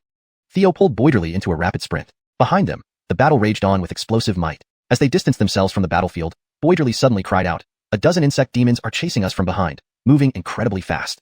Theo used his heavenly immortal eye and saw only 4 celestial sovereign realm insect demons, with the rest being lesser golden immortals. No big problem. He stopped and said, You should go ahead. I'll hold them back. In fact, he felt the insect demons shared similarities with the chaotic beasts, absorbing chaotic energy. Perhaps these insect demons also contained chaos energy. However, from Boiderly's perspective, Theo was willing to stay and risk his life to protect her. She was touched. So, I'm important to him. No wonder he didn't take advantage of me when the Enarding flower affected me. Biting her lip, she said, I have a few hidden cards to fight alongside you. As the second princess of the Azariah immortal dynasty, she naturally had her own reserves. Theo coldly watched her. Enough talking. Go now. Don't be a hindrance. With a wave of his hand, a gust of wind pushed Boiderly away. Don't get in the way, and don't steal my kills. With that, he summoned his peerless single-edged sword, world without equal. Timeless edge, sword slash. Buzz. A bright arc of sword light flashed out with immense power, instantly killing 2 insect demons at the forefront, one of whom was a celestial sovereign realm demon. Realizing the strength of their opponent, the insect demons retaliated with powerful strikes from afar. Immediately, waves of punches bombarded like an apocalyptic storm, relentless and coordinated. Timeless edge, Maverick Huntin' splitter. The sword light flashed again, dispersing the punches, and with a series of screams, several insect demons fell dead. Theo quickly moved forward. After a short while, under the white flames, he extracted a small bead of condensed chaotic energy from one of the demons. His lips curved upward in satisfaction. He then ran towards where Xiaolinjian and Allison were. Not long after, using the heavenly immortal eye, he saw Xiaolinjian, Allison, and others surrounded by insect demons, engaged in fierce battle. Oddly, they hadn't formed any formations, which puzzled Theo. It must have been a sudden ambush. Otherwise, they would have relied on the formations. Suddenly, he noticed Rhea and 2 others sneaking up on Xiaolinjian. Flashing into action, Theo transformed into Ahmed and joined the fray. The trio attacked Xiaolinjian from behind. This unexpected move took everyone by surprise. The senior leaders were engaged with the strongest insect demons, and Xiaolinjian was entangled with a celestial sovereign realm insect demon, unable to help.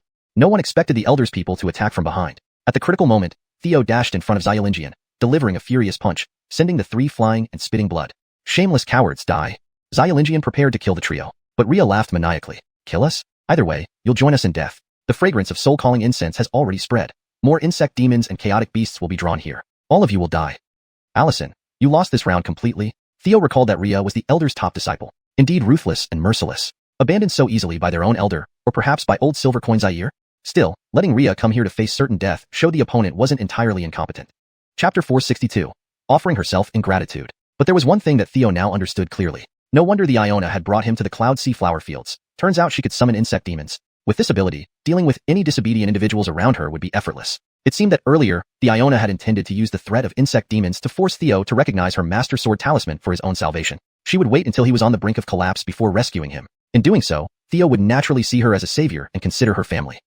However, she probably didn't expect Theo to have no intention of relying on her and instead pull Boiderly to flee. Seeing Theo's retreating back, even the Iona must have been stunned. Boy, do you really not know how dangerous this extraterrestrial secret realm is? Even within this Cloud Sea flower fields, several immortal Emperor realm powerhouses have perished. As for the number of venerable heaven realms and Dajiluigan immortal realm powerhouses who've died, it's countless. Let's return to the battlefield. Theo mercilessly slew Iman and the other two.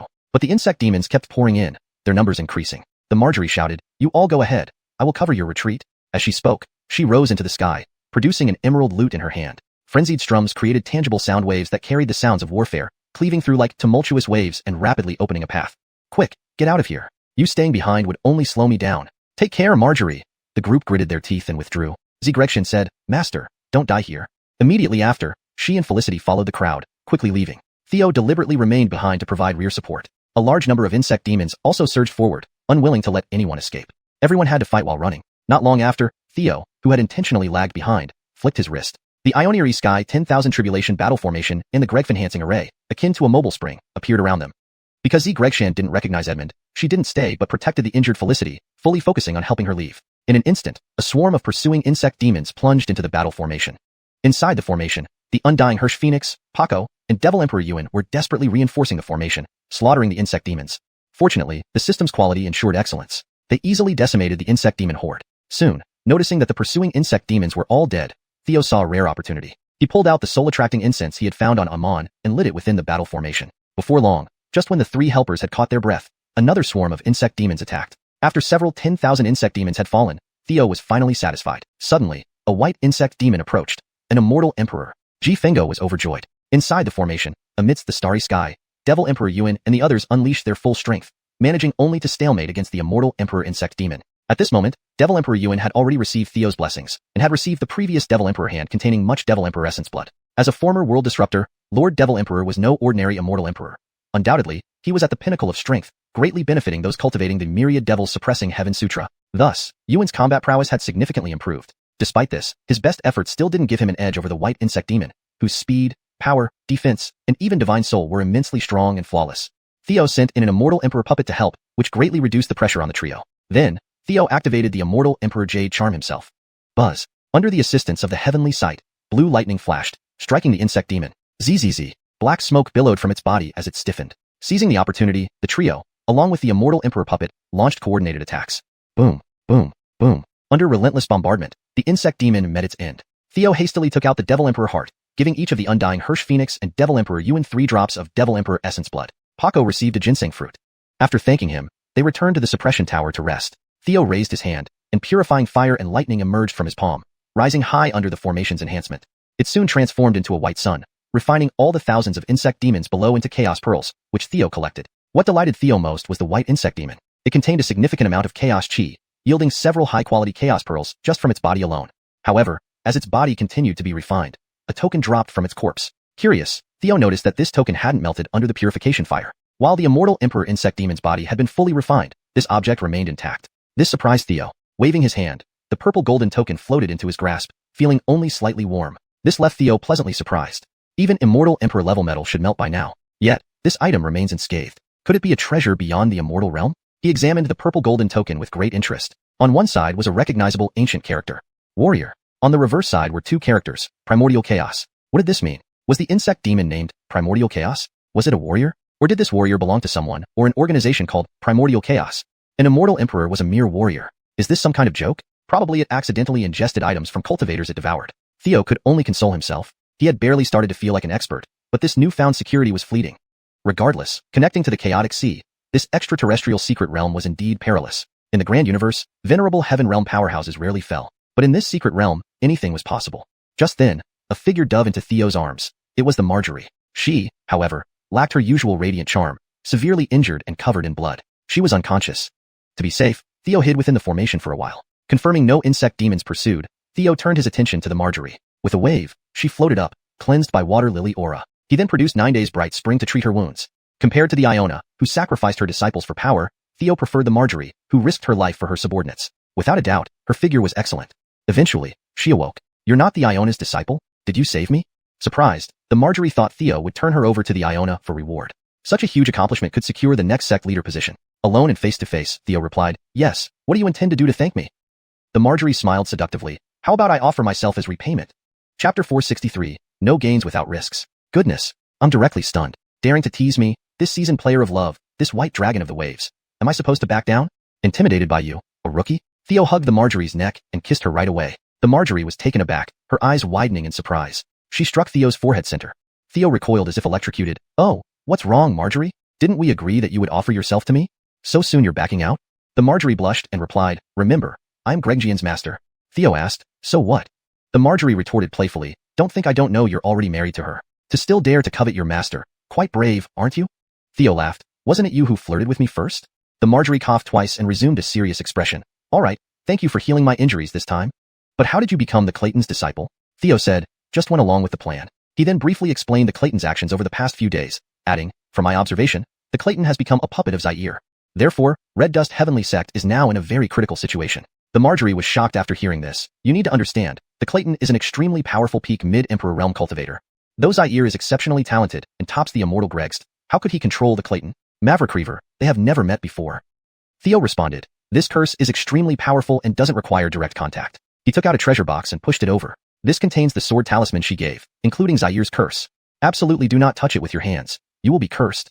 Marjorie, your strength is relatively weak compared to the giants in the world. Red Dust Heavenly Sect should have someone who is fused with the World Tree Heart to handle this properly. At the very least, such a powerhouse should be dispatched to research this curse. The Marjorie frowned. Is it really that serious? Theo replied, it might be even worse than you can imagine. If Red Dust Heavenly Sect can send an Empyrean level or higher powerhouse, it would be best. The Marjorie rolled her eyes. Even in the great world, those kinds of powerhouses only exist in legends. I've been cultivating here for 3,000 years and haven't seen one. However, I will hand it over to my teacher. It should be fine. Theo asked, finally, I want to know the current situation between Red Dust Heavenly Sect and the Celestial Martial Dynasty. The Marjorie said, the Celestial Martial Dynasty isn't important. The throne of the Emperor is just a decree from Red Dust Heavenly Sect. The crucial thing is the state of Red Dust Heavenly Sect. Theo nodded. All right, if you manage to figure something out, remember to notify me. The Marjorie nodded. No problem.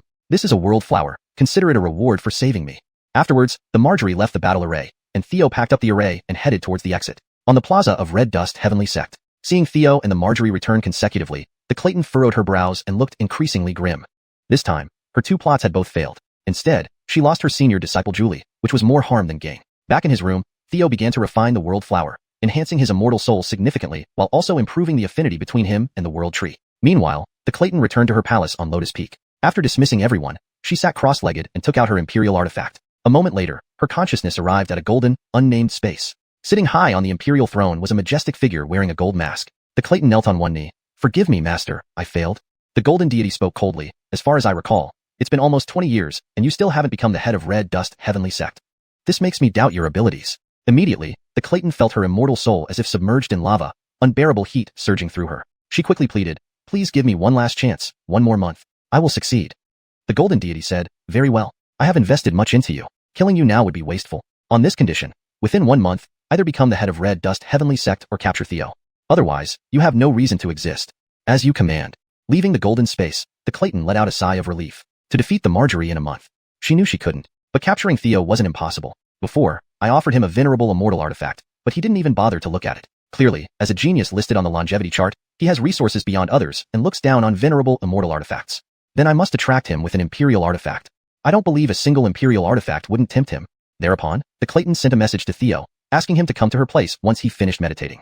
Meanwhile, Theo refined the world flower, and his immortal soul reached late-stage venerable immortal realm. Upon receiving the Clayton's message, he guessed that she was running out of patience. Going to her lair, if she uses force with her Empyrean-level cultivation, it could be troublesome. Subsequently, he messaged Xiongregjian to inquire about the situation there. But Xiongregjian said everything was normal. It seemed that the Marjorie hadn't figured anything out yet. If so, it can only rely on me. Sacrifice and gain, risk and reward. To be safe, Theo used the spatial immortal eye to return to Wu family immortal realm. He wanted to use the base's omnipotent power to see if he could make some preparations. First, he tried infusing the omnipotent power into the Imperial artifact or sealing it. However, after leaving the base, that power disappeared. This puzzled Theo. That doesn't make sense. Why was the commonization lock effective on Alden all along? Was it because I performed the spell within the base, making it effective? Or was it because the commonization lock continuously absorbed Alden's essence, chi, and spirit to maintain its effect? With these thoughts in mind, he conducted several spells trials again. Ultimately, he found the key. Apparently, two conditions must be met. First, the spell must be cast within the base. Second, the recipient must be a living being, not an object. For example, it cannot be used to strengthen immortal artifacts or draw talismans. Additionally, if the recipient is oneself, there is a time limit. Now, using omnipotent power on himself, Theo focused on his mind see. Mirror soul. He could feel his immortal soul enveloped by a powerful force, mimicking his own soul. But the duration was limited. Returning to Red Dust Heavenly Sect, Theo hurried to find the Clayton. Master, what do you need, teacher? The Clayton said, previously in the Cloud Sea Flower Grove, as your teacher, I failed to take good care of you, causing you distress. Fortunately, you are blessed with great fortune and survived unscathed. To prevent such incidents from recurring, I have prepared an Imperial artifact for you as a safeguard. Saying this, the Clayton waved her hand, revealing a golden ancient lamp. Instantly, Theo sensed the curse warning. This time, Theo wasn't afraid. He smiled and said, thank you, teacher. Then, he grasped the lamp with his bare hands. Seeing this, the Clayton chuckled. Chapter 464, The Sentient One's Thought. The moment Theo's right hand touched the ancient golden lamp, the curse hidden within immediately started spreading along his arm, creeping into his consciousness. Then, it was blocked by the mirror image soul. Theo clearly saw a stream of golden vapor silently attaching itself to the mirror image soul. Observing with heavenly immortal eye, he noticed this golden vapor contained countless complex and grand thoughts. In a moment, the mirror image soul was pulled into a golden space. A figure clad in golden armor with a golden mask sat high above, imposing as if a deity. It seems that the Clayton has finally succeeded in making you come into contact with the Sentient One's Thought. Welcome to our community of sentient beings. Theo, the 39th ranked prodigy on the Eternal Gregst. Previously, Theo had engaged in fierce battles with insect demons, showcasing his strength but not fully exerting it. Thus, while his ranking improved, it did not increase significantly. Seeing this, Theo couldn't help but smile inwardly. A few brief sentences revealed a lot of information. The curse seemed to be called the Sentient One's Thought. This organization is called the Sentient Beings. System, check his information. Fated Sun, Zaire. Aura level, 9 halos, red, orange, yellow, green, cyan, blue, purple, black, white. Aura points, 10,000. Closeness, 40. Zaire, we finally meet face to face. Theo pretended to be startled as he looked around and asked, who are you? Why am I here? Zaire laughed heartily and said, Clayton didn't get a chance to explain, so I will personally do so. You may call me the god of sentient beings. Huh? Do you think I don't know that you're also just a longevity realm cultivator like me? God of sentient beings, huh? It sounds impressive, but it's only good enough to deceive those fools. However, if you can persuade an Empyrean realm powerhouse like Clayton to serve you loyally, you must have some skills. Zaire continued, every now and then, all members of our great family gather together. When the time comes, I will notify you in advance. We assist each other and achieve mutual success. Yes, your master, the Clayton of Red World Celestial Sect, is also one of us. Lastly, you must not disclose anything about the Sentient Beings organization. Otherwise, you will be punished. Your talent is excellent, and I see great potential in your future. I believe in you. For now, your task is to cultivate diligently and strengthen yourself, assisting the Clayton in ascending to the position of Sect Master of Red World Celestial Sect. Remember, I can make or break you. With a finger point, the Sentient One's Thought activated, transforming into raging flames that scorched the mirror image soul, causing it unbearable pain. Then, Zaire waved his hand, dispelling the flames, and the mirror image soul left the golden space. Theo muttered inwardly, so, you're behind the scenes, no wonder you're such an old coin. I wonder how many experts you've controlled using the Sentient One's Thought? He used Heavenly Immortal Eye to observe the Sentient One's Thought, but despite being able to observe Empyrean realms without being detected, it wasn't yet capable of fully comprehending the Sentient One's Thought. It seems I need to find a way to enhance my 9th Heaven Immortal Eye further. The Sword Jade evolving into Sword Immortal Eye should be prioritized. Maverick minutes later, Theo opened his eyes. Clayton smiled, Caleb disciple, upon touching the Sentient One's Thought. You were summoned by the god of sentient beings. This truly shows how highly esteemed you are by him. You should know, even as the second princess of the Azariah Divine Dynasty and an exceptionally talented beauty, Boyderly doesn't even have the qualification to meet the god of sentient beings. She's merely a puppet. Theo bowed and said, then from now on, I hope for your guidance, master. Clayton laughed. No wonder you are listed on the Eternal Gregst. Indeed, you are outstanding. All you need to do next is fully support me to become the sect master of Red World Celestial Sect. Theo asked, what should I do next? Clayton replied, wait for the tasks from the Clayton's Council. When the time comes, it will be the moment for our Lotus Peak to compete against Marjorie's Smoke Peak. Go back and cultivate first. If you have any questions or needs, feel free to find me. These elixirs are specially prepared for you, greatly beneficial for cultivation at the longevity realm. After receiving them, Theo bowed and said, "Thank you, master. I take my leave." Clayton coughed twice and said, "Leave the golden lamp." Theo almost rolled his eyes in exasperation. This old man is really petty. Now that he realized Theo had been affected by the sentient one's thought, he wanted to reclaim the imperial artifact. "If you could become sect master, I'd rip off my head and kick it as a ball for you." Back in his room, Theo began refining the elixirs. As he cultivated, he pondered. Marjorie hasn't responded yet, so breaking through the sentient one's thought isn't easy. Now, I can only hope that none of the Clayton's council has fallen victim. Otherwise, this sect master mission will be very troublesome. Now, I can only wait for Master Gregly to wake up, then my sword immortal I might have a chance. Then, the power of the ninth heaven immortal eye will reach new heights. Heavenly immortal eye might reveal the solution to the sentient one's thought and uncover Zair's true background. As time passed, Theo's cultivation gradually reached the peak of the longevity realm. At this moment, Clayton transmitted a message. "The Clayton's council has issued the sect master tasks. Hurry over." Theo hurriedly went over. On the way, he glanced at the scroll of heaven, noticing that Empyrean Gregly seemed to be nearing the end of her seclusion. At Clayton's palace, disciples who supported Clayton gathered together. Clayton said, "Just now, the sect master task was issued, and we have 3 days to prepare. This mission is extremely important and dangerous. Everyone must be extra cautious." An Empyrean elder asked, "Clayton, what exactly is the task?" Theo recognized him as the Forest. Clayton replied, "The task is to investigate the underworld prison." Upon hearing this, the entire hall was abuzz. Theo could see the pale expressions of everyone. He recalled seeing from others' memories that the underworld prison was a forbidden area of the heavenly martial divine dynasty. Forrest said, "Clayton, are you mistaken? That's the underworld prison. Since the demon catastrophe, at least 10 Empyrean-level experts have perished there. With all due respect, did the Clayton's council make a mistake?" Clayton replied, "I heard that Forrest once visited there. Could you share what you know with everyone?" Forrest's expression darkened immensely. Chapter 465, The Netherworld Prison. After a long pause and at the urging of the Clayton, Forrest finally said hesitantly, "The Netherworld prison is extremely dangerous and terrifying. Back then, it wasn't yet a forbidden area. In that year, my Dao companion and I were both facing cultivation bottlenecks. We decided to travel and explore for half a year, during which we came across the Netherworld prison. When we reached there, apart from us as a couple, there were 2 other wandering friends who were at the Immortal Emperor realm. I had seen our sect's records and knew that this was the site of the final battle against the demonic calamity. Seeing the dark mist rising from the Netherworld prison, I worried that some demon might still be alive within. After discussion, the 4 of us decided to enter together, thinking if any demons remained, with our combined strength, we could eliminate the threat. But what followed was indeed bizarre. The Netherworld prison was riddled with formations and permeated with dark energy. On the first night, one of the wandering friends disappeared. His footprints led toward the core area. The next day, when we went to search for him, we encountered an attack by demons during the daytime. Fortunately, we were all strong, and I had a treasured item given by my master. After a fierce battle, we managed to kill it only to find out that it was the missing friend.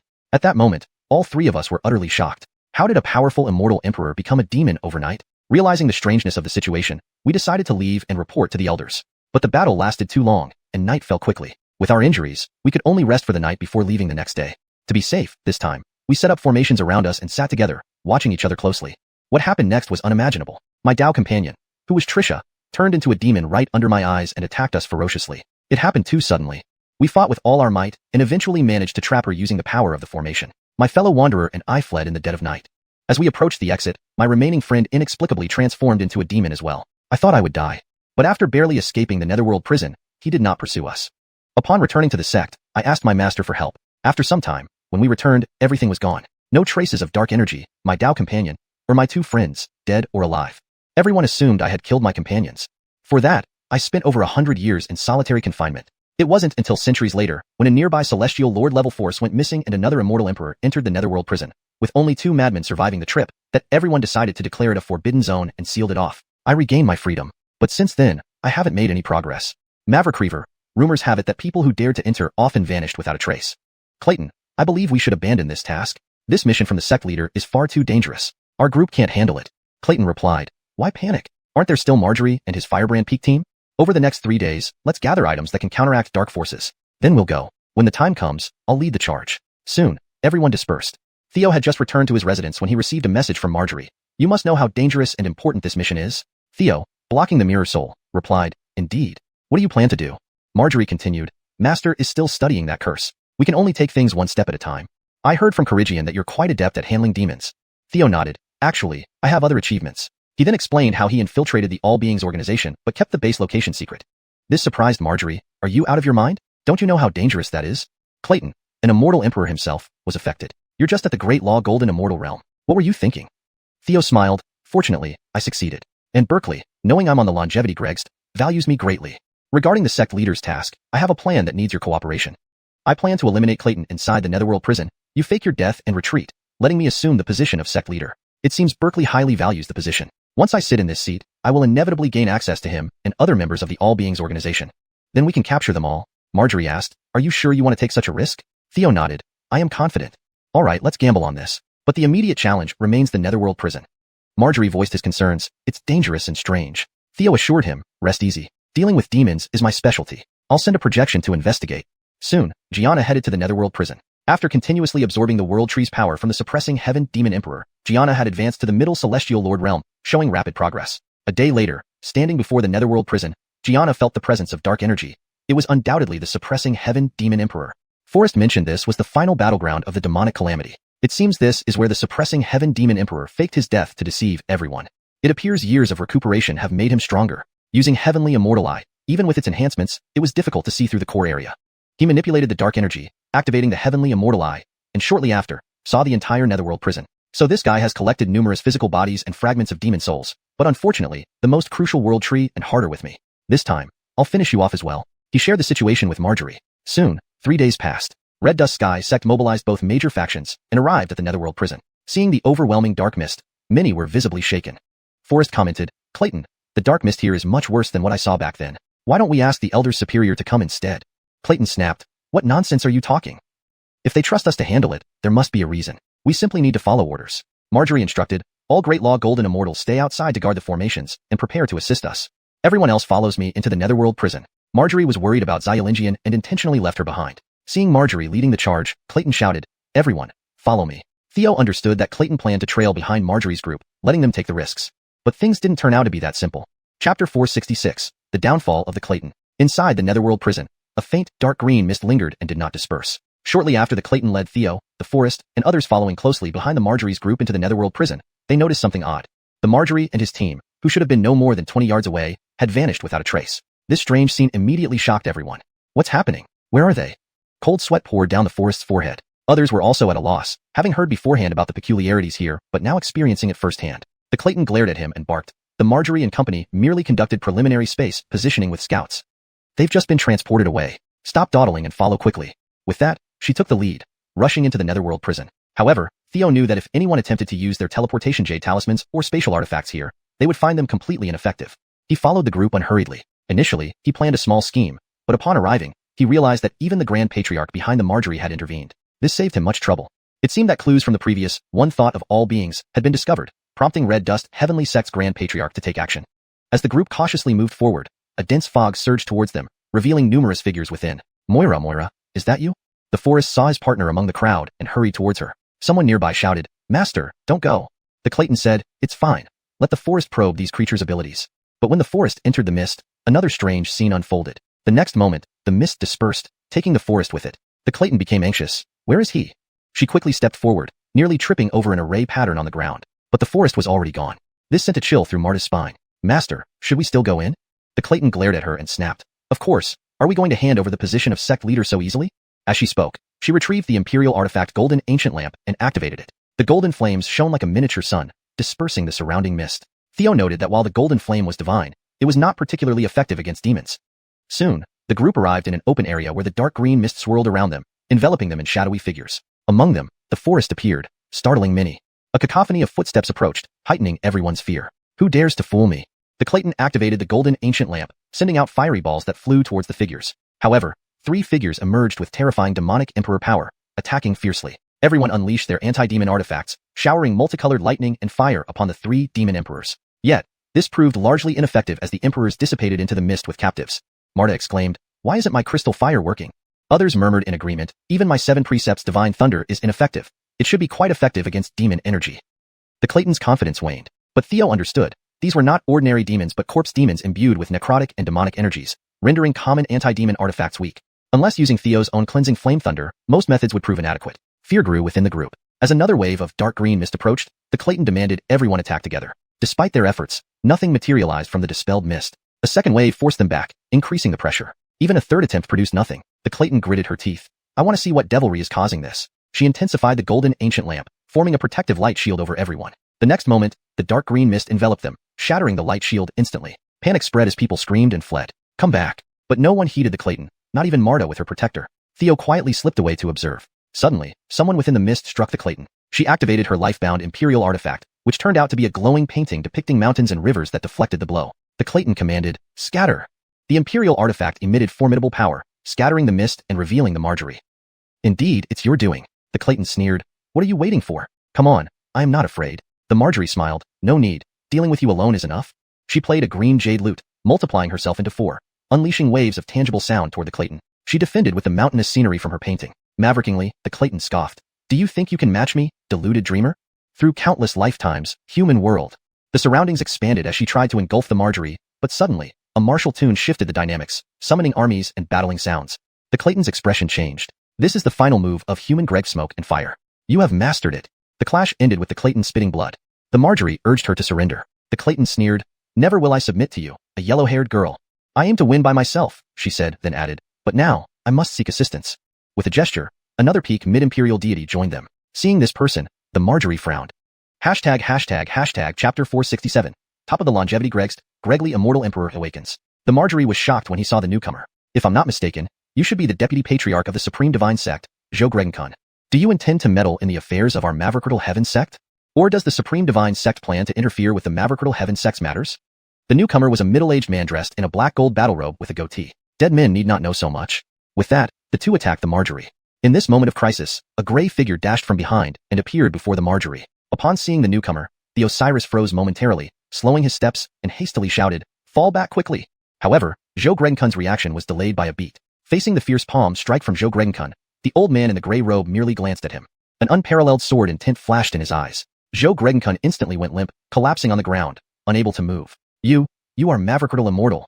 Theo, observing from behind, exclaimed, "What powerful red dust heart sword." Seeing the newcomer, the Osiris realized the game was up. "Master," Maverickal Immortal asked, "do you have nothing to say about the deaths of your third and fourth sisters?"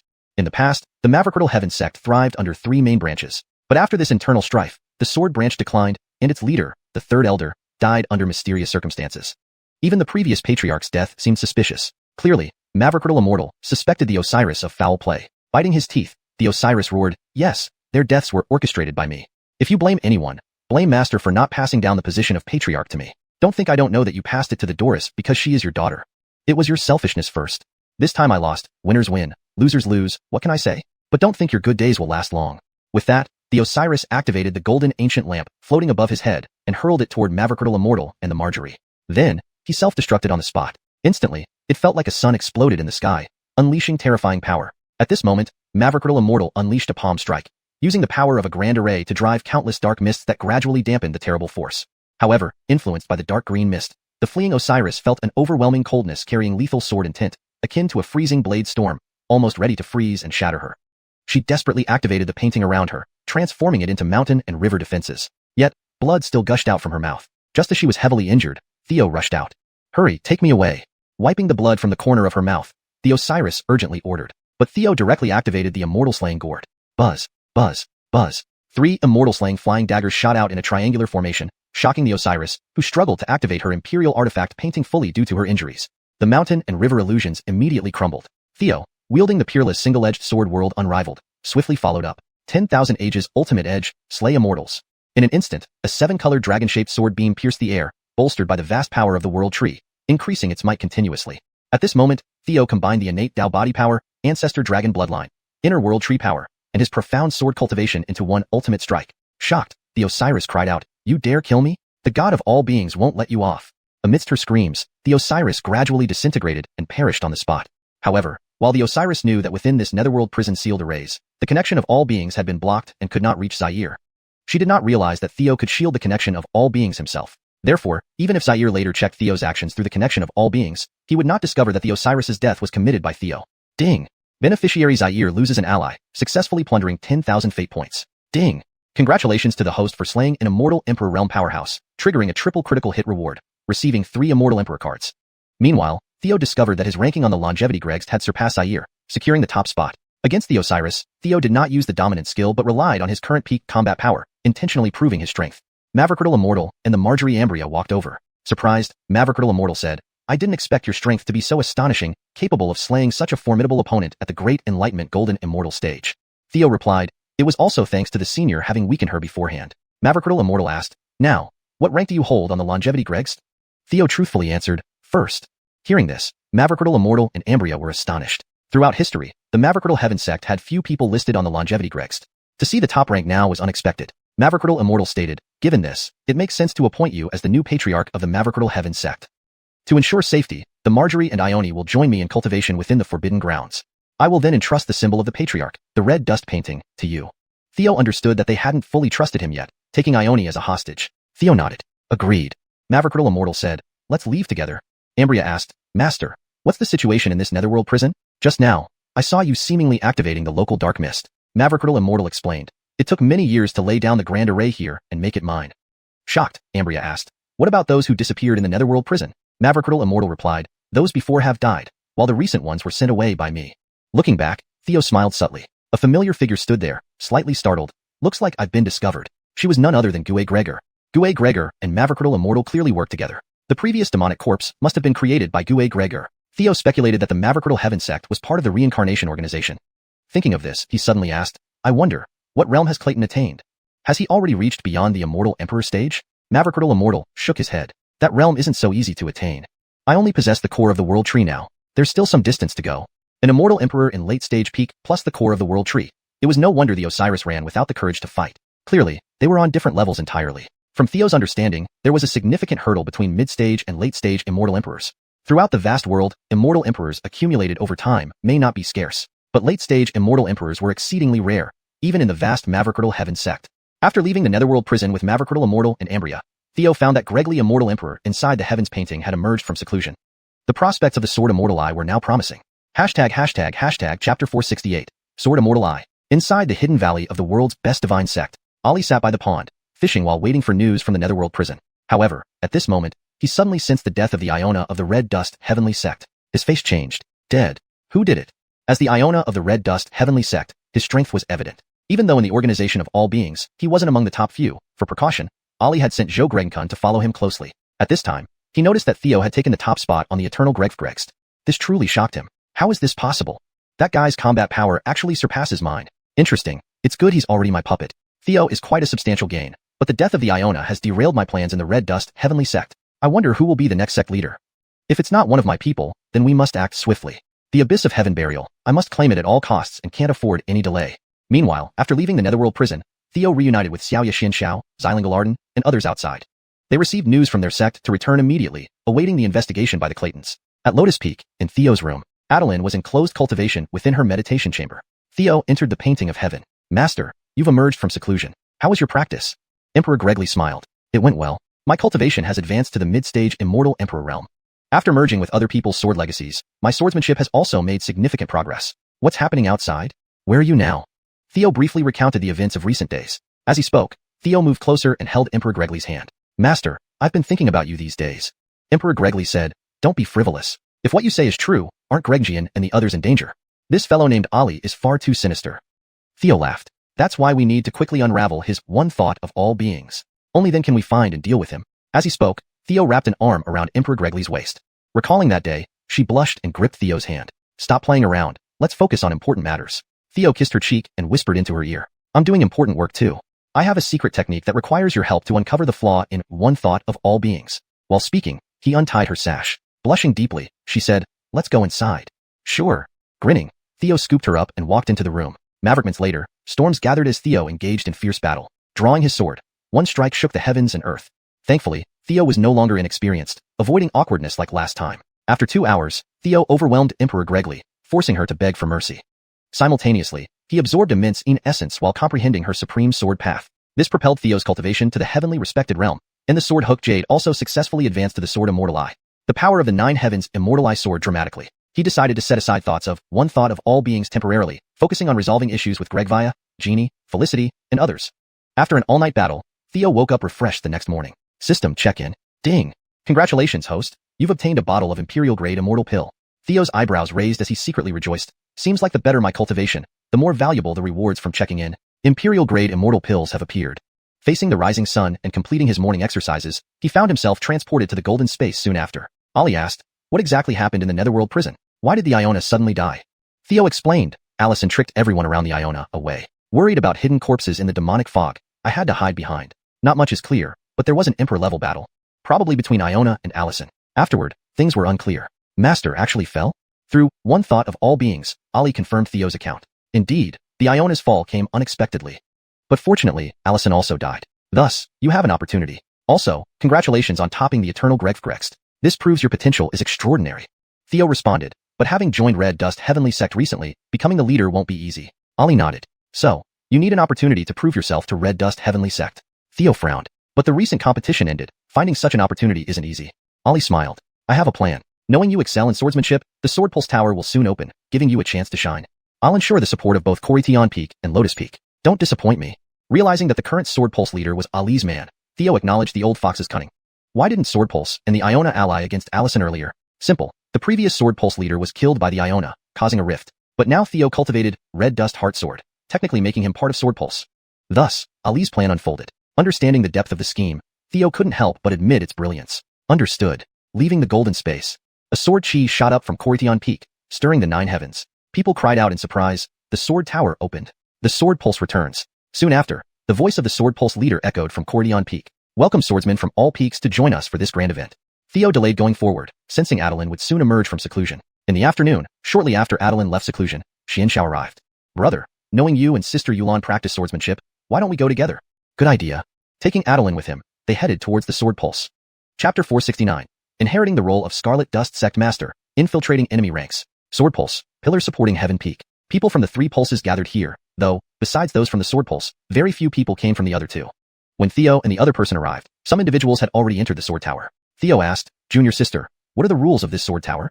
Marta explained, it's simple. Enter the tower, demonstrate your sword path, and the tower spirit will provide different ratings based on your level of proficiency. As soon as she finished speaking, several glowing characters appeared on a stone tablet in front of a towering white tower. 7 Iones. Immediately afterward, a spirited young man walked out amidst applause from the surrounding crowd. A group of disciples from the Sword Pulse were particularly excited. True to Brother Huxley's reputation, 7 stars. Our Sword Pulse's #1 genius, indeed living up to his name. Marta clarified, we have gathered intelligence. The sword path proficiency of the younger generation within Scarlet Dust Heavenly Sect is generally around 5 stars. This Huxley you could achieve a 7-star rating, which is considered very high. Many elders have only reached this level. Theo nodded. At that moment, he was observing the crowd with the heavenly eye. Indeed, after its evolution, the 9th Heaven Immortal Eye's power had dramatically increased, allowing the heavenly eye to successfully identify some individuals affected by the thought of all beings within the crowd. However, there wasn't anyone as powerful as Iona among these people. Therefore, they were all similarly influenced subconsciously, just like Marta. According to Iona's assessment, they didn't have the qualifications for Berkeley's audience and were peripheral members of the People's Organization. Even the new Sword Pulse Master was no exception. Soon, many people entered the Sword Tower to prove themselves. But apart from Huxley no one achieved a 7-star rating. A few individuals, quite famous within Scarlet Dust Heavenly Sect, only managed 6 stars. Even Marta only reached 6 stars. Adeline said, I'll give it a try. Theo nodded. Quickly, Adeline entered the tower and demonstrated her newly comprehended sword technique, Eternal Thought. Soon, light shone brightly on the stone tablet. 8 stars. This startled many people. Who is that? Such an 8-star level of sword path. Amazing. Why isn't she from our Sword Pulse? She even surpassed Brother Huxley. As Adeline exited the Sword Tower, the Sword Pulse Master hurriedly approached and asked, Young lady, what's your name? Which pulse do you belong to? Lotus Peak's Adeline. I've just joined not long ago. Normally, people from the Sword Pulse disliked Lotus Peak residents, but upon hearing Adeline was a recent addition, the Sword Pulse Master said, I find your sword path skills impressive. Lotus Peak has always focused on illusions. Why don't you join our Sword Pulse instead? I will certainly nurture you wholeheartedly. With such profound sword path skills at such a young age, she was a promising talent destined for greatness. If any elder from Lotus Peak were present, they would likely start an argument, but unfortunately, this time only a few people came, mostly focusing on the sword path. No elder-level figures were present. Adeline looked at Theo and said, I'll follow his decision. The Sword Pulse Master was about to speak when Theo said, let's discuss after I return from the Sword Tower. He then entered the Sword Tower. Theo found the internal environment of the tower rich with sword Dao energy, enhancing comprehension while practicing sword techniques. Please demonstrate your sword skills. Theo took out his single-edged sword and performed Eternal Edge of Myriad Ancient Ages, deliberately withholding the strongest move, Immortal Slaying. During this process, assisted by the sword Dao energy, Theo gained new insights into his self-created sword technique, significantly improving his mastery. 10 stars. Unique and distinctive sword path, capable of founding a sect. Theo smiled as he emerged from the tower. Outside, everyone stared dumbfounded at the score on the stone tablet. The Sword Pulse Master himself was only 9 stars. Yet, this young man achieved a 10-star rating. Maverick Reaver, Adeline, who scored 8 stars, was part of his group. The Sword Pulse Master regained composure after a while, asking, What is your name, sir? Your face seems unfamiliar. Theo replied, Theo, recently joined Lotus Peak, practicing Heart Sword of Scarlet Dust. The Sword Pulse Master immediately smiled. That's great. Sir G, why don't you join our Sword Pulse? I can offer you the position of Sword Pulse Master. He knew Theo's immense sword path prowess at such a young age meant the Sword Pulse would flourish if he joined. Before Theo could respond, the Lotus Peak Elder was also startled into action. Nonsense. Sir G is already part of our Lotus Peak and won't join the Sword Pulse. Just a Pulse Master position? We can offer him the leadership of Lotus Peak if he agrees. The newcomer was the 8th Elder, previously missing in Netherworld Prison. The Sword Pulse Master sneered, Lotus Peak has always been dominated by 100 Greg Scarlet Dust. Now you want to shift focus to Heart Sword of Scarlet Dust? The Lee retorted, times have changed. Even in the Sword Pulse, not everyone is a sword cultivator, just like the other two pulses. No rule confines Lotus Peak to practice 100 Greg Scarlet Dust. The Sword Pulse Master scoffed. Can you please show some respect? Making a Heart Sword of Scarlet Dust practitioner your Pulse Master? Then, what exactly would Lotus Peak be? A Sword Pulse or Illusion Pulse? The Lee insisted, every first must occur at some point. The Sword Pulse Master suddenly interjected, then why not propose Theo as the Sect Master? While they argued, Senior Red Dust's voice rang out, enough quarreling. With the current vacancy of Sect Master, let Theo take the position. Immediately, a scroll floated down from the sky before Theo. It was the emblem of the Sect Master, the Scarlet Dust Map, an Imperial artifact. Seeing this, others knelt down. Greetings, Sect Master. Under the influence of the thought of all beings, the Sword Pulse Master offered full support. The Lotus Peak lineage was naturally elated, having produced a Sect Master, and the Firework Peak lineage, following hints from the Marjorie and Senior Red Dust, supported Theo too. Thus, through combined efforts inside and out, Theo ascended to the Sect Master role, obtaining the Scarlet Dust Map. That night, Berkeley urgently pulled Theo into the golden space. Berkeley laughed. Congratulations, you've successfully taken the position of Scarlet Dust Sect Master. Speaking of power, you are now at the pinnacle of the myriad worlds. Theo remarked, God of all beings, helping me become Sect Master suggests you need something from me, so why not come right out with it? Earlier, he tried hard to get the Iona the position. Now, having finally become Sect Master, Berkeley's ulterior motives should surface. Berkeley chuckled, no rush, let me introduce you to a few companions first.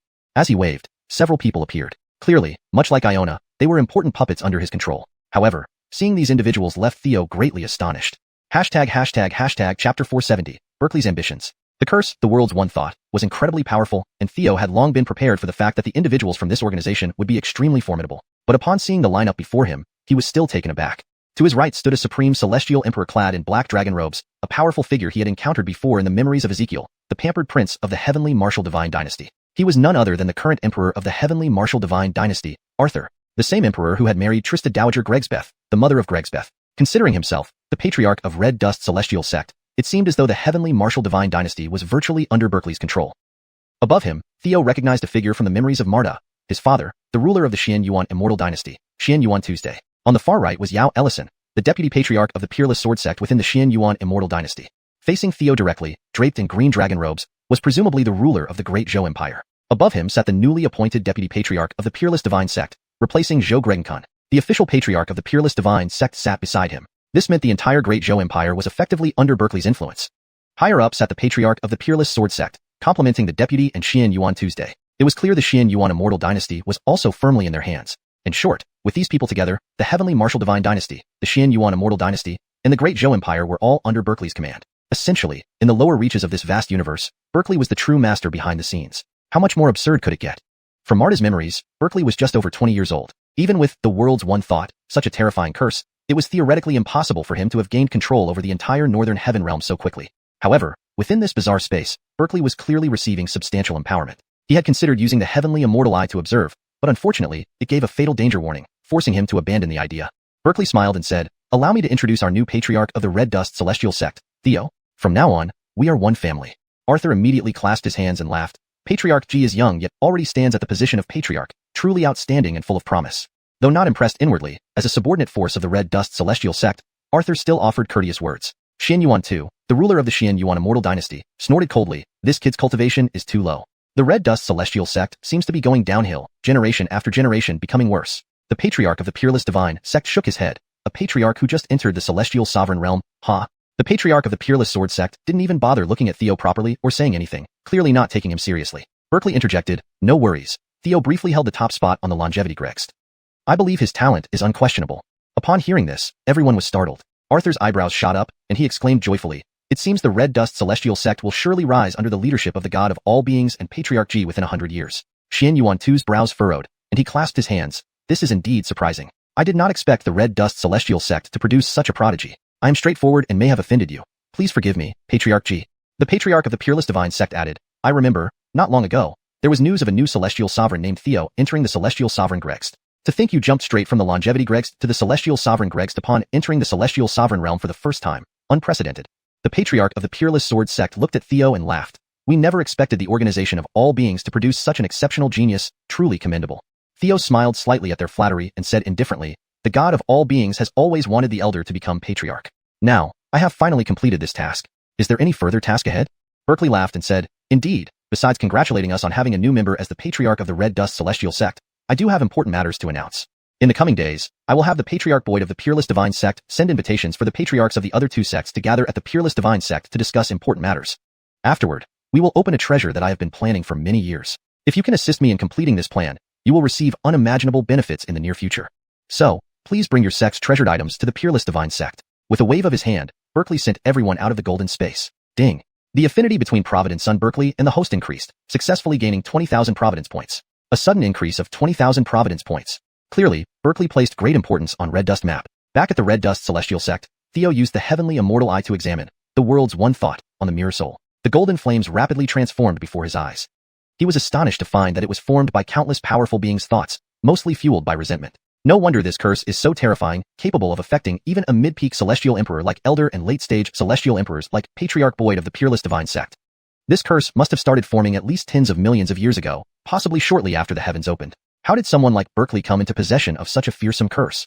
The history was too ancient, and even with the time reversal capabilities of the heavenly immortal eye, it couldn't fully comprehend the situation. He only knew the curse originated from a celestial gold mine, then mined and crafted into tools, spreading the curse. I wonder where this celestial gold mine is? Theo messaged Clayton Wilson. Clayton, do you know the source of the celestial gold used for making sword talismans? I suspect the origin of this curse is from that celestial gold mine. Wilson replied, I am investigating, but I don't know yet. Theo asked again, what have you discovered about the world's one thought? Wilson shook his head, not much. We only knew that the Netherworld prison could shield against it, which is why the patriarchal mission was issued. Theo said, just now, I met other members of the organization of all beings. To say, you might not believe it. The rulers of the three immortal dynasties and the patriarchs of the three celestial sects are all involved. They plan to gather us at the Peerless Divine sect soon, bringing along our sect's treasures. Clearly, they have big plans. Do you know of any entity that would require using 3 sect treasures simultaneously?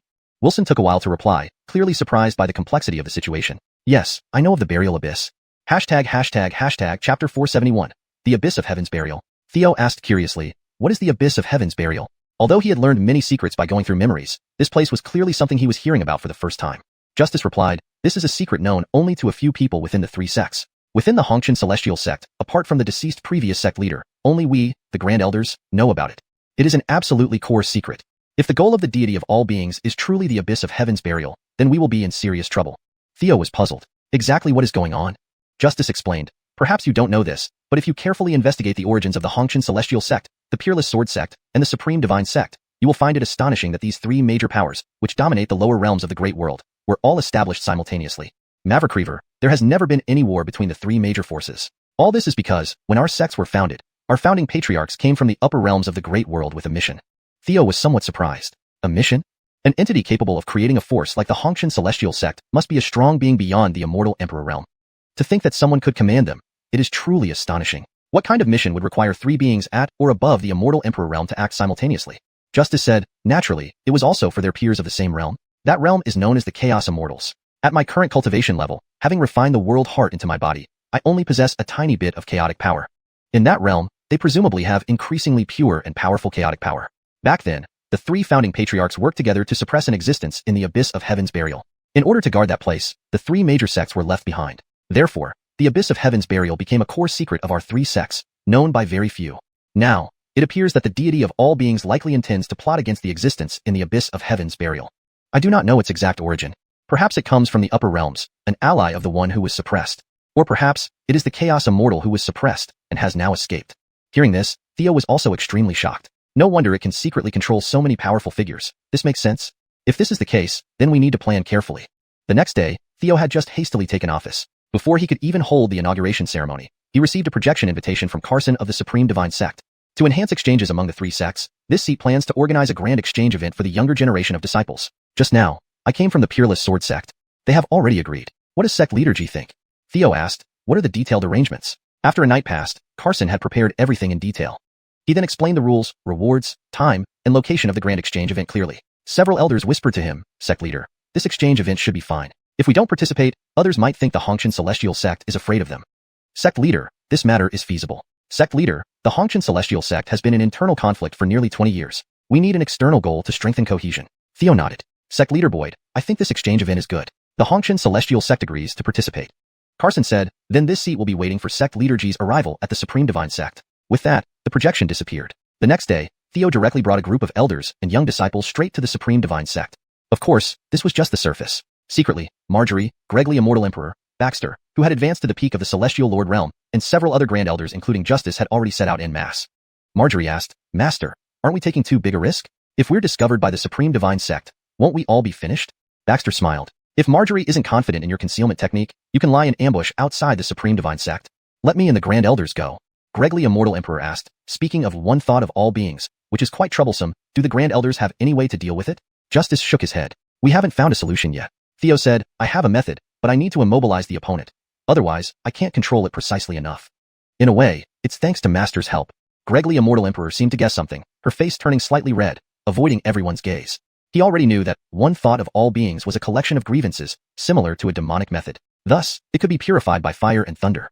However, since one thought of all beings was a deep soul curse, his purification fire and thunder also needed to penetrate the soul, unless he inflicted severe injury without regard for consequences. Justice's eyebrows lifted in joy. If it doesn't harm the lives of fellow cultivators, this would be best. Days later, the group arrived at the Supreme Divine Sect. Baxter said, Master, please proceed to the Abyss of Heaven's burial according to the plan and set up the trap. I and the Grand Elders will stay here. Justice saluted the other Grand Elders. Leave it to you. Subsequently, Justice concealed his aura and entered the Supreme Divine Sect mixed in with the Hongqian Celestial Sect crowd. Gregly Immortal Emperor and the others headed directly to the Abyss of Heaven's burial. Half a day later, the group finally reached the Abyss of Heaven's burial. Surrounded by mountains, the originally unfathomable Abyss of Heaven's burial appeared even more terrifying, akin to the depths of hell. After careful reconnaissance by the Grand Elders, confirming no one else was around, they immediately began setting up a large-scale trap. On the other side, Theo and others entered the Supreme Divine Sect. Theo immediately activated Heavenly Immortal Pupil to locate Zaire's true form. Soon, he found Zaire in the Hidden Valley. As the third prince of the Azariah Immortal Dynasty, he practiced here with an elderly servant. In reality, he manipulated events behind the scenes, using all sorts of schemes. Through the Heavenly Immortal Pupil, he discovered that many high-ranking members of the Supreme Divine Sect were influenced by one thought of all beings. As he reviewed memories, Theo quickly understood Zaire's situation. It turned out he was the incarnation of a sentient immortal gold mine. Originally from the Immortal Gold Mine where the Peerless Sword Sect resided, the place had solid terrain where people often fought duels. Many experts perished there, spilling blood. One thought of all beings was formed over countless years, accumulating the grievances of numerous experts. To avoid being affected by these grievances, Zaire began refining them with soul power, gradually forming his control over countless experts with one thought of all beings. Later, the Immortal Gold Mine was discovered and cast into various immortal artifacts, spreading widely. This allowed him to easily control many experts. Until over 20 years ago, Zaire quietly left the Immortal Gold Mine of the Peerless Sword Sect, reincarnating as a human. Pity, it's a reincarnated soul, and he spent too long in the Immortal Gold Mine, making it impossible to determine if it is related to the Chaos Immortal from the Abyss of Heaven's burial. Theo pondered silently. Chapter 472, Failed Activation, Gu Gregor's Scheme. On that day, people from the Unrivaled Sword Sect also arrived. In response, Zairyu ostensibly had others accommodate the individuals from the other two sects, while secretly, the Supreme Divine Sect's base directly found Theo and the Unrivaled Sword Sect's Master Xavion. Base said, both of you, please follow me. The deity of all beings has given orders. Upon hearing this news, Theo was quite surprised. Elsewhere, Amerigo hurriedly notified Trista Gregly and others to stop and hide. Meanwhile, after the three left the Supreme Divine Sect, they indeed headed straight for the burial abyss. En route, Master Xavion asked, Base, what exactly did the deity of all beings order us to do? Can you tell us? Base replied, you'll know once we get there. Shortly thereafter, the three reached the burial abyss. Master Xavion exclaimed in shock, isn't this the burial abyss? Why did the deity of all beings want us to come here? As a sect master, he clearly knew about that rumor. Base explained, naturally, it's to use the three sect's supreme treasures to open the seal. Master Xavion cried out, how is that possible? Don't you know what's sealed inside? But before he finished speaking, Master Xavion let out a painful scream as a golden aura flashed across his body. This was Zairyu activating one thought of all beings. Maverick minutes later, with a dazed expression, Master Xavion said, let's stop talking and start now. Theo said, my cultivation is still shallow. Activating a top Imperial tool like the Red Dust Scroll will be challenging. Base replied, let's try first. Theo immediately summoned the Red Dust Scroll and used his full strength. Instantly, under the extraordinary power of the Red Dust Scroll, one of the mountains surrounding the burial abyss began to shake and move outward. For a moment, countless beasts fled and birds took flight in alarm. At the same time, Base of the Supreme Divine Sect produced a Jade Immortal Pin. Upon activation, countless inscriptions formed chains above the burial abyss. Under Master Xavion's activation, a faint sword intent emerged below the burial abyss. Under Theo's influence, 4 of the 8 surrounding mountains moved back, but the remaining 4 did not retreat. Pretending to be exhausted, Theo suddenly stopped. I'm really sorry. My cultivation is too low to continue. He immediately felt Zairyu using one thought of all beings to inspect his condition, but fortunately, the mirror soul concealed it well. Base asked, can someone else activate the red dust scroll? Theo shook his head. My current cultivation is too low. Supreme Elder Sherman hasn't fully trusted me yet. The owner of the red dust scroll is still him. I only have usage rights. Without his permission, no one else can use it. If I could reach the mid-stage Heavenly Sovereign Realm and combine it with secret techniques, perhaps we could maintain until the seal opens. But, Base, I'm also curious why the deity of all beings wants to risk opening the burial abyss. When I took office as Sect Master, I learned some secrets from the Supreme Elder. If we rashly break the seal, isn't that against our ancestors' teachings? Base nodded. The secret of the burial abyss is known to us as Sect Masters. Master G, at such a young age, you became the leader of the Red Dust Celestial Sect with the help of the deity of all beings. You are listed first on the Immortality Board, an unrivaled genius, with great potential to become an existence beyond the immortal Emperor realm. But if you follow the so-called ancestral teachings, you will only stay at the lower level of the universe. To become a chaos immortal beyond the immortal Emperor realm, the chances are slim. Rest assured, the deity of all beings values you highly and won't harm you. Once the burial abyss's seal is opened, all of us will have a chance to become chaos immortals, leaving the lower levels and advancing even higher. You might not know, but the great cataclysm of the epic is coming. It's time for a great transformation. When it happens, those so-called immortals will perish like ants. Master G, although you are young, your time is not as much as you think. Only by becoming a chaos immortal can you have a chance to survive during the great cataclysm of the epoch.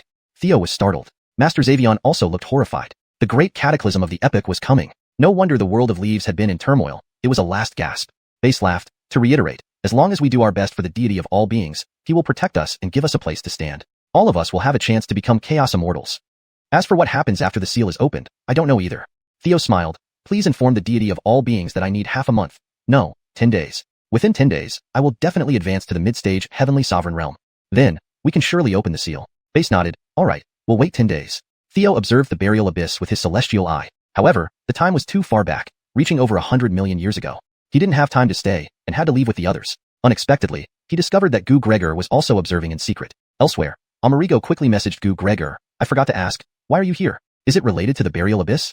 After a while, Gu Gregor replied, you can say so. Mavericker precisely, it's about Zairyu, who topped the Immortality Board, and you. I was tasked to recruit both of you into the reincarnation organization. Theo asked, do you know Zairyu's background? Gu Gregor replied, yes. But, if you want to know, you'll need to offer something valuable enough for me to share this information. Theo asked, if I kill him, would you intervene? Gu Gregor responded, not if you join our reincarnation organization. This reply made Theo frown. Dealing with Zairyu alone was already tough. If he got help from Gu Gregor and the reincarnation organization, it would be even more difficult. Unless Theo joined the reincarnation organization himself to gain their support. This thought, once arising, wouldn't subside. But then, Theo suddenly remembered something and smiled. I remember you appeared in the Netherworld prison and helped Immortal Hongshan fight against the Clayton. If I'm right, the Red Dust Celestial Sect is also under the reincarnation organization. Even Supreme Elder Immortal Hongshan is part of the reincarnation organization. In other words, those who initially set the seal on the burial abyss were members of the reincarnation organization. You were bluffing just now. You may have started by recruiting Zairyu, but knowing his details, the reincarnation organization won't easily side with him. Gu Gregor fell silent. Theo chuckled, Gu Gregor, if you want to recruit me into the reincarnation organization, you must offer real value. Such tricks work only once. For apology, I want to know Zairyu's background. After a long pause, Gu Gregor spoke, you win. Hearing this, Theo sighed in relief. Chapter 473, Zair's Origin, Taking Action. Gu Gregor gritted her teeth and said, this information cost me a lot of contribution points. To just give it to you for free is really infuriating. Theo smiled and said, come on, tell me about it. Gu Gregor explained, originally, the 3 Chaos Immortals of our reincarnation organization chased another person here. After a fierce battle among 4 people, the 3 paid a heavy price by getting severely wounded in order to subdue the opponent. But they were unable to kill him, only sealing him in the Zongtian Abyss. To prevent his escape, they nurtured their injuries while establishing the current Hongshan Celestial Sect, Wushuang Sword Sect, and Juesher Divine Sect. After all, these were legacies of Chaos Immortals, gradually evolving into their present form. I previously reported the news about Zaire, and after your Hongshan Celestial Sect's founding ancestor saw it, he gave an explanation. It's highly likely that during the escape process, a strand of divided soul escaped. So, this is how Zaire gradually emerged. In other words, Zaire is the escaped divided soul of the Chaos Immortal at the bottom of the Zongtian Abyss. Therefore, he now seeks to open the seal and release the true self. Guess what he'll do when that time comes? Now everything makes sense. So, what Carson had mentioned about the deity of all beings leading them all to become Chaos Immortals and providing them a foothold when the epic catastrophe descends, it's all bullshit. It's all deceitful. Such profound grudges from being suppressed for over 100 million years. If he breaks free, the first thing he would likely do is annihilate the 3 sects to avenge his years of captivity. Gu Gregor said, but rest assured, after being suppressed for so many years and dividing his soul, his strength might be far inferior to before. Theo asked, don't say might. Can that ancestor of the Hongqian celestial sect confirm it? That's strange. If he knows, why doesn't he come to handle it himself? Keeping the three sects to guard the Zongtian abyss isn't precisely for timely alerts? Gregor sighed. How many years have passed? Now they are already high-ranking figures and don't care about such trivial matters. Theo was still not convinced. What about the other two ancestors? They long perished. Gregor added. Thus, you can only rely on yourselves. Let's talk about your joining the reincarnation organization. Theo replied, let's discuss it later. He still wanted to practice the extermination sword formation, and thus had no intention of defecting from the martial god temple. On the side of the reincarnation organization, it was clearly not someone to be trifled with, so he could only delay. At the Juesher divine sect. After returning, Theo informed the Li and others directly before entering seclusion. Before retreating into seclusion, Carson gave him plenty of immortal herbs and pills, saying they were rewards from the deity of all beings. I believe in you as much as I trust demons, old man. As Theo secluded himself, preparations were actively underway at the Zongtian abyss by Clifford Emperor and others. Meanwhile, Amerigo and the Clayton Wilson from the Juesher divine sect began their own covert operations. Clayton, how is the protection array going? Amerigo asked. Wilson responded, luckily, people from the Juesher divine sect aren't proficient in formations, and reportedly, their original protective array was set up by our Hongqian celestial sect. So, it was quite easy. Next, the Juesher divine sect's large formation will automatically block us. None of our actions will be noticed by it. Theo immediately knew. The Hongqian celestial sect must have left backdoors when setting up the array initially. Soon, the two of them took action against the organization of all beings. To conceal their tracks, Wilson directly attacked people from the Hongqian celestial sect, especially heading straight for Theo. Fortunately, someone intervened, but several elders and protectors affected by the curse were still critically injured. On this side, Amerigo targeted Boiderly. While Boiderly was on her way to find Zaire, Amerigo struck, using purifying fire Gregning to remove the curse on her body. With such a vast difference in cultivation levels, in an instant, Theo used exquisite lightning techniques to instantly lift the curse. At the same time, he informed her which two immortal artifacts in the Qingquan ring had curses on them, never to be touched. Free from the curse's influence, Boiderly, upon recalling past events, found many things seemed off. Her thoughts had been distorted. For instance, she originally planned to join the Wushuang sword sect, closer to the Azariah immortal dynasty, but unexpectedly joined the Hongqian celestial sect. This made her feel somewhat apprehensive. Ding! Congratulations on successfully turning Boiderly and looting 3,000 karma points. Theo frowned. It seems Zaire truly did not value family members like Boiderly much. A successful defection earned merely 3,000 karma points. In Hidden Valley, Zaire was alarmed. The injured were all influenced by all beings' thought. Someone is targeting my organization of all beings. Upon learning that Theo nearly faced an attack, he promptly instructed Carson and others to protect Theo, ensuring nothing would happen to him. At the same time, he asked Deputy Gregyong of the Juesher Divine sect to investigate the assailant. However, Amerigo soon struck again. All beings thought on Boiderly was actually removed. This stunned Zaire even more. Up to this point, all beings thought was his greatest asset. Without it, he couldn't control so many experts for his use. He wouldn't have been able to get Theo and others to open the Zongtian abyss either. All along, all beings thought was invincible. Now, being broken, he felt an immense crisis. Could it be the reincarnation organization sent someone? As an experienced player, Zaire, sensing danger, instantly left Hidden Valley through a previously set up teleportation array, departing from the Juesher Divine sect. Amerigo sensed this and understood immediately. Zaire was likely heading back to the gold space within the Wushuang Sword Sect's gold mine. That place, being his home turf, offered him the most security. Thus, dealing with the Juesher Divine sect issues fell to Carson and Xavion Zhengzhu. However, after learning someone specifically targeted the organization of all beings, Xavion Zhengzhu and Carson, besides worrying, felt a bit excited. They were well aware that being controlled by all beings thought, like puppets, was frustrating. After all, they stood atop the lower power peak in the Great Thousand World. Naturally, they were unhappy with this situation. Yet, all beings thought was indeed bizarre. Despite their best efforts, they couldn't resolve it and had to submit to Zaire. Because the organization of all beings was simply too massive. But now, with someone targeting it, they saw hope for freedom. Thus, Carson merely stayed outside Theo's quarters. He didn't put much effort into investigating the assailant. Consequently, over the next 3 days, many from the remaining Hongqian Celestial Sect and Wushuang Sword Sect were often ambushed and seriously injured, or had their curses removed. Without exception, they were all members of the organization of all beings. But Deputy Gregyong still failed to uncover anything, causing Zaire some urgency. Then on the 4th day, Deputy Gregyong died. And the death was mysterious, apparently a suicide, using his imperial immortal brush to pierce his brow heart. Carson and Xavion Zhengzhu, seeing this, immediately knew it was done by the deity of all beings. Also, it served as a warning to them. Chapter 474, taking desperate measures. Back at Theo's courtyard, Zone Master Xavion transmitted his voice. Zone Base, Deputy Zone Master Greg Arding should have died because of the single thought of all beings, right? Zone Base nodded. It seems the god of all beings is getting impatient. I can only go myself to investigate the murderer. Zone Master Xavion nodded. However, once Zone Base began investigating, he was baffled. Generally, when something major happens in a Supreme Divine Sect, the Protective Sect formation would definitely record some details. But to his surprise, after carefully reviewing the records from the Protective Sect formation, there wasn't a single trace of evidence. After the initial shock, he quickly suspected the Red Dust Celestial Sect. However, the first group attacked were people from the Red Dust Celestial Sect. This made him unclear about what was really going on. Meanwhile, Baxter and Wilson arrived at the forbidden rear mountains of the Supreme Divine Sect. This place was where their Claytons retreated for cultivation. After Baxter used the heavenly immortal eyes to inspect, he said, "We have decent luck. There are no traces of curses here." Wilson explained, "That's because among the three sects, the Supreme Divine Sect is the strongest, and the Claytons almost never meddle in worldly affairs. After all, apart from the one in the tomb of Heaven's abyss, there is nothing that can threaten them in this lower realm." Baxter asked, "I wonder if there's someone we're familiar with among the Claytons." Wilson nodded. "Of course there is." As he stepped forward to transmit his voice, the restrictions were quickly lifted, revealing a path through the mist. "Go in." Before long, they passed through the mist corridor and sat before an old man with white hair and beard. The elder had a ferocious appearance, ugly like an evil spirit. "Wilson, instead of cultivating diligently in your red dust celestial sect, why did you come to our Supreme Divine Sect?" Wilson replied, "White-haired demon, naturally, it's for important matters." He then recounted everything he knew without reservation. "Once that scoundrel opens the tomb of Heaven's abyss, you should know the consequences." The white-haired demon furrowed his brows and asked, "What evidence do you have?" Wilson immediately took out the treasure box given by Theo, within which lay the sword charm sent by the elder. "The curse is inside the sword charm. This is physical evidence."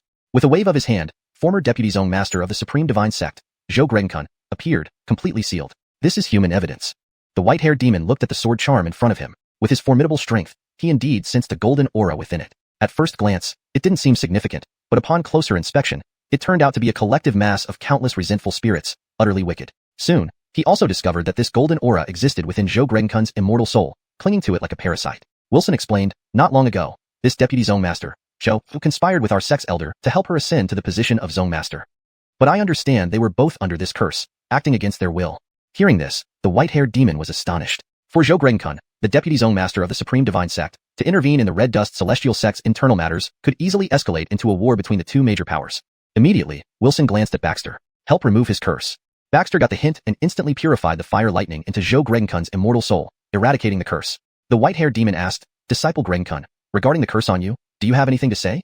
Zhou Gregenkun immediately knelt and described the existence of the organization of all beings in detail. It matched what Wilson had said. "Master, please believe me, I absolutely had no intention of interfering in the Red Dust Celestial Sect's internal affairs. I was controlled by the curse, acting involuntarily." Maverick Reaver, most of the top echelons of the three sects in the three celestial dynasties might be threatened by the curse. That god of all beings must have significant plots. "I beg you, Master, to take action and save the Supreme Divine Sect." The white-haired demon nodded. "I already understand. Go cultivate in my cave residence." "Thank you, Master." After Zhou Gregenkun bowed and entered the cave, Wilson asked, "Old Ghost, you've understood the situation. What do you think? Should we join forces?" The white-haired demon stood up and stretched, saying, "It's been many years since I left seclusion. It's probably been forgotten by the world. That so-called god of all beings dared to extend its claws into my Supreme Divine Sect. It's simply tired of living." "Wilson, since you discovered the existence of the organization of all beings, you must have plans, right? This meant joining the coalition against Zaire."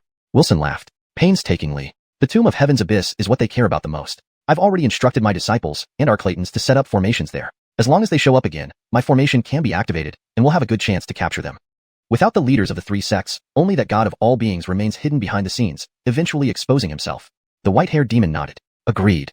Following this, the white-haired demon led two Claytons of the Supreme Divine Sect to ambush at the Tomb of Heaven's Abyss. For 3 days straight, Zone Base found nothing. He could sense that the god of all beings' attitude towards him in the golden space was worsening. Previously, the god of all beings had always held the upper hand, but now started to panic, losing control and snapping.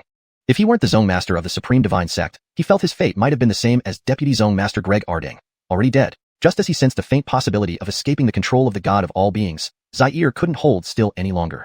This time, he directly pulled Theo into the golden space. If not for the mirror soul giving him reaction time, Theo suspected he might have gone astray due to this sudden maneuver. "How is your cultivation progressing?"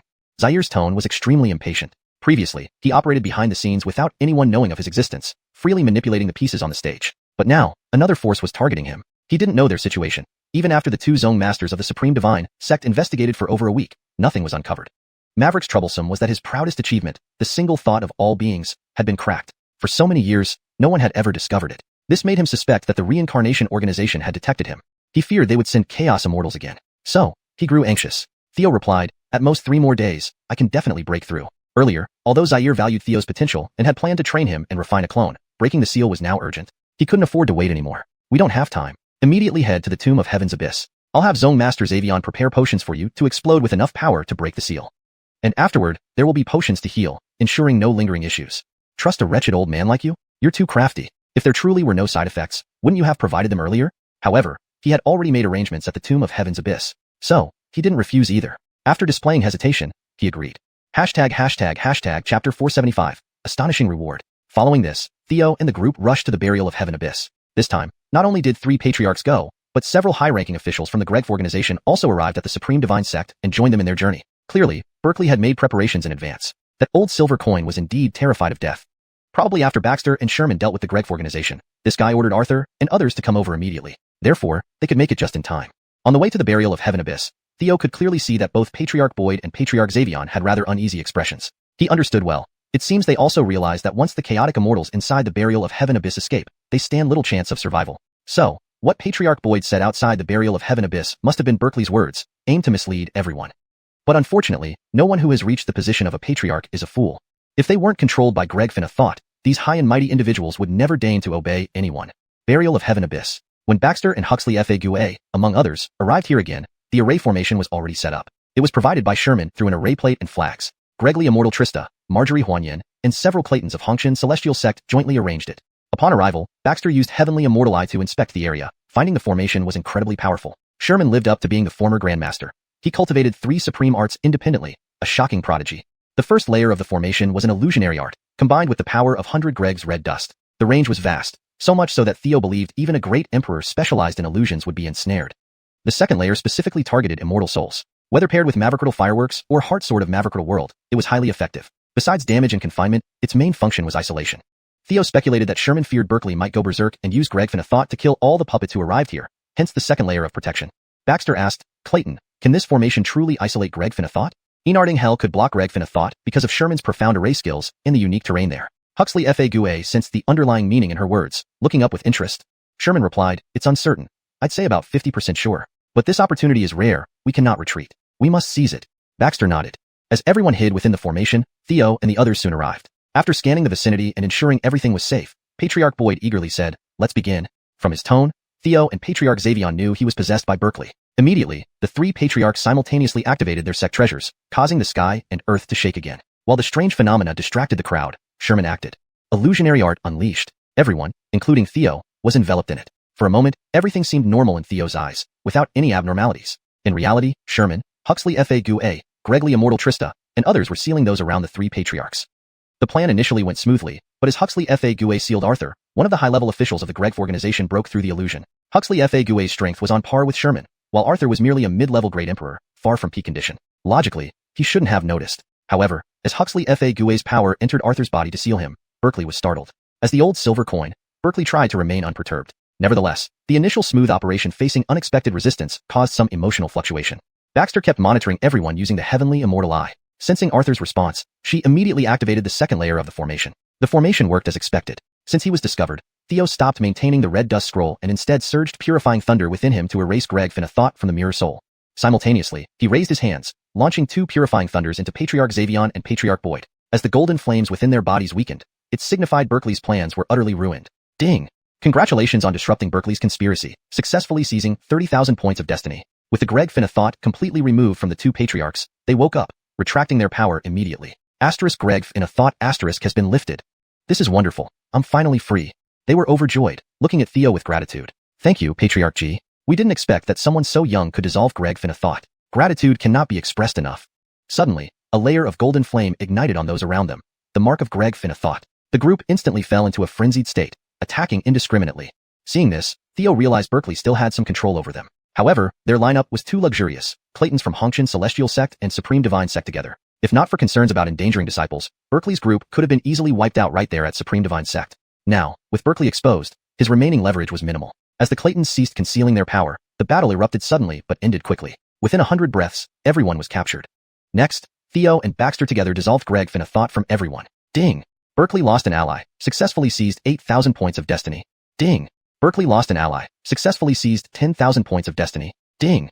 Berkeley lost an ally, successfully seized 12,000 points of destiny. As the melodious voice rang in Theo's ears, Berkeley's destiny points rapidly dwindled. Combined with earlier losses, his 100,000 destiny points were now depleted.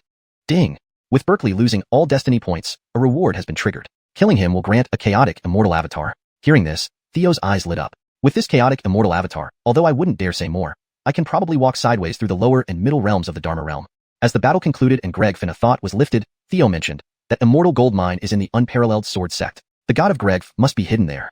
Patriarch Xavion hastily clasped his hands and said, "Please help me lead everyone to the Unparalleled Sword sect to assist." The entire sect is grateful. Chapter 476, Assault on the Matchless Sword Sect. On the way to the Matchless Sword Sect, Theo asked, "President Xavion, do you know how many people in the Matchless Sword Sect have been controlled by the thought of all beings?" President Xavion sighed, "Very many. The Matchless Sword Sect is his stronghold. Almost all the Claytons have been affected. But he's cautious and timid, so he has always kept the Claytons guarding that immortal gold mine." At this, everyone present frowned. If the Claytons of the Matchless Sword Sect were controlled, that would be problematic. Sherman asked, "What about the sect defense formation? Who controls the central mechanism?" President Xavion said, "It's with me. It's the sect treasure, the Matchless Sword." This reassured everyone. If the defense formation was in enemy hands, they'd need to storm the mountain, an impossible task. The three major powers had each fortified their bases heavily. A direct assault from outside was not an option. Thankfully, the defense formation was not under the enemy's control. Then President Xavion discussed the top-tier combat power at the Immortal Emperor realm within the Matchless Sword Sect and other formations they should be wary of. Afterward, Theo inquired about the Immortal Gold Mine. "President Xavion, what is the scale of that Immortal Gold Mine? And what's its current condition?" President Xavion explained, "That is the famous Chi mine. It seems to have absorbed too much blood, which turned its exterior red while retaining a golden interior. When used for forging immortal artifacts, it significantly enhances soul arts, fire attributes, arting attributes, lightning attributes, etc. Therefore, it's a rare immortal emperor-level material. The mine is vast, but we've already extracted more than half." Hearing this, Theo's eyes lit up. Although he had a treasure pot, he lacked immortal emperor-grade materials, hence the number of imperial artifacts he owned was not satisfying. But now, with this Chi immortal gold mine, he could greatly increase his imperial artifact count. Days later, the group arrived at the entrance of the Matchless Sword Sect. Towering peaks pierced the sky like swords, exuding immense sharpness and grandeur. The sect defense formation had already ceased operations. Clearly, it didn't want to aid Theo's side. Disciples of the Matchless Sword sect formed large arrays, bracing for impact. President Xavion clenched his teeth. This man is utterly despicable. He has completely taken control of the Matchless Sword sect. Theo had expected this much. Fortunately, those who accompanied President Xavion for the three-sect exchange were elite, now part of Theo's team. "Form the array!" shouted Sherman and Huxley F.A. from afar. As the disciples from the three sects quickly assembled into massive arrays, two super arrays, a sword formation, appeared. Sherman said to Theo, "We will engage the Matchless Sword sect's Claytons head-on. You take the opportunity to enter and use your purifying fire thunder to resolve the problem at the Immortal Gold Mine. It's the source of the curse. Solving it will end all curses." "But, remember, Zaire is the top-ranked Longevity Grext member, a formidable opponent," added Sherman. Theo laughed. "No worries, I gave him that first place. But, President Xavion, your Matchless Sword sect's Chi Immortal Gold Mine might not survive this." President Xavion nodded. "I know the priorities." A fierce battle ensued. Sherman moved first, using the formation's power to enhance Red Dust Heartsword. Instantly, intangible sword intent transformed into countless translucent small swords, forming a mighty river that surged toward the enemy with heaven-shaking force. This overwhelming momentum was even stronger when sensed by immortal souls. From the Supreme Divine sect side, their combined array transformed into a colossal war godlike avatar in golden armor. With one punch, it unleashed devastating power akin to opening the heavens, unstoppable. At the Matchless Sword sect, several sword lights emerged from the sword formation, barely holding back the two super formations. Theo saw that the two super formations could suppress the Matchless Sword sect sword formation, especially since President Xavion and others knew it well. Victory was just a matter of time. Suddenly, Theo was enveloped in a sword chi and tossed into the Matchless Sword sect territory by Sherman, arriving at the Chi Immortal Gold Mine. With Theo's arrival, Zaire appeared too. "Theo, it's you. So, it was you plotting against me." Theo smiled. "Too bad you realized it too late. How dare you? I treated you well. Why did you turn on me?" Zaire waved his hand, and intense golden flames erupted from the Chi Immortal Gold Mine, forming a face charging towards Theo. Theo summoned pure white fire thunder, striking out with his right hand. After a brief struggle, the pure white fire thunder obliterated the golden flame face. "Your words are truly laughable," Theo laughed. "Do you seriously believe anyone in the All Beings organization sincerely serves you? Even your sister Boyderly, you treated as a pawn, ready to abandon her. Clearly, you lack a conscience." Zaire yelled, "Don't mention Boyderly. These mortals in the lower realms are mere ants, blessed to be used by me. You can't think you've won yet. Come and catch me if you dare." Theo shook his head. "Not necessary." He then produced an immortal Emperor Jade talisman, activating it. Buzz, buzz, buzz. Asterisk asterisk. 3 dazzling flashes of immortal light struck the Chi Immortal Gold Mine, causing the ground to shake violently. Surrounding rocks were reduced to dust, and a large pit appeared. At the center lay a massive piece of Chi Immortal Gold. Theo soared into the air and, with a wave of his hand, summoned purifying fire thunder, descending upon the mine. It began furiously refining the thought of all beings, but the golden flames fiercely retaliated, forming a vortex resisting the purification. Seeing this, Theo spared no effort, channeling his peak celestial venerable cultivation. The power of purifying fire thunder surged, slowly refining the enormous mine. Suddenly, Zaire attacked from the side, startling Theo. "Is this guy crazy? A mere great perfection realm dared challenge me in front of me, even if he's the top of the longevity Gregst?" But as Theo prepared to deal with Zaire, the golden flame vortex suddenly surged forward. Theo swiftly suppressed it once again. "How did this happen?" Zaire sneered. "Now you realize it's too late.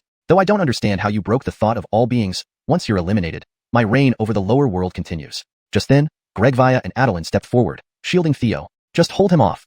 Once I refine the immortal gold mine, he's dead. Chapter 477. Slain Berkeley, obtained a chaotic immortals incarnation. Scram, you insignificant ants. Berkeley, seeing that Gregvia and Adeline were both at the Grand Supreme Golden Immortal Realm, didn't even spare them a glance. With a dismissive flick of his hand, he unleashed a devastating punch, the Peerless Fist technique from the Supreme God sect. As the top-ranked immortal on the Longevity Gregst, his strength was absurdly formidable. When he launched his fist, heaven and earth trembled. Even a common quasi-emperor would be unable to withstand this strike, being instantly killed on the spot. However, Gregvia and Adeline weren't weaklings. They were also geniuses listed on the Longevity Gregst. Adeline slashed with her sword, while Gregvia struck out with a palm. Instantly, three supreme forces clashed. Under Berkeley's astonished gaze, Gregvia and Adeline managed to block the punch in unison. Berkeley stopped momentarily and said, "You two can withstand my fist. It seems you are not nobodies. Are you on the Longevity Gregst?" Number 18 on the Longevity Gregst, Adeline. Number 9 on the Longevity Gregst, Gregvia. Their rankings had just been upgraded as they acted again. Berkeley bellowed, "It's a pity that you've encountered me, the top of the list, destined only for defeat." As he spoke, a fierce light flashed in Berkeley's eyes. Then, overwhelming intangible sword intent erupted, the Red Dust Mind Sword technique from the Red Dust Heavenly Sect. Over the years, he had observed many things secretly, having become thoroughly familiar with the sect's ultimate techniques. Adeline understood immediately. "I'll handle defense, you attack?" While speaking, she tapped her left hand against the sword blade. Ding ding. The beautiful and resonant sword sound spread out. This was Adeline incorporating the Red Dust Mind Sword into the ethereal sword art. However, facing the old monster at the top of the Longevity Gregst, Berkeley, her divine soul wasn't yet strong enough. Blood trickled from the corner of her mouth, and her face turned slightly pale. Meanwhile, Gregvia seized the opportunity and attacked with all her might. Primal Chaos Sword Dao, Thunderclap. With her fingers pointed like a sword, powerful enarding energy surged forth, carrying supreme sword intent that transformed into a black and white spiral of sword light. At the same time, Berkeley wielded his immortal sword and slashed. Peerless sword art, supreme sovereign alone. Instantly, an incomparably fierce storm of sword chi raged out.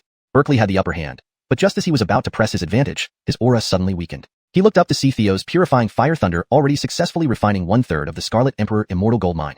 "You shall all die." Enraged, Berkeley no longer concealed his true power. Immediately, Dragon Chi soared from his body. Even Theo, who could only watch, was taken aback. A Dragon Clan powerhouse. That's not right. Such pure ancestral Dragon Chi. It looks like he is a direct descendant of the ancestral dragon. Then, Berkeley put away his immortal sword and punched out. Ancestral dragon scripture, heaven-shaking punch. Suddenly, thunder roared in the void. Vast spatial energy transformed into a transparent giant dragon charging toward the two women. The transparent dragon exuded overpowering dragon might, appearing truly draconic. Theo watched in astonishment. Not only was Berkeley a descendant of the ancestral dragon, but his mastery of the ancestral dragon scripture had reached a state of sublime excellence. And this was still after his strength had been reduced by Theo. Seeing this, Theo, fearing for the two women, revealed his full strength. Activating his dominant skill, he sacrificed an Emperor-grade artifact, forcibly boosting his cultivation to the immortal Emperor realm. Instantly, the speed at which the purifying fire thunder refined the Scarlet Emperor immortal gold mine increased. On the battlefield, faced with Berkeley's unrestrained attacks, Gregvia and Adeline gritted their teeth and retaliated with everything they had. Ioneary Sky Sword Realm, Nebula. Adeline slashed with all her might, transforming the resplendent sword light into a massive nebula vortex, akin to a small universe. Primal Chaos Sword Dao, Primordial Sword. Gregvia exerted herself fully, and as her sword finger pointed, black and white energy condensed into a gray sword light, seemingly unremarkable. But Ji Fengo felt immense joy. He sensed threads of chaotic chi within it. Gregvia lived up to her reputation as a talented woman of extraordinary genius. This single stroke perfectly integrated various sword arts, merging enarding energy with hints of chaotic chi, a truly astonishing feat. Across from them, Berkeley's expression changed drastically. Chaotic chi was something only the most elite immortal emperors could command. Yet, Gregvia's primordial force was very close to chaotic chi. In this peak confrontation, neither side emerged victorious. Both spat blood from the corners of their mouths and retreated consecutively. At this moment, Theo had already refined 2/3 of the immortal gold mine. Berkeley's aura weakened once more. "Foul, after so many years of recuperation, I've finally recovered a little, but this is your doing." Speaking, his immortal soul emitted an astonishingly powerful aura, tinged with faint hints of a chaotic immortal. "Die!" Simultaneously, Berkeley hurled another devastating punch from the ancestral dragon scripture, yet he rapidly aged, indicating this incarnation was likely ruined. "Retreat behind me!" Shouting aloud, Theo rushed forward, activating the immortal emperor-level protective battle armor on his body. His eyes wide open with veins visible, the ninefold heaven immortal pupil was pushed to its limits, forming a spatial barrier around the three of them. Simultaneously, thoughts raced through his mind. System. Exchange for absolute defense at the chaotic immortal level. Exchange successful, costing 300,000 fate points. Suddenly, blue light flashed around Theo. Boom. He barely deflected the supreme strike. Had it not been for Theo's robust physical form, he would have been shattered into dust by the aftermath. Still, blood dripped from the corner of his mouth. On the other side, Berkeley's physical body could not withstand such potent immortal soul power and disintegrated. His lingering soul tried to flee. Turn the treasure around. Theo shouted furiously. The emerald gourd at his waist flashed with knife-like light, and 36 slaying immortal knives shot out, obliterating the soul remnant. Ding! Congratulations, host has eliminated Fate Sun Berkeley, triggering a triple critical hit reward, increasing luck grade slightly. Ding! Congratulations, host successfully triggered a 100-fold critical hit reward, gaining 100 longevity immortal cards. Ding! Congratulations, host obtained a chaotic immortal incarnation. Meanwhile, the incoming golden flames seemed to suddenly lose strength and dissipated. People under the control of one thought of all beings gradually regained consciousness. The crisis was resolved. Taking advantage of the moment, Theo activated his ninefold heaven immortal pupil and collected the remaining Scarlet Emperor immortal goldmine. Chapter 478, Son of the Progenitor Dragon. After the battle, the patriarch of the unparalleled sword sect, Xavian Zhongzhu, held a grand banquet to celebrate everyone's liberation from the control of one thought of all beings. They indulged in revelry for 3 days and nights. 3 days later, on the way back to the Mangekyō Heaven sect, inside the immortal emperor-level flying palace, Theo asked, Greggy and Annabelle, now that the Dongsung organization is gone and Arthur has been slain, what are your plans next? Note, the term Dongsung is a transliteration from Chinese which means all living beings. In this context, it refers to the name of an organization. To make it more natural in English, it could be translated as the Dongsung organization, or given a more fitting name based on the broader context of the story. Without further context, I have chosen to keep it as the Dongsung organization, while noting its origin. Gregsbeth replied, I intend to stay with my mother for some time. As for you, are you going to continue being the patriarch of the Mangekyō Heaven sect? Theo shook his head. Once we return, I will hand over the position of patriarch to Allison. Felicity remarked, since Greggian's issue has been resolved, I'll naturally follow you.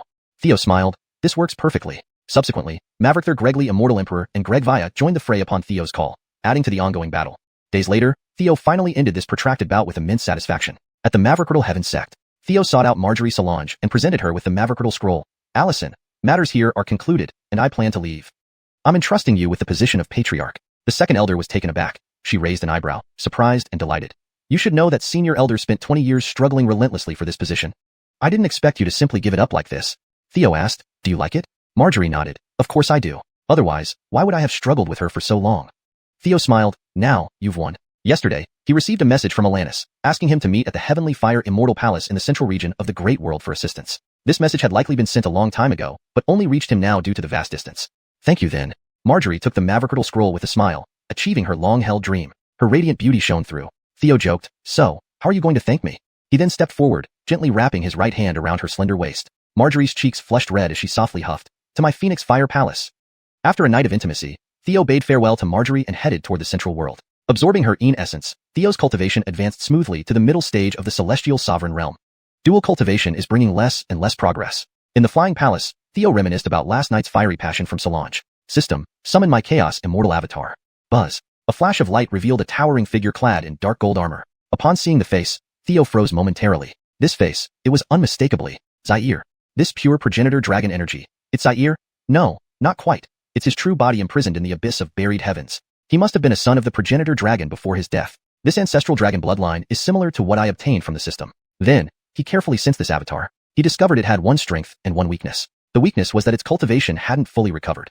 Thus, it couldn't unleash its true power as a chaos immortal. At present, it was only halfway into this realm. It wouldn't stand a chance against a genuine chaos immortal. However, its advantage was the complete memories stored within its immortal soul, including all the years since its imprisonment and even earlier times when it trained under the progenitor dragon. This delighted Theo greatly. It was akin to indirectly receiving guidance from the progenitor dragon on the progenitor dragon canon, accelerating his progress. As the chaos pearl continued to be refined and merged into his essence, spirit, and mind, he felt his power steadily increase. Despite his main body only being in the middle stage of the celestial sovereign realm, it was much stronger than the peak stage Amerigo, his avatar. During this period, he attempted to heal the injuries of his chaos immortal avatar. Unfortunately, even the 9 heavens bright spring had no effect. The Heavenly Fire Immortal Palace excels in alchemy and weapon forging. Perhaps they can help my avatar recover. Along the journey, he utilized the avatar to continuously enhance his myriad ancient peak technique and martial supreme fist sutra. Before he knew it, half a month had passed. My martial arts and cultivation have temporarily hit a bottleneck. Let's see what grudge Berkeley and the reincarnation organization had. With this thought, the avatar's memories rapidly churned, soon recalling pre-imprisonment events. However, as a son of the progenitor dragon, Zaire was also unaware of the exact circumstances. He, too, had been affected by the incident. The true enmity with the reincarnation organization must belong to the progenitor dragon. Before his imprisonment, Zaire lived in the central region of the dragon domain of the Great World, advancing to the chaos immortal realm and planning to meet his father, the progenitor dragon, in the upper world. Unfortunately, he encountered ambushes set by the founders of the 3 sects along the way, fighting all the way to the realms beyond. Eventually, he fought from there down to the lower regions, ultimately facing suppression. Judging by this, the progenitor dragon might be part of the martial deity hall. Otherwise, the reincarnation organization wouldn't dare offend both the martial deity hall and the progenitor dragon family simultaneously. Unfortunately, he knows little about the upper world or the reincarnation organization, but is well versed in the secrets of the central world. The most useful information was that the reincarnation organization had existed since the dawn of the epoch, meaning the strong figures within could survive the epic calamity, at least from the last calamity. This revelation was significant. What about the martial deity hall?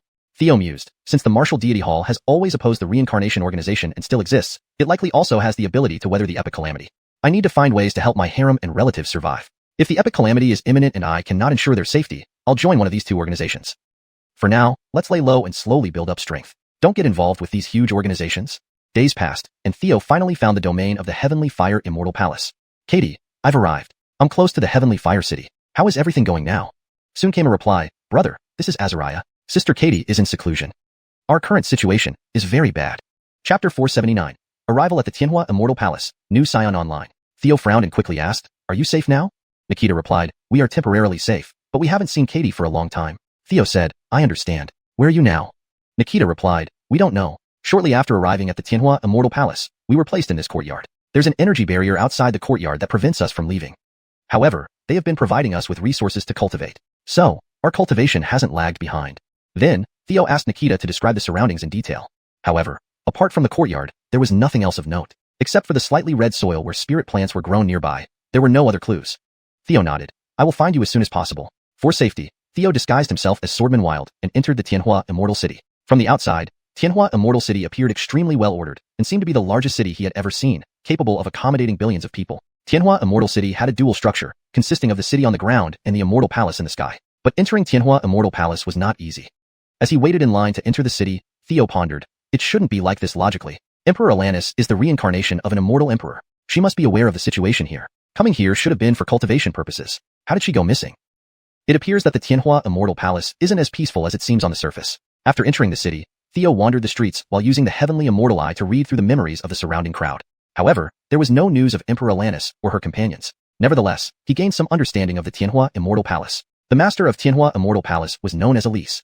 The current palace lord was also an empress, with unparalleled strength surpassing all previous lords. 20 years ago, she personally destroyed her mortal enemy, the Primordial Hall, even slaying the Everett, completing what none of her predecessors had managed to do. This earned her immense fame. However, after that world-shaking battle, Elise never resurfaced. Rumors spread that she was secluding herself to reach the chaotic immortal realm. Others claimed she was healing from injuries. Some even said that she and the Everett were both severely wounded in that battle, and she perished shortly after returning. But it was certain that after that battle, the once rising Primordial Hall, which could challenge the Tianhua Immortal Palace, suddenly vanished. Formerly affiliated forces under the Primordial Hall turned to Tianhua Immortal Palace one by one. The celestial veins and businesses of the Primordial Hall were also taken over entirely by Tianhua Immortal Palace. Emperor Alanis and others had arrived here about a year ago. Since then, Tianhua Immortal Palace hadn't experienced any significant events. Tianhua Immortal Palace was still absorbing various resources previously belonging to the Primordial Hall. In the past year, they mainly focused on exploring the outer realms under Primordial Hall's name, seemingly reaping huge benefits. Just then, he suddenly sensed a fight breaking out in a high-rise building ahead. What pure Rene aura! A cultivator of the Rene scripture. He hurried towards the scene. The building displayed the Cloud Sea Guild sign. Currently, the fighting was taking place on the third floor. Although shielded by barriers, the noise was quite significant, causing many people to flee. Using the Heavenly Immortal Eye, he observed that the combatants were both dragon cultivators with pure dragon blood. One side was a young man around his age, at the initial level of the Celestial Sovereign Realm. The other side consisted of two middle-aged men, both at the peak late-stage Celestial Sovereign Realm. Traitor, prepare to die. Emmett, hand over the Dragon Pearl. The two bearded middle-aged men attacked fiercely, enraged beyond measure. Yet, the young man fought back with remarkable power, holding his own against them both. Emmett? Theo recalled seeing this name before on the Longevity Gregst, ranked within the top 10. As he activated the Heavenly Immortal Eye to view the opponent's memories, it unexpectedly warned him of danger and failed to penetrate. This wasn't normal. He knew that his current eye power could even read through the memories of immortal emperors. He was startled and thought, System, check his information. Fortune Sun, Emmett. Fortune level, 9 rings of red, orange, yellow, green, blue, indigo, violet, black, and white halos. Fortune points, 70,000. Intimacy level, 0. Tristaflow, also known as Soft Rice Stream. Currently, Emmett was probably the Trista's fiancé or something similar. Considering that the opponent was of dragon lineage, yet pursued by dragon elders, this was intriguing. Seeing the Cloud Sea Guild's battle drawing the city guards and even personnel from the skybound Tianhua Immortal Palace, Theo decided to help Emmett. He ascended to the third floor and punched the two dragon cultivators. Ultimate Martial Fist Scripture, Sky-Crushing Punch. Boom. A white fist beam shot out like lightning, striking with incredible speed and power. Retreat. Realizing they couldn't win, the two dragon cultivators retreated, smashing through walls and the guild's protective barrier. Despite being injured by the explosion, they fled through the opening. The arriving guards chased after them. Your Highness Prince Consort, are you all right? Theo greeted. Relieved, Emmett bowed and replied, Thank you for your assistance, sir. May I ask your name? Theo smiled. My surname is Hu, and my given name is Yu. Emmett remarked, I saw your impressive strength just now. How have I never seen you before? Perhaps it's better met by chance. Why don't we enjoy drinks at Drunken 8 Immortals Pavilion? Theo laughed. That's what I had in mind. They hurried off together. Tianhua Immortal Palace representatives soon arrived. Prince Consort, are you all right? Emmett responded, Don't worry. I'm fine. You can return. As you wish. At Drunken 8 Immortals Pavilion, Theo said, I'm just a wandering alchemy practitioner who has recently come to Tianhua Immortal City. Surprised, Emmett noted, An alchemy practitioner? But your punch just shattered even the immortal emperor-level barrier of Cloud Sea Guild. Theo laughed. Traveling requires self-preservation skills. Emmett commented, Mavericker than self-preservation. I believe that once your cultivation reaches the peak late-stage Celestial Sovereign realm, you'll surely have a place on the Celestial Sovereign Grext. Not waiting until peak late stage. I'm already there, Theo joked. Theo modestly replied, You flatter me. I've heard that the Tianhua Immortal Palace's Prince Consort once made it to the Longevity Grext, ranking highly, truly an outstanding genius. Emmett politely responded, Pure luck. Come, brother Hu, let me offer you a toast. Speaking of alchemy, I actually have much insight. How about we exchange knowledge? My pleasure. Emmett's insights and alchemy skills were incredibly advanced, unlike those expected from a young person. However, Theo had inherited all of Everett's teachings and possessed equally outstanding auxiliary professions. In this way, their intimacy rapidly increased. Later, when Theo expressed interest in cultivating at the Alchemy Pavilion of Tianhua Immortal Palace, Emmett gladly invited him. After enjoying a meal, they headed toward Tianhua Immortal Palace. Suddenly, a melodious voice rang in Theo's ear. Ding! Congratulations! The host's intimacy with Fortune's son Emmett has increased, gaining 10,000 fortune points. Chapter 480. The Whereabouts of Alanis. Previously, Theo had learned from Alanis that the Heavenly Fire Immortal Palace was highly skilled in alchemy and artifact refinement. This was also their primary source of income. Hence, Theo disguised himself as a pill cultivator. Brother Hu, I'm going to prepare pills. You can cultivate here. Palace Master Amy will take care of you. If anything happens, send me a message. Farewell. Thank you, Prince Consort. After seeing Emmett off, Palace Master Amy, with his goatee and dressed in a blue robe, led Theo through the pill pavilion. Taoist fellow Hu, this is how the pill pavilion operates, Palace Master Amy explained. Usually, young alchemists who enter the pill pavilion must first serve as apprentices for at least a year. However, since you were recommended by the Prince Consort, you don't need to. So, let's do this. I'll grant you the status of a silver pill master. Cultivate diligently and ask if you need anything. Theo nodded. Thank you, Palace Master Amy. The pill pavilion was divided into apprentices, black iron pill masters, silver pill masters, gold pill masters, and above them were the few pavilion masters. To be given silver pill master status immediately showed that Emmett had considerable influence. Just now, while walking with Palace Master Amy, Theo continuously used the Eye of Heaven to read people's memories. Unfortunately, there was no news of Alanis, which caused him to frown. Arriving at the allocated bamboo court, he couldn't help but ponder. Both Katie and Zarya are geniuses on the immortal longevity Grext, even ranking higher than Emmett. Under normal circumstances, they would have become famous like Emmett. But it seems no one knows about them. Could someone be deliberately hiding their whereabouts? The continued supply of resources for cultivation likely isn't malicious. Earlier, when reading memories, he discovered that Emmett, as a blessed child, was quite extraordinary. He had been at the Heavenly Fire Immortal Palace for nearly 3 years, not only with freakishly fast cultivation speed, but also exceptional talent. Despite being around the same age, Emmett excelled in both alchemy and artifact refinement, achieving astounding results. Recently, at the biennial alchemy and artifact refinement conferences, Emmett successively defeated Cloud Pavilion Master of the Pill Pavilion and Master Isaiah of the Artifact Pavilion. Had he not found it troublesome, according to the rules of the Heavenly Fire Immortal Palace, he could have held the positions of both pavilions' masters simultaneously, completing an unprecedented achievement. Maverick Reaver, over the past 3 years, despite encountering significant resistance in subduing forces under the Yuan Palace and digesting its various businesses, Emmett resolved these issues easily. Therefore, he became well known and highly respected in the Heavenly Fire Immortal City. It seems Emmett must possess insights and experiences beyond his youth, Theo thought. I wonder if he's reincarnated, has a grandfatherly figure guiding him, or received a complete inheritance like me. However, regarding how Emmett obtained the title of Prince Consort, he gleaned some answers from Palace Master Amy. Apparently, Bohan suffered severe injuries after battling Ebert and had yet to recover fully. This information could be hidden from others, but not from important officials like Palace Master Amy. Emmett managed to alleviate Bohan's condition, gradually healing him over the years. As a result, Bohan placed great trust in Emmett. Recently, Bohan rarely summoned Emmett, leading Palace Master Amy to suspect that he might have recovered and was pursuing a higher realm. Fine, I can put Emmett aside for now. Let me find Katie first before addressing him. The only clue was the reddish soil. Observations and reading the memories of several alchemists revealed no reddish soil within the Heavenly Fire Immortal Palace. Instead, it was found around the city below. Thus, the people were not in the palace but possibly in the city below. But given the vast area and many Empyrean barriers, finding them wouldn't be easy. Suddenly, an idea struck him. Got it. Katie and Zarya have extraordinary cultivation and rank high on the immortal longevity Grext.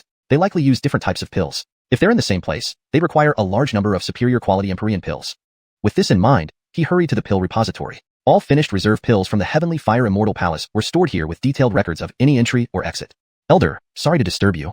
Theo showed his silver badge and greeted the elder. But the elder continued sipping tea without even looking up. What do you need? Theo asked, could you tell me what Empyrean healing pills are available in the repository and how I can exchange for them? Actually, he also came to retrieve a pill for his Chaos Immortal clone. But considering his current level, it might be too difficult.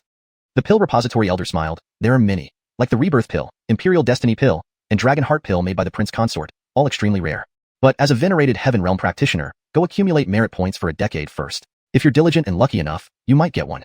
Theo feigned embarrassment, thanked the elder, and left. During their conversation, he read the elder's memories and found new clues. The Greg reversing pill was a recent invention by the current Bohan. It was extremely rare in the Heavenly Fire Immortal Palace, mainly used to extract life essence from immortals. Only top-tier Empyrean geniuses could use it. For a year now, the master of the Heavenly Heart Mansion had repeatedly exchanged for the Greg reversing pill, suggesting the presence of a longevity Greg's genius. Theo decided to investigate, wondering if it was Alanis. He left a shadow clone in the bamboo court, then used the Eye of Heaven to descend into the Heavenly Fire Immortal City, heading towards the Heavenly Heart Mansion. On the way, he thought, I recall Katie mentioning her Empyrean title is Bohan, but it wasn't her in Palace Master Amy's memory. So, she's likely Bohan's disciple, destined to inherit his title. So, they're restricted but fully supported. I hope this doesn't alarm Bohan. According to the intelligence from Ebert's painting, both Bohan and he were peak Empyrean lords with World Tree core strength, comparable to Wilson. Yet 20 years ago, Bohan killed Ebert, indicating he might surpass the Grand Senior of the Red Dust Heavenly Sect. Soon, he reached the front of the Heavenly Heart Mansion.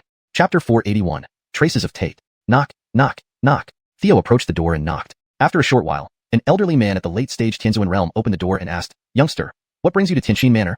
Theo scanned the man's memories and instantly confirmed that Alanis and others were inside. He smiled and said, I'm looking for people. As soon as he spoke, his eyes flashed with a brilliant light, and the powerful Shintai realm immortal soul activated the Maverickal Heart Sword, immediately locking down the man's essence, energy, and spirit. Maverick minutes later, Theo, guided by the elder, arrived at the courtyard where Nikita and others were cultivating. Nikita had transformed from an easily defeated innocent who could be swayed by food into a tall, slender, and voluptuous beauty. However, her demeanor was exceptionally sharp, like a female warrior deity. At that moment, she was meditating and practicing chi cultivation. Seeing Theo, Nikita froze in astonishment. Am I dreaming, brother? Theo smiled and said, Of course not. I've come to save you. Immediately after, Nikita lunged into Theo's arms like a fledgling returning to its nest. Brother, I missed you so much. Theo patted her back gently and said, I missed you too. It's all over now. It's all over now. As he spoke, his powerful immortal soul enveloped the entire Tianxin Manor. Tiara, Elspeth, and the other women were in this courtyard, but Alanis was in a separate courtyard next door. Seeing that everyone was unharmed, Theo felt relieved. Soon, Theo brought Tiara and the other women into the Heavenly Scroll, and then followed Nikita to the neighboring courtyard. Who's there? A peak late-stage Tianzuan realm powerhouse was startled and prepared to attack. Theo sent out a strike with the Maverickal Heart Sword, causing the man to collapse on the spot, holding his head. Before long, Alanis emerged, exclaiming joyfully, I knew you would find us. Quickly leave. We might be discovered if we stay any longer. Theo nodded and quickly led the two away from Tianxin Manor. However, Alanis directly guided them towards the city outskirts. Theo asked, Katie, what happened? Why were you trapped there? Alanis replied, it was Bohan. To be precise, it was Clifton. Clifton is actually a divided soul of Bohan. She probably didn't want anyone to know about the divided soul, so she can find us. Theo casually remarked, didn't you foresee the future? How did you end up walking into this trap? Alanis sighed, Clifton made me come. She obtained part of the truth about the future from me and wanted to convey it to her main soul. This is something new compared to my previous life. Theo nodded, I see. It's hard to believe that Clifton, who seemed decent before, would do such a thing.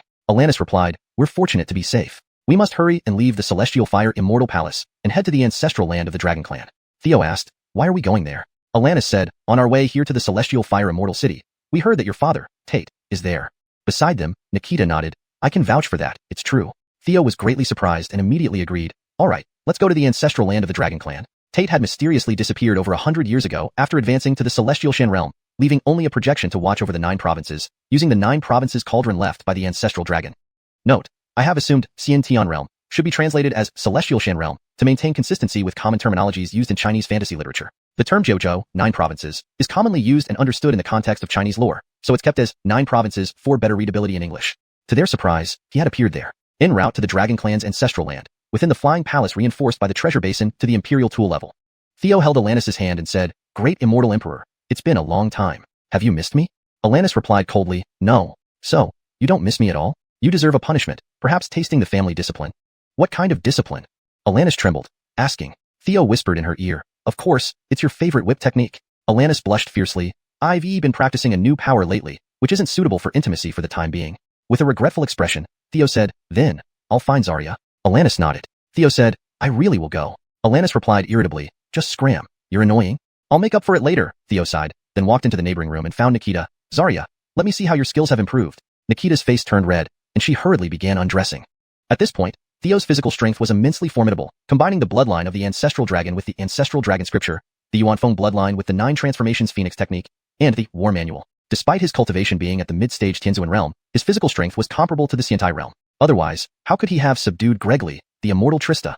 After satisfying Nikita, Tiara, Elspeth, and several others joined in, eventually even including Gregly, the immortal Trista, and Xifanfei. Theo exerted all his abilities for several days and nights, finally subduing these powerful female warriors. While conversing with Alanis about his experiences over the past year, Theo suddenly sensed 2 familiar auras ahead on a dragon-shaped flying boat. They were the 2 Dragon Clan powerhouses who had attacked Emmett earlier. Seeing the direction, they were likely heading to the Dragon Clan. Without hesitation, Theo walked out and steered the flying palace in pursuit. Fellows, we meet again.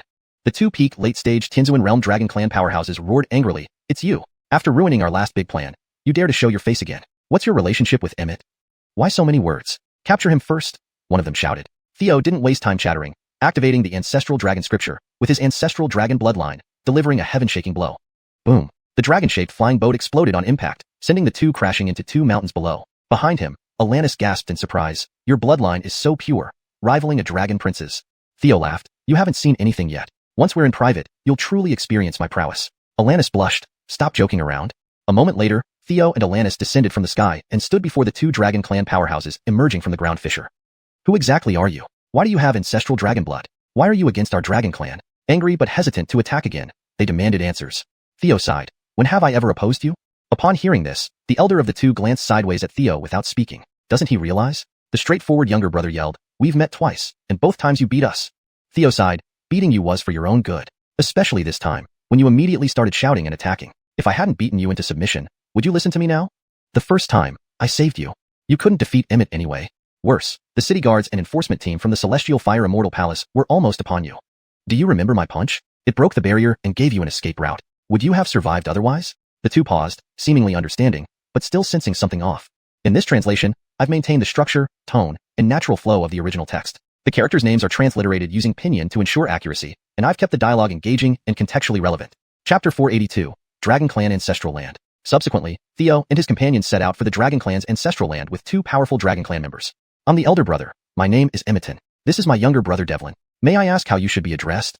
To shatter an immortal Emperor realm barrier with mid-Emperor realm power and defeat 2 people in a single punch. Such strength and talent were anything but ordinary. Therefore, Emmeton treated Theo very courteously. Call me Theo. This is my wife, Alanis. Emmeton asked. Mr. G seems to possess our Renee's bloodline, and it's exceptionally pure. Theo nodded. I indeed have Dragon Clan blood, and I was fortunate enough to encounter a Dragon Clan elder who bestowed me with the Renee Sutra. That's how I gradually reached my current cultivation level. By the way, what's the deal with Emmett? You actually dared to attempt assassinating their prince consort in Heavenly Fire Immortal City. What grudge do you hold? The mention of Emmett clearly made Emmeton grit his teeth. His straightforward and short-tempered younger brother, Devlin, burst into rage. That fool was clouded by desire. Emmeton sighed. It's quite embarrassing. This is a shameful matter for our clan. But since you're not outsiders, let me tell you. Emmett is a talented individual. By generation, he's the great-grandson of the Renee and the son of our current clan leader. 3 years ago, he accidentally saw Bohan's portrait and was awestruck. Learning that Bohan had suffered injuries that wouldn't heal, he actually stole a dragon pearl from the Dragon Clan and came to Heavenly Fire Immortal City to offer himself to treat Bohan's wounds. To win Bohan's favor, he concealed his identity for quite some time until we finally tracked him down. Unfortunately, over 3 years, his cultivation has advanced rapidly. In our confrontation, neither my brother nor I could subdue him. Forgive us for making a spectacle. Nearby, Alanis couldn't help but laugh after listening. Seeing Theo glance at her, she quickly added, this Emmett is quite the devoted lover. However, for someone so young, he possesses remarkable skill in alchemy and artifact refinement. I've heard he even bested 2 pavilion masters in recent alchemy and artifact refinement competitions. It seems unusual for someone around 20 years old.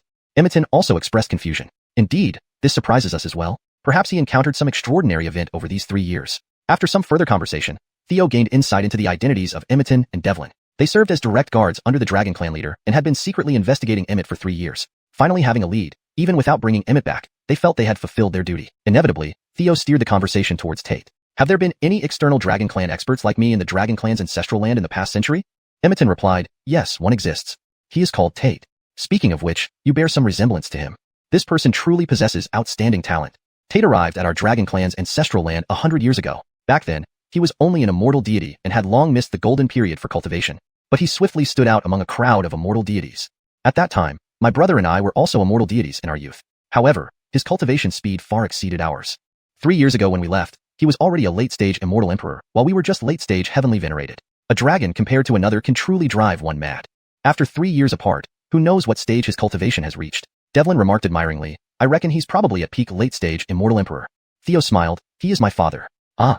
Imogen and Devlin were stunned. Meanwhile, at Heavenly Fire Immortal Palace, Theo's shadow clone had been monitoring Emmett's palace. One day, Emmett emerged from seclusion, visited the treasure vault, gathered a group of Heavenly Fire Immortal Palace experts, and left via teleportation array, heading somewhere mysteriously. Days later, Theo and his companions finally reached the Dragon Clan's ancestral land. As expected, it was the place where the Rinne practiced and established branches. From afar, mountain ranges resembled massive dragons lying on the ground, emitting overwhelming dragon energy. Theo found breathing here invigorating, absorbing large amounts of dragon chi into his body, feeling extremely comfortable. Truly a wonderful place. With Imogen and Devlin guiding them, Theo and Alanis smoothly entered the ancestral land. Devlin, take Mr. G to see Tate. I'll report to the clan leader. Yes, brother. This way, please. Soon, they arrived at Tate's palace, but sadly, it was sealed off, preventing entry. Devlin stopped a patrolling guard, asking, do you know where Lord Tate went? I heard he's in seclusion, integrating the World Tree Heart. Got it, thank you. Devlin sighed. I didn't expect him to integrate the World Tree Heart so quickly. Maybe within his lifetime, he can step into the Chaos Immortal realm. Why don't you both stay nearby? There's space available next door. Theo nodded. Thank you. Over the next few days, Theo and company cultivated in the ancestral land. His progress in the Rinne Sutra accelerated, and his physical strength rapidly improved. Back at Heavenly Fire Immortal Palace, tensions brewed beneath the surface. One night, loud explosions echoed from the core area, where Bohin resided. Someone intends to assassinate Bohin? No, more likely someone attempted to spy on him and got discovered. Theo summoned Gianna, using cosmic laws to disguise his presence and features before stealthily moving closer. Shortly, he spotted a late-stage immortal emperor emerging bloodied from heavy combat. Gianna recognized the intruder instantly. It's an emperor descended from the primordial dynasty. Gregly, a remnant force from the primordial hall. Let's save them first. He silently communicated, come towards me. Aware of the imminent danger and slim chances of escape, the intruder approached him. Upon realizing they were compatriots, a brief exchange occurred. Subsequently, Gianna spirited the intruder away into the immortal pupil space and offered 9 heavens bright spring for healing. Despite the thorough search, the search party failed to find anyone in the immortal pupil space, allowing Gianna to successfully evade suspicion. Inside the immortal pupil space. What's your name?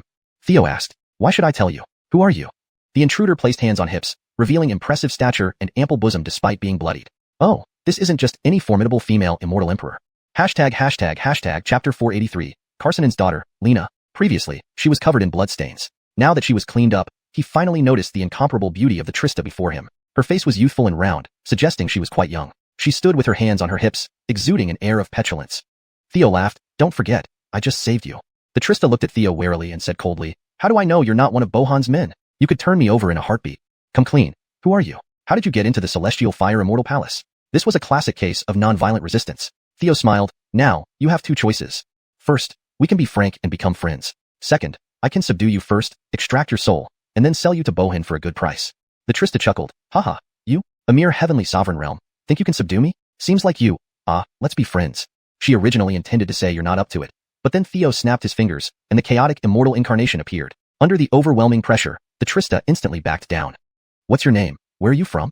My name is Lena. I am Ebert's daughter. After hearing that he was killed by Bohin, I secretly returned from the upper world to avenge him. Returning from the upper world. Quite a complicated background. Lena continued, I didn't expect the guards of the Celestial Fire Immortal Palace to be so tight. They were much stronger than I imagined. But I can sense something wrong with Bohin. Her immortal soul seems a bit weak. Theo was greatly surprised. You saw her? Lena replied, I used a secret technique to spy from afar and sensed her aura. I finished my part, now it's your turn. Theo took out the heavenly scroll and said, I am your father's successor. He told me to come to the middle world and inherit the power of the Yuan Hall, and marry his daughter. Oh right, do you have any other sisters? Lena looked at Theo suspiciously, no. After examining the heavenly scroll for a while, she confirmed it indeed belonged to Ebert, though its quality had been upgraded to an imperial artifact. Theo smiled, seems like the person my master wanted me to marry is you. When should we get married, my love? Lena turned away with a cold snort, talk to whoever agreed to marry you, because I certainly didn't. Theo replied calmly, no rush, let's take it slow. How's the situation with the Yuan Hall? Lena sighed, what situation? My father is dead, and there's no one left who can challenge Bohin. The forces that once relied on the Yuan Hall have scattered, turning to the Celestial Fire Immortal Palace. Although the deputy leader quickly dispersed the Yuan Hall and hid them, we've still suffered significant losses over these 20 years. Ji Fengo asked, what were you doing in the upper world? Lena responded, learning from a master, of course, but my master is very cautious and rarely comes down the mountain. So, I had to go down myself. I've explained everything about my situation. Now it's your turn. Why are you here? Theo recounted his encounter with Emmett. Lena sighed, you're much smarter than I am. Why didn't I think of that approach? Theo mentally called out, "System, check Lena's information." Lena, one of the concubines of Fortune's son Emmett. Fortune level, 9 halos of red, orange, yellow, green, blue, indigo, violet, black, and white. Fortune points, 80,000. Closeness, 50. Damn, Mavericker fortune points than the Fortune son himself? It seemed Lena's identity was far from simple. Theo was quite shocked but understood this was typical of the female emperor setting. If this were Bohan himself, the fortune points would undoubtedly be even higher. He asked, "Do you want to pass along the information you gathered to the external Yuan Hall forces?" Lena replied, "Don't worry. I already sent it out as soon as I got it, but it hasn't been very useful." At the ancestral grounds of the Dragon Clan, Theo watched as Alanis sparred with Gregvia. Both had previously been top contenders on the longevity Gregst, and were now both early-stage heavenly sovereigns. Alanis had extremely rich combat experience and mastery over martial arts, energy, and spirit. Gregvia's combat experience wasn't bad either, especially since her self-created primal energy closely resembled chaos energy, significantly boosting her combat ability. In the intense battle, neither emerged victorious. In fact, Alanis seemed slightly overpowered. After the fight, Gregvia sat in meditation, seemingly having gained some insight. Alanis, incredulous, turned to Theo and asked, "Why is she so strong?" Theo laughed, "Both of you cultivate Inarding Dao, but each time she practices dual cultivation with me, she gains a lot. Add to that her exceptional talent in crafting a unique cultivation method for herself, so naturally, she's powerful. Trust me, if you practice dual cultivation more often with your husband, you'll surpass her soon." Blushing, Alanis spat at him. As she was about to enter the house, a figure suddenly attacked from the left, moving like a dragon in flight, incredibly agile and displaying late-stage immortal emperor prowess. Theo rushed forward to block the attacker.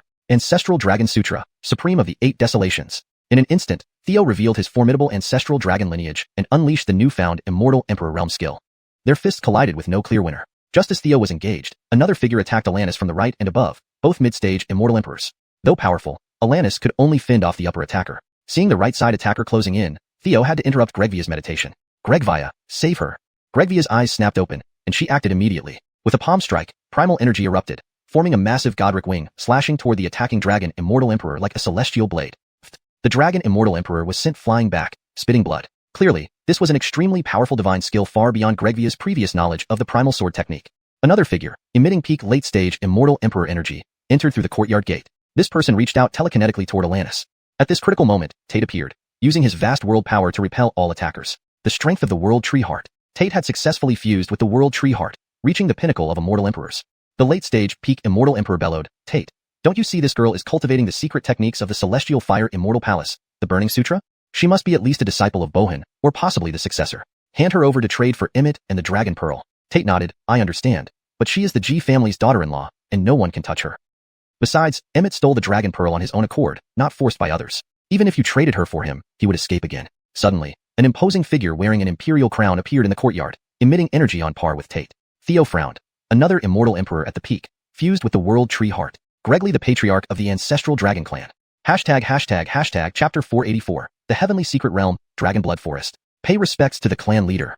Everyone bowed. The clan leader addressed the peak late-stage immortal emperor among the dragon race at the door. "Tom, you have offended our distinguished guests." The towering figure unwillingly saluted Theo and the others. "I apologize for my rudeness." Tate remarked, "I remember Tom recently refined a batch of blazing fire dragon blood pills." The elder immediately retrieved a yellow-skinned gourd and tossed it to Theo. Then he turned away, leaving with a sour expression. The clan leader looked at Theo and chuckled. "Indeed, like father, like son. Tate is already outstanding, but your bloodline surpasses even that of your father. Your future is limitless." Theo respectfully responded, "You flatter me, clan leader." Next, the clan leader turned to Alanis and asked, "What's your relationship with Elise?" Alanis frowned. "She is my master." Theo stepped forward and shielded Alanis. "What does the clan leader wish to ask?" The clan leader sighed. "It's been 3 years since I last saw Albin. How is he?" Theo replied, "We just came from Celestial Fire City. I saw Albin. He is now the imperial consort of the Celestial Fire Palace, renowned for his name and highly respected within. Just based on Albin's influence, the Pill Pavilion's Cloud Pavilion Master could confer a silver badge alchemist status to Buddy, showing how significant Albin's position was." Theo continued, "In about a month, Albin will marry Elise. At this time, anyone trying to take him away from the Celestial Fire Palace would risk being hated for life. Aside from that, Fiona is only a minor disciple of Elise, unable to sway Albin back." The clan leader smiled. "Knowing he's well reassures me. I won't disturb your reunion. I'll arrange a grand banquet tonight to celebrate Tate's advancement." With that, he nodded at Tate and left. Theo asked, "Fiona, are you alright?" Alanis shook her head. "I'm fine." Theo then looked at Tate. "This is our first meeting, right?" Tate laughed. "Yes and no. My avatar remaining in the 9 realms is also me. To have a son like you makes me proud. You have ancestral dragon-level bloodline, surpassing even me. Your prospects are boundless." Theo said, "Just lucky, that's all." Father and son sat in the courtyard, drinking and recounting their experiences. Gradually, their relationship warmed up. At night, the ancestral Dragon Clan held a grand banquet to celebrate Tate's success. After a few rounds of wine and dishes, the clan leader personally toasted Tate and declared, "Since the last clan leader's demise, the power of our ancestral dragon clan has declined. But with Tate now among us, things are changing. We can firmly suppress the Celestial Fire Palace. I've received news that soon, the Heavenly Secret Realm, Dragon Blood Forest, originally under the Yuan Hall, located 3,000 miles east of the Ancestral Land, will open. The Celestial Fire Palace will surely want to claim it. But as it's near the Ancestral Dragon Clan, we can't let them. Tomorrow, join me to meet with the Celestial Fire Palace." Many dragons concurred. After the banquet, Theo found the clan-wide protective array activated, likely to prevent information leaks. He saw that communication talismans were ineffective and returned to the courtyard. Gregvia was waiting. Theo joked, "Congratulations, you've comprehended a powerful skill today. What's it called? Godric Heaven Knife?" Gregvia hesitated. "But you know I cultivate swordsmanship, not knifemanship." "That wasn't something I comprehended." Theo frowned. "Explain." Gregvia shook his head. "It's hard to explain. It felt as if it were engraved in my soul. After battling Fiona, I noticed a trace that didn't belong to me. I pursued that trace. Godric Heaven Knife is one of the results. This skill is extremely powerful, yet I seem to grasp it effortlessly without cultivation." Theo raised an eyebrow. "Is it like Michelle, where bloodline inheritance awakened? Or perhaps a reincarnation of a great power?" Gregvia shook his head, uncertain. Theo nodded. "If there are no negative effects, let's wait and see what develops." The next day, Theo finished signing in and joined the Ancestral Dragon Army en route to Dragon Blood Forest. Clearly, the clan valued this heavenly secret realm greatly, sending nearly its entire force. On the way, Theo asked Tate, "Father, what's so special about Dragon Blood Forest?" The clan leader seems particularly concerned. Tate confirmed, "Legend has it that the ancestral dragon meditated there for 3,000 years, achieving Chaos Immortal status shortly after returning. If we can gain the same enlightenment, we might reach the Chaos Immortal realm. Of course, such opportunities vary by individual. Besides, due to the ancestral dragon's meditation, it's now ideal for dragon cultivation."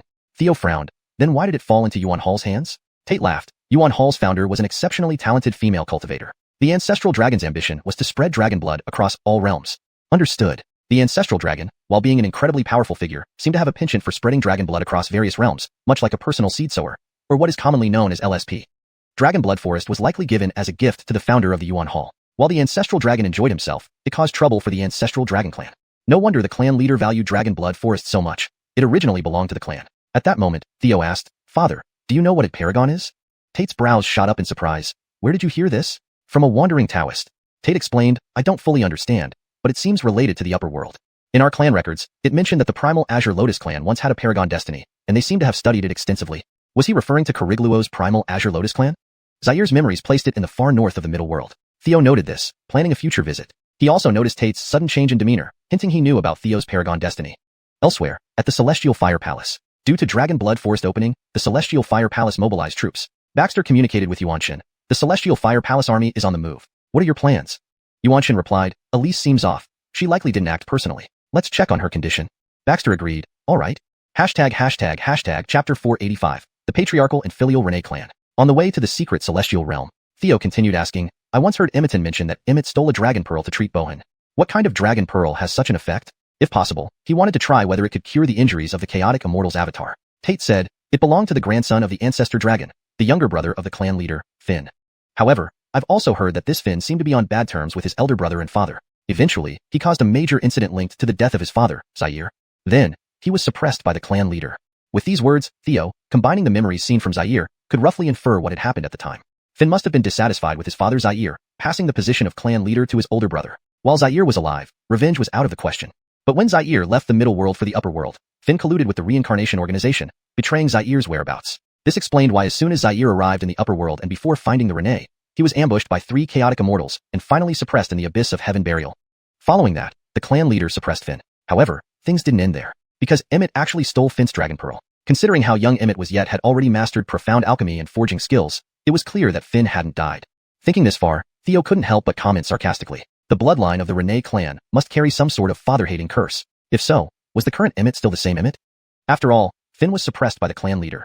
Now that his son is in his hands, how could he let Emmett off? But given Emmett's status as the Blessed One protected by destiny, direct possession seemed unlikely.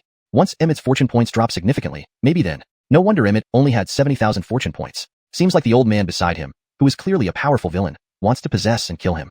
And to gain Bohan's favor, stealing the dragon pearl and not returning for 3 years, he indeed hurt the hearts of the Rinne clan members. Truly fitting the saying, those who lick others don't deserve houses. Before long, Theo and the others saw a vortex in the sky. That was the entrance to the secret celestial realm. The Rinne clan had arrived first, and they could see the massive army of the Heavenly Fire Immortal Palace advancing towards them from afar. Nikita transmitted telepathically, I remember the Heavenly Fire Immortal Palace only has one world tree heart fused strong individual, Bohan, right? We have two on our side.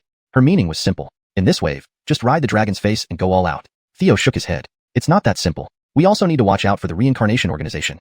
Don't forget, Gu Gregor has the remains of Ebert, who was killed by Bohan. Given that the body of a world tree heart fused powerhouse holds immeasurable value, Bohan surely wouldn't leave it behind. Therefore, it's hard to believe the Heavenly Fire Immortal Palace isn't involved with the reincarnation organization. Maverick Reaver, the reincarnation organization attacking the dragon Prince Zaire, certainly didn't side with the Rene clan. And the enemy of my enemy is my friend. Thus, the Heavenly Fire Immortal Palace aligns more with the reincarnation organization. The Rene clan's leader, Caden, said, enter the Dragon Blood Forest. That's where we will fight. As he spoke, he launched a fist through the air, testing the situation while buying time by defending the rear. An extremely strong immortal emperor attacked with full force, instantly mobilizing the power of the world tree.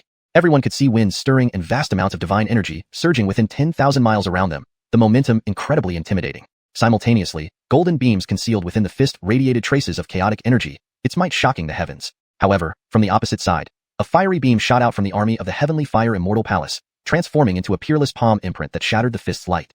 Clearly, the opponent also had an extremely powerful immortal emperor, but it wasn't certain if it was Bohan. ##### the Celestial Secret Realm, Dragon Blood Forest. Theo and company entered first, cautiously moving forward while carefully observing their surroundings. Tate was correct. The place had abnormally concentrated dragon chi, mixed with chaotic energy, making it extremely suitable for the dragon race, especially beneficial for his cultivation. Only, the towering trees surrounding them were covered in bark, resembling dragon scales, appearing very strange. Apparently, during the ancestor dragon's 3,000-year enlightenment here, it may have remodeled this area, leaving a significant impact. Examining for a while, Theo found related records in Zaire's memories. This was an array created by the ancestor dragon, called the Transformation Dragon Array. Using his powerful ancestor dragon bloodline, it transformed this place into a habitat suitable for dragons, altering heaven and earth. With the ancestor dragon's immense strength, not only did it convert divine energy, but it even turned chaotic energy into dragon chi. No wonder, despite being a celestial secret realm, the dragon chi here was so rich. At this moment, dozens of silver dragons, drawn by the army, roared and attacked the dragon cultivators below. Simultaneously, they were calling for allies. Influenced by the Transformation Dragon Array, these silver dragons were immensely powerful, each capable of matching or slaying an immortal emperor. Tate immediately informed Theo, you proceed first, too many people make you a bigger target. He led Nikita, Alanis, and Gregvia towards the center of the Transformation Dragon Array quickly. But since Tate had to oversee the dragon army, their speed wasn't fast. Along the way, the four heavily fortunate ones discovered numerous treasures. Chaotic dragon crystals, the combination of chaotic energy and dragon chi, perfect for my cultivation. Don't miss any, Theo told the three women. Alanis was surprised, only leaders like Caden and Tate can refine these. Can you really do it? Theo smiled. You underestimate your husband's prowess. Speaking, Theo held a pale golden chaotic dragon crystal, using the dragon devil soul with the Rene scripture, chaos law, and world tree power. After a while, the crystal in his hand turned to dust and vanished. Alanis was astounded. No wonder you could block a late-stage immortal emperor earlier. This kind of divine ability, can you teach me? Being able to refine chaotic energy at the heavenly sovereign level, Alanis knew this kind of divine technique was undoubtedly cheat level. Even without the world tree heart, upon reaching the immortal emperor level, it allowed one to rival and potentially slay peak immortal emperors. Upon fusing with the world tree heart, she was sure, within the immortal emperor realm, absolute invincibility, perhaps even challenge a chaotic immortal. Theo's eyes twinkled, smiling. Let's see your performance after we exit the secret realm. Alanis blushed slightly, looking at Theo reproachfully. But at that moment, Theo realized there was another formation beneath the Transformation Dragon Array. Theo frowned. Hold on. There seems to be another formation here apart from the Ancestor Dragon's Transformation Dragon Array. Alanis asked, could it be set up by the Origin Hall? After all, this was once the Origin Hall's secret realm. Theo shook his head. Not sure. We can only see a corner of the Grand Formation. I've never seen this type of formation before. Everyone stay out? The formation isn't simple. Let me identify what it is before entering to avoid danger. The Transformation Dragon Array covered an extensive area, but this mysterious formation also spanned a significant portion, almost entirely covering the central region of the Transformation Dragon Array. To tamper with an Ancestor Dragon's formation at the chaotic immortal level, this was no ordinary person. Just as Theo and the others circled the central area, probing this mysterious formation, the Heavenly Fire Immortal Palace began testing the situation regarding Bohan through Baxter and Lena. Chapter 486, Bohan's Condition, the Blood Sacrifice Array. The Heavenly Fire Immortal Palace. With the expedition to the Secret Expanse, the defenses here were noticeably weakened. Lena said, don't worry. I've informed my companions. Someone will help us lure them away. We can go straight to the Elise Palace. Amerigo nodded. They didn't wait long before combat sounds erupted around the Elise Palace. Soon after, figures were seen fleeing in all directions, effectively luring away most of the guards. Upon seeing this, Amerigo and Lena exchanged a glance and immediately concealed their presence, heading toward the Elise Palace. After navigating some twists and turns, they successfully avoided the few remaining guards and arrived at the entrance to the Elise Palace. Lena said, the two stone lions guarding the entrance are late-stage immortal emperor puppets, extremely powerful. Last time, I was detected by them. You helped me divert them. Amerigo rolled her eyes. You said they're late-stage immortal emperors. Do you expect me, a mere heavenly sovereign, to be the bait? Lena replied, isn't there a puppet of the half-step chaos immortal level with you? Amerigo said, that's my ace. Besides, how do I know if the reincarnation organization has set a trap? Lena harumphed, revealing herself and rushing towards the Elise Palace. But the stone lion's eyes flashed red, and they revived instantly, leaping to attack Lena. Seizing the opportunity as the clash dissipated, Amerigo used her agility to slip into the Elise Palace. Without any barriers, her immortal emperor realm senses spread out. Instantly, she grasped the entire situation within the Elise Palace. Inside a cultivation chamber sat an empress clad in a red imperial robe and wearing an imperial crown. Sensing Amerigo's awareness, she opened her eyes and sighed, you are too late. With a hum, light flashed, and Bohin vanished. Seeing this, Amerigo was shocked. Not good. She quickly left the Elise Palace, taking Lena with her, using spatial immortal eyes to instantly reach the city below. The spatial immortal eyes constructed a void passage directly to the Dragon Blood Forest. But due to the distance, it would take some time. In the Dragon Blood Forest, Theo and 3 others had to circumvent the central area of the Dragon Transformation Array to avoid attacks from chaotic beasts above while investigating the mysterious array. Alana said, inform your Emperor Father about this mysterious array and advise him to be cautious. Theo nodded. As they made their way around for quite some time, Theo's face suddenly changed dramatically. Gregvia asked, why does your expression look so terrible? Theo clenched his fist. I have a general idea of what this mysterious array does. A blood sacrifice array. Someone is targeting the ancestral dragon clan, using the dragon transformation array as bait to lure them in and sacrifice them. As he spoke, the blood sacrifice array activated abruptly. A bowl-like blood-colored light tightly enclosed the central region of the dragon transformation array, filled with blood-red mist, like hellfire. From afar came numerous mournful dragon roars. This alarmed Theo and his group. What's happening? How did the dragon army enter this array? He quickly checked the communication jade, but found no response from Tate. He must be occupied and unable to reply. Theo opened the sky scroll. The reincarnation organization likely acted. Gregvia, quickly enter the sky scroll. I can't protect you and focus on fighting simultaneously. Gregvia and Nikita nodded and flew into it. Alana said, rest assured. I have treasures to defend myself. Theo nodded and took off with her, flying skyward without hesitation. Along the way, they saw many silver dragons trapped and slowly being refined. Soon, they spotted a familiar figure near a towering tree. It was Emmett. Theo said, did you set up this blood sacrifice array? Emmett replied, indeed, it's mine. Only Azariah Maverick would think of such a thing. This blood sacrifice array was specifically aimed at the dragon clan, requiring intimate knowledge of their lineage and deep-seated hatred. Emmett crossed his arms and nodded. Yes, it's mine. Theo said, being a great-grandson of the ancestral dragon clan, you dare to sacrifice them. Have you lost your mind or been possessed by Azariah Maverick? Emmett raised an eyebrow. You know about Uncle Long? Your appearance. What relation is Tate to you? Using his true form, Emmett remained unrecognizable to them. Theo truthfully replied, Tate is my father. Emmett responded, so that's why an ancestral dragon clan genius appeared during my time. Uncle Long did not possess me.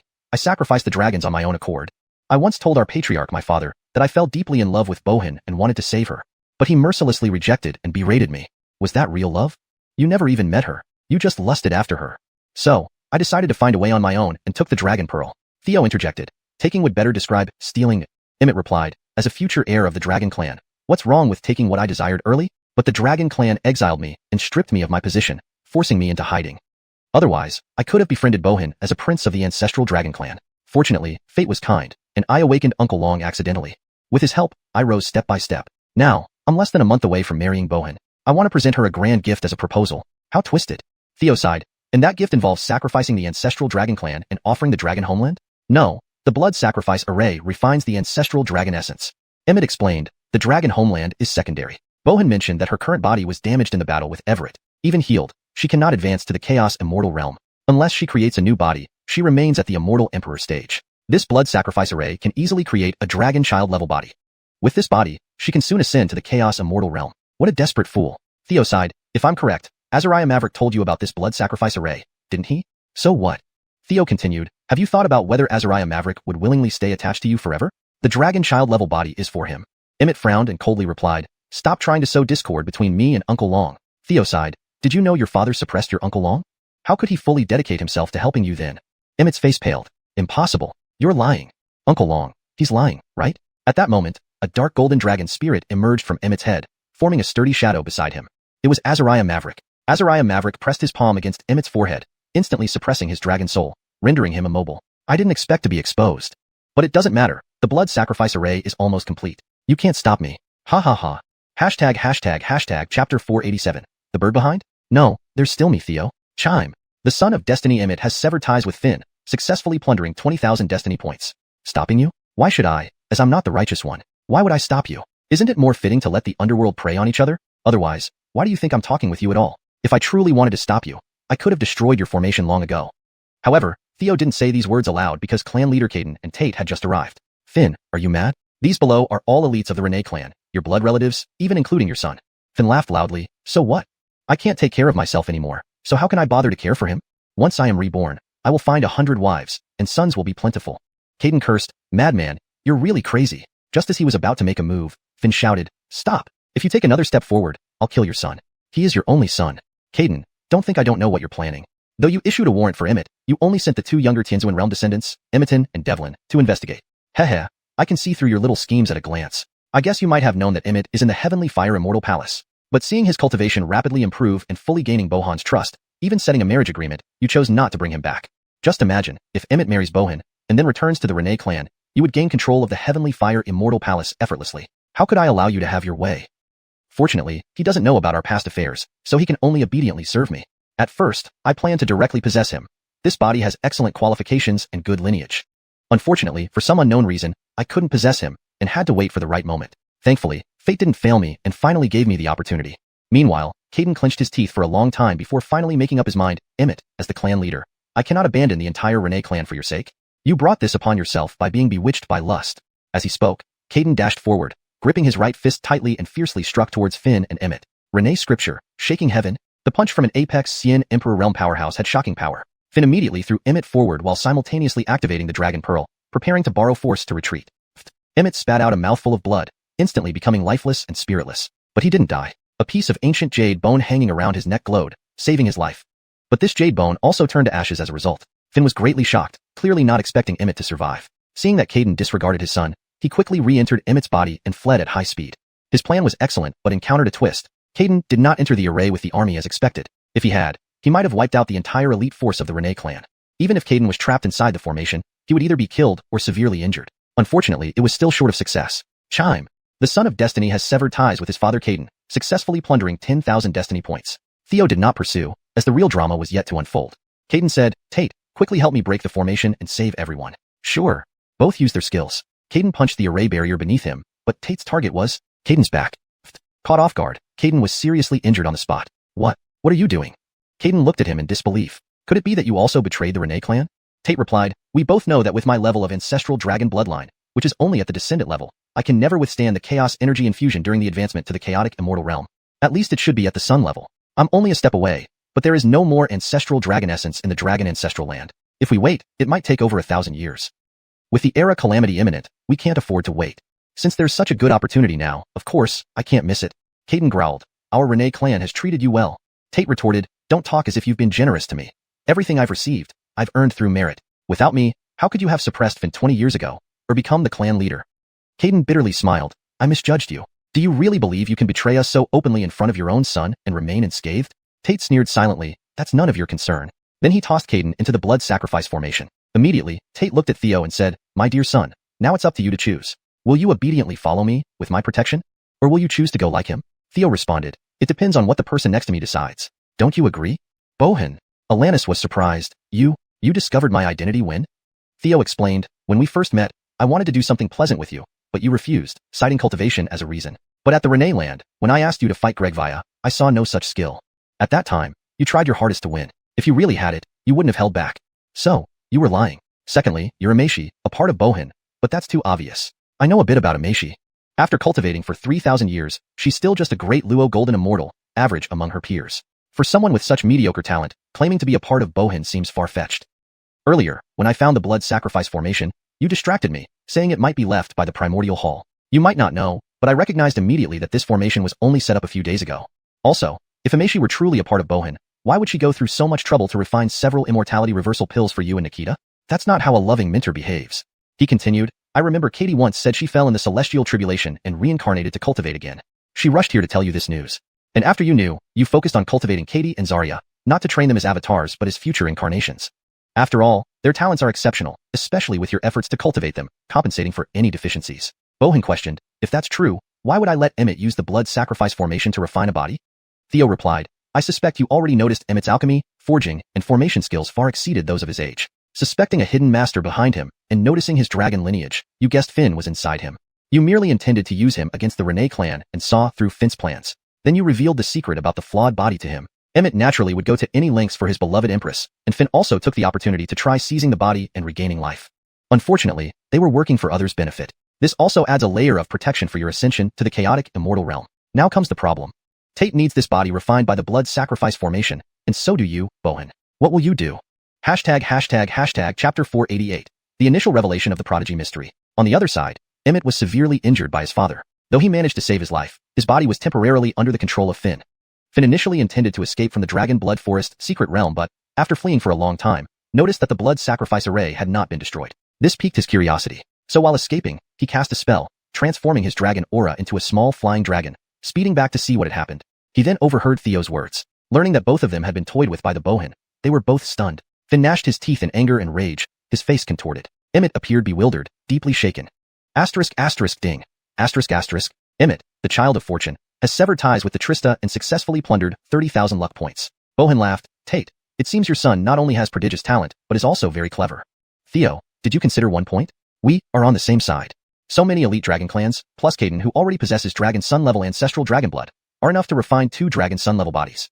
Theo replied, not surprising. Earlier, when I first discovered the blood sacrifice array, I informed Tate, yet the Dragon Clan's army still entered the array. That made me suspicious. When I confirmed the blood sacrifice array, you immediately told me to contact Tate. For the Elise to say such things, it just didn't add up. So, it wasn't surprising to find out you're all in cahoots. After all, it would be impossible for the Dragon Clan's army to fall into a trap without an insider among their higher-ups. At this moment, Tate spoke. After so much talk, there are 2 questions you're most concerned about. First, why did I betray the Dragon Clan? Theo frowned. No, I'm more concerned about whether you're still Tate. Or perhaps, at what point were you no longer you? Tate was taken aback. That explains why you mentioned the unusual destiny trait. Indeed, you suspected me long ago. However, Tate didn't delve deeper into this issue, clearly unwilling to reveal too much. Theo continued, as expected, it's related to the unusual destiny trait. Bohan said, the second question, you must wonder where your consort Alanis' divine soul is, right? Theo responded, I already know. It's on the real Bohan. To ensure this operation went perfectly, you dared to use Alanis' body to infiltrate the ancestral dragon clan. Bold indeed. Tate laughed, too bad. Despite knowing so much, you cannot prevent the downfall of the ancestral dragon clan. Since you now know I'm no longer Tate, you won't serve me anymore. Too bad you will die here with your extraordinary talent. G. Fingo smiled. Not necessarily. Why else would I waste so much time talking? At this moment, Bohan suddenly attacked Theo with a palm filled with roaring flames, enough to kill a regular celestial emperor-level expert. Elisa's soul annihilation palm. Theo's right hand pressed downward, causing 4 colossal swords to appear around Bohan. Instantly, the Zushin sword formation emerged. In an instant, as the giant sword shifted positions, Bohan's divine soul suffered severe injuries, blinding him, and he collapsed unconscious. Seeing the flaming palm strike coming, Theo activated the Imperial-grade protective battle armor and used his formidable physical strength to easily withstand the blow. Just as Tate charged towards Theo from afar, a ripple appeared before Theo, from which the Chaos Immortal Avatar and Lena emerged. Now, I want to hear about the unusual destiny trait, Theo said, hands behind his back, looking at Tate. Suddenly, a white-robed celestial emperor peak expert appeared with Bohan's body from his army. Clearly, this was the same person who had blocked Caden's punch earlier in the Heavenly Fire Immortal Palace. Sensing something, Theo hurriedly dismantled the Zushin sword formation. By now, Bohan and Alanis had exchanged divine souls, each returning to their original bodies. Afraid they would cast another spell, Theo waved his hand, sealing Alanis inside the Painting of Heaven. Painting of Heaven, so you are a successor of Ebert. Bohan looked at Theo with weary eyes. I never thought you could master the Zushin sword formation of the extermination Taoist. You truly belong to the Wu God Temple. The white-robed expert said, we have 3 celestial emperor peak experts fused with the world tree heart. Even if the opponent is half a step away from the chaotic immortal realm, it shouldn't be a problem. Tate frowned. That body belongs to Zaire. Although it can only exert half-step chaotic immortal power, its physical strength is truly at the chaotic immortal level. Killing him will be tough. Luckily, Zaire is long dead, and his divine soul is incomplete. You hold him off, and I'll kill Theo. With his Dragon Sun level bloodline and this corpse, the blood sacrifice array's effect will at least double. The white-robed expert agreed. Exactly. With that, the white-robed expert and Bohan simultaneously attacked the Chaos Immortal Avatar. Elisa's heart-sealing lock. Bohan unleashed his peak power, but with his divine soul damaged, he couldn't fully unleash his might. Numerous blazing flames formed chains, rapidly locking onto the Chaos Immortal Avatar. At the same time, the white-robed expert summoned a golden bell, pressing down heavily on Theo. Amidst strands of chaotic energy, its power multiplied. The damn Elise, return my father's life. Lena, upon seeing her father's killer, gripped her sword tightly, unleashing a powerful slash. Though she was also a late-stage celestial emperor expert, lacking the world tree heart fusion, she was no match. Her sword chi was instantly pierced through by the flame chains. Meanwhile, Tate flew up, gathering strength in his hands, waiting for the opportune moment to attack. As Theo gave the command, the Chaos Immortal Avatar launched a full-power attack. Ancestral Dragon Scripture, supreme over 8 desolations. A tumultuous chaos aura swirled, forming a massive chaotic dragon smashing towards the golden bell. Boom. The golden bell shattered instantly, leaving the white-robed expert in disbelief. He spat out a mouthful of blood as his immortal artifact was destroyed. As the Chaos Immortal Avatar controlled the chaotic dragon to attack Bohin and the white-robed expert, Tate struck. Ancestral Dragon Scripture, supreme over 8 desolations. World-class dragon chi combined with chaotic energy transformed into a colossal dragon rushing towards Theo. Lena shouted, "Be careful." But Theo showed no fear, flying up, activating dominant skill, sacrificing an imperial-grade weapon, his cultivation instantly soaring to late-stage Celestial Emperor peak. Holding the Maverick Narch sword, ultimate edge, extermination. Instantly, Theo unleashed his ultimate move, deploying the primordial Dao body power, ancestral dragon bloodline, chaos laws, world tree heart, and 9 heaven immortalized without reserve. A brilliant dragon-shaped sword beam flew out, meeting the assault head-on. In the brief deadlock, Tate was suppressed. The residual shock sent him reeling backward, bleeding from the corner of his mouth, utterly bewildered. Facing them, the chaotic dragon came crashing down, stunning Bohin and the white-robed expert alike. How could this be? This kid was ridiculously strong. But seeing this, Tate turned from angry to delighted. I found it. The thing is with you. Hashtag chapter 489, 2 mysterious organizations. Pooh. Under the aftermath of Theo's move, the white-robed power and Bohin were gravely injured and sent flying. Immediately after, the chaotic dragon formed by sword chi swept up Bohin and flew toward Theo. Seeing the Chaos Immortal Avatar swiftly approach to welcome them, the white-robed power and Tate could only abandon Bohin and retreat. While retreating, Tate laughed and said, "We will meet again soon. I hope by then, you still have such good luck." The small dragon transformed from Hoichian extinguished dragon's aura also dispersed on the spot. After leaving the heavenly secret realm and taking a medicinal pill, Hoichian extinguished simultaneously fled far away with an overwhelmed heart. Looks like upstream forces intervened in this matter. Emmett weakly asked, "Bohin, how could she lie to me?" Hoichian extinguished coldly snorted, "That's how things are. You saw it yourself. Now, both of us will be wanted by the Rinnegan clan until one of us dies. The celestial fire immortal palace woman shamelessly used us like this, which is an unprecedented disgrace. Emmett, she doesn't care whether you live or die. You ended up like this all because of her. But how did she repay you? Could you still go back and worship her? If you're a man, you should work hard in cultivation and then defeat her, subjugating her. Yes, I admit I had plans to use you before, but I helped you a lot too. Now that everything has been laid bare, if you're willing, let's cooperate from now on to achieve our respective visions." Weakly, Emmett asked, "What do you mean by that?" Hoichian extinguished explained, "I have a secret technique that can fuse our 2 dragon souls, making us indistinguishable. Thus, your soul power will drastically increase, gaining abundant experience, greatly enhancing your overall strength." Emmett clenched his teeth and said, "You must swear by the heavens for me to believe you." Hoichian extinguished smiled and replied, "No problem." In the dragon blood forest, Lena glared at Bohin, hatred surging in her eyes, ready to attack and kill her. But she was stopped by Theo. "I captured her. Leave it to me to deal with her." Lena warned, "Don't forget, you are the successor of Carson." Theo nodded, "Rest assured, after today, there won't be an Bohin in this world anymore." Immediately after, Theo summoned Donghuang Fiona. "Fiona, devour her and take her place." Donghuang Fiona frowned and said, "She's very weak now. I can indeed do it. But her physical body has hidden injuries, unable to transcend into the chaos immortal realm." Theo smiled and said, "Don't worry, I have a way." Donghuang Fiona nodded. "Next, I need time to meditate." To prevent any mishaps, Theo left a mark on Donghuang Fiona, immortal soul. Donghuang Fiona took Bohin back to the painting of the sky to meditate. Lena asked, "Are you sure Bohin will cease to exist? But why do I feel their auras are so similar?" Theo nodded. "Fiona is Bohan's split soul, but she has her own independent consciousness. Therefore, their essences can blend. As long as Fiona devours Bohin, Bohin will be thoroughly gone. At the same time, we will soon gain an absolute peak immortal emperor." Lena nodded. "If that's true, I'll thank you for avenging my father. Consider this a debt. I'll go meet the others in Yuan Hall next. If you need me, just send a message." Theo asked, "By the way, are you affiliated with the War God Hall?" Lena nodded. "Yes, my master is Jackie, one of the 4 war gods of the War God Hall." Theo's eyes lit up. "Let's talk more later. I want to learn more about the War God Hall and the Reincarnation Organization." Lena nodded. "No problem." After sending off Lena, Theo looked down at the blood sacrifice formation, which was approaching its final stage. Countless elite dragon clans and chaos silver dragons perished here, refined into drops of golden essence blood, forming a massive blood ball. At this moment, Theo was astonished to find that Patriarch Hoichian Hui of the Rinnegan clan was not dead yet. He's the grandson of the ancestor dragon and should be part of the War God Hall. Perhaps he knows more secrets and could still be useful. Well, consider it your luck. Subsequently, Theo instructed the Chaos Immortal Avatar to destroy the blood sacrifice formation and quickly collect the blood ball. Days later, Hoichian Hui slowly opened his eyes, immediately hearing Theo's voice. "You're awake?" Hoichian Hui quickly got up but found himself weakened. Who exactly are you?" He had been critically injured by a sneak attack from Tate, but Theo, his son, had saved him. This confused him greatly. Theo smiled and waved his hand, causing 4 giant swords to appear. Upon seeing this, Hoichian Hui was instantly shocked. The 4 swords of punishment. "If you're from the War God Hall, how could Tate betray the Dragon Clan?" Theo explained, "He is no longer the Tate we knew." Hoichian Hui was stunned. "What happened? Have you heard of the extraordinary destiny?" Hoichian Hui nodded. "I've heard people talking about it in the War God Hall, but I don't know much. Just that people with such a destiny are extremely rare. Theo elaborated. Tate might have been influenced by this extraordinary destiny and is no longer familiar to us. At present, I also have a companion with this extraordinary destiny. I don't want her to end up like this. So, I want to know about the War God Hall and the Reincarnation Organization. If possible, I hope you can help me obtain all information on the extraordinary destiny. Hui Qianhui frowned and shook his head. My contribution points are used up. You're also from the War God Hall, right?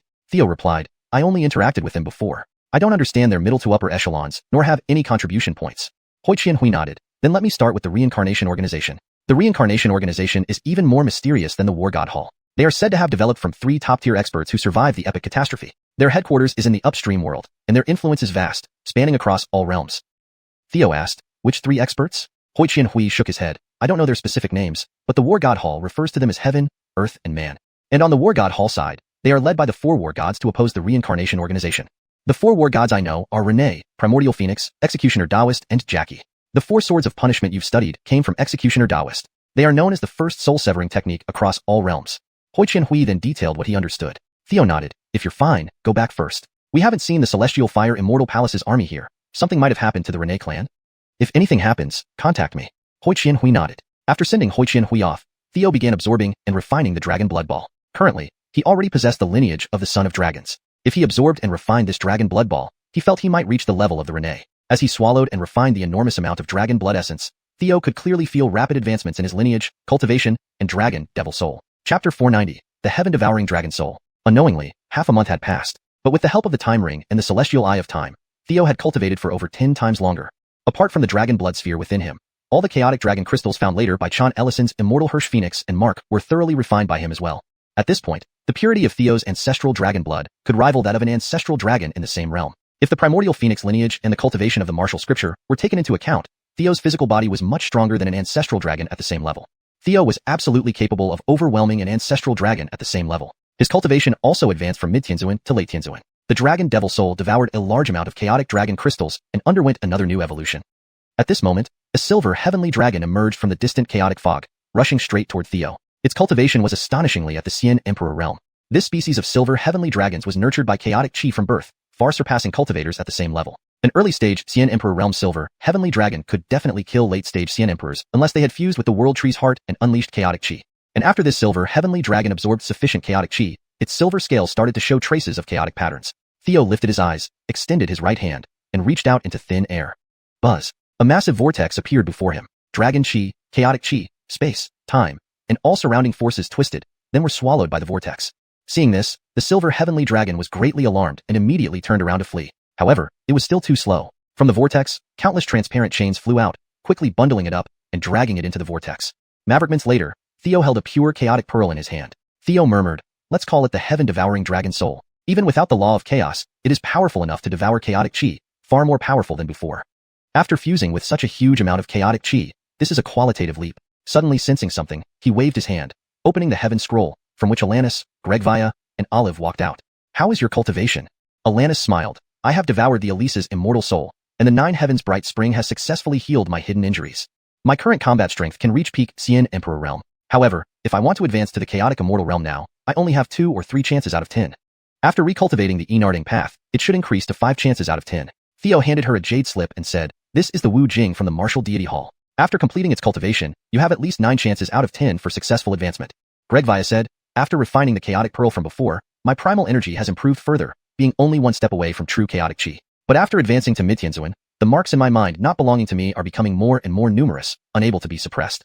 And among them are many inheritances of the chaotic immortal realm, constantly testing me. Gregvia indeed had remarkable talent, and thus had an uncommon interest in higher inheritances. Theo nodded, thinking to himself, the issue of the outlier destiny must be solved as soon as possible. Olive said somewhat unconfidently, I've just broken through to mid-Dalyo Jingxiang realm, and my cultivation speed is too slow. Theo laughed, it's just that you haven't cultivated the techniques of the chaotic Lotus clan, so your chaotic Lotus bloodline hasn't unleashed its full power yet. Come on, let's go to the Lotus domain now to find the habitat of the chaotic Lotus clan. Previously, Tate mentioned that someone from the chaotic Lotus clan was quite knowledgeable about outlier destinies, and he felt it was worth a try. At the same time, Olive's technique could be searched for. There was also a third point. The medical skills of the chaotic Lotus clan were unparalleled in the world. Perhaps they could treat the injuries of the chaotic immortal clone. However, just as Theo led the 3 women out of the dragon blood forest and rushed towards the Lotus domain, a message suddenly came to his mind. In his sea of consciousness, the 4 swords of execution suddenly glowed, and the figure of an old Taoist priest in black robes appeared. Urgent mission issued temporarily. Any cultivator above Tianzuan from the Martial Deity Hall can proceed to the Lotus Domain to support the chaotic Lotus clan. The message repeated 3 times. It seemed like a mass message from the Martial Deity Hall. He was about to send a message to Caden when the other party sent a message. Mr. G, you should have received the transmission from the Martial Deity Hall. Theo replied, yes, what's going on? This is my first time seeing it. Caden said, for the Martial Deity Hall to issue such a notification, it must be extremely important. You need to be mentally prepared. It may involve the existence of chaotic immortals. I only received it once before. Theo frowned. Should he play it safe? Caden immediately said, don't worry, plenty of people are coming, and if it truly involves the chaotic immortal realm, the Martial Deity Hall will definitely dispatch comparable strong forces to assist. Maverick Reaver, the rewards upon completion of the mission are extremely generous. Theo asked, by the way, how is the Ancestral Dragon Clan doing? Caden sighed. They suffered an attack by the Heavenly Fire Palace army. Fortunately, I activated the protective clan formation before leaving, so the damage wasn't severe. But the loss of 100,000 elites in the Dragon Blood Forest is too heavy. Theo said, then we'll meet at Green Lotus Valley. Immediately, Theo led the 3 women to the Lotus Domain. Inside the Flying Palace, Theo engaged in a brutal battle with Alanis, who previously was bullied badly due to insufficient physical strength. This time, having unexpectedly obtained the Elisa's physical body, she naturally wanted to take revenge on Theo. If she could properly subdue Theo this time, she would have a reason to prevent him from indulging outside. As a result, after intense fighting, Alanis was still defeated. Theo's cultivation advanced to peak Late Tianzuan. Why are you so strong? Alanis said angrily, I now have the physical body of a peak Xian Emperor realm. Theo patted her snowy buttocks and laughed. The Elise is indeed at peak Xian Emperor realm, but she lacks top-tier lineage. She didn't cultivate powerful body-refining techniques like the Ancestral Dragon Scripture, the Wu Jing, and the 9 Revolutions Phoenix technique. Her physical body definitely isn't as strong as mine. Afterwards, he could only ask Gregvia and Olive for help. Several days later, the Lotus Domain. Unlike the blazing hot flame domain and the steamy Ancestral Dragon Domain filled with Dragon Chi, the Lotus Domain was vibrant with life, not inferior to the Evergreen Domain, and faintly shrouded in chaotic Chi. One must know that the world tree feeds on chaotic Chi, but the Lotus Domain actually had chaotic Chi floating around. This sufficiently indicated that the world tree where Theo and others lived had truly entered its end phase and was no longer able to refine all the chaotic Chi. The great calamity of the epoch was not far off. Chapter 491. The Arrival of the Chaos Immortal. In the Cariglian territory, within an uninhabited small valley, Emmett slowly emerged from a temporarily opened cave. He had now fully merged with Finn, and his injuries were long healed. However, Emmett's ambitions had grown beyond just obtaining power like Ardendi. He now sought revenge against Caden, Ellis, and even the progenitor dragon. The Dragon Clan and Tianhua Immortal Palace are no longer options. I'll go to the Chaos Cariglian clan to find my mother. I can feel it. The Chaos Cariglian bloodline within me has awakened. It's time to cultivate the myriad ancient Azure Heaven Sutra. Suddenly, he noticed something underfoot. He bent down to inspect it, a bronze treasure mirror. An imperial artifact? No, this seems to be a Chaos Immortal artifact. After a quick examination, he was very satisfied with the mirror and walked away contentedly. Meanwhile, Theo was traveling cautiously with 3 women. Aware that the Cariglian territory was now filled with powerful experts, he chose not to draw attention. 2 days later, he met up with the leader of the progenitor dragon clan, Caden. Ardendi? Caden was startled upon seeing Alanis. Theo reassured him, don't worry, she is no longer Ardendi. She is my concubine, Alanis. Caden nodded, I see. Theo asked, clan leader, do you know what this situation is all about? Without information, Theo felt helpless, an unpleasant experience for someone who liked control. Caden shook his head, I asked grandfather, but he hasn't responded, possibly due to the great distance preventing him from receiving news. While conversing, they headed towards Cariglian Valley. Suddenly, Alanis spoke. There's a body 100 miles ahead. It seems to have died recently. They hurried over. Caden sighed, I recognize this person.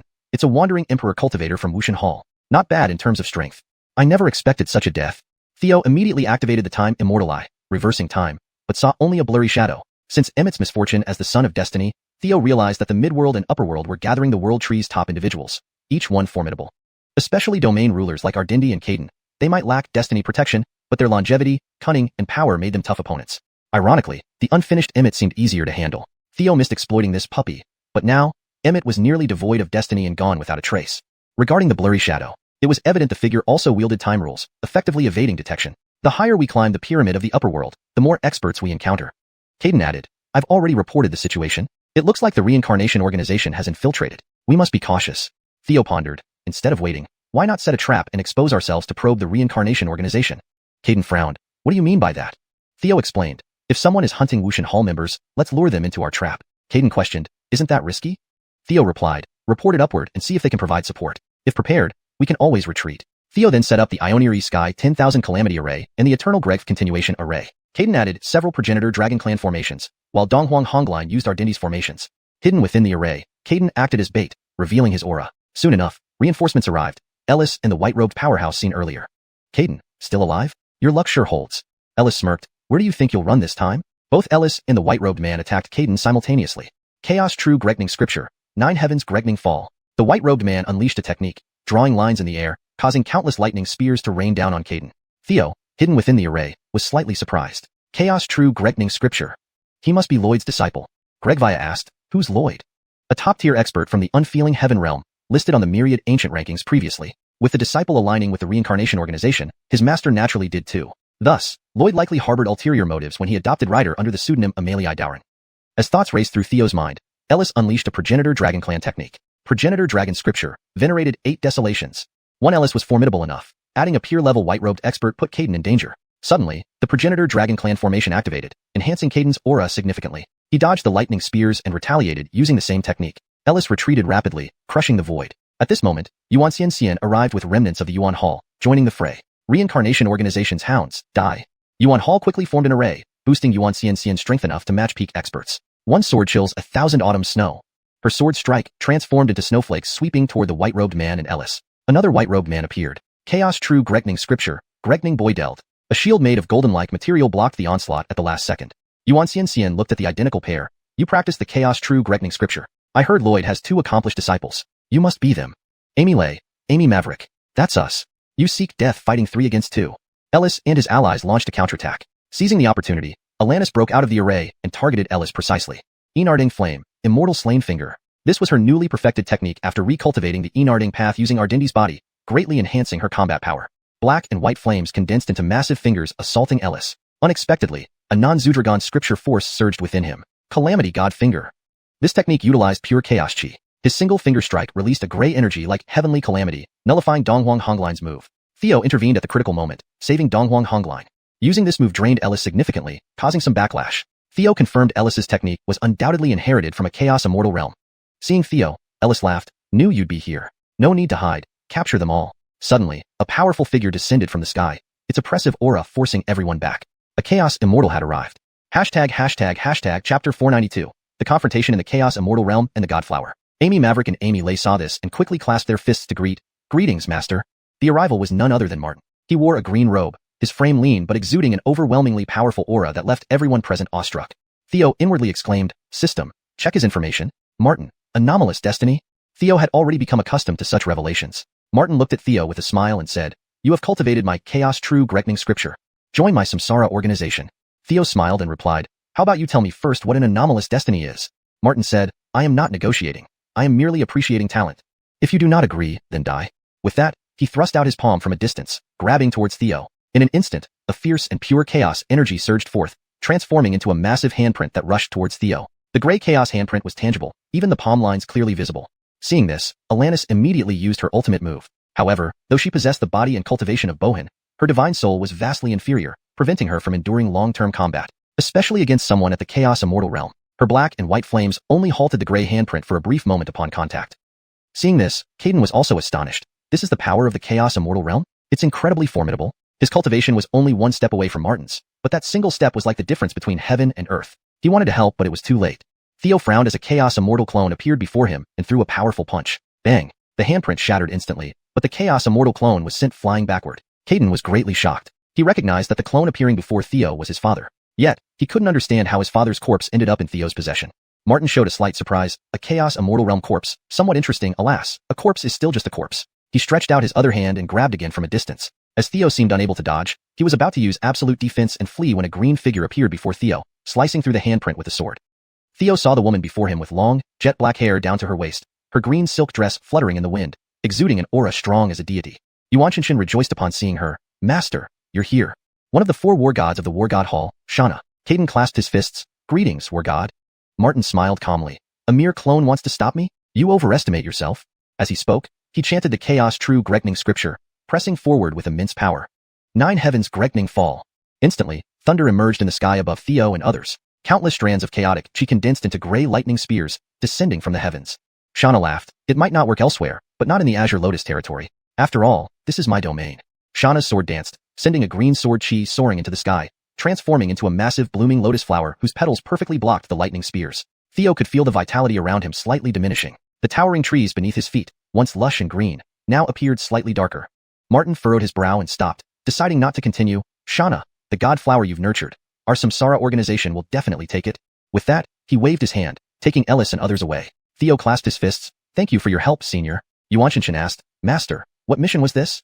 Caden watched as Theo tucked away the clone, missing the opportunity to ask. Shauna then spoke. Follow me back to the Chaos Azure Lotus clan. With a wave of her hand, everyone felt their surroundings blur as they were transported from the wilderness to the hall of the Chaos Azure Lotus clan. Shauna explained, long ago, I obtained a god flower. This chaos medicine does not belong to this world tree. I've been nurturing it for a very long time. Not long ago, during my seclusion, I suddenly sensed the god flower in the Azure Lotus Valley was about to bloom. Bringing this flower back successfully would significantly boost my cultivation. But somehow, the news leaked, drawing the attention of the Samsara organization. Thus, the War God Hall had to issue this mission. Theo frowned. So, War God means there's someone inside the Azure Lotus Valley who informed the Samsara organization? There was a spy. He activated the heavenly immortal eyes, scanning the distant Azure Lotus Valley, where many people resided. It was previously known that the Azure Lotus Valley was a medical sanctuary. People seeking treatment were countless. Even Bohan had sent people for medicine to treat hidden injuries, but was unfortunately rejected. In short, the Azure Lotus Valley had a mix of many different people. Shauna continued, of course, it's possible that someone has been watching us for a long time. The God Flower exhibited anomalies as it approached maturity. I've activated the protective clan array. It just needs 10 days for the God Flower to mature. I need to personally guard the God Flower. During this time, I'll arrange for other clansmen to host you. Please make yourselves comfortable. With that, she left. At this moment, Caden found Theo. Mr. G, what happened with that clone earlier? That was my father. Where did you find him? Theo briefly recounted the events in the lower world, excluding the Samsara organization. He mentioned how Zaire wreaked havoc in the burial abyss, intending to control everyone, but was suppressed by him, resulting in obtaining the clone. At the time, I didn't know he was the son of the Rinne clan. But now, he is an important asset. Caden sighed. If his soul fragment had escaped, why wouldn't he return to the Rinne clan? Theo responded, clearly betrayed by his own people. He doesn't know who it was and hasn't recovered his strength. How can he dare return to the Rinne clan looking for traitors? He inwardly thought, didn't you forget how many years you've controlled the Rinne clan? Caden insisted, since this is my father's corpse, if possible, I hope Mr. G can return it to the Rinne clan. Theo replied, let's wait until things settle down. I still need his combat strength. Oh, by the way, the Azure Lotus Valley has unparalleled medical skills. I want them to examine something. If we had a complete Chaos Immortal Realm expert, our chances of victory would increase significantly. Caden said, I'll take you there. The Valley Master here is my ex-wife, Emmett's mother. Theo understood. It turned out that Emmett's last 10,000 fortune points were with this mother. So now, besides guarding against the Samsara organization's interest in something he possessed, he also had to drive a wedge or even eliminate the Azure Lotus Valley Master. To avoid being killed by the Samsara organization, while dealing with the War God Hall, this was making things difficult for him. Hashtag chapter 493, taking advantage of me will end in death. Through conversations with Caden and Lena, Theo gained some understanding of the upper echelons of the Dakian world, the pinnacle of the power pyramid. The Rebirth Organization and the Wushan Hall were the only two forces that spanned all the myriad worlds, both terrifying entities. According to Caden, the Wushan Hall had 4 great martial gods, while the Rebirth Organization had 3 core members. Together, this amounted to at least 7 chaotic immortal beings. As a heartless antagonist, this was a path he had to tread, albeit carefully and methodically. Soon, Theo, Caden, and Alanis found themselves in front of the Patriarch of the Azure Lotus Valley, the current head of the chaotic Azure Lotus clan. Outside the palace, the Valley Master Korigyu was instructing a young man in cultivation. Korigyu, I've come to see you, Caden smiled. Valley Master Korigyu coldly huffed. Who let you in? Get out. I don't wish to see you. Caden, feeling awkward, replied, I received a mission from the Wushan Hall, so I came here for that. Allow me to introduce you to Mr. Theo and his partner Alanis beside him. Mr. G wants your help to heal his avatar. Korigyu sneered. If you want my help, it's simple. Let him slap himself twice, and I'll consider saving him. Caden was left utterly embarrassed. Theo stifled a laugh and said, Leader Azariah, please leave first. I can handle the rest. Caden nodded. All right then. And he left. Theo waved his hand, summoning one Korigyu. Korigyu instantly exclaimed, Chaotic Azure Lotus clan bloodline. Theo explained, I found her in the Heartless Heaven and brought her here specially. Her bloodline is very pure, but unfortunately, she lacks the matching cultivation technique to harness her power. After examining one Korigyu for a moment, Korigyu said, I can teach her a technique and take her as a disciple. Additionally, I can assist in healing your avatar. However, she must stay in the Azure Lotus Valley and sever ties with you. When Korigyu tugged on Theo's sleeve, looking at him with eyes brimming with sadness, like a forsaken puppy, evoking sympathy. Your Highness, don't abandon me. Theo patted her hand gently. Valley Master Korigyu, how about we change the terms? I noticed the cultivator you're guiding has reached peak early venerable realm, yet his immortal soul is exceptionally strong. In battle, this will exert significant strain on his body. This Gregf miracle pill can significantly enhance his physical capabilities. He pulled out a pill from his inventory, something he couldn't use given his already formidable physique. Korigyu took a look. It's indeed what he needs. But this pill can only secure your healing, not the teaching. When Korigyu breathed a sigh of relief, that's fine. Theo nodded. Then please help heal my avatar first. With a wave of his hand, his chaotic immortal being avatar appeared. Seeing Zaire shocked Korigyu. He was technically her ex-husband. Why did he become your avatar? She asked instinctively. Just lucky, Theo replied. If Zaire didn't have immense luck, Theo wouldn't have bothered with him. Luck was indeed involved, but it was the other party's luck that got him noticed. Korigyu seemed to realize something. I can heal his injuries, but it requires 3 days to prepare medicinal herbs and refine pills. During this time, your avatar must remain here for study to adjust the prescription. Theo agreed. Fine. Koryu nodded. All right, you may leave now. Theo returned with the 2 women to their allocated courtyard. You should focus on cultivating, he instructed. Alanis continued refining her divine soul. Meanwhile, the person Koryu was guiding turned out to be Emmett. Despite his excellent disguise that even fooled his father Caden, Theo's heavenly immortal eye saw through it. Emmett's aura has improved remarkably. This weed certainly reaped great benefits, Theo thought amusedly. Clearly, Koryu leaving my avatar behind is not innocent. Taking advantage of me will end in death. Earlier, Theo circled the Azure Lotus Valley, using his heavenly immortal eye to scan everyone inside and outside. He easily identified the spy hidden by the Rebirth organization, none other than Koryu herself. On their way to meet Koryu, Caden mentioned that Emmett became a sycophant and a playboy due to her indulgence. 3 years ago, Emmett ran away with a dragon pearl to gain favor with the Elise. The disappearance of her son made Koryu devastated. Adding insult to injury, as clan leader, Caden dared to issue an arrest order and send people to chase Emmett. Enraged, Koryu divorced Caden and started working for the Rebirth organization after they promised information on her son in exchange for cooperation. Later, she leaked the news about the Divine Flower. While reading her memories, Theo also acquired the Eternal Azure Sky Scripture of the chaotic Azure Lotus clan but decided against directly imparting it to encourager within the valley. In another room, the chaotic immortal essence blood can be extracted from this body, making your future cultivation of the Renee scripture much easier, Koryu told her son. Emmett nodded gratefully. Thank you, Maverick Thur. Internally, Emmett regretted that if only he had obtained this avatar earlier when he hadn't fused with the dragon soul, Finn could have used it to return to life, stronger than ever. If I could keep this avatar, I would definitely ascend to the Dragon Prince level, he mused. I'll go refine the Greg Miracle Pill now, he added before leaving. Watching Emmett vanish, Koryu muttered, Indeed, keeping him would be a tremendous boon for my son. Including that useless waste, many desire this avatar. Back in the training chamber, Emmett refined the Greg Miracle Pill. Unbeknownst to him, the seed of the heart slave embedded within the pill subtly entered his dragon soul. Though protected by the aura of destiny, the part that Finn inhabited lacked this protection. Consequently, the heart slave seed couldn't directly control or alter Emmett's memory but influenced him subconsciously while allowing constant surveillance. Elsewhere, Theo sensed this immediately. As expected, he has fused with Finn's dragon soul, and even acquired a chaotic immortal artifact. A nice boon indeed. Soon, it will be mine. This translation maintains the original structure and tone while ensuring clarity and fluency in English. Hashtag chapter 494, Making Trouble. Emmett was just a homeless tango, licking dog, but Finn was different. Due to his father bestowing the position of clan leader upon his elder brother, Finn plotted against his father, leading to his father's demise and engaging in a prolonged conflict with his brother. He was ruthless and shrewd, fully embodying the characteristics of a cunning hero. Now that the two have merged, Emmett not only gained a significant boost in combat strength, but also largely compensated for his deficiencies in intelligence and character. Note: the term tango, licking dog, is quite colloquial and may not be appropriate for formal translation. It might be better translated as pathetic follower or loyal lackey, depending on the context. Here it has been kept for now to stay close to the original text. That night, while Theo was contemplating how to deal with Emmett and the Green Feather Valley Lord, the latter took the first move. As the local snake, she had the advantage of home ground and convenience. To help her son obtain Zaire's physical body, the Green Feather Valley Lord sought out Vice Valley Lord Korig Manuel and the Clayton. Valley Lord, why did you call us? 2 white-haired elders arrived soon after. Together, they were the top combat forces of Green Lotus Valley. The Green Feather Valley Lord said, Vice Valley Lord, as you know, I've recently accepted a new disciple with exceptional talent whom I'm cultivating carefully. And coincidentally, there are matters related to the Divine Flower, so I am quite busy. Here, take this Valley Lord token that can control the protective ancestral array. Clayton, please arrange manpower for patrols within the valley. Vice Valley Lord, check on the protective ancestral array. Do not let our enemies find any opportunity to ruin our ancestors' plans. Yes, my lord. After watching the two leave, the Green Feather Valley Lord smiled slightly and secretly contacted the Wheel Organization. Respected master, are you prepared? I can open the protective ancestral array. The other side replied, how is the situation in the valley? How many Immortal Realm Chaos cultivators are there?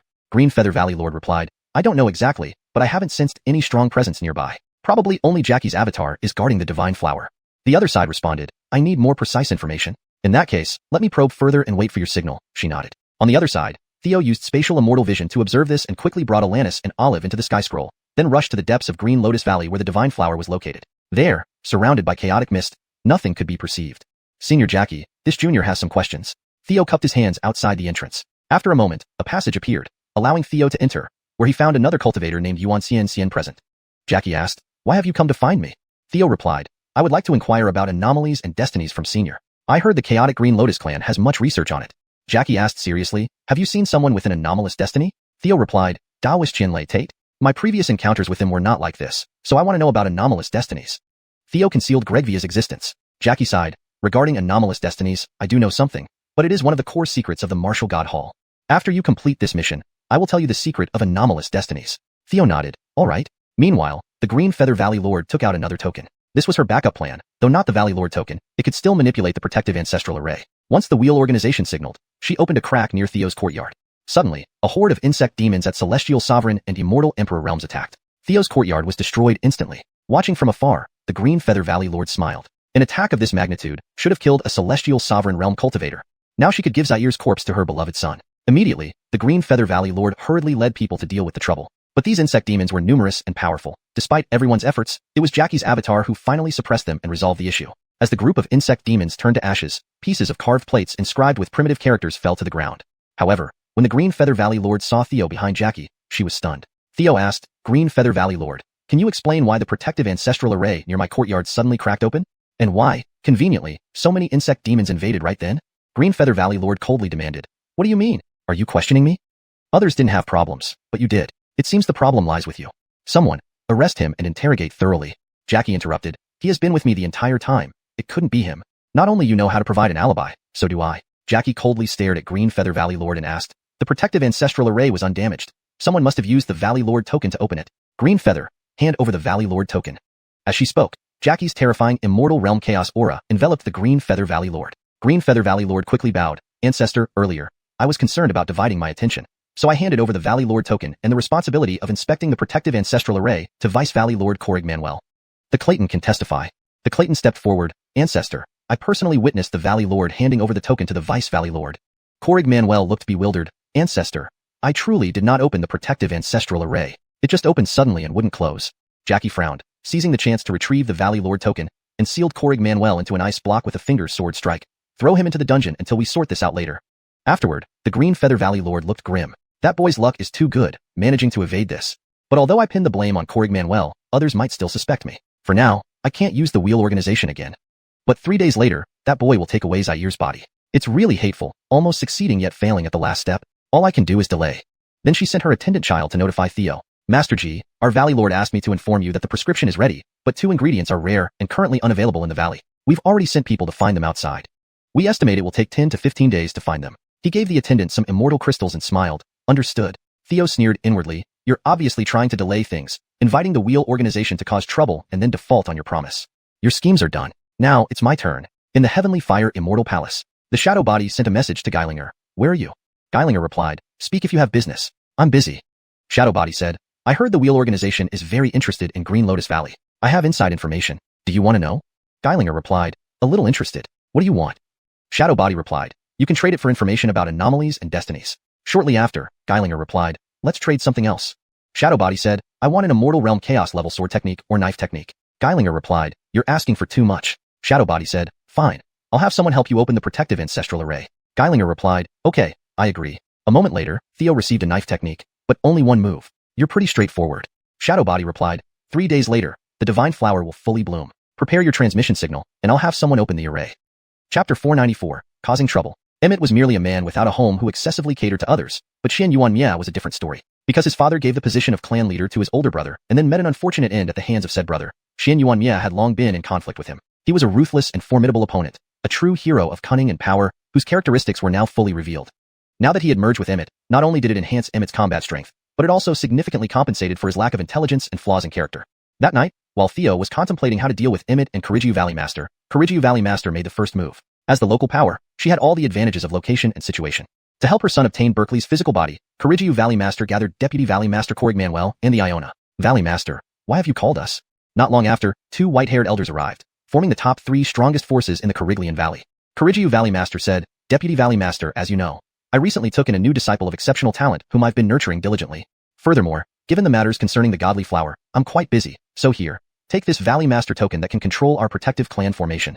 Iona, please arrange for personnel to patrol within the valley, and Deputy Valley Master, inspect the protective formation of our valley. Do not give the enemy any opportunity to ruin the great cause of our ancestors." "Yes, understood." Watching them leave, Koriju Valley Master secretly contacted the cycle organization. "Master, are you prepared? I can open the clan's protective formation now." The reply came back, "How is the situation in the valley? How many Supreme Immortal Realm experts are there?" Koriju Valley Master replied, "I'm not sure, but I haven't sensed any strong arrivals, likely only Jackie's avatar guarding the godly flower." From the other side came the response, "I need more than an estimate. If so, let's further probe. Wait for my signal." Koriju Valley Master nodded. "Understood." Elsewhere, Theo used his space immortal eyes to observe these events and quickly ushered Alanis and Olive into the sky scroll, rushing towards the depths of Koriglian Valley where the godly flower was located. There, enveloped in chaos mist, nothing could be perceived. "Senior Jackie, Junior has a question." Theo bowed outside the entrance. After a moment, a path appeared, and Theo entered to find Yuan-Xian Immortal was there too. Jackie asked, "Why have you come?" Theo replied, "I wish to ask about the unique destiny. I once heard that the chaotic Cariglian clan has extensive research on it." Jackie solemnly asked, "Have you met someone with unique destiny?" Theo replied, "Taoist Dry Thunder, Tate. The people I knew before were not like this. Therefore, I wish to understand the unique destiny better." Hiding away Gregvia's existence, Theo listened as Jackie sighed. "I do know about unique destiny, but it's one of the core secrets of the martial deity temple. After you complete your mission, I will tell you the secret of unique destiny." Theo nodded. "All right." Meanwhile, Korigyu Valley Master took out another token. It wasn't the Valley Master token, but could still manipulate the protective clan formation. At the signal from the cycle organization, she opened a crack in the formation near Ji Fengo's residence, allowing a swarm of Heaven Sovereign Realm and Immortal Emperor Realm insect demons to enter, instantly destroying his courtyard. Seeing this from afar, Korigyu Valley Master smirked. An attack of this magnitude should have killed a Heaven Sovereign Realm expert. With Berkeley's corpse, her beloved son could claim it. She promptly led reinforcements to handle the situation. Despite their numbers, they struggled against the insect demons until Jackie's avatar finally intervened to suppress them. As the swarm of Immortal Emperor Realm insect demons turned to ashes, numerous primitive tablets dropped. However, Korigyu Valley Master froze upon seeing Theo standing behind Jackie. "Why did the protective formation around my courtyard suddenly open?" Theo asked. "And why did so many insect demons just happen to attack at that exact moment?" Korigyu Valley Master coldly retorted, "What are you insinuating? Are you accusing me? No other place was attacked except yours. It seems to me that the problem lies with you. Bring him down. Interrogate him thoroughly." Jackie interjected, "He was with me the entire time. It couldn't have been him." Just as Theo provided his alibi, so did she need hers. Jackie eyed Korigyu Valley Master sternly. "The protective formation is intact. Someone must have used the Valley Master token to open it. Korigyu, hand over the Valley Master token." As she spoke, her imposing presence enveloped Korigyu Valley Master. Korigyu Valley Master bowed. "Elder," shortly before, worried about being distracted, "I entrusted the Valley Master token and the responsibility of the protective formation to Deputy Valley Master Korig Manuel. Elder can attest to this." The elder stepped forward. "Elder, I saw Korigyu give the Valley Master token to the deputy." Korig Manuel looked confused. "Elder, really? I did not open the formation. It opened inexplicably, and I couldn't close it." Jackie frowned, reclaiming the token, sealed Korig Manuel in ice and ordered, "Throw him in the dungeon. We'll talk later." Later, Korigyu Valley Master's face fell. That kid's luck was too good. He managed to avoid the trap. But by pushing the blame onto Korig Manuel, still, some may still suspect me. I can't use the cycle organization strength soon. In 3 days, that kid will take Berkeley's corpse. How infuriating, almost failing at the last hurdle. Only option left is to stall. She instructed her servant to inform Theo. "Sergi, our Valley Master sent me to inform you that the formula is ready, but 2 rare ingredients are missing. We've sent people to find them outside. Expect it to take 10 to 15 days. He tipped the servant with some immortal crystals, smiling, noted. Theo inwardly sneered, "You're obviously stalling to invite trouble and renege on your promise. Your tricks are done, now it's my turn." Inside Heavenly Fire Immortal Palace, a shadow clone messaged Geilinger. "Where are you?" Geilinger replied, "Busy. What's up?" Shadow clone responded, "Rumor has it the cycle organization is interested in Cariglian Valley. Got any info?" Geilinger answered, "Gregtal interest. What do you want?" Shadow clone countered, "Info on unique destiny for the exchange." Geilinger responded, "Not interested in that." Shadow clone insisted, "Then give me supreme immortal sword or saber technique." Geilinger scoffed, "Ambitious." Shadow clone proposed, "Let's help you open the formation instead." Geilinger agreed, "Deal." Soon, Theo received a saber technique, just 1 move. Very efficient. Shadow clone finalized, 3 days till the godly flower fully blooms. Prepare and signal me. We'll help open the formation. Hashtag chapter 495, Battle in the Azure Lotus Valley. At this point, the Azure Lotus Valley had already activated its array once. If it were to be activated again, the first person to be suspected would be the master of the Azure Feather Valley. Thus, after 3 days, as long as the array was opened again, the master of the Azure Feather Valley would find it hard to escape suspicion. Additionally, the divine flower was indeed set to bloom 3 days later, as observed by Theo. Jackie mentioned 10 days, likely knowing there was a spy, and gave false information to lull the enemy into complacency. However, she did not know that the master of the Azure Feather Valley was the spy. Therefore, this misinformation would definitely be useless. As the valley's master, she had always been the one caring for the previous divine flowers, and had probably estimated their blooming periods. Hence, once the array was reactivated, if the reincarnation organization attacked, Theo, who had seen the divine flower, would certainly be suspicious, but the master of the Azure Feather Valley would be doubly so. Of course, with the arrival of the reincarnation organization, Theo himself was also in danger. Inside the Azure Lotus Valley, Theo arrived at his newly assigned courtyard, dedicating himself entirely to comprehending that blade technique. The Time Immortalize, the Imperial Level Time Ring, the Dao Insight Tree, and other resources were fully deployed, a complete arsenal of power. On the other side, Emmett was still refining the extraordinary Destiny Pill, while the master of the Azure Feather Valley was busy treating her chaotic immortal avatar. For her, this thing was now within her grasp. Soon, 3 days passed in a flash. A shadow clone waited eagerly and finally received Gue Gregor's message. Open the array at the southwestern corner. In the courtyard, just having signed in, Theo immediately activated the Spatial Immortal Eye, forming a spatial wormhole and easily bypassing the chaotic Azure Lotus Clan's protective clan array. Meanwhile, the master of the Azure Feather Valley also received orders to open the northeastern corner of the array. Subsequently, countless insect demons charged in from the southwestern corner. So many insect demons, they're here again. Help! Theo, Caden, and others rushed to support, slaying the insect demons. Taking advantage of the crowd distracted by the insect demons, the array at the northeastern corner was also opened. Halston, along with his two disciples Amy Maverick and Amy Lay, led the charge straight toward the deep part of the valley where the divine flower bloomed. Battle commenced instantly. Maverickum, what happened? Emmett was surprised. It was supposed to be 10 days later, yet only 3 days had passed. The master of the Azure Feather Valley said, the reincarnation organization is attacking. Stay here and hide. Maverickum has set up barriers. As the valley master, I must go help. Afterward, she headed straight to the southwestern corner. Here, Emmett watched the chaotic situation outside, struggling internally. Emmett's consciousness thought, such chaos, all strong individuals. We should hide. If necessary, we can run. Finn's consciousness scolded, idiot. This is the perfect opportunity to fish in troubled waters. With my dragon soul helping you conceal your aura, outsiders will have a hard time discovering you. Don't forget, we still have the chaotic immortal artifact. Used well, even if Caden doesn't die, he'll be gravely injured. We can seize this chance to get a dragon sun level body. A short while later, Emmett secretly moved toward the southwestern corner, where Caden was. Similarly, the master of the Azure Feather Valley aimed to capitalize on the chaos, intending to kill Theo and take over the chaotic immortal avatar. Changing her appearance and aura, she slashed at the insect demons while getting closer to Theo. However, with the chaotic immortal avatar on her, no matter how much she changed her looks, it was futile. An imperial insect demon charged swiftly towards Theo. Though Theo sensed the master of the Azure Feather Valley behind him, he still moved forward. Just as man and insect were about to clash, the master of the Azure Feather Valley struck unexpectedly. 10,000 Ancient Heaven Scripture, Sword Chi Lotus, with a full force thrust, aiming to strike Theo dead between the flanking attack. However, Theo, anticipating the crisis, dodged swiftly. Bang! The imperial insect demon was torn apart by the continuously blooming Lotus Sword Chi, while Theo, spinning around, looked at her and transmitted a message. Master of the Azure Feather Valley, you've worked hard. Go to peace. Instantly, single edge blade emerged. It was the blade technique obtained from the reincarnation organization's chaotic immortal realm. Emperor Heaven's Saber Aura, forged purely from chaotic energy. One slash, despite her desperate defense, was futile. She never expected Theo to evade the fatal blow. An Empyrean realm practitioner could control chaotic energy and wield a chaotic level technique. Spurt, blood spurted, and the master of the Azure Feather Valley fell dead. Clang. Son of Fortune Emmett lost an assistant, successfully stealing 10,000 destiny points. Clang. Notice, Son of Fortune Emmett's fate depleted, triggering the kill reward. Killing him grants the Heavenly Villain Halo. Heavenly Villain Halo? What use does it have? Simultaneously, Emmett stealthily found Caden. Seizing the moment when Caden was entangled by 3 Imperial insect demons, he secretly activated the chaotic immortal treasure mirror to ambush his father. Buzz. Under Emmett's full power, the yellow copper treasure mirror emitted a beam of light onto Caden. Instantly, Caden felt a mysterious force suppress his spirit, essence, and vitality. Especially the dragon soul, which was immediately restrained. Seeing Caden suddenly stop, Emmett smiled, waiting for the insect demons to kill him, so he could claim a dragon sun level body. However, an unexpected change occurred. One insect demon suddenly mutated, grew rapidly, and swallowed Caden whole. Greg flashed, transforming him into Tate. Damn, Emmett was dumbfounded. He ended up working for someone else. As Tate's gaze turned towards him, Emmett felt his entire body bristle. Immediately, he activated the mirror, feinted an attack, and used the preset teleportation array outside the valley to quickly leave.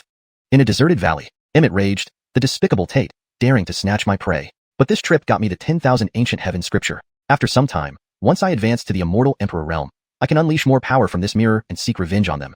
At that time, whether it's Theo, Tate, or Elise, I'll crush all of you underfoot. Suddenly, a voice appeared in his mind. It's very unfortunate, you won't have that chance. It was Theo's voice. Then, the Heart Slave Seed activated. In Emmett's Sea of Consciousness, a black hole appeared, created by the devouring Sky Dragon Soul's power. Under Theo's prompting, the black hole turned into a giant vortex, voraciously devouring Emmett's Dragon Soul power. Simultaneously, countless transparent chains sprouted, rooting themselves in his Sea of Consciousness. His Dragon Soul power rapidly dried up and collapsed. Next, his physical body and strength were being rapidly consumed. Finn wanted to abandon his body and let his immortal soul escape, but in the massive vortex's pull and the transparent chain's bindings, he had nowhere to run. The chaotic immortal artifact was indeed powerful, but it was useless now. Within 3 breaths, Emmett was devoured entirely, leaving not even scraps. Then Baxter arrived and laughingly took his Bagua ring. The chaotic immortal treasure mirror, now in hand. Hashtag chapter 496, the great villain Halo. Chime. Congratulations, host has eliminated Emmett, the son of Destiny. Triggered 10-fold critical hit reward. Significant improvement in Destiny grade. Chime. Congratulations, host has eliminated Emmett, the son of Destiny. Acquired the great villain Halo. Chime. Congratulations, host has eliminated Emmett, the son of Destiny. Triggered 10-fold critical hit reward. Received 10 Celestial Sovereign cards. He hurriedly checked what exactly the great villain Halo could do. To his shock, it turned out to be far more powerful than he expected. Previously, Sons of Destiny were shielded by immense fate, and could not be killed as their destiny would reset. Forcing their death led to retaliation from Destiny itself, invoking divine retribution. However, Now with the great villain Halo, none of that mattered. He could directly kill them if an opportunity presented itself, immune to destiny's backlash, free from divine punishment. If I had this Halo before, I would be overjoyed, he thought. But now, its utility is limited, albeit potent. Because ahead lay the peak of the pyramid, the upper echelons of the grand universe. Any sons of destiny there would likely be immensely powerful. Killing them wouldn't be easy. Still, it considerably reduced the difficulty. Inside Green Lotus Valley, clang. Another immortal emperor-level insect demon fell under Theo's sword, dropping a tablet inscribed with ancient characters. Looking at the tablet, Theo murmured, "Are these insect demons captured or raised by the reincarnation organization?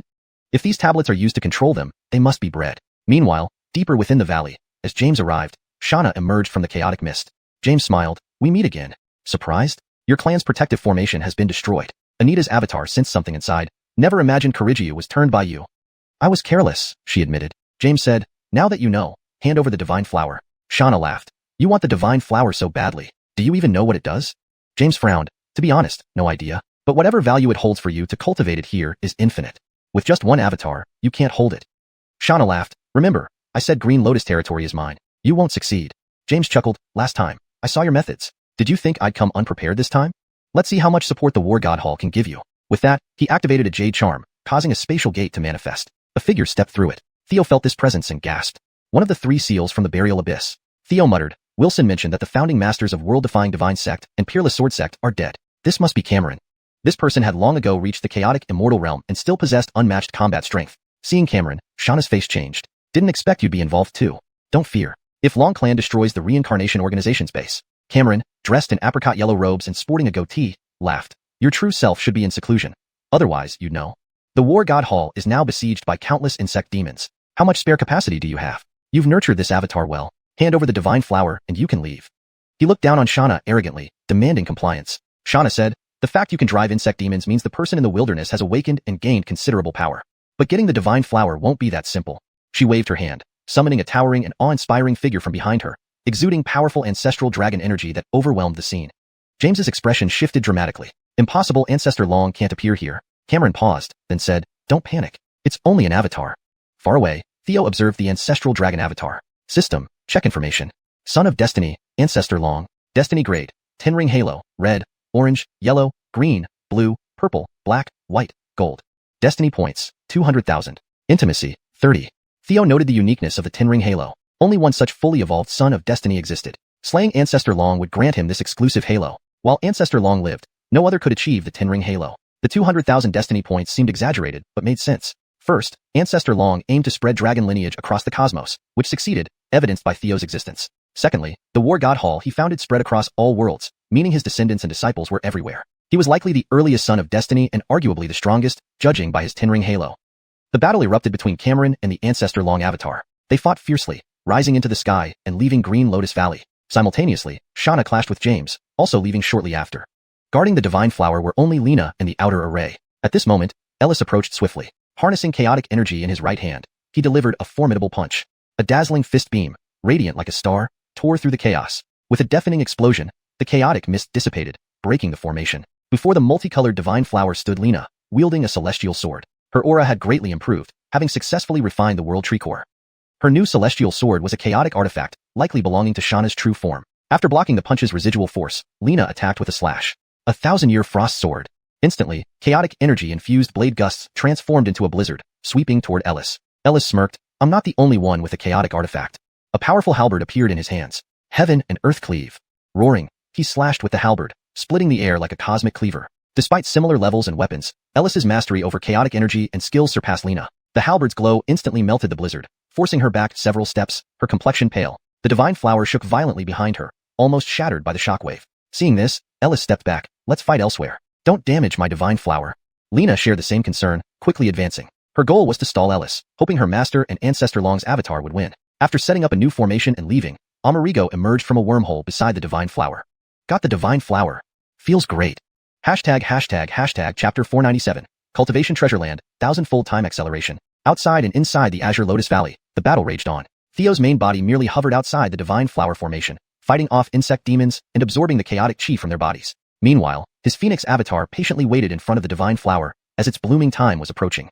Just then, Amy Lay, a disciple of Martin, appeared in white robes, intent on breaking the formation to seize the divine flower. Chaos True Thunder Scripture, Warhammer. A vast surge of immortal energy mixed with threads of chaotic chi transformed into a massive war hammer, striking toward the formation left by Galen. Theo's figure flickered, and he caught the giant war hammer with his right hand enveloped in chaotic chi. With a grip, the hammer crumbled instantly.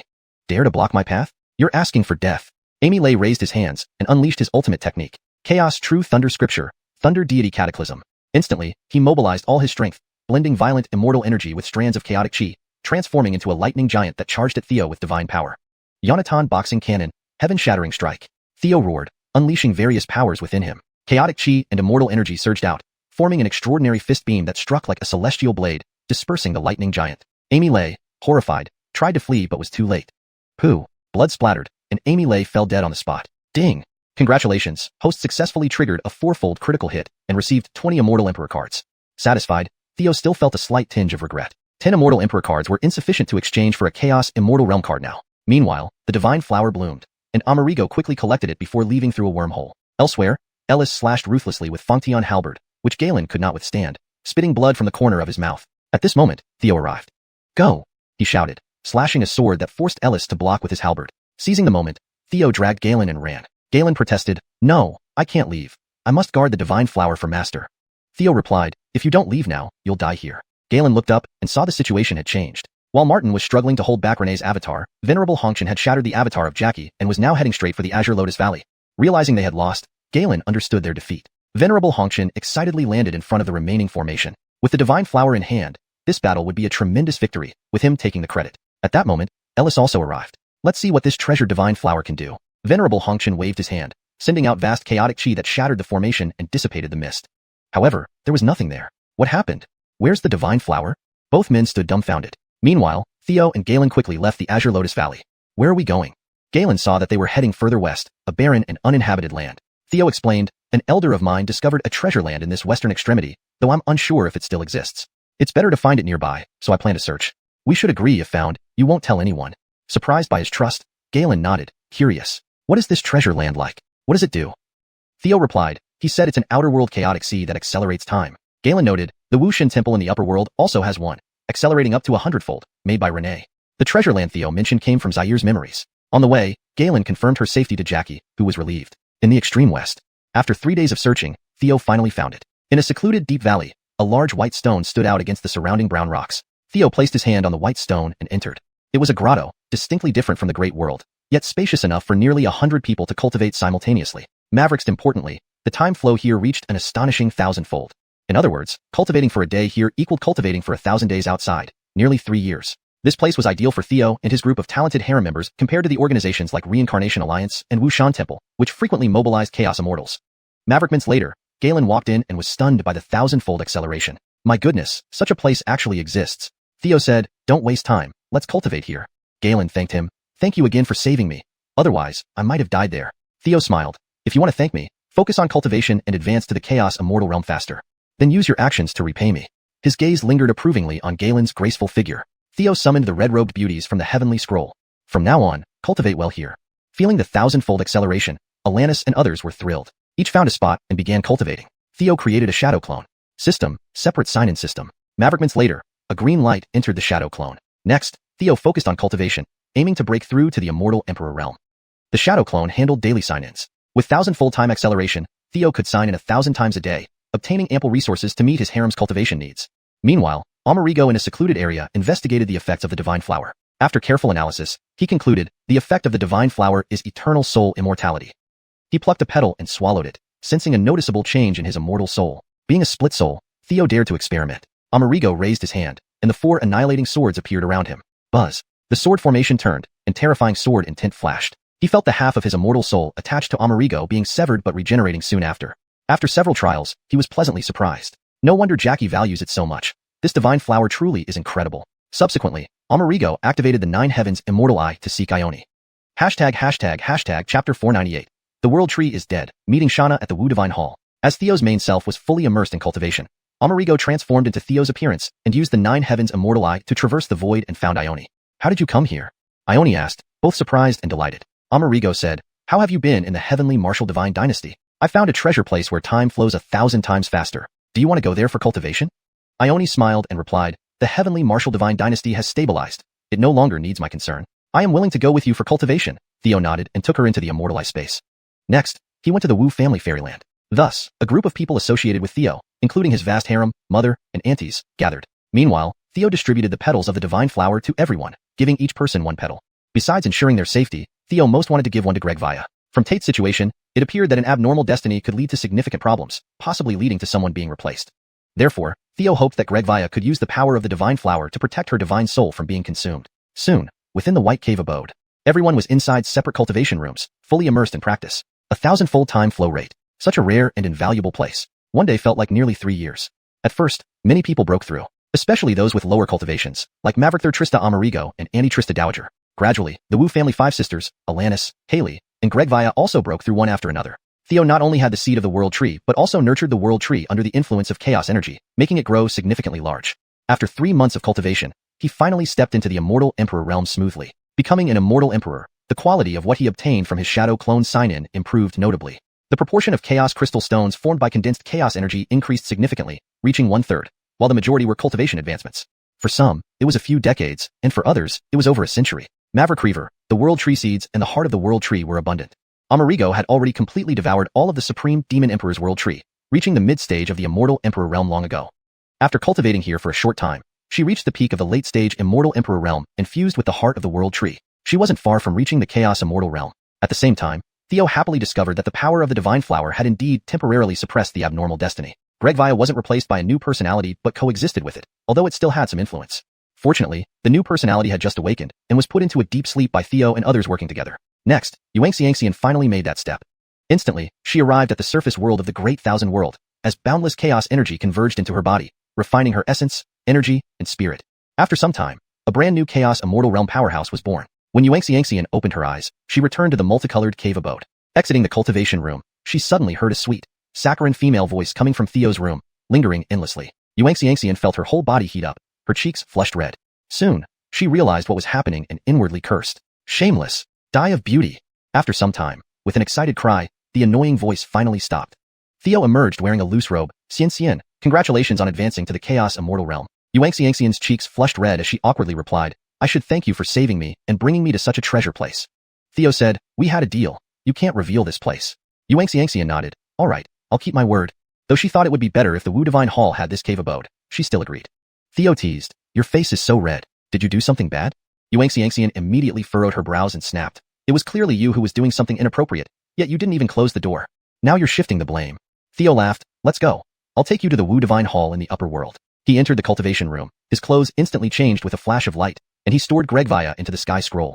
In fact, Yuanxianxian's intimacy level had already reached 85. The main reason he hadn't taken action with her yet was due to the rapid advancement in cultivation and the diminishing effectiveness of dual cultivation.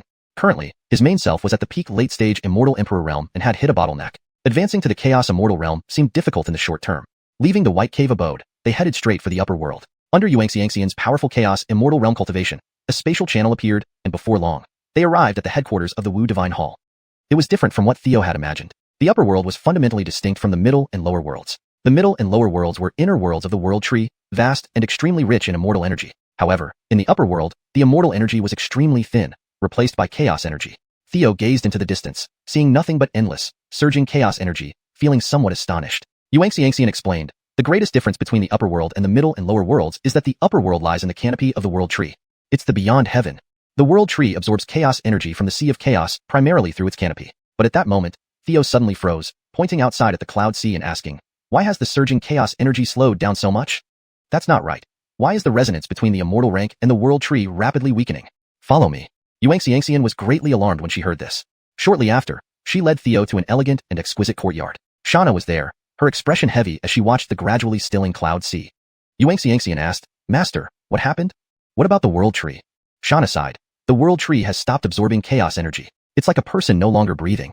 Yuanxianxian was horrified. Doesn't that mean the world tree is dead? Shauna nodded, looking at Yuanxianxian. You've advanced to the Chaos Immortal Realm, which is good. I thought we'd have to wait longer. Yuanxianxian replied, it's all thanks to Mr. G. He saved me before. Theo said, it's what I should do. Martial God, may I ask about the matter of the abnormal destiny? Shauna said, with the death of the world tree, the era calamity officially begins. At this point, there's nothing more to hide. Theo was overjoyed and hurriedly asked, if an abnormal destiny makes someone become another person, can they return to their original state? Tate was actually my father. Shauna nodded, theoretically possible, but given your current cultivation, it's definitely not achievable. At least you need your immortal soul to reach the will manifestation realm. Only then will you be able to clearly see the existence of the abnormal destiny and have the ability to seal it. To completely destroy the abnormal destiny, you might need to reach the legendary epic realm. Epic realm? Theo immediately thought of the epic jade he carried.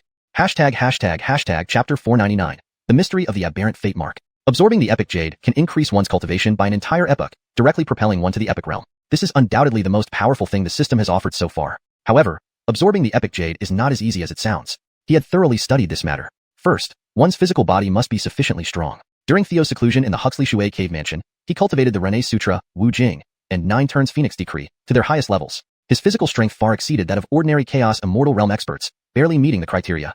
Secondly, one must possess a sufficiently powerful immortal soul, which Theo currently lacked. Lastly, one must have considerable martial arts prowess, another area where Theo fell short.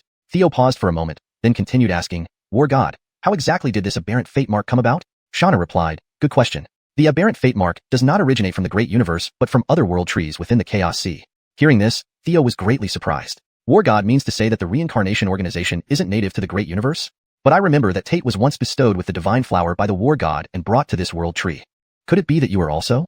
Shauna nodded with a smile. Yes, neither I nor the core members of the reincarnation organization are natives of the great universe. However, I am not in the epic realm. When I first arrived at the great universe, much like you now, I had only been cultivating for a short time. By good fortune, I didn't die in the mouth of a ferocious beast in the Chaos Sea. The aberrant fate mark is a wondrous cultivation technique from our world. One who cultivates this technique will not completely perish when killed. Instead, they transform into an aberrant fate mark, attaching to someone with great fortune and reincarnating to continue cultivation. Generally, one would activate the aberrant fate mark upon reaching the celestial sovereign realm. At the immortal emperor realm, the aberrant fate mark would completely suppress the original personality.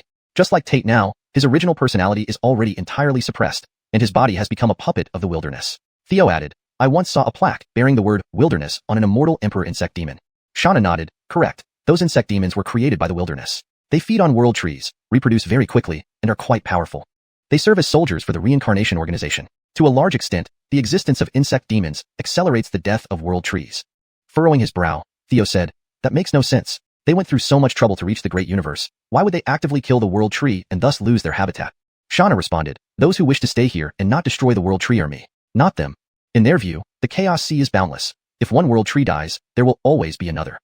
And what they truly look forward to is the epic catastrophe. Theo and Lena were both confused. Shauna explained, when we first arrived at the great universe, the world tree targeted us. Though it couldn't attack us directly, it could secretly influence local experts to become our enemies. At the beginning, the strongest race in the great universe was the Phoenix clan led by Primordial Phoenix. Primordial Phoenix was also the first Chaos Immortal Realm expert in the great universe. Then, a group from the reincarnation organization descended, led by Roycidi, or more specifically Arlo. He was extremely powerful, not far from reaching the epic realm. He openly harbored ill will towards the world tree, sensing a huge threat. Soon after, a great battle erupted between the Phoenix clan and the reincarnation organization. I never aligned with Roycidi, so I helped the Phoenix clan, standing on their side. However, due to severe injuries, I fell into a deep sleep. The people of the reincarnation organization transformed into aberrant fate marks, constantly reincarnating to cultivate. Later, we learned that Primordial Phoenix, with the help of the world tree, narrowly defeated Roycidi. The divine flower allows souls to remain undestroyed and normally won't be influenced by the aberrant fate mark. But once heavily injured, one can still be taken advantage of by the aberrant fate mark. Theo understood. To remove the hidden dangers from Gregvia, one must achieve the level of will manifestation or even advance to the epic realm. Theo asked, War God, how can one achieve will manifestation? Lena added, Master, have I reached this realm yet? Shauna shook his head. Reaching the Chaos Immortal Realm is just the foundation. Next, one needs to strengthen their will. Take the Rene for example. Originally, it repeatedly experienced destruction and rebirth. Its will to survive made its intentions coalesce until it eventually reached the realm of will manifestation. At this realm, your perception of the world undergoes significant changes. The Chaos Immortal Realm is different from other realms. There are no early, middle, or late stages. The amount of chaos energy might vary, but overall, it doesn't affect combat power much. The greatest distinction is achieving will manifestation and indestructible physicality. Both Primordial Phoenix and Rene have reached this realm.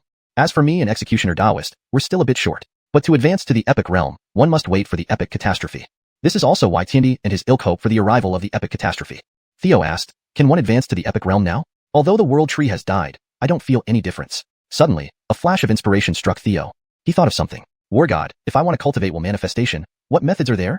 Seek out Executioner Daoist. You carry his sword in tint, making him the closest to this realm. The 4 execution swords will tell you where he is.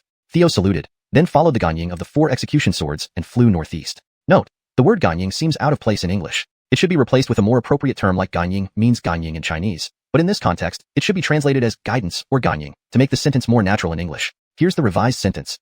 Theo saluted, then followed the guidance of the 4 execution swords and flew northeast. Revised sentence. Theo saluted, then followed the guidance of the 4 execution swords and flew northeast.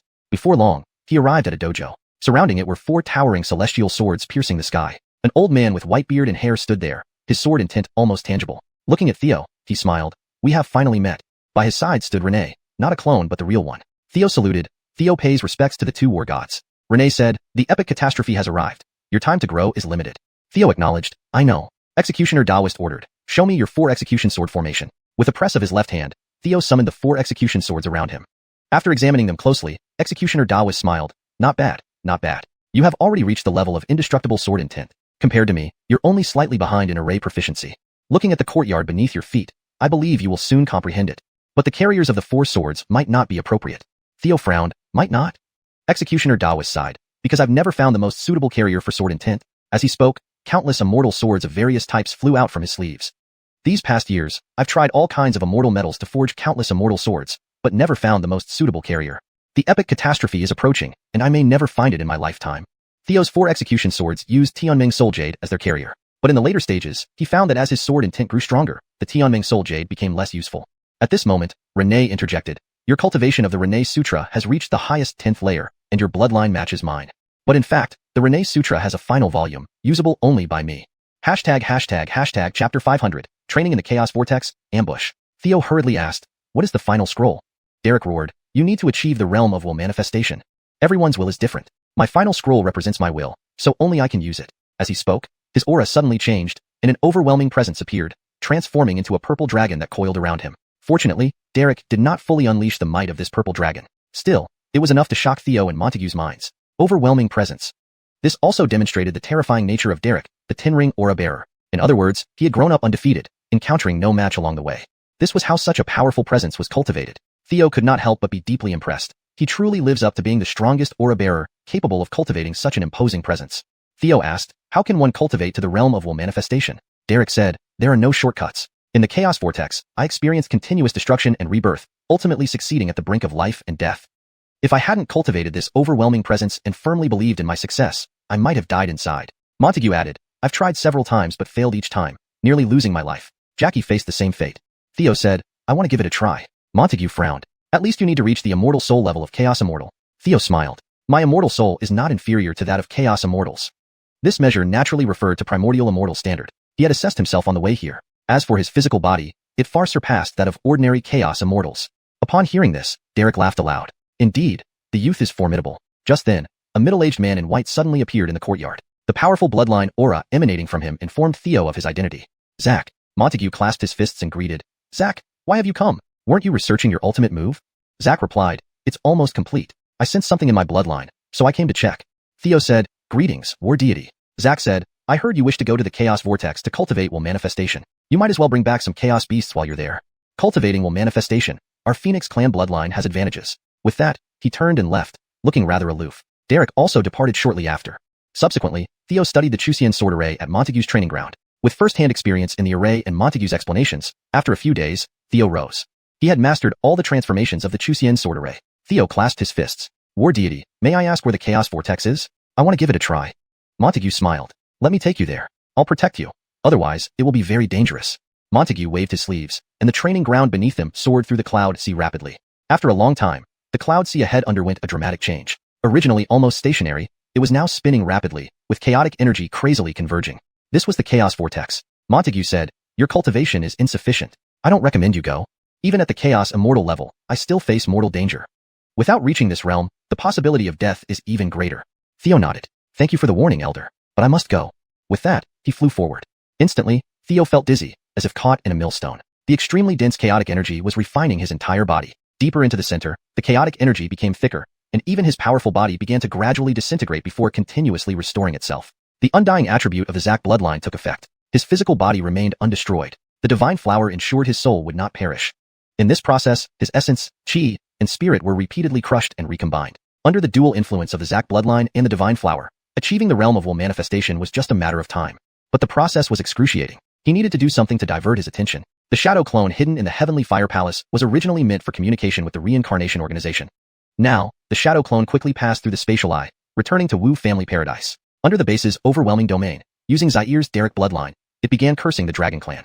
Initially, the targets were dragons with diluted bloodlines. In this process, countless dragons across all realms perished. Then, Theo set his sights on the stronger ones. Ring. Lots of dragon bloodline deaths successfully plundered 300 luck points from aura bearer Derek. Ring. Lots of dragon bloodline deaths successfully plundered 700 luck points from aura bearer Derek. With the pleasant chimes echoing in his ears, Derek's luck kept diminishing. Days passed. After 2 days, Derek lost 30,000 luck points. The shadow clone, meanwhile, was enveloped in evil and grievance to avoid causing everyone in Wu family paradise to lose control and attract the attention of the war deity temple. Finally, the shadow clone dissipated like smoke. Meanwhile, after 2 days of rotation, Theo finally reached the core of the chaos vortex. Here, plenty of chaotic energy had condensed into liquid, swirling rapidly like the strongest immortal metal, easily smashing his physical body. Thus, the cycle of destruction and rebirth accelerated. But over these 2 days, Theo's immortal soul strengthened significantly, approaching the realm of will manifestation. His physical body, constantly absorbing chaotic energy and liquids, also grew stronger. After several days, Theo was on the brink of achieving will manifestation. He could clearly feel the entire chaos vortex and even further existences. Suddenly, a flying palace approached. It was a chaos immortal level flying palace, unmatched in luxury. On it were Brant, Gonlei Daoist, and a group of insect demons. Mangekyō also noticed them. Having observed Theo's training over the past few days, he admired his perseverance. He immediately transmitted, "Focus on cultivating. Leave the outside to me." Then, he went forward. The Chuxian sword array activated, drawing chaotic energy, creating a massive gap in the cloud sea. Brant understood its power and dared not enter, continuously retreating the flying palace. Meanwhile, Gonlei Daoist and the insect demons took detours straight for Theo. Mangekyō tried to intercept Gonlei Daoist, but Brant attacked. "Chuxian, where are you going?" A sword flash appeared in his eyes, triggering the red dust heart sword. Powerful sword intent surged towards him. Mangekyō waved his hand, and the 4 giant swords around him turned, extinguishing the invisible sword intent. However, Brant slashed down with all his strength. Mangekyō furrowed his brow, having no choice but to engage. Chapter 501. Slaying Craig. Just as Rupert was entangled by Belamius, Craig and a large group of Celestial Emperor-level insect demons successfully flanked to the side and launched a long-range attack against Theo. Rumble. A swarm of insect demons spewed beams of light from their mouths, but it was utterly useless. They couldn't even get close to Theo before being annihilated by the chaotic vortex. Craig was building momentum. After some time, he unleashed the ultimate skill from the Chaos True Gregning scripture. Sea of Chaos Thunder. Gray thunder plasma gushed like an endless sea into the chaotic vortex. Before long, the gray thunder plasma merged with the chaotic vortex, surging alongside the chaos fluid to strike Theo's body. Due to the fall of the world tree, the power of the chaotic vortex had significantly diminished. However, Theo's physical body, after countless cycles of destruction and rebirth, had become immensely strong, nearly resistant to the forces of the chaotic vortex. Yet, he had not yet reached the realm where will manifested as reality, a fact that made him feel somewhat regretful. At this moment, Craig's attack inadvertently helped Theo. As he continued to undergo cycles of destruction and rebirth, his will progressed further. Half an hour later, Theo finally completed his cultivation, reaching the realm where will became reality. Now, he could clearly see that the world before him had truly changed. Without needing to activate the heavenly immortal pupil, he could see the situation surrounding Craig. His unique life pattern was being controlled by a faint black ring constricting his original celestial soul, turning him into a puppet. Belamius was similarly affected. Maverick's peculiar of all was himself. This time, he could distinctly perceive within his consciousness that the dream-eating immortal butterfly radiated brilliant green light. That was the aura of the world tree. In the system, noticing Theo's gaze, the dream-eating immortal butterfly looked up at him. "You have achieved the realm where will becomes reality." The once mechanically cold and emotionless female voice now carried a hint of surprise. Theo said, "Indeed." With a snap of his fingers, his mind flashed with true willpower, expelling the dream-eating immortal butterfly and the system from his consciousness, landing them on his shoulder. Theo transformed into gray lightning, using the chaos energy to cast the golden Greg spell. Instantly, he rushed out of the chaotic vortex and charged toward Craig. Craig was overwhelmed with shock, rapidly retreating as countless insect demons under his command surged forward. But they couldn't get anywhere near Theo.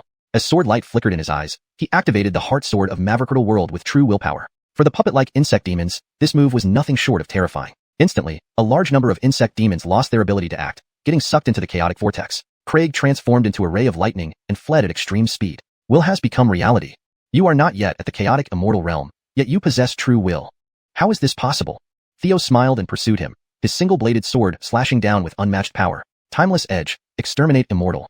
Using all his abilities along with true willpower, this time the dragon-shaped sword beam became tangible and alive. Despite Craig's exceedingly fast and flexible escape techniques, which previously would have been impossible to hit, the dragon-shaped sword beam now clung to him like a persistent shadow, leaving no place to hide. Splash! Blood spurted as Craig was pierced by the dragon-shaped sword beam and immediately disintegrated, dying on the spot. Run! Meanwhile, Rupert shouted on the other side. Theo glanced over and saw what was originally a one-on-one duel had now turned into a two-on-one. A majestic figure clad in black armor appeared on the scene. This person also possessed true willpower, just like Theo. A mere glance exchanged between them stirred their true wills. The difference in realms left Theo feeling dazed, knowing he wasn't a match. There was no doubt, this was Royce. He hadn't truly engaged yet, merely exerting pressure with his true will to aid Rupert from the sidelines. The battle dynamics, initially balanced, shifted dramatically. Rupert's Taoist platform was shattered, his Tao cloak torn, and blood trickled from the corners of his mouth. Throwing the green immortal sword to Theo, Rupert shouted, "Run! Hurry up!" Theo caught the green immortal sword. He understood that this was intended for Nikita. Frowning, Theo quickly retreated. Rupert waved his left sleeve, sending countless pieces of immortal metal exploding outward, slightly hindering the progress of Belamius and Royce. Finally, Rupert summoned the 4 indestructible sword intentions of the Executioner sword array. Belamius sneered, "Your strongest sword array is already broken, and you've lost your immortal sword. Your sword body is about to collapse. What else do you have? Surrender, and I'll give you a quick death." In the final moments, Rupert pushed both hands forward, infusing rainbow-colored light into the indestructible sword intent. Then, the last Executioner sword array erupted. Seeing this, Belamius's face turned pale.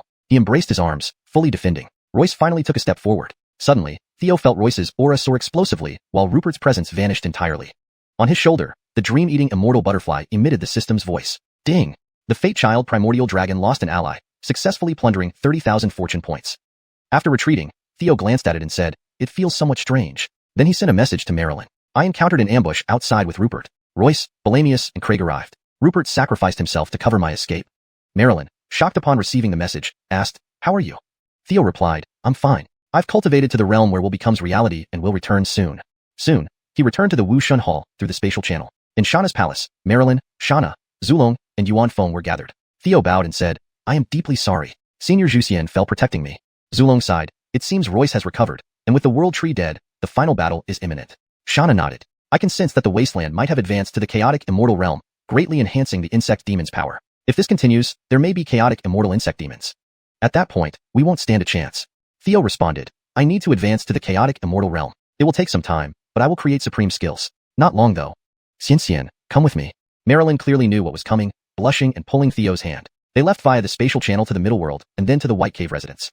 Theo sealed the dream-eating immortal butterfly senses with a willpower sphere and began dual cultivation with Marilyn. Meanwhile, in the beyond heaven, vast amounts of chaotic energy flooded into the Amerigo avatar's body. He smoothly advanced to the chaotic immortal realm. Returning to the White Cave residence, he started creating his own supreme skills. ####Chapter 502. The ultimate battle begins. As one soul with 2 bodies, Theo's true spirit became a manifestation of his will, and Amerigo followed suit. Subsequently, he created unique martial arts techniques based on his own will. These techniques were not only designed to enhance combat power, but also to strengthen the physical body. After several days, Theo successfully broke through the final stage by cultivating with Marilyn and advanced into the Chaos Immortal realm. Upon returning from beyond the heavens, he and Amerigo co-created more powerful techniques. Soon, several days had passed in the outside world. Within the White Cave, however, nearly 10 years had elapsed, thousands of days. Marilyn received a message from Jackie, who told Theo, "We can't wait any longer. The first Chaos Immortal Realm insect demon has appeared. If we wait any longer, there will be more of them. Teacher says that we must begin the battle." Theo immediately took her and left the cave. Before they departed, he sealed Gregvia's extraordinary destiny, allowing her to focus on cultivation within the cave. Simultaneously, he left Zushin Doran's sword for Nikita. When he left, Alanis and Nikita were just about to break through to the Chaos Immortal realm within the cave. In the upper world at the Wu Shundian, palace of martial deity, Theo and Marilyn arrived together. Zulong looked at Theo and said, "It's fortunate you've ascended to the Chaos Immortal realm," filling in the void left by Zushian. Theo asked, "What's the status of the reincarnation organization?" Zulong replied with a serious expression, "Ellis has already ascended to the Chaos Immortal realm, as well as Geilinger. Adding Brett and Detian, they have 5 Chaos Immortals. On our side, I, Yuan Feng, Jackie, you, and Marilyn make up another 5. Whether we win or not depends on fate." Yuan Feng, how is your trump card preparation going? Yuan Feng, who had been stern-faced, now smiled. "It's all set. Only the base of the reincarnation organization has remained hidden, preventing us from locating it until now." Zulong continued, "We hesitated earlier, fearing an uncertain outcome and not wanting to go all out, but now we have no choice. We must fight this out regardless." With that, he formed seals with both hands, and the Wu Shundian emitted a brilliant light. Instantly, a storm centered around the Wu Shundian spread throughout the upper world. Accumulating strength for countless years, the Wu Shundian disintegrated into ashes. Yet, the entire upper world's chaos chi was swept away, revealing the immense canopy of the world tree clearly. To the north, a vast sea of insect demons gathered, with the reincarnation organization at the center. Yuan Feng couldn't help but laugh. They truly hid their cards well. I didn't know they could pull this off. Let's start the battle. Zulong led the charge. Jackie, Theo, and Marilyn followed closely behind. Yuan Feng remained at the back, continuously forming seals, gathering power for his ultimate move. The insect demon sea surged forward in overwhelming numbers. The strongest insect demon, along with Brett, Ellis, and Geilinger, moved closer while Detian was nowhere to be seen. Zulong exuded invincibility. With one punch, he unleashed a massive purple dragon composed of invincible momentum that obliterated a significant portion of the insect demon sea. Ditian, come out here. Just as the two sides prepared for a full-scale battle, Yuanfeng acted. A white flame appeared in his palm, astonishing all the Chaos Immortals present with its formidable power. He threw the white flame toward the tree canopy, igniting the entire world tree. Suddenly, countless leaf worlds rapidly collapsed, annihilating numerous lives. Theo's dream-eating fairy butterfly, perched on his shoulder, began to cry. This scene stunned Zulong, Jackie, and others. What are you doing, Yuanfeng? Zulong roared. Yuanfeng laughed. Didn't you tell me to come out? Now, here I am. As he spoke, his white robe transformed into the black battle armor previously worn by Ditian. So that's why we couldn't completely eliminate Ditian in the reincarnation organization, Zulong realized. Yuanfeng nodded. Exactly. Theo added, our movements with Zuxian Sr. were exposed because of you. Yuanfeng smirked. Yes, it was my doing, but it's too late for you to realize. Today, the Wu Shandian will cease to exist, and I will ascend to the epical realm. Ha ha ha. Enraged, Zulong shouted, never. He attacked Yuanfeng, combining the Zulong scripture with his invincible momentum, enhancing his moves significantly. Yuanfeng countered with all his might, but Zulong, blessed with 10 rings of fortune, proved to be incredibly strong. Despite being hit hard, Yuanfeng, benefiting from the Phoenix clan's immortal trait, quickly recovered from his injuries. Meanwhile, Brett faced Jackie, Geilinger faced Marilyn, and Ellis teamed up with his strongest insect demon against Theo. Young man, I didn't expect you to ascend to the Chaos Immortal realm so quickly, remarked the insect demon as it lunged at Theo. Ellis watched from behind, preparing to strike at any moment. Theo assessed the situation but held back his ultimate move. Instead, he fought fiercely with the insect demon while keeping an eye on Ellis. Meanwhile, Geilinger and Marilyn were evenly matched, fighting intensely. At first, none of them understood why Yuanfeng lit the world tree on fire, but soon, they realized the problem. The white flames prevented anyone from replenishing their chaotic chi. Meanwhile, these flames continuously enhanced Ditian's power, increasing his strength further. Initially, Zulong dominated Ditian. Soon, they became evenly matched. Later, Zulong was overpowered by Ditian. Panting, Zulong flew backward. Although his robust physique healed him quickly, Ditian's strength surpassed his. As Ditian burned with white aura, his power underwent a dramatic transformation. Zulong's pupils dilated in shock. Epical realm. Ditian grinned. Correct. After all these years of planning, I've finally reached the realm I've long desired. He then attacked again, engaging Zulong in fierce combat. This time, Zulong was thoroughly outmatched, with the white aura constantly burning his vitality, weakening him further. Meanwhile, Ditian grew stronger, absorbing the white flames below him. Far away, Theo observed and smiled. The time has come, no need to prolong the act. Seeing the insect demon rush towards him, Theo brandished his single-edged sword and struck with all his might. Eternal Edge, execute demons. Using the power of innate Dao body, Zulong bloodline, Yuanfeng bloodline, world tree, chaos law, 9 heavens immortalize, and other forces, the dragon-shaped sword beam instantly annihilated the insect demon. Shocked, Ellis retaliated forcefully. Primal barbaric fist. A violent surge of chaos chi shaped into a massive fist shattered the residual force of the sword beam and struck Theo. But Theo didn't dodge, taking the blow head-on. Bang! The explosion of chaos chi left him unscathed. Stunned, Ellis exclaimed, how is this possible? Theo smiled. This is my self-created technique, the 9 revolutions of chaos sky technique. Not bad, right? Then, he put away his sword and rushed forward with a punch. Hashtag chapter 503, grand finale, part 1. Bang, bang, bang. Theo closed in, every punch landing solidly on Ellis's body, leaving him no chance to retaliate. Although both were at the Chaos Immortal realm, Theo's physical strength was far superior to Ellis's. Despite Ellis's ability to recover from injuries by devouring the essence and spirit of insect demons, Theo's combat prowess was simply overwhelming. Soon, Ellis could no longer keep up. Spit out a large mouthful of blood, Ellis flew backward. Theo activated his 9th heaven immortal eyes. Time and space around Ellis seemed to freeze, and then Ji Fengo reached out telekinetically. His willpower entered Ellis's mind sea, grabbing the faint black ring and sealing it away. Then he drew Ellis into the heavenly scroll. At this point, though Ellis had the cultivation of the Chaos Immortal realm, his immortal soul was too weak, making him unable to participate in the battle. Theo quickly moved towards the battlefield where Geilinger and Lena faced off. Stop, we're all on the same side. Gue Gregor, with the world tree gone, don't you also want to survive? Gue Gregor asked, you have a plan? Of course, watch me, replied Theo. Gue Gregor and Lena cautiously stopped their fight. Theo rushed to Shauna and Brett's battleground. His true willpower radiated outward, covering Brett, who was watching the battle between the Renee and Ditian. At that moment, Brett felt the same predicament as Juxian Daoist had experienced before. Both Brett and Shauna had achieved virtually indestructible physical bodies, but their willpower was their weakness. As they bore greater pressure on their immortal souls, Brett's thoughts slowed down.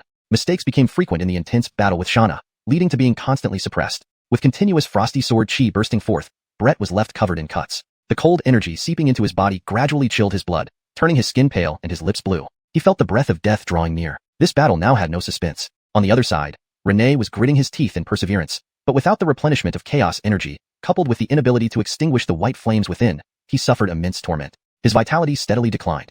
Lena frowned and whispered, should we go help? If this continues, Renee might die. Theo shook his head. The epical realm is too powerful. You can't interfere.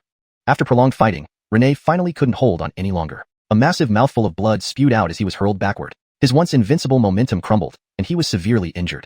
Seeing this, Dition was overjoyed. Rinne, we fought for half an epoch. Today, I finally defeat you. Ha ha ha ha. Just then, Theo stepped forward swiftly. Dition sneered, Brat, I didn't come for you. Yet you dare to seek your own death? Before Dition could strike, Theo slashed and killed the severely injured Rinne. Ding!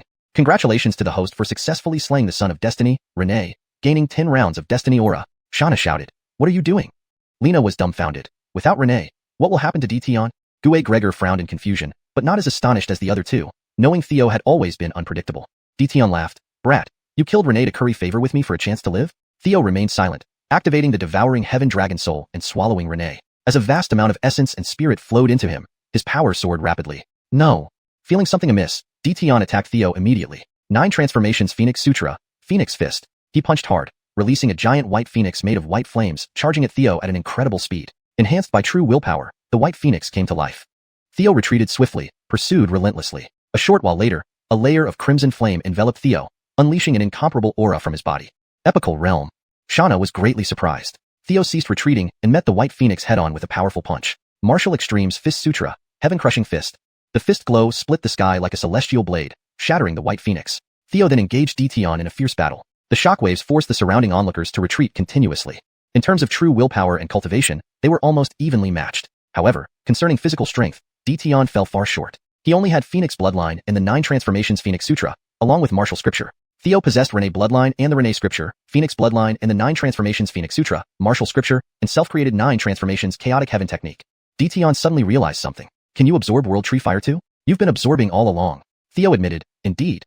I have Phoenix Bloodline and Devouring Heaven Dragon Soul, plus the World Tree Soul. Absorbing its fire has been effortless. In fact, I've absorbed more than you. The battle lasted only briefly, and Dition was suppressed. Spitting out blood one after another, Dition suddenly roared, Brat, stop, we needn't continue fighting. Otherwise, you'll die too. But Theo did not relent, continuing his attack. Beside them, Lena snickered, so-called Mighty Dition, afraid of death after all. Shauna sighed, I never thought Primordial Phoenix would be taken over by Dition. Looks like we lost that battle. Dition bled frequently, his injuries worsening and failing to heal in time. He screamed, Brat, do you really think the World Tree kindly aided your rise to power? What did it gain? Just survival? It left a contingency plan on you, preparing to possess you. Stop, or we'll both die. But Theo didn't cease. His attacks grew faster, causing Dition's injuries to spiral out of control. His true willpower began to collapse, cracking open, bleeding incessantly. As Theo struck through Dition's forehead, his willpower dissipated rapidly, clearly dying. Trust me, you'll die too, murmured Dition in his final moments. Theo finally spoke, I know. Suddenly, his eyes turned green, and the World Tree pattern spread rapidly across his face and body. The presence of the World Tree surged, while Theo's strength weakened rapidly, being replaced. Lena, initially jubilant over Dition's death, was stunned by this sudden turn of events. What's happening? Shauna exclaimed, it's the aura of the World Tree. Gregor was also puzzled. Isn't the World Tree dead? Shauna shook her head. Its main body is dead, but its will must have attached itself to Theo. That explains his rapid increase in cultivation. Realizing the danger, Shauna frowned, run. This World Tree's will is treacherous. Otherwise, we'll die too. Gregor hesitated. Wait, he said he knew. He must have a plan. Chapter 504, The Grand Finale, Part 2. Here, the World Tree patterns on Theo's body kept spreading, and in his mind, he heard the voice of the World Tree. What do you mean by saying you knew? What did you know? If you truly knew, why did things still end up in my favor? Theo clutched the corpse of Royce with both hands, using a void passage to swiftly send it away, while simultaneously responding to the World Tree. At first, my suspicion fell on Tate. No, it should have been that sentence from the Wasteland. At that time, in the Dragonblood Forest, I used Berkeley's help to destroy their plans through the dominant skill. He said something like, found it, turns out that thing is with you. Initially, I thought it referred to Gregvaya. After all, Gregvaya has an unusual Greg destiny. But you knew he discovered you. Mavericker importantly, the awakening of the Wasteland could produce Chaos Immortal level insect demons, which would be fatal for the World Tree. You were worried about the possibility of him creating a large number of Chaos Immortal level insect demons, rapidly weakening your power. So you became anxious and started making mistakes. The first mistake was existing within Berkeley's memories, a white grotto with 1,000-fold time acceleration. If I'm not mistaken, we should have been the first batch to enter it. Berkeley never found it. It was either because you influenced my memory or planted it in me. After all, during my initial cultivation, I received gifts from you. All those gifts came with hidden costs. Just like now, seizing a body isn't difficult. If Berkeley really had found the White Grotto, he wouldn't have failed to inform the Zulong clan and the Ancestral Dragon. If there was such a grotto, the Zulong clan would have long dominated the middle world. But the Zulong clan and the Martial God Hall completely had no idea it existed, which is absurd. The World Tree coldly said, continue. Theo continued, the second flaw was when the World Tree suddenly died, yet the Leaf World hadn't collapsed. The third was the conversation with Jackie at the Martial God Hall. From our conversation, I understood that the target of the reincarnation organization from the beginning was you. So, from then on, I confirmed that what the Wasteland discovered was you, who has always been with me. World Tree Will, also known as the System. At that moment, I knew I was in great danger. In the beginning, I hoped that True Will could make it powerful enough for me to discover your existence. And it made me realize how much I relied on you along the way, especially at the beginning of my cultivation. Therefore, I faced a huge risk, the possibility of being possessed. So, I started testing. I sent Shadow Splits to the Wu family Immortal Realm base to curse the dragon race. After acquiring the Great Villain Halo, I didn't care about reducing the ancestral dragon's fortune points. Cursing the dragon race was just for 2 tests. First, whether I could kill Aquila hidden in the White Grotto. Second, your current strength. When I returned, Aquila was still cultivating and hadn't died. So, you couldn't find the dragon race hidden in the parallel space. This means that after the death of your World Tree main body, your ability greatly diminished, far weaker than before. At that time, I even thought about self-destructing to take you down with me but later abandoned this idea. Considering how many years I spent cultivating this body, it would be too much of a waste. After achieving True Will, I found I could directly expel you from my sea of consciousness. Simultaneously, when the Immortal Slayer died, I clashed mentally with Royce. He might not have known, but I discovered back then that he was Zack. So here comes the question. Royce is your mortal enemy. If you knew Royce's identity, you would have let your puppet, the ancestral dragon, kill him long ago. But you didn't. This sufficiently indicates that achieving True Will grants privacy even in front of you. This is why you didn't discover Royce. Later, I went into seclusion in the White Grotto again, temporarily sealing you and testing once more. At that time, I created the 9 transformations of Chaos Heaven, progressing smoothly beyond belief. I guess, to some extent, you were still influencing me. The World Tree laughed. What good does knowing do you? It won't change your fate of being possessed by me. At this point, World Tree patterns covered Theo's entire body. His will was quickly suppressed, and control over his body gradually shifted to the World Tree will. With the power of the Divine Flower, my will won't disappear. The 10 Circles Aura of Fortune and the Great Villain Halo are still on me, Theo said. The World Tree disdainfully replied. The power of the Divine Flower is indeed incredible, but it's not infinite. With continuous erosion, your will eventually vanish. Theo said, unfortunately, you won't get to see it. Returning to the earlier topic.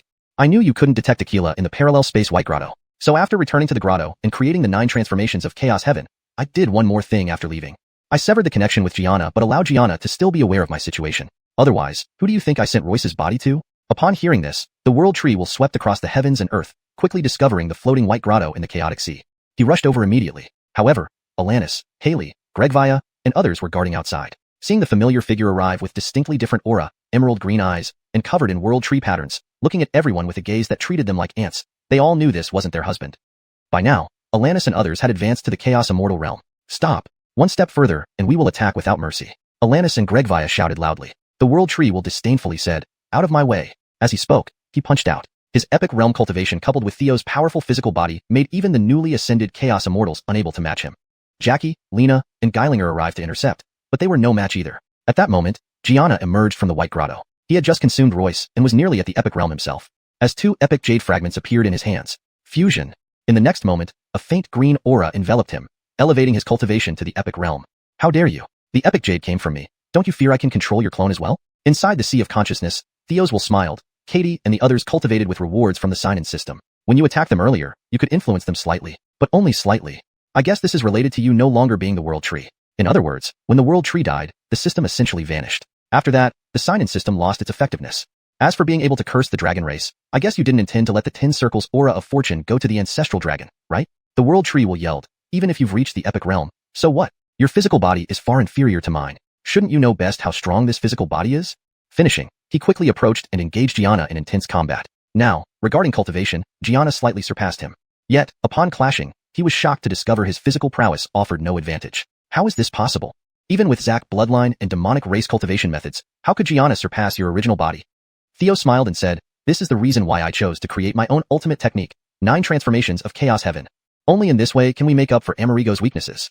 Finally, the World Tree will notice that something was off with Amerigo's cultivation method. No, it's not 9 transformations of Chaos Heaven. Having privacy space sure has its advantages. Indeed, from the beginning, I created 10 transformations of Chaos Heaven, but only cultivated the main body to the 9th transformation. The World Tree will raged. But what does it matter? Your main body still belongs to me. At most, neither of us can do anything about the other. Theo replied, that may not be the case. Do you remember the final strike of Immortal Slayer? At that time, he used the 9-color Divine Gregt as the carrier for the undying sword intent of the Immortal Slayer array, almost killing Master Red Dust. Remember, at that point, he was at his last strength, and should not have had such formidable combat power. At that moment, a hard collision sent both Amerigo and the World Tree flying back. Amerigo spoke, after devouring Royce, You might not know that if it weren't for Royce's intervention, Master Red Dust nearly died. Even the will realized Royce was injured by Immortal Slayer. I've always been curious about that 9-color Divine Gregt. When I put myself in Immortal Slayer's position, the answer became obvious. At that time, all of his immortal swords were shattered, his essence and spirit were at their weakest. Apart from the undying sword intent, the only thing left was his fortune. That's also why I insisted on obtaining the Soul 10 Circle Aura of Fortune. As soon as he finished speaking, the Immortal Slayer array reappeared. With a wave of his hands, the 10 colors of light, red, orange, yellow, green, blue, indigo, violet, black, white, and gold, entered the undying sword intent. In the next instant, the solidified true sword intent enveloped the main body. The World Tree Will and Theo's will were simultaneously enveloped by this terrifying sword intent. Theo's will dissipated. I said cultivating the main body is rare and precious. I don't want to destroy it easily. The World Trees will roared there. I cannot accept this.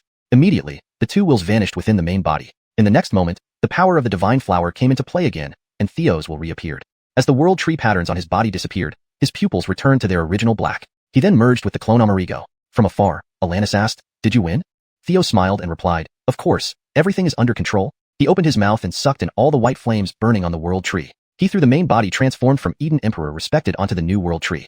Instantly, the new World Tree quickly took root, devoured the old World Tree, and grew rapidly. Next, Theo moved the people still alive within the original World Tree to the new one.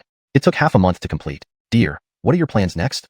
Alanis asked. "Let's go see the Chaotic Sea." Theo reached out and crushed Gregvia and Ellis's odd Greg destinies, saying, in Royce's impression, "The Chaotic Sea is boundless. We're bound to encounter interesting things. Oh, by the way, you can bear me a son now." End of book.